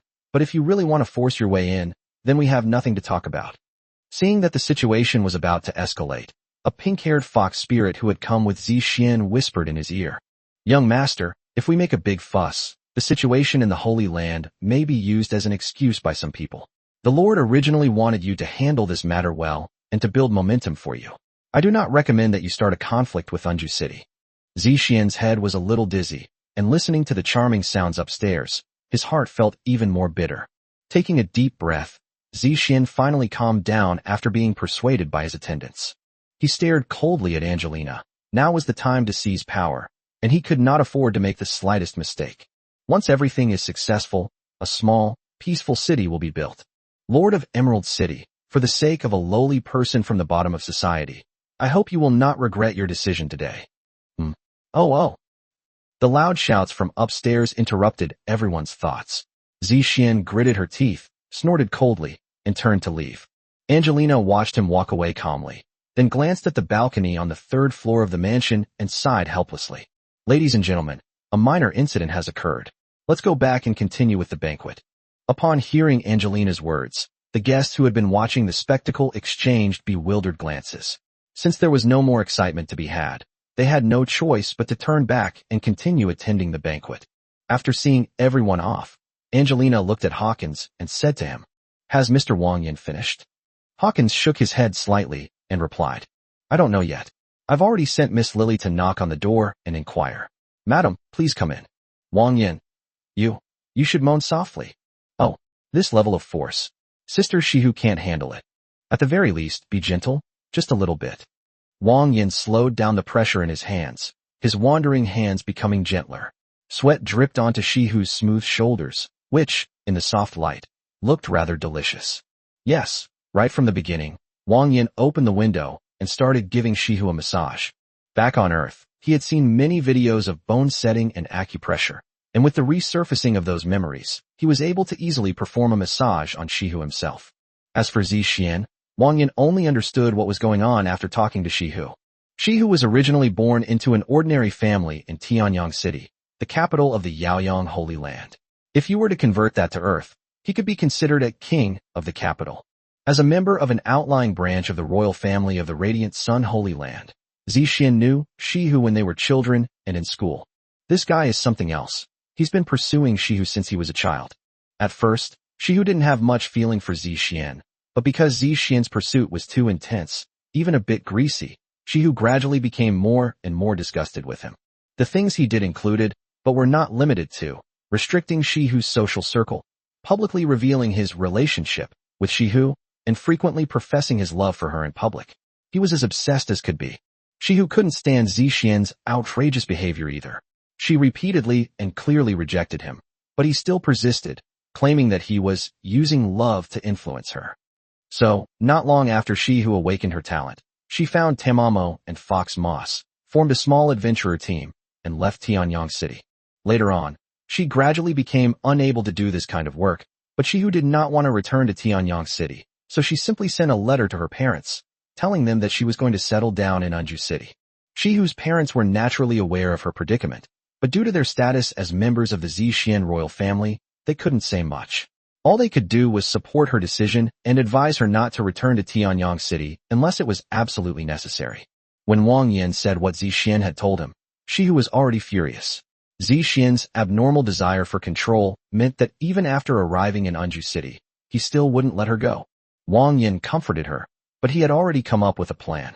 To put it bluntly, Zixuan was a sycophant, and what was the best way to get revenge on such a person? Right under his nose, he caused his goddess to fall into evil. However, out of politeness, Wang Yan did not take she whose virginity over these trivial matters. If it was just about making some noise, then a simple massage would have the same effect. She who wasn't stupid. As soon as Wang Yan made his move, she understood his intentions, so her moans were naturally quite intoxicating, allowing Zixuan outside the window to hear what was going on with her in Wang Yan's presence. Chapter 131. He's gone. Wang Yan's massage technique wasn't very skilled, but it was enough for Shi Hu. As the arguing outside the window gradually subsided, Wang Yan guessed that the crowd had mostly dispersed, so he stopped and released the delicate pink bamboo in his hand. Shi Hu braced herself on the bed with both hands, leaning back and breathing heavily. Although the feeling of having her soles pressed was comfortable, the soreness she felt when the pressure was applied was something most people couldn't handle. Wiping the sweat from her forehead, Shi Hu said weakly, "Little Wang Yan, where did you learn this skill from? It's really driving your older sister crazy." Wang Yan chuckled softly, but said nothing. Lily, who was outside the door, heard the noise gradually subside before taking a deep breath and gently knocking on the door. "Master, would you be available to come out now? The city lord has come to visit and wishes to meet with you." Wang Yan looked up and saw that they had indeed arrived. "It's all right, please come in first," Wang Yan called out softly, which suddenly made Lily blush. She swallowed hard before slowly opening Wang Yan's door. However, the scene before her made her slightly stunned. Although she who was lying on the bed with a flushed face, her clothes were still on, only slightly disheveled. What on earth happened? That young lady made such a commotion just now. "Lily, go and invite the city lord in. I'll be right downstairs." Lily was still in a daze when she heard Wang Yan speak, and she quickly nodded. "Okay, I'll go right away."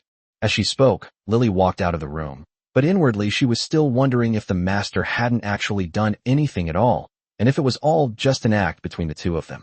Angelina was quickly led to the living room, and Wang Yan, after tidying up a bit, also soon went downstairs.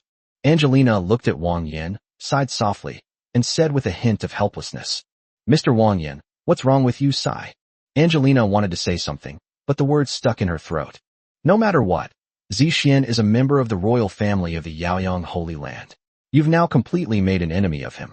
It's fine if this happens in Unju City, but what will happen if you leave the city? Wang Yan felt somewhat apologetic towards Angelina. After all, he had indeed caused her trouble today. Regardless, Wang Yan's public identity here was that of someone belonging to the city lord's mansion, and in order to protect him, Angelina had offended Zixuan. "I apologize, Lord City Lord. It was my oversight that caused you trouble." "Well." With a long sigh, Angelina waved her hand and said calmly, "It's no use saying anything now, Mr. Wang Yan. I'm not concerned that you've gotten into trouble. I'm just worried that you might run into trouble." Angelina spoke calmly, took 2 steps forward, and continued speaking to Wang Yan. "Mr. Wang Yan, please come with me. There is a secret passage in this mansion. You can leave from here before dawn." Wang Yan raised an eyebrow slightly, but remained silent. Although Wang Yan is not afraid of confronting Zixuan's group, if a conflict really occurs, regardless of who wins, Unju City will ultimately be the one in the most difficult position. There's no need to cause any more trouble for Angelina. Wang Yan has already achieved his goal and gotten revenge on Zixuan, that little brat. Anyway, he doesn't care anymore. Leaving through the secret passage isn't out of the question. Anyway, I should go back now. Wait a minute. Shi Hu's voice rang out, and Wang Yan looked up to see Shi Hu quickly walking down the stairs to his side and saying, "Could you take me with you? I'll go back to your place and hide for a few days. That freak Zixuan, I don't know what he might do."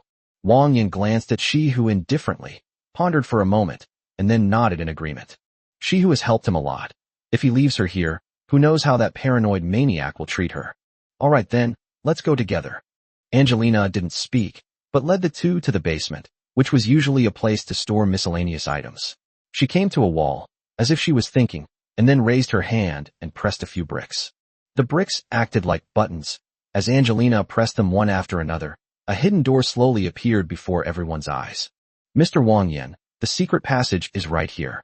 Follow the passage straight ahead, and it will lead to the outskirts of the city.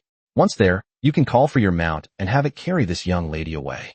After saying this, Angelina bowed slightly to Wang Yan. Since she still had to entertain the guests, she gave Wang Yan a few more instructions and then left. Wang Yan had no objection to Angelina's arrangements. After all, she was the lord of a city, and it was already quite an achievement for her to do this much for him. Angelina left, and Wang Yan summoned Hawkins, informing him that he was going back to the lower level and asking him to manage the mansion while he was away. After giving these instructions, the two left through the secret passage. The dark passage was very long, and they walked for nearly 10 minutes without seeing any light. Shihu did not have the same night vision as Wang Yan, so Wang Yan could only hold her hand tightly and keep walking forward with his head down. After walking for an unknown amount of time, Wang Yan finally saw the end. There was a ladder. He told Shihu to wait for him below, and Wang Yan climbed up alone. When he came out of the cave, he found that it was a tree hole, which perfectly concealed the entrance to the secret passage. Seeing that there was no danger, Wang Yan called out to the ground, signaling Shihu to follow.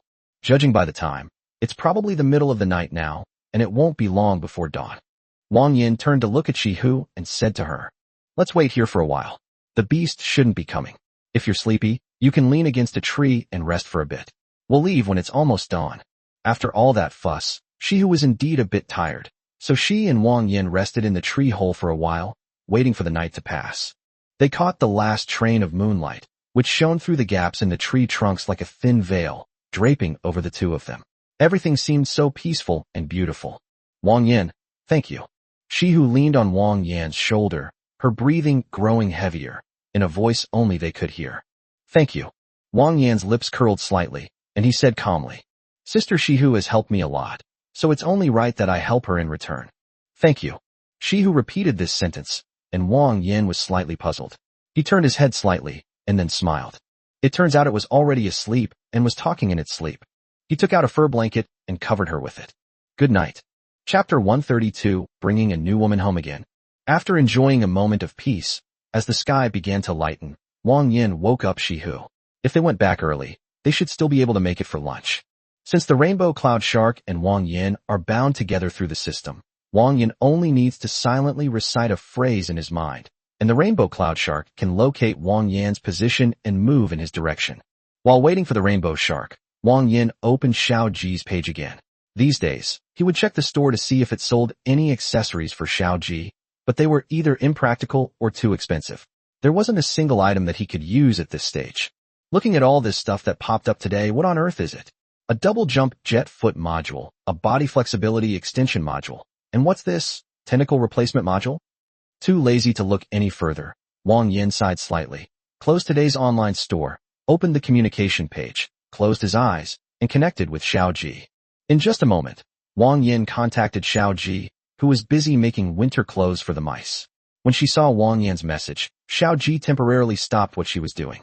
"Xiao Ji, I should be home by this afternoon. I brought a friend back with me this time. You can tell Hua Yu to cook more food." "Huh? Is Master coming back?" Xiao Ji was slightly taken aback, then quickly said, "Master, I was just about to tell you. Last night, a guest came to our house. She said she was here to see you and has been staying here ever since." Upon hearing this, Wang Yan was filled with questions. Looking for him, did he have any acquaintances in Shangyuan? Didn't she say who she was? She said she was a witch who wandered the lower realms, and that she was very dark-skinned. She said she came specifically to find her master. After hearing the description, Wang Yan immediately realized, "Isn't this the big black rabbit, Xianran? How did she come looking for me?" Wait a moment.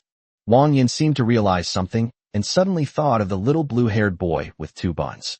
Damn it, that little bell. She must have sold my information. Rubbing his temples, Wang Yan felt a headache coming on. During the communication, Wang Yan asked Xiao Ji again, I do know that big black rabbit. What did she say she came here for? No. I just told Sister Zhuohua that I knew you and wanted to find you. Sister Zhuohua was very wary of this woman's background and decided to wait for you to come back first. Okay, I understand. He shut down communication with Xiaoji, his face full of helplessness. What's wrong? Shihu yawned, still feeling sleepy. Looking at Wang Yan's helpless expression, she couldn't help but feel puzzled. It's nothing. I just suddenly remembered some unhappy things. The mount is here, let's go. Seeing that Wang Yan didn't want to talk more, Shihu didn't ask any further questions. A wave rose from the dark blue sea of clouds, and a shark-shaped cloud swam towards the two of them. He took Shihu's hand and boarded the train with her. As dawn broke, Zixian hadn't slept a wink all night, his heart still heavy with a breath he couldn't exhale. Since Angelina wouldn't let him in, he decided to gather the fox guards to stand watch outside. He was sure Wang Yan would come out. Young master, please rest for a while. A maid brought over a bowl of hot soup, intending to feed it to Zixian, but Zixian kept a gloomy face and knocked the bowl of hot soup away, splashing the scalding soup all over the maid's face. Get lost, you blind fool. The maid clenched her teeth and didn't cry out. The fox guard stepped forward and dragged her away.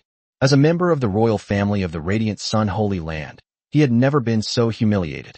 She had just reminded him to stay away from his woman, and the next thing she knew, he dragged her into the house and started banging on her.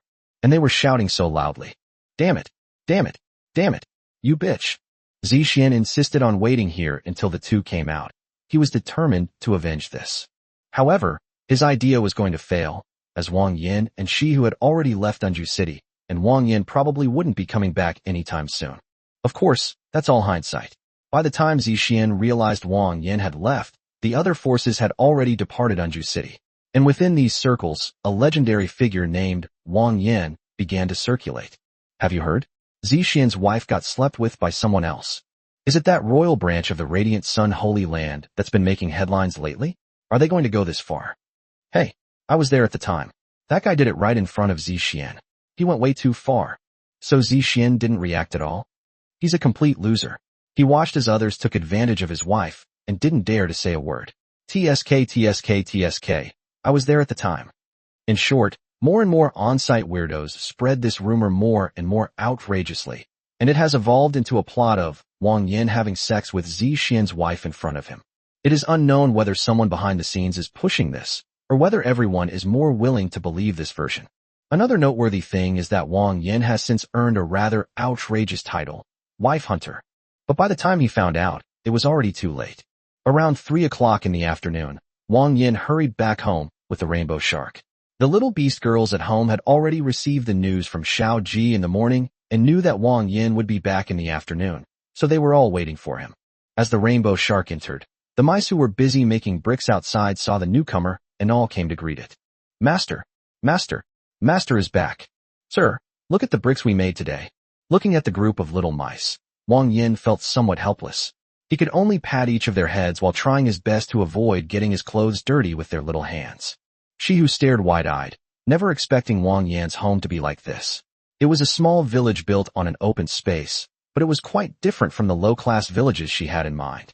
Upon closer inspection, it appears that the village is predominantly inhabited by rats, all living in wooden houses resembling dormitory buildings. Zizi had been sitting at the cave entrance for a long time. When she finally saw Wang Yan return, she quickly ran to greet him. Wang Yan, you're back. Come on. I've been waiting for you for so long. I'm starving. Holding Wang Yan's hand, Gigi, who was a beat slow to react, finally saw the person behind Wang Yan and quickly said, Hey, you brought a new woman home again. Wang Yan was speechless upon hearing this. What did he mean by bringing a new woman home again? Oh dear, I almost forgot to tell you. Wang Yan, that dark-skinned woman has been staying at home and won't leave. You should go check on her. A tribute to the legendary censor Wang Shihu. My submission, submitted last night, was just approved. He's truly a character who twice brought me crashing. He's amazing. Chapter 133 Seeking Refuge. Shihu had no idea what the red-haired little mouse in front of her meant. Have other women come looking for Wang Yan? With a sigh, Wang Yan felt it was necessary to send the big rabbit away. Otherwise, given her personality, she might cause some trouble. Leading Shihu inside first, Zhuohua heard the commotion and came over as soon as Wang Yan and his group entered. Wang Yan looked at Zhuohua and asked her in a deep voice. Where's that big black rabbit? Exist. Just as Zhuohua was about to speak, a burst of silvery laughter suddenly came from behind her, interrupting her. Hee hee, so your name is Wang Yan? I've been looking for you for a long time. The black python swayed its waist and slowly walked towards Wang Yan. Its natural charm made even she who feel a little ashamed. There's nothing we can do. After all, she's an old woman who's lived for over 1,000 years. Who can outlive her? Oh, Mr. Wang Yan, I've been missing you terribly. As she spoke, the black python slowly moved to Wang Yan's side, stretched out her hands, and hugged his arm. Wang Yan was speechless and asked her, "How did you find this place?" Upon hearing this, the black python laughed and said, "Are you only allowed to buy my information from merchants, but I'm not allowed to buy your information in return?" Wang Yan withdrew his hand from the python and said calmly, "I bought information about the Himalayan Blue Sheep clan. It has absolutely nothing to do with you." Hee hee.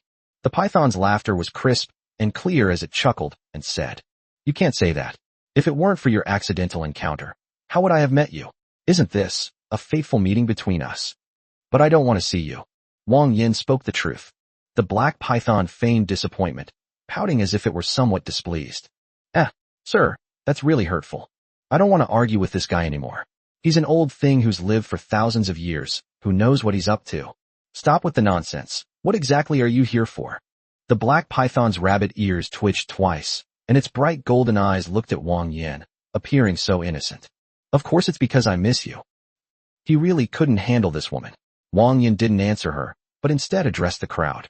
"Zhuohua, this is Shihu, a friend of mine in Unju City. Huaiwei also knows her. She's been having some trouble in Unju City lately, so she'll be staying here with us for a while." Zhuohua glanced at Shihu, then at Xianran, knowing that Wang Yan wanted to talk to Xianran alone, so she led Shihu away from the place. Seeing this, the corners of the python's mouth turned up slightly, and it twisted its body to get closer to Wang Yan. TSK, does the gentleman like this kind of big one? Xuanran's figure wasn't particularly voluptuous. In fact, she was a size smaller than Yingluo and Huaiwei. She relied entirely on her alluring charm to maintain her figure. Pressing her chest against Wang Yan's body, feeling the softness of two puddings, the Xianran teased. "You sent everyone away, so you wanted to have a private conversation with me?" Wang Yan withdrew his hand again, looked at her seriously, and said, "I don't want to waste any more time talking to you. What exactly are you here for?" Seeing Wang Yan's appearance, the black python's rabbit ears drooped down, and its face looked so pitiful. "Sir, you are so fierce. Alas, it seems that my charm is not enough to capture your heart." After saying that, the Xianran put away its cynical expression and became just like the noble witch lady it had been before. "Since you prefer to be straightforward, then I will state my purpose for coming here. I wish to join your forces." Wang Yan frowned. "What the heck? This big black rabbit has come to seek refuge with him? I can't keep any priestess here." "Oh, don't say that." The black python's voice was somewhat sticky as it explained to Wang Yan. "My role is actually quite multifaceted, just considering my 1,000 years of experience. Doesn't that move you, sir?" When Wang Yan thought about how long this guy had lived, it seemed that, as she said, this kind of old thing had a lot of experience, and she might even know the secrets about the wall abyss. What Wang Yan couldn't understand was why this guy had his eye on him. With so much power in the wall abyss, and your seniority, you could easily reach some mid-level positions. Why are you targeting me? Hee hee. Didn't I already tell you what I meant, sir? Hasn't he noticed anything different about his body? The python's words were light and casual, but they sounded rather strange to Wang Yan. What does that mean? Does she also know about the system's existence? The black python didn't notice the slight change in Wang Yan's eyes, and continued speaking. "Regarding your physique, sir, I mentioned the seed of awakening back when we first met. It is said that by injecting a seed into a virgin's body through one's own constitution, one can awaken their abilities, or at least make those abilities even stronger." So that's what she meant. He breathed a sigh of relief. Thinking back carefully, Wang Yan had indeed heard her say this before, but he hadn't paid much attention to it. He already knew about this ability himself. Moreover, the Xianran spoke again, moving closer to Wang Yan, its breath sweet as orchids. "Sir, you exude an alluring aura at all times. Haven't you noticed that every woman you've ever met seems to have a crush on you?" These words made Wang Yan a little embarrassed. What did he mean by exuding an alluring aura? Did that mean his physique made him a humanoid succubus? Don't talk nonsense. Even if what you said is true, and I can help others awaken or enhance their abilities, You wouldn't have come all this way to seek refuge with me, would you? The black python shrugged and spread its hands, saying, Do you think I really don't want to go to the upper levels? It's just that my strength isn't enough for the upper levels. And my awakened ability is a black snake Shikigami with a contract, but this Shikigami strength has stagnated for a long time. After saying that, the black python licked the corner of its lips, its pink tongue contrasting vividly with its jet black fur. You are the only variable I've encountered in all my years of wandering the lower classes that I feel I can make a difference. Therefore, I sincerely want to come and rely on you, sir. When the black python uttered these words, its expression was particularly sincere, even causing Wang Yan to be slightly dazed. Many changes have been made to the previous plot. Please forgive any inconsistencies in the later plot. To make up for the lack of support from readers, I will be adding a hidden CG scene in the next few days. You can check it out in the fan group. Chapter 134. Does this constitute damage to cultural relics? There's one more thing. Seeing Wang Yan deep in thought, the black python continued. Actually, there's another point. Your influence, sir, is far beyond my imagination. He has raised a mechanical being with human emotions. At the same time, he has gathered a group of rats who are not very intelligent, but he has been able to build such a decent structure. The man's abilities are much better than I imagined. But what interests me most? Xuanran's eyes darted around, and following her shifting gaze, Wang Yan noticed that she was looking at the big-bellied little female dragon at home who slept soundly all day. Raising dragons at the grassroots level? This is unprecedented. At this point, Wang Yan suddenly realized that the big black rabbit in front of him was a veteran of the Wall Abyss and might know about Alu's origins. After all, Alu has only been active for the first few days since she arrived at the house. Since then, she's been sleeping for longer and longer periods. Wang Yan originally wanted to train her to be a top-notch fighter, but it won't do if she's sleeping all day. I don't know exactly what happened to Alu. I pulled her out of a cave at the bottom of the mountain. At the time, I didn't know she was in hibernation. I thought she was a beast man who had fallen into trouble, so I shook her awake and fed her hot soup. Thinking back to his first encounter with Alu, Wang Yan couldn't help but smile bitterly. Later, this guy became a pest to me. I couldn't get rid of him, and I couldn't beat him, so I had no choice but to let him stay. After hearing this, the Shinran pondered for a moment, then walked closer to Alu, squatted down in front of her, its rabbit ears twitching, and thought, That's strange. Wang Yan, ? After watching for a while, the black python stood up and asked Wang Yan, Is this little female dragon named Alu? Did you name her? Wang Yan nodded and said, I can't say her real name. Whenever I try to say her real name, I feel a strange sense of pressure. Real name? The black python asked in surprise. How did you know her real name? Wang Yan then realized that he had let something slip. The name Velinola was displayed on the system panel. She said it herself when she was lucid. Wang Yan made up an excuse on the spot and got away with it. That's strange, that's strange. This was the first time Wang Yan had seen the black python in this state, so he asked with some confusion, Is there a problem? The black python crossed its arms, looked at Alu for a long while, and then answered. Actually, dragons are also divided into different ranks. The lowest rank is those that don't even have a human form. These are considered the lowest type of dragon. A bit higher are those that can transform into human form. These dragons are generally intelligent, but like her.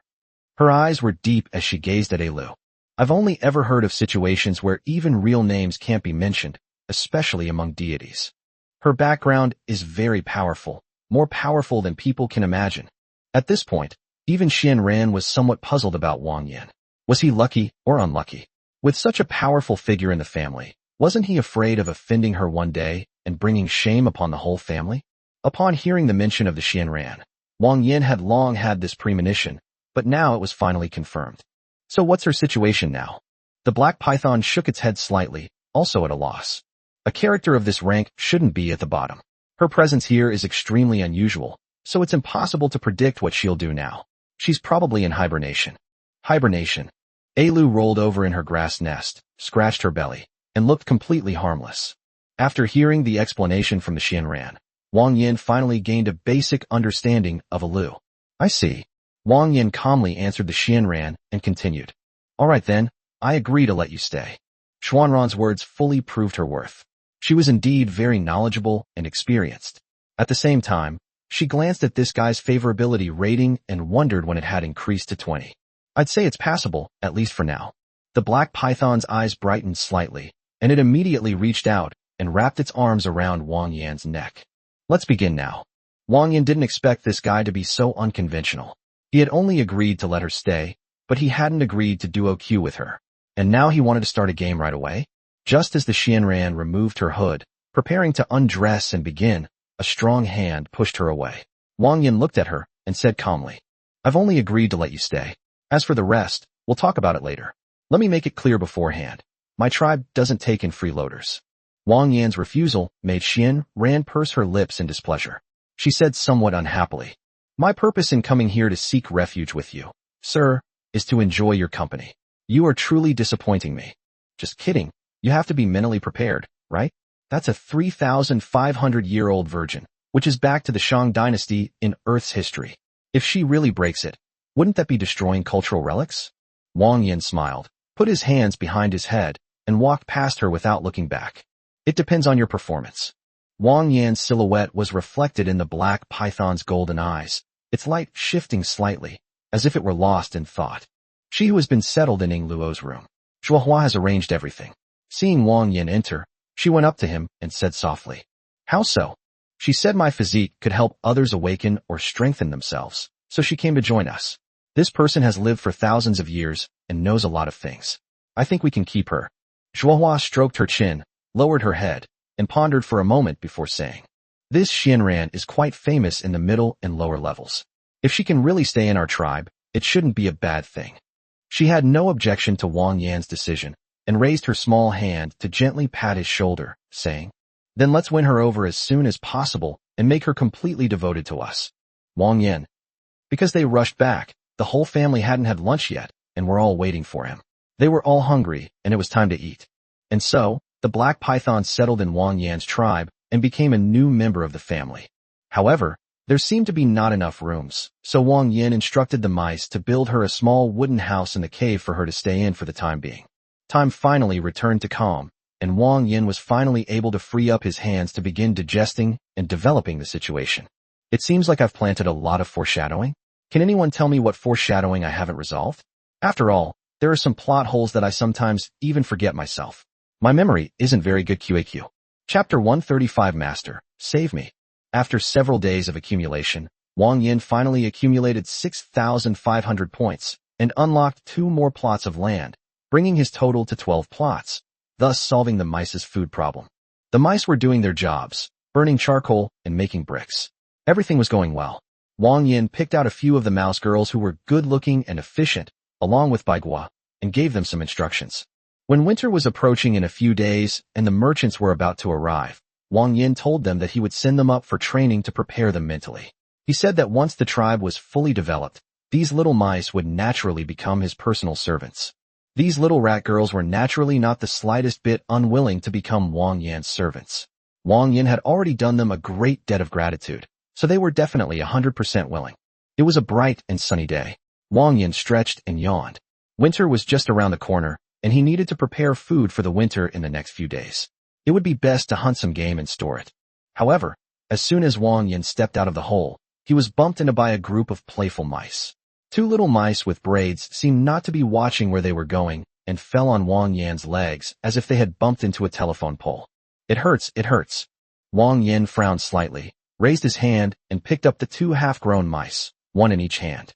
The little mice rubbed their cheeks, as if the impact had been a bit too strong, and their little faces were a little red. "You guys, don't run around." Wang Yan wanted to scold the naughty mice, but the 2 in his hands burst into tears as soon as they saw Wang Yan's face. "Wah. Wang Yan, question mark. No, I haven't even lost my temper yet. Why am I crying? Master. The other mouse was sobbing, but it was incoherent and kept crying without any clear reason. Just then, little Kate came running over, carrying little Rice on her back. She was panting heavily, clearly from running too hard.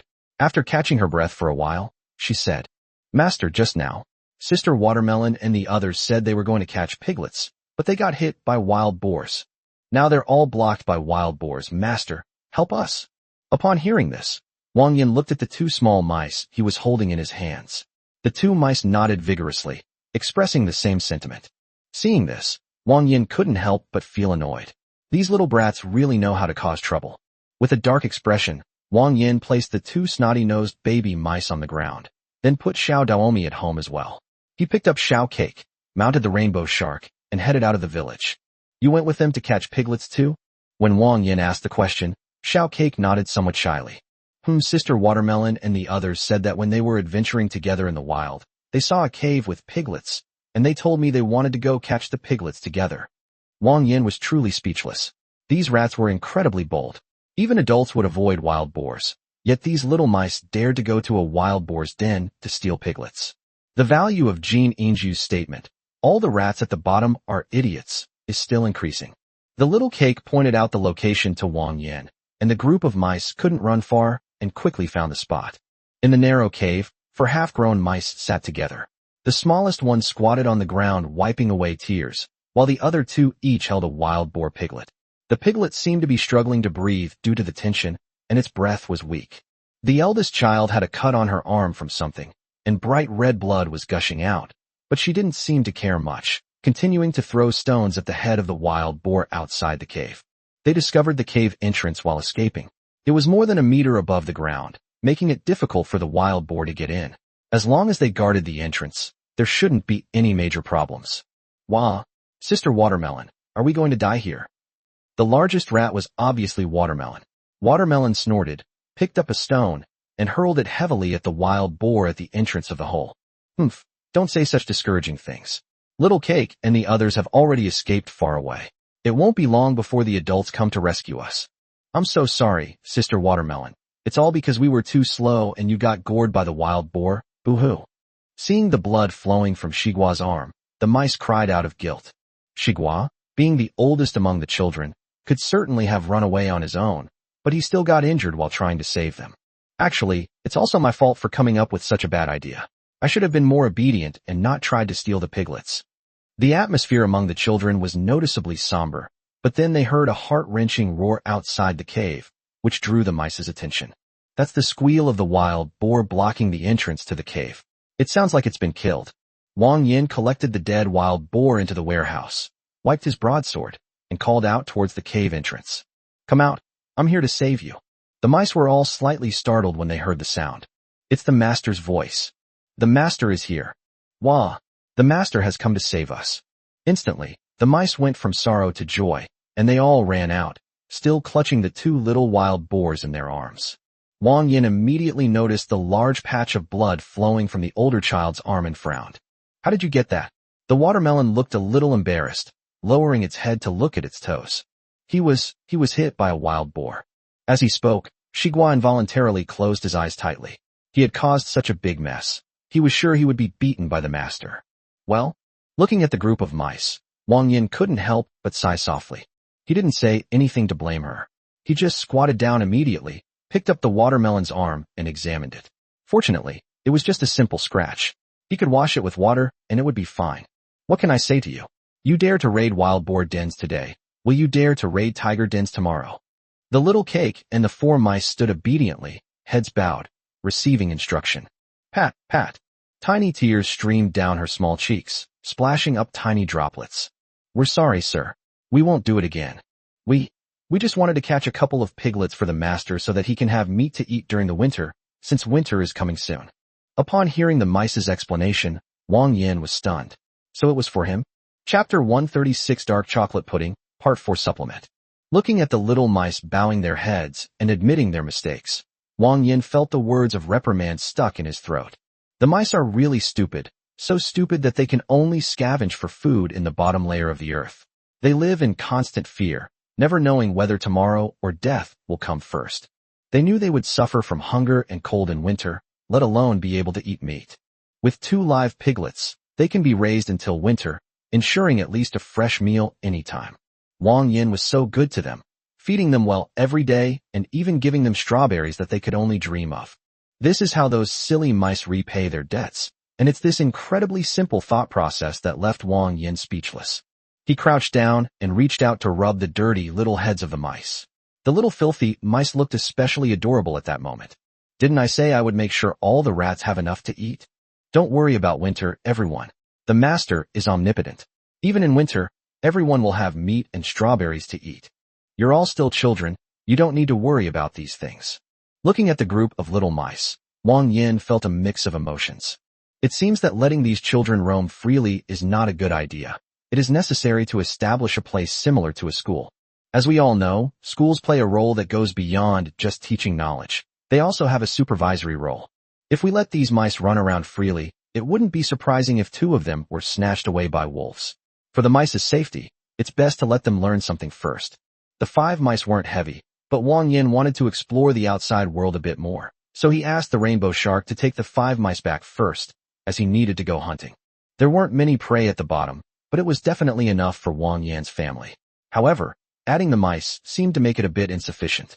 In winter, meat, a high-calorie food, is indispensable for keeping warm. Wang Yan has had to work harder these past few days, trying to make as much meat as possible. I want to make sure that everyone in my family can eat meat every day. As evening approached, Wang Yan slowly returned home, his hands behind his head. Wang Yan threw out all the prey he had caught that day, a large wild boar and 2 small wild deer. He instructed several small mice to collect the prey and dispose of it. Wang Yan called Jin Yinju over and told her to inform all the rats that they should all come to the entrance of the cave for a meeting after dinner tonight, as he was going to announce something. Jin Yinju nodded. As the only relatively intelligent mouse in the group of silly mice, she was very capable of carrying out instructions. As soon as Wang Yan finished giving his instructions, this little mouse girl began to spread the word. So Wang Yan stopped worrying about those things and wanted to create something like a school, the most important thing of which was teachers. Actually, the teacher position is most suitable for Xiao Ji, but Xiao Ji plays a very important role in the tribe right now, so there is only one candidate for the teacher position. They arrived at the front of the python's wooden house and gently knocked on the door. Knock, knock, knock. As the wooden door was knocked, creaking sounds came from inside the cabin, like someone hurriedly getting out of bed. Soon after, the door opened, and the black python emerged. Upon seeing that it was Wang Yan, the corners of her mouth couldn't help but turn up slightly. Oh dear, has the master finally come to his senses and come to me to fulfill his promise? As she spoke, she reached out her hairy arm and took Wang Yan's hand, trying to pull him closer. This made Wang Yan sweat a little, and he waved his hand at her, saying, I have serious business with you, stop messing around. Dragged into the house by the black python. Upon hearing Wang Yan's words, the black python casually closed the door and feigned displeasure, saying, Hey, why are you like this, sir? How can this not be considered important business? The cabin was very clean, with a faint fragrance. Wang Yan couldn't quite describe what it was, but the scent wasn't pungent. Instead, it gave off a subtle sense of comfort and made people feel happy. The little mice in the village are getting a bit too wild. I want to find them something to do. Before Wang Yan could finish speaking, the black python widened its eyes, then chuckled. Oh, you want me to discipline those little mice? Of course. Wang Yan was surprised that the black python agreed so readily. But to everyone's surprise, the next second she continued. But surely the gentleman has to offer something in return. Wang Yan, ? 400 words deleted and revised. Wang Yan was also somewhat out of his mind, having completely forgotten all the nonsense. Just as he was about to give in, an untimely voice suddenly rang out. It was Zizi yelling at me to go back for dinner. Startled awake, Wang Yan shook his head, straightened himself, and then, without turning around, said to the Shinran, Now that we've been paid, we should at least work hard, right? Although Shinran was still somewhat unsatisfied, he had made great progress today, and the feeling of gradual progress was also good. I am very satisfied with your reward, sir, and I will certainly follow your instructions. After listening, Wang Yan nodded in satisfaction and left the wooden house. This woman is truly outrageous. Wang Yan thought to himself, shook his head, and decided not to think about it anymore. But it seems like the experience wasn't bad. It was a big rabbit after all. Since things have come to this, let's eat first. Chapter 137 The Trail of the Flame Demon Clan. As Zizi passed by Wang Yan, she inadvertently caught a peculiar smell. She then sniffed him, saying with a slightly odd expression, Wang Yan, why do you smell so nice? Wang Yan didn't want to explain to this little foodie, so he ruffled her hair and said, Don't ask questions, or I won't let you eat. Upon hearing that Wang Yan was going to withhold food, Gigi was so frightened that she immediately shut up and became obedient. Just then, Gigi suddenly remembered something, tiptoed, and whispered in Wang Yan's ear. Wang Yan, recently one of the mice on night duty told me that Lupia has been howling like a wolf a lot these past few nights for some reason. Hearing what Gigi said, Wang Yan couldn't help but glance at Lupia not far away. At this moment, She was being whipped and pulled by the mouse behind her, and her whole body was covered with several cuts. I see. Huh. Wang Yan's calm reply surprised Gigi slightly. What did he mean by he knows? Shouldn't he go and give this guy a good beating? Hey, what are you waiting for? Let's go eat. Seeing this, Gigi didn't say anything more, hurriedly nodded and scurried into the cave, while Wang Yan stood there, lost in thought. Midnight. Emerging from the bath, having washed away the day's fatigue, Wang Yan naturally understood that Yuli had been intentionally or unintentionally rubbing against him during dinner. Yuli was suffering from a craving and needed some treatment. Once everything had calmed down, Wang Yan stretched, gently kissed the forehead of the half-asleep Yuli, got dressed, and quietly arrived at the cave entrance. He wanted to see what was going on. After standing at the entrance of the cave for about an hour, just when Wang Yan thought the mice might have misheard, a howling sound, seemingly from nowhere, came from the courtyard. That's interesting. Wang Yan heard it clearly this time. Lupia did indeed start howling inexplicably at night. In fact, Wang Yan knew exactly what she was doing, so he prepared to get up and go out to see. However, just as Wang Yan reached the cave entrance, a sharp crack of a whip suddenly rang out. Asterisk smack. Asterisk. Squeak, squeak, squeak. Try squeaking again. You're up so late at night. You've become so spoiled. Screech again, and I'll beat you to death. Wang Yan, ? Stepping out of the cave, a little mouse on night watch had just fought off the strange beasts that had attacked that night with Xiaoji. He was about to sit down and take a nap when he was suddenly awakened by Lupia's howl, and he was naturally furious. Clap, clap, clap. I'll make you scream like a ghost. Lupia was beaten so badly that she curled up on the ground, covering her head and crying out as she was being hit. Stop hitting. Stop hitting. Looking at the scene before him, Wang Yan thought that if this happened on Earth and a marketing account took it out of context and made a video, then photos of this mouse whipping people would be all over the place the next day. If no one had told anyone, who would have known that the red-skinned woman on the ground, begging for mercy with her head in her hands, was a cannibal? Unable to hold back any longer, Wang Yan approached Lupia. Upon seeing Wang Yan, the little mouse immediately stopped what it was doing and stood at attention, saying, Master, it's because this fellow doesn't sleep at night and keeps suddenly howling like a wolf. That's why I hit her. Hearing the mouse's explanation, Wang Yan didn't really care. With a thought, he took out a few strawberries from the warehouse and tossed them to the mouse. Go ahead, this is none of your business. I have something to ask her. Seeing the bright red strawberries, the hamster almost drooled. After swallowing hard, it immediately ran to the group of hamsters on night duty and distributed one to each of them. Xiaoji walked over, glanced at Wang Yan, tilted her head, and said, What's wrong, master? Wang Yan smiled at her, but didn't say anything. Then he squatted down and looked at the trembling figure on the ground. Get up, stop pretending. Upon hearing this, Lupia trembled even more violently. If you don't get up, I'm going to chop off your head. Perhaps it was a subconscious illusion, but upon hearing this, the collar around Lupia's neck seemed to turn a little cold, startling her into a cold sweat, and she hurriedly sat up from the ground. Good dog, Wang Yan said with a faint smile. But lately, he seems to have been a bit unruly. Lupia's pupils contracted slightly, then she shook her head in a panic. No, master, I just.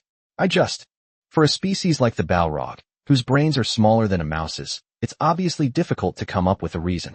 Wang Yan explained for her with a forced smile. Are they just exchanging secret signals with their own kind? In an instant, Lupia felt as if her heart had been pierced by an awl. Cold sweat streamed down her face, and fear was written all over her face. No.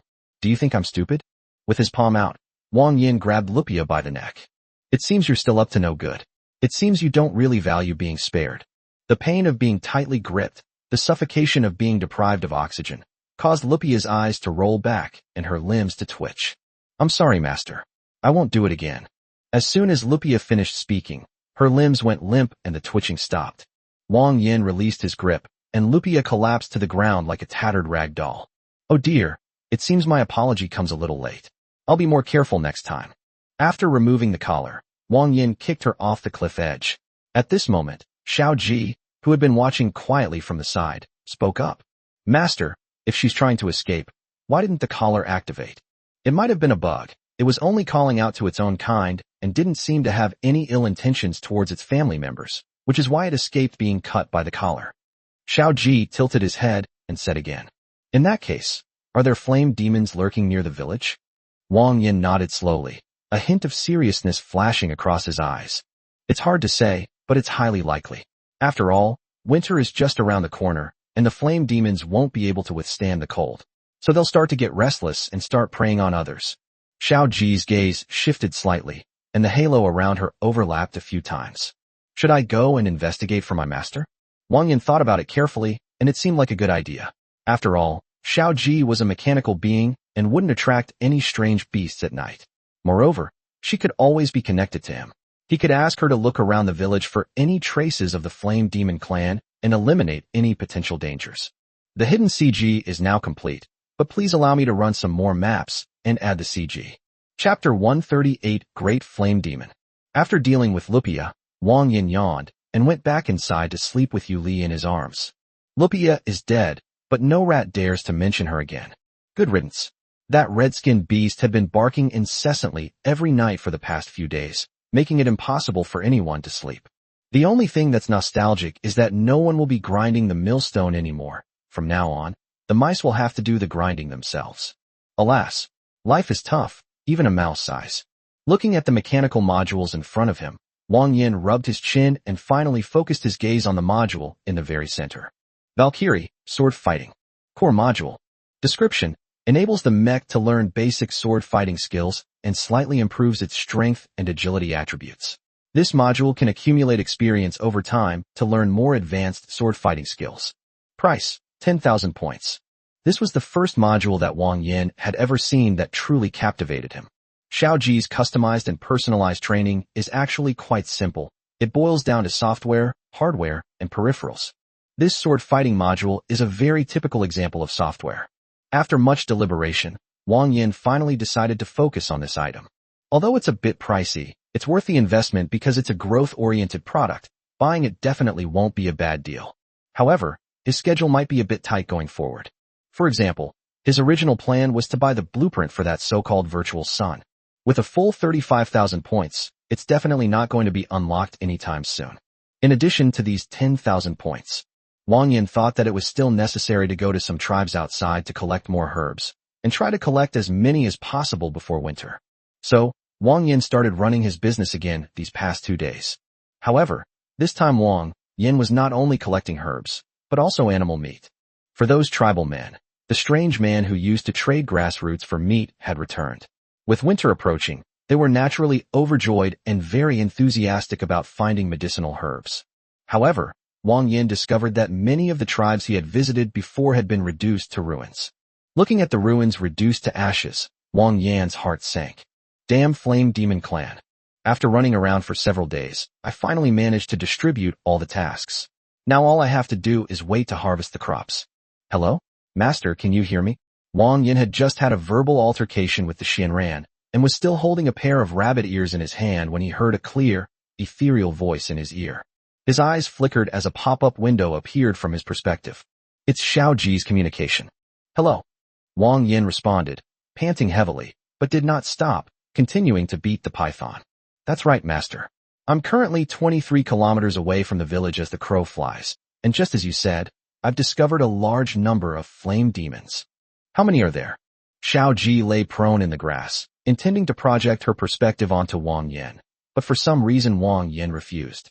The golden mechanical pupils kept locking on as Xiao Ji scanned the dense sea of red people below.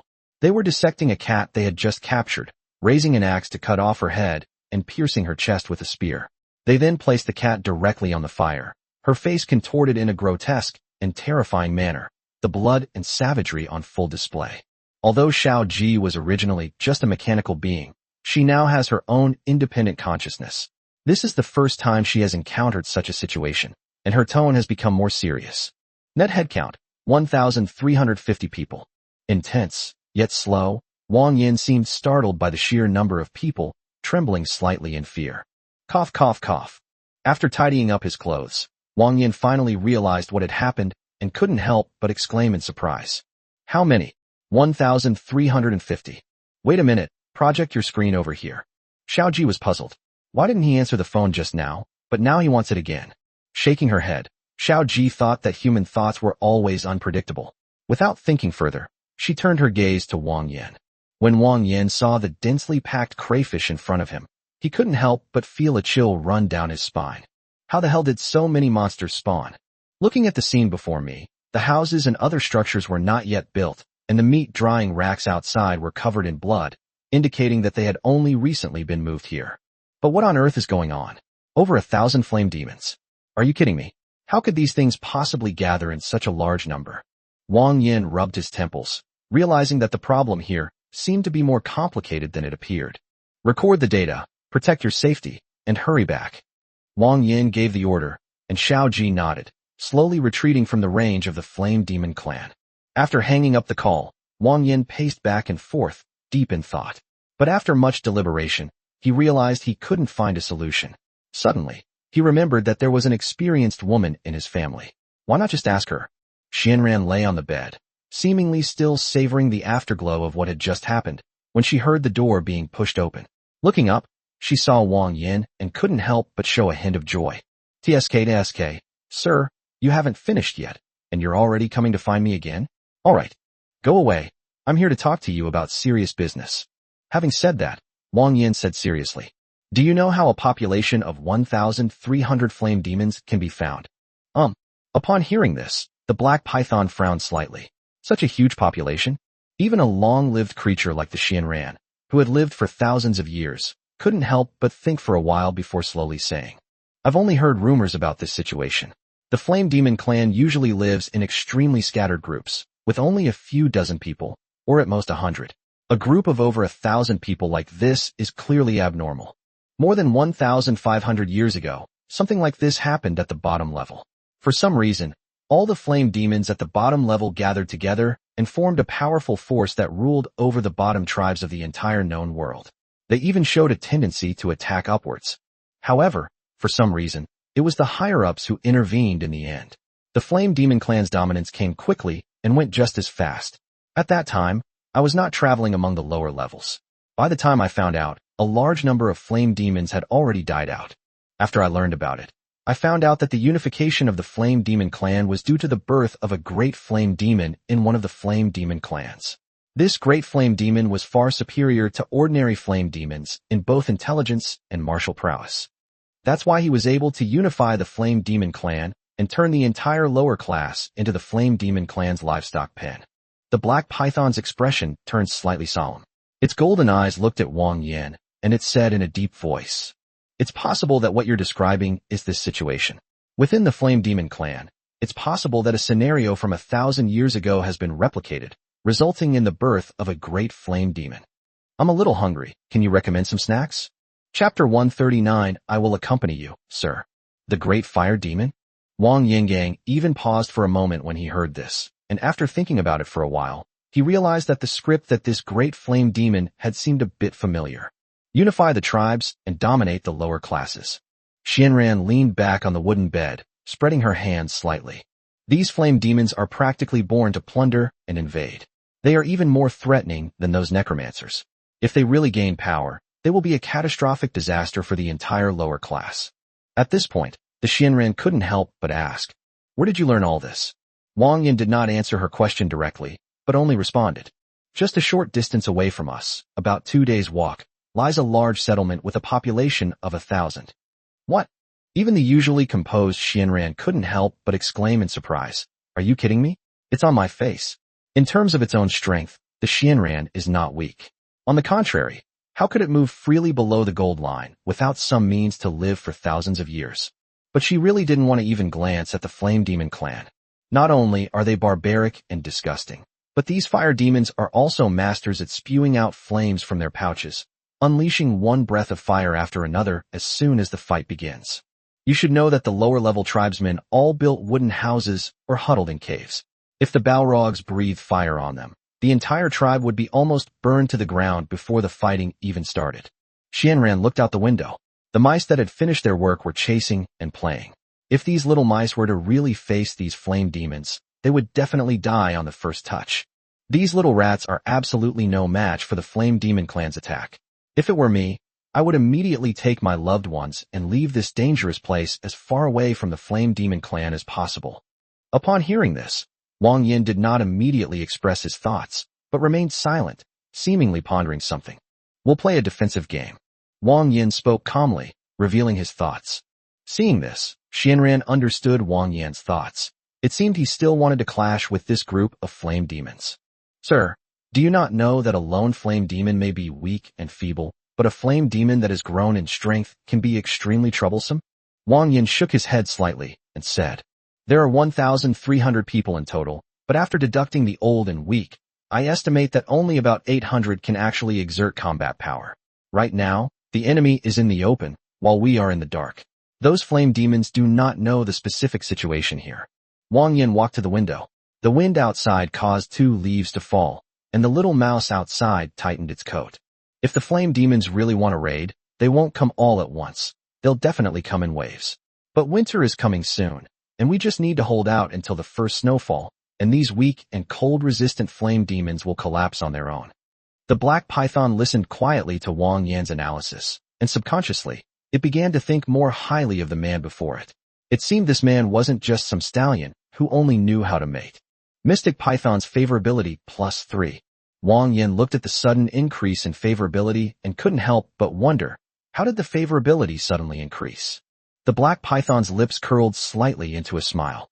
It stood up and walked behind Wang Yan, saying calmly, since that's what you think, then I won't suggest leaving. I will stay with you, sir. Wang Yan was slightly moved, but remained silent. Even the Xianran herself was somewhat surprised. She spent many years wandering among the lower classes, using tricks to obtain offerings from those ignorant people. When she's in a good mood, she might lend a hand to help the tribe she's supporting resolve a crisis. When she's in a bad mood, she won't even glance at them.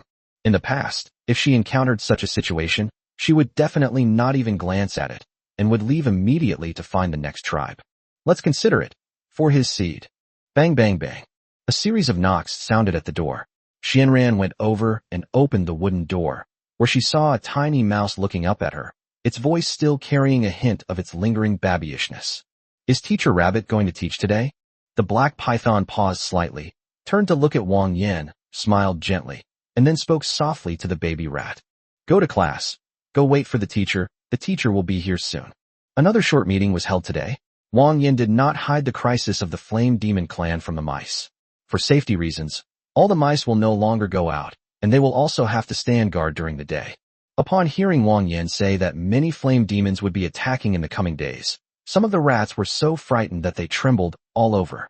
The first thought that came to everyone's mind when they thought of those red-skinned monsters that could breathe fire was to run away.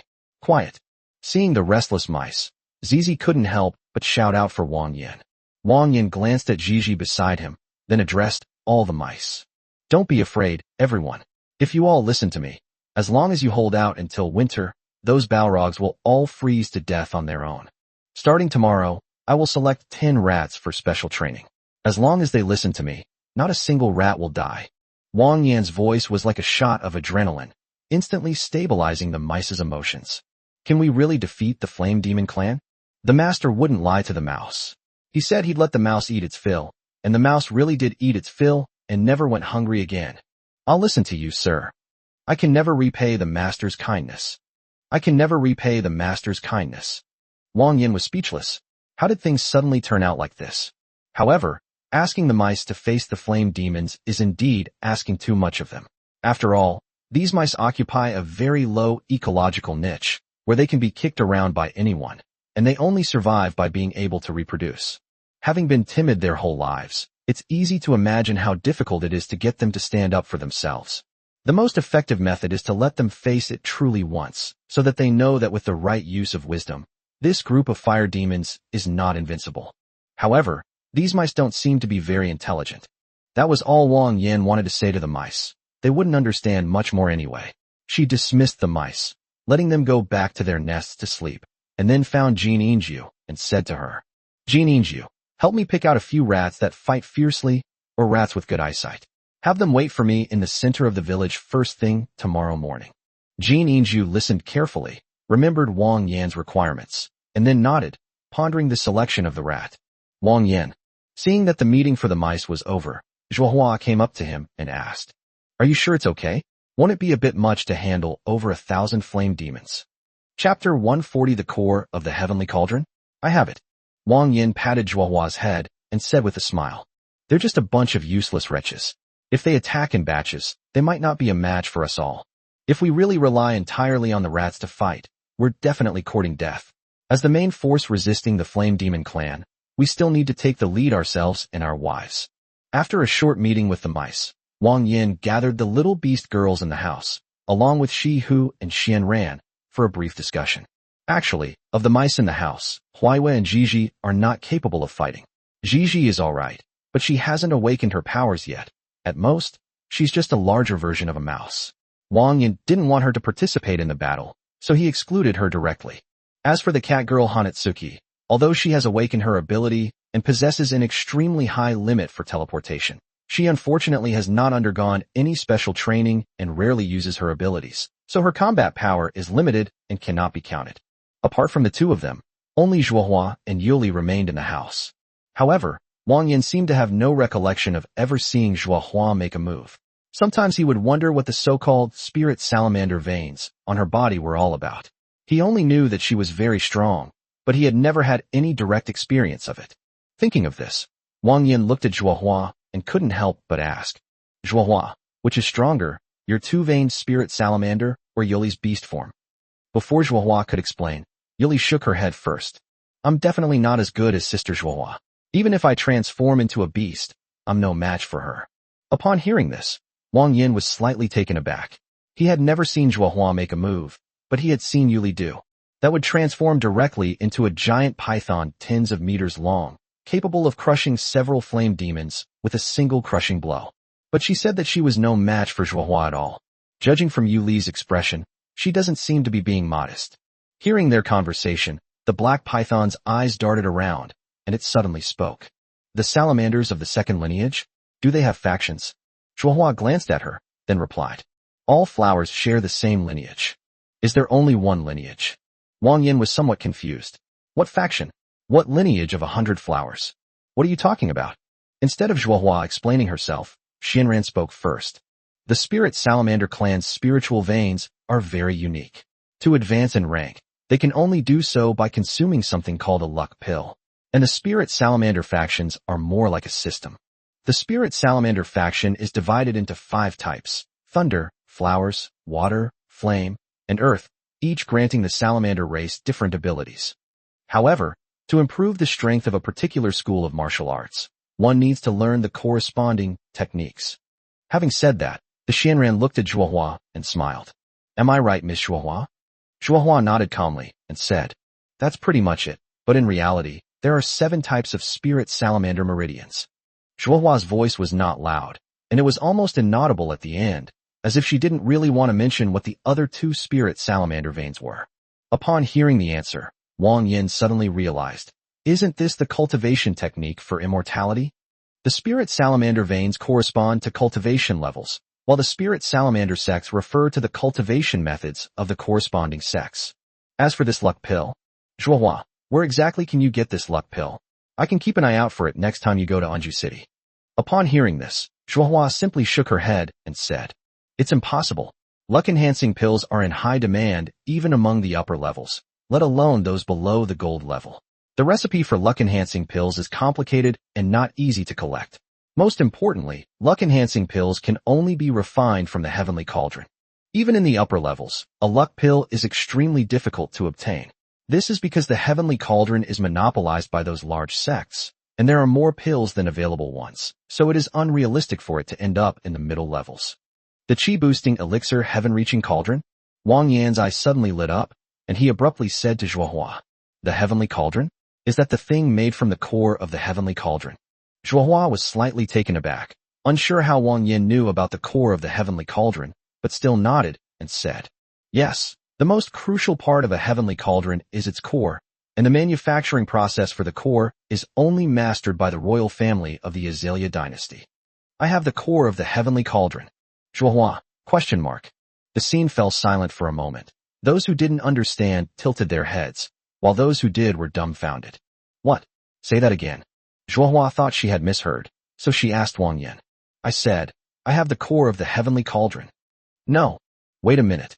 Where did you get this thing? Zhuohua knew that Wang Yan could often conjure things out of thin air, but she never asked about it, afraid that it would bother Wang Yan. This time, however, she really couldn't resist asking. Wang Yan glanced at Zhuohua and smiled smugly. It exists, so why are you asking so many questions? It wasn't that Wang Yan deliberately hid it from Zhuohua. He and Zhuohua had long been close friends. Not only had he maxed out Zhuohua's favorability, but Zhuohua had also maxed out his favorability. Wang Yan certainly wouldn't hide anything from his first wife. However, with Shihu and Xianran still on the table, Wang Yan didn't want to say too much. Zhuohua suddenly realized her mistake and felt a pang of guilt, realizing she shouldn't have asked so many questions. In other words, Wang Yan hadn't mentioned to Zhuohua that he had Dingxin. Otherwise, he would have already saved up enough to buy it. The price of 4,500 was not a difficult task for Wang Yan at the moment. The black python stared at Wang Yan without saying a word. But we'll have to wait a few more days. We'll talk about it then. Zhuohua nodded and stopped talking. Wang Yan then thought about understanding the combat strength of Shihu and Xianran so that he could be prepared for the upcoming attack. Shihu listened in for a long time. She had been staying in Yingluo's room for the past few days. As a guest, Zhuohua and Wang Yan had not asked her to do anything, which made her feel a little embarrassed. Now that she has a chance to use her, she is naturally very excited and wants to show off her skills. She didn't directly reveal her abilities. Instead, she stood up, took 2 steps back, and then closed her eyes. Wang Yan had already learned about her abilities when they first met. Her abilities seemed to be related to armor or something similar. In addition, Shihu had mentioned that she had formed an adventure team with UMO and HUMO, so she should be playing the role of the frontline tank. An invisible current of energy gathered around her, twisting and turning around her. Before long, a transparent suit of armor slowly covered her body, completely enveloping her. This is my ability, to summon an invisible armor to protect me, so ordinary swords and blades can't hurt me at all. Chapter 141, I Can't Be Gentle Tonight, Supplement. Shihu dispelled her invisible armor and said to Wang Yan, "Don't let her long legs and slim waist fool you. She's actually very strong." Wang Yan twitched the corner of his mouth, and Shihu covered her mouth and chuckled softly before putting one hand on her hip and saying, "You can rest assured and leave the front to me." Considering Shihu's abilities, it's indeed appropriate to place her at the front, since Shihu comes with her own armor, so there's naturally no problem. However, Wang Yan couldn't really let Shihu stand alone at the front. After all, she was a guest, and he had to accompany her. Shihu's abilities were simple and straightforward, and Wang Yan had witnessed her transparent armor firsthand. Next, Wang Yan projected the wooden light onto the Xianran. "And you? What did you say?" The python then answered, "I have mentioned my ability to you before. It is to summon a Shikigami that I have a contract with. When I am in danger, I can summon this Shikigami. Besides that, I also know some minor spells. Overall, I should be slightly better than this salamander lady." Zhuohua shook her head upon hearing this and said to Xianran, "Ms. Xianran, there's no need to say that. For your strength, an ordinary 2-veined salamander is still no match for you. Moreover, this rabbit clan spell, if I'm not mistaken, it's an exclusive spell from the Yulan tribe, isn't it?" The black python nodded calmly. "Yes, I am proficient in all the witch spells of the Yulan tribe." Hearing their conversation, Wang Yan couldn't help but ask himself a question. Are you really a witch? At this point, even the python was taken aback. Am I not so much like her? Wang Yan turned her head away and whispered, "I thought he was just a con artist." The python couldn't help but clench its fist slightly, then relaxed it. "Hee, I am the genuine Yulan shrine maiden. You have no need to doubt me." She hadn't expected that, with such an authoritative face on the wall, someone would still question her identity as a shrine maiden, which made her a little nervous. After getting to know each other, they found that there were only 6 people in the family who could be considered as combatants: Wang Yan, Zhuohua, Yuli, Xiaoji, Shihu, and Xianran. Wang Yan proposed that, until the first snowfall, they would be divided into 5 groups. Since Xiaoji is a mechanical being and doesn't need to rest, each person would take turns for a day to stand guard with Xiaoji in order to deal with any emergencies. That was all Wang Yan had to say. He didn't say anything more. It was getting late, so those who were on night duty should go on duty, and those who were going to sleep should go to sleep. The moon is bright, and the stars are few. The soft light is like water. The light of the full moon is like a searchlight installed in the dark blue sky, illuminating the entire world. Even at night, you can clearly see your own shadow hiding in the darkness. Unfortunately, even the softest light cannot penetrate the cave. There is only the eternal light of the plants, making it impossible to distinguish between day and night. Zhuohua bit her finger, trying her best to keep her voice down. One syllable after another escaped from her throat. After a long time, the person in Wang Yan's arms was like a puddle of water, sprawling over Wang Yan, panting heavily. Wang Yan originally intended to have a private conversation with Zhuohua, but unexpectedly, instead of having a private conversation, he ended up exceeding his goal of giving her a back massage. It's all because Zhuohua's Xilong Bao, soup dumplings, are too cute. Zhuohua had inadvertently asked him about it earlier that evening, but because there were other people present, Wang Yan temporarily evaded the question. As his wife, Zhuohua was someone Wang Yan didn't want to hide anything from her. Zhuohua, my actual ability is... Just as Wang Yan was about to speak with Zhuohua, Zhuohua gently placed her small hand on Wang Yan's lips, preventing him from continuing. I understand, you don't need to tell me. As she spoke, Zhuohua opened her arms and wrapped them around Wang Yan's neck. It was indeed my fault today. I won't ask you where all those strange things you came from. After all, you said I'm your wife.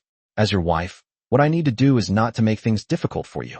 So, no matter what you do, I will support you unconditionally, and you don't need to feel guilty for hiding anything from me. Because I like you. The relationship between the two was actually quite ambiguous from the beginning. Because Zhuohua ate a love mystery fruit, she completely bound Wang Yan to her body. But to my surprise, I gradually fell into it. Neither Zhuohua nor Wang Yan knew when they had started to like each other. It could be a light afternoon nap, a deep, dreamy kiss, or a blissful moment of pleasure. In short, by the time Zhuohua realized it, she was already inseparable from this man. She never imagined that even an exile whose body had been crippled could have such a happy day. Hearing Zhuohua speak in the calmest tone, words that sounded almost like a confession, even though they were practically an old married couple, Wang Yan couldn't help but blush and feel his heart race. Why bring this up? Wang Yan's gaze darted away, and she turned her head away, not daring to meet Zhuohua's eyes.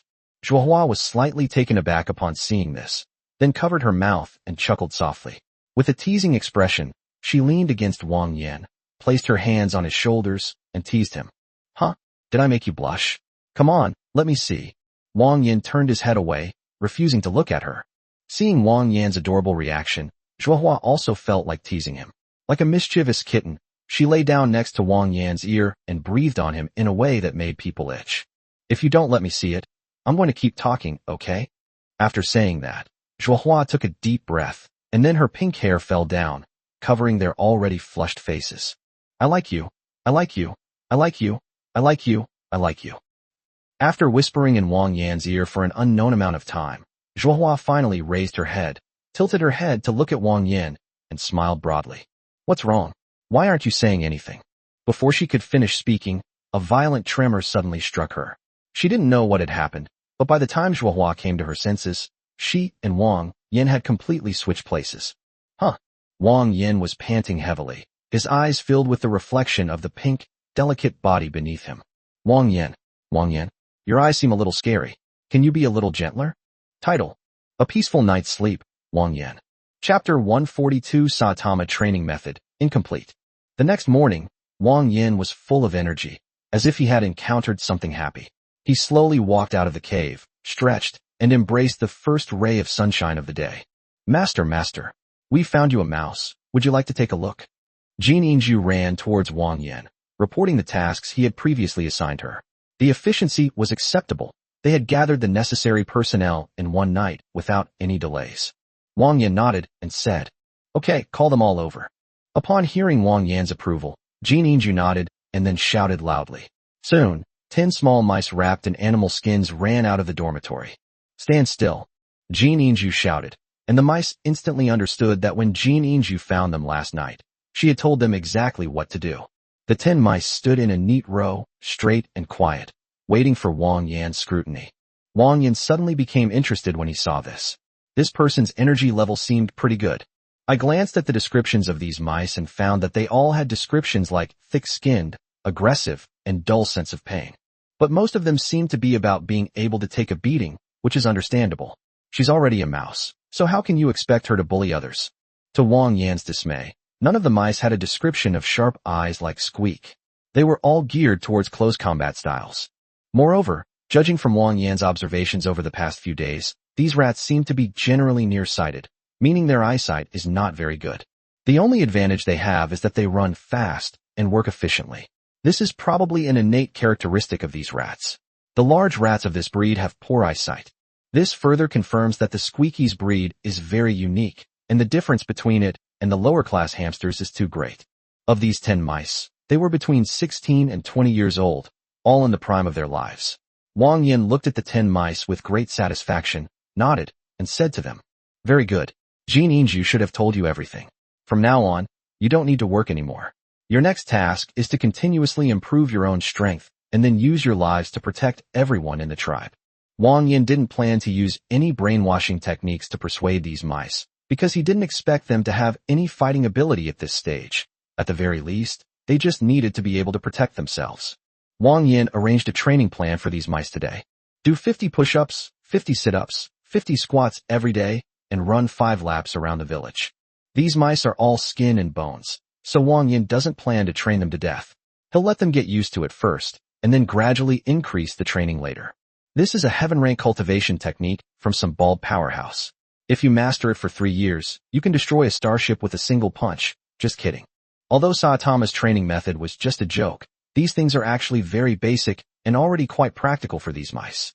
Wang Yan repeated his actions to the mice, which were all very simple and easy to learn. The little mice could learn them at a glance. That's it. 2 mice per team, keeping an eye on each other. If anyone dares to do less, I'll deduct 5 days' worth of strawberries from their work. These words startled the mice. Withholding 5 days' worth of strawberries? Killing a mouse is just a matter of life and death. Soon, the mice began to pair up and supervise each other as they started training. Wang Yan nodded, then exchanged for 10 cans of beef, found Gigi, and said to her, "Keep an eye on those rats exercising outside. Distribute these cans of food to each of them at noon. I need to go collect some herbs." High-intensity exercise definitely needs to be supplemented accordingly. The diet of these mice will also need to be changed in the future. At the very least, they should be able to eat meat every day so that they can have enough strength to not be unable to hold weapons properly. Now there's another expense to accumulate points. Preparing an iron spear and a leather armor for each of the 10 mice, which adds up to nearly 10,000 in total. Oh, this is really giving me a lot of trouble. The rats had practiced what they needed to practice, and the tribe's elders had collected all the herbs they needed to collect. After deducting the cost of paying for the tribe's elders' canned food, Wang Yan had earned nearly 13,000 points through these few days of trading. In fact, the income this time was already far lower than the last trade run. It is estimated that these tribesmen will not be able to produce any herbs in the short term. After careful consideration, Wang Yan finally decided to use the 10,000 points to exchange for Xiao Ji's sword fighting module. Currently, Wang Yan only has 3 items on his spending list. The first is the virtual sun, which is the most expensive, requiring a full 35,000 points. It's still just a blueprint, so it's not a big deal to put it aside for now, since he's encountered something truly troublesome. Another task is to prepare equipment for the mice. This can be postponed for now. The mice are currently undergoing extra training every day, but their actual combat power is still limited. Assigning them equipment would not be very effective. After much deliberation, Wang Yan decided to buy the sword fighting module for Xiao Ji. At least it was something that could be installed and used immediately. The weather was getting colder and colder, and Wang Yan estimated that it wouldn't be long before the Flame Demon clan would discover them. Then it might really come down to knives. Without a second thought, Wang Yan used the remaining points to buy the cauldron core that had been sitting in the shop for a whole year.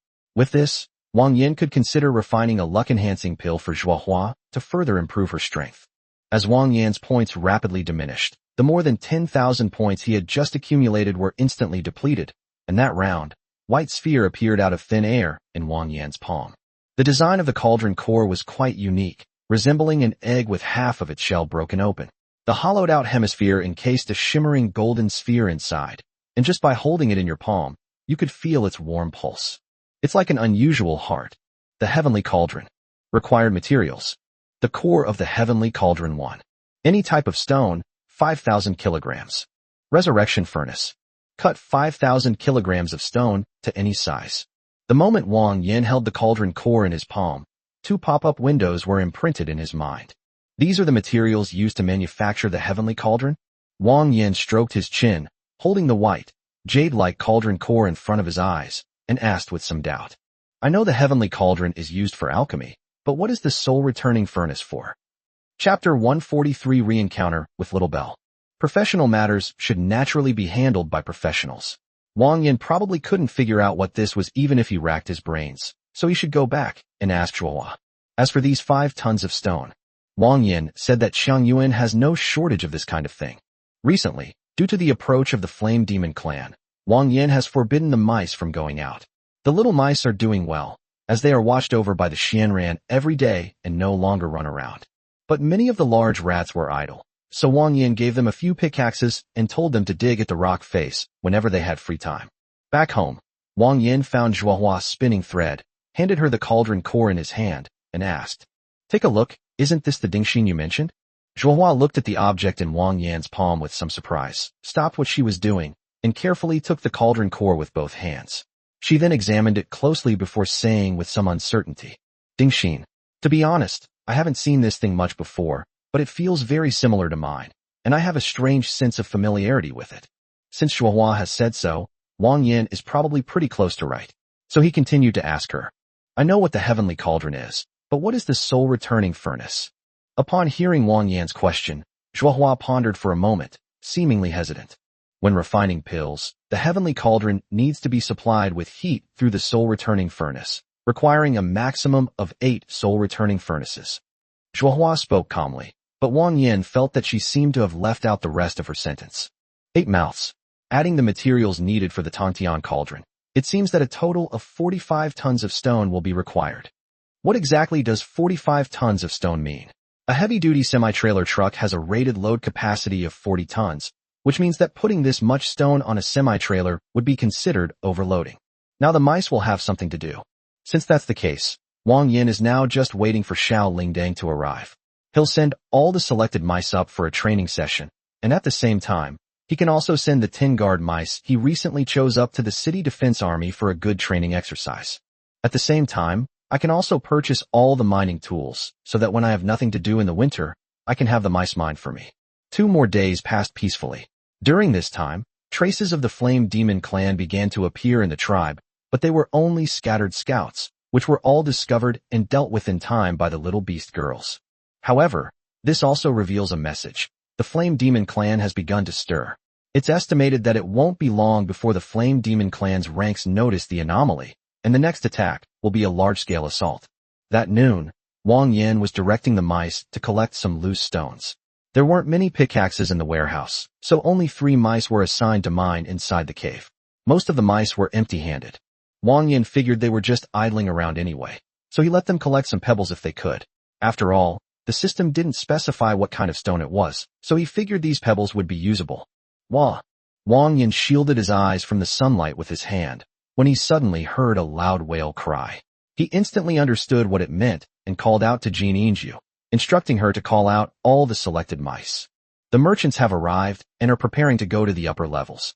The long unseen cloud whale slowly approached the edge of the cliff, but because Wang Yan had directed the mice to build a long wall along the cliff, the whale's fins could no longer reach the cliff face.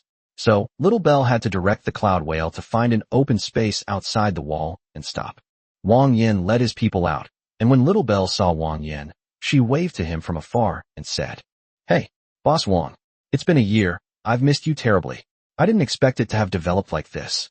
Congratulations, congratulations." Now Wang Yan no longer needs to hide his identity. With just a little inquiry in Unju City, it won't be difficult to find out what he's been doing there. Take, for example, the infamous wife hunter. Wang Yan listened to her polite words, his lips twitching slightly, and he said with a forced smile, "The great merchant is joking. No matter how much we develop, it can't compare to the prosperity you enjoy doing business everywhere. But then again, has the great merchant forgotten something?" Forgot what? Little Bell was completely confused by Wang Yan's question. What had she forgotten? Until she saw the black figure in the crowd, a smile appeared on her face. Bad. Haha. What is it? It's so hard to guess. Wang Yan calmly began to speak. Doing business this way doesn't seem very honest. Even Xiao Lingdang didn't expect that the information the Xian Ran bought from her was actually meant to be used to directly contact Wang Yan. It's one thing for the customer to know that she sells information, but it's quite another for the customer to know that she sells information about herself. Hey, why is Mr. Wang saying all this? Little Bell pretended to be familiar with Wang Yan and came to his side, putting her arm around his shoulder. However, because she was rather short, she looked rather comical. She whispered in Wang Yan's ear, "I'm doing this for Mr. Wang's sake." Look how soft this black rabbit's body is. In the end, it still brings you comfort. Enough with the nonsense. Wang Yan snorted coldly, and then said, if you don't want to be ruined, give me a satisfactory explanation. Otherwise, you can expect your deeds to spread throughout Anju City. Wah! Upon hearing this, Little Bell hugged Wang Yan's leg and pretended to wail. Hey Mr. Wang, if I get on Anju City's blacklist for tonics, this business won't be possible. Having said that, she raised her head, her bright eyes slightly reddened, and said pitifully, how about we let Boss Wang have sex with Little Bell? Fuck you. Wang Yan resisted the urge to kick the guy aside, but instead pushed her away. Little Bell curled her lip in disdain and snorted coldly. What an ignorant fellow. Wang Yan also didn't hold back, saying bluntly, no children allowed. Your mother. Little Bell's face flushed red with anger, and she clenched her little fists, but quickly deflated, realizing she had no chance of gaining the upper hand over Wang Yan. She then sighed deeply and said helplessly, Mr. Wang, what kind of compensation do you want from me? Name your price. Since Wang Yan didn't come up and beat her up directly, it meant that there was indeed a price to be negotiated, so she simply handed over the choice to Wang Yan and let him name his price. I reckon I'm going to have to pay a huge bill today. It's all that big black rabbit's fault. Hearing this, Wang Yan finally got to the point and coughed lightly. Essentially, it was just him and the Xianran buying each other's information. The Little Bell merely acted as a platform. Moreover, the Xuanran's defection was essentially a good thing for the tribe. Wang Yan didn't really have much of a grudge against the Little Bell for selling his information to the Xianran. But I just don't know exactly how much this guy sold me. Chapter 144. Well done. It wasn't for nothing that we spoiled you. Including me, there are 16 of us in total. Send us to Anju City together. Question mark. Okay, so that's what it means. They want to get a free ride. No problem. Mr. Wang, we've been longtime customers, so of course it's no problem. Whether it's 1 or 10, the Cloud Whale has plenty of passenger capacity. Besides, she's going to Anju City to make a transaction anyway, so it's just a convenient ride. And Wang Yan didn't finish stating his request and continued. Once this winter is over, you will have to go to Anju City and bring them back. Well, if Wang Yan said that, then things would be a bit difficult.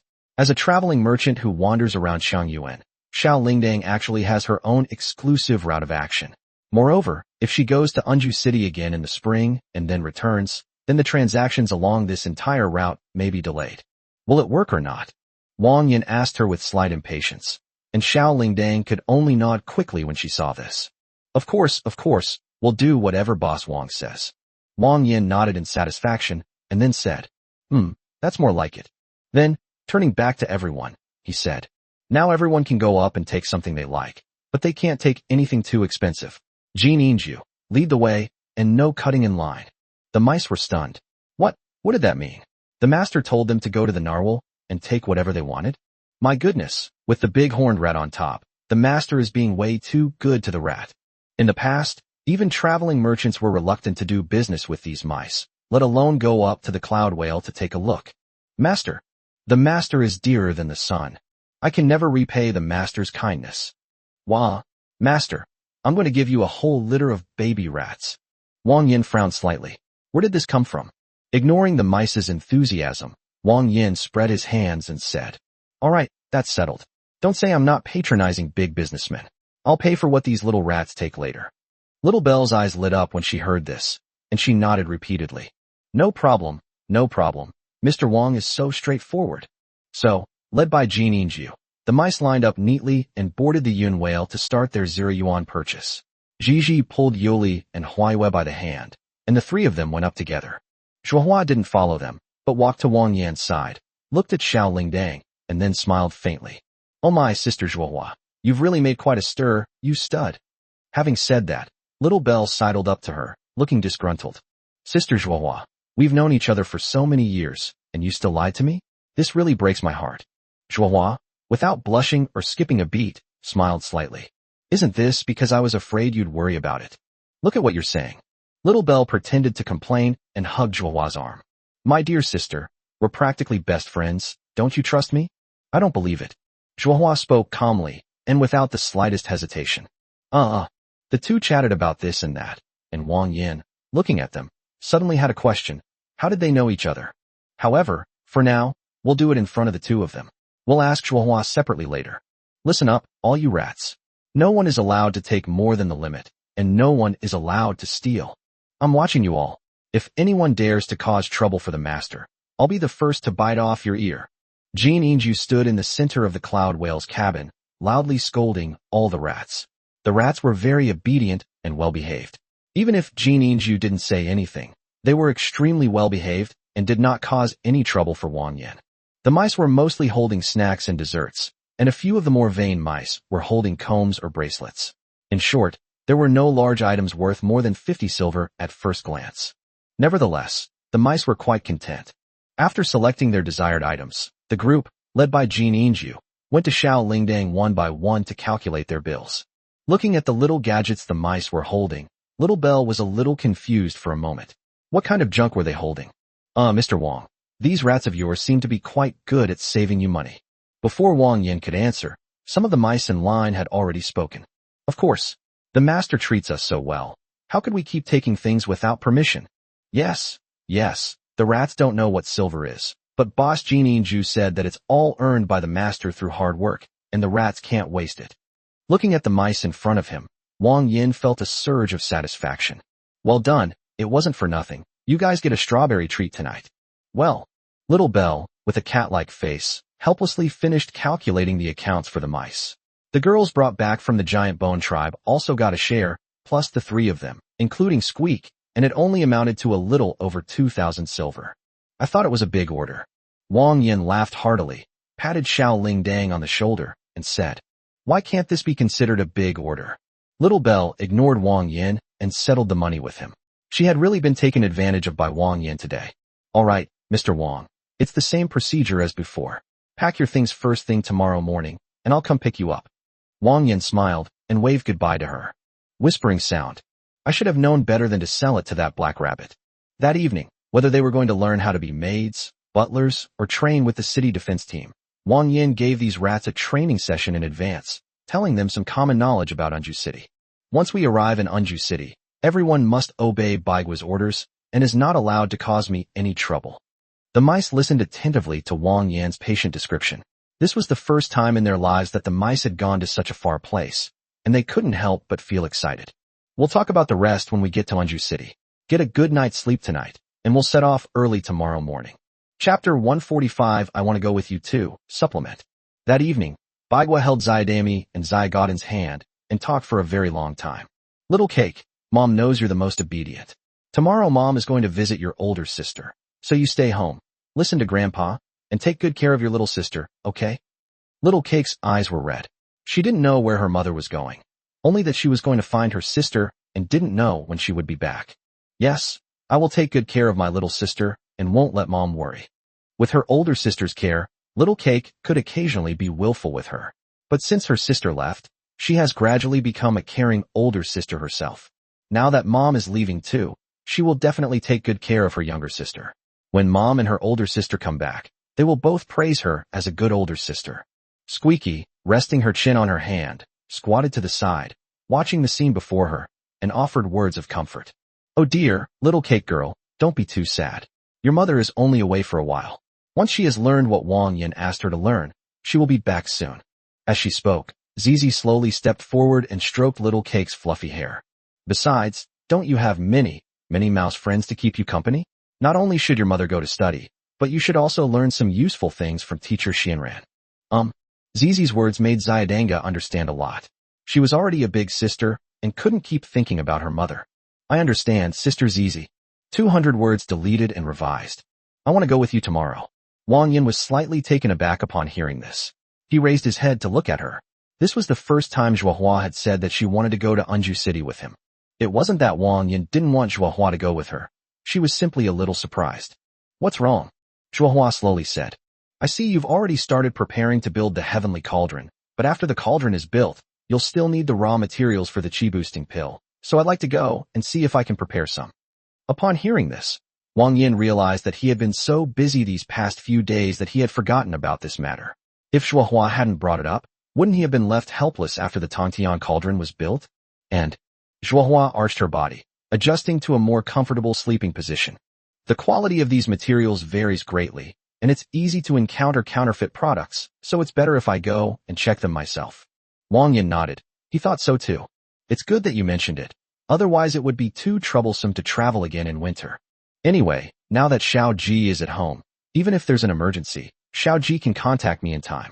It would be a good opportunity to take Zhuohua to Anju City for a visit, so that she can get some rest. After a while, the two became sleepy, so they embraced each other and fell asleep until the next day. Inside the mouse dormitory, just as dawn was breaking, Jin Inju dragged all the little mice who were going to Anju City out of bed one by one, and, following the master's instructions, sent them all to the bathhouse for a thorough cleaning. When Wang Yan got up, he saw that all the mice had changed into the clothes that Xiao Ji had sewn in advance, and they were all clean and lined up in a long queue, which made him nod in satisfaction. Now it looks more like a normal mouse, finally no longer a dirty little mouse with a face full of dust. How cute. After Zhuohua and Baigua had tidied up, Wang Yan counted the number of people again and again. After confirming that the number was accurate, he led the mice to wait outside the village for Xilingdang to meet them. Xiao Ji, you can take a break from sewing for the next few days and keep an eye on things at home for me. If anything happens, contact me immediately, understand? Xiao Ji nodded slightly and replied, Yes, master. Not long after instructing Xiao Ji, Wang Yan heard a melodious whale call. The mice perked up, and soon the enormous cloud whale docked outside the village again. Yo-ho! The Little Bell Special Train. Passengers, please take your seats as soon as possible. After directing all the rats to go up, Wang Yan took Zhuohua's hand, and they stepped onto the cloud whale together. Oops! Little Bell stood in front of the cloud whale's cabin door and saw Wang Yan holding Zhuohua's hand, her face full of joy. Isn't this my dear sister? Are you going too? Zhuohua nodded calmly and replied, I thought about it last night, and it's been a long time since I visited the middle floor, so I decided to go for a walk with him.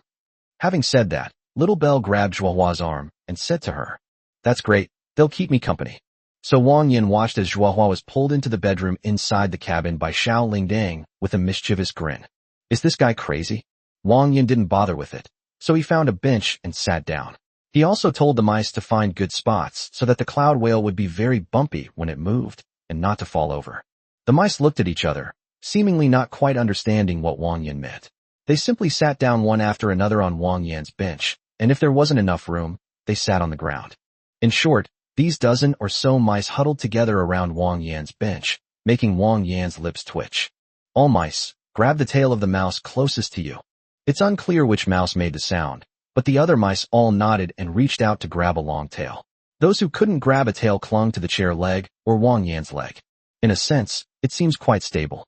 Well, looking at these little mice, Wang Yan wondered whether to call them stupid or clever.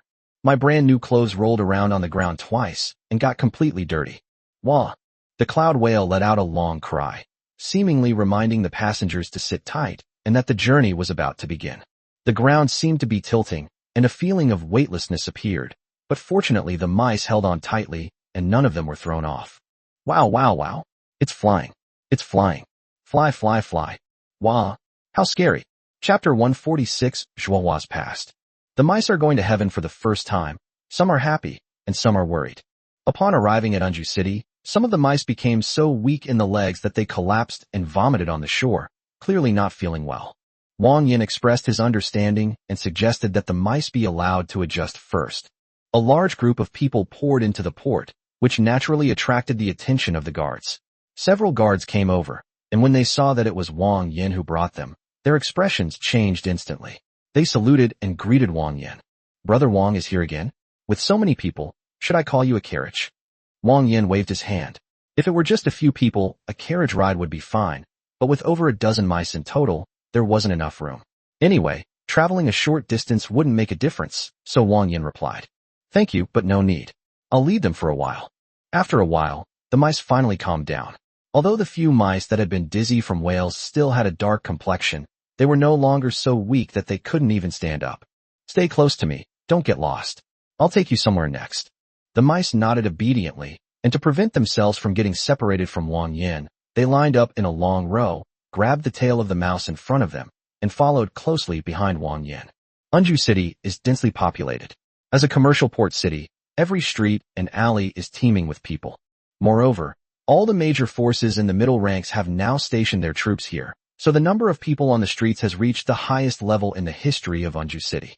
The mice had never seen such a large scene before, and they all clung tightly to their tails, afraid to let go, lest they accidentally get separated from the group.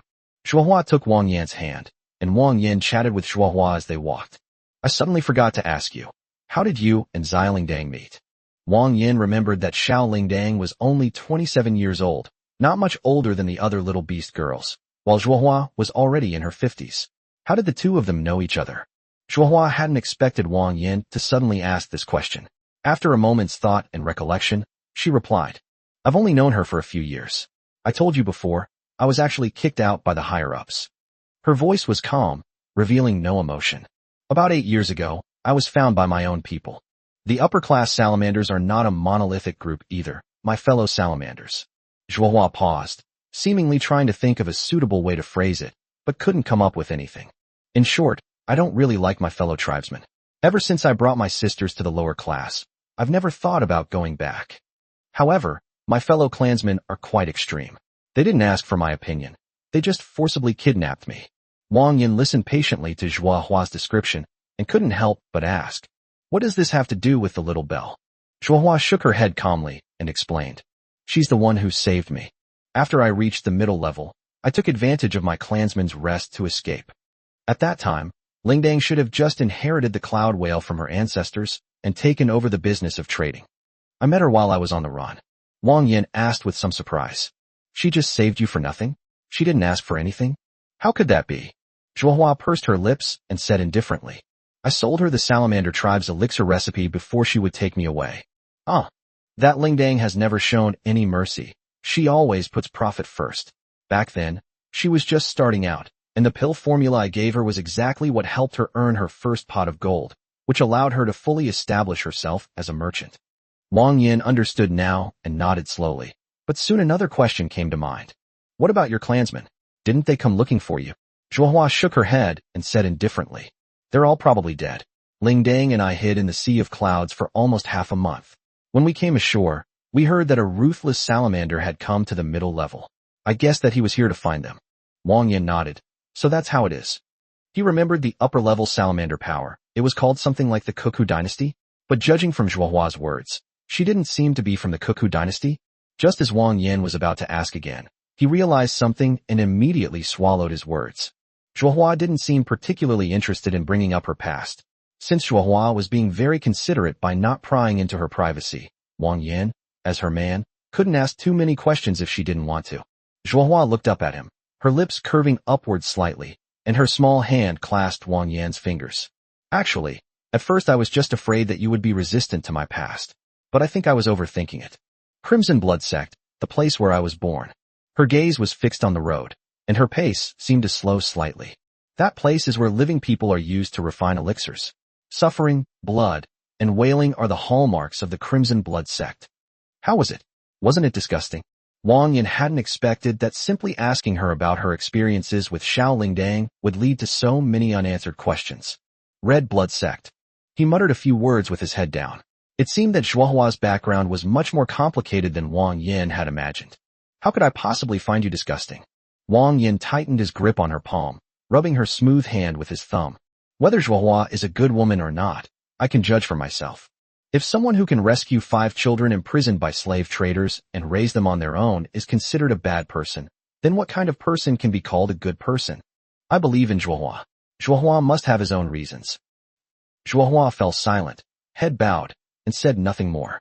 The conversation ended, and the two of them, along with the swarm of rats, arrived at the mansion in the inner city. Leading the mice inside, Hawkins and Lily stood in the hall to greet them. Wang Yan said, let's arrange empty rooms for these people to rest for the night. Baigua, bring out the 5 people I arranged for you earlier. This is Butler Hawkins. You will be learning from him from now on. Upon hearing this, Baigua stepped forward and bowed deeply to Hawkins. Madam Baigua, the master has mentioned you to me before. In the days to come, I will patiently teach you how to be a good housekeeper, so that the master will have someone to serve him even if he is at the bottom. Baigua nodded and stood quietly behind Hawkins. Then, Wang Yan pointed to the other 5 mice and said to Lily, Lily, I'm entrusting these to you. These are the people who will be training as maids. Please work hard and try to train them by the end of this winter. Lily bowed to Wang Yan. You flatter me. Serving you is my duty, sir. I will follow your instructions and do my best to train these 5 rat ladies into a group of maids who will satisfy you. Wang Yan was quite satisfied with the 2 men's professional abilities, nodding slowly before introducing them to each other. This is my wife. You may call her Zhuohua. Tonight, I will take her to visit the city lord's mansion. Hawkins, go and make the preparations. Understood, master. Chapter 147 The Banquet. Madam, please come with me. Lily bowed slightly and led Zhuohua to get ready. Hawkins had already instructed someone to inform the city lord's mansion, and they should be ready soon. Not long after, Zhuohua slowly walked out, surrounded by her maids. There weren't many clothes for Zhuohua to wear in this mansion, but fortunately, Zhuohua was wearing the pink and white cheongsam that Wang Yan had bought in Anju City beforehand. After being dressed up by the maids, she looked more elegant. Her long pink hair was tied into a long ponytail by the maids, and a pair of white gloves covered her entire forearm. Around her neck was a jade-colored jeweled necklace, which was Lily's own treasure. To make the lady more dignified, she took it out and let Zhuohua wear it first. Zhuohua walked slowly down the stairs, surrounded by her maids. She stood in front of Wang Yan, her face slightly flushed. When was the last time she had dressed so lavishly? And this happened in front of someone you like.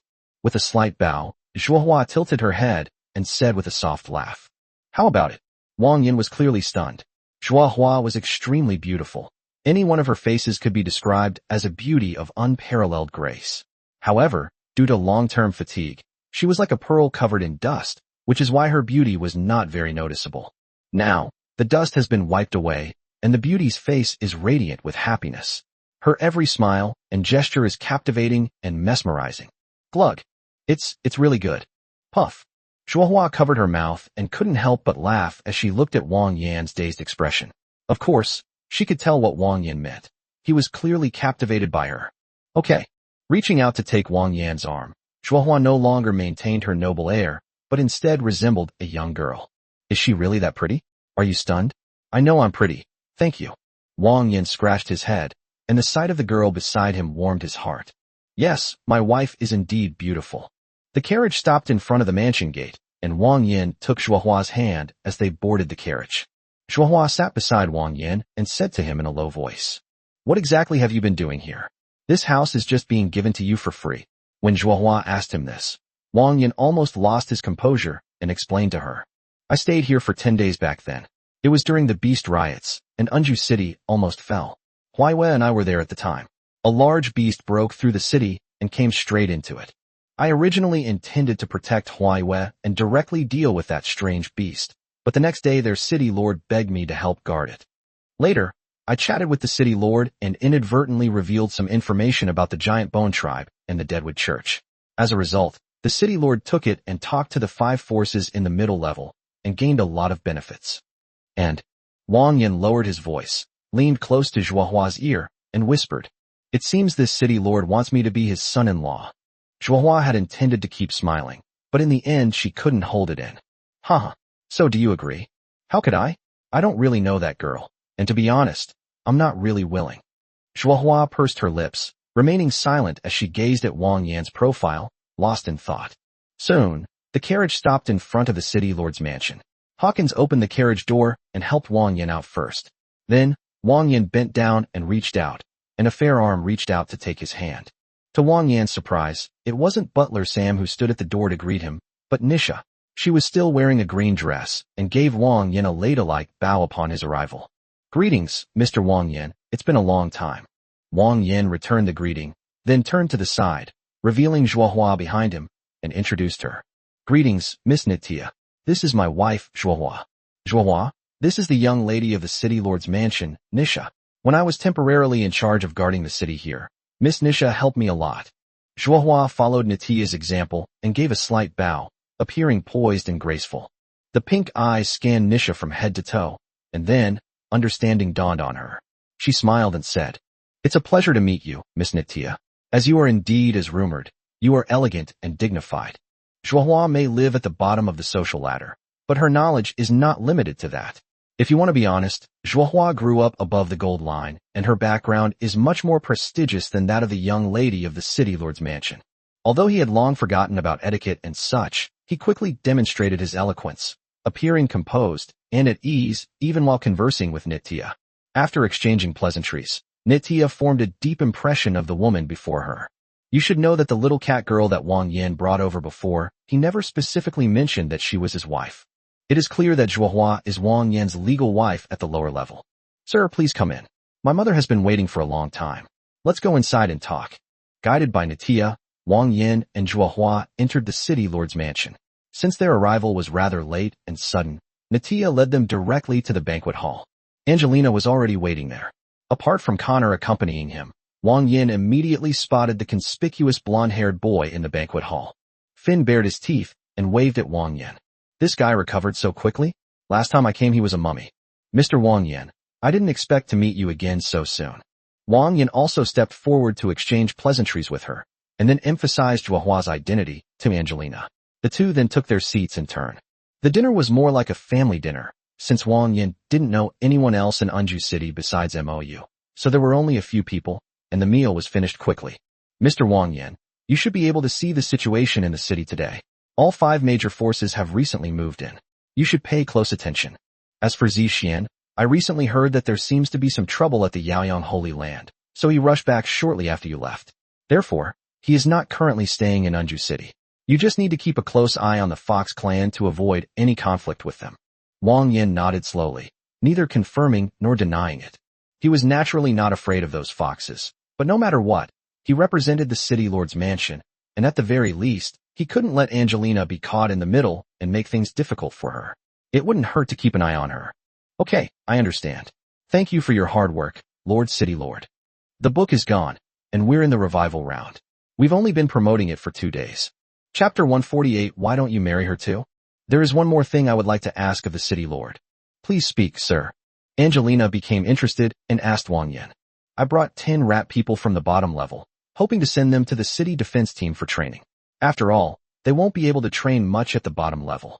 After a moment's thought, Angelina quickly agreed to Wang Yan's request. That's no problem. You can take people there directly tomorrow. Nitya will go in person. It's just helping to train 10 rats. It's not a difficult task. After thinking for a moment, Angelina added, What brings you to Anju City this time, sir? How long will you be staying? I'm going shopping with my wife. We won't stay long. After winter comes, we'll come back in the spring. Oh. Wang Yan thought of the joint siege by the 5 major forces, and wondering how it was decided, he asked out of curiosity. By the way, Lord City Lord, what was the decision made regarding the joint encirclement and suppression? Angelina smiled, and then explained.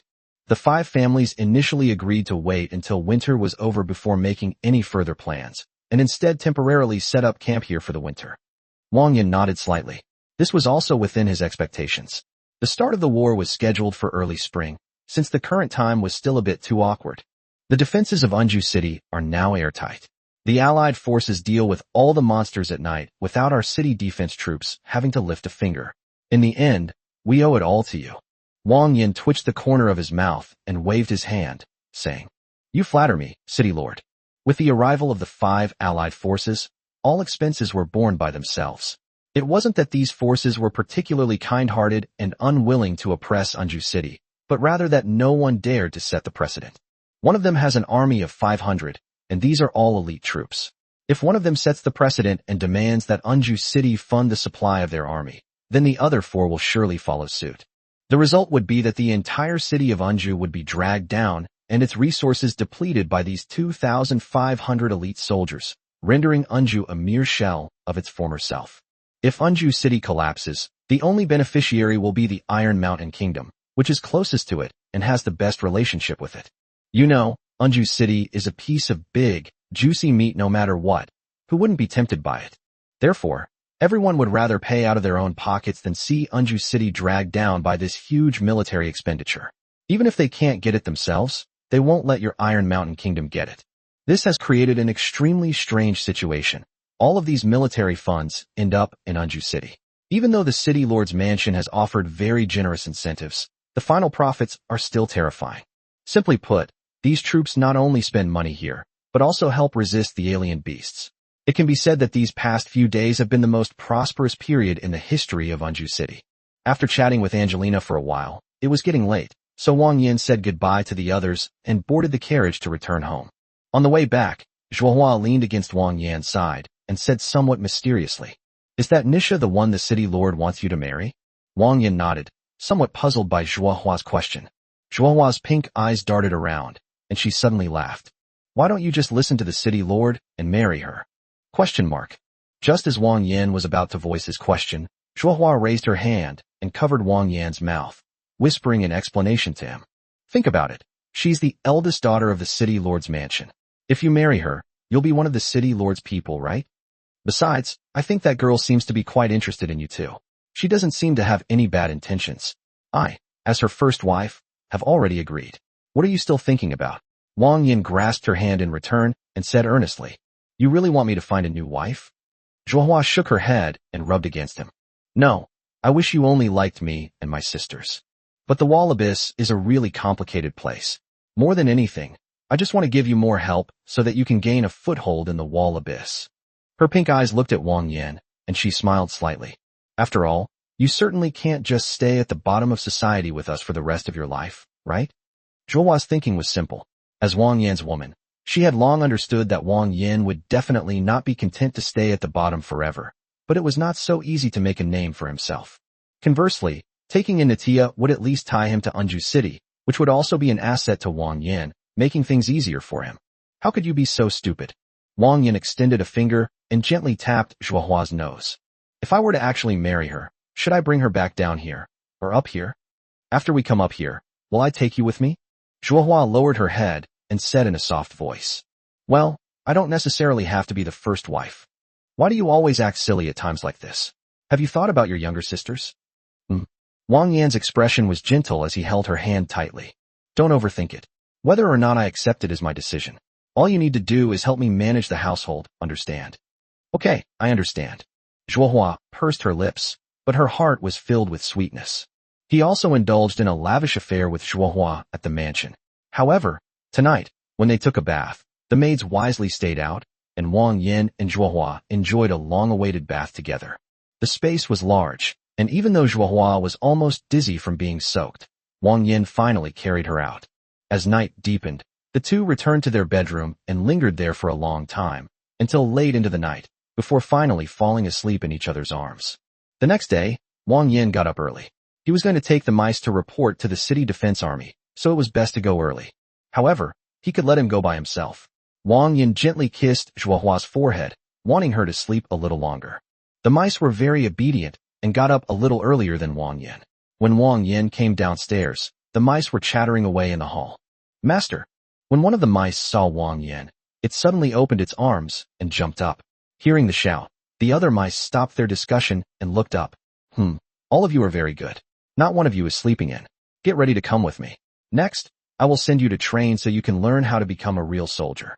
The mice were overjoyed, thinking that Wang Yan was going to take them to some wonderful place. The poor mice had no idea what kind of nightmare awaited them. Chapter 149. Is there really no problem with these raw materials?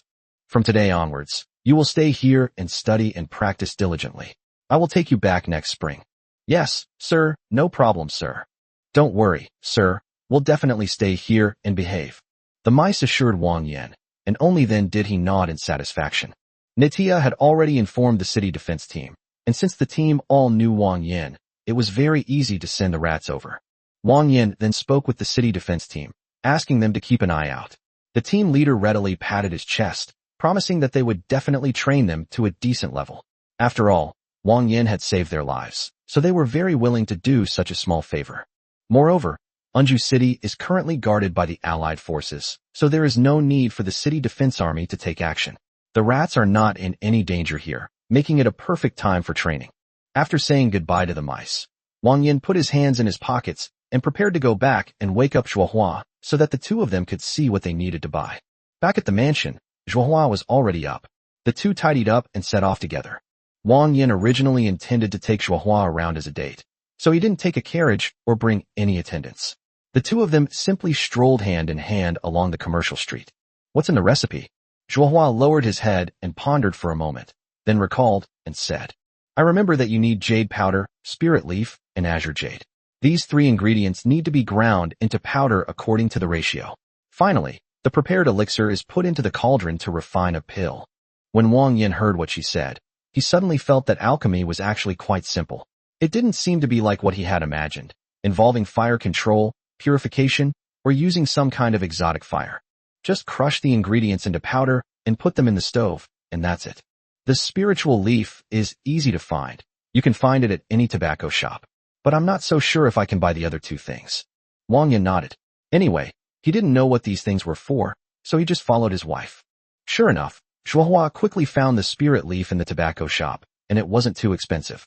A whole bundle could be bought for 100 silver coins, which Wang Yan put into his warehouse. This stuff looks like a raw material for making flour. Wang Yan seemed to recall what Shihu had said before, and suddenly had a bad feeling.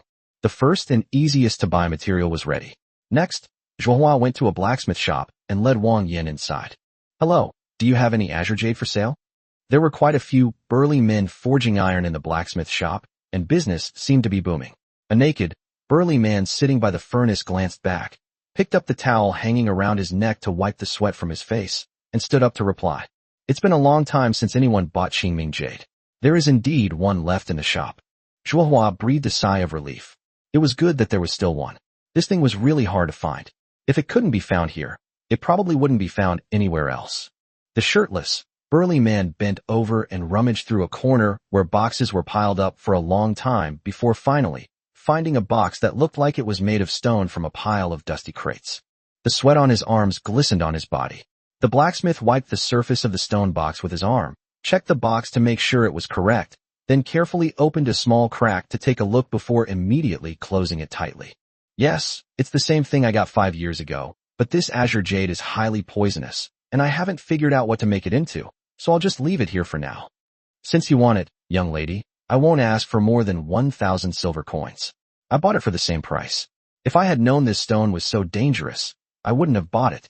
Upon hearing the blacksmith's words, Wang Yan couldn't help but feel a sense of doubt. What kind of stone could be poisonous? Shopkeeper, is this azure jade poisonous? How serious is it? The blacksmith paused for a moment, glanced at Wang Yan, and slowly explained. Azure jade is known to be highly poisonous. Even staring at it for a while will make your eyes blurry.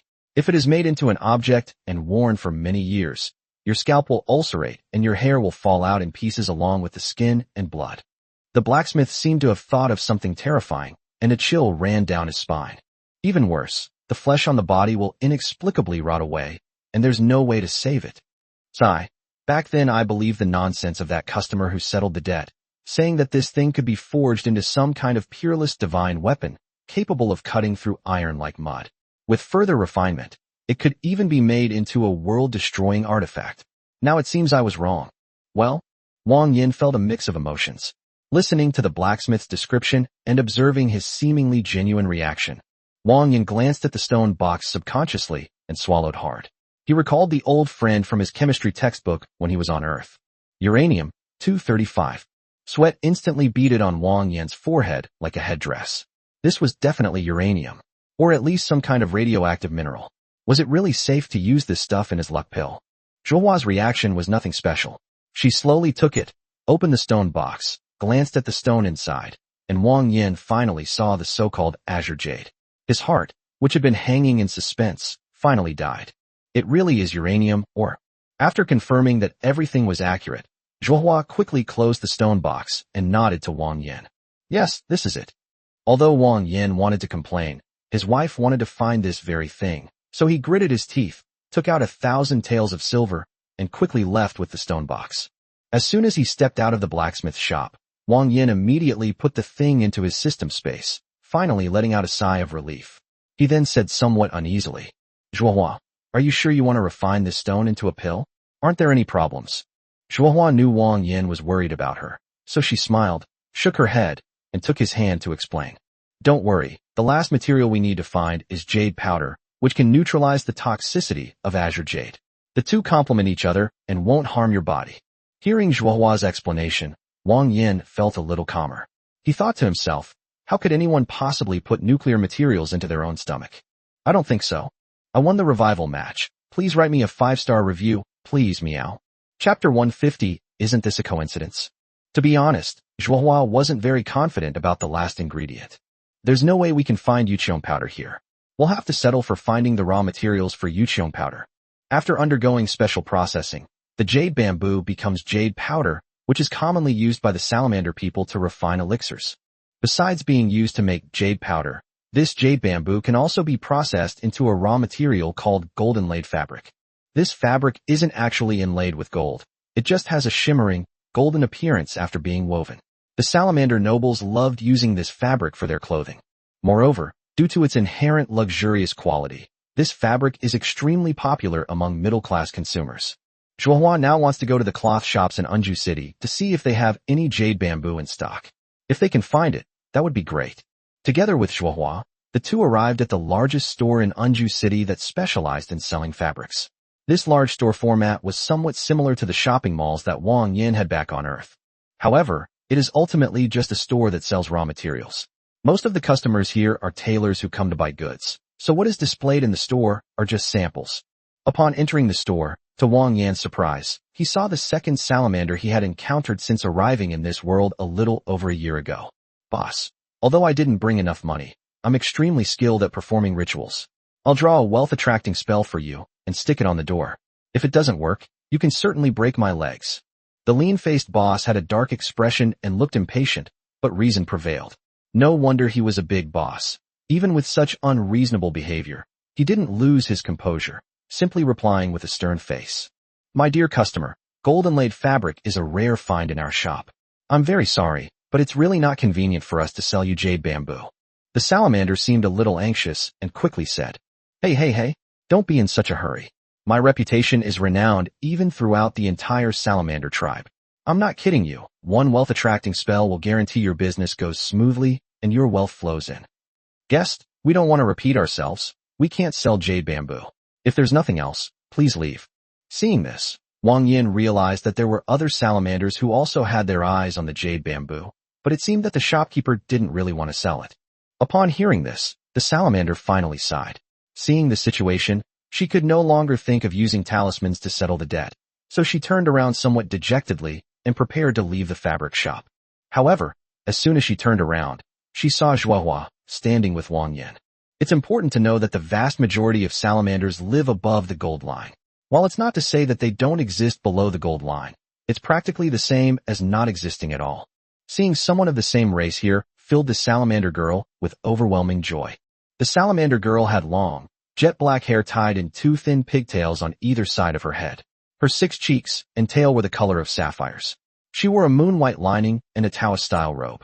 A pair of sunglasses perched on her nose could not cover her large eyes. Oh my, to see someone of the same kind here is a pleasure to meet you. Zhuohua was clearly somewhat startled. The blue salamander held Zhuohua's hand tightly and said enthusiastically, My name is Manting Shuang, and I am a wandering Taoist. May I ask your name, fellow clansman? Seeing Manting Shuang's burning gaze, Zhuohua couldn't help but send a pleading look to Wang Yan. Wang Yan's gaze wandered, opening the information panel of this salamander named Manting Shuang. Full courtyard frost and white dew salamander tribe. Age, 34. Favorability, 0. Talent, 6 meridians of the spirit salamander. Specialties, greed, straightforwardness, strong will, high-speed regeneration, super-fast blood clotting, 6 veins of a newt. Wang Yan, huh? The seemingly mentally unstable salamander girl in front of me is actually a powerful 6-vein salamander? Cough cough. However, I still need to help my wife out of this predicament first, since Zhuohua doesn't seem to be very good at handling this situation. This is Miss Manting Shuang. My wife is a little shy, so let me introduce her. Upon hearing this, Manting Shuang turned her head and looked at Wang Yan. Who are you? Wang Yan coughed twice and introduced to Manting Shuang. My name is Wang Yan, and for now, I'd say I'm a freelancer. This is my wife. Her name is Zhuohua. We are very grateful for Miss Manting Shuang's enthusiasm, but Zhuohua prefers to keep her distance. After saying that, Wang Yan pulled Zhuohua into his arms. Zhuohua finally breathed a sigh of relief. Out of politeness, she still forced herself to wave slightly to Manting Shuang. However, as soon as Wang Yan finished his introduction, the shopkeeper seemed to have heard some incredible news. He rushed over in a few strides, looking somewhat incredulous. You just said you were Mr. Wang Yan? The one who was the commander of the city defense team before. Wang Yan was somewhat confused, but still nodded. It's me. Do you recognize me? Upon hearing Wang Yan's affirmation, the shopkeeper slapped his thigh, grabbed Wang Yan's hand, and said with some excitement, It really was you. Thanks to your help, my son's life was saved. If it weren't for you, our family line would have ended. Wang Yan tilted his head, completely bewildered, but quickly realized that the shopkeeper's son must be a member of the city defense team, and that he might have inadvertently saved his life when the strange beasts attacked the city. That's probably the gist of it. Oh, so your son is in the city defense force, right? The shopkeeper nodded vigorously, gripping Wang Yan's hand tightly. Yes, my son is an only child. He likes to be naughty and fight. He has absolutely no interest in the family business. Despite my and his mother's objections, he insisted on joining the city defense army. That day, the strange beasts breached the city, and my son, being rather inexperienced, was almost devoured alive. Thankfully, you came to his rescue. To be honest, Wang Yan really didn't have much of an impression. After all, he had helped the city defense team keep watch for 10 days. So how could he possibly remember who he had saved? But there must be something to it. Since that's the case, Wang Yan was secretly delighted. It seems that there's hope for buying the jade bamboo. Haha, you flatter me. I was just doing this on the city lord's behalf, taking money to solve problems for others. It was just a small thing, nothing serious. You don't need to take it to heart. Don't ask me why I'm not posting the author's statement. The reason she who elbowed me all day was because of this thing, and I really don't dare to post it anymore. Chapter 151. Just because it's yours doesn't mean you can take it. Wang Yan's attitude was very humble, which unconsciously made people feel a sense of goodwill towards him. Mr. Wang Yan, are you here to purchase goods? Please come in. As the lean man spoke, he wanted to personally lead Wang Yan to entertain him. To be honest, I really am here to buy something. Wang Yan chuckled and revealed the purpose of his visit. The shopkeeper patted his chest and assured him, just tell me what you want. Our shop may not have much else, but you can definitely choose any kind of fabric. Even if you are a great benefactor to the entire Anju city, I will take the liberty of giving you whatever you like. Seeing this, Wang Yan's lips curled up a few times, as if everything was all right, and then he said, I came here today to buy some jade bamboo. I wonder if you can sell some to me. Jade bamboo. The shopkeeper was slightly surprised, then glanced at the pink salamander next to Wang Yan and understood. That makes sense. Aside from the salamanders, who would have the time to buy jade bamboo? The shopkeeper seemed somewhat embarrassed and mumbled something hesitantly. Mr. Wang Yan, the jade bamboo only grows above the gold line and is a plant unique to the salamander tribe. Those above the gold standard completely disdain any communication with those below them. We cloth sellers can only buy from smugglers. At this point, the shopkeeper seemed to realize that his words and tone were not quite appropriate. After all, he had already made a bold statement, so why was he hesitating now? Thinking of this, the shopkeeper clenched his fist, steeled his resolve, and seemed to have made a rather difficult decision. However, since Mr. Wang Yan wants them, I cannot go back on my word. There are still 10 left, so please take them. Actually, his series of subtle actions weren't hard to notice, and Wang Yan noticed them all, which made him chuckle. Just bring it out, whatever the market price is, we'll sell it to you for that price. I'll be thanking you for bringing it out to sell to us. Seemingly realizing his thoughts had been seen through, the shopkeeper blushed, but still forced himself to speak. How can that be? The most important thing in doing business is to be honest and trustworthy. How can you go back on your word? This shopkeeper seems to be of good character. He's quite honest in his business dealings and didn't mention any shady dealings to Wang Yan. Come to think of it, how could someone of questionable character raise their only son to join the city defense force? In any case, this fabric store is one of the top-tier stores in Anju City, meaning that even within Anju City, it is considered a wealthy family's business. Who would give up being a rich guy to become a lowly soldier in the city defense team? Wang Yan would definitely not believe it without her parents' support. Wang Yan smiled and waved his hand at him, saying calmly, I already said that saving people is just a small thing that I did on a whim. There's really no need to take it to heart. How about this? Let's compromise. You go and get the jade bamboo, give us a quote based on the market price, and we'll give you a discount later. What do you think? The shopkeeper thought for a while before nodding somewhat embarrassedly. I'm so sorry, Mr. Wang Yan. I've made you laugh. The gold inlaid fabric at the bottom is usually a composite fabric, unlike the top layer which is made entirely of jade bamboo. On average, one jade bamboo can produce about 10 bolts of imitation gold inlaid cloth in this small shop. Even if it's a replica, its color and elegance are completely comparable to the real thing. A gold embroidered dress woven by a senior tailor usually starts at 5,000 taels of silver in the industry. Our prices here are also around 1,000 taels of silver per bolt of cloth. Wang Yan finally understood. Anyone would feel the pinch, right? One piece of cloth is worth 10,000. That's 10,000 in profit. Who could bear that? Then please bring out 3 sticks. We don't need too many. After Wang Yan finished speaking, the shopkeeper gritted his teeth and made the decision directly. 10,000 taels of silver. That's the price for 3 jade bamboo stalks. Master Man, who was standing to the side, watched the whole scene unfold before him, and his mouth and eyes widened in astonishment. No, if she bought it so fresh and clean, then why did she beg and plead for so long? The jade bamboo was still too precious, so Wang Yan didn't dare to take it all. Even so, he only paid 10,000 taels of silver for 3 bamboos, which was almost like giving them away for free. Seeing this, Wang Yan said no more, and soon, 3 green bamboo poles were brought out.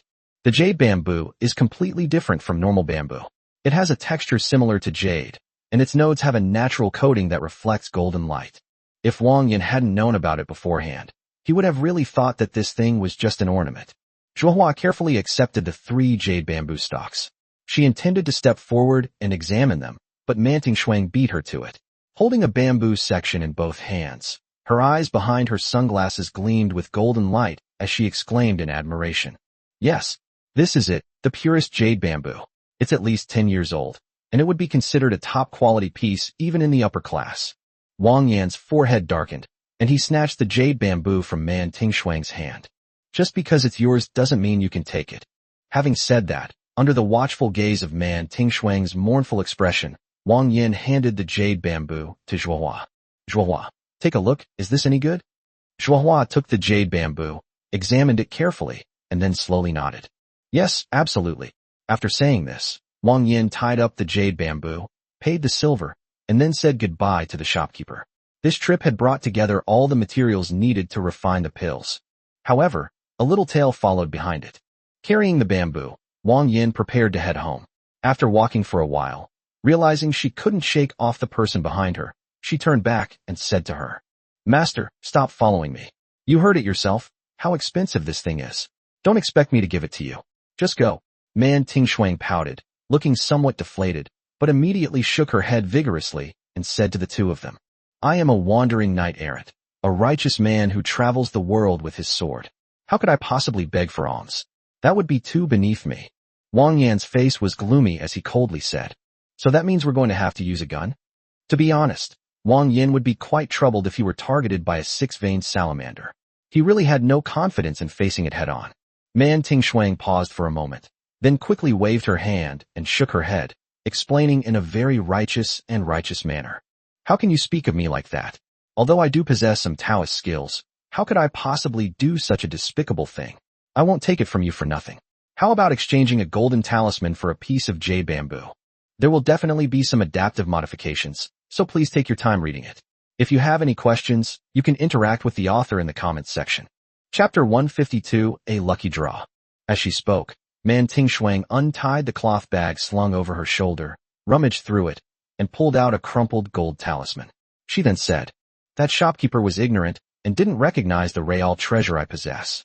This golden talisman was passed down from my patriarch and has an extremely strong suppressive effect against all kinds of evil spirits. Wang Yan couldn't help but curl his lip. Who are they trying to fool? If this stuff were really useful, why would they have to worry about finding a market for it? Wang Yan. Feeling his clothes being tugged twice, Wang Yan turned his head, and Zhuohua whispered in his ear on tiptoe. The talisman in that young Taoist priest's hand is probably real. ? That talisman should really be able to suppress evil spirits. Why don't you consider it? Wang Yan's mind raced. What kind of evil spirits could Cheng Yuan have? The most likely explanation was a strange beast, right? Could it be that this thing is really like the one in Uncle Ying's movies, where sticking it on will make evil spirits unable to move? Seeing the two whispering to each other, Man Tingshuang was overjoyed. This clansman seemed to know his stuff. If she put in a little more effort, she might actually be able to persuade him. Esteemed benefactors, my skills are renowned even among the middle class. Even in some upper-class circles, it's extremely difficult to obtain a single talisman from me. You two have truly struck gold.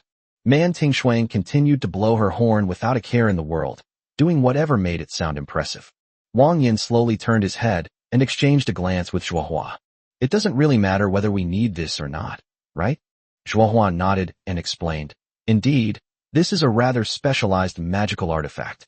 Even if it were real, it wouldn't be of much use to us. If we wanted to use it to deal with alien beasts, it probably wouldn't be enough. Wang Yan shrugged, turned his head, took Shuahua's hand, and ignored Man Tingshuang's words. Wait a moment. Man Tingshuang was really anxious.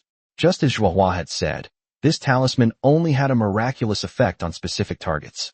Against normal beasts, although it wasn't completely useless, it wasn't much better. But she really needs this jade bamboo. So, this six-pole salamander seemed to use footwork, as if stepping on clouds and smoke, and rushed to Wang Yan's side in a few steps. And then, please. Man Tingshuang hugged Wang Yan's leg, tears welling in her eyes. She looked up at Wang Yan with her big, watery eyes, appearing pitiful. Please, this jade bamboo is really important to me. I'm just one step away from the next realm. Please, have mercy and sell it to me. As he spoke, Master Man sniffled hard and continued. If one talisman isn't enough, I can make another footwork manual. And if that's still not enough, I'll even offer myself as payment. Wang Yan's face darkened. Why are people from another world like this? Get up first. I don't. Master Man also resorted to shamelessness, grabbing Wang Yan's entire leg and wiping his tears and snot all over his pants. After all, they were on the street, and Wang Yan wasn't that thick-skinned. All eyes on the street were now focused on Wang Yan, and he felt a chill run down his spine. Get up first, let's talk at my house. It's too crowded here. I'll only let go if you sell this to me. Well? Wang Yan finally managed to choke on all his words, which turned into a long sigh. It was filled with helplessness. Shuahua exchanged a glance with Shuahua, who was also sweating profusely, and nodded helplessly. Two are enough. Wang Yan then spoke to Man Tingshuang beneath him. Okay. I promise to sell you one. Get up, don't embarrass yourself. Man Tingshuang paused for a moment before raising her head, tilting it to the side, and asked. Real? If you don't get up now, it'll be fake. Very good.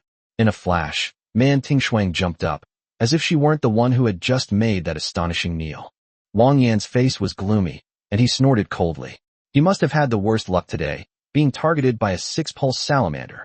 Sigh, if it weren't for the fact that he was no match for her strength, Wang Yan would have kicked her 2 miles away with a flying kick. He turned around and continued to hold Shuahua's hand, walking towards the mansion, only this time with an extra accessory behind him. Unable to bear the humiliation, Wang Yan quickened his pace more than usual and soon returned to his residence. He untied the jade bamboo, picked out 2 stalks for the maids to take, then sat down on the sofa in the living room, rubbing his forehead and saying, Put this thing down, take the bamboo and leave. Don't bother me anymore. With a smile on her face, Man Tingshuang untied her cloth bag and placed the items she had agreed to exchange on the table. It was that crumpled gold talisman paper, and a book whose pages were already yellowed. This book contains the footwork techniques learned by our salamander clan, called Cloud Trail, which will be of great help to this fellow clanswoman. Wang Yan simply rested his head on his hand, gesturing for her to leave quickly. There were only 3 jade bamboos in total, and this guy had already taken one. No wonder he was in a bad mood. Man Tingshuang, however, was rather unhurried. She excitedly broke the jade bamboo into several sections, bundled them together, clapped her hands, and put her hands on her hips, saying, Thank you so much, Mr. Wang, for your great help. I can't thank you enough. As for repaying your kindness with my body, that can be done right now. Wang Yan waved his hand irritably, wanting to get rid of this plague as soon as possible, and didn't want to talk to him anymore. Huh? Mr. Wang is so resolute. I was quite confident in my looks. After saying that, she smiled slightly, untied her cloth bag again, took out a stack of yellow paper, and then took out a small white jade-like porcelain jar, which appeared to contain cinnabar. Man Tingshuang used her finger as a brush, dipped it in cinnabar, and bent down to apply it to the table. As the saying goes, a single thread connects us, a single thread links us, and the clouds part to reveal the smiles of immortals. A touch of cinnabar marks the beginning of our perfect union. May our love be fulfilled soon, and I present you with a twin lotus blossom. Between 2 or 3 strokes, a talisman drawn in the shape of a lotus flower appeared before Wang Yan's eyes. Mr. Wang and my fellow clansmen are happily married. So I, the humble Taoist priest, bestow upon you both a marriage talisman to ensure your smooth sailing, joy, and good health. Man Tingshuang held the talisman, smiling charmingly. He gathered all the scattered items back into the cloth bag, then hoisted the bundle of jade bamboo onto his back, and clasped his hands in a fist salute to the 2 men, saying, Boss Wang, you have really helped me a lot this time, but unfortunately I am short of money, so I can only use these strange skills to bring good luck. Our mountains and rivers will remain unchanged. And as always, we will express our gratitude without words. We hope to meet again someday. Chapter 153, The First Attack. Man Tingshuang left carrying the jade bamboo. Wang Yan picked up the book, Traces of Clouds, glanced through it casually, but found that he couldn't understand what was written inside, so he simply tossed it aside. Zhuohua slowly walked to Wang Yan's side, bent down and glanced at the document, then took a deep breath. This footwork is actually quite useful. After all, it was a book unique to the salamander race, so it wasn't surprising that Zhuohua could understand it. Wang Yan asked her, "What are the specific effects of this book?" Upon hearing this, Zhuohua explained to Wang Yan. The salamander race has 3 basic techniques, which are skills that every salamander that has activated its meridians possess: salamander chi slash, floating cloud crossing, and salamander power shield. This cloud trail is a secret manual that can enhance the floating cloud crossing. After I finish using the floating cloud crossing, my figure will be temporarily hidden. Wang Yan imagined it in his mind. It must be an invisibility effect, right? So it seems this book is quite effective. It just so happens that there is less work in winter, so you have plenty of time to look through it. As for the gold talisman, Wang Yan didn't pay much attention to it. He simply held it in his hand, looked at it, and then put it into the warehouse. This young Taoist priest is quite eloquent. He drew a marriage talisman for us. I think this talisman is much more valuable than those 2 things. Zhuohua blushed, knowing that Wang Yan was teasing her, and couldn't help but chuckle as she said, "You're quite generous, sending me away with just a little talisman you drew on the spot." Wang Yan picked up the tea poured by the maids, took a small sip, smiled, and shook his head, saying, "It's mainly because that young Taoist priest has a sweet tongue. I really like what she says." Zhuohua recalled the words Man Tingshuang had just murmured, such as the cinnabar mandarin ducks, and may the good marriage be fulfilled soon. In fact, she felt as sweet as honey in her heart, but she did not want to continue discussing this topic with Wang Yan. "He's sure he'll make me blush. I bought everything, but it would be best to prepare a mortar and pestle. Having a mortar and pestle would make it easier to make powder." Wang Yan nodded, indicating that there was no need to make another trip for such a small matter, and instructed Hawkins to handle it. Since half a day had already passed, the 2 had no choice but to stay in Unju City for another day before returning the next day. Just after lunch, Wang Yan was about to take Zhuohua to the bedroom for a short rest when Xiaoji called him. A bad feeling suddenly rose in Wang Yan's heart. Without delay, I immediately connected with Xiaoji. Xiaoji's voice sounded urgent as she spoke to Wang Yan. "Master, the Flame Demon clan has completely discovered us. They just launched their first attack, but fortunately we were prepared in advance. Otherwise they would have succeeded." Wang Yan knew this would happen, and a serious expression appeared on his face.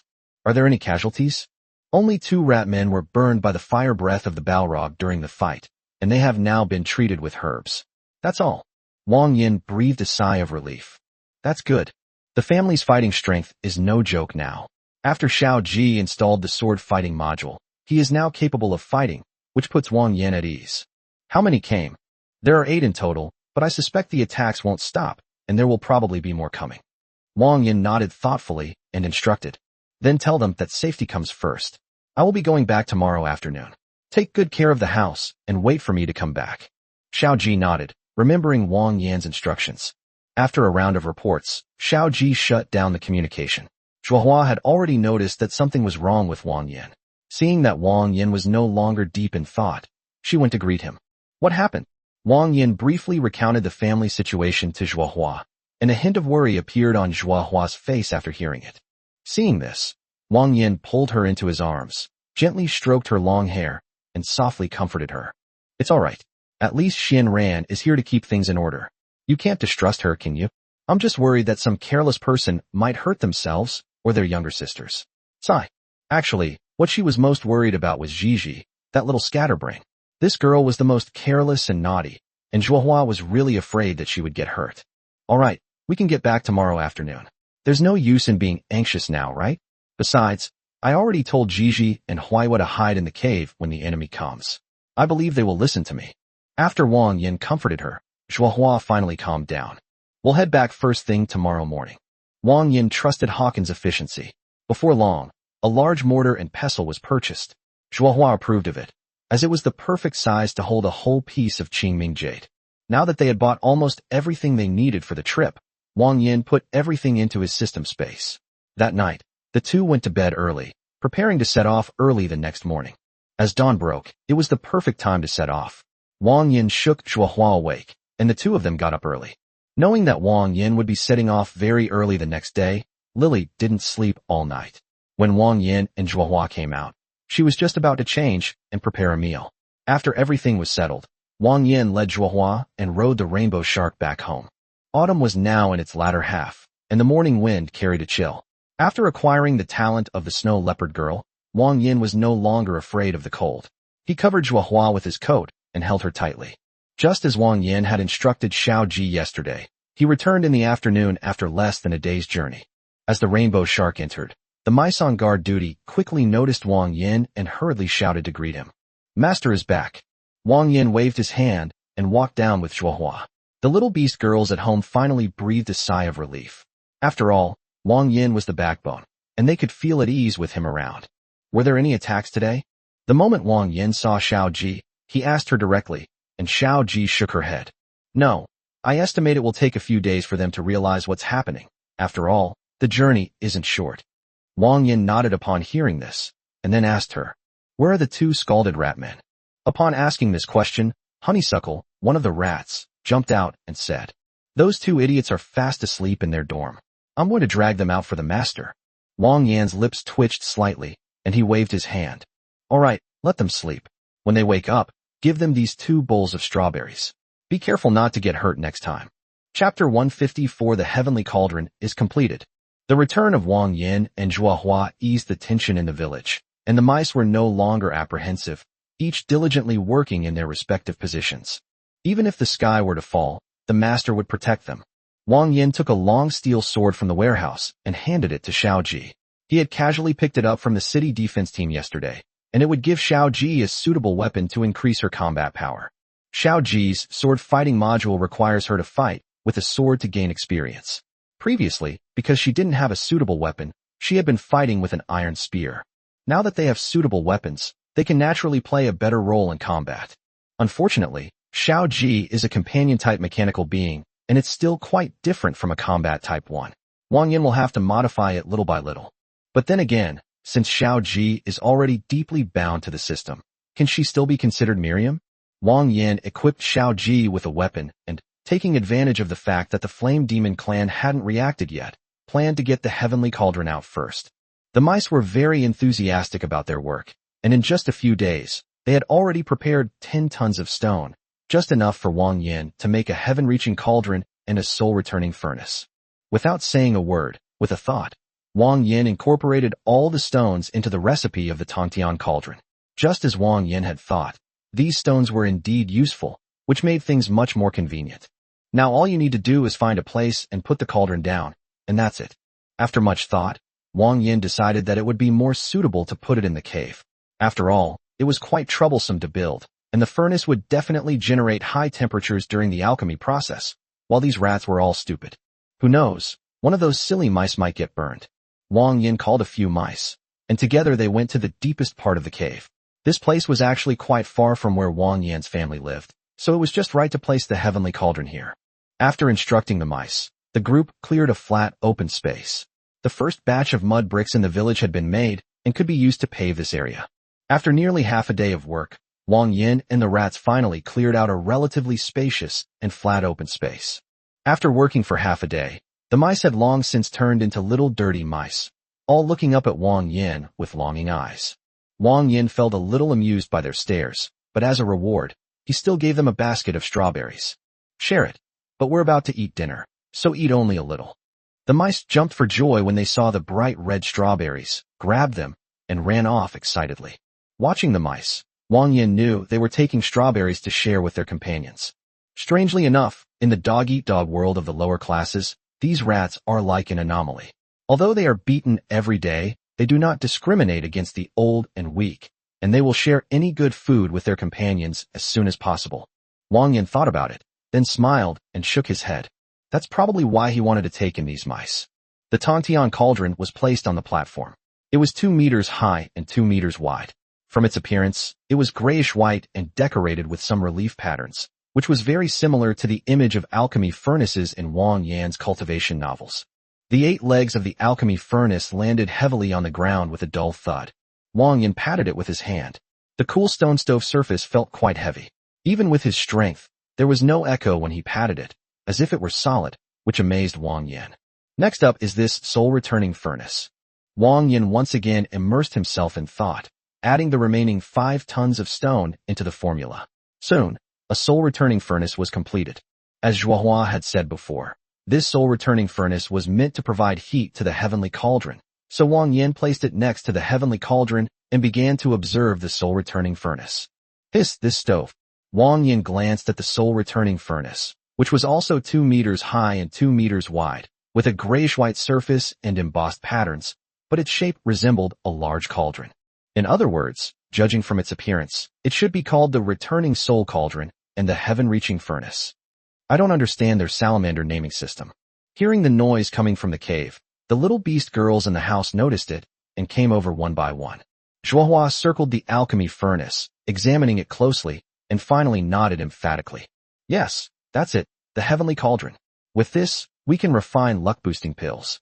Her voice sounded excited, and it was the first time Wang Yan had ever seen her show such obvious emotion. It seemed that this cauldron was indeed very important to her. Wang Yan said to her, "Now, can I just put the luck-boosting elixir in and start refining it?" Zhuohua shook her head upon hearing this. Not yet. Well, at least we should wait until the next attack by the Flame Demon clan before we talk about it. The next Balrog attack? Wang Yan didn't understand why Zhuohua said that. Did he want to capture a few live flame demons and tie them up here to breathe fire and refine pills? Zhuohua didn't offer much explanation. After looking at the Tongtian cauldron for a while, he returned to the house and continued grinding the uranium ore he had bought. With nothing else to do, Wang Yan approached Zhuohua and watched her grind the radioactive ores in a mortar. A sense of worry rose in his heart, and he said to her, "Isn't this or supposed to be poisonous? Why did you just handle it like that?"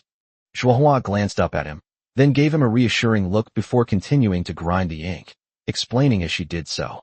The toxicity of this Qingming jade only takes effect with long-term contact, and this is not concentrated and refined Qingming jade, so grinding it for a period of time will not be dangerous, so don't worry. Even with Zhuohua's explanation, Wang Yan remained uncertain. He shook his head and continued, "How about I grind it for a while?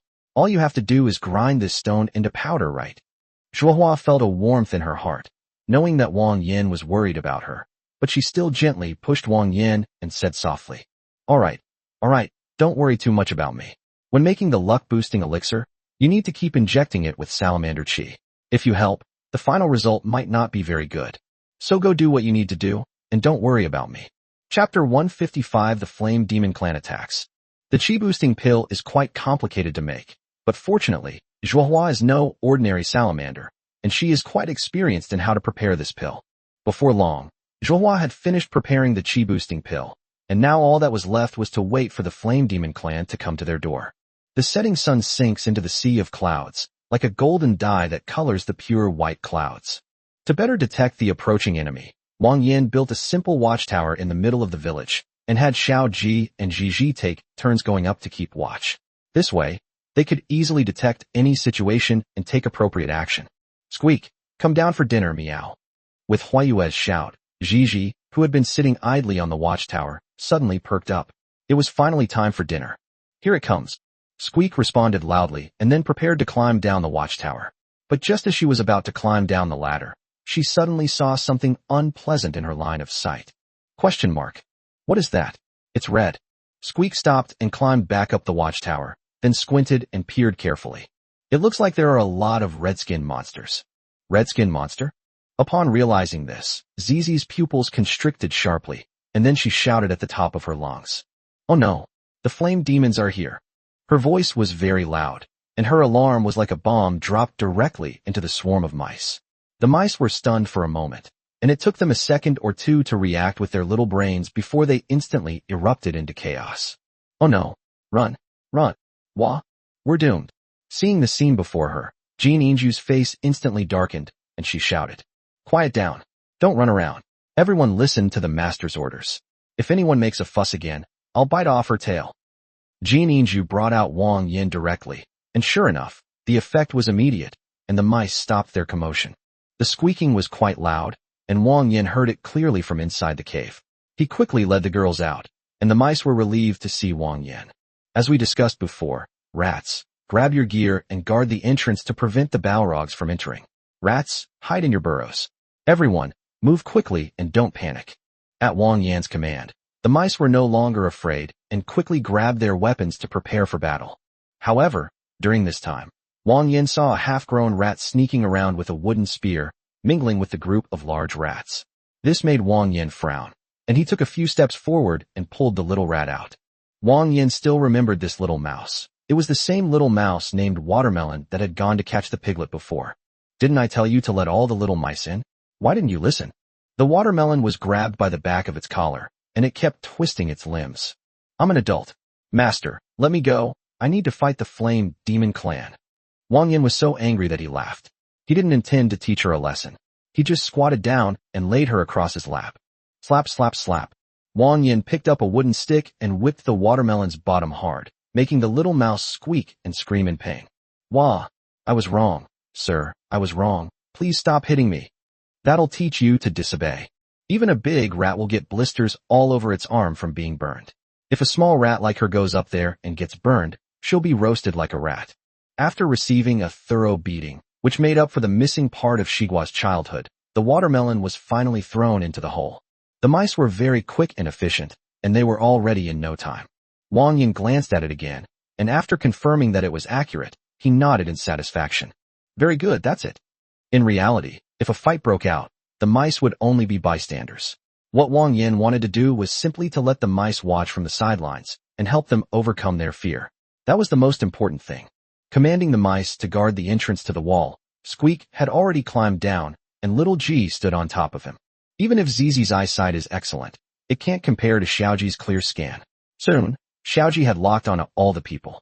There are 23 people in total. 18 of them are carrying blunt weapons such as clubs, and the other 5 are carrying bows and arrows.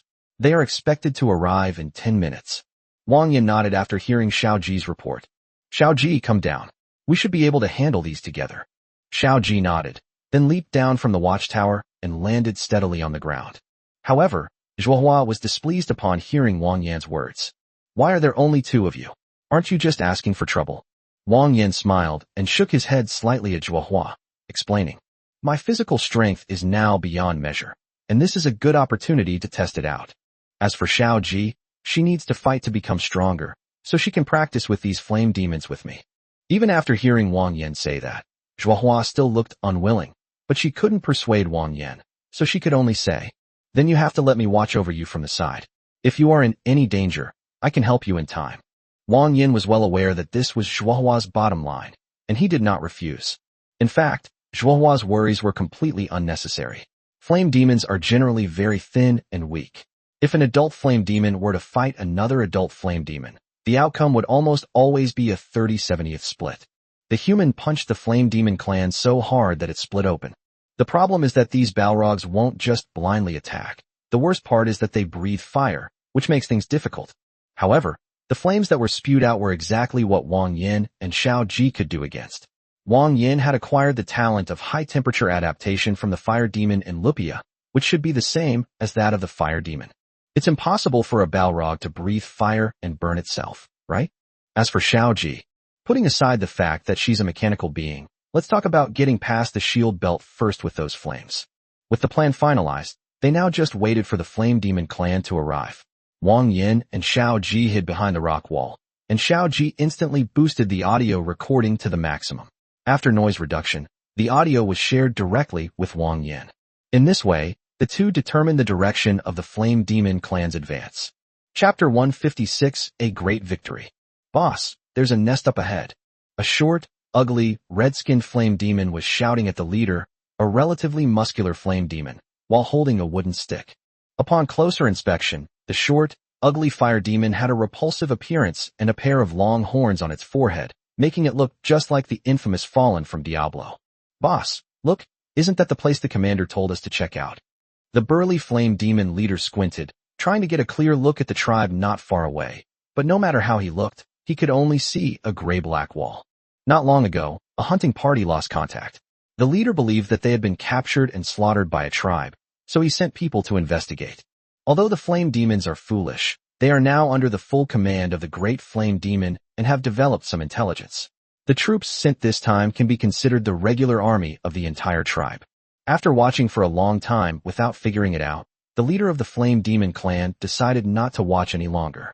He snorted coldly and prepared to launch an attack. "Boss, do you feel like it's very quiet?"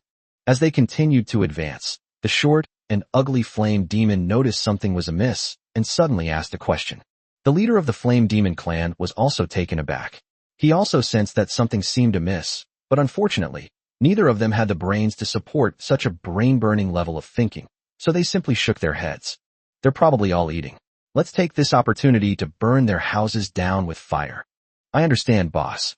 Having said that, the 20-odd flame demons lined up neatly on the opposite side of the wall, and the leader of the flame demons spoke. "Prepare to set fire." Long, drawn-out breaths echoed, but just then, something unexpected happened to the group of flame demons. "Xiaoji, do it." With a loud shout, two figures seemed to fly out from the other side of the wall, descending directly from the sky. Before the flame demons could see them clearly, they heard two whooshing sounds, followed by two enchanting blood flowers blooming in the air. In that instant, the two flame demons had their heads severed, the cross-sections of their necks spraying high like fountains. What exactly happened? The leading flame demon was even stunned for a moment. What came into his view was a pair of men and women. The woman was dressed in white and held a long sword, but her technique seemed a little clumsy and her aura was not strong enough. But the man beside her, gurgle, just one glance at it, and the massive broadsword reflected a chilling light that nearly made his legs go weak. "Damn it, you guys ambushed us. Quick, quick, those with bows and arrows, move back and shoot him from a distance. Use fire." Upon hearing the command, the flame demons quickly lined up, but Wang Yan wasn't stupid enough to wait for them to form a formation. With a single step forward, he gripped the hilt of his broadsword with both hands. The heavy blade, like the blades of a fan, spun around and easily sliced two flame demons in half at the waist. "Xiaoji, go to the back and kill them, but remember to leave a few alive." "Understood, master." At that moment, three flame demons not far away finished accumulating flames in their pouches and suddenly spewed them out. All three were aimed at Wang Yan, clearly intending to burn him to ashes. "Wang Yan!" Zhuohua cried out anxiously, but following Wang Yan's instructions, she forcefully suppressed her urge to rush out and help. Seeing this, Wang Yan remained calm and composed.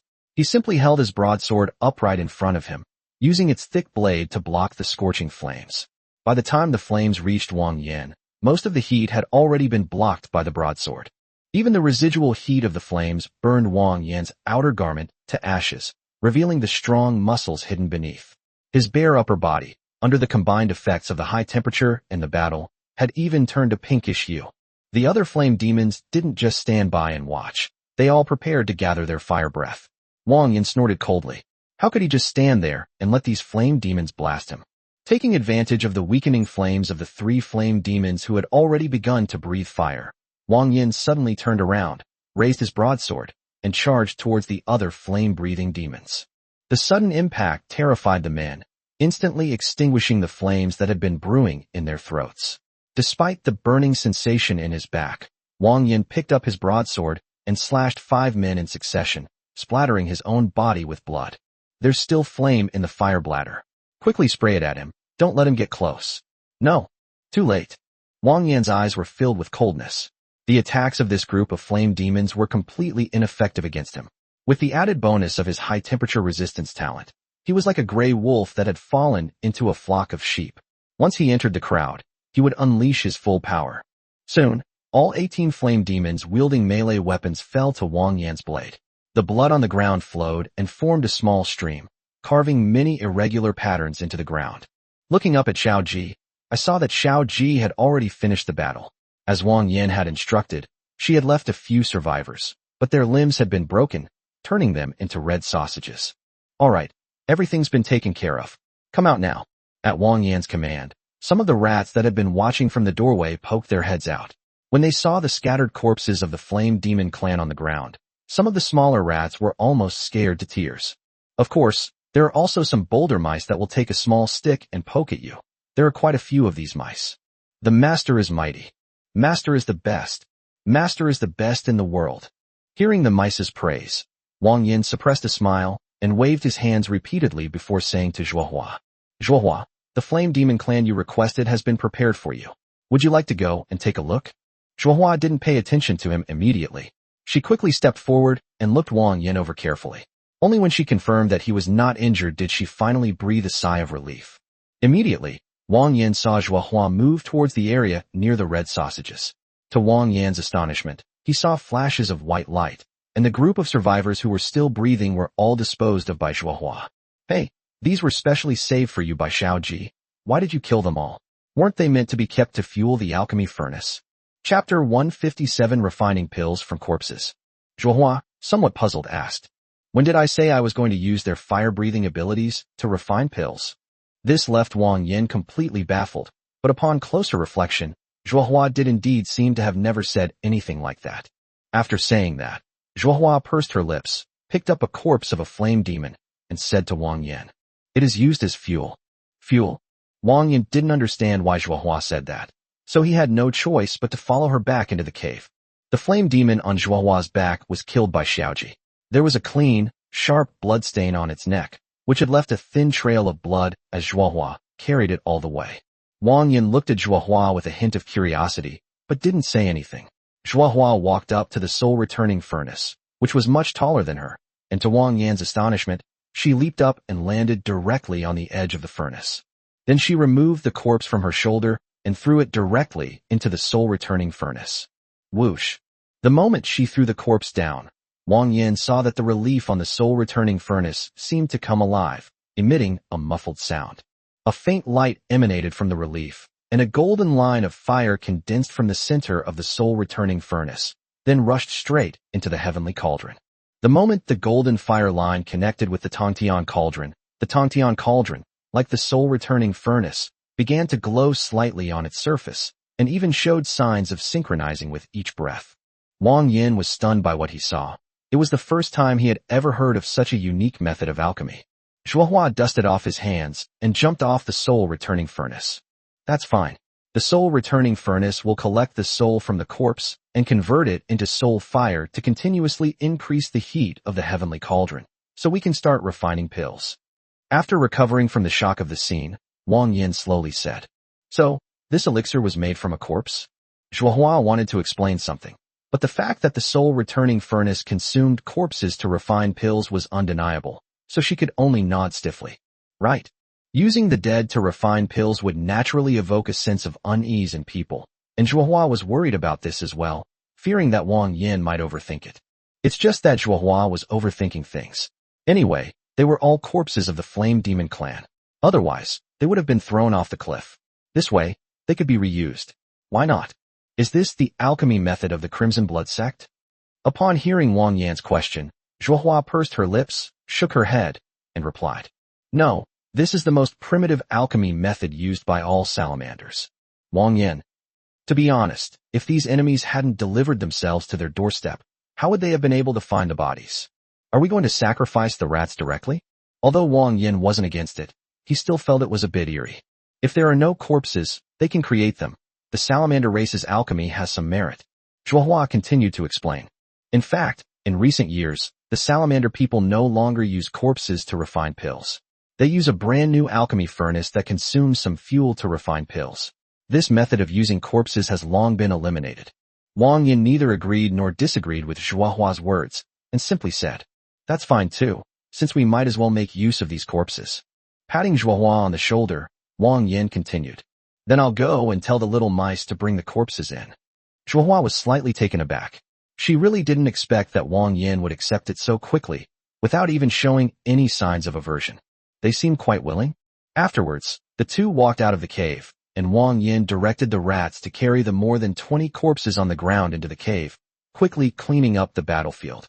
The rats were rather short, so it was difficult to put the corpses into the 2-meter-high furnace. Wang Yan and Zhuohua had to help each other to fill the space. As the corpses were filled in, Wang Yan stood at the edge of the furnace, able to see the scene inside clearly. To his astonishment, he discovered that all the corpses that were put in disappeared the instant they were thrown in, as if dissolved, and were replaced by a layer of golden yellow liquid-like substance. Perhaps this is what they call the soul.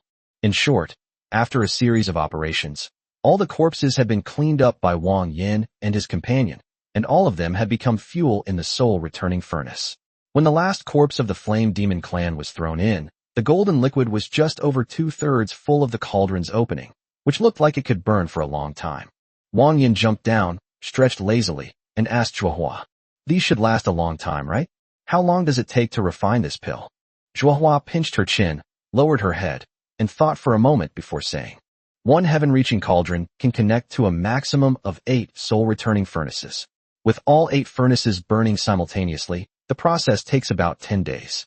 Immediately, Zhuohua looked up at the solitary soul-returning furnace and couldn't help but sigh.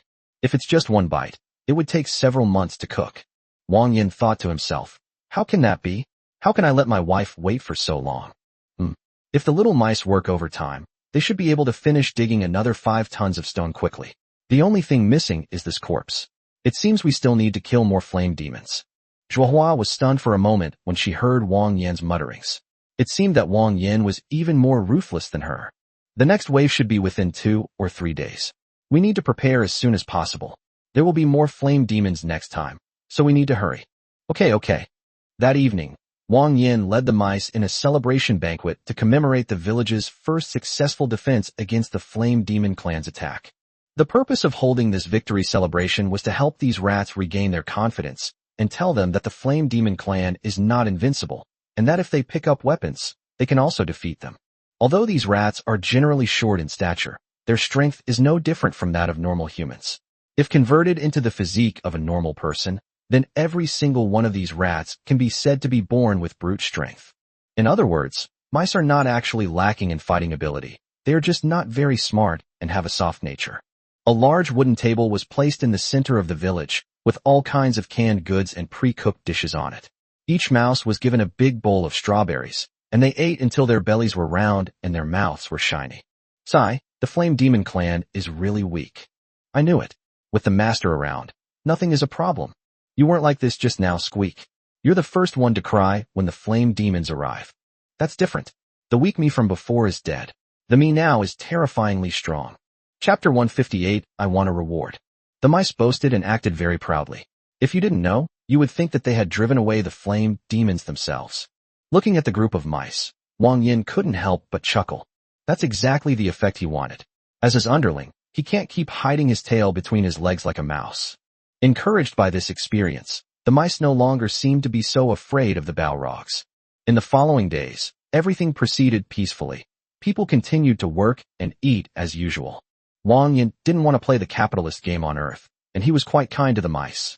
As the saying goes, a generous reward will surely bring forth brave men. So Wang Yan offered 20 strawberries in exchange for the mice voluntarily working 2 extra hours every day. Even so, the rats were all eager to get to work, and in just 2 days, with everyone working overtime, the 5 tons of stone were quickly mined, and the second soul-returning furnace was finally ready to be released. Not bad. Looking at the placement of the second soul-returning furnace, Wang Yan nodded in satisfaction. Beep, beep, beep. A pop-up window appeared in Wang Yan's eyes, and he couldn't help but smile slightly. Wasn't this just the perfect pillow when he was sleepy? With a thought, Wang Yan answered Xiao Ji's call. Xiao Ji immediately turned on his view and shared the distant scene with Wang Yan. "Master, it's the second wave of flame demons, numbering 50. Their equipment is relatively better than the last attack, and they have a full 10 archers. Their arrows seem to be coated with some kind of oily substance, so they're probably fire bows." Wang Yan's heart sank. So, this time it really was a regular army? This time, we can't let those flame demons in to launch a sneak attack like last time. This time, there are twice as many people as last time. If they get close, it will be difficult to deal with them in a short time. "Prepare for battle," Wang Yan called out, and the beast girls in his home responded and followed him out of the cave. The mice reacted very well this time. When Wang Yan came out, he saw that the mice had already put on their gear in an orderly manner and stood in a neat row, waiting for Wang Yan's instructions. The mice were very obedient this time and didn't sneak into the group like Watermelon did last time. Of course, it's also possible that they were afraid Wang Yan would hit their bottoms with a small stick. After all, the case of the watermelon is still fresh in everyone's mind. The watermelon had to lie in bed for a whole day before it could barely get out of bed. If you disobey the master, you'll really get a beating. After inspecting the rats, Wang Yan nodded and just like last time, instructed all the rats to guard the entrance and prevent the flame demons from entering. As for killing the enemies, he left that to the main force of the household. Sir, please leave this to me this time. A sweet, delicate voice rang out from behind Wang Yan. He turned around and saw Xian Ran walking gracefully towards him. She was still wearing that black and gold-embroidered priestess outfit, but now she was carrying a magnificent staff as tall as a person. I must also make more of my contribution, otherwise, sir, I'm afraid your impression of me will only be limited to my words. The black python winked at Wang Yan, emphasizing the word mouth in its pronunciation, leaving Wang Yan speechless. It seems it's time for me, sister, to show off my skills too. Miss Xianran, shall we go together? She, who also walked over slowly, took off her shoes, revealing her smooth and round feet, and stretched her muscles. I wonder if my skills have become rusty. She, who stretched her legs and smiled slightly at Wang Yan. There's no need for you to help. Only come to rescue me if I'm in danger. Xiao Ji wants to improve her sword fighting experience. Each time she attacks an enemy with her sword, she gains 1 experience point, so she definitely wants to go up there. As for the Xianran and Shihu, Wang Yan had once heard Zhuohua say that the Xianran was stronger than her. After all, it was a 1,000-year-old monster. Wang Yan really wanted to see just how strong she was this time. Okay, be careful. Call me if there are any problems. The black python covered its mouth and chuckled. As expected of a rabbit with a body born with desires, even its simple smile was full of allure. She walked to Wang Yan's side, stood on tiptoe, and whispered in his ear. If I solve this problem for you, sir, then I would like a reward. Wang Yan's gaze shifted to the black python, which smiled calmly and slowly walked out of the village. Wang Yan's clear voice reached the ears of the python. The long rabbit ears stood erect, and the black python was slightly taken aback, turning its head to glance at Wang Yan. She didn't expect Wang Yan to agree so readily. She had thought that this day would be a long time coming, but unexpectedly, Wang Yan agreed so quickly. A calm laugh rang out, and the python turned its head back, its lips moving, emitting a sound that only it could hear. It seems this time, we absolutely must do it perfectly. This time, it was an active attack. After stretching her muscles, she who walked barefoot out of the wall with Xiao Ji. If you looked closely, you could clearly see that a layer of faint armor had formed on Shihu's body, covering her entire body. Miss Ji, shall we each take one side? Xiao Ji drew his long sword, the halo in his eyes constantly shifting and locking onto something. Then let's go. When the group of red-skinned figures appeared in Shihu's sight, her charming face was instantly replaced by a fanatical ferocity. Her body suddenly arched, and the muscles in her legs burst forth with fierce power, sending her flying out like a cannonball. The group of flame demons had no idea that this would happen. To be honest, they only knew that there was a force nearby that had wiped out 2 of their hunting teams. However, they only knew that such a force existed. They didn't actually know its exact location. When Shihu and Xiao Ji rushed up, they didn't even have time to react. In just one exchange, one of the flame demons had his throat slashed open by a sword, and the other had his spine smashed by a punch. Enemy attack! Enemy attack! The flame demons reacted instantly and immediately began to deploy their troops. They were arranged in 4 rows. The first row consisted of large, muscular targets armed with melee weapons. The second and third rows retreated to the back to prepare to breathe fire. The last row consisted of crossbowmen with bows and arrows, all of whom had locked onto the 2 individuals. They truly live up to their reputation as elite soldiers of the Flame Demon clan. This attack is on a completely different level compared to the last one. Chapter 159 Black Serpent Shikigami. Dozens of enemies simultaneously locked onto their target and launched an attack, instantly creating a tense atmosphere. Shihu's expression hardened, and she took 2 steps to stand in front of Xiao Ji, her armor bursting open to protect her firmly. Oh! A violent burst of air erupted, and the sheer force of the explosion stunned the assembled flame demons, who stood frozen in place. However, in just a moment, these fire demons gritted their teeth and unleashed all their attacks. Arrows and flames intertwined into a net, rushing towards them. Just as the attack was about to reach Shihu, a thick, black wall suddenly appeared in front of him, blocking all the flames. They were 2 enormous snakes, completely black and at least 2 meters wide. Even more bizarrely, each wore a bamboo hat. One coiled around Shihu and Xiao Ji, while the other plunged into the enemy ranks, unleashing a bloody massacre. Shihu was slightly taken aback, then turned around abruptly, only to be met with a faint smile from Xianran. She who immediately realized that reinforcements had arrived.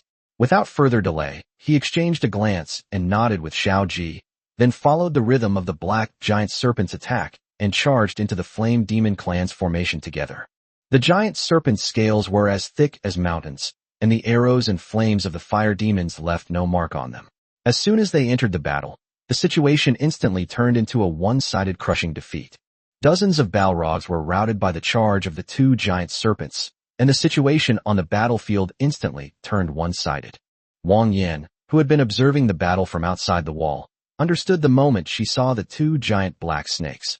This was the Xuanran's innate power, and those two giant snakes must be her Shikigami. He had previously had doubts about the power of the Xianran, but now that he had witnessed such a creation, all his doubts vanished. These two black serpent Shikigami are at least 60 meters long and 2 meters wide. What does that mean? Wang Yan glanced indifferently at the group of flame demons. It was as if two speeding trains were repeatedly crushing through the enemy ranks. Although Yoli can also transform into a giant snake, she is as thin as a loach in front of these two Shikigami. More importantly, the Xianran only summoned the Shikigami and did not perform any other actions itself. Wang Yan remembered that she had mentioned she was also skilled in incantations, meaning the current Xianran was far from using its full strength. She could easily handle these dozens of flame demons alone. In comparison, Xiao Ji and Shihu's participation seemed somewhat superfluous. The battle ended extremely quickly, a complete one-sided suppression. Wang Yan even felt that sending the Xianran into battle was a waste of its talents. With the flame demon clan wiped out, Xianran lightly waved his staff, and the two giant snake Shikigami turned into black smoke and vanished without a trace, leaving only a pile of remains to prove the existence of the two giant beasts. The black python lazily stretched its body, revealing its beautiful figure and outlining an alluring curve. She smiled sweetly at Wang Yan, her eyes sparkling with tenderness. With light, graceful steps, the black python, leaning on its staff, came to Wang Yan's side, a smile on its face, and said softly, "Don't forget what you just promised me, sir." After saying that, she returned to the village without looking back. It was just past noon, and they had just finished eating dinner. After resting for a while, it would be time for the children to go to class. It was almost time, and Xianran had to go and make some preparations. The mice stood at the doorway, looking at each other, seemingly unaware of what had happened. The rat people are generally blind. All they can see of the distant battle is that two very dark things appear, make a big commotion, and then, that's it. It even feels somewhat unreal. Wang Yan coughed lightly, instantly pulling the mice back to their senses. "Stop standing there like idiots. It's time for you to get to work. Come on, let's move some things together." A new round of corpses was quickly brought up. After a rough calculation, Wang Yan determined that each soul-returning furnace had a maximum capacity of 25 adults, and about 3 were consumed per day.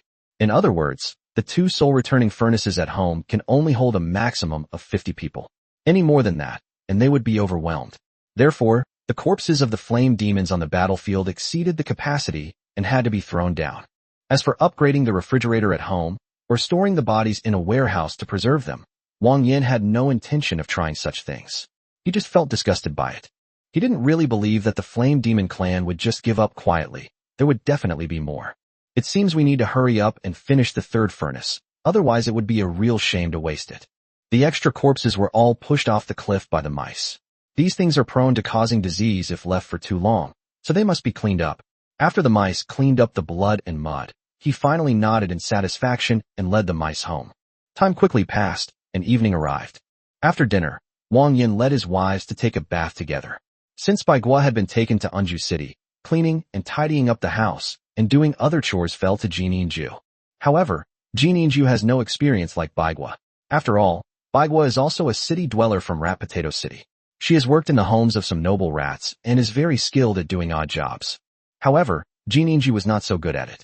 Although she was one of the few non-stupid mice among the mice, she was still a bit rusty when it came to chores. So she called 2 helpers to assist her. As for the 2 helpers, they were the girls that Wang Yan had brought back from the Giant Bone tribe. One was a cat, and the other was a snake. After being brought back by Wang Yan, these girls recovered quite well. Since the rats joined them, they have been living with the rats, and after several dozen days of getting along, they are no longer as listless as before. After wiping the water droplets off their bodies, Jininju took the 2 girls to change the water. To prevent the hamsters from getting sick, Wang Yan specially brought this bathtub for them to use, so that it wouldn't be dirty all day and look uncomfortable. He stretched his body. It was already dark, time to rest. In fact, the entertainment every night was the same, except that Wang Yan did not enter anyone's room tonight. He naturally remembered his promise to Xianran. To be honest, the serpent has been here for almost a month now, and her performance has actually been very good. She is very patient with the mice. Even if she is just acting, it is still very good. Wang Yan couldn't keep her hanging on forever.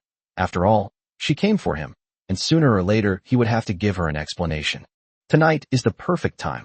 Chapter 160 Achievement, Cultural Relic Destroyer. Knock knock knock. Wang Yan was lying in bed when he heard a knock on the door. Just as he was about to get up to open it, he saw the figure slowly push the door open and walk in. The black figure wasn't wearing a priestess's robe tonight, but rather a pair of dark blue shorts and a white blouse, giving off a somewhat casual vibe. Xianran closed the door, seemingly still holding something in her hand. She bent down and smiled sweetly at Wang Yan. "Sir, I've come to keep my appointment." Wang Yan turned his head away and said calmly, "Let's begin." Puff. The black python covered its mouth and chuckled, then placed the object in its hand on the table in the room. Upon closer inspection, it appears to be a bottle of an unknown liquid, which at first glance looks somewhat like wine, while the other is something wrapped in grass leaves, still emitting heat. "Sir, you seem to be in a bit of a hurry?" "Oh dear, the night is long. How about we share a drink first?" Having said that, she pulled over a stool, sat down against the wooden table, took out 2 wine glasses, and poured out the wine. "This is a cherry fruit wine unique to our Yulon clan. I've forgotten when I last drank it. This wine is probably older than that little girl from the Salamander clan." The wine had a pale pink color and emitted a unique aroma, somewhat similar to cherries. Wang Yan also sat down on the wooden table, picked up his wine glass, and gently swirled it. "Today is indeed a major event in my thousands of years of life, so it's not bad to save it for drinking now." As she spoke, she reached out and opened the thing wrapped in the grass leaves. Inside, she found a fragrant roast chicken. "Have a taste. Consider it a snack I made to go with your wine. Drinking this on its own will easily make you drunk." Wang Yan swallowed hard, tore off a piece with his fingers, and put it in his mouth. Instantly, juices flowed freely, and his mouth watered. This roast chicken tasted really good. After taking a sip of cherry wine, Wang Yan couldn't help but exclaim in admiration, "I never knew you had such skills." The black python smiled, took a sip of wine, and slowly said, "After all, there are times when I am alone. If I have a good skill, I can maintain my dignity even when I am alone, and I won't have to eat dry food." Wang Yan nodded. After all, his impression of the Xianran was that it was selfish, so this statement was reasonable. "To be honest, sir, I am still a little scared." Wang Yan was slightly stunned, somewhat incredulous. Looking up at the black python, whose skin was covered with a layer of glossy black fur, Wang Yan could tell from her shy expression that she was blushing. He originally thought that this 3,000-year-old spinster would have been unmoved by this for a long time, but he didn't expect that she would actually get stage fright. "Don't you feel that I'm acting strangely?" The black python took a deep breath before slowly explaining. "I was originally an anomaly in the Yulon clan, and I once prayed at the shrine with other shrine maidens of my age. But later, after witnessing the passing of my parents and close friends, I realized that this so-called immortality is both a gift and a curse.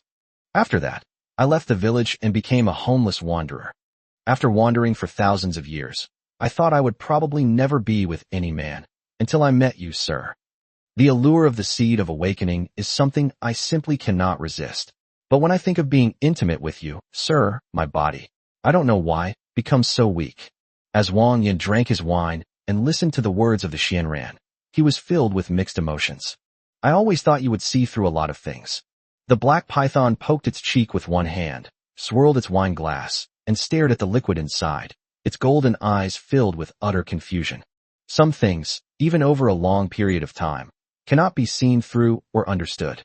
I have reasons that compel me to go to the upper levels." After saying that, the black python suddenly tilted its head back and drank all the cherry wine in the cup. Then, an unnatural intoxication appeared in its eyes.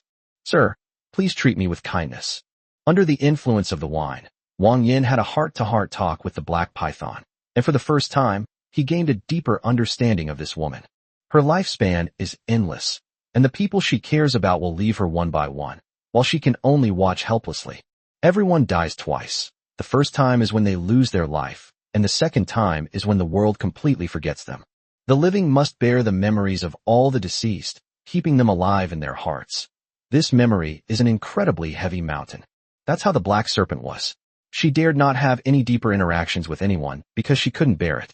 When she watched the people she cared about leave one after another, the pain was more excruciating than being torn apart. This has turned her into the extreme egoist she is today. Even on such a beautiful night, she harbored her own calculations. Sir, so this is what it feels like. Please go slower. Let me feel your warmth, sir. 3,000 years is an extremely long time for a civilization to evolve from primitive life to exploring the stars and the sea. The Xianran is like an unmoving rock in the long river of history, enduring the erosion of time. She is like that sweet cherry wine, forgotten by time, giving birth to a unique aroma. Amidst the hustle and bustle, emotions run wild and confusion prevails. The enchanting scenery continued into the latter half of the night. The black python lay on Wang Yan's chest, its golden eyes still lingering with confused affection. Wang Yan stroked her soft, long hair and said softly, "Have you improved your strength?" The python rubbed its head against the chest and nodded. "Yes, I felt it right from the very beginning, the very first time." "You don't seem very excited?" "These were all within my expectations. I had already made preparations. It's just this long night." She slightly raised her head, and her bright golden eyes met Wang Yan's. "Sir, you are so enamored with me that I'm finding it a little overwhelming." Wang Yan scratched his head somewhat embarrassedly. It couldn't be blamed on him. The Xuanran specialty was right there. He only realized how delicious it was when he actually tasted it. He forgot everything else and had only one thought in his mind at that moment. In a way, wouldn't you say he damaged cultural relics? Chapter 161. Miss Xianran, you're such a good person. The Xianran gave Wang Yan a completely different experience. With the blessing of the desire body and the talent of the melodious jade voice, it can only be said that those who know. Attack speed and critical hit are all maxed out. You've got the items. Are you going to the upper levels next? The spring rain stopped for a while, and Wang Yan put his arm around Xianran's waist and asked her softly. The black python chuckled softly and murmured, "Does the gentleman think that I would start something and then abandon it?" Wang Yan's face flushed slightly, and he couldn't resist giving her a gentle pinch with one of his large hands. "No, it's just that I feel you've already achieved your purpose for coming here, and there's no reason for you to stay any longer." The black python slightly raised its head, its golden eyes meeting Wang Yan's. "My lifespan has no end. I seem to be free, but the worries of birth, aging, sickness, and death are also a shackle, imprisoning everything about me. In those long past millennia, I learned that above the golden line lies an unimaginable and boundless power. White bones can nourish flesh and blood, mortals can live as long as heaven and earth, and golden castles can obscure the sky. I have learned that there is a way to break my curse there." The black python spoke these words with a completely calm expression. However, the next moment it smiled slightly at Wang Yan and said softly, "Thanks to you, sir, I now have the confidence to reach the top floor. However, you need not worry. I will wait until next spring to set off. During this time, I will fulfill my duties as a wife." Wang Yan. These words truly baffled Wang Yan. What was she talking about? The duties of a wife? He himself never expected that what he thought was just a simple transaction would turn out to be. Seeing Wang Yan's reaction, the Xianran couldn't help but cover her mouth and laugh. Then she wrapped her arms around Wang Yan's neck, her eyes full of languid charm. "What? Does the gentleman think I am a very casual person?" Wang Yan swallowed hard. He didn't think that way. Or rather, the fact that a woman could preserve her virginity to this day was enough to prove her stance. Sir, your reaction is quite adorable. Don't worry, the moment I gave myself to you, I was already your property. What I desire is to break the curse on my body and experience birth, aging, sickness, and death from the perspective of an ordinary person, and feel the traces of time. As for the man who will accompany me throughout my life, there will be no one else but you, sir." Gurgle. The two stared at each other. Wang Yan swallowed loudly, his throat sounding as if it were being roasted by charcoal, as dry as a dead tree stump. To be honest, it would be hard for anyone to withstand such words. "Sir, please wait a moment. I still feel some soreness in my body." "All right, sir. Please be gentle." The two woke up in the afternoon of the next day. There's no way around it, mainly because this big black rabbit is just too delicious. Wang Yan opened the panel and glanced at the Xuanran's favorability rating, finding that it had reached level 60. Although it wasn't full, it was still quite an achievement for a long-lived species like the Xianran. It seems she really wasn't lying. Having missed lunch, the two of them could only grab a bite to eat. Anyway, for no apparent reason, Wang Yan gained another wife. He honestly and promptly told Zhuohua the truth, and Zhuohua had no objections. Or rather, she was willing to do it. After all, the Xuanran's strength is undeniable, so it's not a loss no matter how you look at it. However, Zhuohua is the mistress of the house largely because she is the eldest, the strongest, and the most opinionated. But now that Xianran has joined the family, it seems that Xianran is the most suitable person to be the mistress of the house, considering all the conditions. After tidying her clothes, Xianran stepped out of the room and saw Wang Yan and Zhuohua talking. She walked over, gently took Zhuohua's hand, and said softly, "Miss Zhuohua, shall we have a chat?" Zhuohua looked up at her, then nodded. "Yes, that's fine." Then, to Wang Yan's astonishment, the two entered Zhuohua's bedroom and closed the door. "Wait, what's going on? What is the mysterious Xianran trying to say to Zhuohua? They're all my wives, what can I say to their faces?" It's obvious, it's nothing more than something about him. In an instant, the hairs on Wang Yan's back stood on end, and a chill ran down his spine. Won't they start fighting? Since they were both his wives, Wang Yan really didn't want to see this happen, so he slowly pressed his head against the door, preparing to eavesdrop on what the two were saying. If it was something like a quarrel, he could rush in and intervene in time. However, the two spoke very softly, almost as if they were whispering. Wang Yan could only hear some rustling sounds, and couldn't make out what they were saying at all. The conversation between the two lasted for more than 10 minutes, and for Wang Yan, those 10 minutes felt like an eternity, as he was afraid that something might go wrong. Fortunately, there seemed to be nothing unpleasant in their conversation. Hearing the sound of someone getting up, Wang Yan quickly got up from the door and hid. The door creaked open, and Wang Yan saw the Xianran walk out first. "Sir, are you eavesdropping?" The black python wore a mocking expression, while Wang Yan hurriedly patted off imaginary dirt, casually saying, "No, I just tripped and fell." The black python chuckled softly, not exposing his lie, and said as it walked, "Sir, you really are careless. All right, I have to go teach the children now. Those little mice might run off somewhere if left unsupervised. Let's go." Wang Yan's Adam's apple bobbed as he stared blankly at the departing figure of the black python. "What are you thinking about?" A pleasant voice rang out from behind. Zhuohua patted Wang Yan on the shoulder, interrupting his reverie. "Nothing. What did you talk about with the python in the room just now?" Zhuohua smiled faintly, tilted her head, and put her hands on her hips, saying, "Are you afraid we'll be jealous of you?" "A little." Puff. Zhuohua finally couldn't help but chuckle softly. "You should be secretly happy this time. Miss Xianran just told me that although she has become your woman, I will still be the head of the household. This is because she doesn't want you to be caught in the middle and put you in a difficult position." Zhuohua wore a faint smile. She was truly speechless at Xuanran's attitude. "Miss Xianran, you are such a kind person, you must not neglect her." Chapter 162, Restless Moment. A fan group has been created. You can check it out on the author's homepage. There are 3 days left until winter arrives. The wind seemed to be sharpening a whetstone, gradually acquiring a sharp edge. A layer of white frost had formed on the withered grass, which was trampled into pieces by a large, crimson foot that looked like a monster. The flame demons carved a wide cave into the mountain where their stronghold was located, and deep within that cave, on a chair made of some unknown skeleton, sat an extremely burly, red-skinned man. The burly, red-skinned man was over 3 meters tall, his muscles like stones embedded in his body, appearing incredibly hard. He had a pair of bright red horns on his forehead. Overall, if his true identity were not mentioned, one might easily mistake him for a demon from hell. A slender-looking flame demon woman knelt before the giant, large beads of sweat sliding down her cheeks to her chin before falling heavily to the ground. Clearly, she seemed to be afraid of something terrifying. "Commander, the 10th Squadron has been at sea for over 2 days. It is suspected that they have all been killed in action." The red giant simply rested his elbows on the bone chair, then propped his head up with one hand. A long, drawn-out sound came from his nose, and because his entire face was covered by shadows, it was difficult to see what his expression was. It just inexplicably gave me a chill down my spine. "I understand." The sound was deep and muffled, echoing in the cave, enough to make it hard for people to breathe. The woman kneeling on the ground trembled even more violently, and the huge figure slowly rose from the darkness and began to walk slowly.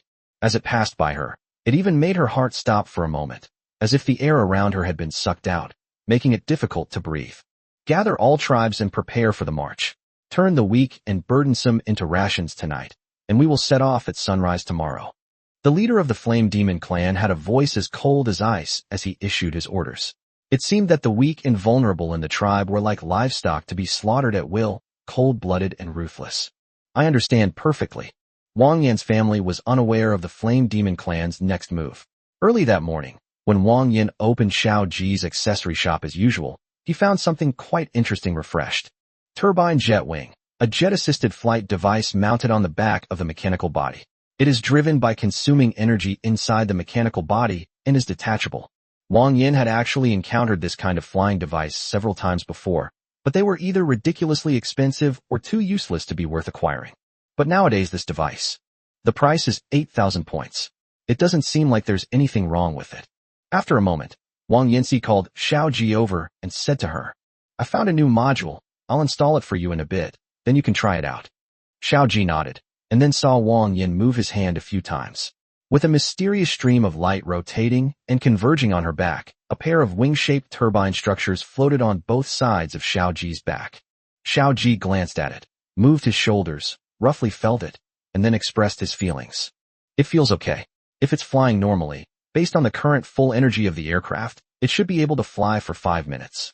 If it's operating under overload, it can last for 3 minutes. Wang Yan rubbed his chin, looking Xiao Ji up and down. With this, Xiao Ji's mobility would be greatly increased, and she would unlock aerial combat capabilities. Although the bolt-action rifle has run out of bullets, it's possible that it will be unlocked in the store in the future to sell bullets or to obtain other firearms. With the ability to fly, the terror of Xiao Ji's flying headlock has already been fully demonstrated in the previous Giant Bone tribe. Buying this turbine jet wing is definitely a worthwhile investment. Next time, we should focus on Xiao Ji's ranged attack capabilities. I wonder if the store will sell corresponding accessories in the future. With this in mind, Wang Yan decided to focus his observations on the accessories for long-range attacks and Xiao Ji's battery life. Currently, Xiao Ji replenishes her energy entirely by consuming sunlight fruits, roughly 1 a day. Wang Yan felt that they should consider increasing her energy intake. Based on the current situation, it is very likely that Xiao Ji's external components are all powered by their own energy. However, with the current energy reserves, a single turbine jet can only run for 3 minutes at full load. If there are many more components later on, it is very likely that the machine will shut down as soon as it is turned on. This is definitely something Wang Yan doesn't want to see. Xiao Ji did a quick test up and down the cave, and felt that the speed was only slightly faster than normal running, not high-speed flight. This is normal, though, since it directly grants flight capabilities, so some shortcomings are to be expected. Just then, Shenran had finished teaching the rats. Looking at the increasingly cold sky, she thought of something and decided to come and remind Wang Yan. That's when she happened to see Xiao Ji flying. The black python smiled faintly, wisely refraining from asking Wang Yan what was going on.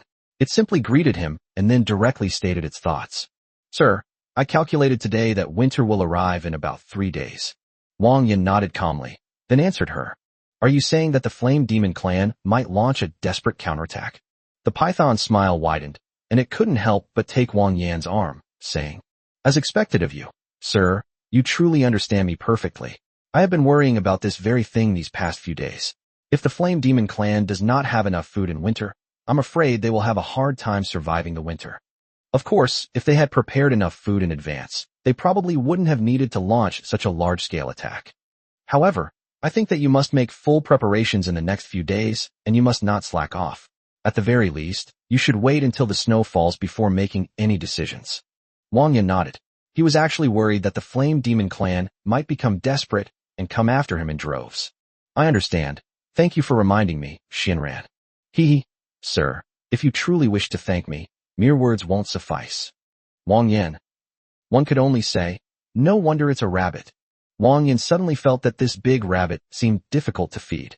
Chapter 163, A Sea of Red People. The mice's winter clothes were all made in time. That morning, Wang Yan had Gigi gather all the mice together, and next to him was a box of cotton clothes made of cotton cloth. However, these cotton-padded coats generally look like children's sizes, which are a size smaller than normal sizes. The weather has started to get cold lately, and at night the mice usually sleep in groups of 2 or 3 or 4, and many mice are woken up by the cold every morning. Hooray! It's a cotton-padded coat. It's a cotton-padded coat. Can we finally have cotton-padded coats to wear? Master is so kind. With this cotton-padded coat, I won't be cold at night anymore. Wah! I can never repay the master's kindness. Squeaking and yelling with emotion, Wang Yan looked at the mice in front of him, already somewhat used to them. He coughed lightly, interrupting the mice, and said loudly, "Line up one by one, don't push. Each mouse has a costume. When it's your turn, just tell them your name, and they'll give you the costume. Understand? Clear?" The mice rarely caused Wang Yan any trouble. Aside from being a little slow, they were very obedient. I remember Wang Yan's explanation back then was simply to get these mice to come and work for him. I guess by now, not a single mouse will remember what they came here for. Watching the mice happily put on their cotton-padded clothes, Wang Yan felt a sense of satisfaction rising in his heart. His gaze fell on the small wooden house, and he couldn't help but walk over and gently pat the thin wooden wall. It must be very cold to live in a place like this in winter, right? Wang Yan asked Jin Inju, who was standing to the side, seemingly casually. I remember you all huddled together in the winter, right? Don't you feel cold in this wooden house? Jin Inju also imitated Wang Yan by patting the wood grain on the wooden house, but her expression was completely opposite to Wang Yan's. Absolutely not.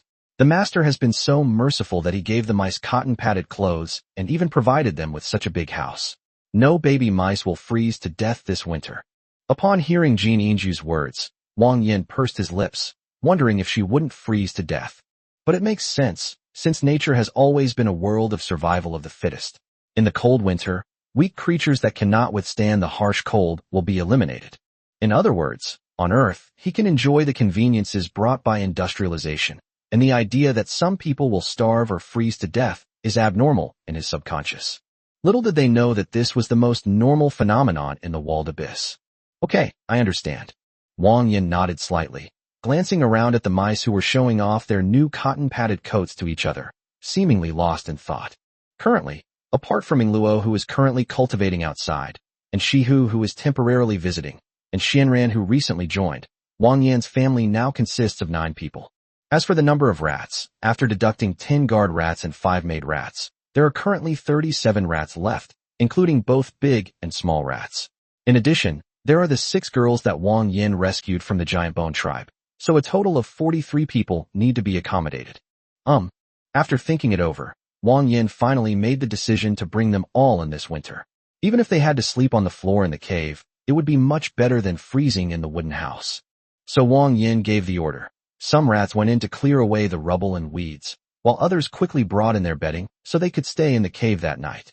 What? The master wants us to live in a cave? Wah? Master, I can never repay such kindness. Wah? Wang Yan rubbed his temples and said coldly, if you can't repay this debt of gratitude, then do more work. Tonight, everyone will work overtime for 3 hours without pay. Go mine. Clear.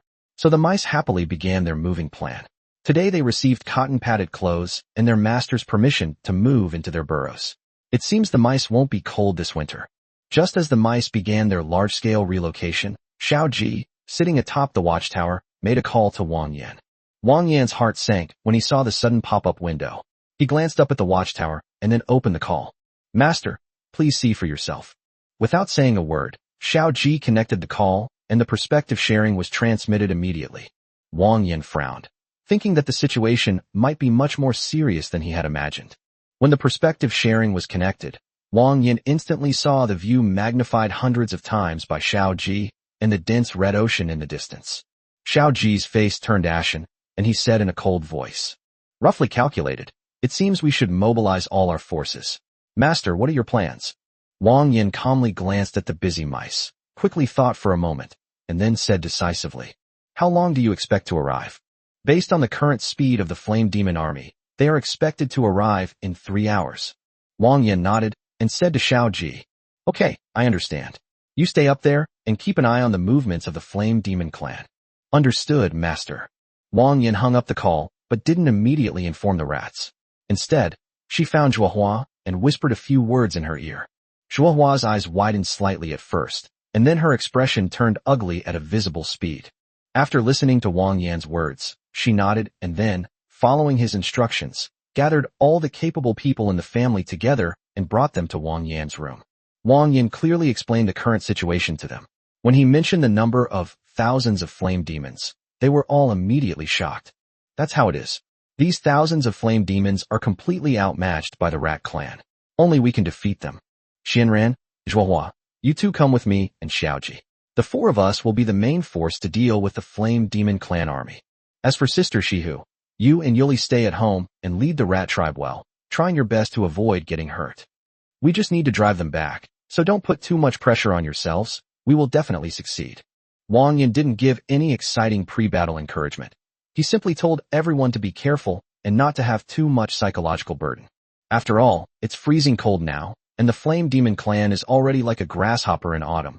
We might actually be able to defeat them. Wang Yan glanced at everyone and solemnly said, "Everyone, please be careful. We'll all have a celebratory feast together when we get back tonight." Chapter 164 Clash. Everyone, stop for a moment.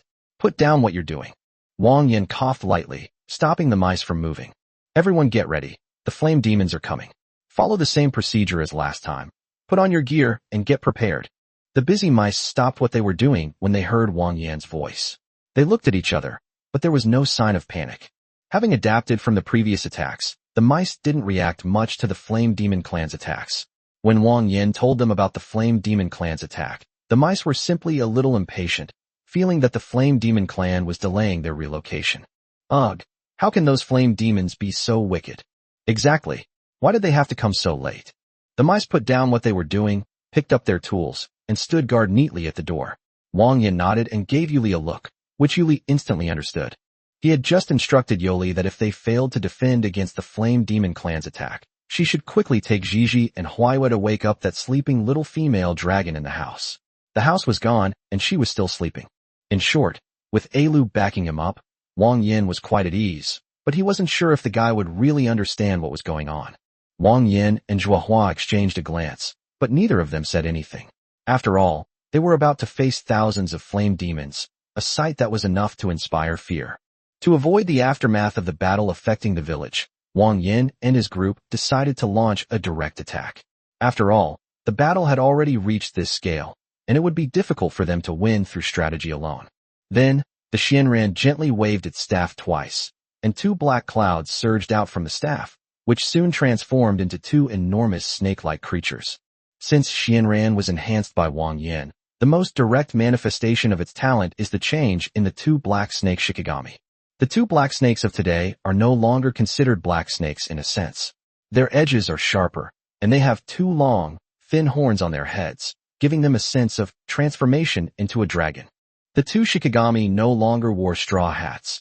Each of them lifted the four people on their heads, like two black-painted armored trains, roaring towards the Flame Demon clan's army. Bones and wood were bound together and made into a simple sedan chair. A huge red figure sat on it, and at this moment, a strange sense of unease rose in his heart, but he did not know where it came from. "Commander, what's wrong?" A female flame demon saw the slightly furrowed brow and intended to offer her some flattery, but unexpectedly, the flame demon seemed to have found an excuse to vent his anger. He grabbed the woman with a large hand and crushed her to pieces as if she were a stress-relieving toy. The scent of blood seemed to soothe his mind and body. Although the agitation hadn't disappeared, it had been significantly reduced. Raising his hand, which was covered in bits of flesh and blood, the giant tilted his head back and put the flesh into his mouth. Bloodshed is the most hidden darkness that lingers in life. If it is magnified, a morbid pleasure can be derived from it. After the last trace of bloody scent was completely absorbed, the flame giant was not satisfied. As that anxious feeling returned to his heart, two black spots suddenly appeared at the end of his vision. As autumn draws to a close and the vegetation withers, the black spots, without any cover, expand at a visible speed, soon growing to the size of a fist. That is, two enormous black shadows rushed toward the group of flame demons at an extremely fast speed. Just as they were about to reach each other, the flame demon leader heard a shout from behind and finally reacted. Enemy attack! Although the attack came suddenly, there was still enough time to react. Soon, the flame demons noticed the two giant dragons, drew their weapons, and prepared to fight. Two black trains roared in, and in just one glance, they crushed most of the crippled trains that were leading the way. The four of them quickly leaped down from the giant dragon's head. Their tactics were simple and clear. The two Shikigami used their enormous bodies to chase down the weak fire demons, while the Shinran stood still and used spells to provide long-range support to the two of them. As the core force, Wang Yan and Zhuohua's goal was to find and precisely kill the powerful members of the Flame Demon clan, while Xiao Ji played the role of providing intelligence, gathering specific information about the Flame Demon clan through short flights and pointing out the overall situation to Wang Yan at any time. Master, at the 12 o'clock position, there is a gigantic flame demon, several times larger than a normal flame demon, located in the very center of all flame demons. It is suspected to be the leader of the flame demons. All right, Zhuohua, let's move forward and clear the way. I see. Zhuohua used her fingers as blades, each swing creating a faint arc. The seemingly light blade of energy, upon meeting the crimson body, was like ice meeting embers, effortlessly severing her in half. The massive broadsword appeared in Wang Yan's hand. Having obtained Xiao Ji's information, Wang Yan began to slaughter the flame demons before him as easily as cutting melons and vegetables. Just as a flame demon was about to launch a sneak attack on Wang Yan's head with a large club, a cherry blossom petal whistled through the air and struck the flame demon directly behind him. The petal scattered and fell instantly, freezing all the flame demons within a 10-meter radius. Zhuohua reacted extremely quickly, stepping forward to swiftly kill all the frozen flame demons. The two of them were like steel needles piercing flesh, constantly stabbing towards the core of the flame demon army. Squeaky and Little Cake sat around the chair, the two mice, one big and one small, resting their chins on their hands, seemingly oblivious to what had happened. Wang Yan was really strange just now. He told me to stay in the cave and listen to you, Li, if anything went wrong. This was the first time he had spoken to me in such a serious tone, which made me quite nervous. Looking back at the little rice scrambling and rolling on the ground, Zizi gave a word of advice. Don't run around, okay? If you get lost, I'll tie you up with a rope next time. Little Rice grabbed the chair and stood up, slapping its creaking thighs. Elder sister. Squeak picked it up impatiently, but saw that Little Rice's fingers were waving around everywhere, as if pointing at something. Elder sister. Feeling something was off, Gigi subconsciously turned around and, by sheer coincidence, saw a figure she had never expected. Elu looked around before slowly speaking, but her words were broken and sounded strange, as if she hadn't spoken for a long time. Wang Yan is in Lolly? Chapter 165. You're not allowed to bully the rat. This guy had been sleeping for almost half a year when he suddenly stood up and spoke, which left Gigi a little confused. Elu, you're awake? Elu's azure eyes swept over Gigi, her mind still somewhat hazy. Squeak. Elu's brain seemed to be searching through the girl's memories, confirming them with some uncertainty. Her eyes seemed clearer than before, and she was able to utter some coherent sentences. However, Squeaky's little head naturally couldn't see Elu's change. She just nodded repeatedly, very happy, and said, Great. Elu, you're finally awake. Elu was hugged tightly by Gigi, and shook her head. After all, she had just woken up and needed to recover a little longer. Squeak. Wang Yan, where is he? Upon hearing this, Zizi released her grip, as if remembering something, and pointed repeatedly towards the outside of the cave, saying quickly, By the way, Elu, the Flame Demon clan has attacked again. Wang Yan and the others have gone there. You should go and help them. Fire Demon. Attack. Elu frowned, and repeated to herself. With each period of deep sleep, her mind gradually accumulated many memories, allowing her to recall many things. It also reminded her why she had come here in the first place. I see. Elu pulled her hand away from Gigi's and glanced at her wrinkled dress. Although she felt a little strange about it, she didn't dislike it. It was a dress that Wang Yan had given her before, so she had been wearing it ever since. Stepping out of the cave, Elu's small nose twitched slightly, and she quickly smelled the bloody odor. Yes, over there. Elu gazed calmly into the distance, not thinking much more about it. But just as she was about to set off to find Wang Yan, several flame demons rushed into the village, causing the rats to gasp in surprise. There was no way around it. The number of flame demons was simply too vast. Even with Wang Yan and the others' forceful resistance, they couldn't withstand the dozens of them breaking away from the frontal assault and directly attacking the village. Fortunately, these flame demons were just remnants used as the vanguard, and with the help of Yoli and Shihu, the little mice were able to cope for the time being. Elu frowned, instinctively covering the sharp, spiky scales on the claws in her hand, just as she was about to rush forward and tear them apart, when Yuli noticed her from the side. Alu, you're awake. Elu looked in the direction of the sound, and recognized Yuli's memories. Yuli. Yuli wasn't a simpleton like Gigi. When she heard Aliu clearly call out her name, her eyes narrowed for a moment, and then she called out to her. Aliu, hurry up ahead, keep going, Wang Yan and the others are there, go help them. You don't need to worry about this place. Shihu and I will hold it off. Aliu's gaze swept between Yuli and Shihu. After glancing at the two of them, she nodded and left the village to search for Wang Yan's whereabouts. Shihu, covered by his armor, exchanged a glance with Yuli, and the two nodded to each other. They then quickly moved to the left and right to intercept the approaching Flame Demon clan. The rats in the house also performed admirably, marking their first real confrontation with the Flame Demon clan. Although they were still somewhat afraid when the fight actually started, they were even more afraid that their hard-won lives would be destroyed by these damned flame demons. Since listening to the master, the mice have never gone hungry again. They eat meat and strawberries every day, and in winter, they even have cotton clothes that they had never worn before. Master Mingming just said that we drove away the Flame Demon clan today, and everyone should come together for a victory celebration feast tonight. How could we let you in? Unexpectedly, the rats displayed remarkable resilience, and now, facing the previously feared flame demons, they even seemed poised to launch a counterattack. You're not allowed to bully the rat. Master told us to guard the house well. Those wretched flame demons, rats aren't to be trifled with. I'll stab you to death. Although most of the flame demons were dealt with by Shihu and Yuli, the rats would also have to deal with a few. Seeing this, Yuli, who had transformed into a snake, was relieved that nothing serious had happened. To her surprise, a small figure was also mixed in with the rats. She recognized the figure very well. Wasn't it Huayu, that little girl? Why wasn't she hiding in the cave? What was she doing out here? Kagetsu. Yuli reverted to her beast form, grabbed Huayu, pulled her aside, and questioned her in a low voice. What are you doing out here? What did Wang Yan tell you? Upon hearing this, Huayu's ears drooped. She lowered her head and whispered, I'm also a cat who has awakened my abilities, and I don't want to be a burden to everyone, cat. Yuli caught a glimpse of a small bone dagger in her hand, still bearing traces of the Flame Demon clan's blood. Yuli sighed. She really didn't know what to say about her younger sister, so she could only say, then you should stay close behind me. If you get hurt, I won't be able to explain it to Wang Yan. He told me to protect you before he left. Turning around, Yuli slightly tilted her head. So, don't make things difficult for your sister. Huayu nodded repeatedly. Following Yuli and picking up heads didn't seem like a bad idea. It would be good to train herself. Thinking this, the cat girl gripped the dagger in reverse and, somewhat clumsily, activated her teleportation ability, moving behind one flame demon after another. It wasn't that Wang Yan and his companions lacked the strength to deal with the thousands of flame demons.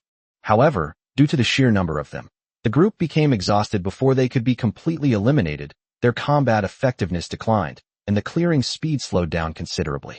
The Xuanran's spiritual power was no longer sufficient to support the battle between the two black dragon Shikigami, and it had returned to the Xuanran staff.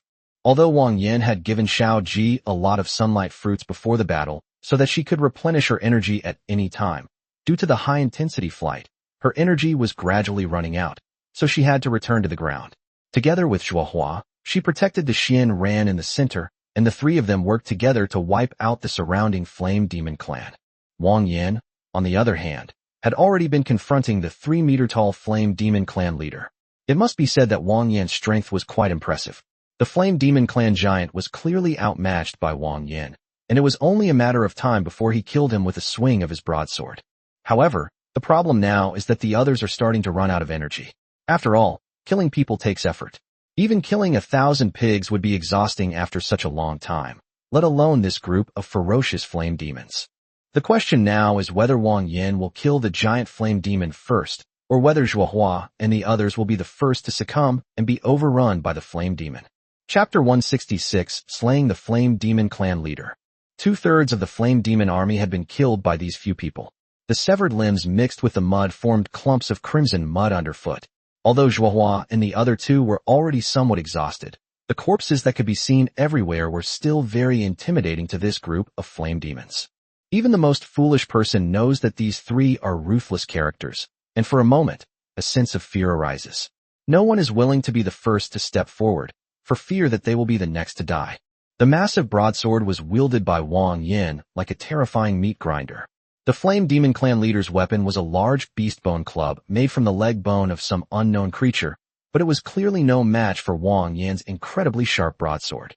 After dozens of rounds of fighting, the beast bone club had long since shattered in two under Wang Yan's ferocious strength.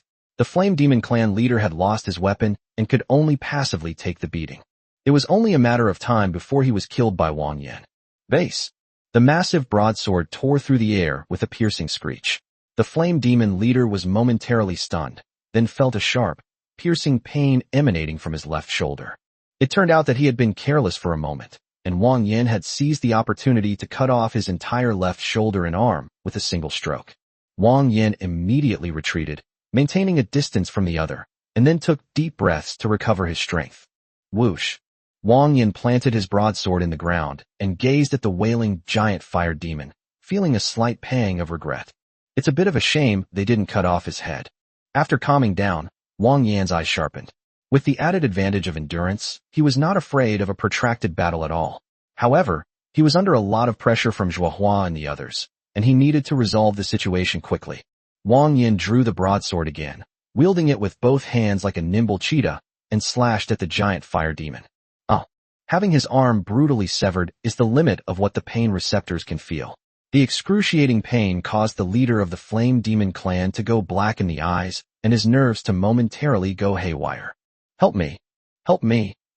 It was unclear to whom he was calling for help, but perhaps sensing the threat of death, the leader of the Flame Demon Clan finally felt the fear of dying. Save my sister.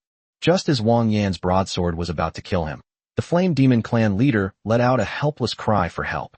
Then, under Wang Yan's gaze, his hideous head exploded like a watermelon that had been smashed open, spraying out a bright red flower of blood. The leader of the Flame Demon Clan died inexplicably.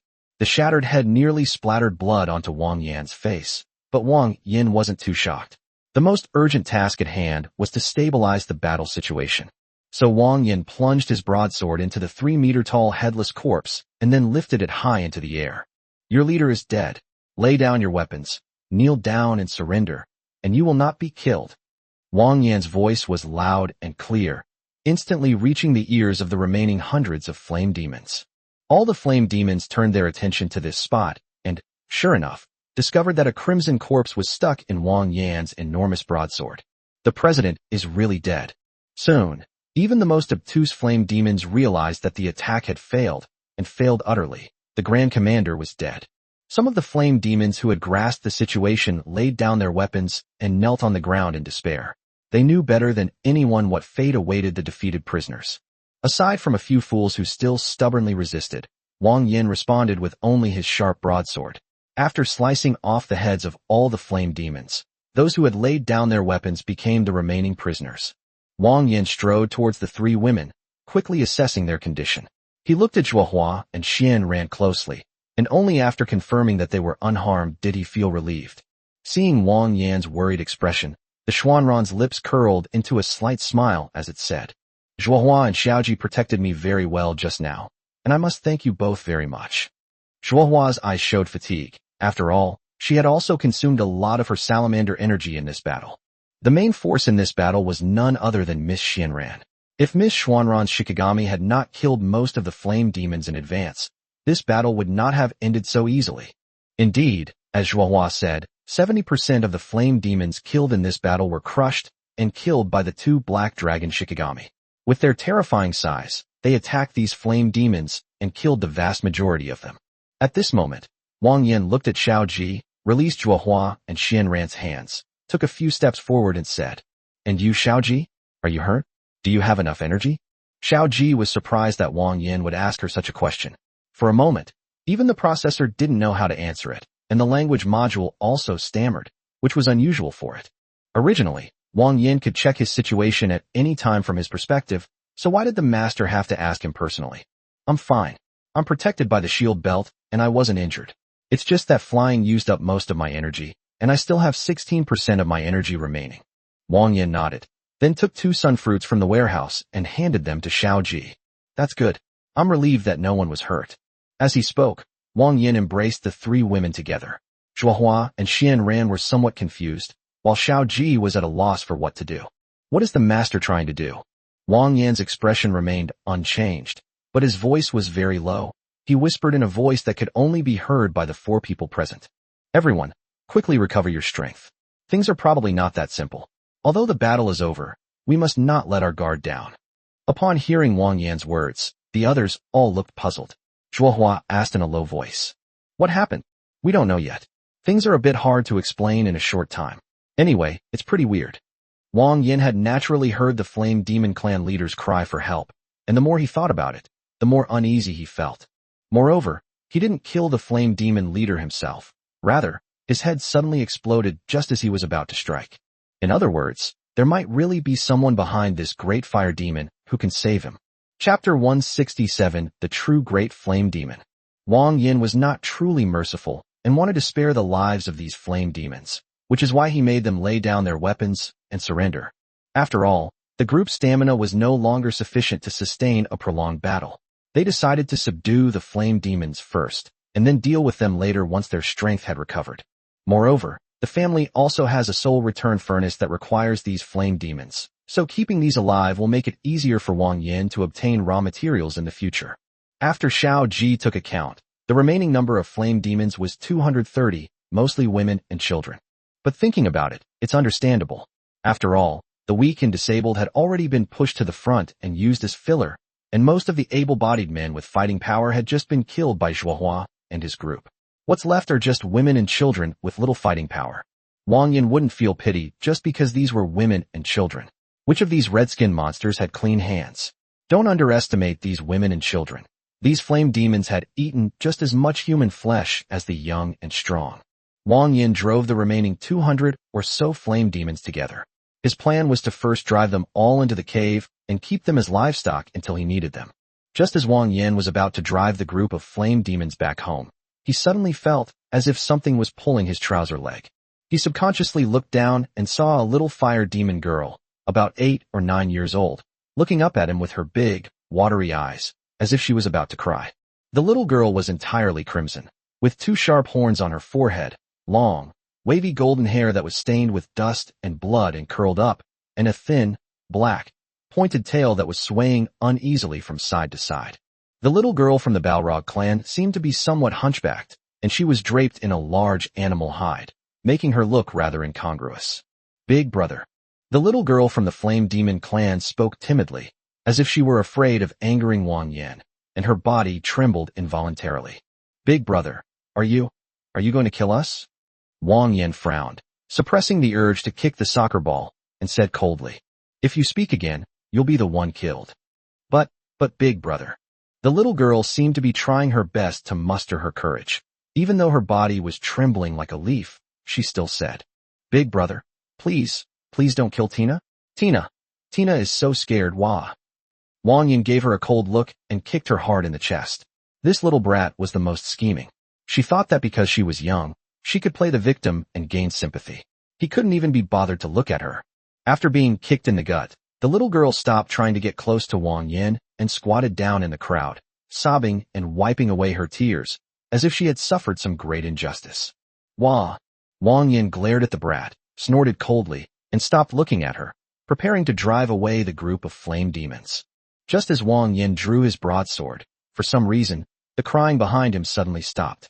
In that instant, the hairs on his back stood on end, and a deadly sense of crisis surged up. Without thinking, Wang Yan turned around instantly and held the broadsword in front of him. Clang! A crisp clang of metal clashing rang out. Wang Yan had managed to protect himself with his broadsword, deflecting the sudden backstab. The sudden attack felt to Wang Yan like being hit by a semi-trailer, which made up for the regret that Wang Yan hadn't been hit by a dump truck when he transmigrated to another world. Click, click, click. The broadsword, which had followed Wang Yan in battle for a long time, was unable to withstand the attack this time due to the terrifying force.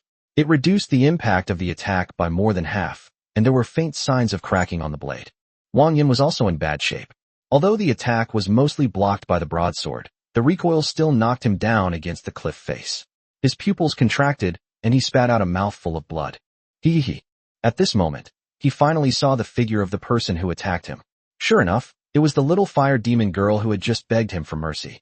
However, she had already taken off the extremely unusual animal skin, revealing a pair of exquisite bat wings on her back. She was grinning savagely, looking somewhat sickly. Big brother, since you don't want to let me go, then I'll have no choice but to kill you. At this moment, Wang Yan felt as if his scalp was about to explode. He was terrified, then suddenly woke up as if he remembered something. He instantly opened the status bar of the person in front of him, and the result made his eyes widen. Tina, Great Flame Demon. Age, 15. Favorability, -100. Talent, Clan Control. Specialties, Leadership Aura, Cannibalism, Immense Strength, Mind Control, Heat Adaptation, Red Skin, Bat Wings. Ding. Unlocked a special illustration of the Flame Demon race, Great Flame Demon. Gain the passive effect, Leader's Aura. Unlock new product, Fast Growing Soil. Sure enough, this was the real Great Flame Demon of the Flame Demon clan. She was the true leader of the Flame Demon clan, and the one he had just killed was merely a puppet. This scene happened so suddenly that Zhuohua and the others didn't even have time to react. They only heard a dull thud before seeing Wang Yan being knocked into the rock wall. Don't come any closer. Wang Yan shouted loudly and quickly took out an iron spear from the warehouse, ready to deal with the next attack. The Great Flame Demon before them was clearly beyond Wang Yan's ability to handle, not to mention the three women who were already exhausted. The Great Flame Demon's ferocious smile was particularly unusual on such a small body. She was like a cat toying with a mouse, casually extending her claws and sneering. Good brother, you just killed my dearest brother. As a return gift, it's not too much for me to kill all your women, is it? Fuck you. Wang Yan raised her spear and thrust it forward. The Great Flame Demon calmly raised his hand to block, but the sharp iron spear was blocked by her bare hands, as if it had been welded shut and could not move an inch. He snatched the spear, then leaped up and kicked Wang Yan against the rock wall again, before throwing the spear and pinning him to the spot. Don't move around, big brother. You just stay here and watch me. Kill all your women. The Great Flame Demon wore a sickly smile, clearly in complete control of the situation. She seemed certain that the others would die at her hands, unaware that Wang Yan's reinforcements were on their way. A silvery white shooting star quietly appeared on the horizon. Chapter 168. You're awake? Thanks to his useless clansmen and his foolish younger brother, they had worn down the strength of these people quite a bit. Otherwise, he would never have been able to subdue them so easily. Tina, the Great Flame Demon, is the only one of her kind among the lower-level flame demons, so her strength is naturally far beyond the normal level of the lower level. Every time the Great Flame Demon descends, it brings a bloodbath. Tina wore a sickly smile as she looked at Wang Yan, who was pinned to the rock wall, as if admiring her own work of art. Wang Yan. Zhuohua practically screamed, gritting her teeth as she prepared to charge forward, when Wang Yan roared. Don't come any closer. Go back. Zhuohua paid no heed to Wang Yan's words at this moment, focusing only on her footwork and sword gestures as she charged towards Tina. After a fierce internal struggle, Xianran finally picked up her staff again. In the past, she would never have given such a second glance. But now, no matter what, Wang Yan and she have an inseparable connection. Xiao Ji was originally bound to Wang Yan. As a mechanical being with her own consciousness, her advantage became apparent in this situation. The more chaotic the situation, the calmer she was able to remain and quickly analyze the current situation. After analyzing for only a moment, Xiao Ji suddenly detected a rapidly approaching target on its detector, and its golden eyes instantly lit up. Come back quickly. Get away from that Balrog. Reinforcements have arrived. Xianran paused for a moment. But how could Zhuohua listen to her? All she could see now was the figure nailed to the wall, so why would she care about Xiaoji's words? Xiao Ji knew that Zhuohua wouldn't listen, so he gritted his teeth, activated the jets behind him, put on overload mode, rushed forward, grabbed Zhuohua's waist with both hands, and then retreated rapidly. Miss Black Serpent, get out of there quickly. That's the epicenter of the impact. Getting close will get you injured. Upon hearing Xiao Ji's words, Xianran seemed to have some guesses in his mind. He then nodded emphatically and quickly retreated with Xiao Ji. Let me go. Zhuohua's eyes turned red with anxiety, and she even burst into tears when she saw Wang Yan pinned to the wall. Let me go, please. Just let me go and save Wang Yan myself. I beg you. She was filled with hatred, so much hatred for her own weakness, for not being able to save even the people she cared about. Tina noticed the commotion of Zhuohua and the others, slowly turned her head, and grinned maliciously. So eager? Okay, I'll grant your wish, and then... Thump. Before Tina could finish speaking, a silvery white flash struck her directly, followed by a muffled thud and a cloud of dust. It's finally here. Xiao Ji breathed a sigh of relief. The reinforcements had finally arrived. A cold wind blew by, and the dust finally dissipated. Tina, who had just been grinning maliciously, was now just like Wang Yan, pinned to the wall in an instant. However, her condition seemed to be worse than Wang Yan's, as she was barely breathing. Lu released her grip on Tina's neck, intentionally sparing her life so that Wang Yan could deal with her himself. He walked up to Wang Yan's side, and only then did Wang Yan struggle to open his blurry eyes and see the person in front of him clearly. Lu nodded, grasped the iron spear in her hand, frowned slightly, and with a muffled groan from Wang Yan, the iron spear was pulled out. Because he was a little weak, Wang Yan almost stumbled and fell to the ground. Fortunately, Lu supported him and prevented him from hitting his face on the ground. Wang Yan, I'm here. Lu's voice was still a little stiff at this moment, but that didn't prevent Wang Yan from understanding what she meant. Wang Yan was startled at first, then reacted and said, Lu, you can talk to me now? Hey. Lu seemed to be thinking about how to make a smiling expression, so she chuckled and forced out a somewhat awkward expression. Wang Yan. Upon seeing that Wang Yan had been rescued, Zhuohua could no longer care about anything else. She rushed towards Wang Yan, threw herself into his arms, and burst into tears. Wang Yan, I'm so scared. When Zhuohua lunged at him, Wang Yan's wounds were torn open, causing him to wince in pain. However, when he saw Zhuohua crying in his arms, his heart softened immediately. Okay, I'm fine now, don't cry. The black python didn't speak. It squatted down beside Wang Yan, reached out a hand, and gently stroked the bloody hole on his shoulder. Its eyes were lowered, and it was unclear what it was thinking.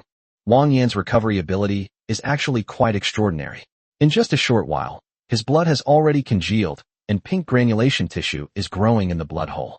It is estimated that he will be fully healed in no time. Wang Yan, what should we do about her? Lu stared at Tina, who was about to die, and reminded Wang Yan. At this moment, Wang Yan finally recovered, gently patted Zhuohua's back, and stood up. Faced with absolute power, even the great flame demon couldn't withstand a single blow from Lu, even though Lu had deliberately left her with a breath of life. Now, their identities have been reversed, and Tina is the one nailed to the wall. Wang Yan couldn't help but click his tongue and say, what a pity, letting this guy die so easily. It's too good for her. Lu tilted her head, her big eyes looking at Wang Yan. I can't let her live. Upon hearing this, Wang Yan was startled and turned to look at Lu. She's about to die. Is there any way to save her? Lu didn't speak, but simply raised an arm as soft as jade and gently placed it on Wang Yan's shoulder. A soft, azure light flashed, and Wang Yan was surprised to find that his shoulder had completely healed. No. Wang Yan was stunned by Lu's incredible healing abilities, and without thinking, he said, Quick, don't let her die. Lu nodded, then stretched out her hand again, emitting a soft blue light towards the small red figure. Cough. With a few soft coughs, Tina spat out a mouthful of blood. Her eyelids felt as heavy as 2 weights, and she tried her best to open them. What's wrong with me? Tina's memory only went back to when she had just made some harsh remarks to Zhuohua and the other two, and then suddenly a shooting star fell from the sky. You're awake. You're in for a lot of trouble now. Chapter 169, A Little Electric Shock. Wang Yan took the slave collar out of the warehouse and put it on the guy without thinking. Catching a new pet, and a shiny one at that, not bad. As soon as the collar was put on, Wang Yan couldn't wait to play rock, paper, scissors with her new friend. However, her new friend seemed a bit introverted, and even though Wang Yan had chosen paper several times, she hadn't chosen scissors. After being slapped more than a dozen times, Tina finally came to her senses. Damn it, what did you do to me? Tina was horrified to discover that Wang Yan had put a dark and cold collar around her neck. A chilling feeling emanated from it, making Tina feel a strange fear for some reason. This is a symbol of our good friendship. Wang Yan gave a cold snort with a forced smile, then immediately turned on the power, showing no mercy to her. Aoawa. As long as you are a carbon-based life form, then electric shocks will definitely work every time. With a thought, Wang Yan instantly activated the terrifying current in the collar, directly electrocuting the arrogant Tina half to death. Oh. Her small body convulsed and twitched on the ground due to the excessive electric shock. Wang Yan was very satisfied with this, grabbed her hair, and picked Tina up. Now that our roles have been reversed, there's a long road ahead, so just wait and see. He casually tossed Tina to the ground, and that was the end of it. Luckily, Ilu arrived in time. Otherwise he would have really been finished here. This great flame demon was practically a bug-level existence, like throwing a super elite monster into a newbie village. Fortunately, Wang Yan had something even more overpowered to back him up. Otherwise, this damned great flame demon would have really started snowballing. Having personally experienced the power of the great flame demon, Wang Yan finally understood why the great flame demon's appearance always swept through the entire lower realms. It was a dimensional reduction attack, capable of even defeating a dog. After dusting his hands off, Wang Yan stood up, looked at Ilu, and said to her, "Thank you, Ilu, thank you for saving me." Ilu shook her head and said, "I ate a lot." Wang Yan ate a lot. Yes, it's only right. When Wang Yan heard what she said, he was almost moved to tears. "Well done. It wasn't for nothing that I fed you canned food. Let's go back first and drive these flame demons back." After saying that, Wang Yan glanced down at Tina, who was still convulsing, and made a decision. This great flame demon can directly control this group of ordinary flame demons. When fighting her younger brother before, Wang Yan realized that this guy might also have the ability to kill other flame demons at will. In other words, Wang Yan could control her, and then have her control the remaining few hundred flame demons, thus gaining over 200 free laborers. As for why Wang Yan wanted to subdue these flame demons, he had his own plans. Tina, as the great flame demon, unexpectedly added another passive ability and a product to Wang Yan's abilities. The effect of a leader's aura is rather abstract. The effect is that all subordinates will subconsciously increase their obedience. In terms of explicit data, it guarantees that all subordinates will have a minimum of 20 points of basic favorability. Wang Yan hadn't quite figured out the specific function of this passive ability yet. What really concerned him was the newly unlocked item, fast-growing soil. This thing has an incredibly powerful effect. It's a special item unique to the system. It costs 100, and after purchasing it, you can obtain farmland similar to the system's, but with a weaker effect. After purchasing, you can place a 1 square meter plot of farmland, but it's not like the system with its full numerical values, 100-fold speed, or 10-fold harvest. This farmland is more like a castrated version. The rest of the planting effects are unchanged. The only difference is that this fast-growing soil does not increase production 10-fold like the system's, and its growth rate is only 10 times. However, even at a price of 100, Wang Yan was still extremely satisfied with the item. It would be a good opportunity to capture these flame demons and take them back. We can buy some of them slowly and let them farm for the time being. Once the farm is developed to a certain scale, we won't have to worry about a lack of labor to farm for them. That's why Wang Yan kept them here. Tina convulsed as Wang Yan slapped her several more times, forcibly turning her back on. Only then, through her notification, did he begin driving the Flame Demon clan back home. Soon, the group of over 200 people began to move in a grand procession. Tina, perhaps tamed by the electric shock, was surprisingly cooperative with Wang Yan's commands. Before long, Wang Yan drove the group of flame demons back. Meanwhile, in the direction of home, Yoli and Shihu faced the scattered flame demons without much pressure. However, the injured rats were more seriously injured than before. After all, this was the first time the rats had truly faced this group of red-skin monsters, so some minor problems were inevitable. Fortunately, only a few mice suffered minor injuries due to carelessness, and there were no other casualties, so it can be considered a great victory. Huayu followed Yuli around, picking up some heads to practice her skills. After slaying the last flame demon, the cat girl wiped the sweat from her brow and said, "Finally finished, Meow. Sister Yoli, you and Sister Shihu are both so amazing, Meow." Shihu reached out and stroked the cat's head. The little cat girl felt really nice to touch.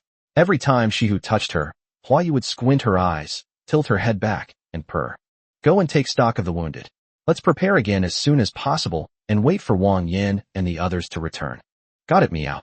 Just then, Yuli's ears twitched, as if she had heard something. She quickly raised her head and saw the scene not far away. Her pupils shrank sharply.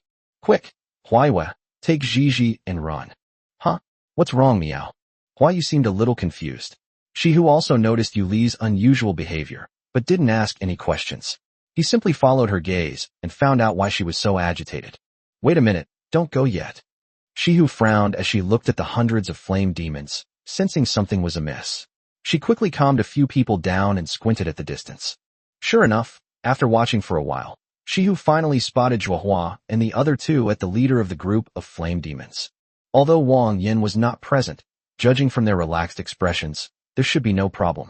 In other words, these 200 or so flame demons were actually slaves captured by a few people, which made her secretly a little alarmed.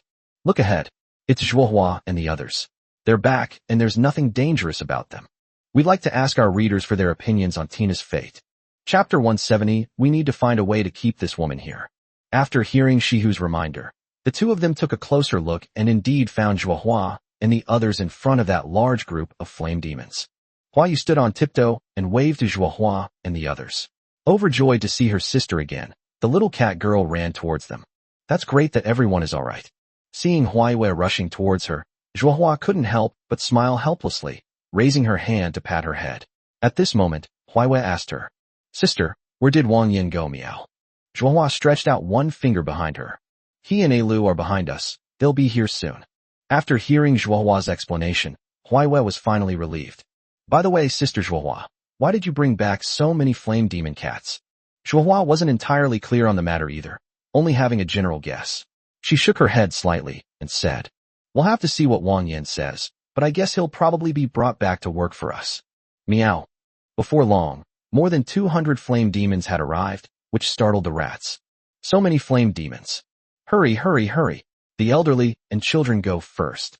You idiot, didn't you see Lord Zhuohua right in front of them? These must be the laborers that the master brought back to do hard labor.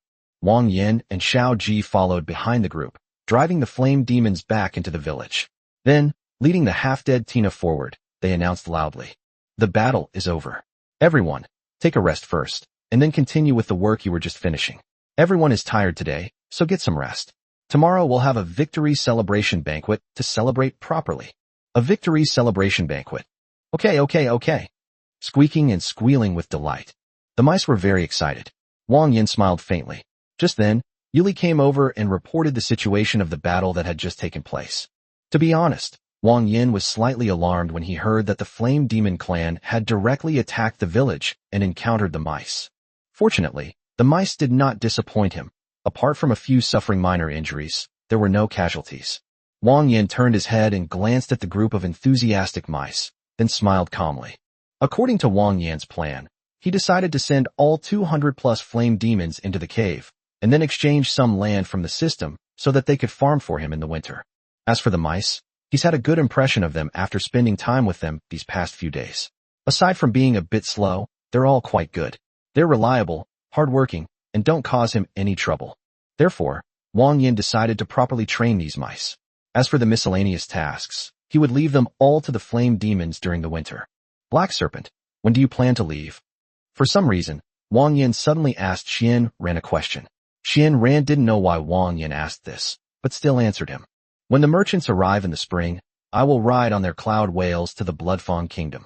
Although the upper class does not interact with forces below the gold line, smuggling trade never stops in private. Wang Yan nodded. The Black Python meant it wanted to go to the upper levels with the smuggling merchant ship. Thinking of this, he asked again, when will you be back? I'm not entirely sure either, but it might take 10 or 8 years. A barely perceptible hint of sadness flashed across Wang Yan's expression, but he quickly returned to normal. The Black Python smiled at him. Is the master afraid that I will stay away for too long and not return? Upon hearing this, Wang Yan shook his head and said calmly, I just want you to work a little harder this winter. Besides teaching the children in the village, you should also teach these rat people some basic literacy and arithmetic, and try to improve their literacy level this winter. Upon hearing Wang Yan's arrangement, the Black Python feigned disappointment and said, Sir, you really don't know how to cherish a beautiful woman. Don't you even have a thought of missing me? As she spoke, the Black Python moved closer to Wang Yan, a wicked smile on her face, and said, I just saw it, didn't I? You seemed very reluctant for me to leave. Standing on tiptoe, the Black Python quickly pressed its tongue against Wang Yan's cheek and whispered, As I have said, I have traveled too far and am very tired. If I can reach the upper level to remove this curse, I will definitely return to you and spend the rest of my life with you. So, sir, you don't need to miss me too much. After all, there's still a long way to go. As for your arrangements, sir, well, I have no choice but to agree. Wang Yan's feelings for Xian Ran were always complicated. He wasn't sure if he truly liked her. However, Xian Ran was truly devoted to him and was a qualified wife. Judging from her level of affection, it was not an act. Wang Yan pursed her lips and made a decision in her heart. We can't let her get away. After all, how many decades does a person have in their life? If she leaves, when will she come back? Will she still have feelings for me then? We need to find a way to keep this woman here. Wang Yan thought so. After resting for a while, it gradually got dark. The mice dared not delay any longer and got to work, carrying their belongings from the dormitory into their burrow. A large open space was cleared out in the burrow. First, a layer of bricks was laid out, and then a layer of wooden planks was placed on top. This way, the mice could simply cover themselves with their bedding and go to sleep. Although it's outdoors, it's warm, and the mice would definitely prefer to live in the burrow. As for the group of flame demons, Wang Yan naturally had other plans. He drove them all to the other side of the cave, to a place where the light was relatively weak and it wasn't so warm. He casually threw a few animal hides over them and temporarily settled them in. Everything else would have to wait until tomorrow. Tina had recovered from the numbness of the electric shock, but she was now completely stressed by the dark thing on her neck. So much so that she would start to tremble involuntarily whenever she saw Wang Yan, completely losing her previous arrogant and ferocious appearance. Wang Yan found it amusing, so he took out a rope, tied one end to her collar and the other end to the door. Seeing her trembling, Wang Yan thought he would scare her, so he suddenly raised his hand as if to hit her. Don't hit me, don't hit me. Please don't hit me. Wang Yan couldn't help but sneer. Didn't you say before that you would kill a few of my women right in front of me? Why aren't you so arrogant now? I was wrong. I was wrong. I'm sorry. I'm sorry. Please don't shock me anymore. Please don't. Chapter 171 The Guardian. However, since Wang Yan had nothing else to do, he gave Tina a light electrotherapy treatment, not for any other reason than simply wanting to be electrocuted. You'd better keep a close eye on your tribesmen. I'm too lazy to tie them up one by one, so I'll just tie you up. If any of them run away, you'd better think carefully about how long you can withstand the electric shocks. Wang Yan's voice was terrifyingly deep, lingering in Tina's ears like a death knell, unable to leave for a long time. No, you can't. Seeing her looking completely exhausted, Wang Yan finally nodded in satisfaction. This was exactly the effect he wanted. Whenever his subordinates, the Flame Demon clan, encountered problems, he would come after Tina. If she didn't want to get shocked, Wang Yan thought she should know what to do. After having a simple dinner with the little beast girls, Wang Yan took Strawberry to visit the injured mice. The mice's injuries weren't particularly serious, and they should recover after a few days of rest. Night had fallen. Although there were over 200 more Flame Demon clan laborers in the village, which should have increased the intensity of the beast attacks, there was no need to worry about that tonight, since no one was staying outside. All that was needed was to block the cave entrance with boulders. However, before resting, Wang Yan had one very important thing to do, which was about Elu. He had so many questions for Elu. So Wang Yan led her to the outside of the cave. At this time, the moon was bright and the stars were few, the sea of clouds was calm, and there was a peaceful and serene scene. Wang Yan scratched his head, somewhat embarrassed, and said, Should I call you Elu? Or? Wang Yan's meaning was clear. After all, Elu was just a pseudonym. Her real name was Wei Lu Nuala, but if she were to call her that directly, something terrifying might happen. Aru. The silver-haired girl sat gently on the edge of the cliff, a section of her fair legs peeking out from beneath her white dress. Her pristine bare feet swayed gently, as if deep in thought. Let's call it this name, I like it. Wang Yan nodded upon hearing this and breathed a sigh of relief. It seems that Elu has fully recovered. She can even speak fluently now. Before this, Wang Yan had always treated her like a dog, but now that she's gained intelligence, he can't treat her as casually as before. At this point, Wang Yan replied to her with the question that had been puzzling him most. Elu, what exactly is your identity? Elu wasn't looking at Wang Yan. She was just tilting her head back, her large, azure eyes fixed on the starry sky. Perhaps, this is the last guardian now. Guardians? What are those? Elu glanced at Wang Yan indifferently, then turned her head to gaze again. But this time, she saw only deathly stillness and desolation. Strange beasts should not exist in this world. But a long, long time ago, one day, strange beasts appeared out of nowhere. These strange beasts are like natural enemies of any living thing. Wherever they go, there are only ruins and bloodshed and flames that are ever present. The Guardians were born under these circumstances. Our purpose is to eliminate all the alien beasts. But now, it seems I'm the only one left. After hearing Elu's explanation, Wang Yan suddenly realized that Elu's background was probably even more significant than he had imagined. If we consider the entire wall abyss as a whole, Then the alien beasts are like invading viruses, while the so-called guardians are the wall abyss's own immune system, specifically designed to stabilize the situation within the wall abyss. But it seems that Alu just said that she is the only guardian left? What exactly happened? If that's the case, then why are you the only one left in such an important position? Alu lowered her head, gently wiggled her toes, and slowly swayed them in front of her eyes. Because we know that these beasts are endless. The other guardians have all melted their bodies to form a barrier, sealing away all the beasts in the deep abyss.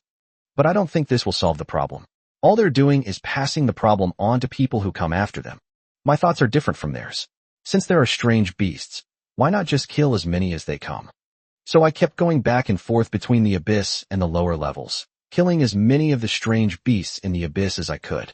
It was just a year ago that I was seriously injured due to a moment of carelessness, so I temporarily started to recover in this area. As for what happened next, you should already know. Wang Yan nodded blankly. To be honest, this massive amount of information was far too heavy. On a grander scale, it wouldn't be an exaggeration to say that Aru is an extension of the world consciousness of the abyss. This also explained why he met Alu at the bottom of the hierarchy, and why she kept sleeping. At this moment, Wang Yan had the answer to all of this. But I still want to thank you for taking such good care of me while I was unconscious. I am very grateful. Wang Yan scratched his head and smiled awkwardly. When he first met her, he couldn't shake her off no matter what he wanted to do. Having fully understood Alu's background and identity, Wang Yan no longer had any reservations, and so he asked her, "So, are you still planning to stay here?"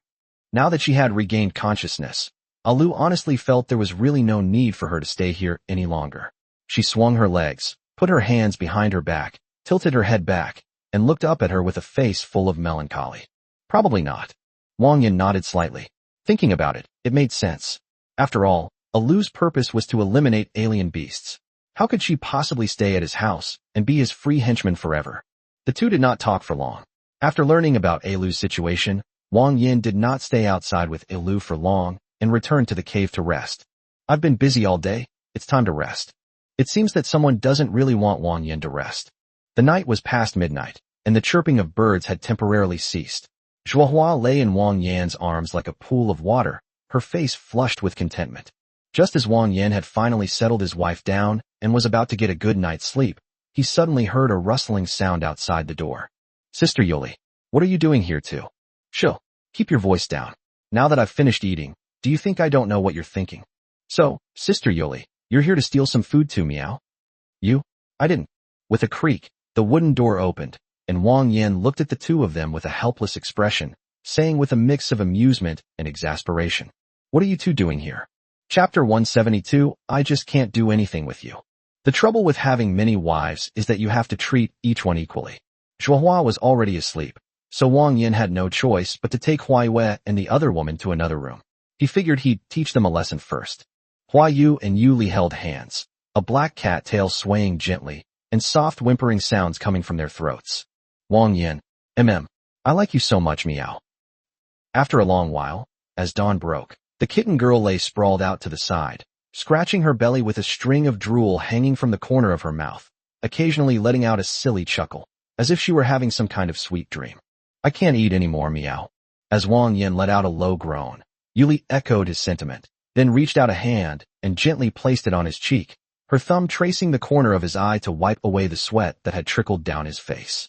With a hint of tenderness, she said, "Thank you for your hard work, Wang Yan." Wang Yan then reached out and placed his hand on the back of hers, saying softly, "It's not tiring at all. With so many beautiful wives wanting to be close to me, how could I possibly say I'm tired?" But Sister Zhuohua said that if a man has too much sexual activity, it might damage his health. Upon hearing this, Wang Yan couldn't help but curl the corners of his mouth slightly, and he grasped her hand in return, a mischievous grin on his face. "So what does Yuli mean?" Wang Yan's direct gaze made Yuli's cheeks flush red, and she immediately turned her head away, avoiding meeting those intense eyes. No, you should rest now. Stop making a fuss. I can't take you anymore." Seeing Yuli begging for mercy, Wang Yan nodded with satisfaction, wrapped his arms around Yuli's waist, and buried his face in her neck. He can only sleep with his wife holding him. Wang Yan's childish tantrums made Yuli smile helplessly. She reached out and gently stroked his hair, her face full of affection as she said, "I just can't do anything with you." The next morning, Zhuohua rubbed her sleepy eyes, wanting to snuggle in her husband's arms a little longer, but after searching for a long time, she couldn't find him. She immediately realized that he was probably with her two younger sisters. Honestly, they're not the older sister who wants to keep it all to themselves, so why do they have to be so secretive? By the time Wang Yan got up, it was already late afternoon. A celebration banquet had been arranged for today, and Wang Yan couldn't miss it. Even if he wanted to sleep a little longer with Yu Li and Huayu, he couldn't. Before that, Wang Yan led a dozen or so mice to deal with yesterday's battlefield. They moved some of the relatively intact flame demon corpses into the cave to replenish fuel, and threw the rest down, giving it a thorough cleaning. However, there were nearly 1,000 scattered corpses, which could not be cleaned up in just one day. Wang Yan had no choice but to lead the rats to deal with them little by little. If they were not handled properly, the stench of such a large number of corpses would definitely cause a plague, which was not what Wang Yan wanted to see. That evening, after a busy half-day, Huaiwe and several quick-witted mice prepared a sumptuous feast. Everyone ate happily, celebrating their victory over the Flame Demon clan. Wang Yan wasn't particularly interested in the food. He preferred the atmosphere. After a simple meal at the banquet, he quietly left and went to his doorstep, where the great Flame Demon guarded the entrance. She dropped a chicken leg with hardly any meat on it, rolled it on the ground, and covered it in mud. But the moment she smelled the aroma of the chicken leg, Tina, who was starving and dizzy, became instantly excited, as if she had been injected with chicken blood. She pounced on it and swallowed the chicken leg whole, even crushing the bones bit by bit with her sharp teeth. It really looks like a dog. Wang Yan chuckled, unhooked the collar around her neck, tugged at it forcefully, and said to her, "Let's go. It's time to get down to business. We can't just let your fellow clansmen eat for free in my house, can we?" Tina was already a bit stressed by Wang Yan, fearing that he might suddenly give her an electric shock, so she immediately nodded obediently and didn't dare to say another word. Leading Tina to the group of flame demons, Wang Yan rubbed his chin and first exchanged a piece of fast-growing soil from the system, placing it on the ground. This thing looks similar to the farmland in the system space. It's a square plot of farmland, about 1 square meter in size. It must be the basic version of the system farmland. Wang Yan took out a few potatoes that had already sprouted, thinking of doing an experiment. As expected, the moment he put them down, the potatoes seemed to blend into the soil and turned into tiny green sprouts. It seems to look no different from the one in the system, which is indeed quite convenient, but it seems we won't need so many flame demons anymore. All you need to do is plant the seeds, and they will grow automatically. Once they are fully grown, you can harvest them. During this time, you don't need to take care of them much. Wang Yan could easily have a few mice do it all by simply ordering them around. To raise these flame demons, Wang Yan had to feed them a large amount of potatoes made into a paste every day. If it were that simple, Wang Yan really wouldn't need to keep so many, so he wanted to observe them for a while longer. The only difference between this farmland and the system's farmland is that the fast-growing soil has a physical form. Wang Yan is unsure whether farmland with a physical form needs fertilization and manual harvesting. If so, it's not too late to keep these flame demons. After all, the guys on the plantation were picking cotton rather than growing cotton. Anyway, these potatoes only ripen every 10 days, so we'll see what happens then. The stats of these flame demons are all ridiculously bad. Opening the stats and checking them, they are all marked as incompetent. If we were to calculate based on labor, one rat could probably be equivalent to 3 flame demons. Wang Yan reached out and patted Tina's head, saying to her, "These people of your clan will be helping me farm from now on. If they don't do a good job or work too slowly, I won't come looking for them. I'll come looking for you, understand?" Tina trembled with fear at Wang Yan's words, terrified that the collar around her neck would emit an electric current at any moment. I understand. Don't shock me, don't shock me." Seeing her reaction, Wang Yan nodded in satisfaction. Judging from Tina's personality, she would be even more ruthless in managing the Flame Demon clan than Wang Yan himself. All he needed to do was give Tina an electric shock when he was in a good mood. He called it efficiency. Readers who know what's going on probably understand why this chapter is being posted so slowly, sigh. Chapter 173, Do I Have to Go to School Too? Wang Yan first exchanged 9 more pieces of fast-growing soil from the system. This stuff was a system creation and couldn't be understood with normal thinking. It shouldn't need watering or sunlight. It just needed to be placed in the cave. After planting all the potatoes, Wang Yan patted the dirt off his hands, glanced at the flame demons huddled in the corner, pondered for a moment, and then said, "Don't just stand there like idiots. I'll give you pickaxes later, so keep digging at the wall. If you don't have a pickaxe, use a stone or your hands. Just don't be idle. After saying that, Wang Yan glanced at Tina and said coldly, "Do you understand now?" "Understood. Understood." Wang Yan nodded in satisfaction and told the few rats who were taking turns mining that they would no longer need to mine. However, when Wang Yan asked for the pickaxe, "Squeak, then we won't need mice for mining anymore. Won't the mice just sit around doing nothing all day?" No. The master is so good to us mice. We mice must work to repay his kindness. If the master won't even let me do any work, then I'll have no choice but to give birth to his baby rat. You've got all the good things in the world." Wang Yan, his face full of exasperation, looked at the group of clowns in front of him and said in a deep voice, "What nonsense are you all thinking? Who said you have nothing to do? Now that we have laborers to help you with these dirty and tiring jobs, I have an even more important task for you to take care of next." An even more important task. Yes, the more important task is to listen carefully to teacher Xuanran's lessons with the children, and strive to make sure they can at least recognize all the characters and understand arithmetic by this winter. The writing and language of Chengyuan are actually quite strange in a certain sense, because from Wang Yan's perspective, all the people of Chengyuan speak and write in Chinese, which is extremely abnormal. Keep in mind that even back on Earth, there were several different dialects within the same province, let alone in this strange world that was supposedly several times larger than Earth. Wang Yan wasn't sure if he could understand because the system had automatically added a translator for him, but that wasn't important, and it wasn't something he could think about right now. All he needed to do was instruct the mice to behave obediently and then study hard to improve their literacy. I don't ask for much. At the very least, they should be able to write their own names, recognize commonly used characters in daily life, and memorize the multiplication table.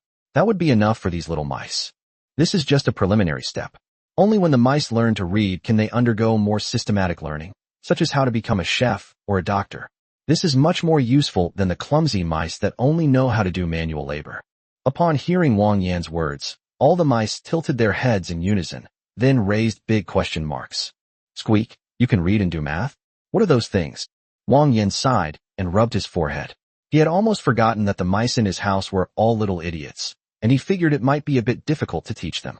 It all depends on the teaching ability of the python. It's something that will allow you to do more work after you learn it. If you learn it all, you won't be stupid anymore. After listening, one of the mice lowered its head thoughtfully and then said, "Boss Jininju once said that we lowly rats are idiots, while the rats above are all smart. Master, do you mean to make us rats like the rats above?" Wang Yan glanced at the little mouse girl with 2 braids, nodded, and then asked her, "Yes, that's right. It's about making you all look like the rats above. What's your name?" The little mouse girl with braided pigtails looked up at Wang Yan with her clear, large brown eyes and replied, "Replying to your question, sir, my name is Mithril Heart." Wang Yan nodded and said no more. He firmly believed that the mice were not really stupid, but just used to being bullied and had become somewhat dull-witted. If they were all trained properly, one cultured mouse could be worth at least 5 little idiots. These mice were all very loyal little followers to him, so naturally they had to be trained well. So Wang Yan spread the news that evening, informing the mice that the children would have classes in the morning and the adults would have classes in the afternoon. Every mouse had to study and there could be no absenteeism. The mice were hearing the word class for the first time ever, but since it was Wang Yan who said it, they could only nod and agree without thinking. How could the master possibly harm them? The celebration banquet was gradually coming to an end. Some of the mice had full bellies and looked like they had no regrets about their lives. They were obviously a little dizzy from eating and were preparing to go to sleep without taking a bath. It was Jean Inju who checked them one by one and dragged these dirty little mice into the bathtub one by one. After instructing the mice to remember to clean the area, Wang Yan went back to his room to sleep. Now that A Lu has developed intelligence, she can no longer be raised like a pet as before. We need to prepare a room for her. The same applies to the black python. Winter is coming soon, and we can't keep letting her live outside forever, can we? The problem is that the second floor of the villa only has 6 rooms, but there are 8 people living in the house now. In response, Wang Yan had no choice but to make do. Both he and Yuli vacated their bedrooms and went to stay in Zhuahua's room for a while. A few days later, when Wang Yan pushed aside the boulder that morning, he was greeted by a silvery white landscape, and he knew that this was his second winter here. Winter is a major selection process for most of the poor. The extreme cold eliminates the weak and vulnerable. Everyone huddles in caves or makeshift shelters, warming themselves around campfires. They consume the supplies they've accumulated throughout the year, obtained in exchange for goods from merchants, and grit their teeth to endure the cold. But for Wang Yan's nest of rats, it was a different story. With a kind master, the mice moved into a warm cave and wore soft cotton clothes, welcoming the first winter of their lives that wasn't cold. Since there's no need to worry about survival in winter, one should naturally find ways to pass the time. To be honest, the hamsters don't need to do any housework anymore. There are only a few things they do: firing bricks, making bricks, mining, and gathering. In winter, most of these activities can't be done. To keep the mice from getting too bored, Wang Yan planned to take a few out for a stroll each day in the mornings before their classes started, to hunt in the wild and find whatever they could. There was no requirement for the quantity. It was just like taking the mice on an outing, and the days were quite leisurely. Chapter 174, AAA Top-Tier Demon King Protects Sister Lu. In the rat's first lesson, the python can no longer coax these big rats like children. After all, the main purpose of dealing with children is to prevent them from running around and causing trouble. Their role is merely to supervise them. But when it comes to the rats, the python needs to undergo some systematic training. However, she didn't seem to have any experience as a teacher, so the python didn't know how to teach them properly, and could only start by teaching the mice to write their own names. Teacher Xianran, is the name Xiao Xianglan correct? Since there was no pen or paper, Wang Yan used charcoal and a wooden board as temporary substitutes. A mouse was holding a wooden board with the 3 characters Xiao Xianglan written on it crookedly. Although it was a bit ugly, the meaning was still clear.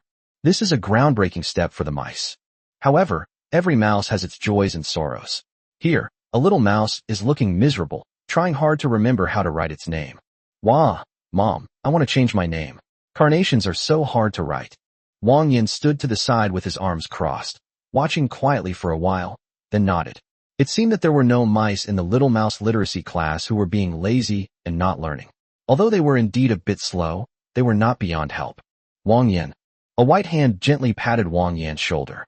Wang Yan looked in the direction of the sound and saw a white dress. Lu tilted her head, as if she had come to find him something. Could you come over here for a second? Wang Yan nodded. It seemed she wanted to talk to him alone, so he followed her, and the two left the cave and came outside. The first snow has stopped, and the earth is covered with a layer of white blanket, which looks a bit dazzling when it shines in the afternoon sun. Feeling the sunlight outside, Lu couldn't help but stretch and yawn. The sunlight shone through the gaps in her white dress, illuminating her beautiful figure. Wang Yan, my injuries have healed, and I have also regained my main consciousness, so I shouldn't have to stay here for long. Wang Yan had anticipated this. After all, Lu and he were from completely different worlds. To put it more grandly, Lu's status was so high that it wouldn't be an exaggeration to call her a god in the abyss of the wall. She would eventually have to leave. Lu's purpose in being there was to defend against the beasts of the abyss. Okay, be careful. Lu sat on the edge of the cliff, her dragon tail gently sliding in a fan shape on the snow. She turned her head away, seemingly lost in thought. Speaking of which, you are the first human to have spoken to me. She was barefoot, with a few toes still covered in the remnants of snow, giving them a rosy glow. Lu just watched, occasionally putting her hands in front of her eyes, constantly examining her own body. I was severely injured by that monster from the abyss. In order to hide and recuperate, I had no choice but to become like this. It feels quite strange. During the days when I was unconscious, as a human being, I observed this place, which I had been protecting for who knows how long, from such a small perspective for the first time. Her jade-like hand was raised high, blocking the sun, and a few rays of sunlight streamed through her palm, sprinkling softly on her face. This period of time, should I call it a vacation? I don't know. I just feel a lot of emotions that I've never felt before. You are special, Wang Yan. As she spoke, Lu slowly stood up from the edge of the cliff and gently touched Wang Yan's brow with one finger. But humans are still too fragile. I don't want to see you die. If you encounter any difficulties, silently recite my real name in your heart, and I will come to save you. Consider it payment for taking me in for the time I spent here. As Lu gently touched the ground with her finger, an indescribable feeling surged from between her eyebrows, as if a stream of light had entered her blood and gradually gathered at her heart. Gradually, he suddenly felt as if he had formed some kind of connection with Lu, and when he tried to call out Lu's real name again, the terrifying sense of oppression had vanished.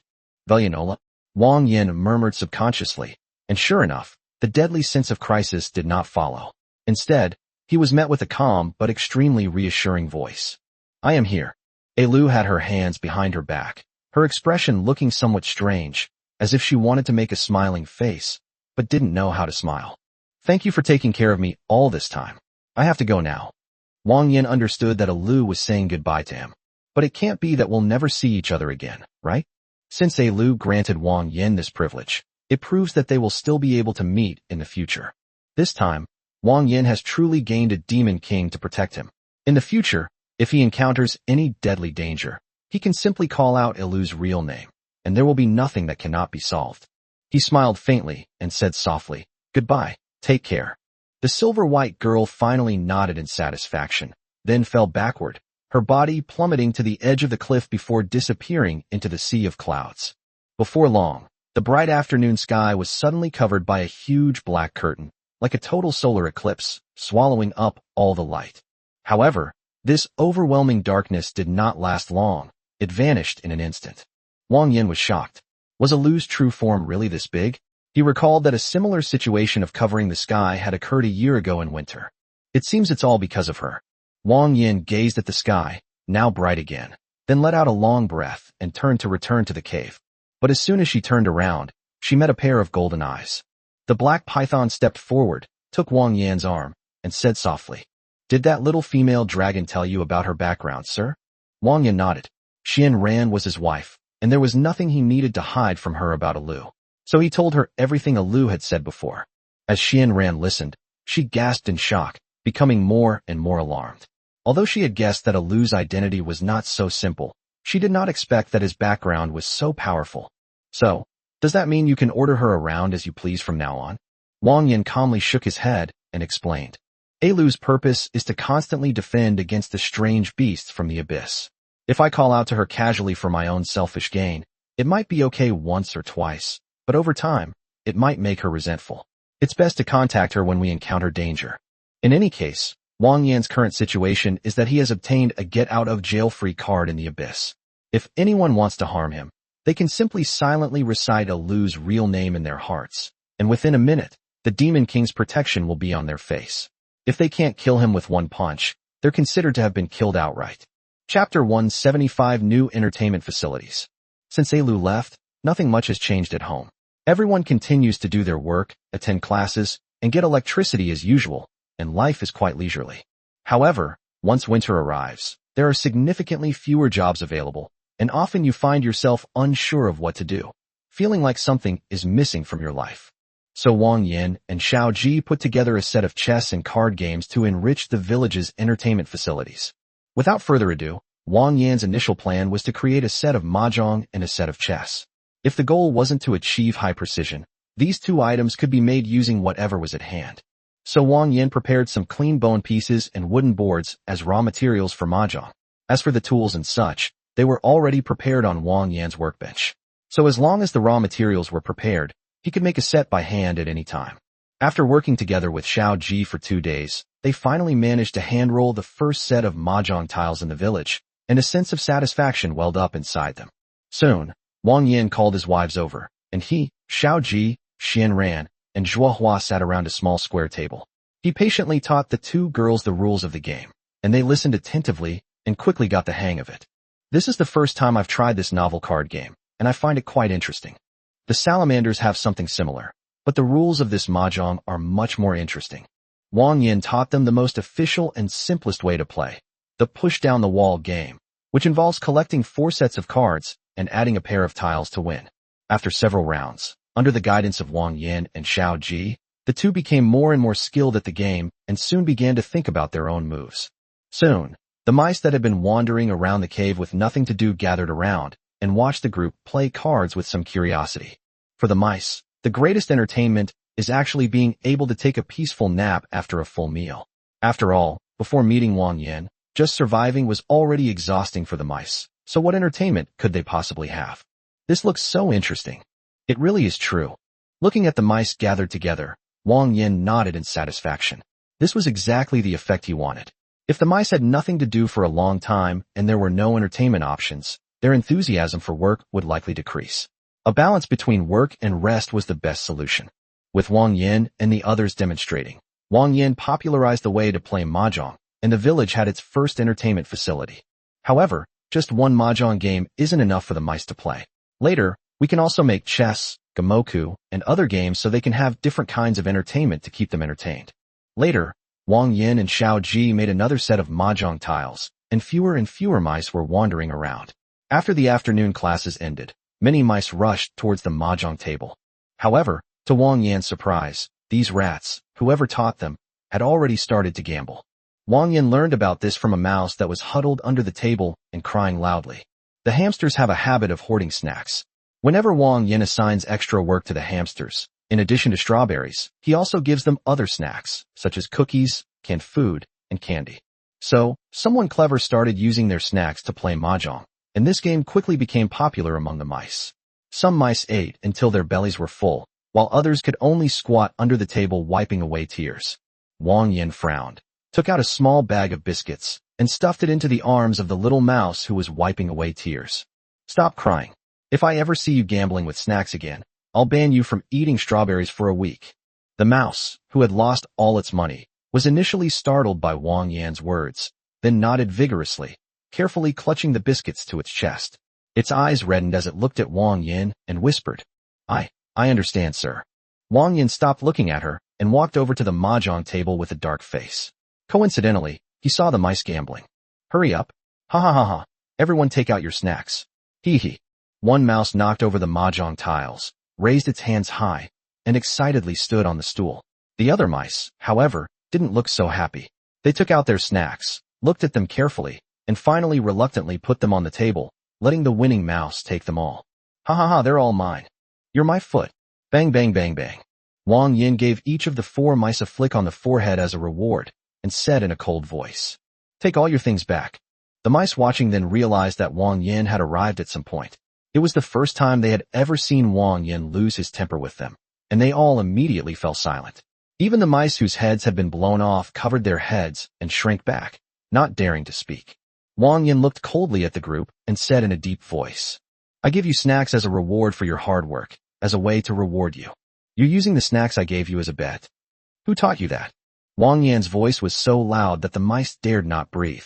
It's not that Wang Yan is making a mountain out of a molehill, but rather that this kind of trend needs to be nipped in the bud as soon as possible. He knew the mice were just playing around, adding a little something to the game. The mice would normally share their snacks with each other anyway, so in a sense, their bet wasn't really a bet. However, the mice have no concept of gambling. Right now, it's just a treat, and everyone is getting along fine. But what if the mice have silver later on? Can they still control themselves? The village is now operating under a system of collective farming, where work depends entirely on self-discipline, and even those who don't work can still get enough to eat. It's only because there are few rats around now, and they don't have any bad intentions, that we can maintain the current peaceful situation. But who knows what will happen in the future? There might also be those who don't want to do any work and just coast along every day. It wasn't that Wang Yan didn't trust these rats. It was just that history had already fully proven this situation. It might work in the short term, but in the long run, it would inevitably become a disaster. Therefore, Wang Yan had been conceiving a model where he paid wages to the mice, who would then exchange their labor for silver to buy food, thus creating a virtuous cycle where more work meant more pay, and less work meant less pay. If this gambling trend continues, and if the first mouse puts the silver on the gambling table, will they really be able to control themselves? Chapter 176, A Concept for Earning Points.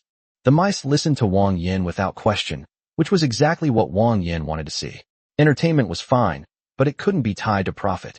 While a little gambling can be harmless, it's best to eliminate all negative influences for rats who have never been exposed to gambling before. The mice took Wang Yan's words to heart, nodded in agreement, and began to reflect on their actions. These were snacks bestowed upon them by their master. How could they have casually exchanged them on the card table? This showed a complete disrespect for their master.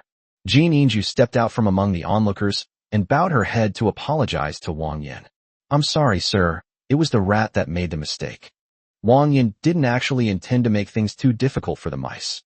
He just wanted to use this issue to establish a rule for them, so they would learn a lesson.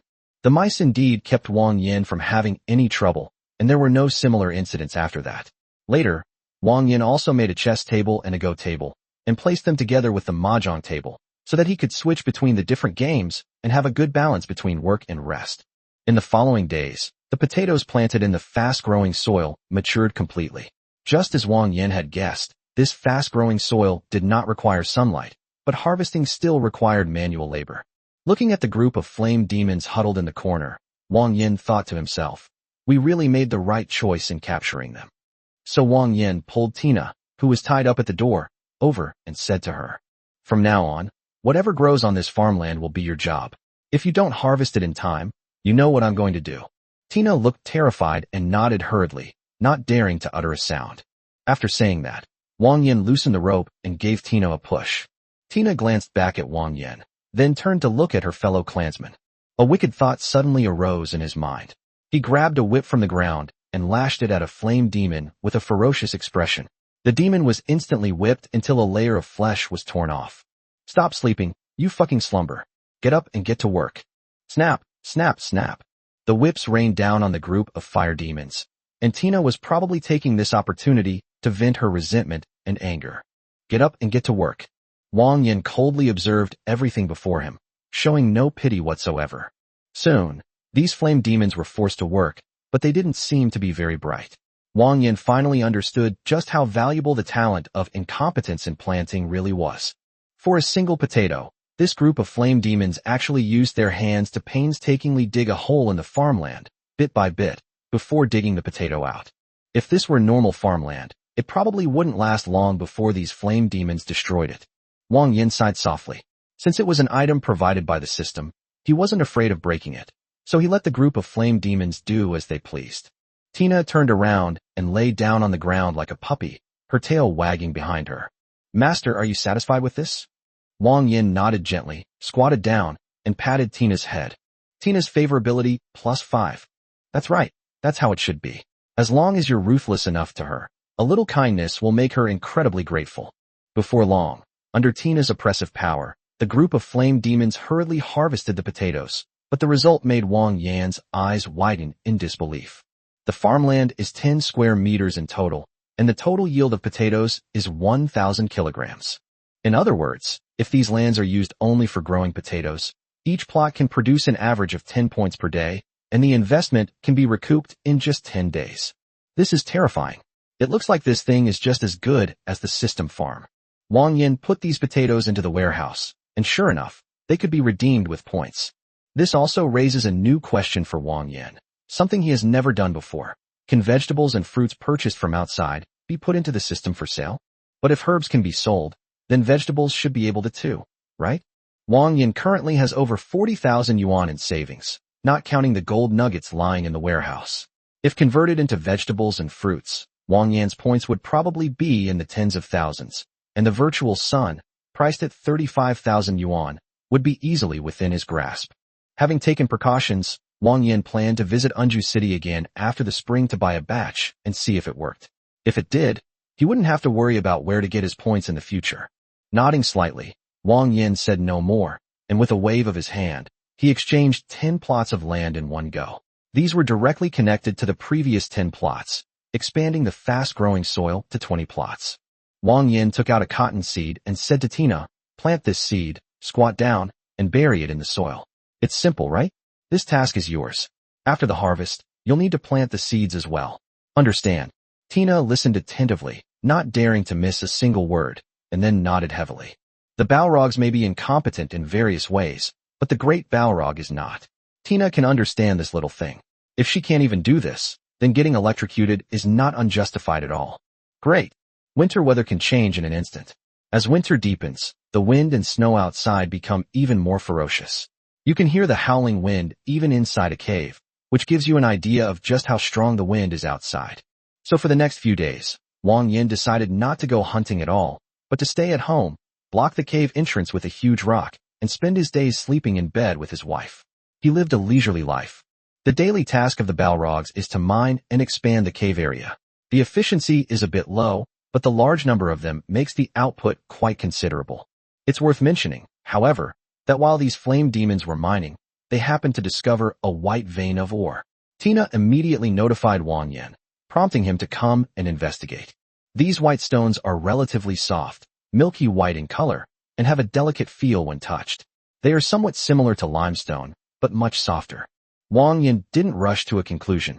Instead, he called Xiao Ji over and asked her to take a look before making a decision. Xiao Ji took the milky white stone, her eyes gleaming as a beam of light swept across it. With just a glance, she recognized what it was and explained. This is not limestone from Earth.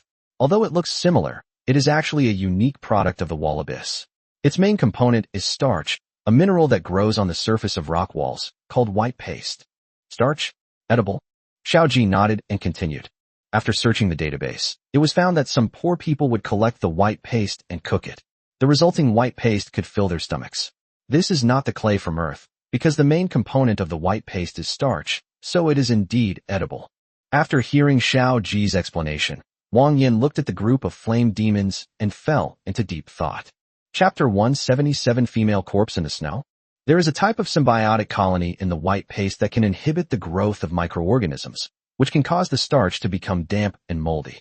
However, after being boiled in hot water, these colonies will be eliminated, leaving only the starch and other heavy metals. However, adding starch might be a bit complicated with our current technology. Wang Yan nodded thoughtfully, then asked her another question. About how much of this white gypsum or is in reserve? Xiao Ji shook his head and replied, "We don't know for now. Further exploration is needed. But conservatively speaking, it's definitely at least 1,000 tons. 1,000 tons. Wang Yan rubbed his chin and muttered to himself. This amount of reserve should be enough for our current needs. What will happen if this white paste is consumed for a long time? The main component is starch, which can meet the body's needs, but it is difficult to filter out heavy metals by boiling alone. Therefore, long-term intake may cause heavy metal poisoning and other symptoms. If it's just heavy metal poisoning, then this could be considered food for this group of flame demons. This unexpected mineral vein was a windfall for Wang Yan. Besides its role in food, starch also plays a crucial role in both light and heavy industries. For example, starch slurry is used in paper making or as an adhesive in construction. Although these substances cannot be processed and purified in the short term, Wang Yan will eventually be able to purify them as he advances further in his technological endeavors. Therefore, Wang Yan decided to use the white ointment mine to feed the Flame Demon clan. After all, the Flame Demon clan had a total of more than 200 people, and Wang Yan had been feeding them potatoes into a paste and diluted with water, which was quite an expense. This directly saved Wang Yan money, which is equivalent to these slaves doing labor without any loss, and he made a small profit. The snow gradually stopped, and the coldest days of winter were finally over. The biting howling sound grew fainter and fainter until it disappeared completely. At this time of year, the mice would usually huddle together in their burrows for warmth. So when the biting wind whistled in their ears, it would stir up their fear of winter. They would lose interest in playing cards and just stay in bed wrapped in blankets, lost in thought. At this time of year, many baby mice have already frozen to death. Fortunately, this year all the hamsters moved into warm and bright caves. Not a single hamster froze to death, and no hamster lost its ears. They survived, and they will no longer have to worry about winter. It's so good to be with the master. When the wind and snow stopped, Wang Yan finally couldn't suppress his desire to go out for a walk. He pushed aside the boulder blocking the cave entrance and went out. Upon seeing the sunlight again, Wang Yan was in high spirits. A gust of cold wind blew into his collar, but fortunately, he had a natural ability to adapt to low temperatures, so he didn't feel particularly cold and didn't need to wear a bulky down jacket. However, the hamsters weren't so resistant to the cold. They all had to be wrapped up like little rice dumplings before they would come out. The outskirts of the village were covered by heavy snow, and the roofs of the houses had even collapsed under the weight of the thick snow. Everything was a mess ravaged by the heavy snow. What a pity. Some of the mice couldn't help but pout, their eyes filled with sadness.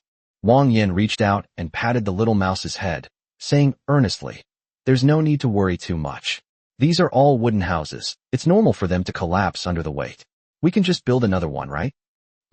But that's the big house that the master carefully prepared for the mice. Houses can be rebuilt. The most important thing is that everyone is safe." Looking at the mess in front of him, Wang Yan put his hands on his hips and sighed unconsciously. All right, enough with the sentimentality. Let's get moving. We've got work to do today. Let's try to clear all the snow from the village today.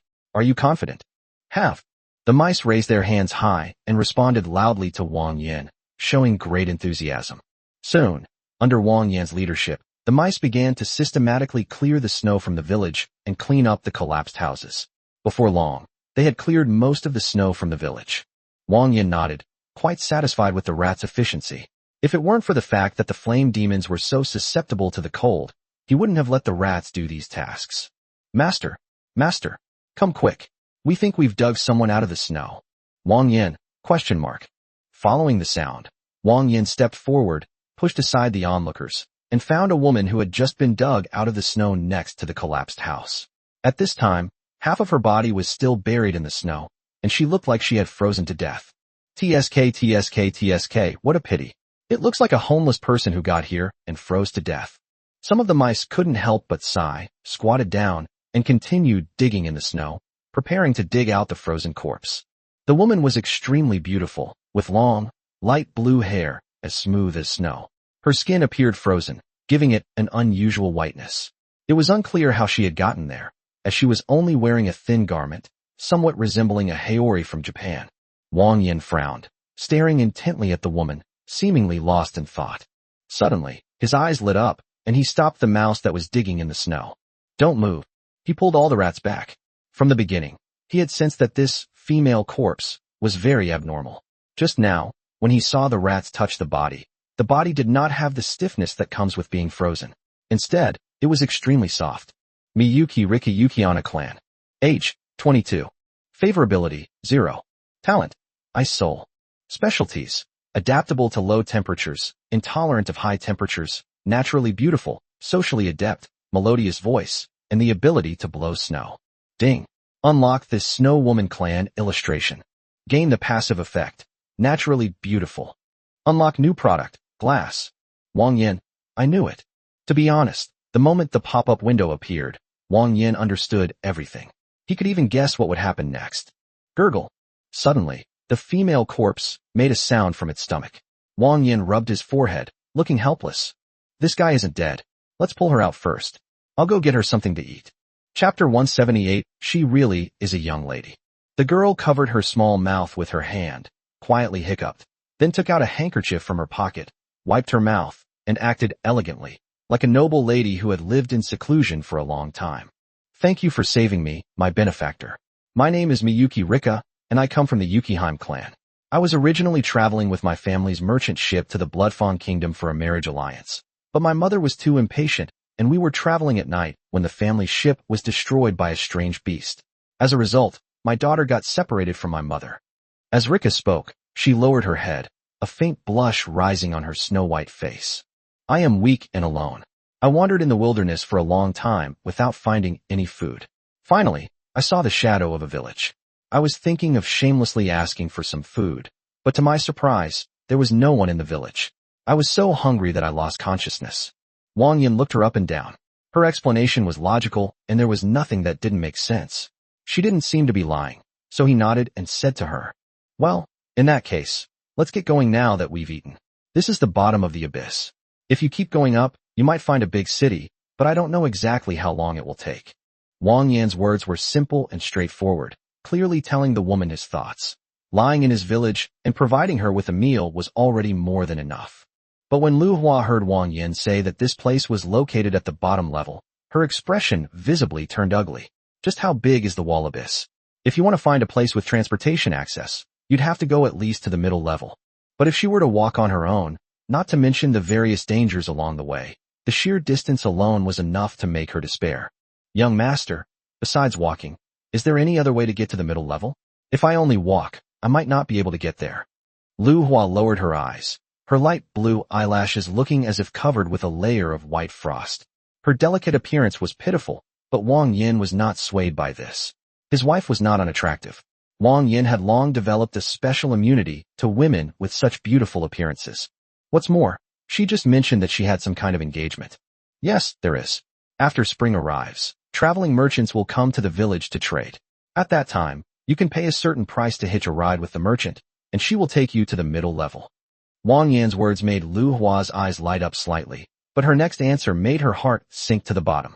But I can't just do you this favor for nothing, can I? Rika pursed her lips and remained silent. After all, my village is so big. If you stay until spring, I'll have to cover your lodging and food expenses, right? What Wang Yan said was indeed true. Rika was not an unreasonable person. As the eldest daughter of the Miyuki family, she was very clear about her current situation. What you say is absolutely right, sir. Rika lowered her eyes and said calmly. But my daughter is currently separated from her family and has no money on her. The only valuable thing she has is the necklace left by her father. I hope you can keep it safe. Once I get in touch with my family, I will bring enough money to express my gratitude to you. As he spoke, Wang Yan saw Lu Hua extend 2 lotus-root arms to the back of her neck, then gently untie them and pull out a teardrop-shaped ice blue gemstone necklace. Wang Yan reached out and took the necklace. When he touched it, it still carried a faint fragrance and lingering warmth. He was initially somewhat dismissive. It was just a necklace, and he couldn't tell the difference between good and bad. How could he possibly tell if it was just some random roadside item being used to fool him? But the moment Wang Yan held it, he felt that the pendant was different from others. A strange sense of security welled up from the bottom of his heart and slowly enveloped him. Unlike the sandalwood bracelets and similar products that were marketed on Earth, which boasted various calming and mind-soothing functions, these products are not like the ones sold on Earth. The calming effect of this teardrop pendant is genuine. It soothes the mind and refreshes the spirit. Just touching it brings a sense of comfort, and Wang Yan knew for sure that this thing couldn't be cheap. With this guy as collateral, Wang Yan quickly changed his tune and smiled at Lu Hua. That's more like it. Come on in, please. It's just one more mouth to feed. He's the kind of person who loves doing good deeds and taking in homeless girls. That's something he's an expert at. And so, Lu Hua was left in the village. Wang Yan took the necklace to show Zhou Hua. It was true that the raw materials for this necklace were extremely valuable, even in the upper class. It was usually given by parents to their children to wear, as it was believed to have a calming and mind-clearing effect on children. It seems that this snow woman is quite popular, which further confirms her status as a young lady. After all, she was a young lady from a wealthy family, so Wang Yan thought he should treat her well and make her feel at home. That way, when it came time to pay the bill, she might be able to give him more money. These young ladies from wealthy families are the biggest spenders. Having freed up a room, Wang Yan returned to the life of squeezing into a room with his 2 wives every day. He had no other choice. Given the family's poor financial situation, he had to resort to this desperate measure. Fortunately, he was good at enduring hardship, even if he was not good at anything else. So what if he had to share a bed with his wives? He just had to grit his teeth and bear it. His wives were very considerate and did not let him suffer. Instead, they let him enjoy a lot of good fortune. With the increasing number of people, the rooms are becoming insufficient. Therefore, Wang Yan decided to build a new house. Wang Yan had done a lot of research on this house. The item that the Snow Maiden tribe unlocked for him was glass, and this glass could actually be customized in shape. The price was based on weight, and the selling price was 200 points per kilogram. With the tiles he unlocked earlier, Wang Yan now has more and more basic building materials, so building an even bigger house to live in wouldn't be out of the question. Furthermore, one could consider using akashi for lighting, similar to the mansion in Unju Castle. If you want to establish your own power, then you have to at least make it look presentable. I wonder if we can find a group of craftsmen. Wang Yan's current headache lies here. There is plenty of labor in the family, and the mice are all very capable. But if it comes to any more detailed work, such as carving flowers on wooden boards for decoration, or making some fine furniture, the mice are completely incapable of doing it. It would be great if we could attract a group of artisans to the village. Chapter 179, she just blurted it out so sweetly. Miss Rika, have you felt there's anything about your treatment that's been inadequate lately? Rika held the porcelain cup in her hand, took a small sip of the Asahi tea inside, and a ring of white frost faintly formed around the rim of the cup from her body heat. Looking at her reflection in the teacup, she whispered to Kinkaku, "It's all right. My mother always says that life at the bottom of society is very poor. What I didn't expect was that this place is completely different from what my mother described. For someone who is down on their luck, being able to drink a cup of tea like this is already a blessing." Actually, this is a rather embellished version of Rika's statement. In reality, her mother's original assessment of the lower classes was that they were a bunch of mindless barbarians who did nothing but eat, kill, and sleep with women. They were completely uncivilized. However, the description is pretty much correct. She was quite surprised by Wang Yan's treatment. Even some mid-level villages and towns wouldn't offer such treatment. For a moment, she even had the thought that Wang Yan was lying to her that this was a low-level village. To serve this young lady well, Wang Yan specially sent Jin Inju to attend to her. He picked up the empty teacup that Lu Hua had placed on the table, bowed slightly, and asked, The master specifically instructed Jin Inju to create a comfortable, safe, and reassuring environment for you, ideally making you feel at home. Do you have any suggestions? Opinion? Rika tilted her head, pondered for a moment, and soon a blush rose to her cheeks. Because her skin was unnaturally pale, the rosy complexion was very noticeable. She did have one complaint about living here. The male homeowner seemed to make a bit too much noise in his room at night. After spending a few days with him, besides the red-haired mouse girl and the dark-skinned fox, she discovered that the male owner of the place seemed to have 4 women. However, the dark-skinned fox seemed quite interested in the male owner as well, and their relationship appeared somewhat ambiguous. Only the red-haired rat woman seemed innocent, but it's possible she was one of the master's wives. Actually, it wouldn't be so bad if there was some noise, but the most serious problem is that Wang Yan's room is next to Lu Hua's room.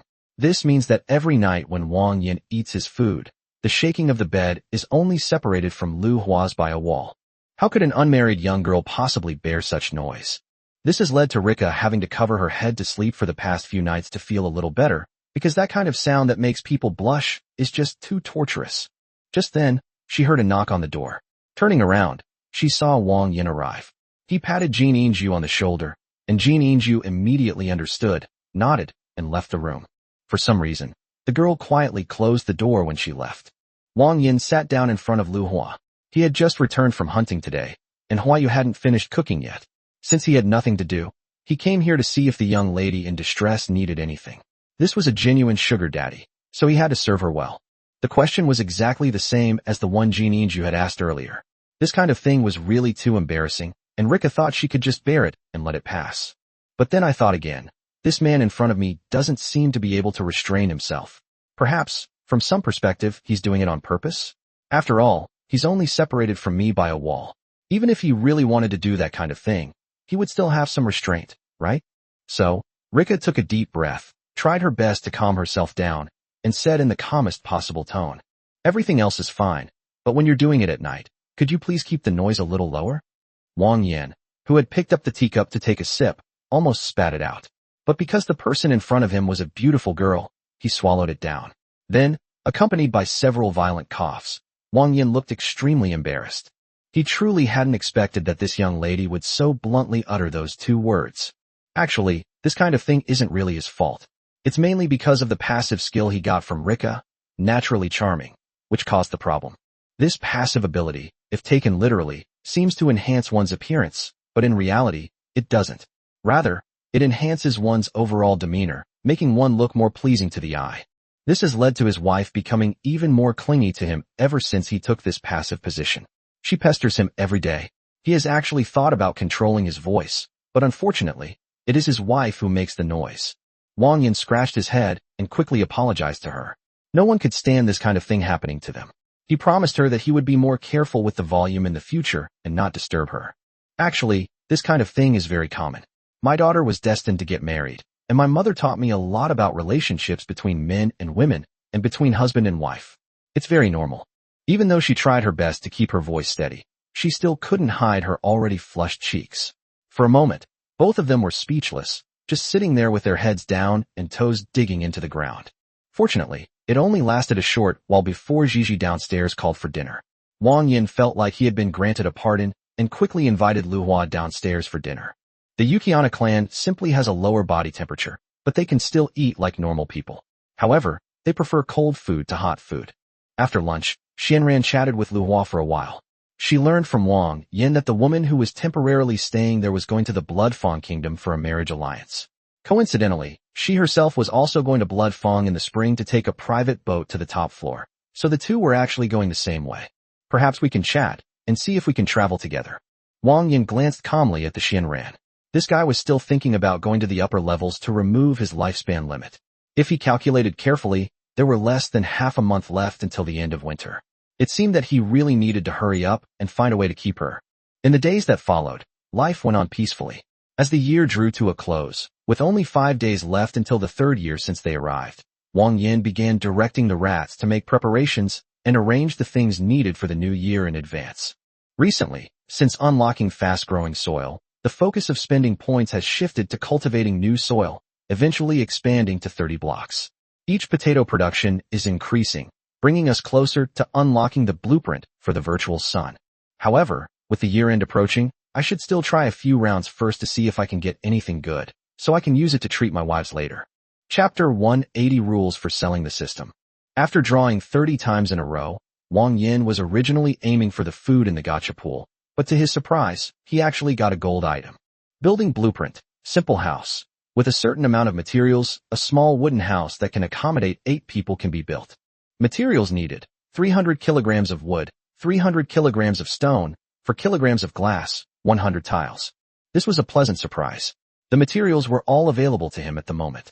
It was labeled as a simple house, so it should be very basic and meant for 8 people. Wang Yan would definitely not let his wives live in such a thing, but it was just right for the rats. The dormitory outside has collapsed, so we can build a few more and line them up so the mice can have a new home. As for the other items, Wang Yan glanced at them and saw that 4 purple items had been obtained, 3 more items had been unlocked, and the rest were various fast food and pre-made dishes to fill the card pool. Another outfit made of polyester fiber, along with a tool kit and some small items, and then there was another pair of black stockings. Maybe Yuli could try them on. Finally, there was a map, a coordinate directly marked in Wang Yan's mind, a habitat of a cloud whale. He roughly estimated that the distance was not too far. If he rode the cloud whale, it would take about 2 months to travel there and back. To be honest, this map is exactly what Wang Yan wants most. If he could go there to capture a cloud whale, he wouldn't have to rely on Little Bell to transport people every time. I can definitely go and take a look when I have time later. Then there are the 3 new items that are unlocked. A beginner art knowledge capsule priced at 1,000, an iron pickaxe priced at 350, and a random flavor of instant noodles priced at 35 per bucket. Having been in this world for some time now, Wang Yan has roughly figured out the system's pricing patterns. The selling price seems to be linked to the industrial level of the item. Items like iron spears and pickaxes, which are relatively primitive, may be priced lower. Compared to these, such as soap, which is ubiquitous on Earth, this kind of product is priced higher. After all, although the cost of soap is extremely low, the industrial level of soap making is much more complex than that of iron tools, not to mention modern products like stockings. Wang Yan stretched and temporarily put aside the idea of letting Yuli try it, instead exchanging for a few buckets of instant noodles for his wives to try. For him, a cup of instant noodles might just be considered junk food. He would never eat it if he had a proper meal. But for the little beast girls who hadn't eaten much good food before, this kind of oily and salty stuff was a delicacy. I redeemed 10 packs of instant noodles. They looked like normal instant noodle containers, but all of them were pure white with no decorations.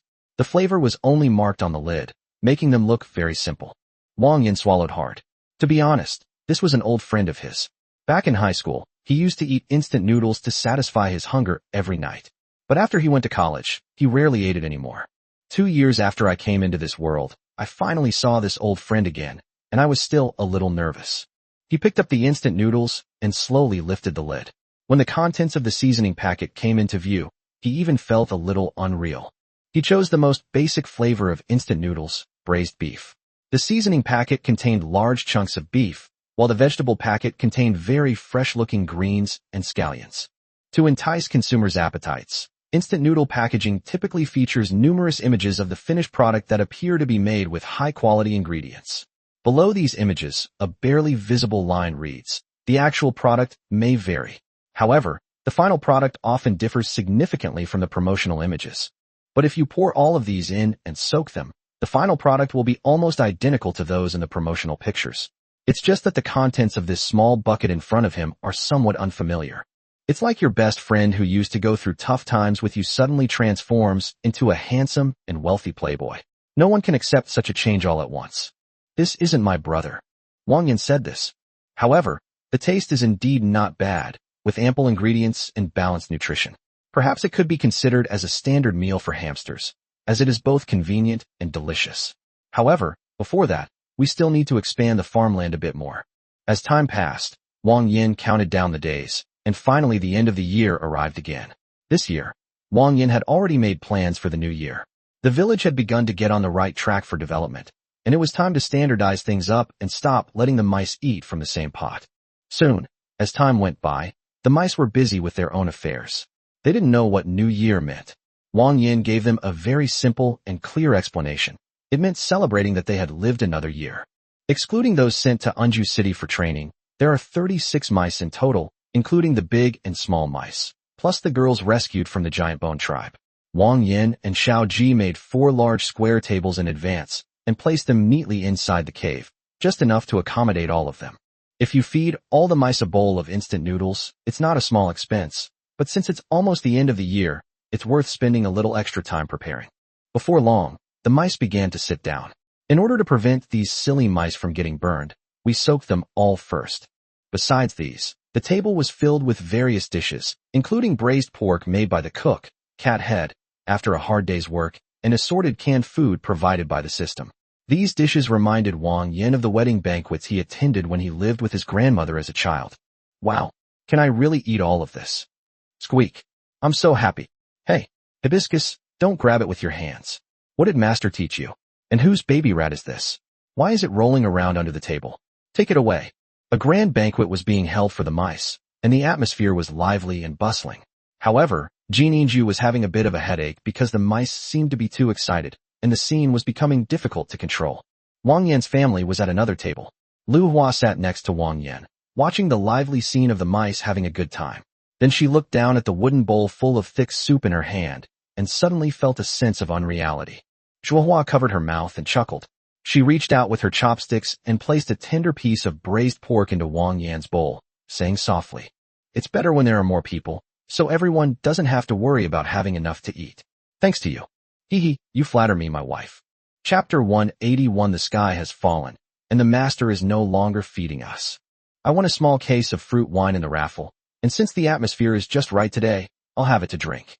Looking at Rika beside him, Wang Yan had an idea. As a Yukiana, it should be easy for her to chill the fruit wine a little, right?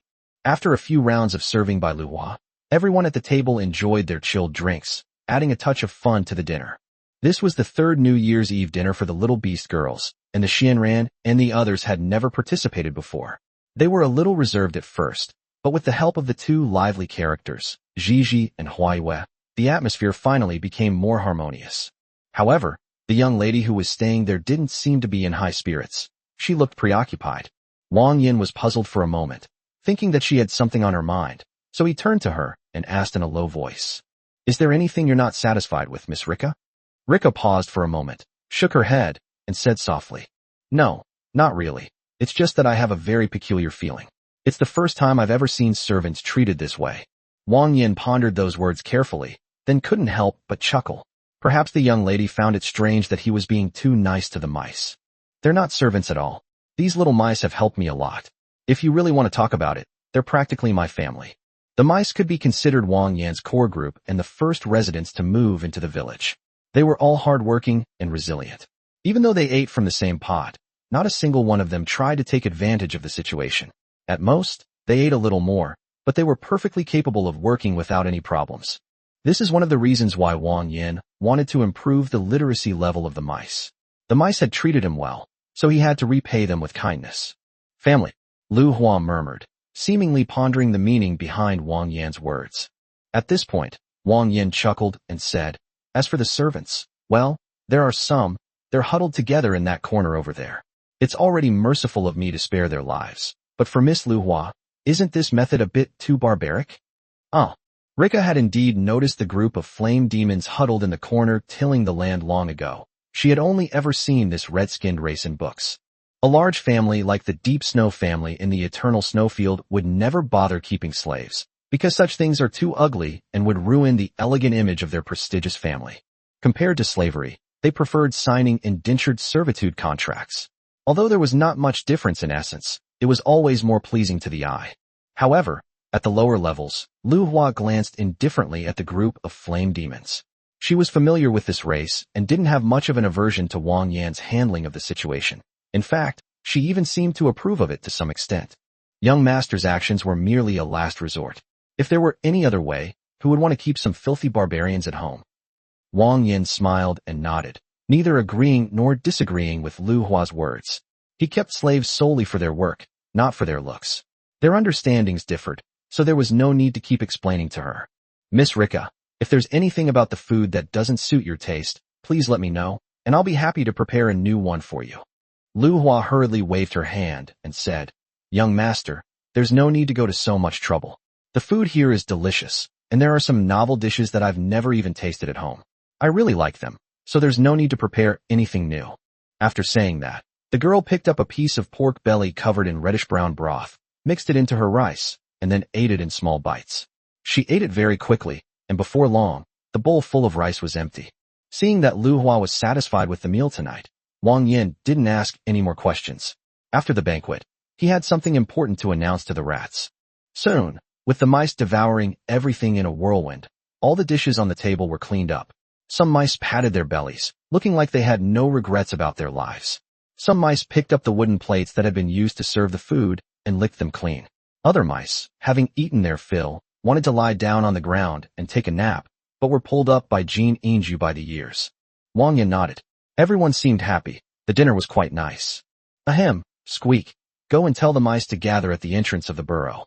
I'm going to have a short meeting. The mice were very obedient and were gathered together in no time. Since the master always called them to a meeting to announce good news, it was likely that there was something happy to announce this time as well. Looking at the rows of mice standing in front of him, Wang Yan nodded in satisfaction, stood on a rock, and conveyed his idea to the mice. Starting tomorrow, the village will adopt a points system, and the canteen will no longer provide food for free. If you want to eat something delicious, you will have to earn points. As for some nice things, such as new clothes, snacks, or even soft mattresses and pillows, they can all be exchanged for points. As long as the mice have enough points, theoretically they can exchange them for anything they want from Wang Yan. The most basic way to earn points is that Wang Yan gives the rats a certain number of points as wages every month. Another way is to earn them through extra work, or when Wang Yan is in a good mood, he may give them some as a reward. In general, the standard of living will be slightly lower, but as long as you work hard, you can live a better life than before. This operating model is the result of Wang Yan's careful consideration. It is still not possible to directly introduce silver into the lives of the rats. In order to give the rats good planning habits and consumption concepts, he came up with this gradual model. However, the mice were still completely confused. For their little brains, what Wang Yan said was somewhat difficult to understand. All they could understand was that Wang Yan would stop feeding them. Some of the mice felt like the sky had fallen, their vision went black, and they almost fainted. Fortunately, Jean Inju used her rat language to help the group of silly mice understand Wang Yan's meaning, thus preventing any embarrassing situations. After understanding in their own way, the mice were confused for a while before finally realizing what was going on. So, the more work you do, the better you eat? Squeak. Helping the master with chores gets you new clothes? Does that mean if I work half a day more than the other mice every day, I can eat strawberry cake every day? Chapter 182 System Upgrade. Happy New Year. The more they do, the better they eat. That's how the hamsters understand it. However, it's pretty much the same thing. That's exactly what Wang Yan wanted to express. This method effectively prevents lazy people from freeloading. It's not that he doesn't trust the rats, but the village will definitely have new blood coming in the future, so it's especially important to establish a set of rules in advance. As for how to distribute the points, it's actually very simple. Tomorrow, Wang Yan will give each mouse a wooden tag that will record the points they have earned. This isn't for him to see, but rather for the mice to keep track of their points. After all, Wang Yan has a super AI assistant, Xiao Ji, who can accurately record the face of each mouse.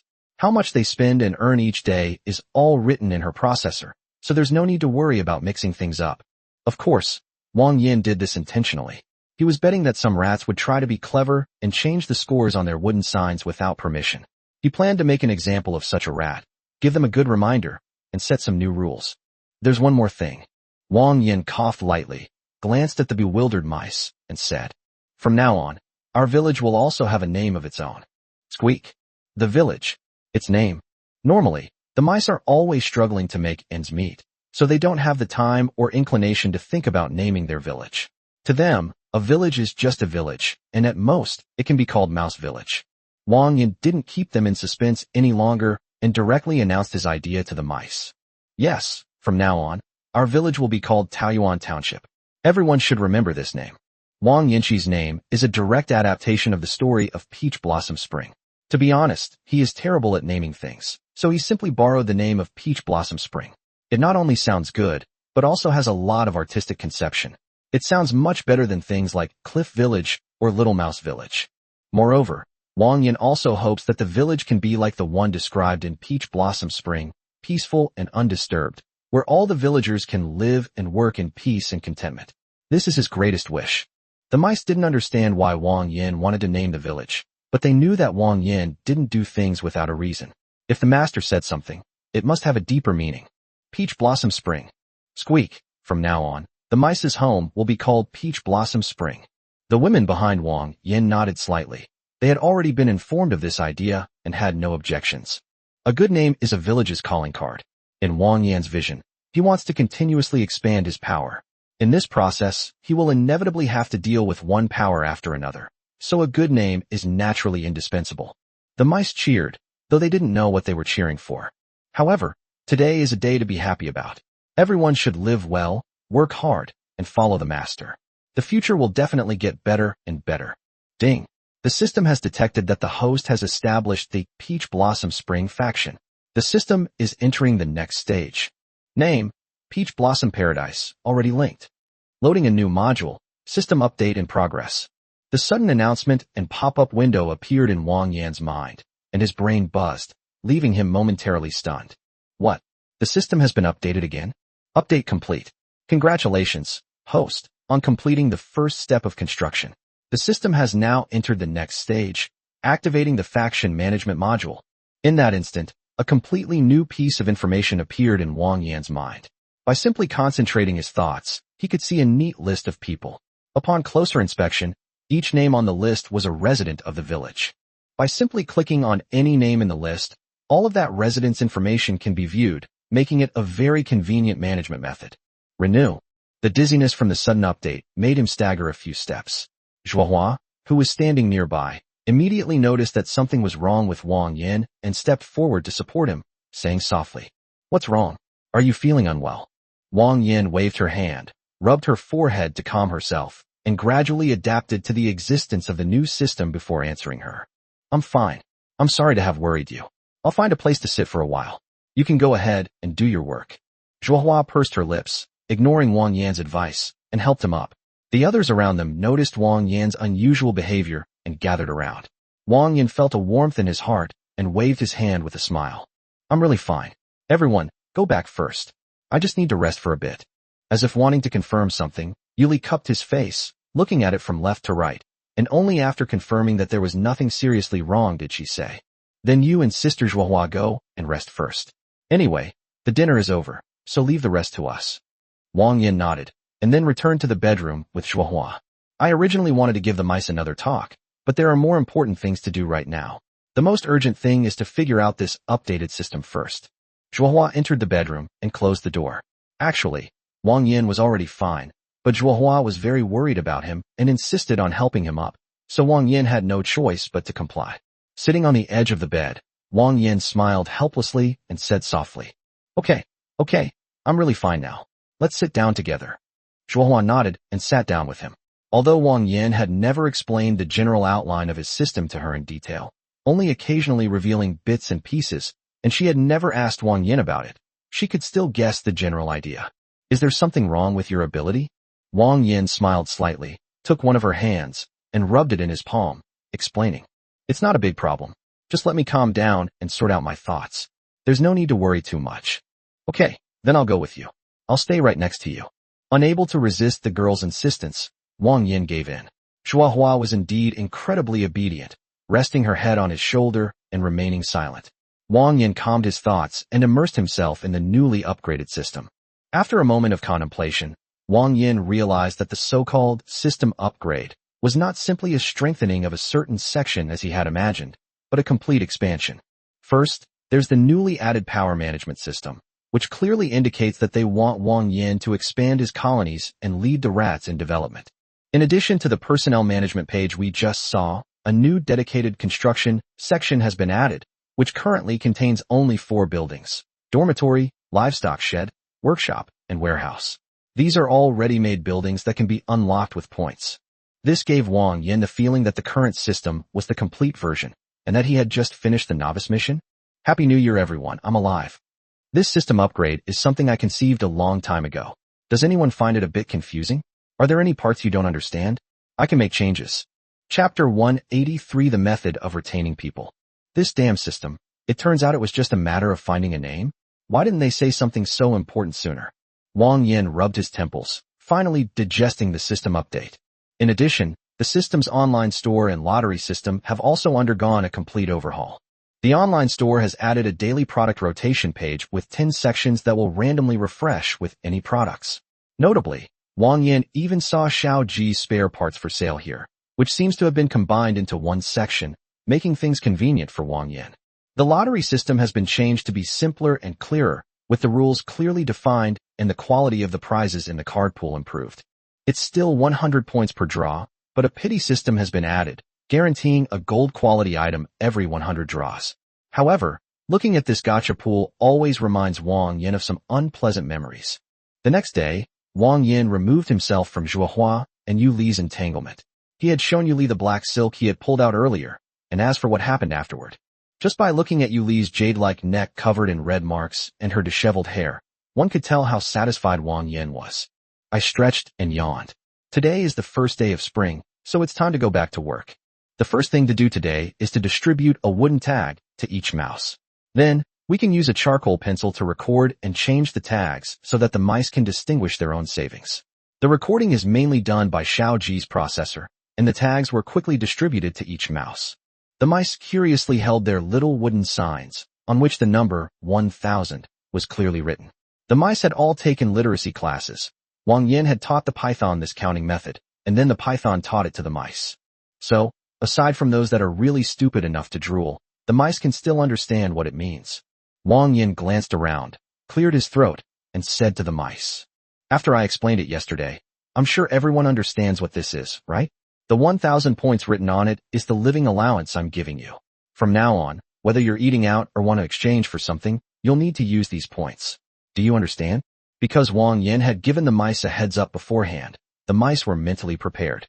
Moreover, Jininju had already told them yesterday that points were earned through work, which was no different from before. They still had to work for the master, and then the master would provide them with food. Seeing that the mice were quick to accept the task, Wang Yan nodded in satisfaction and issued the first task of the day, to clear the snow outside first. The weather in Shangyuan is quite peculiar in some ways. It only snows in winter, and there is no such thing as a cold snap in spring followed by snow. In other words, once spring arrives, the weather will inevitably start to warm up, and it will be impossible for it to snow again. Having spent the winter holed up in the cave, although they would occasionally come out to hunt, they would have to return to the cave after the hunt, which was certainly not as comfortable as what they were doing now. Sure enough, the mice worked very efficiently, quickly clearing the snow from the yard, and even building 2 snowmen, taking a break from their busy work to do this. Returning to work in the spring is necessary. Now that the system has been updated, there are dormitories in the facilities section, so Wang Yan doesn't really care about rebuilding the dormitories anymore. He just needs to spend points. The current pressing need is actually the lack of points. There's still a gap in points before I can buy the virtual sun blueprint. Once I've completely established my power, I'll need to start doing business. Therefore, Wang Yan's current idea is to prepare an export product for the village to earn some foreign exchange, while ensuring that the villagers have enough to eat and wear. After all, money is essential for vigorous development, and things that can be solved with money are not problems. As for what to sell, that is a question. After a brief moment of thought, Wang Yan had a sudden inspiration and instantly remembered the flame demons who were toiling away in the corner, farming in a sorry state. This group of Balrogs does not exist in his system page, which means that the slaves are not his colonists, but simply a tool. Although Taoyuan Township is just starting out and doesn't have any established industries, there is a ready-made white starch vein that can be mined. It only needs to be boiled a little to extract pure starch, so why not just sell that directly? Wang Yan wasn't worried about the customers. He just needed to go to Unju City, take a stroll around, and recruit some merchants. Someone would come and buy them. After all, this is a large quantity of natural starch that will satisfy your appetite. It's mainly sold in bulk, so some large-scale vendors will definitely be very interested, and there's no worry about not being able to sell it. As for why not trade with the lower-level tribal folks? Well, let them have their own fun first.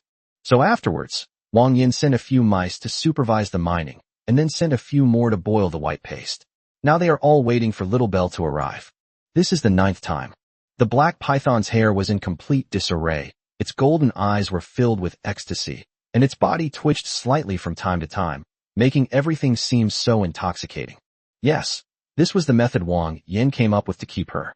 Although it wasn't exactly honorable, Wang Yan was confident he could keep her. Anyway, that's how Zhuohua kept him around back then. Once Little Belle's visit is over, she probably won't be thinking about going to the upper levels anymore, right? The black python embraced Wang Yan, its nose gently nuzzling against Wang Yan's chest, and said lazily, "Don't you want me to leave?" Wang Yan was taken aback by her sudden remark and froze for a moment, but he managed an awkward smile and nodded. Since the beginning of spring, the frequency of his interactions with Xian Ran has visibly increased, and Xian Ran only needs to think for a moment to understand Wang Yan's thoughts. Hee. A soft chuckle escaped the snake's lips as it closed its eyes and murmured softly, "Are you so reluctant to part with me?" Wang Yan shamelessly tightened his grip on the black python in his arms and squeezed out a hum from his nose. "You said that this trip would take more than 10 years, but how many decades does a human being have in total? To be honest, after spending this time together, I really like you." Puff. The black python covered its mouth and chuckled, then raised its head, its bright golden eyes looking at Wang Yan, and whispered in his ear, "Sir is really unreasonable.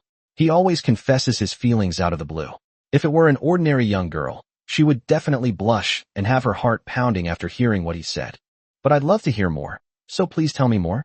Chapter 184 The Return of the Rat. I like you. The python is my little darling. Although the Xianran had seen a lot of the world, it couldn't withstand Wang Yan's shamelessness.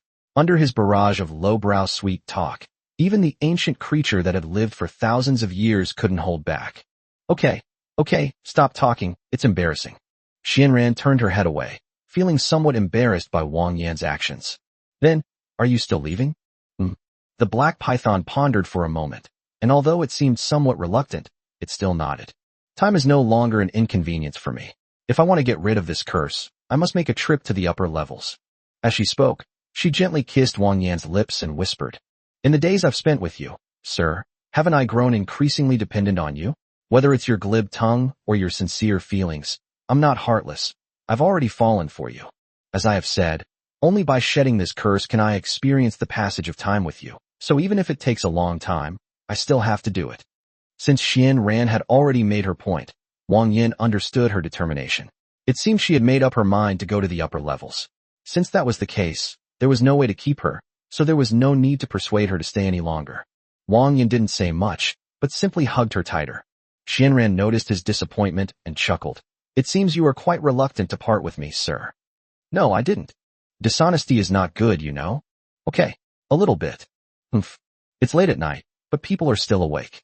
The two whispered to each other until the first light of dawn. Although Wang Yan understood that he couldn't keep the Xianran, his efforts over the past few days hadn't been in vain. Under his dual offensive of mind and body, the Xuanran's favorability had finally reached 100 points. In any case, Wang Yan had definitely left his mark on the Xianran. As for how deep the mark is, only the python itself knows. Days passed, and finally one spring day, a loud wail cry came from the distant horizon. Wang Yan knew that Little Belle had arrived. "Hi, Mr. Wang. Long time no see. I brought the person back to you safely. Would you like to take a count?" Little Belle jumped off the cloud whale's fin in a few quick movements, followed by a dozen or so mice. After a winter of training, these mice had developed a different kind of temperament. First, there were the 10 rats that were sent to the city defense team. After several months of training, it was obvious that they were a little bigger than the ordinary rats, and their eyes were sharper. They were no longer those cowardly little rats that had no fighting power and would only secretly wipe away tears when they were beaten. Following behind the group of warrior rats were several maids led by Baigua. To be honest, Wang Yan was slightly surprised that Baigua brought them back. In Wang Yan's mind, a qualified maid would still need some time to be trained. This was unlike the rats in the city defense team, who only needed to learn how to fight and how to train. Back in Peach Blossom Village, those warrior rats could still train on their own. However, these maid rats need to be trained, not to mention Baigua. Wang Yan had sent her to learn how to be a butler from Hawkins. One winter was obviously not enough time. Wang Yan didn't quite understand why Baigua had brought them back so early in the spring. "Mr. Wang, including the ones at your residence, there are 15 in total, not one missing. Oh, by the way, I heard you also have a little one in the Red Rose Nights, right? I went to see that one too, but I heard from the Red Rose people that the little mouse has recently awakened and caused quite a commotion, so it has been taken to the Red Rose headquarters and not brought back." Wang Yan raised an eyebrow slightly. Little Biscuit had awakened, and it seemed to be some kind of very powerful talent. "You know, Little Belle appears to be a merchant, but her main job is actually selling information. Even she, an information broker, is ambiguous about Little Biscuit's talent. It seems that Red Rose is deliberately hiding Little Biscuit's true nature. Baigua, are you aware of this? Baigua bowed to Wang Yan and said, yes, that night commander came to the mansion and spoke with me about my daughter. He said that my daughter had some health problems, so he wanted to take her to the headquarters of the Red Rose Knights. Wang Yan nodded, glanced at Baigua, and said nothing more. He then turned to Xiao Lingdang and said, thank you for your trouble, Little Belle. Let's call it even for the time you sold me information before. But don't let me catch you selling me information again. If you do, then we'll really have to have a serious talk. Little Belle scratched her head, gave an awkward laugh, moved closer to Wang Yan, and winked at him. Oh, how could that be? What are we, Boss Wang and I, like family? Don't worry, that kind of thing will never happen again. No matter what, I, Lingdang, am a well-known merchant in this area. How could I possibly do something like that, betraying my principles for money? You'd better be. Wang Yan snorted coldly, abandoning the topic and changing the subject. My influence here is now stable. You can come more often each year, and you can also inform some of your peers to at least spread my reputation. As he spoke, Wang Yan silently took out a piece of gold from the system warehouse and quietly handed it to Xiao Lingdang. When Little Belle touched the cool, icy thing, she was slightly taken aback. But when she looked down and saw the bright gold, her eyes lit up instantly, and she almost drooled. Oh my God, Mr. Wang, what are you doing? We've known each other for years. Why are you being so formal with me?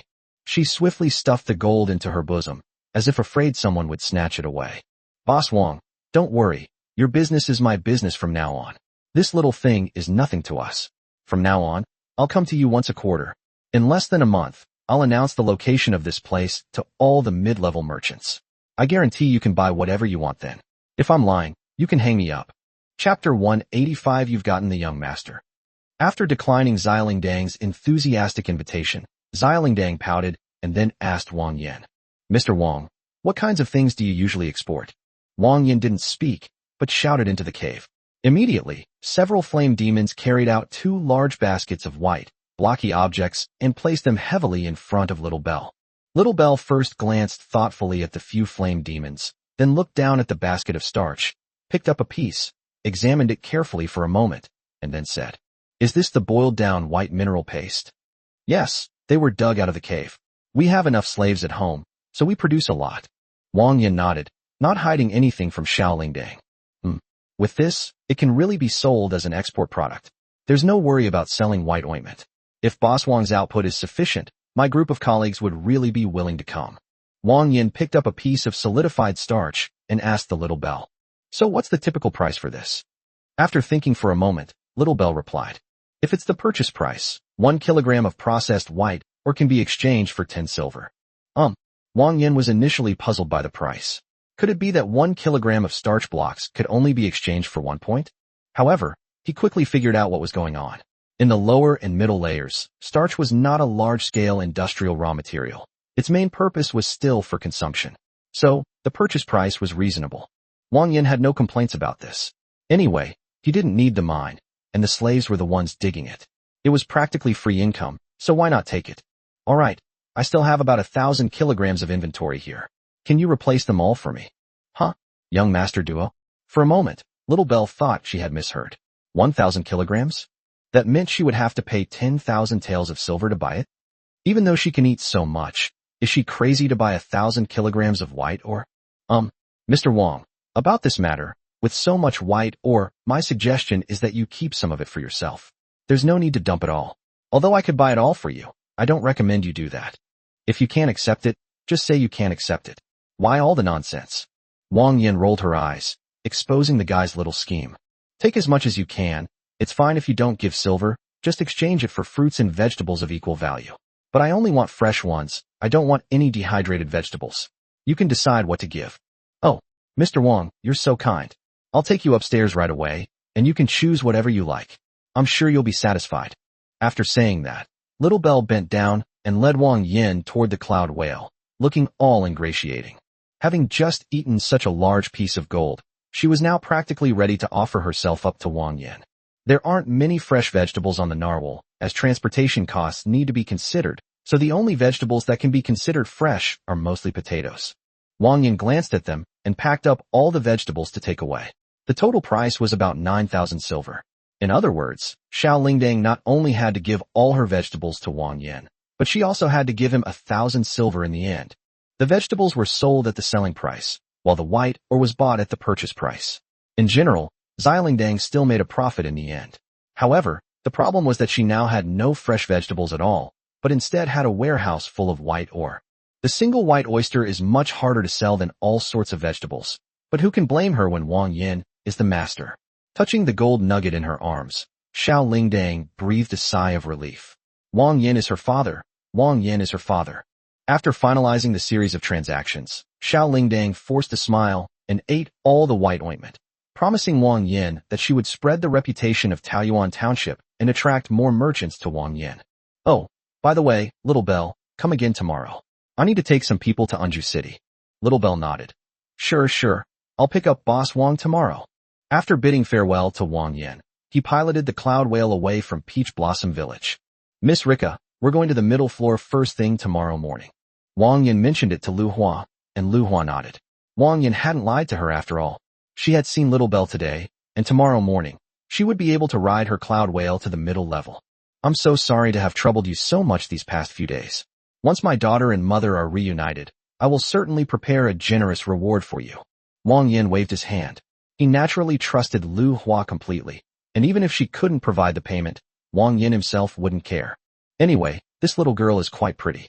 If she can't pay the fee, then we'll just tie her up and use her as a toy. As for how to play, that's a whole story. Anyway, she said from the beginning that she could pay him, which is why Wang Yan kept her around. He couldn't let her eat and drink for free, could he? Miss Rika, please get some rest early today.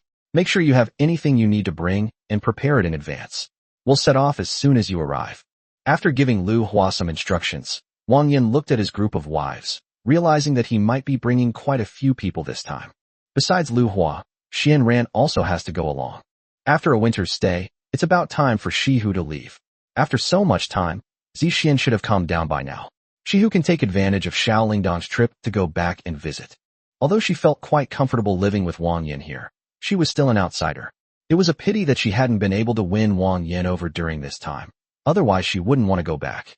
Alas, it's just that Wang Yan has too many wives around him, so he can't even get close to them. Yes, I promised Ingluo before, and after so long, it's time to go see her. Wang Yan lowered his head and pondered for a moment, then felt that he should go and see his wife who was away. He figured that after so long, the girl must miss him a lot, so he would take the two of them with him to see her. Since this trip is on the way, is anyone interested in coming with me to see Ingluo? The little beast girls looked at each other, and Zhuohua spoke first. I won't go. There are many things at home that need someone to look after them, and the pills will be ready in the next few days. I'll stay here and watch the house for you.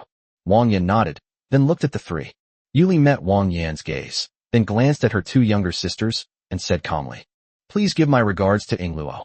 I'll stay home and help out Zhuohua. Gigi and Huaiwei can come with you. So, it's me and little Squeak going to Meow. Yay! You guys used to go out and play with Wang Yan. Now it's finally Gigi's turn. Chapter 186 How to Raise a Cloud Whale. After confirming the number of people, Wang Yan informed everyone of the precautions, telling them to get some rest early, as the little bell might arrive a bit early the next day, and to try not to sleep in the next day. The group didn't have any special luggage to bring. The next morning, without Wang Yan having to call them, those who were going to leave had already prepared, even earlier than Wang Yan. Zizi stood to the side, stretching and yawning. This girl had been in an excited state since last night, so much so that she didn't sleep much at all and looked listless early the next morning. Wang Yan glanced at her and immediately understood what was going on with this guy. He took 2 steps forward and stood in front of her. With a thud, Wang Yan tapped the squeaky rat's head with an annoyed sound and snorted. I told you to sleep, but you won't.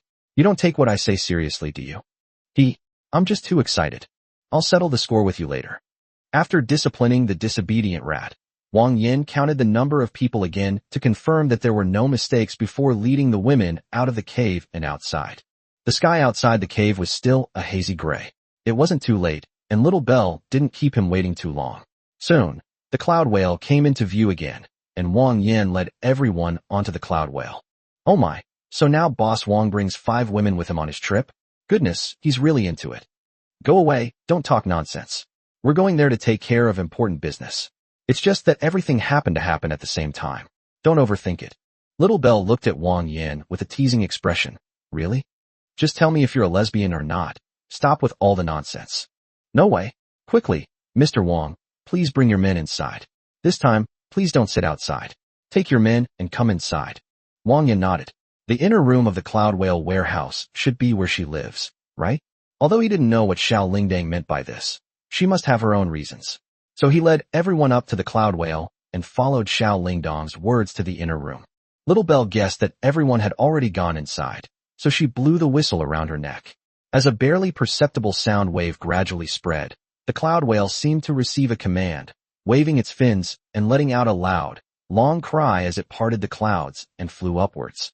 Wow, wow, wow, wow. I'm flying. I'm going to fall. Wait, I didn't fall. Squeaky was gesturing wildly with exaggerated gestures. The moment the Cloud Whale took off, she thought the whole house was going to tilt, but to her surprise, the whole house was perfectly stable and there was no sign of any turbulence. Wang Yan also sensed something was wrong. He had clearly felt the bumps during his previous rides, and it seemed that some kind of method had been used in the room to block out that feeling. There seems to be a magical array imprinted somewhere in this room, which makes everything in this room more stable. The black python, standing nearby, quickly analyzed the anomaly in the room and answered Wang Yan's questions. There are such things? That's interesting. Huh? Isn't this kind of stable formation a must-have for every cloud whale? The ones at my house, for example, are all-encompassing. Hearing Xuanran's words, Lu Hua, who was standing behind the group, couldn't help but mutter something under her breath. Wang Yan sighed helplessly. This thing didn't look like a cheap item at all. Did they really think everyone was a young lady? Mr. Wang, how is it? You can sit on the bed or lie down. I'll bring you some tea and snacks. This room is very peaceful. You can roll around on the bed without any problem. Of course, you can also play some special games with the ladies. As she spoke, Xiao Lingdang winked playfully at Wang Yan. Just as she was about to bring him some tea and snacks, Wang Yan grabbed her by the back of her collar. Just stay put. It won't be long, less than a day. It's not as exaggerated as you say. Besides, I have some questions for you. Tell me about them. What does Mr. Wang want to ask? If it's something I know, I'll answer it to the best of my ability. Wang Yan sat down in a chair in the room, thought for a moment, and then asked her, would it be difficult to keep a cloud whale as a pet? Well, it's not that difficult. The amount of food a cloud whale needs every day is enormous. If it were released into the wild, a cloud whale could feed itself in the cloud sea by hunting on its own. But the purpose of keeping cloud whales is for carrying loads. If they spend a lot of time hunting every day, it would be a waste of money. So we usually buy some special fish food in advance. After receiving Xilingdang's reply, Wang Yan understood a lot more. Since the last lottery ended, she had revealed the location of the cloud whale's habitat to him. The current cloud sharks are not enough. When he comes back this time, he will have to find a way to get a cloud whale to use. In that case, where can we get a fully equipped cargo cloud whale like yours?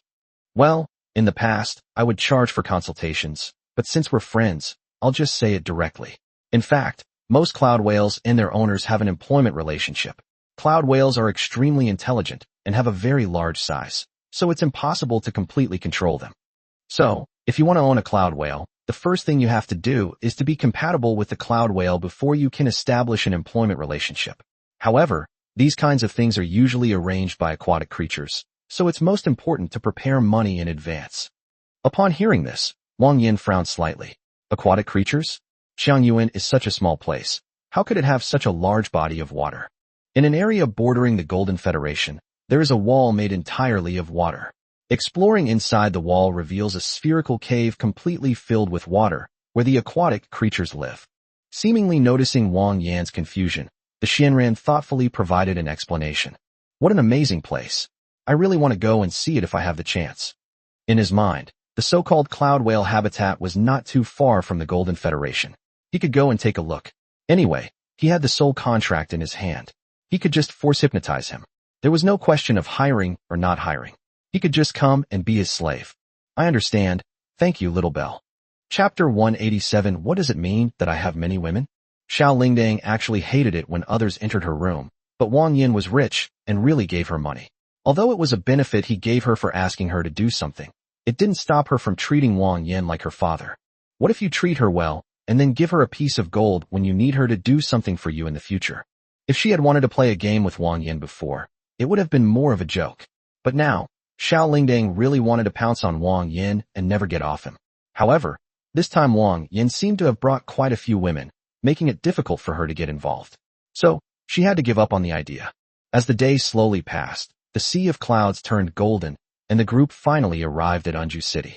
All right, Mr. Wang, please contact me if you need anything. See you in the summer. Wang Yan nodded, smiled, waved to her, and said goodbye to Xiao Lingdang. He trusted her quite a bit. Xiao Lingdang was the kind of person who only cared about money and not about reason. She had taken such a large piece of gold from him. He estimated that it wouldn't be long before the name of Taoyuan Township would spread among the merchants. Wow, is this the middle floor? It looks so big. It's even bigger than my house. Squeak, like a country bumpkin, looked around exaggeratedly, while Huaiyue, standing beside her, said irritably, "Didn't we follow Sister Zhuohua down from the middle floor when we were little, Meow? Are you so naive, Meow? That was you guys. You were all much older than me. I was just a tiny little kid back then. How could I possibly remember clearly?" Hearing the two clowns banter, Wang Yan chuckled, raised his hand to pat their heads, and said, all right, stop arguing. Let's go to your accommodation first. I'll treat you to a big meal tonight. A grand feast. Zizi's eyes lit up as she heard Wang Yan's words. Yay, time for a big meal. Oh, what a gluttonous cat. So Wang Yan led the group toward the mansion, but during their journey, a section of the road was blocked by a bustling crowd, which caused Wang Yan and his party some trouble. If this shortcut is not feasible, then taking the long detour would be too far. But there aren't usually this many people here. What's going on? Why are so many people gathered here? They look like they're queuing to buy something. Xianran spoke softly. Wang Yan seemed to suddenly remember something. He looked up, and, sure enough, this was Sister Moyu's shop. All these people were queuing up at Sister Moyu's door. When the group of people came out of Moyu's shop, they all carried a simple wooden cup containing a drink similar to milk tea. In addition, there was fruit tea and various fruit milks. Wow, Moyu's creativity is amazing. I only gave her an idea, and she actually made it happen? Hey, Wang Yan, what are those things they're holding? They look so colorful. Is this what city people usually drink? Gigi tilted her head and looked at him curiously. Wang Yan raised his hand and patted her head, saying, only people from Anju City drink this. Let's come back later and see if we can squeeze through. We'll come back after they close. Huh? Wang Yan, I remember this is Sister Moyu's shop, right? Her business is doing so well now, right? Wang Yan nodded, affirming Huaiyu's words. Yes, it's been so long since we've seen her. We can come and see her tonight. Is the person you're talking about the older sister who gave us so many sweets before? Gigi had never met Moyu, but she had heard Wang Yan and the others mention him quite a bit, since this was her first time in Anju City. Yeah, it's that big sister Meow. She's such a nice person, Meow. I'm sure Squeak will really like her when she meets her, Meow. It took a lot of effort for the group to squeeze out of the bustling crowd. It has to be said that the business is ridiculously good. I wonder if Moyu can handle so many customers by herself.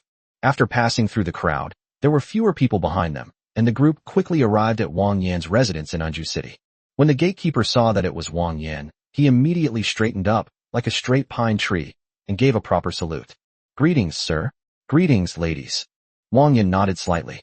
He remembered these two guys. When Zixin came to cause trouble, these two guys stood up to him and wouldn't let him in. They were practically Wang Yan's two loyal dogs. Not bad, you didn't slack off. Go to Hawkins' place later to collect your month's salary as a reward. What? Master, you mustn't. Wang Yan laughed and scolded. Don't try that on me. If you keep pushing, there won't be any left. Hey, no. Master, we want it. Master is so generous. I knew working for Master meant a promising future. The two guards quickly agreed. Perhaps because the commotion was a bit loud, Hawkins came out and, upon seeing that it was Wang Yan, immediately stepped forward and saluted. Sir, I am so sorry for not greeting you sooner. Wang Yan didn't care too much. After all, he couldn't possibly tell Hawkins in advance which day he would be coming. He couldn't expect Hawkins to stand at the door every day waiting to greet him, could he? It's all right, let's go inside. Hawkins bowed slightly and led everyone into the house. As a seasoned butler, he did not inquire about the relationships between the women behind Wang Yan. This was a necessary lesson for a butler. One should not ask questions that should not be asked. Lily and the maids were already lined up in the living room when Lily helped Wang Yan take his coat.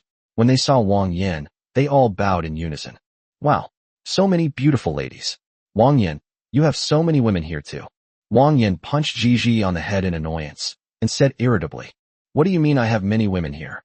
Do I have many women? If you can't speak properly, then don't speak at all." Wah! Lily pursed her lips, trying to suppress the upward curve of her mouth.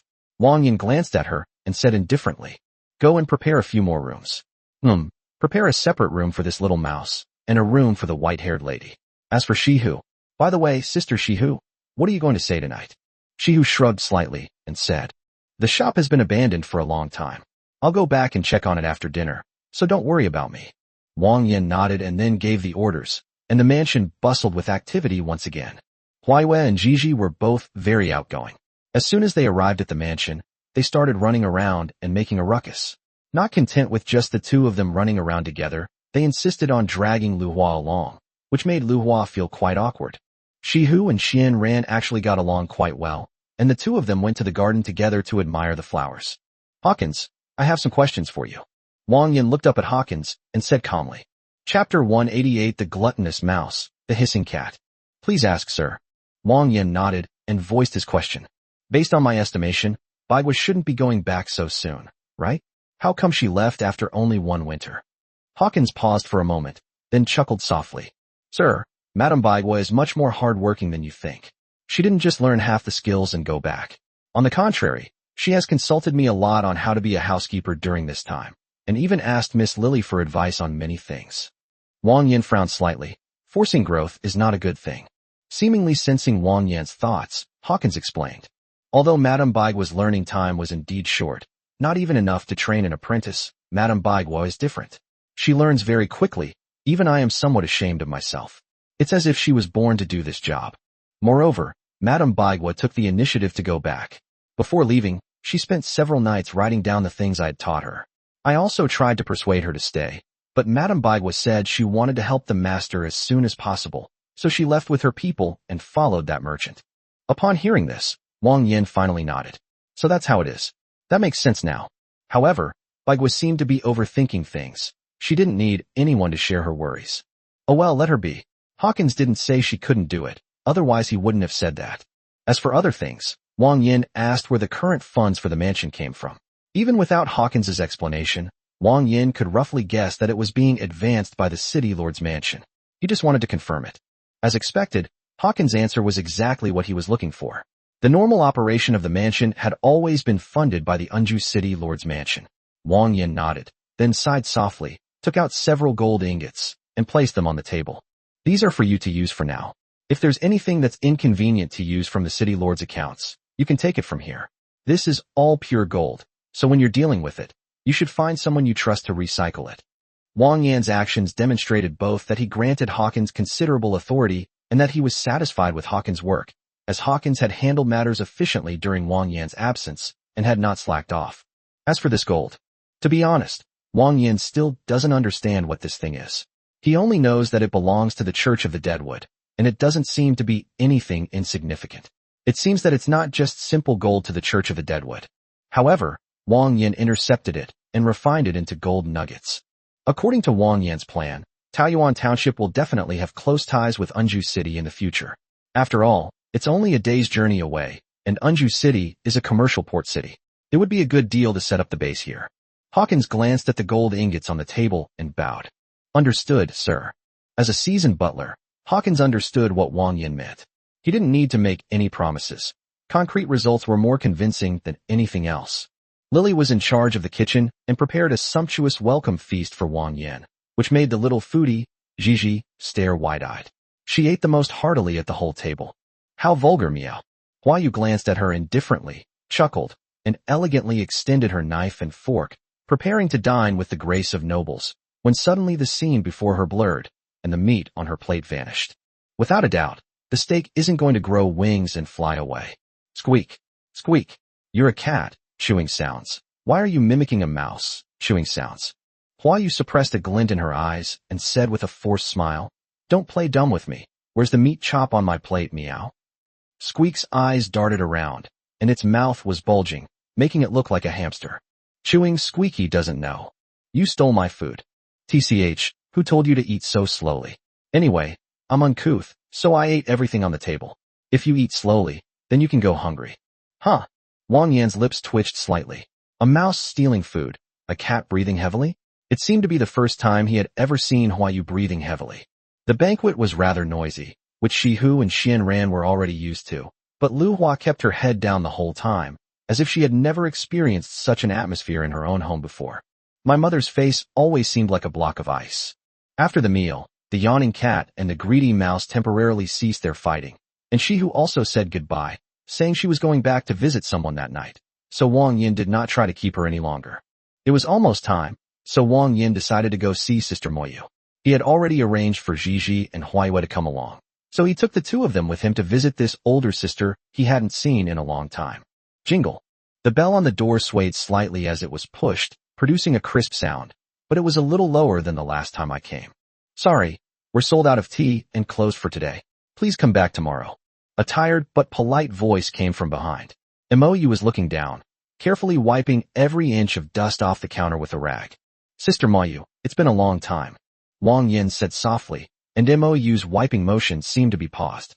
She was slightly stunned, and then suddenly looked up and saw 3 figures standing in front of the door. Sister Moyu, I've missed you so much, meow. Huayu tiptoed forward and hugged Moyu's waist, burying her kitten face in his, basking in the milky scent. However, since it was the first time Zizi had met Moyu, she wasn't as enthusiastic as Huaiyue. Hello, Sister Moyu, my name is Gigi. Wang Yan brought me a lot of delicious food that you made before, and I really like it. Moyu seemed unable to believe her eyes. She raised her hand and stroked the cat's head in her arms, the purring sound vibrating slightly in her chest. Why are you only arriving now? I thought you'd forgotten about me. Her words sounded reproachful, but her tone was full of doting affection, especially when she saw the 2 little beast girls. All the fatigue of the day was instantly swept away. Please have a seat, please have a seat. The shop isn't cleaned up yet. Just find a suitable place to sit, and we can talk after I've finished cleaning. After listening, Zizi looked left and right, then shook her head vigorously. She saw the broom in the corner, picked it up, and said, Let's get Squeaky to help too. Me too, meow. Wang Yan smiled faintly and said, Sister Moyu, you've had a hard day. We'd like you to finish your work early and spend some time with us. I'll come and help you out too. You. Moyu paused for a moment, then gave him a doting smile. I really can't do anything with you guys. Alright, the first one to finish making this for me will get a hot cocoa as a reward. I've been having a blast playing with AI these past few days, so I've been a bit lazy, but I've also learned a lot. I feel like my writing is getting more and more erotic, but that's not my fault. I guess I've just been corrupted by Slanish QAQ. Chapter 189, Is My Little Fox Moist or Not? Moyu naturally didn't just prepare 1 cup. She prepared 1 for each of the 3 of them. Watching the 3 of them finish their work and enjoy their hot cocoa, she felt a strange sense of satisfaction welling up inside her. I really owe you all a lot today. If it weren't for your help, I would have been busy until dark by myself. Wang Yan stirred the wooden spoon in the quilt, watching a small swirl form in the hot cocoa, and asked softly, How could you be so tired? Sister Moyu, I don't remember the shop being this busy before, right? Is it like this every day? Moyu nodded slightly, looking somewhat helpless, and said directly, Since I was inspired by you last time, I started to work on beverages. I didn't expect the results to be so good. In the end, it spread throughout the entire Unju city. She paused slightly at this point, then continued. Actually, it's also because Shihu's tea house is closed. Her tea house is located in the inner city. Apart from the Fox clan, noble young masters and ladies often go there to spend money. However, because it's closed, I got a good deal. Wang Yan's lips twitched slightly. Good heavens, so Moyu has taken over the entire beverage market in Unju City by himself? He coughed lightly and continued. Now that the business has grown so much, why not hire an assistant? Moyu shook her head and explained. I've thought about it too, but those people either have impure intentions, saying they want to work, but actually coming to steal the techniques and formulas to go solo. Or they just don't have pure intentions and aren't really here to work. After listening, Wang Yan subconsciously glanced at the abyss. Yes, he knew what Moyu meant. Actually, I don't know whether to cry or laugh right now. I've already made everyone like what I make, so why am I so tired? Wang Yan rested his chin on his hand, thought for a moment, and then said, Doesn't Sister Moyu have any days off? At this point, Moyu's expression became somewhat awkward, and she answered the question with some embarrassment. I had thought about it before, but everyone is just too enthusiastic. Even during breaks, people often knock on the door, and I'm not really good at saying no. Wang Yan. Yes, Sister Mayu is the kind of person who isn't good at refusing others. As long as someone acts a little bit difficult, she doesn't know what to do. Sister Mayu, listen to me. You really need to rest right now. I don't want to see you collapse from exhaustion. After saying that, Wang Yan elbowed Gigi, who was drinking hot cocoa. Ouch! What are you doing? Wang Yan was at his wit's end with this little foodie whose only thought was eating. Look at Huayu. All she does is blink her two big, bright eyes and gaze at Mou. Sister Mayu, why don't you take a rest tomorrow? You guys sigh? All the words Mou wanted to say turned into a sigh, followed by a helpless smile. I really can't do anything with you guys. Okay, I'll take a day off tomorrow. Great meow. Wang Yan smiled faintly and said to Mou. Sister Mayu, she who has actually been hiding at my place for a while. She's back this time too. Maybe you can go and talk to her tomorrow. She who is back. Hearing Wang Yan's words, Mou breathed a sigh of relief. A large part of the reason she was so tired was because she whose business was closed. Now that she was back, did that mean she wouldn't have to work so hard anymore? After chatting with Mou for a while, she was fascinated by the cat and mouse for a long time. It was so late that the three of them finally headed home. Before leaving, each of them carried a large bag of sweets, such as small cakes and cookies. As for those two, they both smelled of milk, so it seems Sister Mou quite liked being hugged. Back at his residence today, Wang Yan quickly washed up and went to bed, as he needed to take Huayu and Gigi to seeing Luo tomorrow, and couldn't afford to stay up too late. However, there are some things that can't be neglected, but what they are is a bit hard to guess. Wang Yan didn't dare to keep Huayu up too late, as the main tasks were handled by Xian Ran. The next morning, Wang Yan tidied up briefly and told Hawkins that he could consult Xian Ran about anything. Before leaving, Wang Yan found Lu Hua. Miss Rika, I'm going to visit someone soon, which will take a few days. Please be patient while I wait. In the meantime, I'll ask my trustee to help you gather information about your family. Rika had no objection to this. It was just a matter of waiting a few more days. She had already waited so long. What difference would a couple more days make? After Wang Yan finished taking care of everything, he took the two of them to Shihu's place to find out the location of the Fox Clan village. However, as soon as Wang Yan entered the door, he saw a familiar face. Hey, long time no see. Tamamo stood with her hands on her hips, her face still bearing a faint smile. I heard you kidnapped my Shihu. You've got some nerve. Wang Yan smiled awkwardly, glanced at Shihu, whose pretty face flushed red, and quickly explained. What nonsense are you talking about? I just went to Wang Yan's place to hide from that guy Zixian. If you keep talking nonsense, I'll tear your mouth apart. Oh dear, you're in such a hurry. I was just joking. Why are you in such a rush? You. Tamamo covered her mouth and laughed, then spread her hands and said, Don't mind me, I was just saying. That guy Zixian is indeed quite troublesome. To be honest, the reason our adventure team disbanded was largely because of him. His feelings for Shi who had reached a perverted level, which is why we had to disband the team. After saying that, she took 2 steps forward and put her arm around Shihu's shoulder. Actually, I've been annoyed with that guy for a long time, but after hearing about the big commotion you and Shihu caused, how about it? Is my Shihu satisfied? Very. Tamamo, I'll kill you. I'm in a panic. The scene was chaotic for a while. Some were furious, some were watching the fun, some were just observing, and some were confused. In short, it took a while for the group to calm down. When Shihu wasn't here, I came here myself to help her watch the shop, to prevent anyone from having any ulterior motives. You came this time because you wanted to go to the village to see your little girlfriend, right? Wang Yan nodded, and then pointed to the two behind him. It's been a long time since I've seen her. I should go see her. These two should come with me too. Is that convenient? Tamamo stroked her chin, looked around at the two of them, and then nodded. Okay, that's fine. We can leave right away. Is there anything else you need to take care of? If you've taken care of it, I can take you away right now. Chapter 190, The Lemming Merchant Guild. To Wang Yan's surprise, the way to reach the Fox Village was not by riding a cloud whale, but by riding a horse. Yes, that's right, it's riding a horse in Changyuan. In Wang Yan's opinion, a place like Changyuan would never be associated with the word horse riding. In fact, it's not his fault. After all, he had only ever operated at the bottom level. Even when he reached the middle level, he only operated within Unju City and had no idea what the real middle level was like. This trip really broadened his horizons. First, it changed his impression of the middle class. He had always thought that the middle class and the bottom class were not much different, but when he actually rode a horse on the official road, he understood. The middle platform is significantly wider than the bottom platform. Even if this is not a residential settlement, The wide platform can be transformed into a clear, straight road, and it is almost larger than the entire Peach Blossom Village. Therefore, in the middle class, horses can be used as a means of transportation. Although Wang Yan didn't know how to ride a horse, he had watched some tutorials, and, following the guidance of his memory, it wasn't too difficult for him to get the hang of it. He was soon able to ride his horse at full gallop. According to Tamamo, the journey from Unju City to the Fox Village will take about a day. If they hurry now, they can still find an inn to stay at before nightfall. Once you reach the middle level, the people here generally have some means to defend against the strange beasts. As long as they don't fly in the sky and get targeted by those strange beasts that lie in wait on the walls, they can even ride horses at night without any problems. However, rest is still necessary, and it's really not worth the little bit of time. As evening fell and the horses' hooves paused, the four men were covered in dust, looking like four wandering travelers. It was a small, two-story duplex hotel located by the main road, with a rather exquisite-looking sign hanging above it. It seemed to be well-maintained and did not appear dilapidated or gloomy. Wang Yan led the two horses off the horse.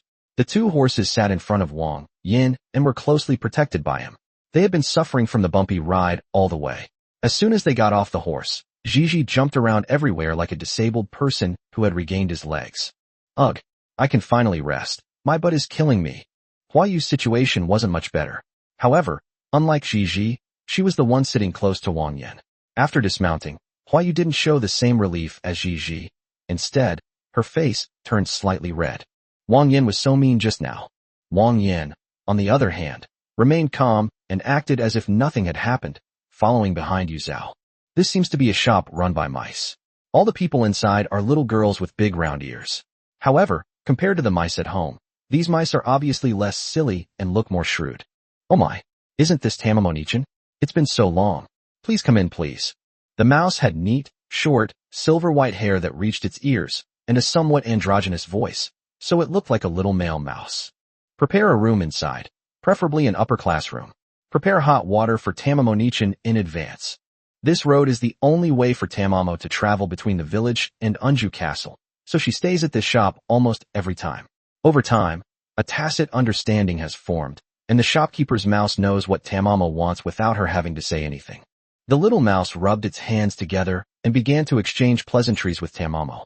Tamamo-nichan, are these people behind you with you? Why didn't I see Fox Momo-nichan with you today? Tamamo waved her hand, not going into details, but only briefly explaining the identities of Wang Yan and the others. They traveled with me, so let's open a room for them too. All right, sir, shall we also get a superior room? Wang Yan had no objection to this, but he asked about the price.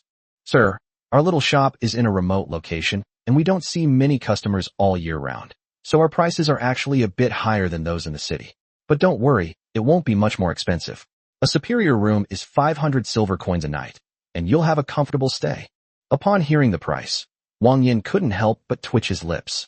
This is 500 silver coins for one night. It's not that Wang Yan couldn't come up with the money, but he just felt that these rats were incredibly good at business.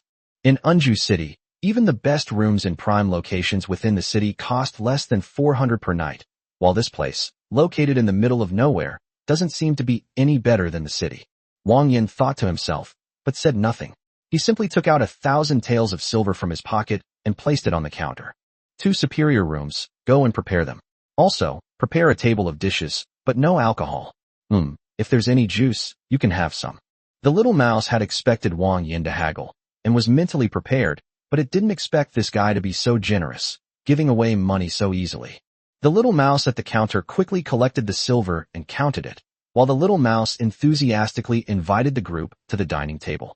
This kind of generous gentleman had to be served well. His years of experience told him that the quality of service was what this kind of gentleman valued most. After all, a man without money can't afford to have women on both sides. Sir, please wait a moment. Our service will absolutely satisfy you. Soon, the mouse ran off to the kitchen to prepare the meal, leaving Wang Yan and the others chatting at the dining table. Don't you think these little mice are pretty good at business? Tamamo smiled gently, her words carrying a hint of teasing. I can see that. He's definitely not any less cunning.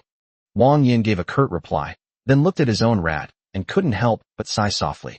Hee, the Iron Mountain Kingdom originally started with lemon caravans. These rats are very shrewd. No one in the entire middle class is better at doing business than them. While waiting for the food to be served, Yu Zhao chatted with Wang Yan. This inn is a chain. The owner is probably from a large rat clan tycoon. It's a family business. They have about 15 stores between Unju City and the nearest city-state of the Iron Mountain Kingdom. The locations of these stores are very particular. Each one is located at the furthest point you can travel in a day. Upon hearing this, Wang Yan pondered for a moment. So, in other words, the entire 15-day journey from Unju City to the Iron Mountain Kingdom was blocked by these rats. That's exactly what you think. TSK, TSK, TSK. I didn't even know they could do that. Looks like these rats are better at making money than I thought. Squeak tilted its head, listening somewhat ambiguously. What rat? I've been resurrected from the brink of death. If I eat spicy food without restraint again, I'll be a dog QAQ. Chapter 191 is Squeak a golden rat.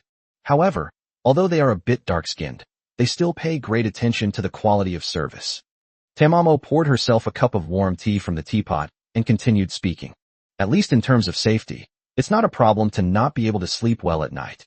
Did you see that short guy who greeted us just now? He's actually in charge here. He and the guy sitting behind the counter are a couple. Including some helpers in the kitchen, there are no more than 5 people in the whole store. How did they manage to stay in this desolate wilderness? Even without any strange beasts, wouldn't a small shop like this attract the attention of some bad guys before long? Being watched.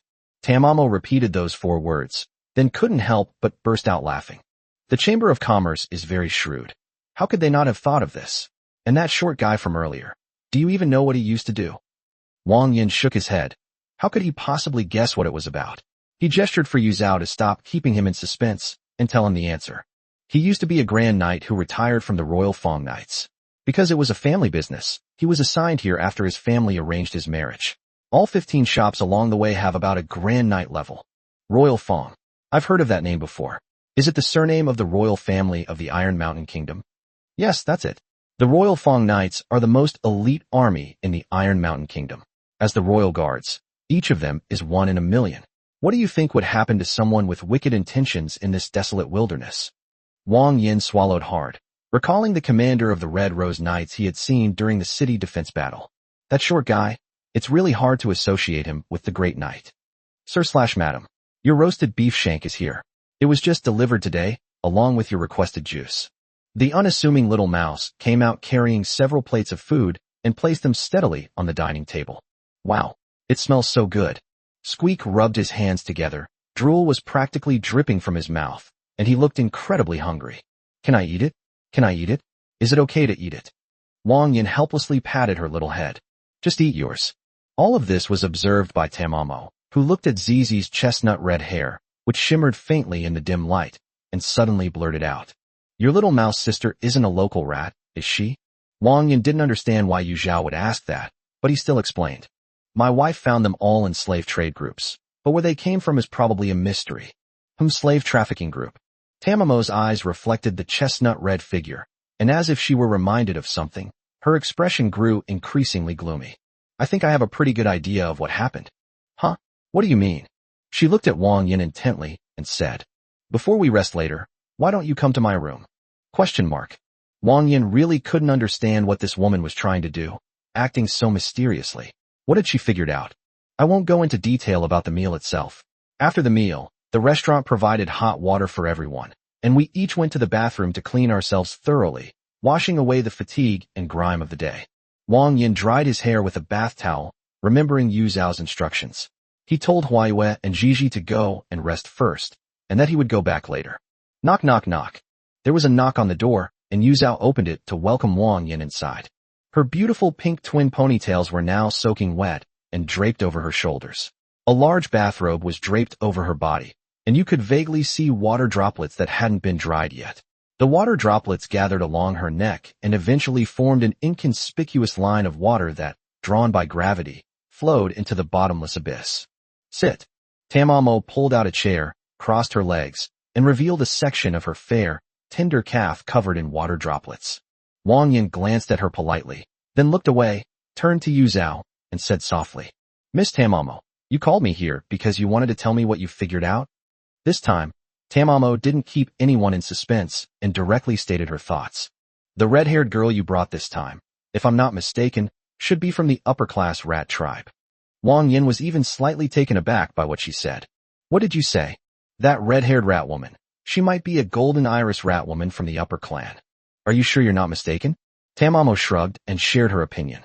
It's just speculation, because I've only read some records about the upper class in books. They describe some characteristics of the golden iris orchid rat clan, one of which is that they all have naturally bright hair colors. Judging her identity based solely on her hair color is a bit inaccurate, isn't it? That's what I thought at first too, but red is a very rare color among rats. At least I've never seen it among the rats I've met. Most of them are silver white, brown, black, or gold. And haven't you noticed that your little girl is a bit different? Wang Yan was about to retort, but he suddenly choked up. Gigi did seem to be quite different from ordinary mice. Normal hamsters are usually around 1.3 or 1.4 meters tall, and are generally petite like little girls. But Zizi is different. This one is more like a normal human girl. In other words, Gigi is actually a size larger than a normal mouse, something Wang Yan had observed long ago. Secondly, there's the matter of Squeak's eyes. In a nest full of nearsighted mice, Squeak's eyesight is almost on par with Xiao Ji's, which speaks volumes. Wang Yan had long suspected that Gigi was of a different race, but he never expected that Yu Zhao's speculation would tell him that this guy had such a big background. Seeing Wang Yan gradually fall into deep thought, Tamamo smiled gently. Now you're starting to think something's not right, aren't you? Well then, I'm going to talk about the second thing that came to mind. If this red-haired rat girl really is a golden rat from the upper class, then this slave trading group is quite intriguing. Yingluo is Lord Xingyang's child who was left behind, and Gigi, as a golden rat, shouldn't have a low status either. If that kitten status is also extraordinary, then we need to seriously consider whether this so-called slave trading group is truly a slave trading group. You mean? It's just what you think. Either there's some kind of conspiracy involved, or your woman is lying to you. Chapter 192, My Silly Sister. Upon hearing Yu Zhao's guess, Wang Yanxing immediately stood up from his chair. Impossible. How could Zhuohua lie to me? Relax, why are you reacting so strongly? As I said, these are all just my guesses. There's no concrete result yet. Wang Yan also felt that his reaction might have been a bit excessive, but he really didn't want to believe that Zhuohua had lied to him. He was more inclined to believe that the so-called slave trading group was not a simple character. However, to determine the outcome further, it would be best to uncover Huayue's identity first. These are my thoughts. As I said before, they are all just guesses, but I feel it is necessary to tell you. Wang Yan nodded, said nothing more, left Yu Zhao's room, and gently closed the door behind him. Back in the room, the two little ones had gone to bed early and the lights were already off. Wang Yan tiptoed onto the bed and was about to lift the covers to hug Huayu when, unexpectedly, the little cat girl turned over and hugged him back. Huh? You're not asleep? Huayu rubbed her eyes, her voice tinged with a lazy sleepiness. Waiting for you, meow. Wang Yan smiled calmly, raised his hand and gently patted Huayu's head, whispering, Didn't I say you two should sleep first? No way, meow. I miss Wang Yan, meow. Wang Yan also hugged her and patted her back. Why are you being so clingy today? Okay, time for bed. Before he could finish speaking, a kitten's paw grabbed little Wang Yan in a very unruly manner. Hiss, aren't you going to sleep? Take your hand away. Hee, didn't I tell you? I miss Wang Yan. The languor faded somewhat, replaced by a sly smile, as if he were secretly pleased with his own prank. Wang Yan pressed down the restless kitten's paws and whispered, So this is what you mean by missing me? Zizi is still sleeping right next to me. Behave yourself and go to sleep. Huayu acted as if she hadn't heard what Wang Yan said, and instead went even further, rubbing against him incessantly, bringing her head close to his ear, her warm breath tickling his earlobe and sending a shiver down her spine. Squeaky sleeps very soundly. Don't worry, meow. As she spoke, Huayu turned over in Wang Yan's arms, bending her body slightly, her pink lips parting slightly, her sleeping face right in front of him. Hey. No one knows what kind of sweet dreams Gigi is having, but she chuckles every now and then and says something in her sleep that no one can understand. Hurry up and meow. Wang Yan swallowed hard, then decided not to worry about it anymore. Those pink lips were right in front of him, so he might as well give in to Huayu's wishes. If he didn't satisfy her, she probably wouldn't let him sleep peacefully all night. As it turns out, Zizi is indeed very sound asleep, more like a little pig than a mouse. Busy until late at night, Huayu finally snuggled into Wang Yan's arms and fell asleep contentedly.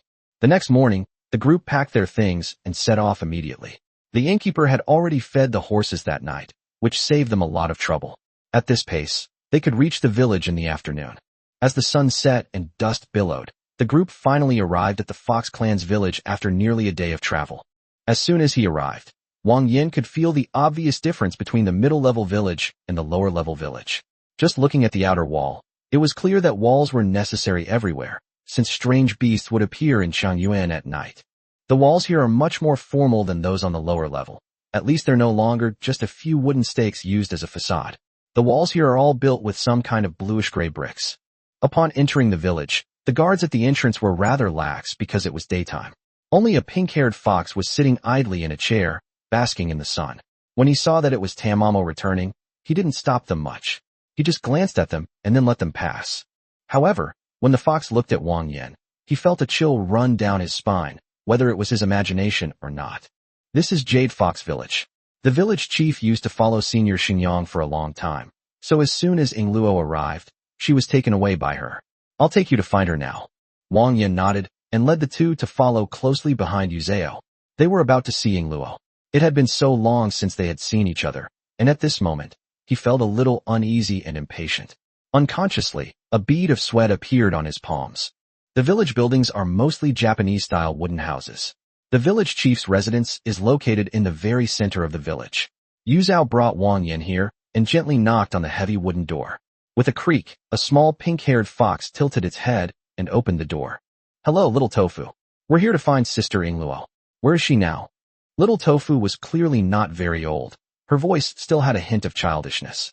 She bit her finger, her pink, fluffy tail wagging twice, and said, Hello, Sister Tamamo. Sister Ying Luo and Sister Fox Moss are practicing their swordsmanship in the backyard. Grandma is there too. Come with me. Tamamo squatted down and pinched little Tofu's little face until little Tofu got a little impatient, then led the group to the backyard. Hey, no, the strength is still a bit loose. If the power is not enough, I simply cannot control Lord Xingyang's flames. Then I'll try harder. This can't be done with brute force. You have to swing your blade with murderous intent, understand? Killing intent. Long time no see.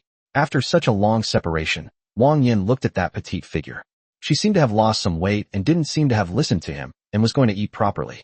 She seemed to have changed, losing some of her girlish charm and gaining a more mature allure. Yet, she seemed unchanged, her profile as she forcefully wielded her knife just as she had before leaving, still the same big fox he had longed for day and night. Grandma, good afternoon.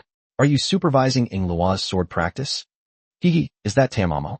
Little Tofu, go get a cushion for Tamamo Nichin. Oh, Grandma, don't rush. I brought some guests today, look. As she spoke, Tamamo slightly turned to the side, revealing the figures of the people behind her. This is... The elderly fox woman looked like any other old woman you'd see anywhere, dressed in a light gray linen outfit, fiddling with her reading glasses, her cloudy eyes looking at Wang Yan and the others as if trying to identify them. Wang Yan, why you squeak? Before she could respond, a gasp filled with suppressed longing rang in her ears, and the pink-gray girl, like a jubilant little rabbit, leaped into Wang Yan's arms. I'm preparing to set up a new one. I'll see if I can finish it in the next few days. Chapter 193, Ying Luo's Destiny. I miss you so much. A pair of pointed fox ears kept brushing against Wang Yan's chin, making his chin ticklish. He chuckled and stroked her head. You seem to have lost weight. Is it because you didn't listen to me and didn't eat properly? The big fox seemed to have been stung by Wang Yan's words and tilted its head back, pretending to be calm, and said, No way, you're obviously mistaken. If you don't believe me, pick me up and see if I'm heavy or not. Okay, you're the most obedient one. Go play with Gigi and the others first. I'll talk to you later. Although reluctant, the big fox jumped out of Wang Yan's arms and went to the side of her two younger sisters. The three of them had not seen each other for a long time and had a lot to talk about. Thank you all for taking care of Ying Luo these past few days. I am Ying Luo's family. Yuzhao should have mentioned to you, Grandma Village Chief, that Ying Luo's younger sisters have been clamoring to come and see Ying Luo, so I came to pay a visit today. Before the old woman could ask any questions, Wang Yan took the initiative to introduce himself, which made her nod in approval. When she first brought back Lord Xingyang's child, she was quite unhappy when she heard that Ying Luo had already formed a family with a man from the lower class.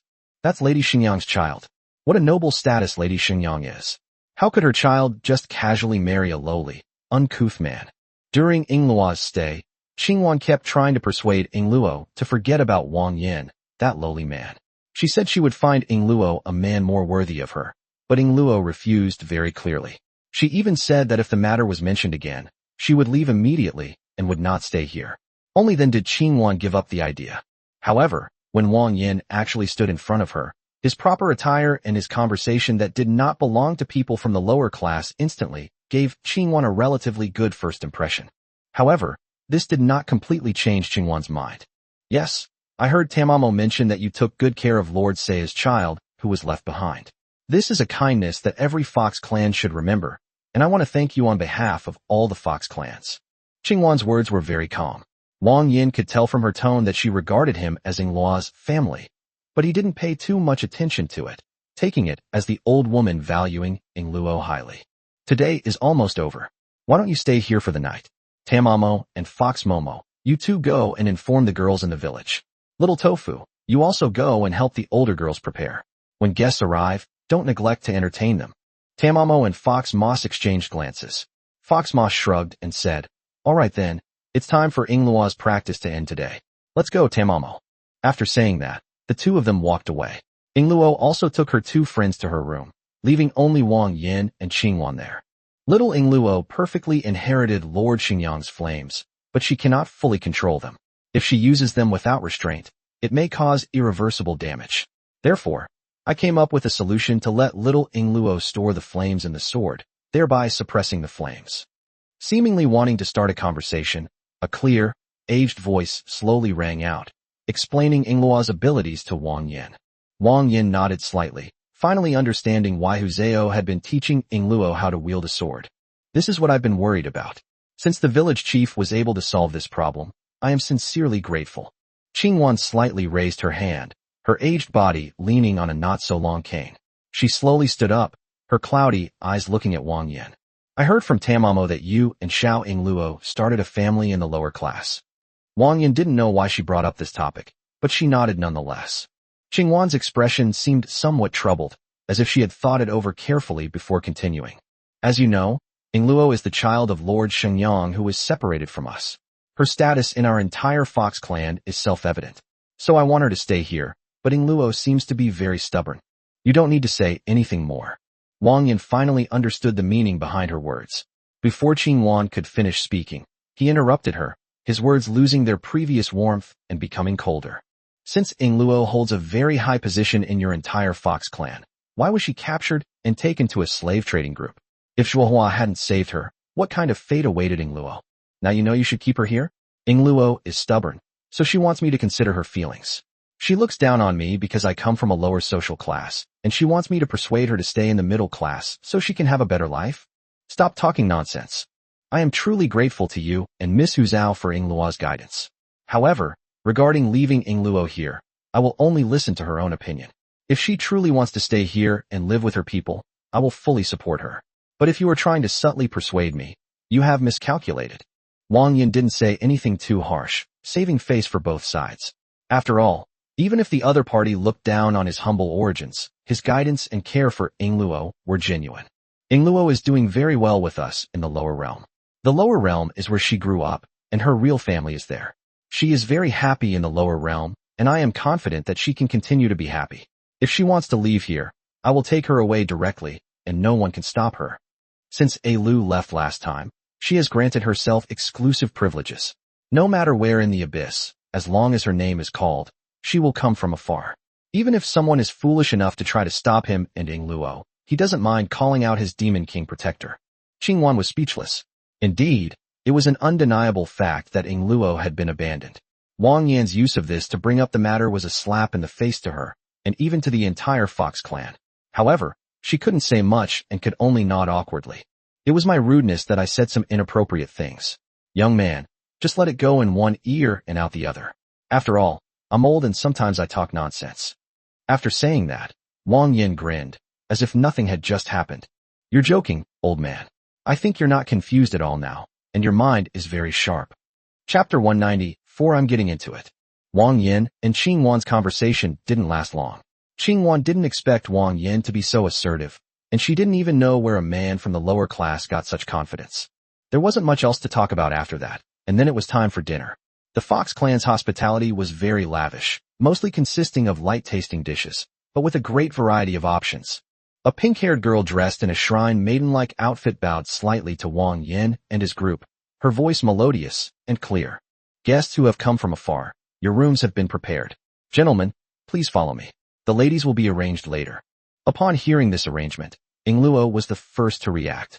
Her face was full of reluctance, and she grabbed Wang Yan's arm, looking as if she would never let go. Wang Yan isn't going anywhere tonight. He's staying with me. The girl seemed a little anxious and quickly said, Miss, this is probably against the rules. I don't care. Wang Yan is my man. If he doesn't live with me, where can he go? There are so many women in the village. Who knows how many will try to get into his bed at night? Ingluo was just saying it casually, but unexpectedly, she was right. You see, while there are abstinent types like Tamamo in this village, most of them are celibate and lustful. For a strong and healthy man like Wang Yan to come to the village is no different from a lamb entering a wolf's den. As soon as Wang Yan entered the village, his name had already spread throughout the village. They were just waiting for him to rest at night so they could devour him. Miss this. The pink-haired girl didn't know what to say. This was something the village chief had specifically instructed her to do. What was she to do? All right, Ingluo, don't make things difficult for them. Wang Yan spoke slowly, gently patting Ingluo's hand. He then whispered a few words in her ear, and Ingluo seemed to suddenly understand, nodding repeatedly. Finally, unable to resist, she hugged Wang Yan's head and kissed him passionately before saying, Okay then, let's do it your way. I won't make things difficult for you. The girl's expression softened considerably, and she nodded repeatedly. In that case, please follow me, sir. There are guest rooms in the village that have been prepared for you. Wang Yan nodded and didn't say anything more. Ingluo, standing to the side, winked at him, as if afraid others wouldn't know what she was going to do next. Following the girl in the shrine maiden's clothes, Wang Yan arrived at a guest room in the village for temporary accommodation. The environment was quite nice, clean and tidy, and even had a faint fragrance. The bedding had already been made up. Since it was already late, Wang Yan didn't linger in the room any longer and went straight to bed. In the stillness of the night, squeak. The hinges of the wooden door made a thin, creaking sound, and a pair of pointed fox ears peeked out furtively. The person looked left and right, like a thief, and lightly stepped out with one foot. Then, he quickly stepped forward, closed the door, and tiptoed to Wang Yan's bedside. Hee. The girl stretched out her two restless little paws, just about to sneak up on the person on the bed, but unexpectedly a strong and powerful hand pulled her into the quilt. When Ingluo came to her senses, she found those deep eyes staring at her. You scared me to death. Didn't you say you were coming to see me tonight? Why did I scare you? You suddenly pulled me in here, didn't you? That really startled me. Wang Yan smiled and gently tapped the nose of the large fox in his arms. Don't think I don't know you're up to no good. Hey. After cuddling for a while, Ingluo snuggled closer to Wang Yan, her warm arms slowly wrapping around his neck. They gazed at each other, saying nothing and doing nothing, simply wanting to see each other clearly. The face she had been thinking about constantly during these days apart was finally standing before her. I miss you, Wang Yan. Me too. Real. No, I wasn't thinking about you at all. You're lying. What are you looking at all over the place? Mua. The kiss after many days was like a fuse. Ingluo originally wanted to spend some time with Wang Yan and have a private chat, but unexpectedly, when the kiss touched Wang Yan's lips, she was the first to be ignited. Ugh. Moonlight streamed through the window lattice, illuminating their faces. A wisp of glistening silk thread separated from the corner of their lips. By the moonlight, Wang Yan could clearly see the girl's ears, which were already flushed red. She was licking her lips, her tongue tip as red as a blooming peach blossom. I miss you, Wang Yan. The girl repeated what she had just said, but this time the meaning was completely different. Me too. A spark ignited the dry wood, and the two blazing flames merged, their heat almost melting each other. When that familiar feeling invaded again, Ingluo's moist lips couldn't help but let out a soft moan that could make anyone's bones go weak.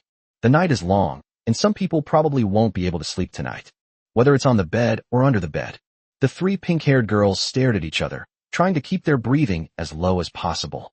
These girls had originally planned to come over tonight to discuss sneaking a meal together, but they didn't expect there to be an expert among them. Didn't you say we were going to have a big meal tonight? What the hell is going on? I don't know either. Who knew Miss Ingluo would launch a night raid? My God, don't they even try to control their volume? Wait, what are you doing with your hands? Getting into the groove, dunk now. Duh.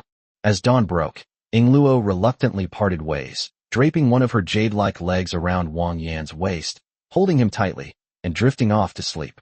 Those who failed to steal the food took the opportunity to crawl out from under the bed and fled the place in disheveled clothes.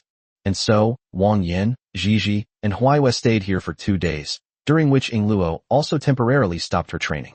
During the day, she took her 2 friends running around everywhere, and at night she would sneak over to Wang Yan's place for a meal. The 2 days passed quickly. It's worth mentioning that after the first night, no foxes went under Wang Yan's bed anymore, because they all knew that Yingluo would go there every night and make a lot of noise, so it was impossible for them to get any food. Qingwan already knew about this, but there was nothing she could do, so she could only pretend not to know. Chapter 195. Don't have any crooked thoughts. Are you leaving tomorrow? Well, I can't stay here forever. There are still things to take care of in Unju City. I came here specifically to see you, and I'm relieved to see that you're all right. Yingluo buried her head in Wang Yan's chest, muttering to herself. I don't want you to leave. I want you to stay with me. Wang Yan could only smile helplessly and stretched out a large hand to gently stroke the pair of fox ears. You're being willful again, aren't you? I wasn't being capricious, because I was just saying it casually, and I know you can't stay here forever. After saying that, Yingluo raised her head, her emerald green eyes appearing exceptionally clear in the moonlight. Wait for me a little longer. I've already learned most of Tamamo-nichan's swordsmanship. It won't be long before I go back. That night, Yingluo unusually did not spend the whole night entwined with Wang Yan. It seemed that she just wanted to feel the warmth of Wang Yan's body and imprint it firmly in her mind. Wang Yan, there's something I want to tell you. The big fox snuggled closer to Wang Yan, seemingly trying to figure out how to describe it.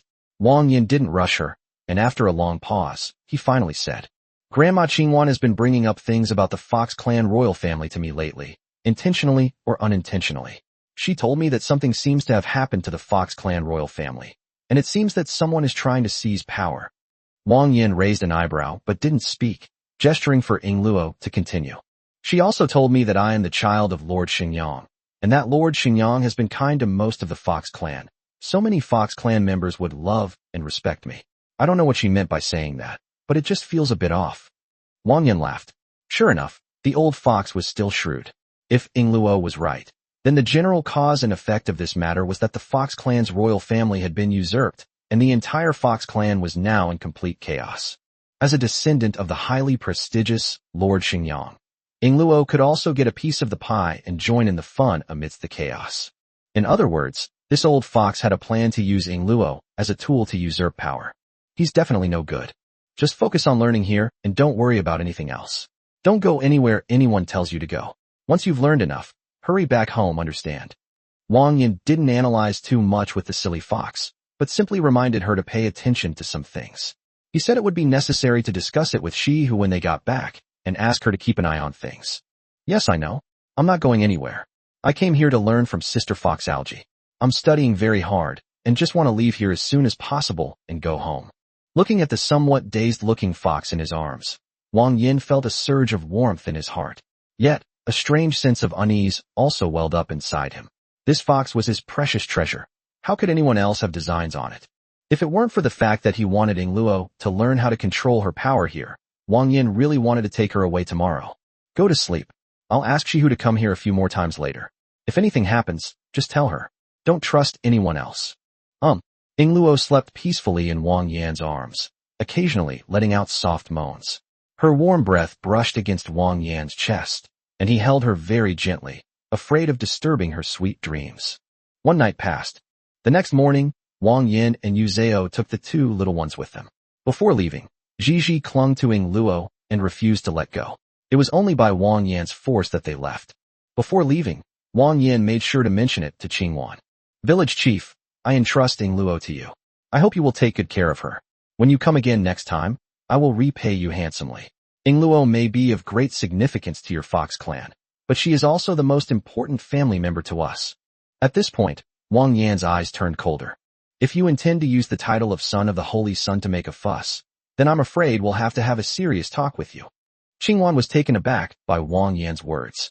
Just as she was about to say something, she saw a cloud of dust dissipate, and Wang Yan and his men had already ridden away. Wang Yan's words were practically a blatant reminder to her. Qingwan, being an old fox, couldn't possibly not understand what he meant. Although Wang Yan was just a lower-class person, for some reason, she felt a strange sense of unease after he finished speaking. Strange. Are you worried that Xiao Yingluo will be pushed out by Grandma Qingwan as a tool to usurp power? On horseback, Yu Zhao and Wang Yan rode side by side, and Yu Zhao asked about her thoughts. Wang Yan nodded, having nothing to deny. You must be overthinking it. I can't speak for others, but Grandma Qingwan probably values Yingluo the most. What do you mean? Tamamo pulled on the reins, and her pink foxtail twitched twice behind her. You probably know that she followed Lord Xingyang for a long time when she was young. But there is something else you don't know. Back then, Grandma Qingwan was attacked by a ferocious beast that was infected with mania, and also contracted mania. It was Lord Xingyang who took her to seek help all over Tianyang City, which saved Grandma Qingwan's life. Wang Yan was slightly taken aback, not expecting such a thing to exist. Grandma Qingwan has always kept this matter in mind and has talked to us about it many times. Her respect for Lord Xingyang could not have been faked. Therefore, she is often the one who cares most about Lord Xingyang's offspring. I hope so, I really hope so. Wang Yan pursed his lips, remaining noncommittal. After all, you can't see into someone's heart. No one knows what's really going on in their mind. Seeing that Wang Yan still seemed a little uneasy, Yu Zhao sighed softly. She could tell that Wang Yan valued Yingluo very much, and if Grandma Qingwan really wanted to do anything unnecessary, this man would probably really act recklessly. I'll keep an eye out for you, so don't worry. Thank you, Tamamo. 2 more days passed, and Wang Yan and his group finally returned to Anju City. Next, they needed to prepare for their trip to the Red Fawn Kingdom. Before that, they had to send the 2 little ones back. The rainbow cloud shark had been wandering in the sea of clouds near Anju City. Wang Yan could summon it with just a thought. The rainbow cloud shark could carry 2 people on its back. They would rest in Anju City for one night and wait to be sent back the next morning. In addition, before leaving, Wang Yan had asked Hawkins to help him find out about the Lu Hua family. After returning this time, he had made some progress. The new book is a survival story about raising monsters, but the protagonist monster is a white-haired, red-eyed, giant scholar with twin tails who is a clueless, silly beauty. If you want to read it, type 1. Chapter 196 The Difficulties of the Snow Woman Clan. My lord, we found them. There are indeed traces of the Snow Maiden clan. They were attacked by a strange beast while traveling at night, and just happened to rest in Anju City for a while. It seems they are indeed heading to the Blood Fawn Kingdom. Wang Yan listened to Hawkins' report, rubbed his chin thoughtfully for a moment, and then continued. Is it possible to contact them? It's difficult. Actually, there was something Wang Yan couldn't understand. If they were going to arrange a marriage, but the brides were lost, why didn't they even bother to look for them, and instead just rested and set off again? After racking his brains, but still unable to come up with a solution, Wang Yan personally asked Rika. Rika looked slightly embarrassed and stammered for a while before finally saying, the marriage alliance is just a pretext. The Yukiana clan is weak and vulnerable. Because of our clan's special constitution, no matter what race the other person is, the children born to our clan will always be Yukiana girls. This has led to the Yukiana clan having no men as pillars of support. And since the Yukiana clan is generally naturally beautiful, a clan full of beautiful women is easily targeted by others if they don't have a powerful backer. Therefore, in order to protect ourselves, our clan has shown signs of forming marriage alliances with many large powers. Wang Yan listened carefully to Lu Hua's explanation, nodded, and then asked her, what does this have to do with your mother not looking for you? Rika's embarrassment deepened.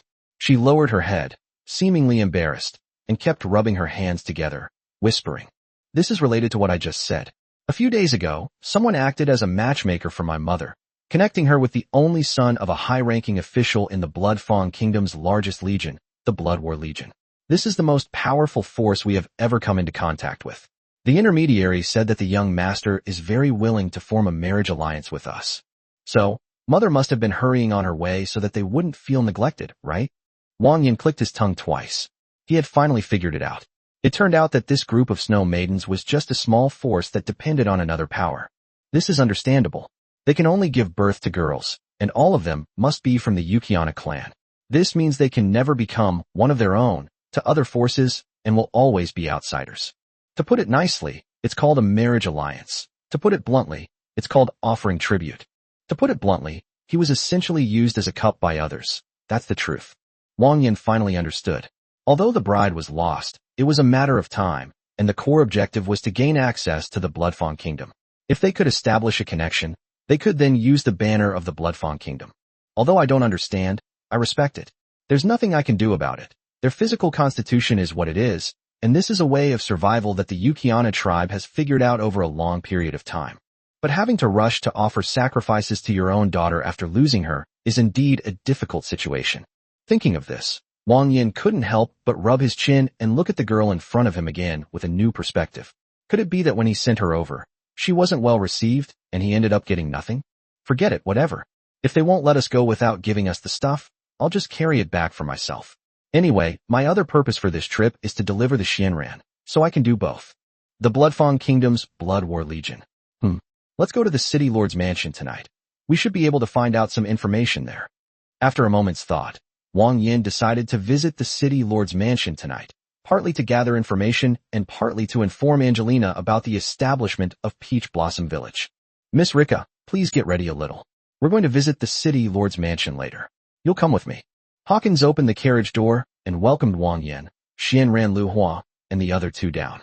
They had already met with Butler Sam from the City Lord's mansion, and all they needed to do was have Butler Sam lead them to the City Lord's office. Knock, knock, knock. Please come in. A magnetic yet steady voice rang out, and Sam opened the door. Wang Yan led the two women inside. Upon seeing Angelina again, Wang Yan reached out a hand and gently grasped the soft jade suspended in midair. Long time no see, Lord of Emerald City.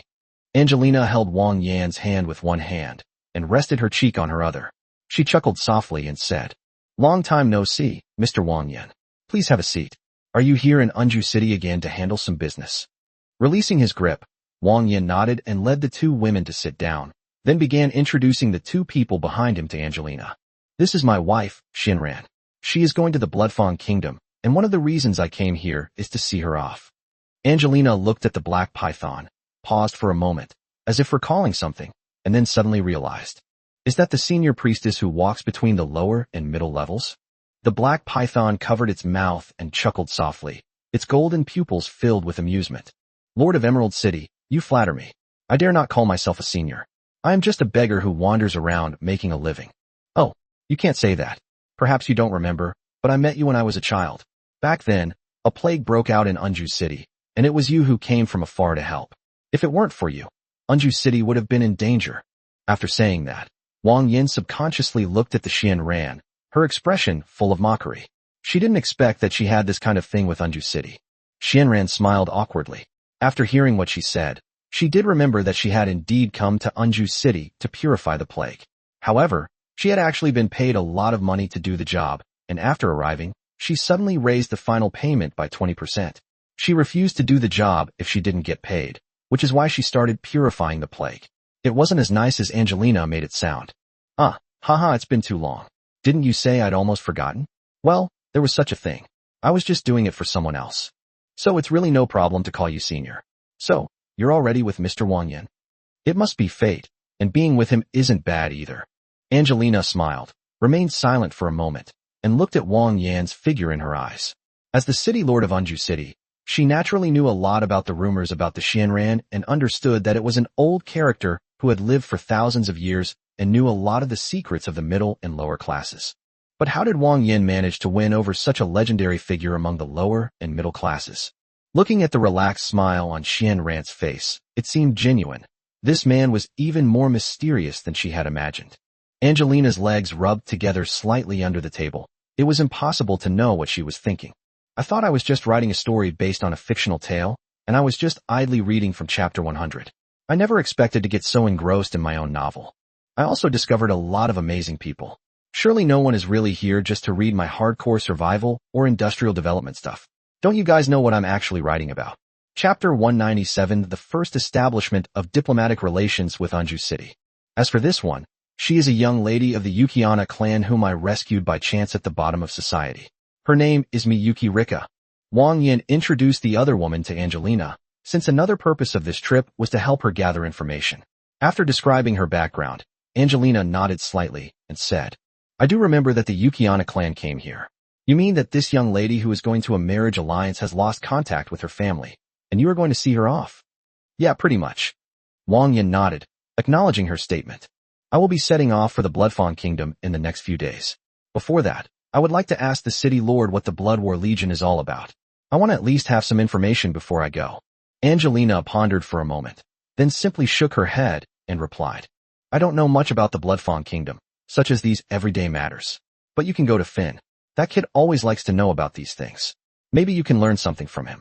After saying this, Angelina's voice became much softer, clearly feeling embarrassed by the good-for-nothing child. Wang Yan recalled the little blonde boy who always spread rumors and realized that this guy really liked being a spoiled brat. He should know quite a bit about him. "I understand. Where is he now? I'll go find him in a bit." "That child? He's currently staying at his sister's residence. His sister said she'd discipline him properly on my behalf, so she's probably grounded him recently. Perhaps you could go and take a look at Nish's residence." Wang Yan nodded. Finn's house had already been allocated to him, so he was naturally homeless. He thought that this guy should move directly into the City Lord's mansion, but he didn't expect that little lowly Nisha should lock him up for fear that he would continue to spread rumors. "Oh, poor little blondie. Who told you to be so cheeky?" "Okay, I'll go check it out later. Also, there's something else I'd like to inform the Emerald City Lord. It's about what you asked me before. The name of my faction was decided at the beginning of this year. Peach Blossom Village." "Peach Blossom Spring?" Angelina raised an eyebrow, paused slightly, then smiled and took Wang Yan's hand. "I didn't expect you to finally settle on a name, sir. It's such a nice name. Now we can talk about cooperation, right?" Wang Yan scratched her head slightly embarrassedly and replied, "Cooperation is not quite necessary. After all, the entire village has no more than 50 people. I just informed a merchant and asked her to help spread the word about the village's location. Besides, most of the villagers are lower-class rat people, and their output is limited. Currently, they rely entirely on the white ointment they dig out." Angelina shook her head, her face beaming with enthusiasm. "You can't say that, Mr. Wang Yan. Everyone has witnessed your abilities. I've said that before, and I still think so now." Her words made Wang Yan blush a little. No wonder he was able to become the city lord. He was really trying every means to win her over. "The gentleman said it was only recently established, so it seems I'm quite lucky. It looks like Unju City will become Taoyuan Township's first diplomatic partner. Haha. It's not that exaggerated. It's just that Taoyuan Township is really not presentable right now. You're making me feel too bad." "No, Mr. Wang Yan, I'm serious. I do want to establish a cooperative relationship with you. You mentioned that Taoyuan Township's main product is currently only white ointment. So Unju City has decided to send a caravan to Taoyuan Township every quarter of spring, summer, and autumn to purchase white ointment at market prices. They will also bring some everyday processed products. What do you think? One caravan per quarter? Buying white ointment at market price? That's really great. They'll also bring some daily necessities. These hard-to-buy items are exactly what's in short supply on the lower levels." I didn't expect Angelina to be so generous. Wang Yan even wondered if the woman in front of him had taken a liking to him and wanted to buy his body. Unju City is very wealthy. In years of famine, a large number of refugees gather near Unju City. As the lord of the city, I have to put a lot of thought into dealing with these refugees. Every year, I prepare a batch of white plaster bricks and store them in the warehouse, so that they can be distributed when refugees arrive. After listening to Angelina's explanation, Wang Yan finally understood. So that's how it is. It's indeed necessary to stock up on some white ointment for emergencies. The two discussed the matter for a while. Wang Yan told her the exact location of Taoyuan Township and that he would soon send the first caravan there. After the discussion concluded, it was finally time for Wang Yan to leave. However, before departing, he seemed to remember something and asked Angelina a question. "By the way, Lord Emerald City, how is the Allied forces' siege of the giant bone tribe progressing?" They set off on the second day of spring. Connor is in charge of command in Unju City. They should be back before winter." Wang Yan nodded. "It's good that you're going. The giant bone tribe is a cancer in the lower class. If they don't deal with it, I'll have to deal with it myself. I can just call in some thugs. After all, the giant bone tribe is associated with the Deadwood Church. That's what Alu is targeting." Wang Yan thought that Alu would be very happy to help him. After that, they engaged in some meaningless small talk, then bid farewell to Angelina and headed towards Nydia's mansion. It's unclear how these stewards communicated with each other, but when Wang Yan and his companions arrived at Nitia's residence in their carriage, the steward was already prepared and waiting at the door with Nitia. "Good day, Mr. Wang Yan. It's been a long time." Nitia, fiddling with her skirt, gave Wang Yan a perfect ladle-like curtsy, then looked up and said, "Mr. Sam has already informed you in advance that Mr. Wang Yan is here to see Finn, right?" Please come with me. I will take you to him now. Wang Yan nodded. Nisha was quite sensible and immediately led him to find Finn. However, the more he followed her, the more he felt something was off. Why the hell were they heading towards the basement? Nisha remained composed, but upon seeing Wang Yan's surprised expression, she suddenly realized she needed to explain, and thus said, "No, it's not what you think. Finn is getting more and more difficult to manage. I had no choice but to lock him in the basement. I will only release him when he finishes reading those few aristocratic etiquette manuals. He is, after all, my own brother. I had no intention of locking him up or abusing him. Chapter 198 Get Yourself Reformed, buddy, we'll be waiting for you to come out." Wang Yan looked slightly embarrassed and said, "If you say so, then so be it." After wandering around the basement for a while, Nitya finally knocked on a heavy iron door. The cold, metallic echo reverberated in the dim basement, giving it a somewhat horror movie feel. Then, Nitya took out a key, turned the lock, and with a dull thud, the heavy iron door was finally opened. "Finn, get out here, Mr. Wang Yan is here to see you." Nisha shouted into the room, where the person was sitting at a desk, wearing glasses and looking at a book thicker than the palm of his hand. Hearing Nisha's shout, Finn was stunned for a moment, then looked up sharply. When he saw Wang Yan's face, he almost burst into tears. "Brother-in-law." "Okay." Wang Yan took back his sympathy. This guy deserved it. Nisha, standing to the side, clenched her fists, struggling to suppress the urge to punch him, and said with a forced smile, "Finn, have you forgotten what I told you?" When Finn heard those words, it was as if a demon from hell was relenting in his ear, and his legs almost gave way. He quickly threw himself behind Wang Yan and said tremblingly, "Brother-in-law, my sister is going to kill me. Then I'm really going to beat you to death today." Wang Yan rubbed his temples, feeling a headache coming on. "Stop with the nonsense and stay put. I'm here to ask you some questions." Finn paused, then placed his hands on Wang Yan's shoulders and poked out a head topped with blonde hair. "Ask me, brother-in-law, you know my situation. Is there anything I'm better at than my mom and sister?" Wang Yan sighed, exchanged a glance with Nitya, who understood immediately. She glared at him fiercely before saying, "Just answer my question, stop with all the nonsense." Then, she nodded slightly to Wang Yan and left the basement, leaving only Wang Yan, Lu Hua, Xian Ran and Finn. "Haha, there's not much in the room, brother-in-law, please find a place to sit." Wang Yan glanced around the room. The room was actually fairly well decorated. Apart from the lack of windows, everything else was top-notch. Even on the table, there was a half-empty jug of fruit wine. It wasn't too cruel. "Pity." Wang Yan casually pulled over a chair, when Finn suddenly spoke up. "Are these two the new sisters-in-law? If you say another word, I'll beat you up for your sister." Oh, I'm so sorry, please go ahead." When Finn realized he was about to get beaten up, he put away his unserious nature. It seemed that Wang Yan really had something to ask him. Wang Yan turned to look at Lu Hua sitting next to him and asked, "What's the name of that marriage prospective spouse?" "Iron Fang Clan Volcano." Wang Yan nodded, then turned to Finn and said, "Have you heard of the Iron Fang family of the Blood War Legion? Where in the Blood Fang Kingdom are they located?" After hearing this, Finn pondered for a moment, as if searching his mind, before finally replying, "Well, I do know a little about this. The Blood Fang Kingdom is a militarized nation composed of the royal family and 10 legions, and the Blood War Legion is sometimes even more prestigious than the Blood Fang Kingdom's royal family. As for this volcano, I have never had direct contact with this person. I have only heard about him from friends when they were chatting. This guy is a purebred breeding machine. He can't resist a pretty woman. He often sees a pretty girl on the street and uses his status to kidnap her. He plays with her and then returns her. I despise people like this the most." Wang Yan nodded slightly, then suddenly seemed to remember something and said, "Isn't this the same as you?" Finn's eyes widened in disbelief upon hearing this. "What nonsense are you talking about, bro? You know what kind of person I am. I was just faking it, just teasing those young couples. That beast really did it. How could he be compared to me?" "That's true. There's a fundamental difference between him and Finn. Finn, that guy, was a pure-hearted war god, relatively speaking." However, after hearing what Finn said, Rika, who was listening in, turned pale. "What? A purebred breeding machine? Do they frequently kidnap other people's girls? Is this my arranged marriage partner?" Wang Yan didn't notice Lu Hua's unusual expression and continued to ask Finn, "Finn, where can they find this volcano?" Finn thought for a moment, recalling what he knew about it, before answering. "The headquarters of the Blood War Legion is located in the capital of the Blood Fang Kingdom, which can be found in White Wolf City.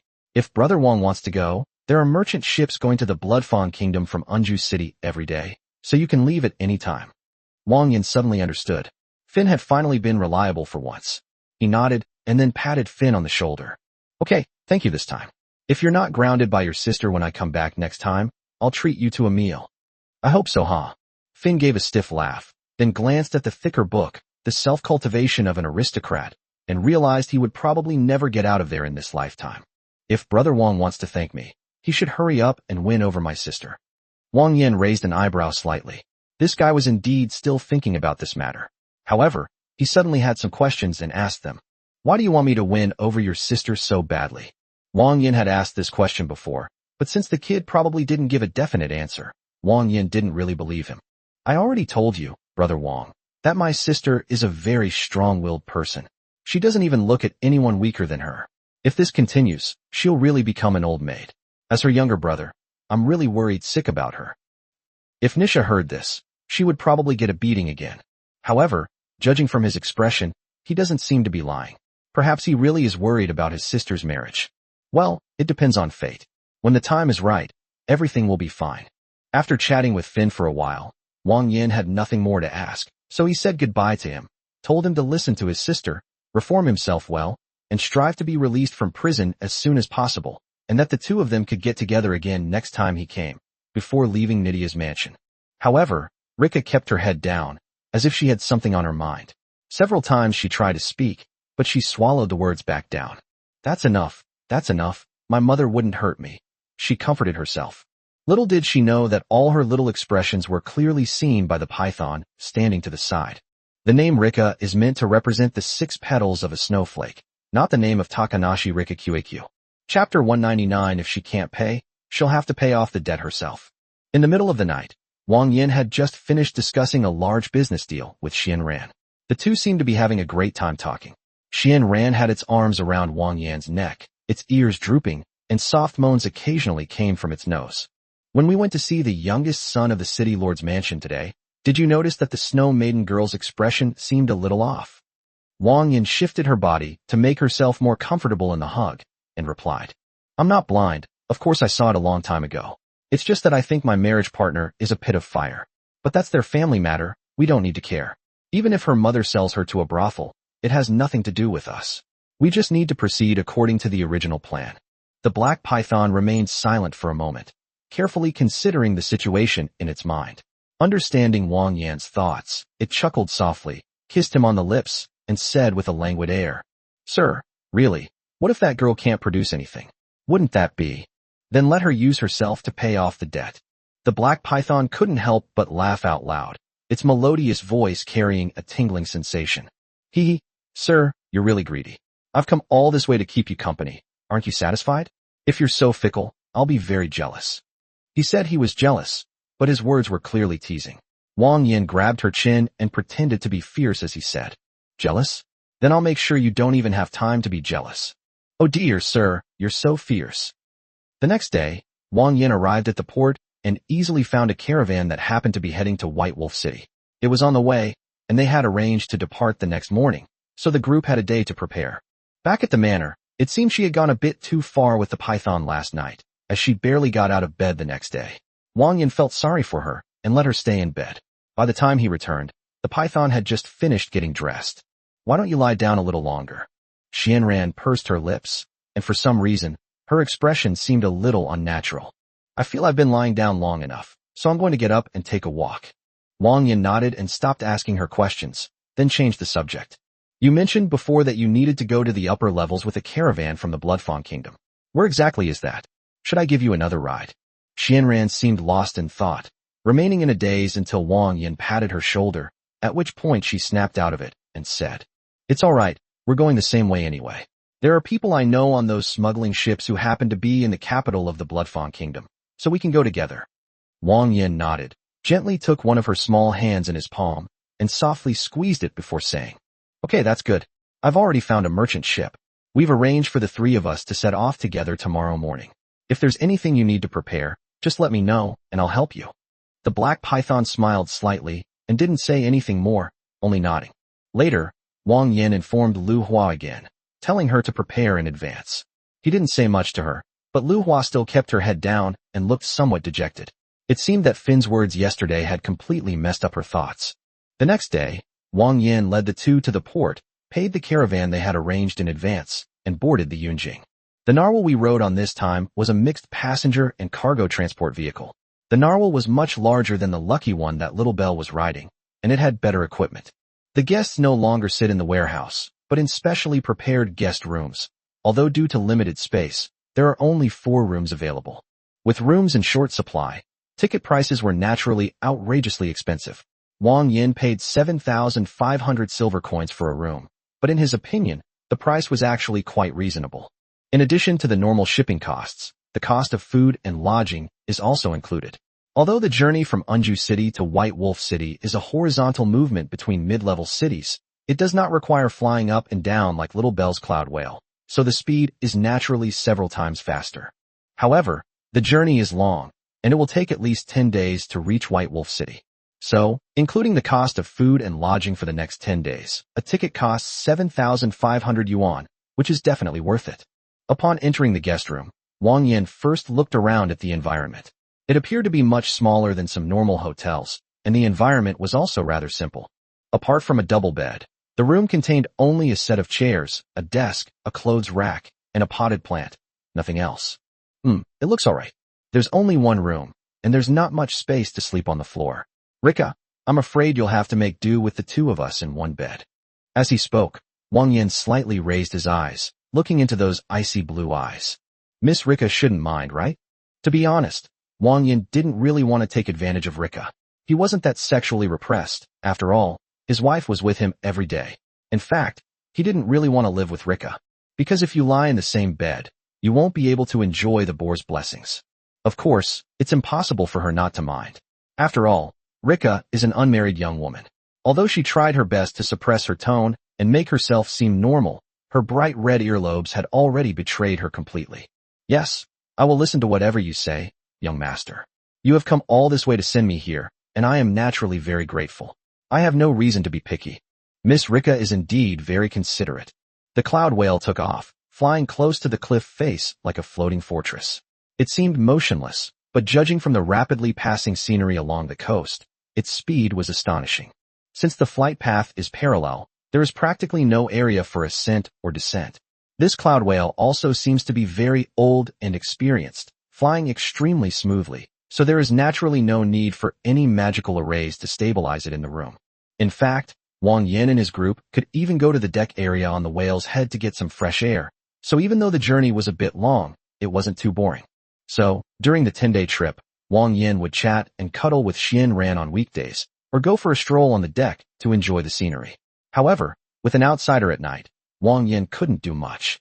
He could only let Xian Ran sleep in the middle, separating himself from Lu Hua, and at most, he could have a little fun with her. After a while, Wang Yan naturally got a little bored. Suddenly, he remembered something. It seemed that he could connect to Xiao Ji's body. Why not take this time to return his consciousness to Xiao Ji's body and see how things were at home? Chapter 200 is about to get strange. Xiao Ji was busy keeping accounts for the mice, but when Wang Yan called, Xiao Ji answered without thinking. Hey, Xiao Ji, are you busy? When the long-lost voice came, Xiao Ji didn't even realize that the corners of his mouth had unconsciously turned up slightly when he heard it again. It's all right, master. I'm just tallying up the points for the villagers. Is there anything I can help you with? It's nothing. I've already started my journey to the Bloodfang Kingdom aboard the Cloud Whale. It's just that the journey is a bit long. I had nothing to do, so I thought I'd come back and visit you. Xiao Ji understood Wang Yan's meaning and replied. Does the gentleman wish to transfer his consciousness? I understand. Please wait a moment while I finish what I'm doing. Wang Yan was suddenly stunned. What the hell? Consciousness transfer? No, what is consciousness transfer? Hearing Wang Yan's question in his mind, Xiao Ji asked in confusion. Sir, don't you know this function? It's about projecting your consciousness into my body and then using your consciousness to control it, right? You've used it once before, haven't you? No, he used it before. What kind of talk is this? What did he use? I don't remember using it at all. Back then, when you sent me to investigate the Flame Demon clan, didn't you already project your consciousness onto my visual module?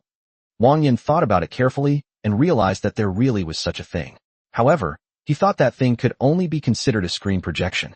He didn't expect it to be a consciousness transfer. According to Xiao Ji, he can directly transfer his consciousness into Xiao Ji's body. This incredible ability is not hard to understand. It was like the avatar I watched when I was a child, so there's nothing I don't understand. Wang Yan was quite curious about how it would feel to hear this so suddenly.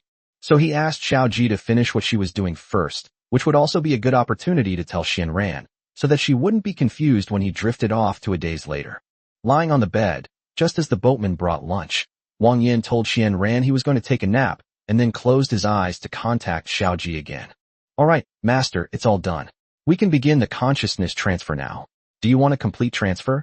Wang Yan thought about it, and then agreed to the proposal. Okay, please relax. The brain gradually slowed down.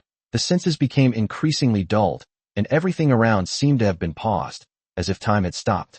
Suddenly, a violent feeling of weightlessness came over him, as if it were sucking away his soul, or like the feeling of accidentally falling from a building at night, which abruptly woke Wang Yan up.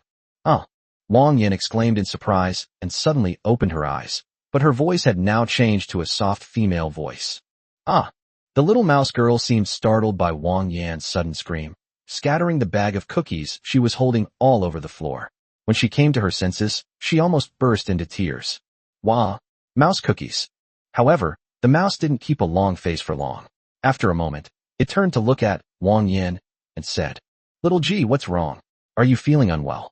Wang Yan raised his hands, his golden mechanical pupils expanding and contracting as he carefully sensed the body. "It's nothing. I was just startled by a flying bug. Go do whatever you need to do." The mouse nodded, picked up the still intact biscuits from the ground, and left in front of Wang Yan. "It's really strange. My body feels a little unfamiliar and very odd." Aside from the extremely unique perspective of the mechanical body, there was the sudden transformation between the female and male bodies. The female body was more slender and smaller, and most importantly, there was a feeling of heaviness in her chest, as if something was pressing down on it. Wang Yan suddenly looked down, and the curves of the bodysuit wrapped in the tight-fitting suit came into view. You can't see the toes, so it's acceptable. Xiao Ji was a companion-type mecha that Delia, that fool, deliberately deployed. Her body was almost identical to a human's, and she had everything a human should have. Almost subconsciously, Wang Yan reached out his hands and squeezed her twice. The moment that intoxicatingly sweet voice escaped her lips, Wang Yan was so startled that she almost broke out in a cold sweat. Holy crap, is that really my voice? The style seems a bit off, doesn't it? He immediately let go, wiped away non-existent sweat, and turned his gaze back to that most important part. He remembered an anime called Chobits, where the female protagonist's power button seemed to be. Wang Yan's power button is now completely empty, and the feeling of losing something makes him feel extremely insecure. I wonder if Xiao Ji has the same power button. The hand drew closer and closer, and Wang Yan swallowed hard. It wasn't that he really wanted to touch it. He was just curious, very curious. A tingling sensation surged through his limbs like an electric current, and that bone-melting groan once again escaped his nose. Holy crap. There was nothing there, which momentarily stunned Wang Yan. No, I can't touch it anymore, or my brain will break. He slapped his cheeks hard, finally pulling his thoughts back. He realized that his consciousness had been projected to go home and visit, not to mine using Xiao Ji's body. That concludes our exploration of the unknown. Let's go see what our wives are up to. After calming down for a while, Wang Yan walked back and forth a few steps, finally getting used to his new body. He then wandered around the village for a while and found his wives. Actually, I didn't talk to them much, mainly because I was afraid they wouldn't understand my current situation. I just asked about my recent situation. Although the little beast girls were a bit confused and thought that Xiao Ji seemed strange today, they still answered him seriously. Everything is going well. Since the establishment of Peach Blossom Village, everything has been developing steadily. The mice have become more and more skilled at making charcoal and bricks, and now there is even a surplus. Perhaps later, we can have Xiao Ji select a group of mice to teach them the technique, and see if these little fools can fire porcelain. As long as the mice learn this skill, Unju City will have one more thing to offer for export. As for other situations, Tina is very obedient. Wang Yan gave control of the collar to Zhuohua, who listens to Wang Yan. Even when she has nothing to do, Zhuohua will give Tina a shock to express her feelings. The fire demons were quite obedient under their control. Every day, they did nothing but plant and dig potatoes and dig for white ooze, working a full 18-hour workday with maximum efficiency.